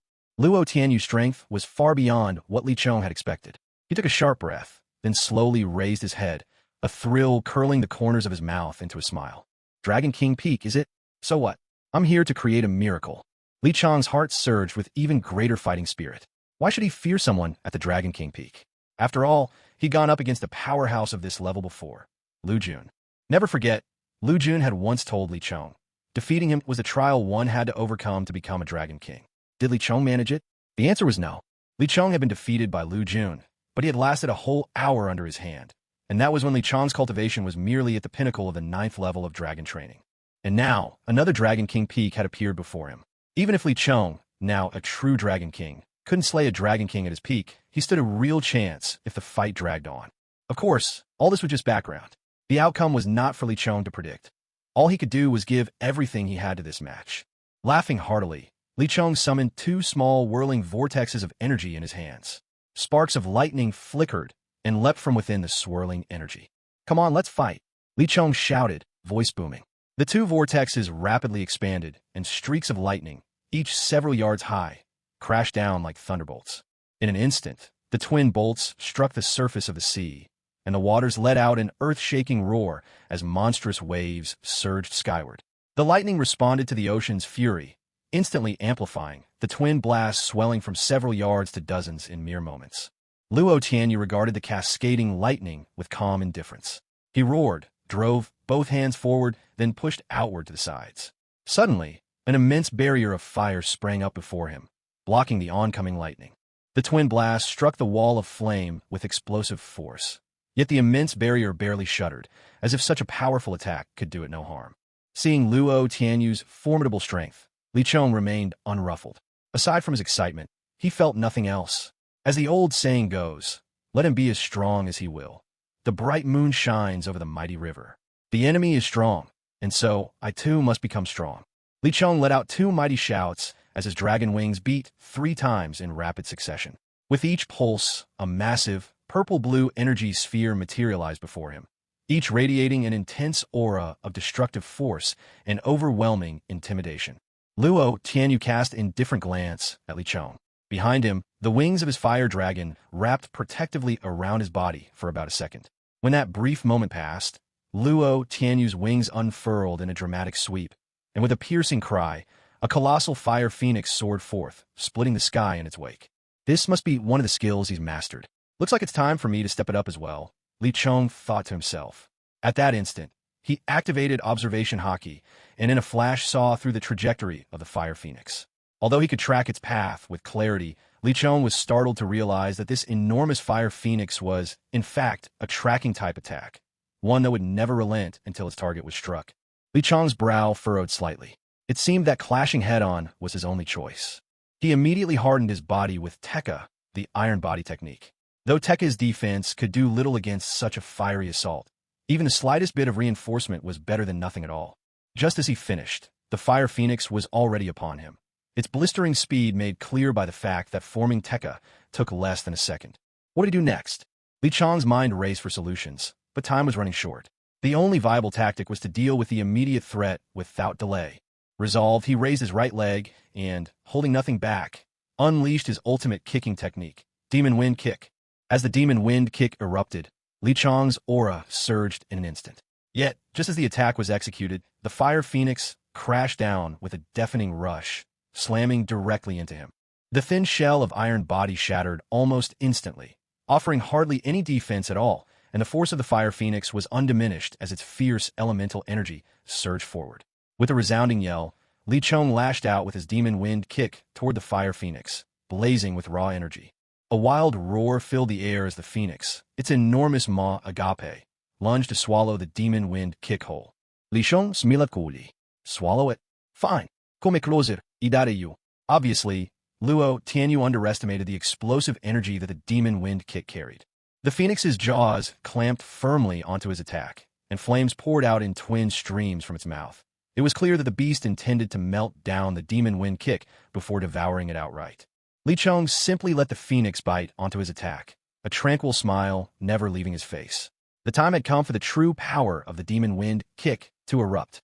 Li Chong let out a thunderous roar, and his demon wind leg began to tremble violently. The Fire Phoenix, which had previously clamped its beak around his leg with ease, now found its jaws corroding from the tremors. Crimson blood gushed from the Phoenix's mouth. A twitch flickered across Li Chong's face as a single thought hammered in his mind. Pain. He had clearly underestimated the Fire Phoenix's bite force. It was as if thousands of pounds of pressure were crushing down. Intense pain shot through his right leg, leaving him feeling both aggrieved and indignant. Facing a Fire Phoenix had nearly cost him his right foot, yet even defeating it wouldn't cause much trouble for his opponent. Meanwhile, suspicion clouded Luo Tianyu's heart. He hadn't expected that summoning the Fire Phoenix would fail to take down his opponent. This kid, he thought, was truly formidable. Li Chong, of course, had no way of knowing the enormous toll it took to summon a Fire Phoenix. With Luo Tianyu's king-level energy reserves, he could perhaps summon 7 or 8 of them at most. In other words, that single attack had just drained 1/8 of Luo Tianyu's strength. Let's end this quickly, Luo Tianyu murmured, lifting his entirely crimson long sword to point straight at Li Chong. A glowing red energy sphere formed at the tip of his blade. With a fierce shout, Luo Tianyu unleashed the energy sphere. It shot forth like lightning from the tip of his sword. Watching the sphere hurtle toward him, Li Chong furrowed his brow. Was this really all there was to it? The energy wrapped around it felt weak. The movement pattern was so clear that his observation hockey could easily track it. Its only real advantage seemed to be its blistering speed. But where there's something unusual, there's usually a hidden catch. That energy sphere must harbor some secret. However, Li Chong had no time to ponder it. All he wanted was to plunge straight into battle. He stretched out his right hand, meeting the red sphere head-on the instant it reached him. With a sharp thud, Li Chong's fist shattered the energy sphere effortlessly, scattering a shower of radiant sparks. What is Luo Tianyu playing at? Li Chong muttered warily beneath his breath. Then, to his shock, a sly grin curled at the corners of Luo Tianyu's lips. In the blink of an eye, he vanished from where he stood. What? Li Chong cried out, disbelief etched on his face. To disappear without a sound or trace. How is such a thing possible? Where is he? Cold sweat beaded on Li Chong's forehead. Suddenly, he felt a dangerous force surging behind him. Alarmed, Li Chong lashed out with his right leg in a backward kick. But what met his kick was a red long sword. The blade pierced through his right leg, and blood streamed freely down. How did he do that? Li Chong was utterly stunned. The ruthless precision of the onslaught had completely caught him off guard. However, Luo Tianyu gave Li Chong no time to ponder. At this moment, Luo Tianyu once again brandished his crimson longsword, slashing straight for Li Chong's heart. Li Chong gritted his teeth and sprang into action. Just as Luo Tianyu's strike was about to land, Li Chong's figure suddenly glided forward several meters. The technique had saved him at the crucial moment. Escaping? Not so easy, Luo Tianyu sneered. Another crimson energy orb shot forth from his longsword, and given the short distance between them, the orb struck Li Chong once again. Yet, just as before, the energy orb had no noticeable effect on Li Chong whatsoever. What was the purpose of this attack? Li Chong pundarat. As he considered this, Luo Tianyu's silhouette suddenly reappeared behind him, just as silently as before. The scarlet blade swung downward yet again. Li Chong instantly sensed the danger. This time, he didn't hesitate. He launched his movement instantly. His body once more slid forward several meters. But in the very moment he paused, another weak crimson orb struck him again. This time, the impact made Li Chong grow wary. He quietly awakened his observation hockey, and in that split second, he sensed a surge of energy rushing from behind. Instantly on high alert, Li Chong summoned a streak of lightning to his right hand and sent it hurtling backwards without hesitation. As the lightning shot back, a crimson sword arc shattered it instantly. The surge of sword energy kept coming for Li Chong. But at that very instant, a faint smile played at the corner of his lips. It was just as he suspected. With a flash, Li Chong vanished, activating his observation haki in tandem. In that instant, he clearly tracked the path of a feeble red energy form behind him. Executing his combined movement and drawing technique, he made his move at lightning speed. Just as Li Chong was about to be struck, his body distorted and then flashed away, reappearing 10 meters off. "So you've noticed?" Luo Tianyu stopped his assault and spoke coolly. Li Chong was surprised at Luo Tianyu's composure. In his mind, these mysterious red energy orbs had to be Luo Tianyu's strongest killing technique. Despite the turmoil in his heart, Li Chong maintained a calm facade. "That's right. These crimson energy orbs of yours seem to be a form of tracking skill. Once they hit the target, they automatically lock on. After that, you can trigger them at will, allowing you to appear instantly behind your locked opponent. It's truly a formidable technique." A trace of surprise flickered in Luo Tianyu's eyes. To have analyzed the skill so thoroughly in such a short time, you're not a complete waste after all. Since you've seen through it, I'll let you know the effective range of this move is 500 meters. 500 meters? Li Chong raised his eyebrows slightly. He'd estimated the attack range to be just 300 meters, but to his surprise, this mysterious red energy orb had a reach that exceeded his calculations by 200 meters. Luo Tianyu fell silent. The red longsword in his hand swept through the air, conjuring a red energy mass at its tip. The moment that energy manifested, Li Chong had already activated his observation haki, unleashing the paper drawing technique in a split second. Just as Li Chong completed his skill, the red energy ball shot toward him. Its speed was still astounding. Within the blink of an eye, it was right in front of Li Chong. But just as the ball was about to strike, Li Chong's figure twisted, vanishing and instantly reappearing 10 meters from his original spot. "Your predictive skills truly stand apart," Luo Tianyu shouted. "But this time, let's see how you handle this." Gathering his full strength, he channeled his energy. Flames roared, the earth trembled, and a fire phoenix erupted into the sky with a fierce cry. Alongside the phoenix, 7 red energy orbs materialized, whirling into battle. The effort drained Luo Tianyu visibly. Sweat ran down his cheeks in great drops. Clearly, unleashing this technique took an enormous toll. He was staking everything on this ultimate blow. Seeing Luo Tianyu unleash such a devastating combination, Lu Jun's vigilance soared to its peak. Setting aside his good relations with Li Chong, the natural talent Li Chong had shown these past 2 days alone was worth protecting. With such potential, given time, he would achieve greatness. There was hope for the sacred land battle after all. Yes, this time, the Saint of Inuri would surely return in defeat. Watching these overwhelming attacks come his way, Li Chong frowned.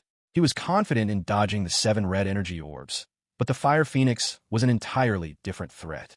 Its terrifying bite could crush 10,000 pounds. He still remembered the fear it inspired.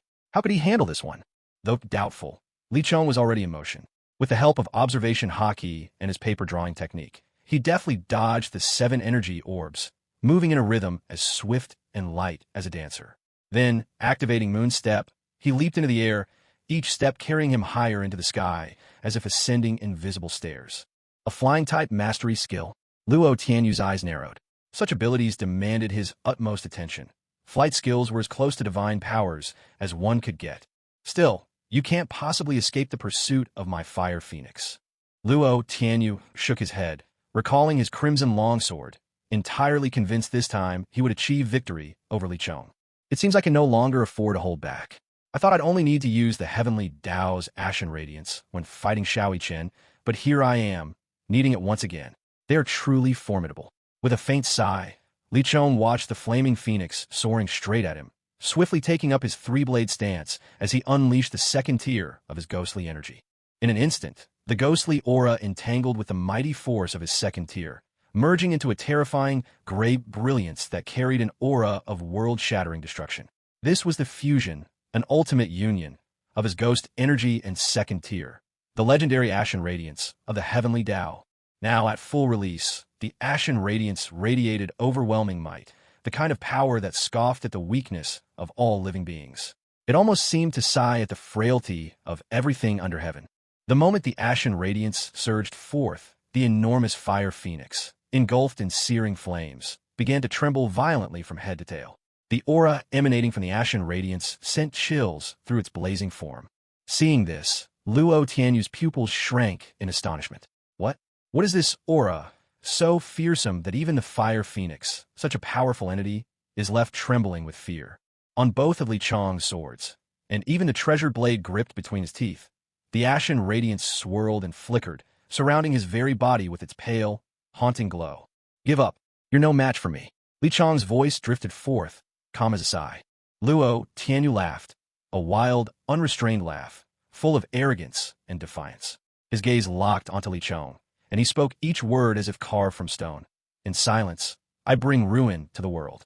As Luo Tianyu's shout echoed, an incredible force erupted from his being, reaching a peak that words could scarcely describe. From what Li Chong knew, this was the kind of terrifying pressure that only those at the Dragon Emperor level could even hope to achieve. By splitting the very heavens in a single stroke, by unleashing the elements and setting the world ablaze.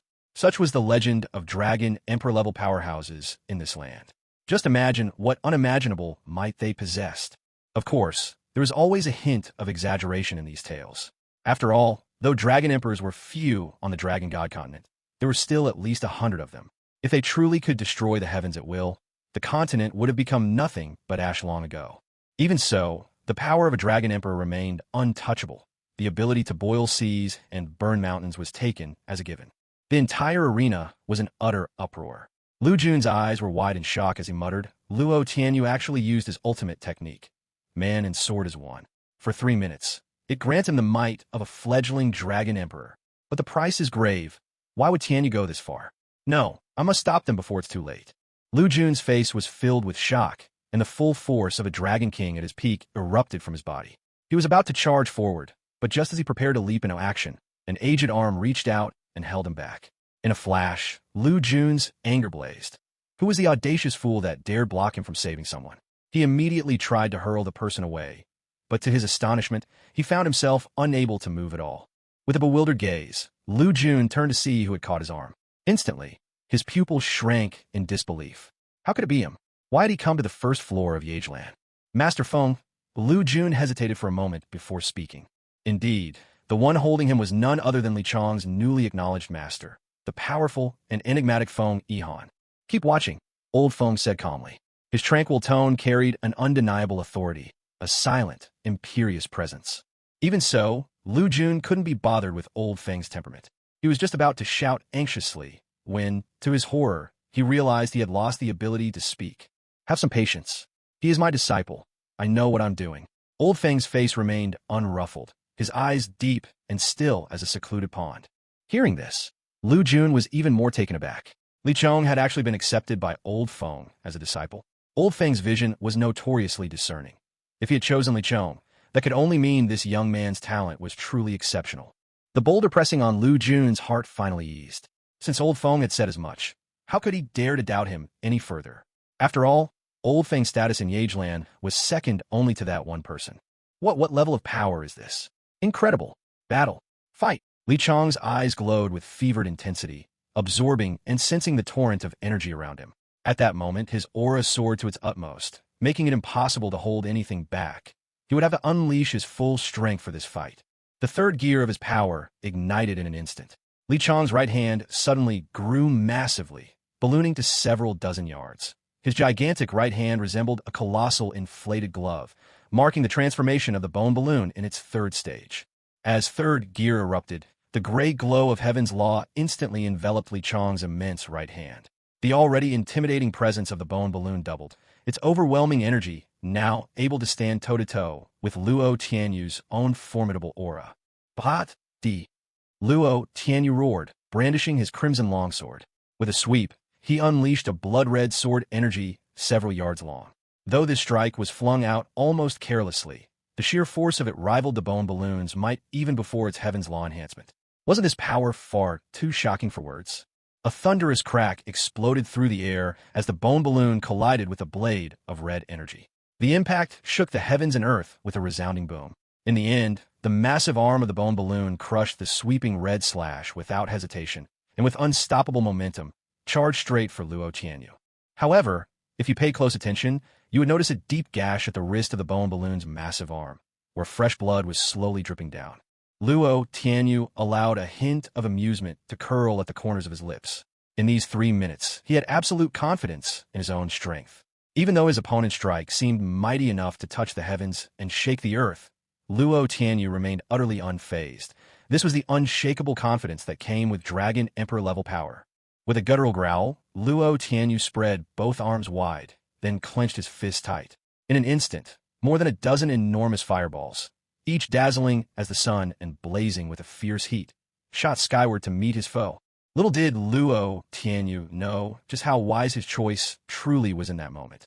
Fire, after all, was the perfect counter to Li Chong's ability of limitless extension, a technique born from rubber-like properties. This unique skill was utterly powerless in the face of flame. Li Chong laughed heartily, clearly relishing the moment. Impressive, very impressive.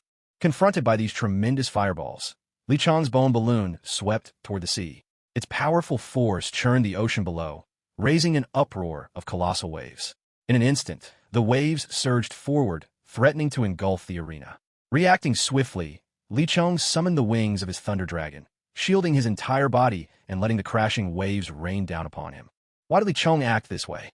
The answer was self-evident.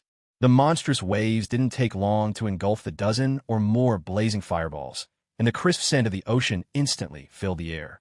Luo Tianyu watched the surging waves coolly, his red longsword slicing lightly forward. The oncoming tide split effortlessly before his blade, water cascading harmlessly to either side of him. But just as Luo Tianyu parted the waves, something even more astonishing occurred. The fireballs, thought to be extinguished beneath the raging sea, burst forth anew as the waters receded, still blazing with an intense, searing heat, and hurtling straight for Li Chong. The energy of a Dragon Emperor really can burn through mountains and boil vast oceans. Li Chong sighed quietly, admiration in his voice. Not even these monstrous waves could quench those fireballs. He realized that, even at his peak, he could only sustain such power for a fleeting moment. What Li Chong did not realize, however, was that Luo Tianyu wasn't even using true Dragon Emperor-level might at this moment. To be precise, this strength should be called Half-Step Dragon Emperor. That's right, Half-Step Dragon Emperor, the same realm held by the likes of the Barbarian King and Sheng Lingxian. To think, when a peak Dragon King master comprehends this ability, they can wield such terrifying power. Half-Step Dragon Emperor, for a full 3 minutes. And this wasn't even the full extent of Luo Tianyu's skill. Its greatest value lay in its potential upgrade. Once Luo Tianyu himself reached the Half-Step Dragon Emperor level, he would be able to wield the power of an initial Dragon Emperor for a whole minute. Yet even so, with Li Chong's current strength, it would be easy to protect himself from a Half-Step Dragon Emperor, but to actually defeat one was as difficult as reaching for the stars, and to kill one was simply impossible. However, survival was never Li Chong's true aim in this match. What he sought was victory. He harbored no illusions about claiming one of the top spots at this martial tournament, but he didn't want to walk away with regrets. He wanted to see, once and for all, just how strong he had truly become. Li Chong's blood was boiling. He could hesitate no longer. There simply wasn't time for doubt. The Bone Force sphere blasted forward, surging straight to meet more than a dozen massive fireballs. The moment they collided, the Bone Force sphere shattered 7 of the fireballs instantly, while the Heaven's Tao Ashen Radiant corroded away 3 more. Yet with this hard-won achievement came inevitable pain.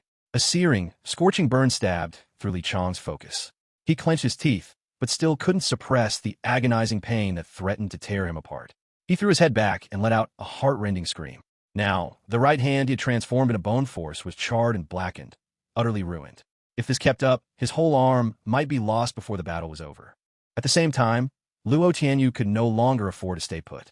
Nearly 2 minutes had already passed since he'd unleashed his divine skill, and precious little time remained. Once that time ran out, the violent backlash would descend immediately. The thought of that vicious rebound made Luo Tianyu's body tremble, but he would not lose. He absolutely refused to be defeated by some upstart from the first floor of the Grand Hall. No, he could not lose. His pride would never allow it. Li Chong's face was deathly pale, yet a faint smile still played at the corner of his lips. That smile sent icy chills down Luo Tianyu's spine from across the arena. No good, I have to finish this now. Luo Tianyu warned himself inwardly. He flickered forward, closing the distance to Li Chong in a heartbeat. Crimson longsword in hand, he slashed downward. At the same moment, he unleashed a red energy form, a move designed to ensure nothing was left to chance. Lu Jun was growing more anxious by the second. He glanced at Elder Feng, who remained calm and composed, and couldn't help but wonder, Had Elder Feng deceived him somehow? If Li Chong were really his disciple, would the old man be this unruffled at such a dangerous moment? Elder Feng spoke quietly. This youngster needs a true trial by blood and fire. Without it, he'll never have a chance of becoming one of the continent's supreme powers. Hearing this, Lu Jun shuddered inwardly. He made an effort to steady his increasingly erratic breathing and forced himself to stay calm. Li Chong glanced at Luo Tianyu with a smile. In the air, his figure started to grow hazy and distorted, then vanished altogether. This time, though, it wasn't just a flash of movement, it was true disappearance. Thunder Veil. Li Chong activated Thunder Veil, and in his invisible state, the power of lightning surged through him. In an instant, his speed increased dramatically, and suddenly, two identical doppelgangers appeared within Luo Tianyu's field of view. Both of these Li Chongs raced swiftly towards Luo Tianyu from above. So you think a couple of clones will confuse me? I'll just destroy both. One of them must be you. Such foolishness. It's like you're begging for defeat. Luo Tianyu sneered, and with a casual sweep of his crimson longsword, he slashed toward the two Li Chongs. In silence, both Li Chongs dissolved into flickering streaks of lightning. Seeing this, Luo Tianyu's expression changed drastically. Neither of them was real. Not good. There are only 30 seconds left. Where is he? Invisible. Li Chong watched Luo Tianyu growing flustered, and his eyes lit up. He murmured softly to himself. So it's true. Luo Tianyu's technique has a time limit. From the look of it, his time is almost up. When it runs out, that will be his defeat. I had hoped for a straightforward battle, but I never expected him to possess such an extraordinary ability. Now I have no choice but to resort to this last resort. The two doppelgangers from before, of course, were the result of the Tri-Shadow Thundercloud technique. Ever since mastering this skill, Li Chong had rarely used it, focusing his energy on studying the abilities of pirates. But now, it seemed these skills he'd learned were turning into powerful assets in his own right. Luo Tianyu's expression flickered with uncertainty. Suddenly, he let out a long sigh, closed his eyes slightly, and began to attune his senses to everything around him with full concentration. A detection-type ability? How has Luo Tianyu managed to master such overwhelming skills, one after another? Li Chong couldn't help but think the geniuses on the second floor of the Grand Yavern Hall were monstrous, and to think there were still 9, even mightier figures above Luo Tianyu. Li Chong dared not imagine what lay ahead. Watching Luo Tianyu in deep concentration, Li Chong kept a steady face. At that very moment, Luo Tianyu's previously shut eyes snapped open, a sharp gleam bursting forth as he fixed his gaze right on Li Chong's concealed location. Li Chong cursed inwardly, instantly launching a rapid succession of storm kicks. Then, activating Shave with the speed boost of Tri-Shadow Thundercloud, he shot across several hundred meters in a heartbeat. Luo Tianyu, having just sensed Li Chong's position, frowned. Li Chong's sudden burst of speed far exceeded his expectations. Now, with only a little time left, if he couldn't defeat Li Chong soon, he would lose. Gritting his teeth, Luo Tianyu's fire dragon wings beat furiously, pushing his speed to its very limit. In a flash, he bolted nearly a kilometer forward and arrived at Li Chong's new position. Yet, just as Luo Tianyu caught up, disaster struck. The time limit for Thunder Veil had reached its end. Li Chong's figure slowly materialized in front of Luo Tianyu. The corners of Luo Tianyu's mouth curled into a cold, mocking smile as the crimson long sword in his hand began to trace swirling, red cyclones in the air. Li Chong was immediately alarmed. At this point, he truly was at the end of his strength. Less than 30% of his energy remained. He could no longer unleash any powerful, high-damage abilities. Facing these raging, red tornadoes, there was no way Li Chong could dodge them again. What should he do now? Confronted with such a desperate situation, with danger bearing down on him in an instant, Li Chong's figure vanished once more. What? Wasn't his strange teleportation limited to a 10-meter radius? How could he disappear without a trace now? Luo Tianyu's face was filled with astonishment. 500 meters away, Li Chong wiped the cold sweat from his forehead. That was too close. I almost got hit back there. Thank goodness for the teleportation armor. That's right. The one thing that pulled Li Chong back from the brink was the teleportation armor. This level 5 weapon, with Li Chong's current reserves, could be activated a dozen times or more. In the past, he'd seldom used it, but after giving it a real try today, it truly proved itself remarkable. Luo Tianyu's expression changed. He spun around abruptly, catching sight of Li Chong in the distance, mopping his brow. That sight made him grit his teeth in fury. Was this guy only ever going to run? At this moment, Luo Tianyu had just 7 seconds left. In these final moments, Luo Tianyu unleashed everything he had. The aura of a half-step dragon emperor surged from him, a cataclysmic might erupting in full force. The dragon wings on Luo Tianyu's back trembled faintly. Then his body shot forward hundreds of meters, arriving in front of Li Chong almost in the blink of an eye. Li Chong was startled and instantly triggered the teleportation armor again. His form flashed another few hundred meters away. Yet as he evaded in that instant, Li Chong made up his mind. Luo Tianyu's sudden outburst was clearly no accident. He was obviously running out of time. Right now, Li Chong decided to face him one last time, head-to-head. He wanted to see for himself just how vast the gap truly was between him and a half-step dragon emperor. Because of repeated use of the teleportation armor, less than 20% of his energy remained, barely enough to support even his dragon wings. How could he fight with just 20% of his energy left? The answer was the pirate powers. It was common knowledge that the pirate powers almost consumed no energy at all. Even the most formidable of the pirate techniques, the third gear, would only drain about 10% of his reserves. For this final clash, Li Chong would give it everything he had, not just for himself, but also for Luo Tianyu. Luo Tianyu was a man with his own pride. Li Chong would not trample on that pride with underhanded tricks. He would face Luo Tianyu openly and honorably for this final showdown. It's time, let's go, Li Chong roared, and once more the ashen brilliance of heavenly Dao surged across his right hand. In an instant, that hand swelled, transforming into a massive arm several meters long. The third stage Bonqi sphere was unleashed. Luo Tianyu let out a thunderous shout, and the scarlet longsword in his hand erupted with an earth-shattering aura. Clearly, Luo Tianyu had poured every drop of his half-step Dragon Emperor power into that red sword. Suddenly, the sword in his grip expanded to tremendous size, energy surging explosively. Yes, the sword's limit had been overwhelmed, unable to contain the vast ocean of energy poured into it. Unable to hold back, its form swelled many times over. Luo Tianyu's enormous crimson sword collided head-on with Li Chong's third stage Bonqi sphere, forged from every trace of his strength. A deafening explosion tore across the surface of the Yageland Sea. Boundless waves of energy surged out in powerful shockwaves, racing directly toward the audience. At this moment, most of those watching the legendary battle were masters from the first level of the Yageland Grand Hall. Yet their abilities were far from enough to withstand the aftermath of such a terrifying clash. Aside from Xiao Chen, almost no one else could endure the incoming shock. A look of utter astonishment appeared on Xiao Chen's face. No matter how he tried, he hadn't realized that Li Chong, in his earlier duel against him, had been holding back so much strength. This was on another level entirely. That settles it. Li Chong will be the person I'll chase after for the rest of my life. The audience was thrown into chaos by the overwhelming burst of energy. If this mighty backlash were allowed to slam into the crowd, survival would be impossible. Even Tutor Lu Jun would be unable to shield them from such tremendous force. What should be done? Just then, as panic swept over the masses, Elder Feng stepped forward with unhurried composure. With a grand sweep of his long sleeve, an enormous, translucent white barrier instantly materialized before the crowd. As the dreadful shockwave struck, the barrier shimmered faintly, and the terrifying force gradually dissipated until not a trace of its dreadful energy remained. The entire hall erupted in amazement. Who could possibly have done this? People cast their gazes all around, eyes finally fixing upon Elder Feng.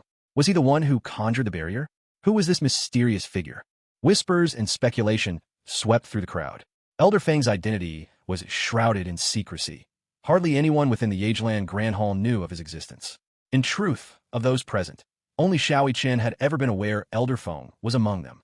Amidst the crowd's suspicion, Li Chong and Luo Tianyu had already clashed for the first time. The ferocity of their encounter immediately set off a tempest, sending shockwaves across the Yageland Sea. The ocean churned violently as dozens of bubbles broke the surface, and in an instant, several gigantic shapes rose up from the depths. Li Chong was sent staggering back more than 10 steps by Luo Tianyu's blow. The third-tier Bonqi ball retracted on its own, and his clothes were left in tatters, making Li Chong look utterly battered and exhausted. A wet, gurgling gasp escaped him. Li Chong couldn't help but spit out several mouthfuls of blood, his eyes shot through with crimson veins. Suddenly, he heard furious roars ring out, prompting him to look anxiously toward the Yageland Sea. There, in the rolling waters, surfaced several strange beasts, creatures whale-like in form, yet with several sharp spikes jutting from their heads. Having finished their final clash, Luo Tianyu may have come out ahead, but the backlash from his technique left him with neither the strength to fight nor even to move. Though defeated, He had fought with pride and displayed his true power. Yet just as Luo Tianyu felt a surge of satisfaction, his pupils suddenly contracted sharply. The reason was simple, for imperial demon whales had appeared in the Agrand Sea. Imperial demon whales are a type of sea-dwelling demon beast, creatures embodying poison and slaughter. Normally, these apex predators hunt beneath the waves, almost never surfacing. But today, the violence atop the water had roused their fury. The strength of an imperial demon whale rivals that of a fifth-tier dragon king among human dragon cultivators, a force that, under normal circumstances, would appear feeble before the likes of Luo Tianyu and Li Chong. However, both men had just fought each other to exhaustion. Their strength was all but spent, wounds covering their bodies. Li Chong had only a sliver of energy left within him, barely enough to stand. Certainly not enough to challenge the imperial demon whales, especially with 4 of them surrounding them now. With death looming, Luo Tianyu closed his eyes in despair. Today, it seemed, would be his last. Inwardly, he sighed. Never had he imagined that a life of such grand ambitions would meet its end like this. Wait, why am I not dead yet? To his astonishment, Luo Tianyu could still feel the spark of life within him. Could it be, had Mentor Lu Jun saved him? With this thought, Luo Tianyu lifted his head, and the moment he did, he found himself completely stunned. Standing before him was a young man with jet black hair and clear, youthful features. Sweat trickled down the boy's forehead, and his eyes brimmed with anxiety. The reason was painfully clear. The youth, clutching Luo Tianyu close, was now utterly surrounded by the 4 imperial demon whales. Both of them hovered on the knife's edge of doom, danger hanging over them like a storm. With confusion clouding his mind, Luo Tianyu managed to ask why. The young man raised an eyebrow. Li Chong, why did you save me? Luo Tianyu asked again. Indeed, when the Emperor Demon Whale turned its fury toward Luo Tianyu, Li Chong activated his teleportation armor without hesitation and rescued him. But as a result, he had almost exhausted all the energy within his body. Do I need a reason to save a friend? Li Chong replied with a gentle smile. Luo Tianyu was shaken by the words. A friend? Are we really friends? After all we've been through, having fought side by side, we are friends as long as you're willing, Li Chong said, still smiling, and then reached out his right hand. Luo Tianyu gave a faint smile and extended his own right hand. The two gripped each other's hands tightly. Then I'll accept you as a friend, Luo Tianyu said with a quiet chuckle. Joy surged in Li Chong's heart. He was truly delighted, but reality pressed in. If they didn't find a way out soon, they'd both be friends in the afterlife. The Emperor Demon Whale was utterly enraged by Li Chong's rescue of Luo Tianyu. Powerful water energy surged around it, and a monstrous tidal wave rose up, threatening to engulf everything. 7 or 8 vortexes spiraled around the beast, and from within, countless icy spears emerged, glinting menacingly. Old Master Feng's brow furrowed slightly. This was the final trial his disciple faced. If Li Chong succeeded, Master Feng would, in every sense, consider him a true disciple. But if Li Chong failed to overcome this, Master Feng could only sigh in regret. Li Chong launched a series of lightning-quick dashes, surging forward over 10 meters. Without needing to glance back, he could already sense the tidal wave and the rain of icy spears coming straight at him. A wry smile flickered across his lips. Was this truly where it would end for him? Looks like we're about to die together right here, Luo Tianyu said with a bitter smile, though there was no fear in his eyes. Emotion welled up in Li Chong's heart as he glanced at Yegelan. To tell the truth, he couldn't help but feel a deep attachment to Dragon God Continent. Here, he'd met people like the Hua family of the city, Jeeks, Feilong, Lien Jingcheng, Xiao Yichen, and Sweet Xiao Xue. Slowly, Li Chong closed his eyes. Just at the height of their despair, a furious, earth-shattering roar split the air. In the next instant, a massive figure appeared before them. It was 10 meters long, with the head of a dragon and the body of tiger. A pair of dragon wings, black streaked with crimson, spread wide on its back, blazing with radiant energy. A forceful, overwhelming presence rolled off the beast in waves. A dragon-blood beast? Luo Tianyu cried out before he could stop himself. Despair had already settled in Lu Jun's eyes, but suddenly they lit up. So this kid still has such a powerful dragon-blood beast partner to protect him. I've truly been fooled, the old man thought. No wonder Elder Feng is so composed. It's all because of this powerful battle-class dragon-blood beast. Judging by its appearance, it should be one of the Black Flame Tiger Dragons. Its bloodline purity must be close to 40% now. This beast already possesses strength comparable to that of a human dragon king at the peak of his power. With its battle-oriented nature, even a half-step dragon emperor would have to tread carefully when facing it. Lu Jun pondered silently, keeping his thoughts to himself. Elder Feng's eyes narrowed slightly, as if deep in thought. Wait, could this be the very youngling that was so luckily acquired at the auction all those years ago? How? How could it have changed so much? Its presence alone makes me tremble.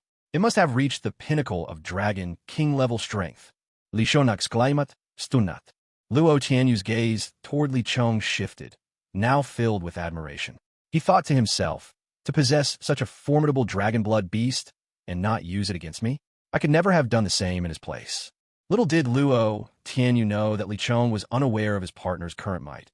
If he had known, in a moment of desperation, he might well have chosen to unleash it.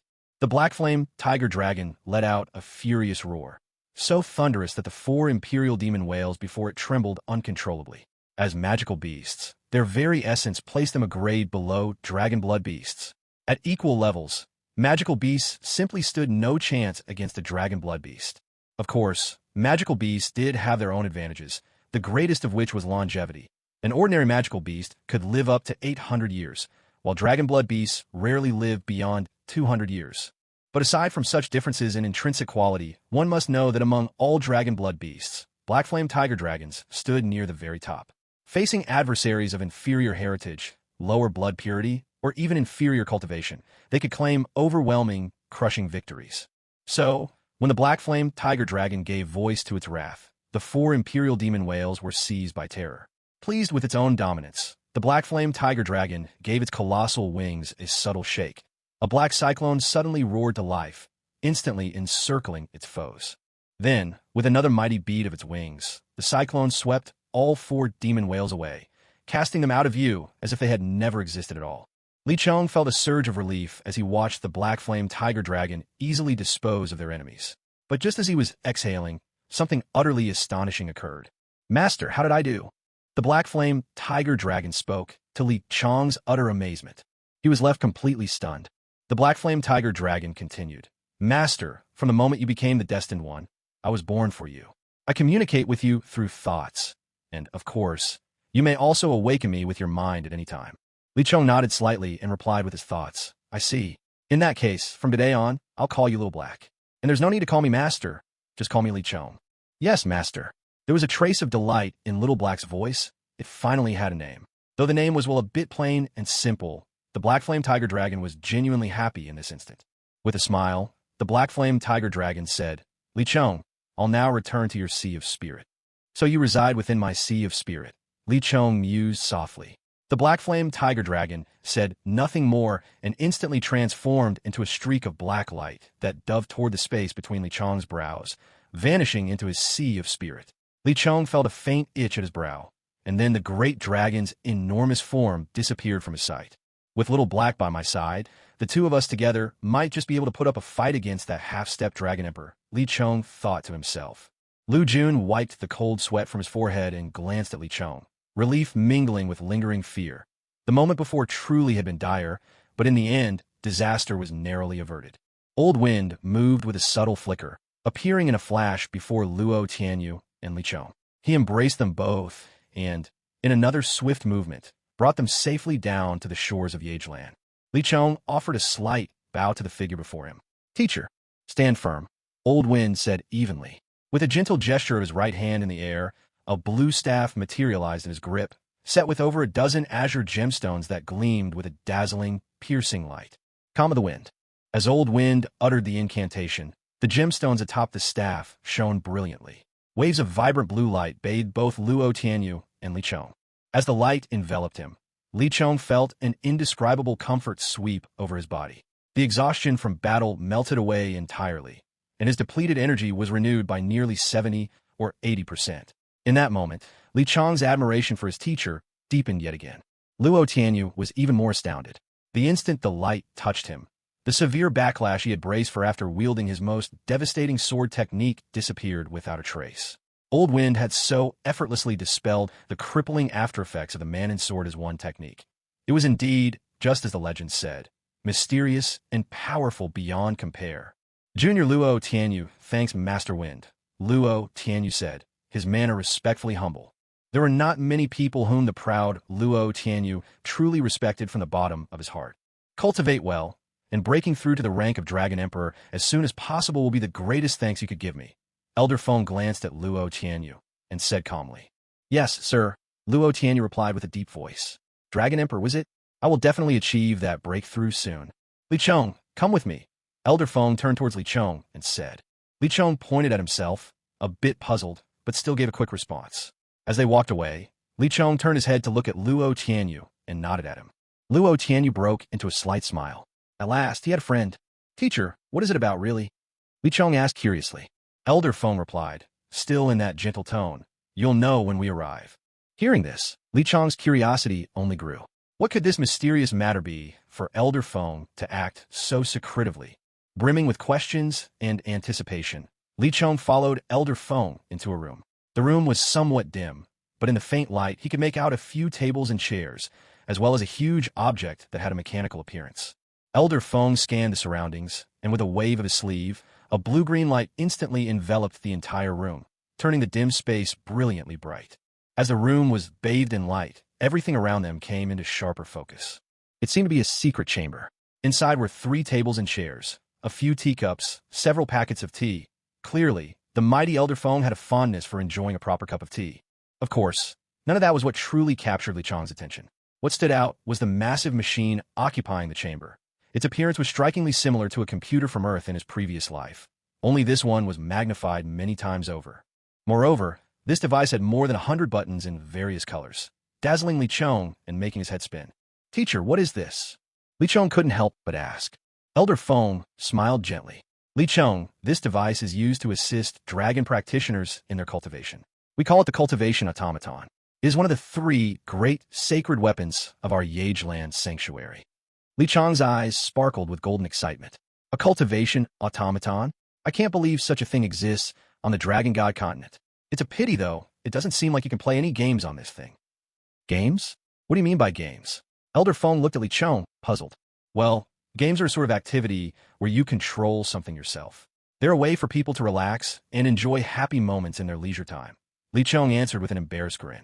He'd almost forgotten, on the Dragon God continent, the people here had no idea what games were. Just about every dragon practitioner kept their head down and focused solely on cultivation. Because on this continent where only the strong are respected, failure to work hard meant being trampled underfoot.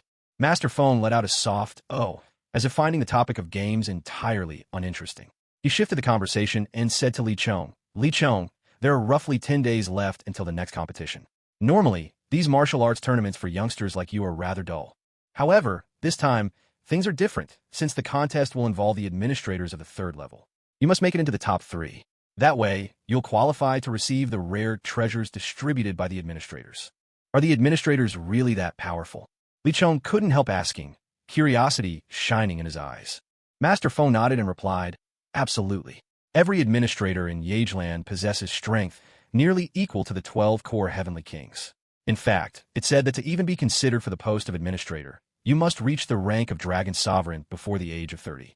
Li Chong drew a sharp breath, astonished. What an outrageous requirement.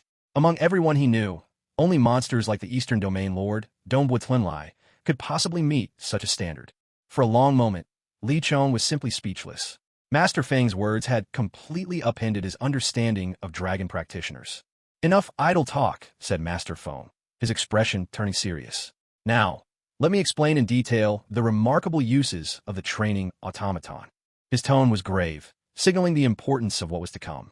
Li Chong nodded and focused all his attention, hanging on every word Master Feng said. With each revelation, Li Chong found himself more and more awestruck.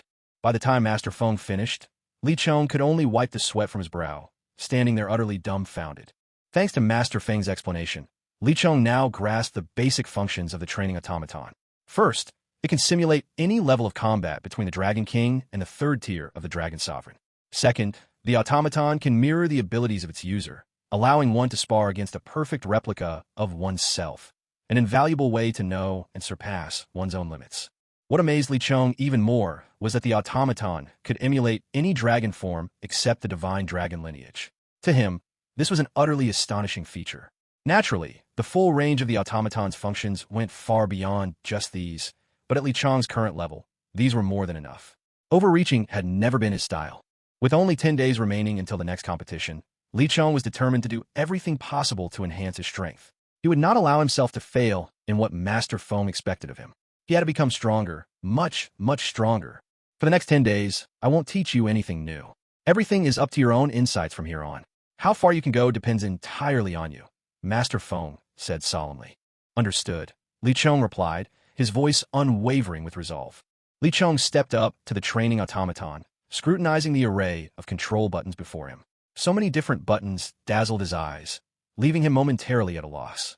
In the end, his gaze fixed onto a single black button. The black button emitted a faint, shadowy glow, and within that light, two slightly blurred characters seemed to flicker in and out of sight. Let's try the shadow duel first, Li Chong murmured under his breath.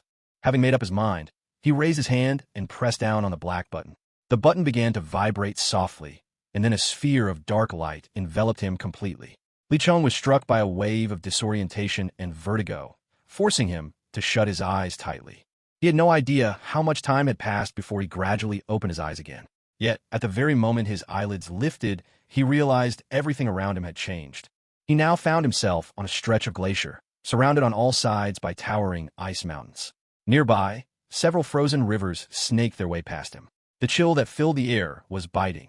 Though dragon cultivators were naturally resistant to the cold, the temperature here was so low it bordered on terrifying. Every so often, a frigid wind would whip through, making Li Chong shiver from head to toe. Standing just in front of him was a figure wreathed entirely in darkness, silently waiting. Its features were shrouded by shadow, its presence steeped in enigma. Yet a closer look would have revealed something astonishing. This shadowy form bore Li Chong's own face, perfectly mirroring him in every detail. Even the aura it projected was identical to his own. The training automaton truly lives up to its legend. Let's hope this battle reveals my own shortcomings, Li Chong thought, anticipation rising within him. He stood motionless, fixing his gaze on his shadowy counterpart. The shadow remained equally still, as if searching Li Chong for the faintest sign of weakness. If you won't make a move, then allow me to test your strength, Li Chong shouted. Lightning element gathered rapidly in both hands, sending ripples of fierce energy pulsing through the frozen air. Go, he commanded. With a forceful cry, he launched two crackling spheres of lightning from his hands, hurling them straight toward his own shadow. The shadow showed not a flicker of emotion, standing stock still as the lightning orbs came rushing in. In that split second, Li Chong lunged forward, synchronizing his assault with the twin bolts of lightning, closing the distance in a flash. At last, the shadow sprang to life the moment Li Chong himself ventured into the fray. Its form flickered and blurred, a ghostly aura pulsing briefly before it vanished altogether, melting into the icy landscape. At that moment, the sphere of lightning finally reached its target, and with a thunderous burst, it crashed directly toward the shadow's body. But just as the lightning sphere was about to explode, the shadow's form flickered in an uncanny, almost magical way, dodging the impending blast at the very last moment. The ball of lightning crashed into a nearby glacier instead, and an explosive roar erupted. Instantly, glittering shards of ice scattered in all directions from the point of impact. Paper art, huh? Li Chong gave a faint smile as he stared at the shadow, now only an arm's length away. In a heartbeat, his right leg stretched to over 10 meters long, then swept sideways toward the shadow. Li Chong's sweeping kick was lightning fast and covered a broad area, far too big for the paper art technique to evade. After all, he knew his own skills well, and the paper art's weakness was area of effect attacks just like this one. However, the shadow's feet began to glow with a pale blue light. At the very instant Li Chong's sweeping strike closed in, the shadow's body vaulted upward with impeccable precision, dancing over the attack with extraordinary grace. Observation haki, Li Chong murmured in admiration. Even a training android can master it so perfectly. What incredible technology. But, Li Chong added with a hint of mockery, this training android seems to only know how to defend. It doesn't understand how to go on the offensive. Yet, that thought vanished from Li Chong's mind the very next moment. For just as the shadow evaded the sweeping attack with observation haki, it transformed into a streak of violet-blue lightning, racing straight at Li Chong at a speed that left him inwardly reeling. He had to admit, he'd never seen anyone move quite that fast. Nor did the shadow waste a single motion during its charge. Raising its right fist, crackling arcs of destructive lightning danced over its knuckles, the raw force radiating, filling the entire chamber with electric menace. So you're finally coming at me head-on? Li Chong muttered, his words betraying a shaky confidence, his body trembling ever so slightly with cold sweat beading on his brow. But fear alone never stopped him. The more fear he felt, the greater his resolve to fight. He would overcome every challenge in his way. No challenge is insurmountable. No attack is truly invincible. Gear 3rd, Bone Balloon. Li Chong's right arm suddenly expanded, swelling with immense strength as it stretched out to match the length of his earlier kick, over 10 meters long. A fierce, wild energy filled the glacial chamber. The mountains of ice around him began to collapse under the pressure. The whole arena brimmed with perfect, overwhelming power. The shadow's face remained as impassive as ever. Incredibly, it advanced straight towards the oncoming attack, meeting Li Chong's gigantic fist with an ordinary right punch. What audacity, Li Chong thought. What arrogance to stand against Bone Balloon with that. Of course, he had no illusions. He didn't believe for a second that the shadow's punch, destructive as it might look, was enough to topple his own. And reality seemed to bear that out. Bang! With an earth-shattering crash, the Bone Balloon collided with the shadow's devastating lightning right punch. In the blink of an eye, the Bone Balloon utterly crushed the shadow's fist, sending the shadow rocketing backwards through the air for hundreds of meters. Only when he smashed into the colossal glacier did his body finally stop. Yet, the massive glacier struck by the shadow instantly collapsed, a torrent of biting ice and snow burying the shadow completely. Li Chong called the Bone Balloon back. Yet, despite having repelled the shadow, he found no joy in his triumph. His right arm was completely numb. Twitching from the pain, he drew in a sharp breath, his chest heaving as a wave of weakness swept through him. The aftereffects of using the 3rd gear had come. Barely holding on, Li Chong slowly landed upon a jutting slab of ice, settling down to quietly recover. In this state of weakness, he could not train his abilities. He could only wait for the exhaustion to pass. As he waited, Li Chong couldn't help but reflect on the battle just now. Why had the shadow's seemingly ordinary attacks produced such formidable effects? But another thunderous crash tore through his thoughts. Tensed, Li Chong whipped his head toward the source, turning pale at what he saw. There, coated in frost and snow, and having lost his right arm, the shadow burst free from the icy debris and landed atop another block of ice. A bitter smile crept across Li Chong's face. Before he could react further, his body flickered and he was transported back to the familiar stone-walled chamber. He understood all too well. Whenever his life was truly at risk, he would always return to his starting point. Old Master Feng smiled as he looked at Li Chong, who had failed and returned. Well, have you realized your own shortcomings yet? Li Chong could only shake his head, resigned. Master Feng seemed unsurprised. He pressed on, then tell me, what was the cause of your failure this time? Raw power, Li Chong replied without hesitation. The difference in strength between us was simply too great. Even when I unleashed my strongest attack, the shadow could still just barely fend it off with an ordinary punch. Master Feng nodded in satisfaction. You're right, it's about power. But do you know why the destructive power between you is so vastly different? Li Chong shook his head, bewildered. Master Feng went on. I've always been quite curious. You seem to have grasped skills far beyond the 6 ability limit imposed on Dragon King level warriors. And many of these skills you use don't seem to possess any elemental qualities at all, almost as if they don't belong to this world. There are only 2 possible explanations for this. First, either you're a god, or you're someone who doesn't belong to our continent at all, though that, frankly, is nearly impossible. As for the second explanation, it's that you may have acquired some mysterious weapon that grants you these skills. Only these 2 reasons could possibly make sense. After listening to Master Feng's explanation, Li Chong couldn't help but feel a jolt in his heart. His teacher was truly remarkable. He had guessed nearly everything right. Indeed, Li Chong did not belong to this world, and his pirate power was granted by the mysterious panel. Whether that panel itself counted as a kind of weapon, however, Li Chong wasn't sure. It's true, Master. I came across a certain extraordinary opportunity, but I cannot speak of it. Li Chong's voice was calm as he continued. Since you've already guessed so much, I imagine you can figure out what sort of person I really am, can't you? A heretic, so what? Fang Lao Zipli, Pu Li. I, Yageland, never cared to abide by the laws of Beta Fortress. Hearing this, Li Chong was inwardly astonished. How powerful had Yageland become? Unconsciously, Li Chong thought of the Rainbow Dragon and felt reassured. After all, not a single human on the continent could challenge the Rainbow Dragon. Enough talk. Now let me tell you why your shadow surpassed you in sheer power. Master Feng abruptly changed the subject. Li Chong's eyes lit up with anticipation. This was exactly the point that he'd been most concerned with. After a short pause, Feng Lao explained, the reason is simple. In your recent battle, you relied too much on those miraculous abilities of yours and neglected the powers you naturally possess. This one sentence was like a slap that woke Li Chong from a deep dream. He slapped his own forehead in chagrin, muttering, "How could I be so foolish?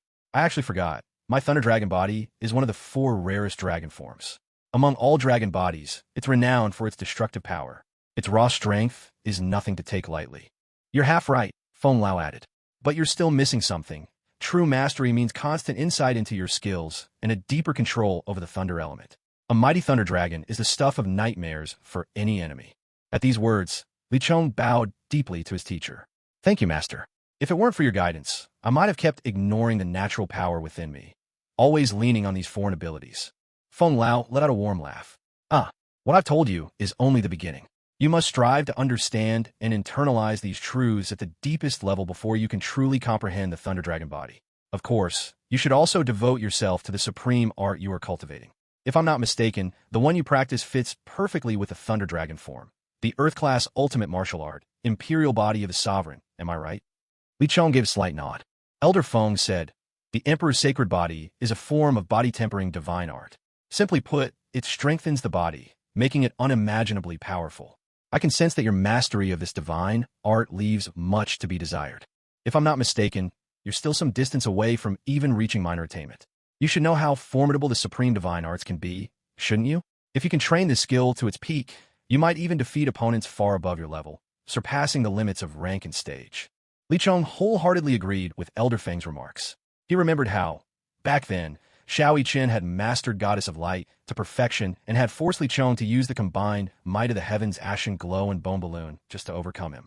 This alone spoke volumes of the extraordinary power of supreme divine arts. The reason Li Chong hadn't delved into this particular supreme technique during his 6 months in Liarga was because of the bottleneck at the Dragon King level. Practically all his effort in the past half-year had been focused on breaking through to the Dragon King realm, and rightly so. The benefits gained from advancing to the Dragon King level were self-evident. "It's about time I devote myself to mastering a supreme divine art," Li Chong murmured softly to himself. "It's good that you understand. Now, let me teach you the optimal way to cultivate the Emperor's sacred body," Elder Feng said, a gratified smile blooming on his face. Li Chong could hardly contain his excitement. "Master, please teach me." His impatience was only natural. The stakes Elder Feng had set were too high. Failing to secure a spot in the top 3 would have dire consequences. But without truly exceptional power, breaking into the top 3 was impossible. At this moment, Li Chong was determined to grow stronger at all costs. Dragon God Continent, Eastern Territory, Dragon City. Over the past 6 months, Dragon City had undergone a sea change, transformations as sweeping as night and day. First, Dragon Xing, the Lord of Dragon City, had vanished suddenly and inexplicably half a year ago. With the city leader gone, normal governance became impossible, leading to the commencement of a new search and selection process for the city master. Saintling Xian, a formidable expert with half a foot in the Dragon Emperor realm, naturally distinguished himself during this election and rose to become the new ruler of Dragon City. Secondly, the Empire Spear Alliance, one of the original triumvirates, stunned everyone by announcing its allegiance to the Holy Spirit Sect, becoming one of the Sect's major branches. As a result, Dragon City swiftly transformed into a domain ruled in absolute by the Holy Spirit Sect. No other power dared challenge their supremacy. Even the lowest-ranking members beneath the sect strutted about with newfound arrogance, carrying themselves with an air of utter superiority. Yet this dominance was not total. In Dragon City, there was still one formidable force unshaken by the Holy Spirit Sect, the New Alliance. The New Alliance is not what it used to be. It has grown into a formidable force, with a mighty barbarian king, a half-step dragon emperor, holding the fort, and Jax, who possesses the mutated dragon body and the pinnacle of violet flames. Their power has soared. Over the past half a year, Jax has successfully risen to the Dragon King rank. And let it be clear, when someone with the ultimate mutated dragon body and violet flames attains the Dragon King level, the leap in combat strength can only be described as nothing short of astonishing. Now, Jax is formidable enough to secure his own safety even against a Tier 5 Dragon King, a super elite among Dragon Kings. When facing anyone below the 5th tier, he can practically disregard them entirely. Of course, this is all relative. Compared to the ordinary Dragon Kings below Tier 5, Jax truly can afford not to give him a second thought. But Jax is not the only pillar. There's also Hua Family City, where that gathering aura is alarmingly powerful in its own way.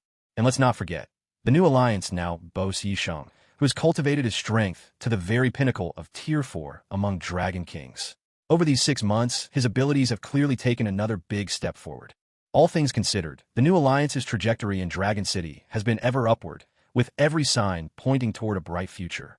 At this moment, within the city lord's residence, Sheng Lingxian, the new lord of Dragon City, sat poised at the head of the council chamber table, a shadow of concern passing over his face. These new alliance people are getting way too arrogant. Earlier today, a dragon cultivator from our Holy Spirit sect ran into a chubby little fellow from the new alliance. Judging by his rustic clothes, he poked a little fun, just a couple of sarcastic remarks. And that guy beat him so badly he's crippled now. And for good measure, he declared, "Even someone from your so-called Holy Spirit sect dares mess with me. Fat Dragon, the new alliance manager? What a joke." A middle-aged man in red, his temper flaring, blurted out angrily. This man had only just reached the rank of Super Dragon King. Previously, he was with the Furious Battle Residents, but when he saw how fast the Holy Spirit sect was growing, he quickly pledged his loyalty here instead. Yet ever since he arrived, he'd enjoyed the privileges and respect that came with his new status. The man who'd provoked the chubby new alliance member had actually been sent by him to stir up a little trouble. After all, nearly every faction in Dragon City now reveres the immense power of the Holy Spirit sect, but for this previously obscure new alliance to remain entirely unimpressed by that reputation, it really got under his skin. That's right, the new alliance really is getting out of hand. An elder in dark robes agreed, his tone grave. It seems the time has come to deliver them a proper warning, Sheng Lingxian said after a brief pause, having reached a decision. In truth, for such a minor incident, the Holy Spirit sect needn't have bothered going after the new alliance at all. To the rest of the new alliance's members, it looked as if Sheng Lingxian was simply seizing this chance to defend his sect's honor. But in reality, Sheng Lingxian had been eyeing the treasures the barbarian king acquired from the secret realms long ago, and he had never forgotten the sting to his pride for being bested by the barbarian king himself. Now, he was looking for an opportunity to settle that old score. He was certain that without the infamous Black Legend, the barbarian king would at best be his equal in battle. But fate always has its twists. Saint Lingxian had yet to realize that, although the barbarian king had lost the Black Legend, he had now acquired the Dongboat Twin Dragons, a weapon that was even more precious and perfectly suited to him. Relay my command. For this assault on the new alliance, I will lead the charge myself. With the strength of my old friend Dishi Tian, who stand at the very peak of Dragon King power, and 5 more Super Dragon Kings who exceed the 5th rank, this time, the destruction of the new alliance by our Saint Spirit sect is all but certain. Saint Lingxian declared in a deep, resolute voice. The man in red, a middle-aged cultivator, was overjoyed at these words and responded excitedly. Yes, Sect Master. New alliance. Dressed head to toe in black iron armor, the barbarian king stood bristling with anger, his gaze fixed on a distant stretch of the sky. He could sense the approach of more than a dozen formidable forces. Among them was one so powerful, it matched his own. And in Dragon City, there was only one force that could muster so many superlative experts, the Saint Spirit sect. These fools actually have the audacity to invade my new alliance. The barbarian king thundered, his wrath blazing like a fire crowned with fury as he stared at the approaching figures. Quietly, he tightened his grip on the Dongboat Twin Dragons in his hands. At that moment, the barbarian king shouted at the top of his lungs, "All members of the new alliance, to arms. Enemy attack." His call rang through every room in the alliance compound, and soon disgruntled voices and curses burst out from all quarters. Dozens of shadows converged quickly at his side. "Senior, who dares to attack our new alliance?" Jax hurried over to ask. "It's those bastards from the Saint Spirit sect," the barbarian king growled. "The Saint Spirit sect? We've never crossed paths with them. Why would they make an enemy of us?" Yi Sheng questioned, clearly puzzled. Could it be they're still holding a grudge because someone mocked their style earlier? Fat Long, dressed entirely in gray, glanced at his own attire, racking his brain to recall the conflict with the Saint Spirit sect. "It's very possible. Look, they're here," Hua Jiaqing cried, pointing urgently at the sky above. There, a dozen figures were descending over the new alliance headquarters. Each radiated an overwhelming aura, their presence alone enough to make one's heart tremble. "Saint Lingxian, what brings you here unannounced to my new alliance?" the barbarian king called out bluntly. "How dare you? Who are you to call the Lord's name so casually? You low-born wretch!" roared a Super Dragon King whose power had reached the 5th rank, a stern-looking middle-aged man clad all in black. With a bellow, his formidable presence erupted in full, the might of a rank 5 dragon king spilling forth. Out of thin air, a massive black saber appeared in his grasp. He lifted the weapon high and charged, about to strike down at the barbarian king. "Morin, who told you to make a move?" Sheng Lingxian barked, his voice like thunder. A tremendous force burst forth, enveloping the middle-aged man named Morin. In an instant, Morin's body was pulled sharply backward, returning him to his original place. Sect Master, what are you? Morin asked anxiously. Sheng Lingxian let out a faint sigh. You no match for him. With that, Sheng Lingxian turned his steely gaze upon the barbarian king. Barbarian chicken, you and I both know why my Shengling sect is here today. Hand over the fat man who crippled one of our own, along with the treasures you found in the blessed land. Do this, and I'll let the matter rest. Sheng Lingxuan's eyes gleamed with a cold, undeniable resolve. Sheng Lingxian, what did you just call me? The barbarian king's eyes widened, brimming with anger. Barbarian chicken, what? Are your ears failing you? Sheng Lingxian replied with feigned innocence. Are you tired of living? The barbarian king's hands, gripping his twin axes, flexed ever so slightly. He narrowed his eyes, and a chilling aura radiated from his body, making even those nearby feel a shiver run down their spines. Sensing the ferocious power that rolled off the barbarian king, Morin secretly breathed a sigh of relief. Thank heavens he hadn't acted rashly, or he'd already be suffering a terrible fate. Senior, that fellow is just trying to provoke you. Don't let him get to you. Yisheng hurriedly called out. Huh, what's there to fear? The vaunted Shengling sect isn't so impressive, Jax bellowed with laughter, clutching his stomach as if utterly amused. Couldn't agree more, Hui Jiaqing added coolly. What did you say? A black-robed elder's face darkened. How dare these youngsters insult the Shengling sect again and again? Their arrogance deserved a harsh lesson. This time, even Sheng Lingxian made no move to stop him. After all, the black-robed elder was the sect's third most powerful expert, just a step below Sheng Lingxian and Di Shitian.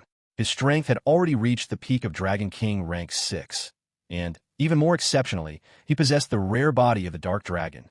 The black-robed elder's form suddenly melted into a swirling stream of darkness, a thick aura of shadow, surging forth and filling the Alliance's stronghold. Anyone weaker than Dragon King level, fall back into the new Alliance grounds. The barbarian king shouted, warning the crowd as he spun his twin Dongbert dragons through the air. Twin arcs of vivid blue energy cleaved through the sky, heading straight for the elder, cloaked in shadow. There was a sudden flash. The black-robed elder, wreathed in shadow, was struck head-on by the blue light. He spat up a mouthful of blood, his eyes widening in fear as he stared at the barbarian king. To think, this man's casually wielded power could injure him so easily. At the very moment the barbarian king struck, an enormous fireball hurtled down toward Xinming, its searing heat radiating without restraint. If the fireball were to hit Xinming, there would be no doubt Xinming would be reduced to ashes in the blink of an eye. Despicable scoundrel, the barbarian king murmured coolly. He hefted the Dongbert twin dragons in his hands and drove them hard into the ground.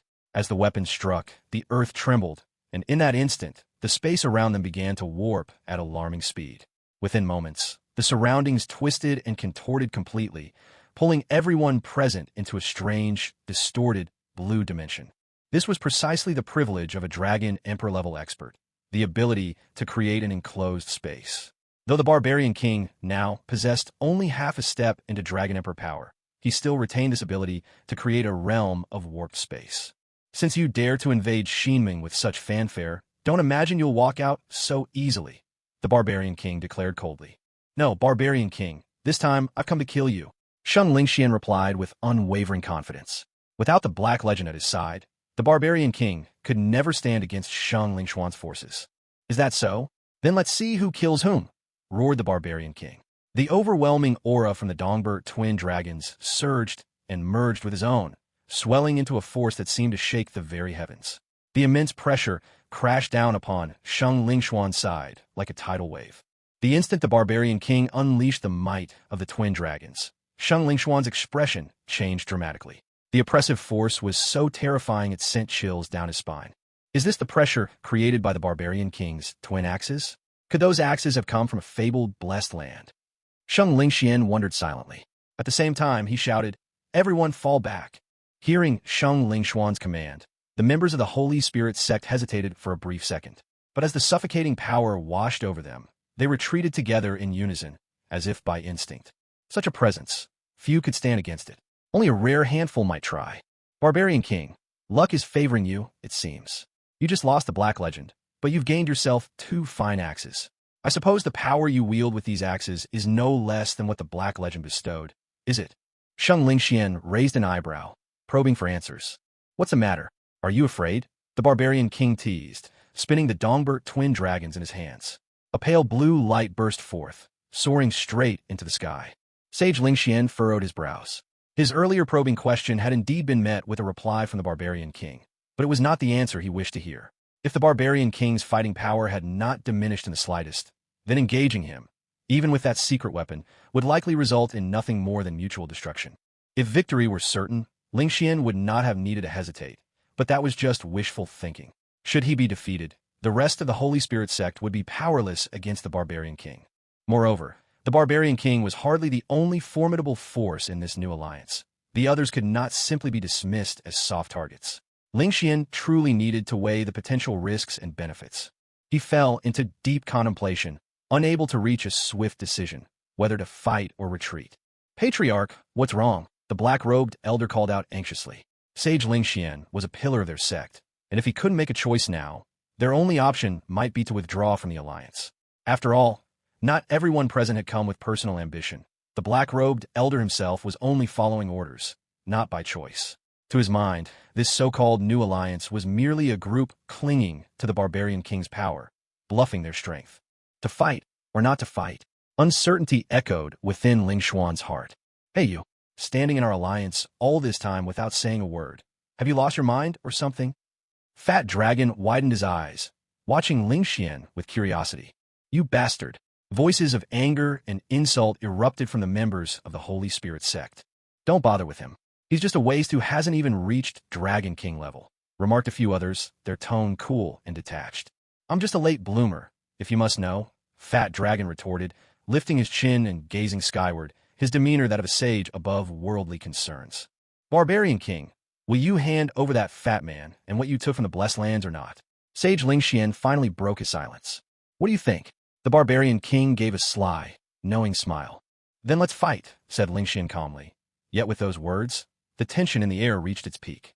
In an instant, twin flames of scarlet erupted in Lingshuan's hands, dancing brilliantly over his palms. The moment those flames appeared, the temperature in the hall surged. Damn it, this guy's a menace, Fat Dragon moaned, feeling the oppressive heat. At this rate, I'll be roasted alive. At least we'll have roast pork, Hojia King joked for once. Come on, Jiaqing, that's unfair. I know you've got a water dragon body. Give me a little relief here. Fat Dragon pleaded, desperation on his face. Hua Jiaqing let out a soft chuckle, and a small spinning sphere of water appeared in his right hand. With a gentle flick, the water sphere shot toward Fai Long and struck him squarely, filling Fai Long with a bracing coolness from head to toe. Thanks, brother, Fai Long said with a respectful clasped fist salute. Yet, with the loose flesh on his face jiggling as he spoke, his attempt at a grateful smile looked rather out of place. While these two odd companions were fooling around, Sheng Lingxian had already leapt into the air. He hovered high above, his crimson dragon wings fluttering lazily behind his back. Then, with everything set, Sheng Lingxian began to throw rapid punches into the air. Fiery lines streaked down toward the ground, a furious barrage raining down like a violent storm. All of it, of course, was aimed at the barbarian king's side. Brace yourselves. The barbarian king gave only this terse command. As he darted forward, the Dongbua twin dragons in his hands swept out, trailing after him in wide arcs. Wherever he passed, pale blue beams unfurled in his wake.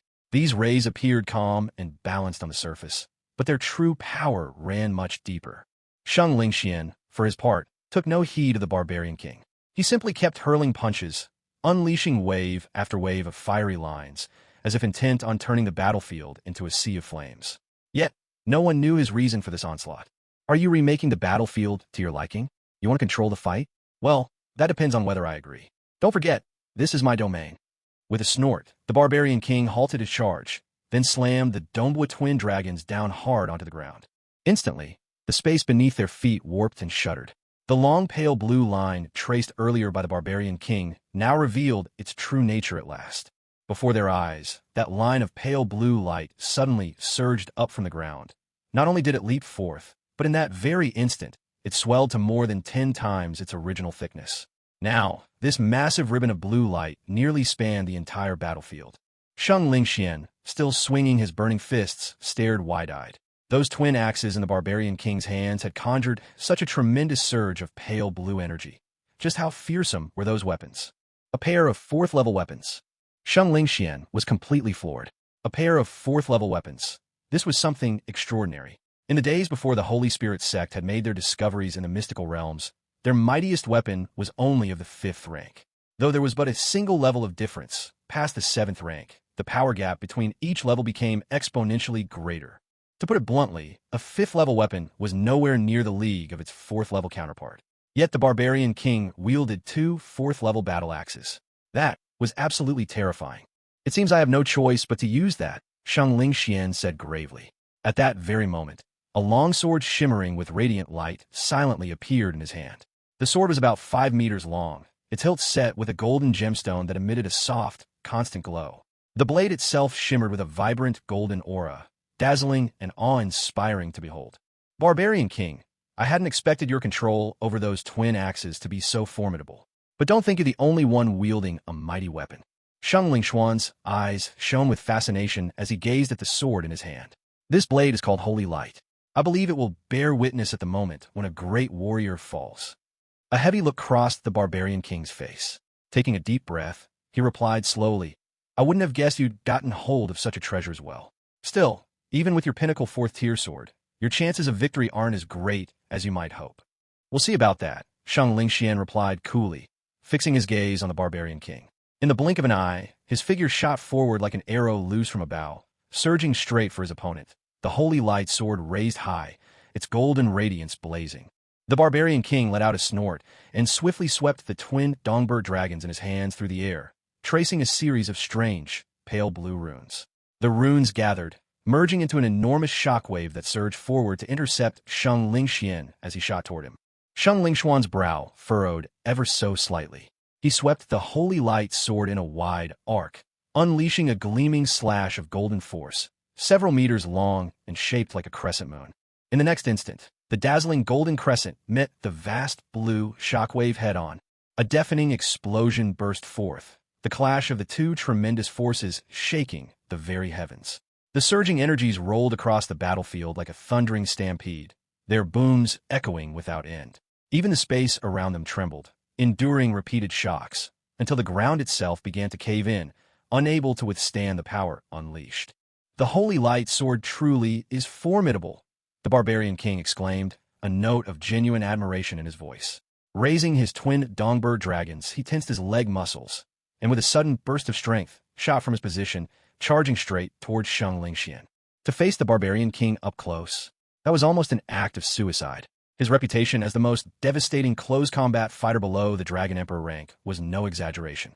As the saying goes, a famed warrior's reputation is never undeserved, least of all in the case of the barbarian king. Shang Lingxian reacted in the very first instant the barbarian king lunged toward him, springing back with explosive speed. Fueled by the power of his fire dragon wings, his retreat was swift and decisive. He spared no thought for the others from the Holy Spirit sect. He knew the barbarian king's code well. In a one-on-one battle, the barbarian king would never involve others without cause. Shang Lingxian, is running away all you know how to do? The barbarian king scoffed with disdain. With a flick of his left hand, the twin dragons of Dongboat unleashed a ribbon of pale blue lightning, streaking straight towards Shang Lingxian. Barbarian king, the only thing I fear is your overwhelming skill in close combat. As for your other attack techniques, they hold no terror for me, Shang Lingxian replied coolly. With a sweep of his radiant longsword, beams of light arced through the air. One golden bolt shot headlong into the oncoming streak of blue lightning. A sharp, crackling clash ensued as the lights collided. It may have lacked the spectacle of shells roaring across a battlefield, but the danger was even greater. In such a contest of lightning, a single misstep could wound the mind itself, perhaps even leave one addled for life. The barbarian king let out a cold huff. The energy from his Dongboat twin dragons, now fused with his own golden power, surged in twin blasts of gold and blue, stronger and more enigmatic than ever before. The swirling gold and blue energy cannons hurled themselves at Shang Lingxian in a relentless barrage. The powerful vibrations scorched the air, and shards of radiant energy scattered in every direction. Damn it! Has the barbarian king finally lost his mind? Even someone as composed as Shang Lingxian couldn't hold back a curse. What was this insane onslaught for? Did he want to blast the very fabric of the world apart? Serves you right for running around. The barbarian king gloated, thoroughly enjoying Shang Lingxuan's predicament. With the almighty energy cannons bombarding from every angle, there seemed to be no escape. Unbelievable. Does he really think I'm some pushover he can crush at will? Radiance! Shang Lingxian roared. In an instant, a radiant golden shield enveloped him, making him appear almost wholly beneath its shimmering light. He shouted again and swept his long sword, sending beams of golden energy rippling forth. The lines condensed, transforming in a flash into golden spikes of power. We're not done yet. Divine light, awaken!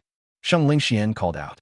From the tip of his blade, a golden glow spilled out, washing over the spikes, each one now shimmering with a vivid, deep green.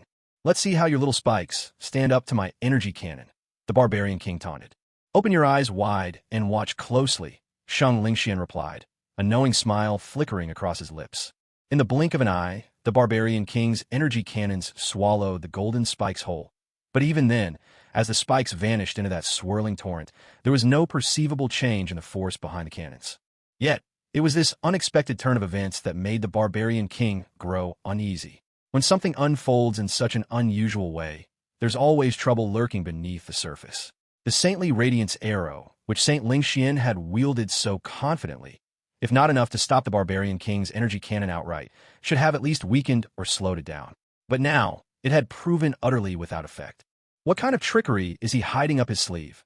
The Barbarian King muttered to himself, eyeing Saint Lingxian with suspicion. Yet Saint Lingxuan's expression remained unruffled. Saint Lingxian faced the barrage of energy cannons charging toward him and, in that very instant, raised the holy light sword aloft. With a thunderous cry, "Sacred light, annihilate!" The blade of the holy light sword shone with a dazzling radiance, golden light surging and roiling before Saint Lingxian. The glow grew ever more intense, and a powerful, sacred aura filled the air. At last, the countless flecks of shimmering light gathered together, as myriad rivers merging into the sea. Though it sounded like a lengthy process, it happened in the blink of an eye. The glittering specks formed a mighty golden river, churning fiercely and roaring with power. With divine majesty, this golden river surged forth toward the incoming energy cannons. The Barbarian King was taken aback. He can actually amass so much microenergy in such a short time. Worthy indeed of the Holy Light Sect's master. His strength is truly overwhelming. Yet, beyond this display, the Barbarian King was more troubled by Saint Lingxuan's earlier enigmatic actions. What, after all, were those mysterious arrows of radiance? He could not say. Watching the standoff between the Golden River and the energy cannons, the Barbarian King's focus sharpened. Now was not the time for unanswerable questions. The clash before him was the true test. I can't let this drag on any longer. If I do, I'll almost certainly win, but my energy will be depleted. Yi Sheng and the others, still growing their wings, won't be able to stand against them. It seems Saint Lingxian really has grown much stronger. If I don't use the full power of the Dongbur twin dragons, I might actually get worn down here. The Barbarian King thought to himself. No longer holding back, the Barbarian King unfurled a magnificent pair of golden dragon wings. In his hands, the Dongbur twin dragons quaked with energy, and with a mighty roar, the form of the golden armored tiger appeared before them all, towering, majestic. The golden armored tiger was the very embodiment of fearless valor. It cared nothing for the strength of its foes, only that it would fight with every ounce of its being to the very end. The instant it emerged, the golden armored tiger let loose a mighty roar, then bounded through the air towards Saint Lingxian. And as it surged ahead, the Barbarian King transformed into a streak of light, hurtling forward at lightning speed. Taken aback, Saint Lingxian sprang backward in desperate retreat, but spatial compression. The Barbarian King let out a thunderous shout. Shang Lingxian had forgotten. This was the Barbarian King's own domain, and as the lord of this space, he could compress it at will, drastically shrinking its boundaries. Yet, as the Barbarian King roared out those four words, the smile on Shang Lingxuan's lips only grew wider, an unmistakable glint of satisfaction flickering at the corner of his mouth. So, Barbarian King, you've finally taken the bait, haven't you? With a deafening rumble, the entire realm began to tremble violently. The vast expanse shrank at an alarming rate, and just as the space began to compress, an unknown substance, deep green and powdery, drifted down lazily through the air. What's this? The Barbarian King frowned as he watched the green powder wafting down in an unhurried, almost deliberate manner. A low laugh slipped from Shang Lingxian, enigmatic and cold. Barbarian King, your fate is sealed. I suppose you still don't understand, do you? These green specks of powder are actually... He paused mid-sentence, the secret hanging tantalizingly as a sly smile lingered on his lips. So there really is something about this green powder? The barbarian king eyed the drifting particles suspiciously. Just what was this stuff? Was this man simply grasping at straws now that his end was near? No use worrying. I'll just finish him first. Shaking off his doubts, the barbarian king's gaze locked with golden ferocity on the charging steel-clad tiger, while Dongbo T's twin dragons were raised in readiness. With space rapidly closing in, Shang Lingxuan's options for escape had nearly vanished. With a mighty roar, the steel-clad tiger's armored claws slashed ferociously toward Shang Lingxian, channeling a pulse of overwhelming energy that gathered and surged with deadly intent. "Come on, beast," Shang Lingxian replied coolly. In a flash, the sacred radiance sword shot from his grip, slicing straight for the tiger's head with chilling precision. The steel-clad tiger bellowed in pain, raising its rock-hard paw to block the oncoming blade. Instantly, golden light exploded from the sacred radiance sword, waves of fearsome energy rippling outward. The tiger's paw shattered at the very moment of contact, and in the next heartbeat, its body was cleaved clean in two. But as the sacred radiance sword split the steel-clad tiger, the barbarian king himself arrived in a burst of movement. With another furious yell, his right hand lashed out with lightning speed and seized the sword. "Shang Lingxian, you got careless," the barbarian king taunted, voice tinged with mockery. "Is that so?" Shang Lingxuan's eyes narrowed, calm and unhurried as they studied his foe. "Don't play the sage with me, boy," the barbarian king sneered. Then, with a flick of his wrist, he tossed the sword, sending it spinning back towards Shang Lingxian. Catching the returning sacred radiance sword in one smooth motion, Shang Lingxian cocked an eyebrow. The barbarian king's move had caught him slightly off guard. To face you at your full strength. Only then can this be called a real battle. Otherwise, there's no meaning in continuing to fight, the barbarian king remarked coolly. Then, with a shudder of his golden dragon wings that rippled twice through the air, he shot towards Shang Lingxian in a flash. "Let me see firsthand the legendary power of your attack." Shang Lingxuan's lips curled into a slight, confident smile. Holy light longsword in hand, he drew in blistering energy, fusing fire and light, unleashing their brilliance without restraint. "Don't be too shocked," the barbarian king replied with a grin. The twin dragons of Dongbert were raised high, cleaving downward with the momentum of an unstoppable force. A fierce dominance only possible with the power of his peerless skill, Tyrant's Domain. With the strike of Tyrant's Domain, the barbarian king's strength instantly surged by roughly 30%, driving his already terrifying might even further past the ordinary limits. With a powerful shout, the barbarian king unleashed an attack suffused with an overwhelming sense of dominance. The crushing force bore down on Shang Lingxian. The sheer power, a suffocating onslaught. Shang Lingxian was overcome with alarm. As highly as he had rated the barbarian king before, he never expected him to reach such astounding heights of power. He knew this well. Hadn't he fought the barbarian king not long ago? A mere half-year had passed since, and the barbarian king had already lost the Black Legend. Yet remarkably, his strength now surpassed even what he could wield in the past. Shang Lingxian cried out, "Judgment of the sacred light." A golden arc of holy energy, several stories high, slashed downward, its terrifying might clashing directly with the barbarian king's forceful blow. A deafening crash echoed as their attacks collided. The barbarian king merely staggered half a step back, while Shang Lingxian was hurled backward over 100 paces, nearly sent tumbling to the very edge of the arena. A few drops of fresh blood slipped down the corner of Shang Lingxuan's mouth, the memory of that terrifying assault still vivid in his mind, echoing in his thoughts. It was simply too overwhelming, too frightening to behold. Judgment of the Sacred Light was the only offensive skill out of the three that the Holy Light Longsword possessed, and even such a powerful attack had only managed to push the Barbarian King back by half a step.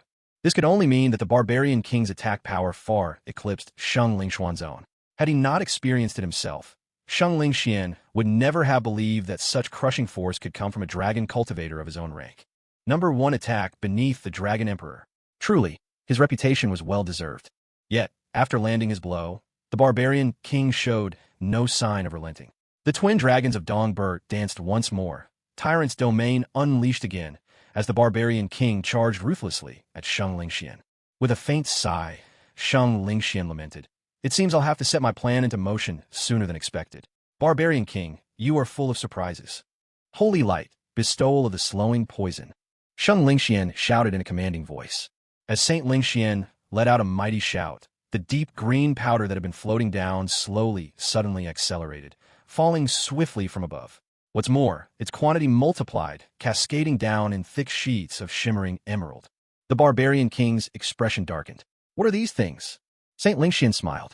Barbarian King, this is the secret behind the technique you questioned earlier, a manifestation of the Light Thorn's power. Through one of the three techniques of the Sacred Light Sword, the Sacred Light Infusion, I can imbue energy with a variety of deadly poisons. This is, in truth, the real strength of the Sacred Light Sword. Barbarian King, there is nothing you can do now. Oh, is that so? This seems like an entirely fresh challenge. Let's see what makes these so special, replied the Barbarian King with eager excitement. At once, he spun the Dongbert twin dragons in his hands, unleashing a fierce onslaught against the wave of poisonous miasma before him. With a thunderous force, the poisonous mass shattered instantly under his assault, dispersing at once. Is that all? The Barbarian King muttered, disappointed. To be honest, these toxic clouds had hardly fazed him. Is that so, Barbarian King? Saint Lingxuan's lips curled into a sly smile. Suddenly, he transformed into a blaze of fire and surged toward the Barbarian King. You still dare to face me at close quarters? The Barbarian King exclaimed in surprise, but a moment later, his astonishment grew. Just as he prepared to raise the Dongbert twin dragons to meet his foe, he realized, to his shock, that his speed, both in movement and in attack, had diminished dramatically. In fact, his motions were nearly halved in swiftness. So this is the power of that poison. The Barbarian King's heart raced with alarm. Barbarian King, do you still believe you have any chance of victory now? Saint Lingxuan's smile only deepened, an unshakable confidence radiating from his face. I refuse to believe mere poison could be my undoing, the Barbarian King retorted, defiant. Once again, he swung the Dongbert twin dragons, but this time his movements were sluggish, several times slower than before. You will not escape the grip of the slow poison, Saint Lingxian responded with a light laugh. The sacred light sword flashed, unleashing once more the power of holy judgment. The image of judgment towered high and golden, its presence so daunting that just witnessing it could chill a man's soul. With a deafening crash, the radiant blade descended like divine retribution, striking straight at the Barbarian King, whose body was slowed and poisoned, leaving him no room to evade. All he could do was watch helplessly as the golden slash bore down upon him. With a furious roar, the Barbarian King summoned every reserve of strength from within. At the very last possible instant, a split second from disaster, he managed, through sheer force of will, to position the Dongbert twin dragons before himself in a desperate defense. A resounding clash echoed through the air. The golden slash struck swiftly upon the twin dragons of Dongbert, and in that very instant, the Barbarian King's form was blasted backward by more than 10 meters. A trickle of blood appeared at the corner of his mouth. He hurried to steady himself, forcing his body upright as much as he could. The divine assault of the holy light judgment had struck him almost head-on, so overwhelming in its force that even someone as formidable as the Barbarian King found it hard to endure. One must remember, the Barbarian King was renowned as the mightiest attacker beneath the Dragon Emperor, rather than the best defender. In battles past, he had remained unscathed, largely thanks to his fearsome offensive power. After all, the best defense is an unrelenting offense. Force can always be met with greater force. Overpowering one's opponents is the best proof of that principle. But now, with his movements slowed by the poison, the Barbarian King's attack speed was heavily impaired, leaving him far from his peak condition. Well then, Barbarian King, do you still have the courage to keep fighting? Sheng Lingxuan's eyes shone with the confidence of certain victory. The Barbarian King laughed. It was a laugh laden with disdain. With a cold smile, he looked at Sheng Lingxian and replied, Sheng Lingxian, you despicable fellow. You're only able to keep me in check thanks to your weapon. Otherwise, with your skill alone, you couldn't last 100 rounds against me, even if I fought barehanded, without the twin dragons of Dongbert. And now that you've unleashed the full power of your weapon, allow me to show you the true meaning of suppression by force of arms. A sly, mocking grin played at the Barbarian King's lips as he slowly raised the twin dragons of Dongbert, his eyes glinting with challenge. Twin dragon slaughter, Dragon King energy cannon, the Barbarian King roared. As his words echoed, a scene unfolded before Sheng Lingxuan's eyes that would sear itself into his memory forever. A beam of energy, seemingly powerful enough to obliterate space itself, shot straight into the sky. In that moment, the sluggish poison that had permeated the battlefield vanished utterly. As the poison dispersed, the air grew fresh once more, and the oppressive grip of the laws of speed was finally broken. Yet all this was just a prelude. The beam piercing the heavens exploded in a dazzling shower of brilliance, bursting apart like fireworks. Each colored spark was vivid and breathtaking, beautiful to behold. But this was no ordinary spectacle. It was a waltz of death. Thunderous blasts boomed and echoed through the space, rolling in relentless waves. The disciples of the Sacred Spirit Sect, awed by this horrifying force, became achingly aware that in this very moment, death was frighteningly close. The elder of the Holy Spirit Sect, clad in black robes, was the first to act. With a mere thought, a protective shield of pure black, emanating a ghostly sheen, materialized around him. Emperor Shurtian, being one of the foremost experts present, second only to the Barbarian King and Holy Spirit Xian among the Dragon King class, reacted with remarkable speed. Even before the Elder in Black had finished summoning his shield, Shurtian already held his formidable golden spear in his hand. At the same time, he unleashed all of his augmentation skills at once. In that moment, his defense was as impenetrable as a fortress. Even compared to Earth dragons renowned for their defensive might, he was just a hair's breadth from perfection. All hands to battle stations. Prepare your defenses. Holy Spirit Xian called out in a commanding voice. But, truth be told, he hardly needed to say it. The moment the members of the Holy Spirit Sect sensed a crisis threatening their lives, every single one of them had already thrown everything they had into their defense, striving at the limit of their powers. Consider this a lesson, the Barbarian King said coldly. Next time, show some restraint when dealing with me. With that, his golden dragon wings shuddered, casting a faint golden ring of light that enveloped the new Alliance members entirely. In the blink of an eye, the Barbarian King's wings beat again, and the group from the new Alliance vanished without a trace. This space was created by the Barbarian King himself, so he naturally possessed the ability to exit it at will. For others, only by forcefully shattering the boundaries of the space, or waiting until its energy was depleted, could they hope to leave. Once back in the new Alliance's main courtyard, the Barbarian King wasted no time.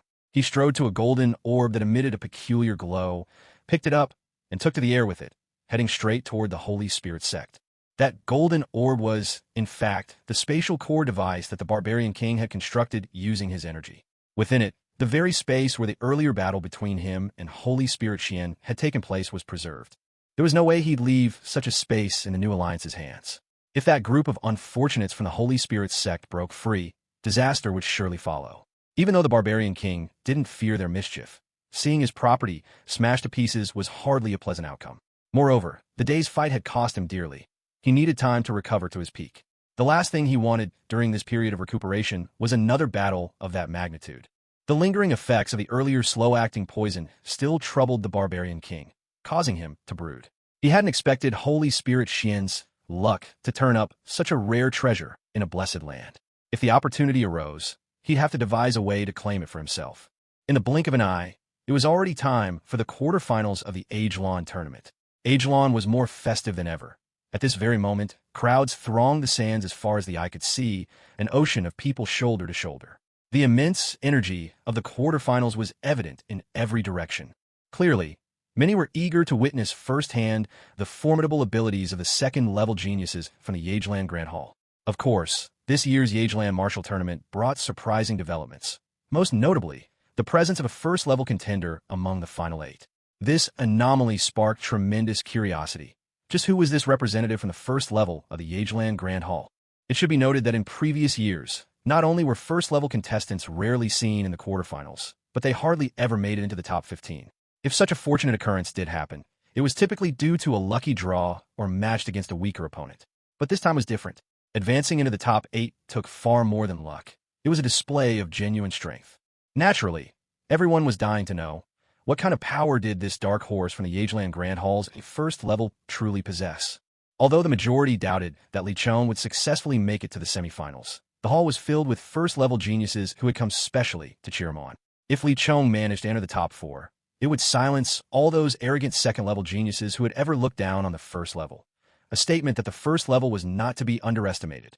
Thunderous cheers erupted like rolling waves, and excitement throughout Yageland soared to its peak. As the man at the heart of all this, Li Chong couldn't help but feel a torrent of emotions. So, the match is finally beginning? The semifinals. I wonder how much I've gained from these last few days of grueling training. In the past days, Li Chong had even managed to defeat his own shadow, and his confidence was now higher than ever. The semifinals, what kind of formidable and monstrous opponents awaited him? All right, everyone quiet down, quiet down. The semifinals would be officiated by none other than the White Tiger of Slaughter, one of the 12 Heavenly Kings.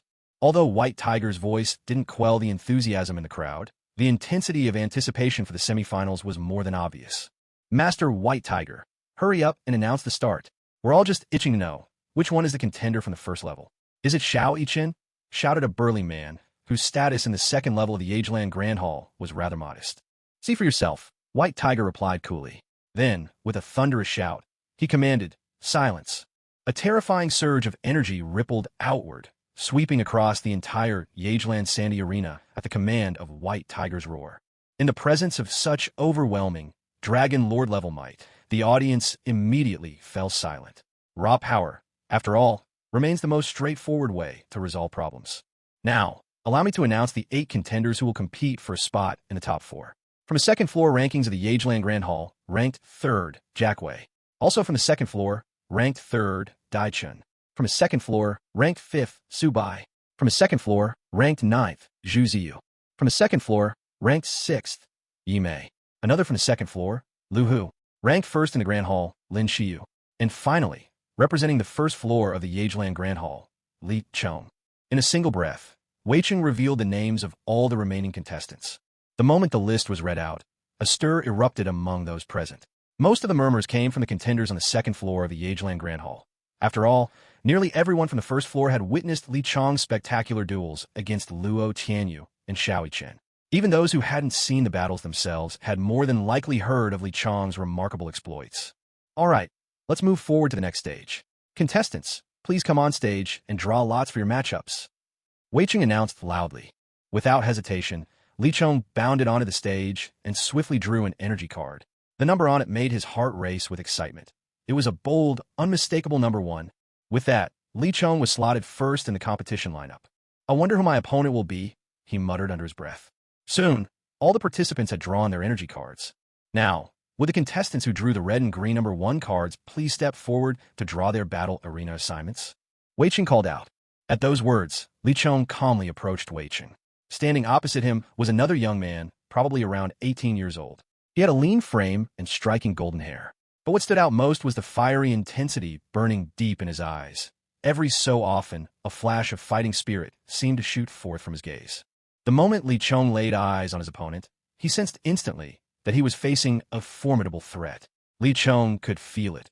An opponent who subscribed to the belief that even the smallest prey deserved his full strength, like a lion pouncing on a rabbit.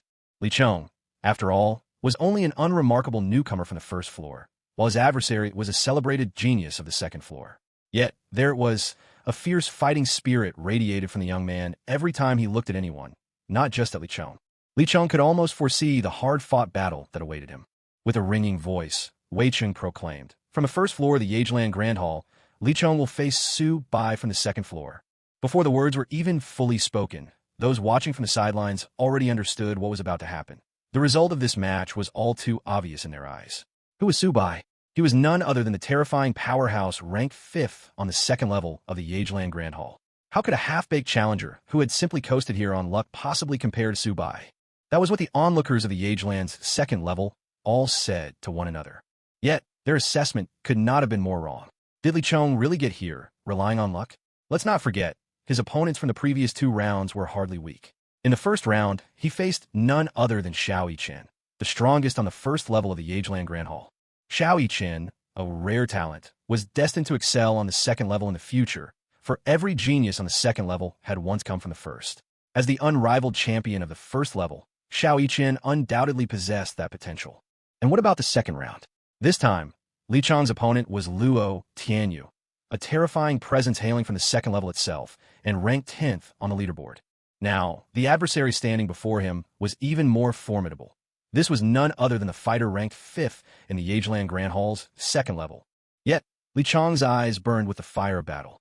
He was eager to test just how much he had improved in these past days. Though he couldn't be certain of victory against the likes of Su Bai, one thing was clear. He would give it his all. Li Chong and Su Bai nodded to Wei Cheng, signaling their readiness. Then began the battlefield selection. The swirling images on the screen flickered rapidly, with skyscapes, seascapes, and deserts flashing in sequence, until finally the scene settled on a sandy battleground. A fight on the sand, Li Chong murmurat. Wei Cheng announced. Today's battlefield is sand. The contestants will now stand 200 meters apart. At once, Li Chong and Su Bai retreated at lightning speed, stretching the distance between them to the full 200 meters. Wei Chung gave another nod and declared, "The match begins now." No sooner had the words left his lips than the crowd erupted like a tidal wave, their cheers echoing over the Yageland sands. The battle had finally begun. As the match was underway, Li Chong stood motionless, collecting his thoughts and silently observing his opponent's strengths. Although he never fully subscribed to the saying, "Know yourself and know your enemy, and you need not fear 100 battles," facing an opponent like this, he couldn't help but admit that a little caution was warranted. While Li Chong measured him, Su Bai hurtled forward with astonishing speed. As he ran, a dagger materialized in each of his hands, each one about 3 feet long and a foot wide, and both shrouded in an eerie blue glow. Could he be a fusion of dragon body and assassin, just like that Xie guy? Li Chong blurted, reminded of the fierce impression left on him during the arena tournament by his duel with the notorious Xie. If Subi truly possesses the same power as that evil one, then he will undoubtedly push this ability to its limits. In that case, Li Chong would have quite the challenge on his hands. As Subi charged toward him at great speed, Li Chong quickly shifted into his signature three-blade stance. Facing such a formidable opponent, he knew he would have to answer each move with techniques equally matched, or else defeat would be the only outcome. Without hesitation, Li Chong unleashed his ghostly aura in an instant. Dark, violet-tinged energy suffused his 3 treasured blades, their unnatural glow spreading an eerie presence. The moment this ghost aura rose, the blade gripped in Li Chong's right hand. Blizzard Storm flashed brightly. In that moment, a glittering, pure white beam, cold and radiant as falling snow, shot out at Subi as he bore down. It was the freezing power. Li Chong's plan was simple. Begin by locking his foe in ice, then unleash a relentless barrage of 3-blade sword techniques until Subi could resist no more. Yet, things did not develop as Li Chong had imagined. Just as that dazzling white energy was about to engulf Subi, his form seemed to blur and ripple in place like a mirage. In the next instant, Subi's body transformed entirely into a shadow, flickering across the Agaran sandlands with astonishing speed. This was Subi's first insight ability, Shadow Flow. When Shadow Flow is activated, Subi can instantly dodge a single attack, and his entire body morphs into a living shadow, maintaining this form for 15 seconds. During these fleeting moments, he defies the laws of gravity, his speed surging to 5 times its normal rate. What a terrifying effect.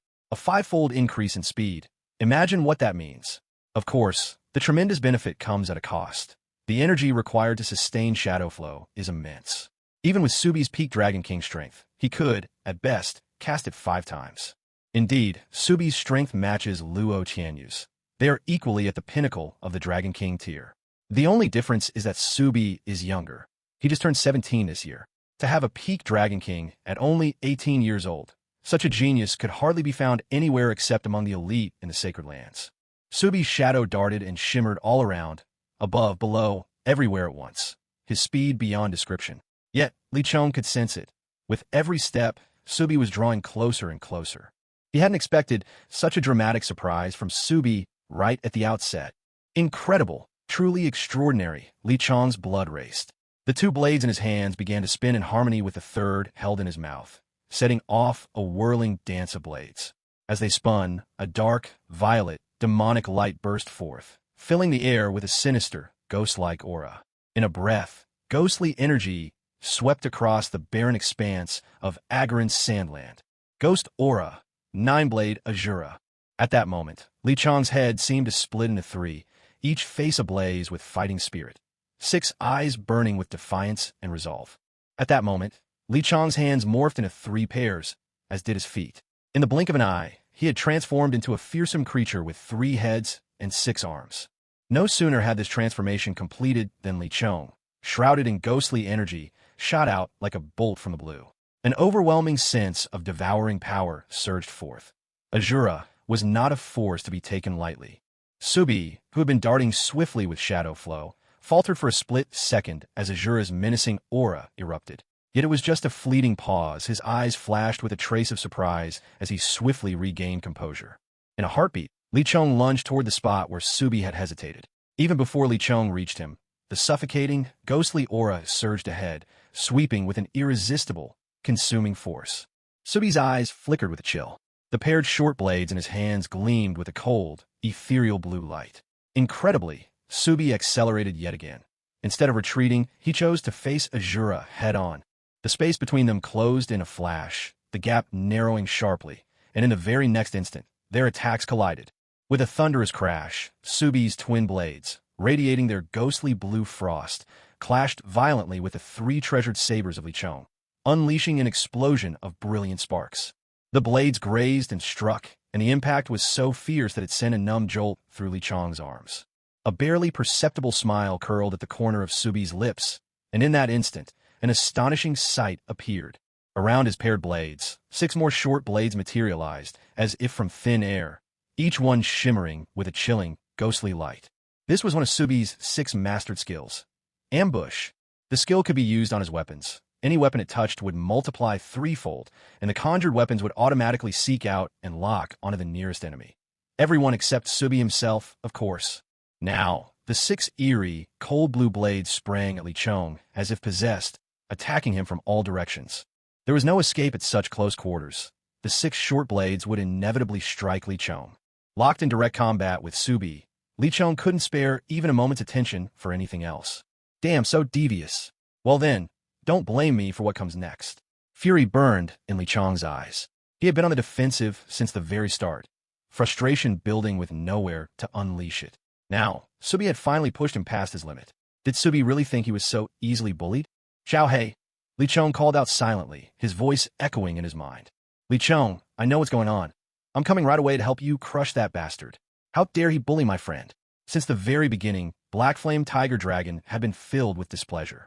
Seeing its friend tormented by such a creature, while it could do nothing, was unbearable. After all, Lichong was in the truest sense the Tiger Dragon's master, and only when summoned by Lichong could it appear. Finally, having waited so long for Lichong's call, Black Flame Tiger Dragon rushed to his side without hesitation. Once again, Xiao Hei's enormous form materialized in Yageland. Over 10 meters long, it stood towering and majestic, its fierce dragon's head perched on a tiger's body, radiating a powerful and unique aura. The wide, crimson-edged black wings stretched from its back, a truly breathtaking sight. So that's the dragon-blooded beast, the Black Flame Tiger Dragon, that battled the Imperial Demon Whale over the Yageland Sea earlier? Yes, the purity of its dragon blood has already reached 40%. It has the strength of a peak Dragon King. He's lived up to my expectations, Subai murmured quietly. Had Lichong overheard these words, he would surely have been astonished, for Subai had witnessed Lichong's fight with Luo Qianyu. This meant Subai had had his eye on Lichong since the very beginning. It must be said, his judgment was impressively sharp. Amid a reverberating blend of tiger's roar and dragon's cry, Black Flame Tiger Dragon surged forward. Its iron claws flashed down, and in an instant, the 6 short blades gleaming with a ghostly chill were shattered into pieces. The strength behind the beast's claws was no joke. How could mere ordinary blades withstand such power? With the short blades instantly destroyed, the Black Flame Tiger Dragon was far from finished. Letting out a furious roar, it pounced directly at Subai, who was locked in a deadlock with Lichong. A glimmer of sharpness flickered in Subai's eyes. His arm muscles bulged in a sudden burst, and the power channeling through his pair of short blades increased palpably. With a fierce surge of strength, Subai's blades forced both Lichong and his sword back a step. Swiftly, Subai kicked off, darting backwards to evade the onrushing Tiger Dragon's assault. Not bad, Subai remarked quietly, but now something had changed in his expression. His gaze turned ruthless, even terrifying. Then, Subai threw back his head and let out a long, primal roar. A violent surge of energy erupted around him, and under its force, his upper garment was torn to shreds, revealing muscles as tough as forged steel. It was unexpected. Subai, seemingly slender, possessed such a powerful physique. As the energy rippled, Subai's eyes and hair both turned a vivid, eerie blue, and an icy aura filled the air around him. That chilling presence sent a shiver even through a mighty creature like the Black Flame Tiger Dragon. Lichong, I can sense it. His entire demeanor is transformed drastically. I'm afraid I can no longer contend with him alone, the Black Flame Tiger Dragon said, its dragon eyes narrowing in deep seriousness. Lichong, for this battle, our only hope for final victory is to join forces. I feel it too. This aura, as if a demon god has descended, is far beyond what we can handle lightly. I suspect this is a kind of transformation skill. Such skills usually have a time limit, Lichong responded, remaining remarkably calm in the face of the powerful adversary. Let me test out his power first, and we'll decide on a strategy after that. Achieving a top 3 spot was his goal, and before he reached that, he absolutely could not allow himself to lose. Be careful, the Black Flame Tiger Dragon reminded him. Li Chong nodded slightly. He fixed his gaze on Su Bai, whose body radiated a terrifying aura. Steeling himself, he suddenly unleashed his signature move, 3-blade Oni Slash, striking with lightning speed. In a heartbeat, Li Chong's form blurred alongside the energy of the Oni Slash, and he charged directly at Su Bai in the blink of an eye. It's useless, Su Bai said coolly. The blades in his hands flared with a ghostly blue light, and in an instant, Su Bai brought them up to clash against the Oni Slash. A deafening crash erupted, and Li Chong was hurled backward, blood spraying from his lips. With just their first exchange, Li Chong had already suffered a heavy loss. What kind of power is this? Li Chong bundaratalod, bufflad. But even as doubt flickered in his mind, the Black Flame Tiger Dragon let out a furious roar. Its massive form began to spin like a storm-tossed spiral, both tiger claws shimmering with a strange, bewitching glow, black with hints of a demonic crimson. Su Bai cast a detached glance at the Tiger Dragon. At that moment, he once again activated Shadow Flow. The Tiger Dragon's fierce strike missed its mark, its claws slamming with a thunderous impact into the sand below. Instantly, the sand struck by the Tiger Dragon sank away, and even the shifting golden dust was sucked downward, forming a gaping hollow. In that split second between moves, as the Tiger Dragon prepared for another attack, Su Bai flashed forward like a bolt of lightning. His twin daggers glinted menacingly as he pressed his assault with even greater speed. Caught off guard in the lull between his own attacks, the Tiger Dragon had no chance to evade. Su Bai's shimmering blades struck swiftly, and the Tiger Dragon let out a pained roar. Xiao Hei, Li Shong Shota. Without hesitation, he activated his blink armor, instantly appearing behind Su Bai with its teleportation effect. The Azura manifested once more in his hands, radiating a chilling, overwhelming aura aimed straight at Su Bai. Yet Su Bai remained completely indifferent, his short blades still pressed against the Black Flame Tiger Dragon. At that moment, his figure suddenly flickered downward, and the cold gleam of his twin blades sliced down along the beast's body. A massive, horrifying wound instantly appeared on the surface of the Black Flame Tiger Dragon. It let out a blood-curdling, anguished scream at that very moment. Ah! Li Chong roared in fury, his eyes blazing as if ready to ignite, sharp and brimming with murderous intent. An overwhelming aura surged from his body, and at the same time a fierce white current began swirling around him. As soon as the white current emerged, it instantly fused with the dark purple energy that was already lingering around Li Chong, merging into a torrent of gray light radiating an air of utter destruction. Perfect unity, Tao of heaven, gray light. It's not over yet. Li Chong spread his arms, muscles taut, legs straight, a terrifyingly sharp light gleaming in his eyes. A thunderclap burst across the sky in that instant, followed by a furious bolt of lightning that came crashing down. Its target, Li Chong. A deafening crash. The lightning struck Li Chong straight on, and on his face appeared a twisted, almost savage smile. Good. Very good. Excellent. The lightning strike blasted his clothes and pants into tattered shreds. Although scorched by heaven's thunder, Li Chong's face still bore that fearsome, wild smile. Why had Li Chong suddenly been struck by such a bolt from the blue? The answer lay in the supreme divine art, a gift of the sovereign body of the Emperor. The sovereign body of the Emperor, the ultimate body-refining divine art. Upon activation, a heavenly thunderbolt descends. If the user can withstand its devastating power, his entire bodily potential is instantly doubled for the span of 10 minutes. This is the true might of the earth-level divine art, the sovereign body of the Emperor. Doubling one's physical abilities, what does it mean? It means speed, strength, defense, explosive power. Every bodily power will surge to twice its usual might. Come, you wretch who dare to harm my friend. Li Chong's face was a mask of icy resolve. At this moment, Su Bai's face was filled with intense battle spirit. He muttered under his breath. So, this is the full extent of your strength? I wonder, can you withstand my next strike? Su Bai gazed at Li Chong, who still stood tall after suffering the might of heaven's thunder. The twin blades in his hands gleamed once more, shimmering with a haunting blue light. This time, unlike before, the radiance did not flicker and fade, but continued to dance with that mesmerizing and soul-stirring blue glow. Su Bai could feel the energy within him had dropped to less than 30%. He knew the moment had come for a final, decisive attack. Take this. Ethereal brilliance, the way of assassination, Godslayer strike, reveal your power. Su Bai shouted, his voice slicing through the air as his body swept a trail of ghostly blue light overhead, empowered by the art of shadow flow. Come on. Li Chong stared down the onrushing Su Bai, his face icy cold. The moment to settle this score had come at last. Tao of heaven, gray radiance, Emperor's lightning. Li Chong roared, unleashing for the first time in combat the fusion of Taoist gray light and his holy Emperor's form, his ultimate strike against Su Bai. Li Chong was the kind of person who thrived under pressure. The greater the threat, the fiercer his counterattack. Su Bai's overwhelming power had forced Li Chong to his absolute limit, and seeing Su Bai injure Xiao He had only fueled his anger. Yet Li Chong possessed an extraordinary trait.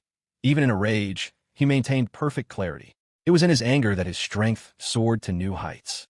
Thunder rumbled in the heavens, each rolling crash tumbling after the last in an endless barrage. The sky itself was shrouded in a mantle of gray light, and at its core, arcs of lightning flickered ominously. Yes, the Emperor's lightning descended straight from the sky itself. A force from above brought crashing down to earth. Li Chong did not hold back in the face of the Godslayer's strike. Gome, he wanted to see, with his own eyes, the true might of this divine assassination. No. From afar, Guoming shouted, his voice laden with dread. He knew all too well how terrifying Su Bai was, ranked 6th in the second tier of the Yageland Great Hall. This signature move, Godslayer's strike, was Su Bai's deadliest attack.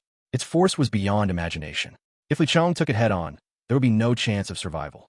With the Godslayer's killing intent locked onto him, Li Chong could not evade, no matter what he tried. Even if evasion were possible, he had nothing left to do it with. Unleashing Emperor's lightning had consumed every last reserve of his strength. The only thing left for Li Chong was to wait for the strike to fall. If he could somehow survive this attack, then Su Bai would surely be severely wounded, if not killed outright, by the wrath of the Emperor's lightning. Now, all that remained was to wait and witness the outcome. The chance of Li Chong withstanding this fatal blow was nearly non-existent. Wei Cheng watched the unfolding battle with surprise. The fight had escalated far beyond his expectations. He would never have believed that Li Chong, whom he once dismissed, could come this far. Both duelists in the arena had made it clear. No interference was permitted. Wei Cheng could only watch from the sidelines. Indeed, each contestant carried a tiny golden gemstone, given out before the match, to signal their desire for a fair fight without intervention, should they choose to shatter it. However, throughout the entire history of the martial arts tournament, there have been only a handful of occasions when someone shattered a golden gem, let alone both sides shattering their gems at the same time, which had never happened before. After all, crushing the gem was a sign that one had given up their safeguard for life. At this very moment, a deep blue light burst forth, unleashing a terrifying pressure like never before. The icy chill it carried caused Li Chong to shudder involuntarily. Come on, Li Chong shouted, his eyes shining with a brilliant, determined light. Using the blinding speed of the divine thrust and stacking the effects of shadow flow, Su Bai appeared in front of Li Chong in the blink of an eye. He paid no heed to the terrifying lightning gathering above. His entire focus was on locking onto Li Chong's vital energy, giving him absolutely no chance to escape. In truth, Li Chong had never intended to dodge this attack. Besides, his energy was nearly depleted. Apart from the sliver of strength he'd regained over these few short breaths, he had nothing left. Yet, for Li Chong, that tiny bit of energy was enough. Without hesitation, he activated Iron Block at that crucial moment. There could be no better time to use Iron Block. With it, Li Chong's chances of surviving the divine thrust increased, if only slightly. But just slightly was all he could ask for. Watching the deadly daggers bearing down on him, Li Chong managed to release a flicker of observation haki at the critical moment. As it surged forth, his body shifted subtly to the left. A muffled crash resounded. The deep blue light flashed as Su Bai, propelled forward by divine thrust, moved with stunning swiftness. His twin daggers, glinting with a menacing chill, struck Li Chong hard. Of course, this pair of blades, originally aimed straight at Li Chong's heart, was now just slightly off course, landing a little to the side. This was thanks to observation haki. Had Su Bai's attack hit dead center, there'd be no doubt about Li Chong's fate.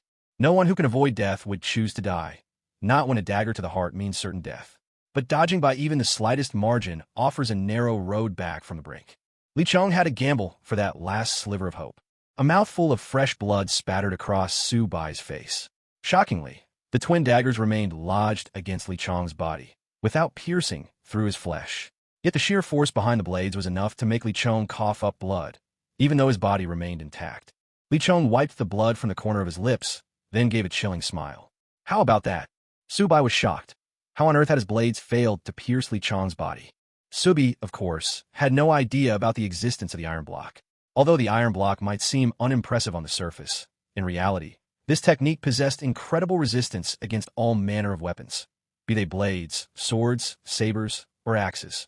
It was precisely by combining the iron block with the emperor body that Li Chong managed to thwart Subi's deadly twin daggers. Subi frowned slightly, his gaze fixed on the terrifying electric light in the sky. The emperor's lightning, just moments away from striking. Gritting his teeth, he shouted in a sharp, commanding voice. Radiance of the underworld, the way of assassination, divine Pierce, reveal your power. At that very moment, the divine Pierce was unleashed yet again. Just as Li Chong had secretly rejoiced at having dodged a fatal blow, he now found himself utterly plunged into despair. He no longer had any strength left to summon the iron block's power. Against an attack as fearsome as the divine Pierce, he was at his wit's end, completely spent, without a scrap of fighting strength left. His efforts were about to be undone at the final hurdle. With a despondent sigh, Li Chong waited in silence for death to come. He could not understand how, at such a crucial juncture, Subi had been able to summon the strength to wield the divine Pierce once again. What Li Chong didn't know was that Subi had managed this feat by burning through every last reserve of energy within his body. That's right. When he used the divine Pierce the first time, Subi still had a sizable reserve of energy left. He'd been saving it as his last line of defense against the Emperor's lightning, a final trump card to cling to life. Otherwise, why would Subi have risked it all on such a desperate, all-or-nothing attack? By now, Subi was truly gambling with his life. He had to trust that his own Dragon King, level body, could withstand the Emperor's lightning without perishing. With a mighty cry, Subi unleashed the divine Pierce once more. At such close range, there was no need to lock onto Li Chong. Only an intervention by one of the instructors could save him now. But Subi knew all too well. Li Chong had already crushed the golden battle source. Once that was done, the rules were clear. Until the fight was finished, no instructor was allowed to interfere. A deep indigo light blossomed, radiating a powerful, devouring force that pressed the breath from Li Chong's lungs. Exhausted, his energy spent, Li Chong could do nothing against an assault that even at his peak he'd have struggled to withstand. All he could manage was a bitter, rueful smile. Get away. As the overwhelming blue light surged forth to engulf him, a furious roar pierced the air, a roar that only Li Chong could hear. No, Li Chong mutaradvekali. But it was too late. In a flash, a massive, wrathful figure hurled itself between him and the attack.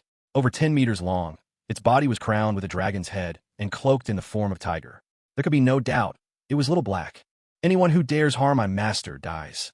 The black flame tiger dragon's twin dragon eyes flashed with lethal ice. Its lips parted, uttering a strange, resonant sound. The ancient tongue of dragons, the unique language of the dragon blood beast. Could this be the legendary forbidden curse unique to dragon blood beasts? The one that demands 3 years of slumber to recover after being unleashed? Maturity's eyes widened in shock, her face filled with disbelief. Dominion of battle. Li Chong caught these words amidst the chaos. The black flame tiger dragon let out a furious roar, sending forth a strange crimson light. Peculiar scarlet runes flickered into existence, encircling Su Bai and sealing him within. As the glowing barrier formed, Su Bai felt what little energy he had left draining alarmingly fast. Panic struck Su Bai. Casting all else aside, he lashed out with the divine thorn, landing a solid blow on Li Chong. Though the divine thorn's power seemed mysteriously diminished, the impact was still enough to overwhelm Li Chong, already depleted of energy. He coughed up several mouthfuls of blood in rapid succession and collapsed. Even so, Li Chong's mind remained clear. He knew he mustn't lose consciousness. Fainting now would mean utter defeat. As he fell to the ground, Li Chong studied the black flame tiger dragon closely. Seeing this sudden eruption of overwhelming strength didn't fill him with hope, but with mounting dread. He understood perfectly well. This was the rare forbidden curse, the so-called forbidden domain unique to dragon blood beasts. The instant Su Bai's divine thorn struck Li Chong, the black flame tiger dragon's emotions surged even stronger. More and more crimson runes materialized, quickly weaving themselves into an entire scarlet territory. This was the forbidden battle domain, hallmark of a combative dragon blood beast. An awe-inspiring expanse, but one that came with a tremendous price. When the crimson runes appeared, Su Bai's heart plummeted. Yet this was only the beginning of his tragedy. In that very moment, from the sky, The awe-inspiring, dazzling sovereign lightning descended with a thunderous roar. Subius pupil shrank to Ginprix. With a tremendous crash, the sovereign lightning struck, carrying with it a crushing, inescapable might that landed squarely upon Subai. In an instant, he was entirely engulfed by lightning, bolts coiling around him, searing off every strand of his hair. His clothes were shredded into tatters, and torn flesh scattered. The scene was nothing short of grim. Even the black flame tiger dragon, poised to launch another attack, hesitated at the sight. It almost couldn't bear to watch. However, once a technique is unleashed, it cannot be recalled, and paying the cost of 3 years' slumber for nothing was simply unthinkable. Thunder exploded again, echoing through the sky. The first strike of sovereign lightning had merely been a taste of what was to come. Now, the true force of the sovereign lightning began to descend. Crash! The second bolt of lightning struck. Even with Su Bai's Dragon King level, nearly indestructible body, this was more than he could take. These were attacks no mortal could ever hope to withstand. A mighty crash resounded. At last, the final bolt descended. Su Bai let out a pitiful howl before collapsing. Unconscious, now nothing more than a blood-soaked figure. But even with Su Bai already out cold, Xiao Hei's relentless assault continued. The war zone of battle was emanating rings of crimson light, completely enveloping Su Bai's unconscious body.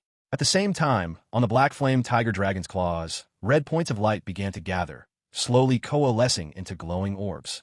Li Chong, who moments earlier had been in agony, now stared wide-eyed in shock. With a sorrowful sigh, he muttered, "Ah, fate, such is fate. Just when you think you're down on your luck, there's always someone worse off." Su Bai, there's nothing more to say, nothing more to say. Truly, Su Bai's fate couldn't have been crueler. He had just suffered a triple strike from the Emperor's lightning, every inch of him torn and charred, and now, in the blink of an eye, he was about to endure the terrifying prowess of the war zone of battle. Misery hardly begins to describe his ordeal. How could one word encapsulate such wretchedness? Guoming's eyes, too, were wide with disbelief, his mouth agape. Xiao Chong, this is insane. Just how much power has he been hiding? That fight with Xiao Yichen already stupefied me, but now he's showing strength beyond imagination. No wonder he's the rival I acknowledge. Time to get back to training. Hidden in the shadows, Xiao Yichen smacked his lips in astonishment. Li Chong's strength left him deeply shaken, but it also set his own fighting spirit ablaze. To think he's become this strong, I really underestimated him. But Su Bai can't be allowed to die here. If his father shows up, we'll all be in trouble. Wei Cheng was every bit as stunned, but he hadn't the luxury to dwell on it. If he didn't intervene soon, Su Bai would be finished, even though Su Bai had already crushed his golden battle source. Dwelling on details was pointless now. The situation was just too dire. In the blink of an eye, Wei Cheng's sturdy frame appeared before Su Bai. Facing the immense aura radiating from the black flame tiger dragon, Wei Cheng couldn't help but sigh inwardly. So this was the gulf in bloodlines. Still, when confronted by the war zone of battle, he felt no fear. As one of the 12 heavenly kings, his strength was beyond what ordinary peak dragon kings could begin to measure. Letting out a thunderous roar, Wei Cheng flexed his muscular arms, both hands forming tight fists. At the same time, the golden character of authority glimmered on his brow, radiating power. In that instant, his arms expanded again, giving off an overwhelming sense of indomitable force. On the Dragon God continent, the way to measure the strength of magical beasts is the same as for humans. However, the abilities magical beasts possess are entirely different. They are born with innate talents. Of course, they can also learn skills through their own comprehension, but their capacity for understanding isn't even 1% that of humans. Yet, once a magical beast does manage to grasp a skill, it is certain to be something exceptionally powerful. Only those with extraordinary gifts among the magical beasts have any hope of mastering the skills used for cultivating dragonic power. As for Wei Cheng, being one of the 12 overlords, it goes without saying that he possesses such talents. At present, he has already mastered 3 major skills, each related to enhancing his strength. To face the forbidden realm of battle, Wei Cheng dared not hold back. He unleashed all 3 strength-amplifying skills: Source of Power, Dominant Clash of Strength, and Frenzied War. Upon releasing these 3 force-enhancing abilities, Wei Cheng's strength soared to nearly 5 times its original might. Already standing at the pinnacle of Dragon King power, to wield such overwhelming amplification was nothing short of terrifying. His true force was beyond words.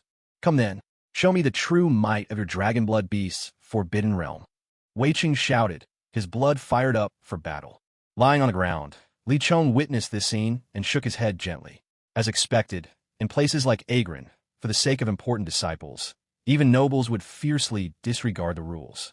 Li Cheng understood that if the one in danger today had been himself, Wei Cheng would hardly be able to step in and save him.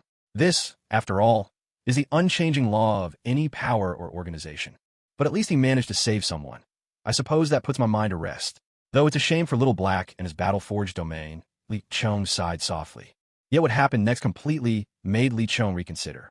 As soon as Wei Cheng stepped into the boundary of the battle-forged domain, he immediately sensed the power within him beginning to drain away. Wei Cheng examined the field carefully, and all at once, a realization flashed through his mind. Tears streamed down Wei Cheng's face. He remembered now, this forbidden domain was never meant for slaughter.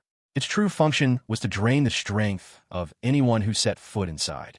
Should an intruder's strength not exceed 3 times their own, all of their power would be utterly stripped away. If only I'd realized this sooner, there would have been no need for my intervention. I just hope this doesn't chill young Li Cheng's heart, Wei Cheng said with a rueful smile. After all, by the rules, he shouldn't have shown up, and now that he had, it was as if he had never come at all. If there was any difference, it was that Wei Cheng, master of strength as he was, suddenly found all his power gone. An utterly dreadful sensation. This trip really was, in the end, all for nothing. Originally, Black Flame Tiger Dragon intended to wear down its opponent completely in the domain of war, and then launch a relentless assault. But when the Emperor's lightning struck Su Bai with such ferocity that he was left battered and broken, a flicker of compassion rose up in the Tiger Dragon's heart. It planned to put on a show of attacking a couple more times, and then withdraw, letting things end there. But alas, all of it had come to nothing. Wei Cheng gave an awkward smile, paused, and cleared his throat, his voice suddenly heavy with authority. Very well, I announce, Li Cheng is the victor. Flat on his back, Li Cheng burst out in hearty laughter.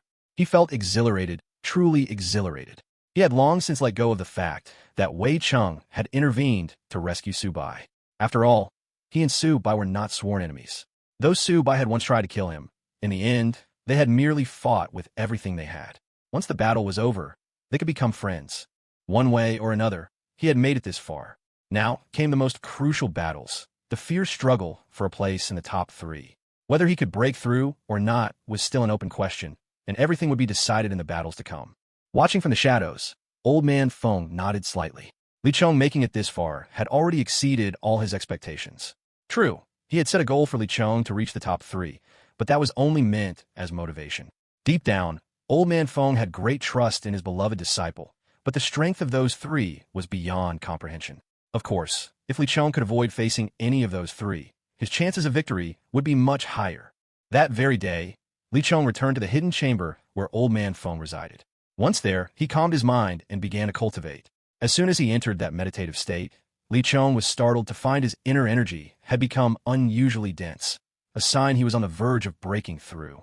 So, I'm finally about to break through? Li Cheng's heart was filled with longing for this moment.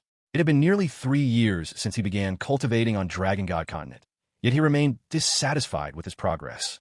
Yi Sheng, also a traveler from another world, was advancing at a remarkable pace. Although this stark difference never led Li Cheng to despair, it had always subtly influenced him.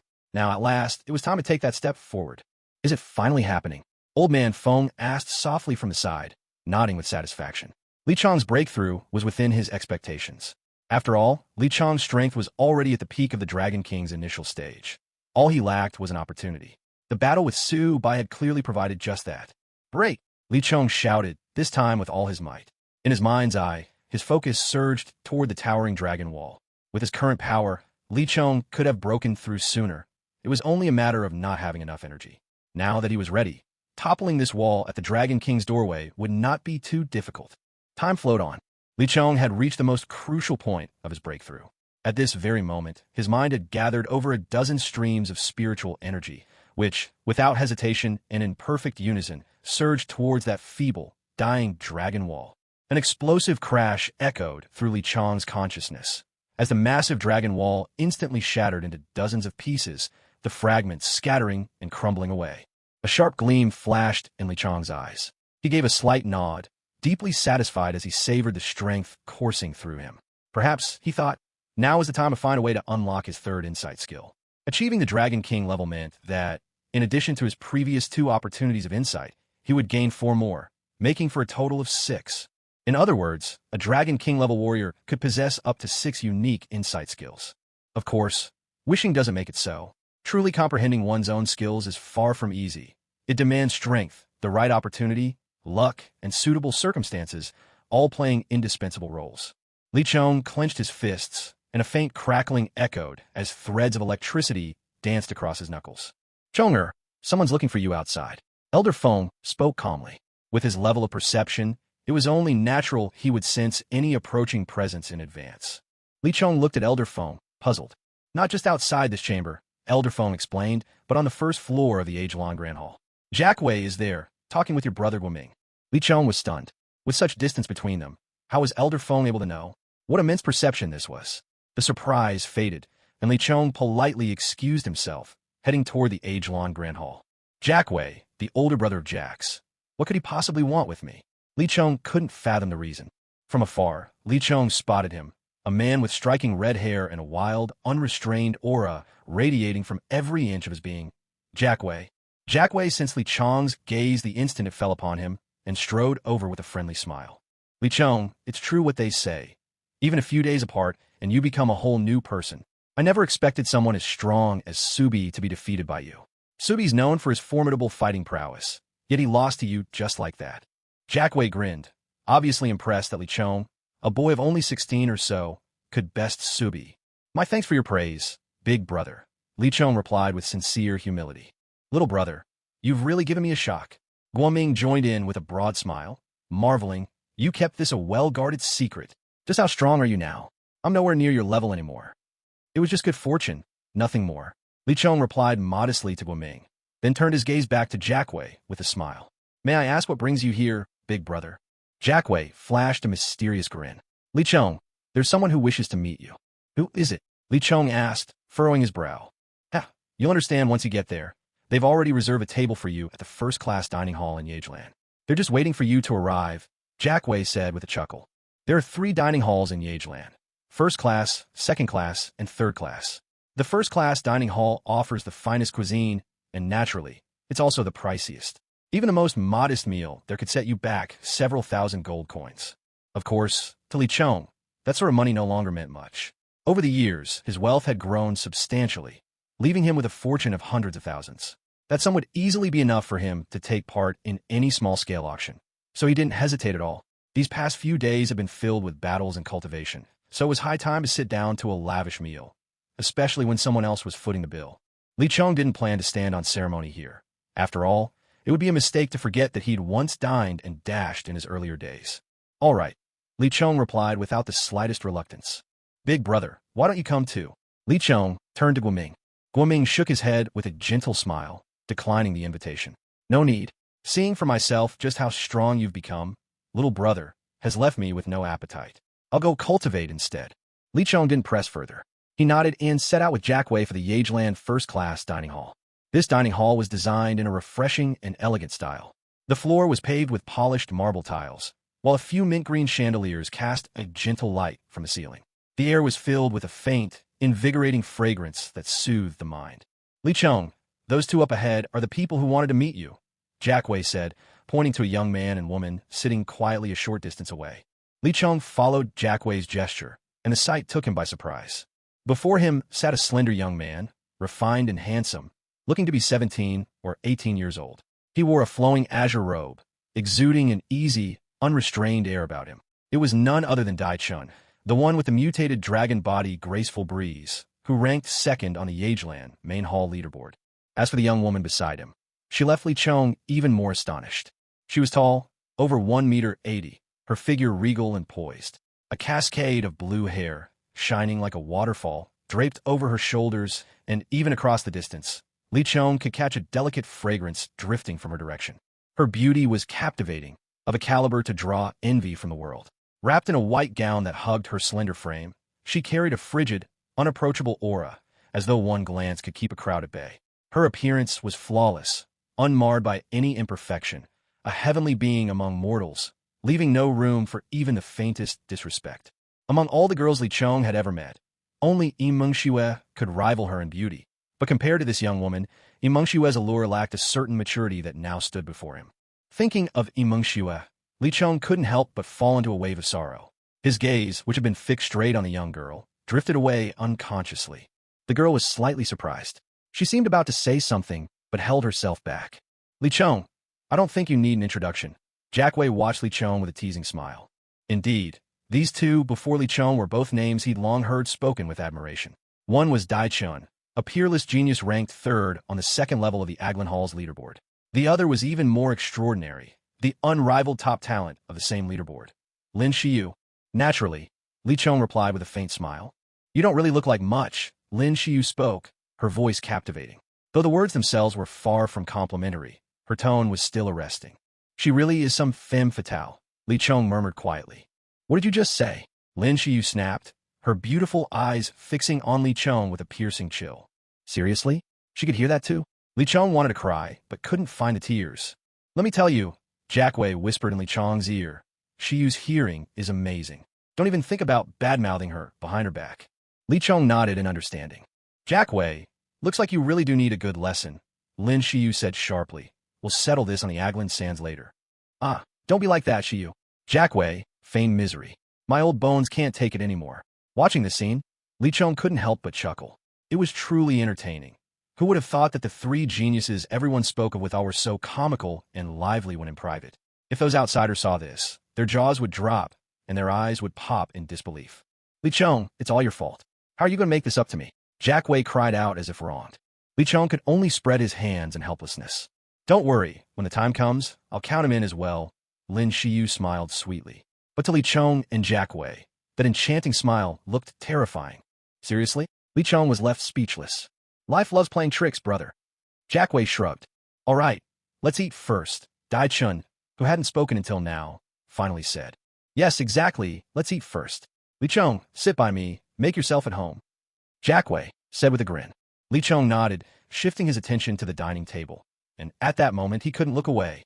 Tender mushroom and chicken soup, braised beef, glistening polar frost prawns. In short, these were all legendary dishes Li Chong had only ever heard of but never tasted before. Now, at last, he could indulge in a truly sumptuous feast. Li Chong didn't stand on ceremony. He picked up an enormous polar frost prawn and began devouring it with gusto. His eating habits nothing short of spectacle. His true foodie nature was on full display, and among all the people Li Chong had met, only someone like Fat Dragon, the Grandmaster of Gluttony, could possibly eat more than he did. This guy, Dai Chin's mouth twitched in disbelief. Turning a meal into such a performance. Was it really necessary? Dragon practitioners hardly needed to eat much at all. So how was Li Chong able to eat like an absolute maniac? He found it hard to believe that this was the same person who defeated Su Bai, Luo Tianyu, and Xiao Chen. Brother, you definitely have an impressive presence. Jack Wei finally admitted defeat. I'm just average, really. Don't mind me, dig in everybody. Li Chong replied, tearing into a hearty chicken drumstick with his right hand while he gulped down an ice-cold drink with his left, ruthlessly demolishing the feast with no hint of restraint. It was a spectacle that left everyone in awe. Go ahead and eat, you guys. This guy's eating has totally killed my appetite, Lin Shiyu said, feeling embarrassed for him. Same here. Dai Cheng Grimachid. Is that so? I don't find it disgusting. Come on, eat up. At least Jack Wei mustered a bit of support for Li Chong. You idiot, Dai Chun and Lin Shiyu muttered in unison, looking at him in disdain. And so the meal concluded, with Lin Shiyu and Dai Chun both left somewhat mortified. Li Chong drained the last drop from his glass, letting out a hearty sigh of satisfaction, not even bothering to wipe the crumbs from his mouth. The table was left in total disarray. Is something wrong? Li Chong looked at Lin Shiyu and Dai Chun, slightly puzzled. Is he really being clueless, or just pretending? Dai Chun glanced over at Jack Wei.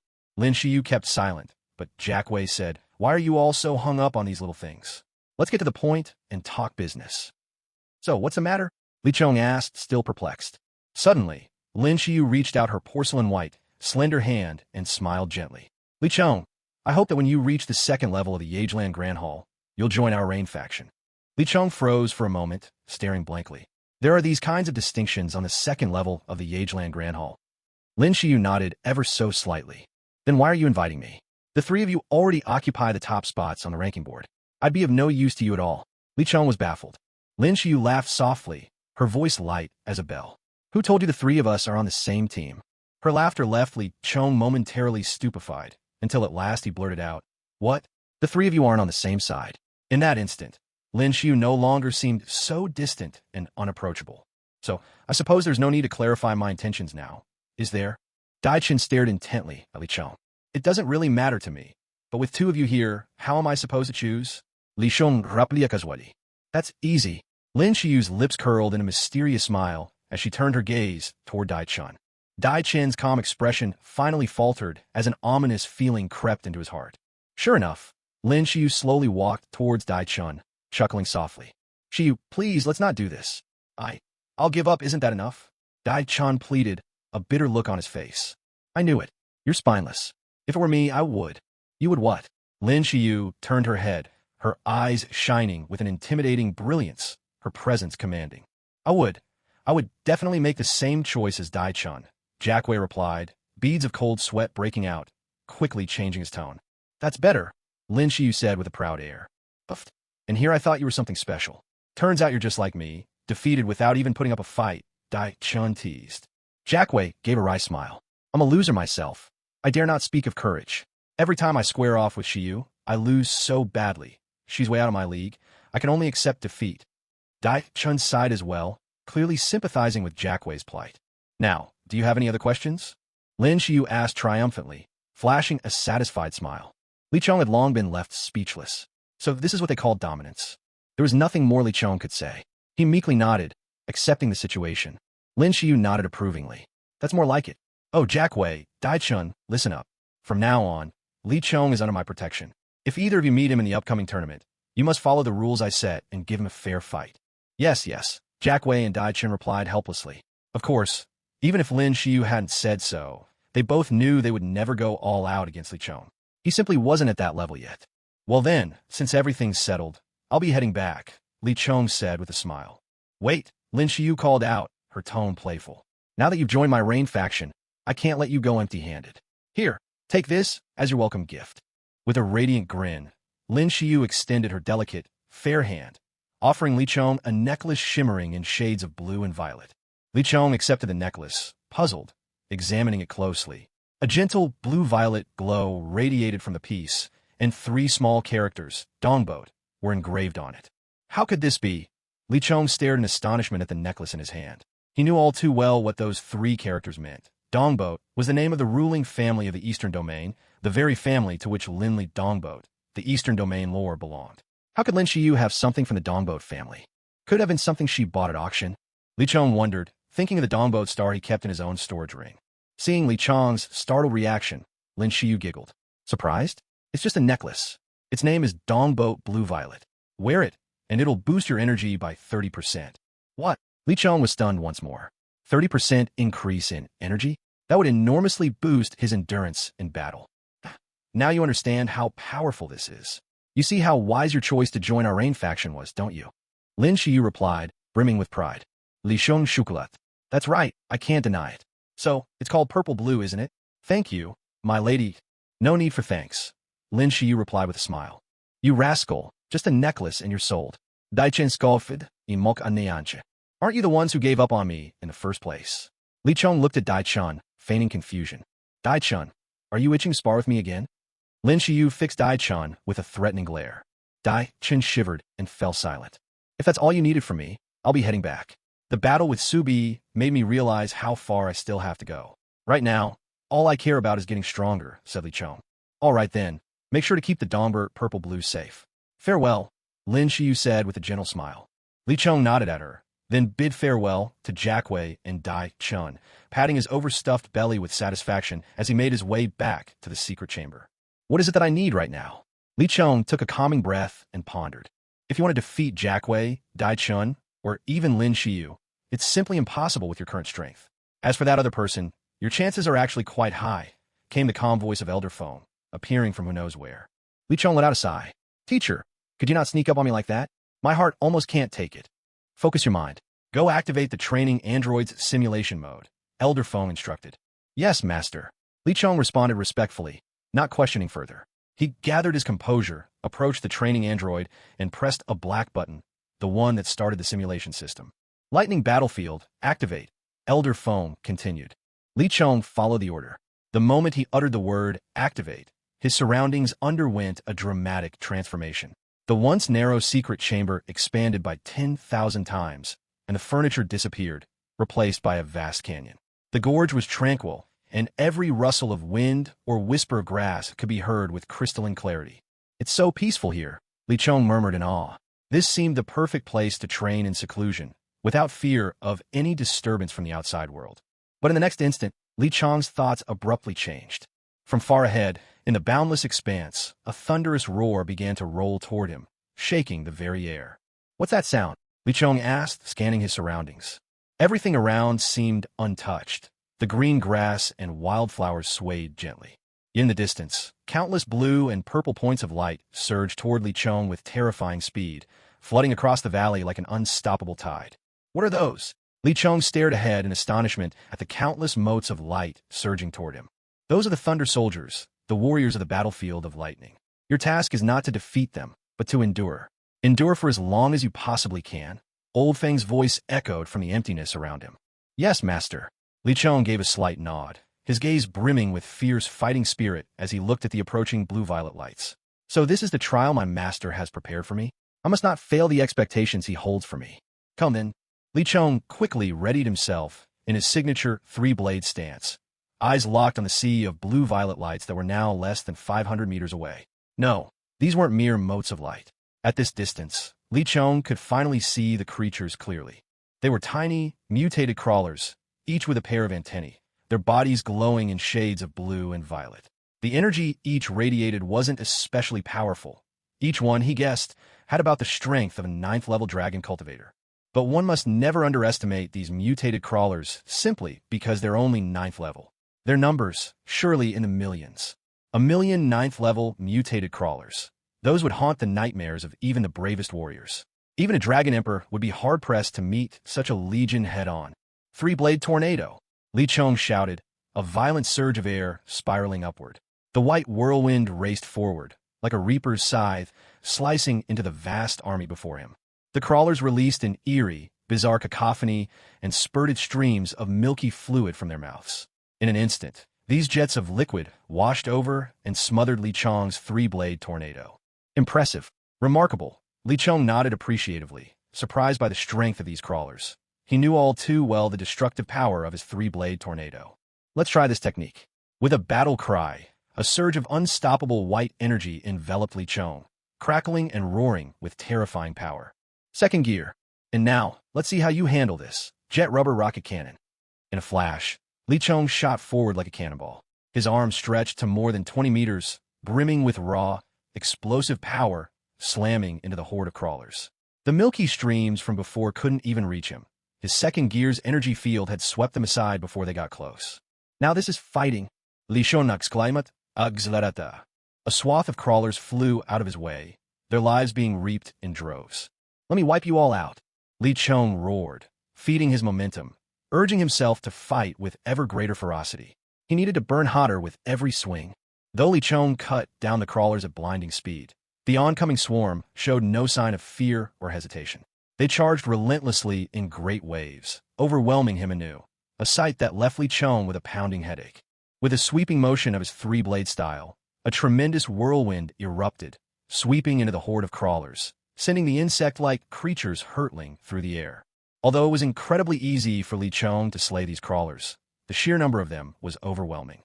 If this dragged on, even he could be worn down to death by the endless tide. "Enough," Li Chong muttered to himself. "My master said I only need to find my limits, not annihilate every last one of them. That means I don't have to be overly frugal with my energy." As he spoke, the three-blade style formed in an instant. Flickering blades and shadows danced, slicing through the swarm amidst the creature's piercing chirps. "He's quite impressive," spoke Elder Feng, watching the battle unfold on the Thunder War grounds from within the secret chamber. To keep calm when faced with such numbers is no small feat, but soon, he'll be up against the Thunder War soldiers. We'll see if he can prevail against those. A deep, rhythmic thudding echoed, dull and powerful. "What's that sound?" Li Chong wondered aloud, while fending off dozens of crawlers with swift strokes. The pounding continued. "Who goes there?" Li Chong called harshly, not hesitating to activate his observation hockey, stretching his senses to their limit in all directions. The resonant thumping only grew louder, now carrying the weight and power of a minor earthquake. Through his heightened perception, Li Chong saw several huge, blurred shapes moving forward, slow but full of purpose and rhythm. It must be a new kind of creature, Li Chong thought, awed and uneasy. Aside from these mutant crawlers, there are other monstrous beings lurking in this Thunder Warfield. This is terrifying. The earth-shaking footfalls grew closer. Ahead, 3 gigantic figures emerged, each towering more than 10 meters high, helmed and armored, with massive war spears in hand. A scene that made Li Chong's heart race with both caution and intrigue. "What are these?" he murmured, torn between shock and suspicion. The aura radiating from these giants dwarfed that of any crawler, easily rivaling the power of a Super Dragon King. If there were as many of these warriors as there were crawlers, his fighting spirit would be crushed. How could anyone take on 1,000,000 Super Dragon Kings? Thankfully, there are only 3. Li Chong exhaled in silent relief as no more followed. Still, he dared not underestimate them. Even though they each matched a Super Dragon King in might, and he himself was only at the 2nd rank of Dragon King, 3 foes of this level were no small threat. "Come then," Li Chong called out boldly, his voice ringing across the battlefield as the trio of colossal warriors bore down on him. Energy gathered in his hands, each palm crackling with the birth of a small sphere of purple-blue lightning. Li Chong's masterwork, forged from the power of storm. With a surge of will, the 2 spheres streaked out, tearing through the air as he seized the initiative, striking first, striking fast. 2 violet-blue spheres shot forward, colliding swiftly with the 3 Thunder Warriors standing ahead of them. Yet those Thunder Warriors betrayed not a hint of fear. Instead, each opened his gaping mouth. In that instant, they spewed forth beams of grayish light. The moment the light appeared, it enveloped the 2 violet-blue spheres entirely. But that was only the beginning. As soon as the gray halos had swallowed the 2 orbs, the light then retreated, streaming back into the mouths of the 3 Thunder Warriors. As they reabsorbed the glow, their bodies visibly swelled, growing even mightier before his eyes. Devouring power? Li Chong's eyes widened. Indeed, it was the power of devouring. But what was this power exactly? It was a rare ability to consume and absorb pure energy. Never had Li Chong imagined that these 3 Thunder Warriors would possess such a skill. Did that mean his thunder-based attacks were now all but useless? "It seems I'll have to use my pirate abilities to deal with these 3, Li Chong muttered, gritting his teeth. Wielding his 3-blade demon slash, he swept his blades in a flash, unleashing a jagged arc of shimmering steel. In a heartbeat, over 100 reptiles were shredded to pieces. And, as the carnage settled, Li Chong's form seemed to vanish from where he had stood. Moments later, he reappeared right beside the 3 Thunder Warriors. Such lightning-fast, long-distance movement was only possible thanks to his level 5 weapon, the instant movement armor. Rubber Storm. Li Chong Baluba. Both arms stretched out to 5 meters in length. Then, with hurricane force, he hammered blow after blow at the Thunder Warriors.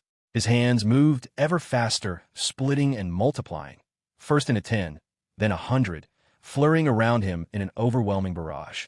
Thud, thud, thud, thud, thud. Li Chong's relentless assault crashed into the Thunder Warrior's armor, the impacts echoing violently through the air.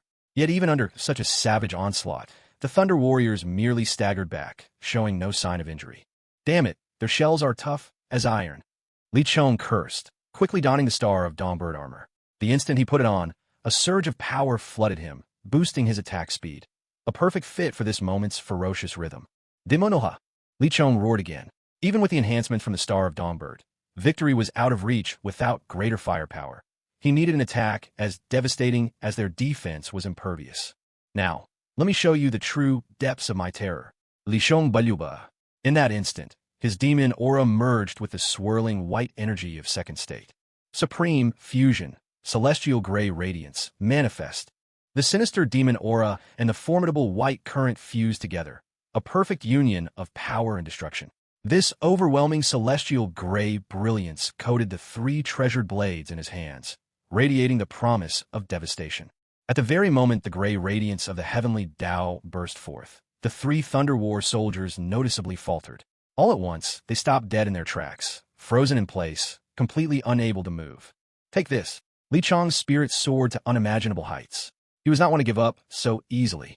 Even if he couldn't hold out until the bitter end, he was determined to do his utmost, because that was who Li Chong was. As Li Chong let out this resounding shout, the gray radiance grew all the more fierce, carrying a destructive force that seemed utterly unstoppable and indomitable. In that instant, the 3 days Thunder War soldiers seemed to awaken with all their might. Each hefted their battle spear, crackling with surges of lightning, exuding a terrifying aura.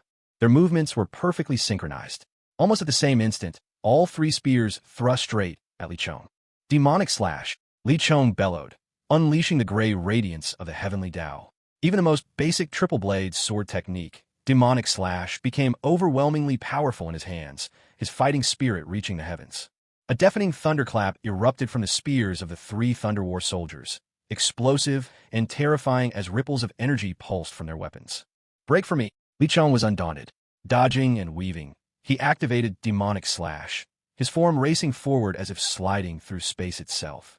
In a flash, he crashed headlong into the three lightning-charged spears. At the very instant steel and blade collided, the world trembled with a monumental roar, and shockwaves of power ripped through the air. Intense gray light surged forth, colliding viciously with brilliant blue-violet lightning. The gray radiance, almost instantly, swallowed the dazzling lightning whole, breaking it down into sparkling motes that burst across the sky like fireworks. A sight both fierce and beautiful. Yet the gray light did not pause after overwhelming the lightning. Instead, it only grew stronger, surging forward like a colossal mythical beast charging straight at the three Thunder War soldiers. As it barreled toward its foes, every crawly creature caught in its path withered and died without exception, dissolving into puddles of vile, purple-red slime. In unison, the Thunder War soldiers threw wide their mouths, each forming a hazy gray aura between their jaws. Instantly, these halos condensed into tangible orbs of power, launched without fear toward the advancing Li Chong. Instead of fear, Li Chong's lips curled into a faint smile. He murmured, "The power of devouring, is it? Very well, let me show you what the gray radiance of the heavenly Tao truly tastes like." Li Chong's hunch was correct. At this point, devouring was the only move left to the Thunder War soldiers. But as for whether the gray radiance could be devoured, what really happened? What unfolded next made the answer abundantly clear. In an instant, the Tao of Heaven's gray radiance was enveloped by an intense gray light as the Thunder War soldiers unleashed their devouring powers. The light, now tightly surrounded, was swiftly consumed, swallowed whole by the Thunder War soldiers. With the dissipation of the Tao's radiance, Li Chong's figure also retreated rapidly. After devouring the Tao's light, the Thunder War soldiers began to tremble violently. As they shook, their forms grew increasingly illusory, fading at the edges as if losing substance. During this dramatic transformation, their bodies expanded, swelling larger and larger until within moments, they loomed dozens of feet tall, towering like giants. Watching these colossal Thunder War soldiers, Li Chong couldn't help but smile faintly. The devouring was complete. Now, it was time for the backlash. Ux pruva, Li Chong pronuncia quietly. At his word, the giants, already expanded to their limits, convulsed once more. The energy within them surged anew, magnifying tenfold in the blink of an eye. Sometimes, such an increase can be a good thing. Yet when energy expands beyond what the vessel can bear, it becomes a disaster rather than a blessing. "Now it's time for you to pay the price," Li Chong said coldly. All at once, the three Thunder War soldiers emitted a piercing, anguished scream. The lightning power in their bodies, combined with the domineering force of devouring, erupted violently from within. With a thunderous crash, the trio burst apart like overfilled balloons. They exploded completely, scattering flesh and bone in all directions. Blood spattered everywhere, drenching the field in gore and filling the air with a nauseating stench. "So it's finally over?" Li Chong let out a slight sigh of relief. These Thunder War soldiers had indeed been a troublesome challenge. Chuckling softly, Old Fong, observing from within the hidden chamber, shook his head, thinking such a display would utterly destroy those Thunder Warriors. Young Chong is still too trusting. Li Chong failed to notice that the remains of the three obliterated Thunder War soldiers, flesh and blood clinging to the ground, had begun to stir. Silently, they crept across the surface, inching ever so slowly toward a single point.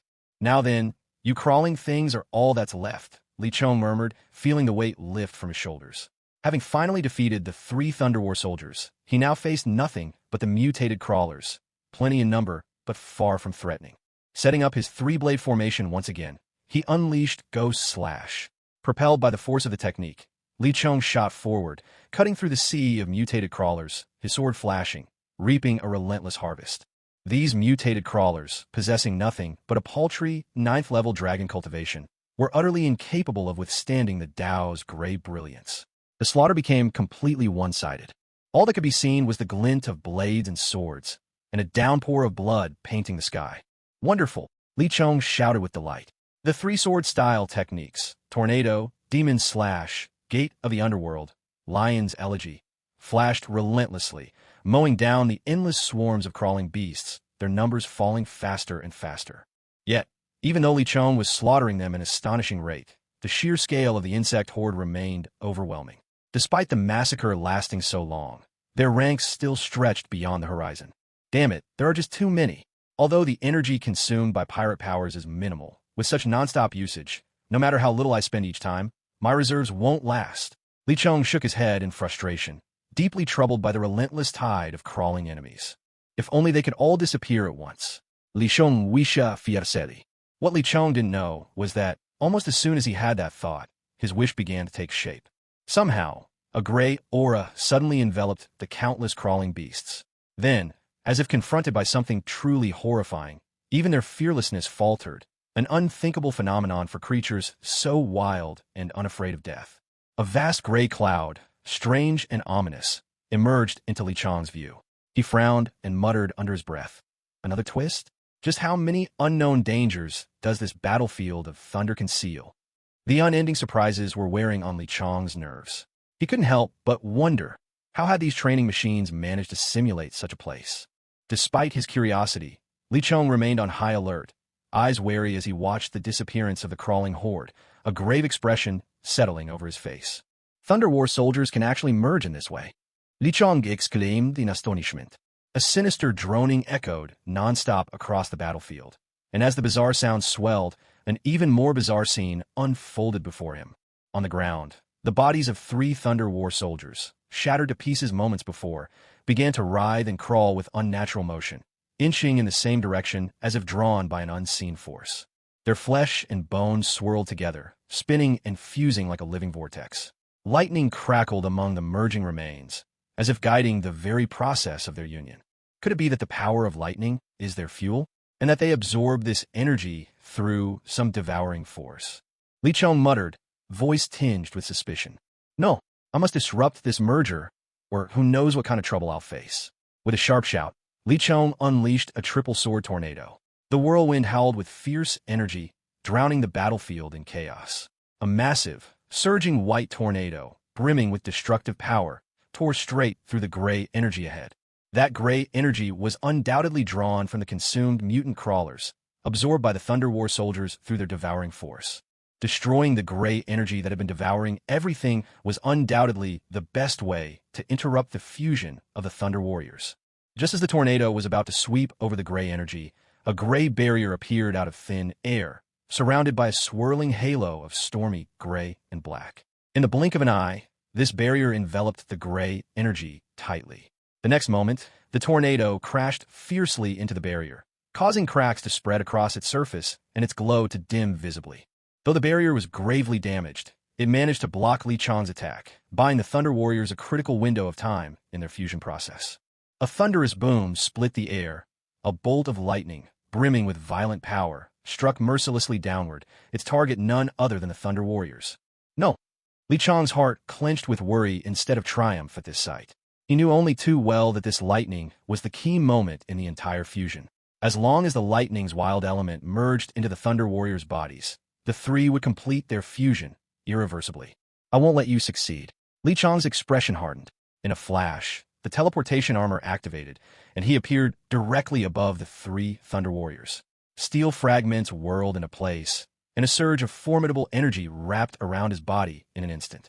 Li Chong intended to take the brunt of the savage lightning strike himself, but at the very instant he appeared, the writhing mass of flesh accelerated its movement. All the spinning flesh rapidly gathered into a sphere, a blood-red aura gleaming upon its surface, sending chills down the spine. Are these creatures about to risk everything? Li Chong frowned deeply, his attention flickering toward the ball of coalesced flesh. A sudden, explosive crash, thunder and lightning speared down from the heavens. Li Chong forced himself to focus, his expression tense and grave. Human, from somewhere unknown, a voice filled with the weight of ages, hoarse and raspy, rang out across the thunder-scarred battlefield. Who's there? Li Chong's gaze sharpened as he swept the surroundings, but found nothing. You alone cannot stop me. The ancient, sandpaper-like voice echoed again. A jolt ran through Li Chong's heart as he looked upward in alarm. The lightning, which had been set to strike down upon him, twisted in midair, redirecting itself straight at the writhing mound of flesh below. Li Chong pointed at the mass, retreating step by step, shock flaring his eyes. A burst of mad, grating laughter erupted, echoing across the battlefield. On the surface of the now spherical mound of flesh, the blood-red glow was tinged by flashes of electric blue and purple, the manifestation of the lightning's power. How did he manage to do that? Li Chong's face was filled with astonishment. Indeed, the fusion form of the Thunder War Soldier had forcibly redirected the lightning that was meant for Li Chong onto itself. Feeling the wild and immense power of lightning coursing within, the Thunder War Soldier gave a faint, twisted grin, his gaze fixed fiercely on Li Chong. After the fusion, the Thunder War Soldier's form began to shrink rapidly. Yet this shrinking did nothing to diminish its battle power. On the contrary, the energy radiating from its body grew even stronger. Lightning arced crisply across its skin, and at some point, a rune in the shape of a lightning bolt appeared upon its body. Sensing the overwhelming strength of his opponent, Li Chong smiled, a genuine, heartfelt smile. "Human, what are you smiling at?" The Thunder War Soldier's voice dripped with disdain. "I'm smiling at your power. Your strength gives me an urge I can't ignore, the desire to defeat you." Li Chong raised his head, his eyes suddenly intense and focused. In a flash, blue-purple lightning surged into being at his hands. With a resounding shout, Li Chong's hands unleashed that lightning force, weaving it into a whip of thunder nearly 10 meters long. Waves of destructive power rippled menacingly along the whip. As Li Chong roared, the thunder whip lashed forward at incredible speed. Almost in the same heartbeat, 3 orbs of lightning followed tightly behind, charging toward the Thunder War Soldier alongside the whip.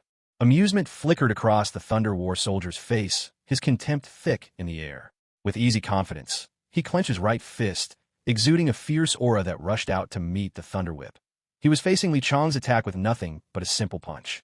Yet Li Chong did not dare underestimate that punch for an instant. He could see clearly. It had fractured the very air around it. To shatter space with a bare fist, what terrifying strength! With a deep, resounding crash, whip met fist in a violent collision, and the Thunder Whip warped and shattered in an instant. It all happened in the blink of an eye. As his Thunder Whip broke apart, Li Chong staggered half a step back, a fiery battle spirit shining in his gaze. Powerful, truly powerful. But, just as the Thunder War Soldier shattered the whip, the 3 lightning orbs that had followed it in attack now exploded spectacularly. Each orb released its deadly beauty, unleashing their destructive power in full force upon the Thunder War Soldier. A cold smirk tugged at the edges of the Thunder War Soldier's mouth. Lifting his head, he issued a mighty battle cry. Instantly, a barrier of gray energy sprang up before him, absorbing the onslaught of the 3 lightning orbs. "Pathetic human," the Thunder War Soldier sneered, his voice thick with scorn. "Xiao Chong, let me see just how long you can withstand the power of the Thunder Battle Soldier fusion form."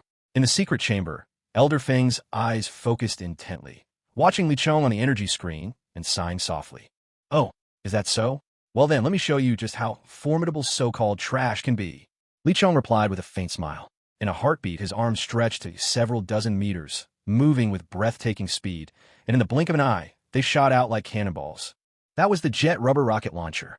With the boost of his second gear, Li Chong's speed became astonishing, and since there were less than 100 meters between him and the Thunder Battle Soldier, his attack arrived almost in an instant. At that very moment, a cloak shimmering with a pale blue aura was swiftly fastened over Li Chong's shoulders. With it on, Li Chong radiated an air of undaunted heroism. What was his cloak, you ask? It was none other than the Star of Dongbert. The Star of Dongbert's attack speed and defense enhancements were exactly what Li Chong needed. Yet, even after gearing up, he wasn't finished. With deliberate care, Li Chong donned a small ornament that glimmered with gentle blue-violet light around his neck. Back on his previous world, Earth, if a man like Li Chong wore such a necklace, it would no doubt draw quite a few curious glances, since necklaces aren't exactly standard for men. But this petite ornament, radiating a soft blue-violet glow, was, in fact, the Dongbert Violet Orchid, a gift from Lin Shiyu to Li Chong. The Dongbert Violet Orchid was a 4th-tier weapon, granting a 30% increase in power, practically legendary. Keep in mind, a 30% energy increase means that, against an opponent of equal strength, one stamina outlasts the others by a full 30%.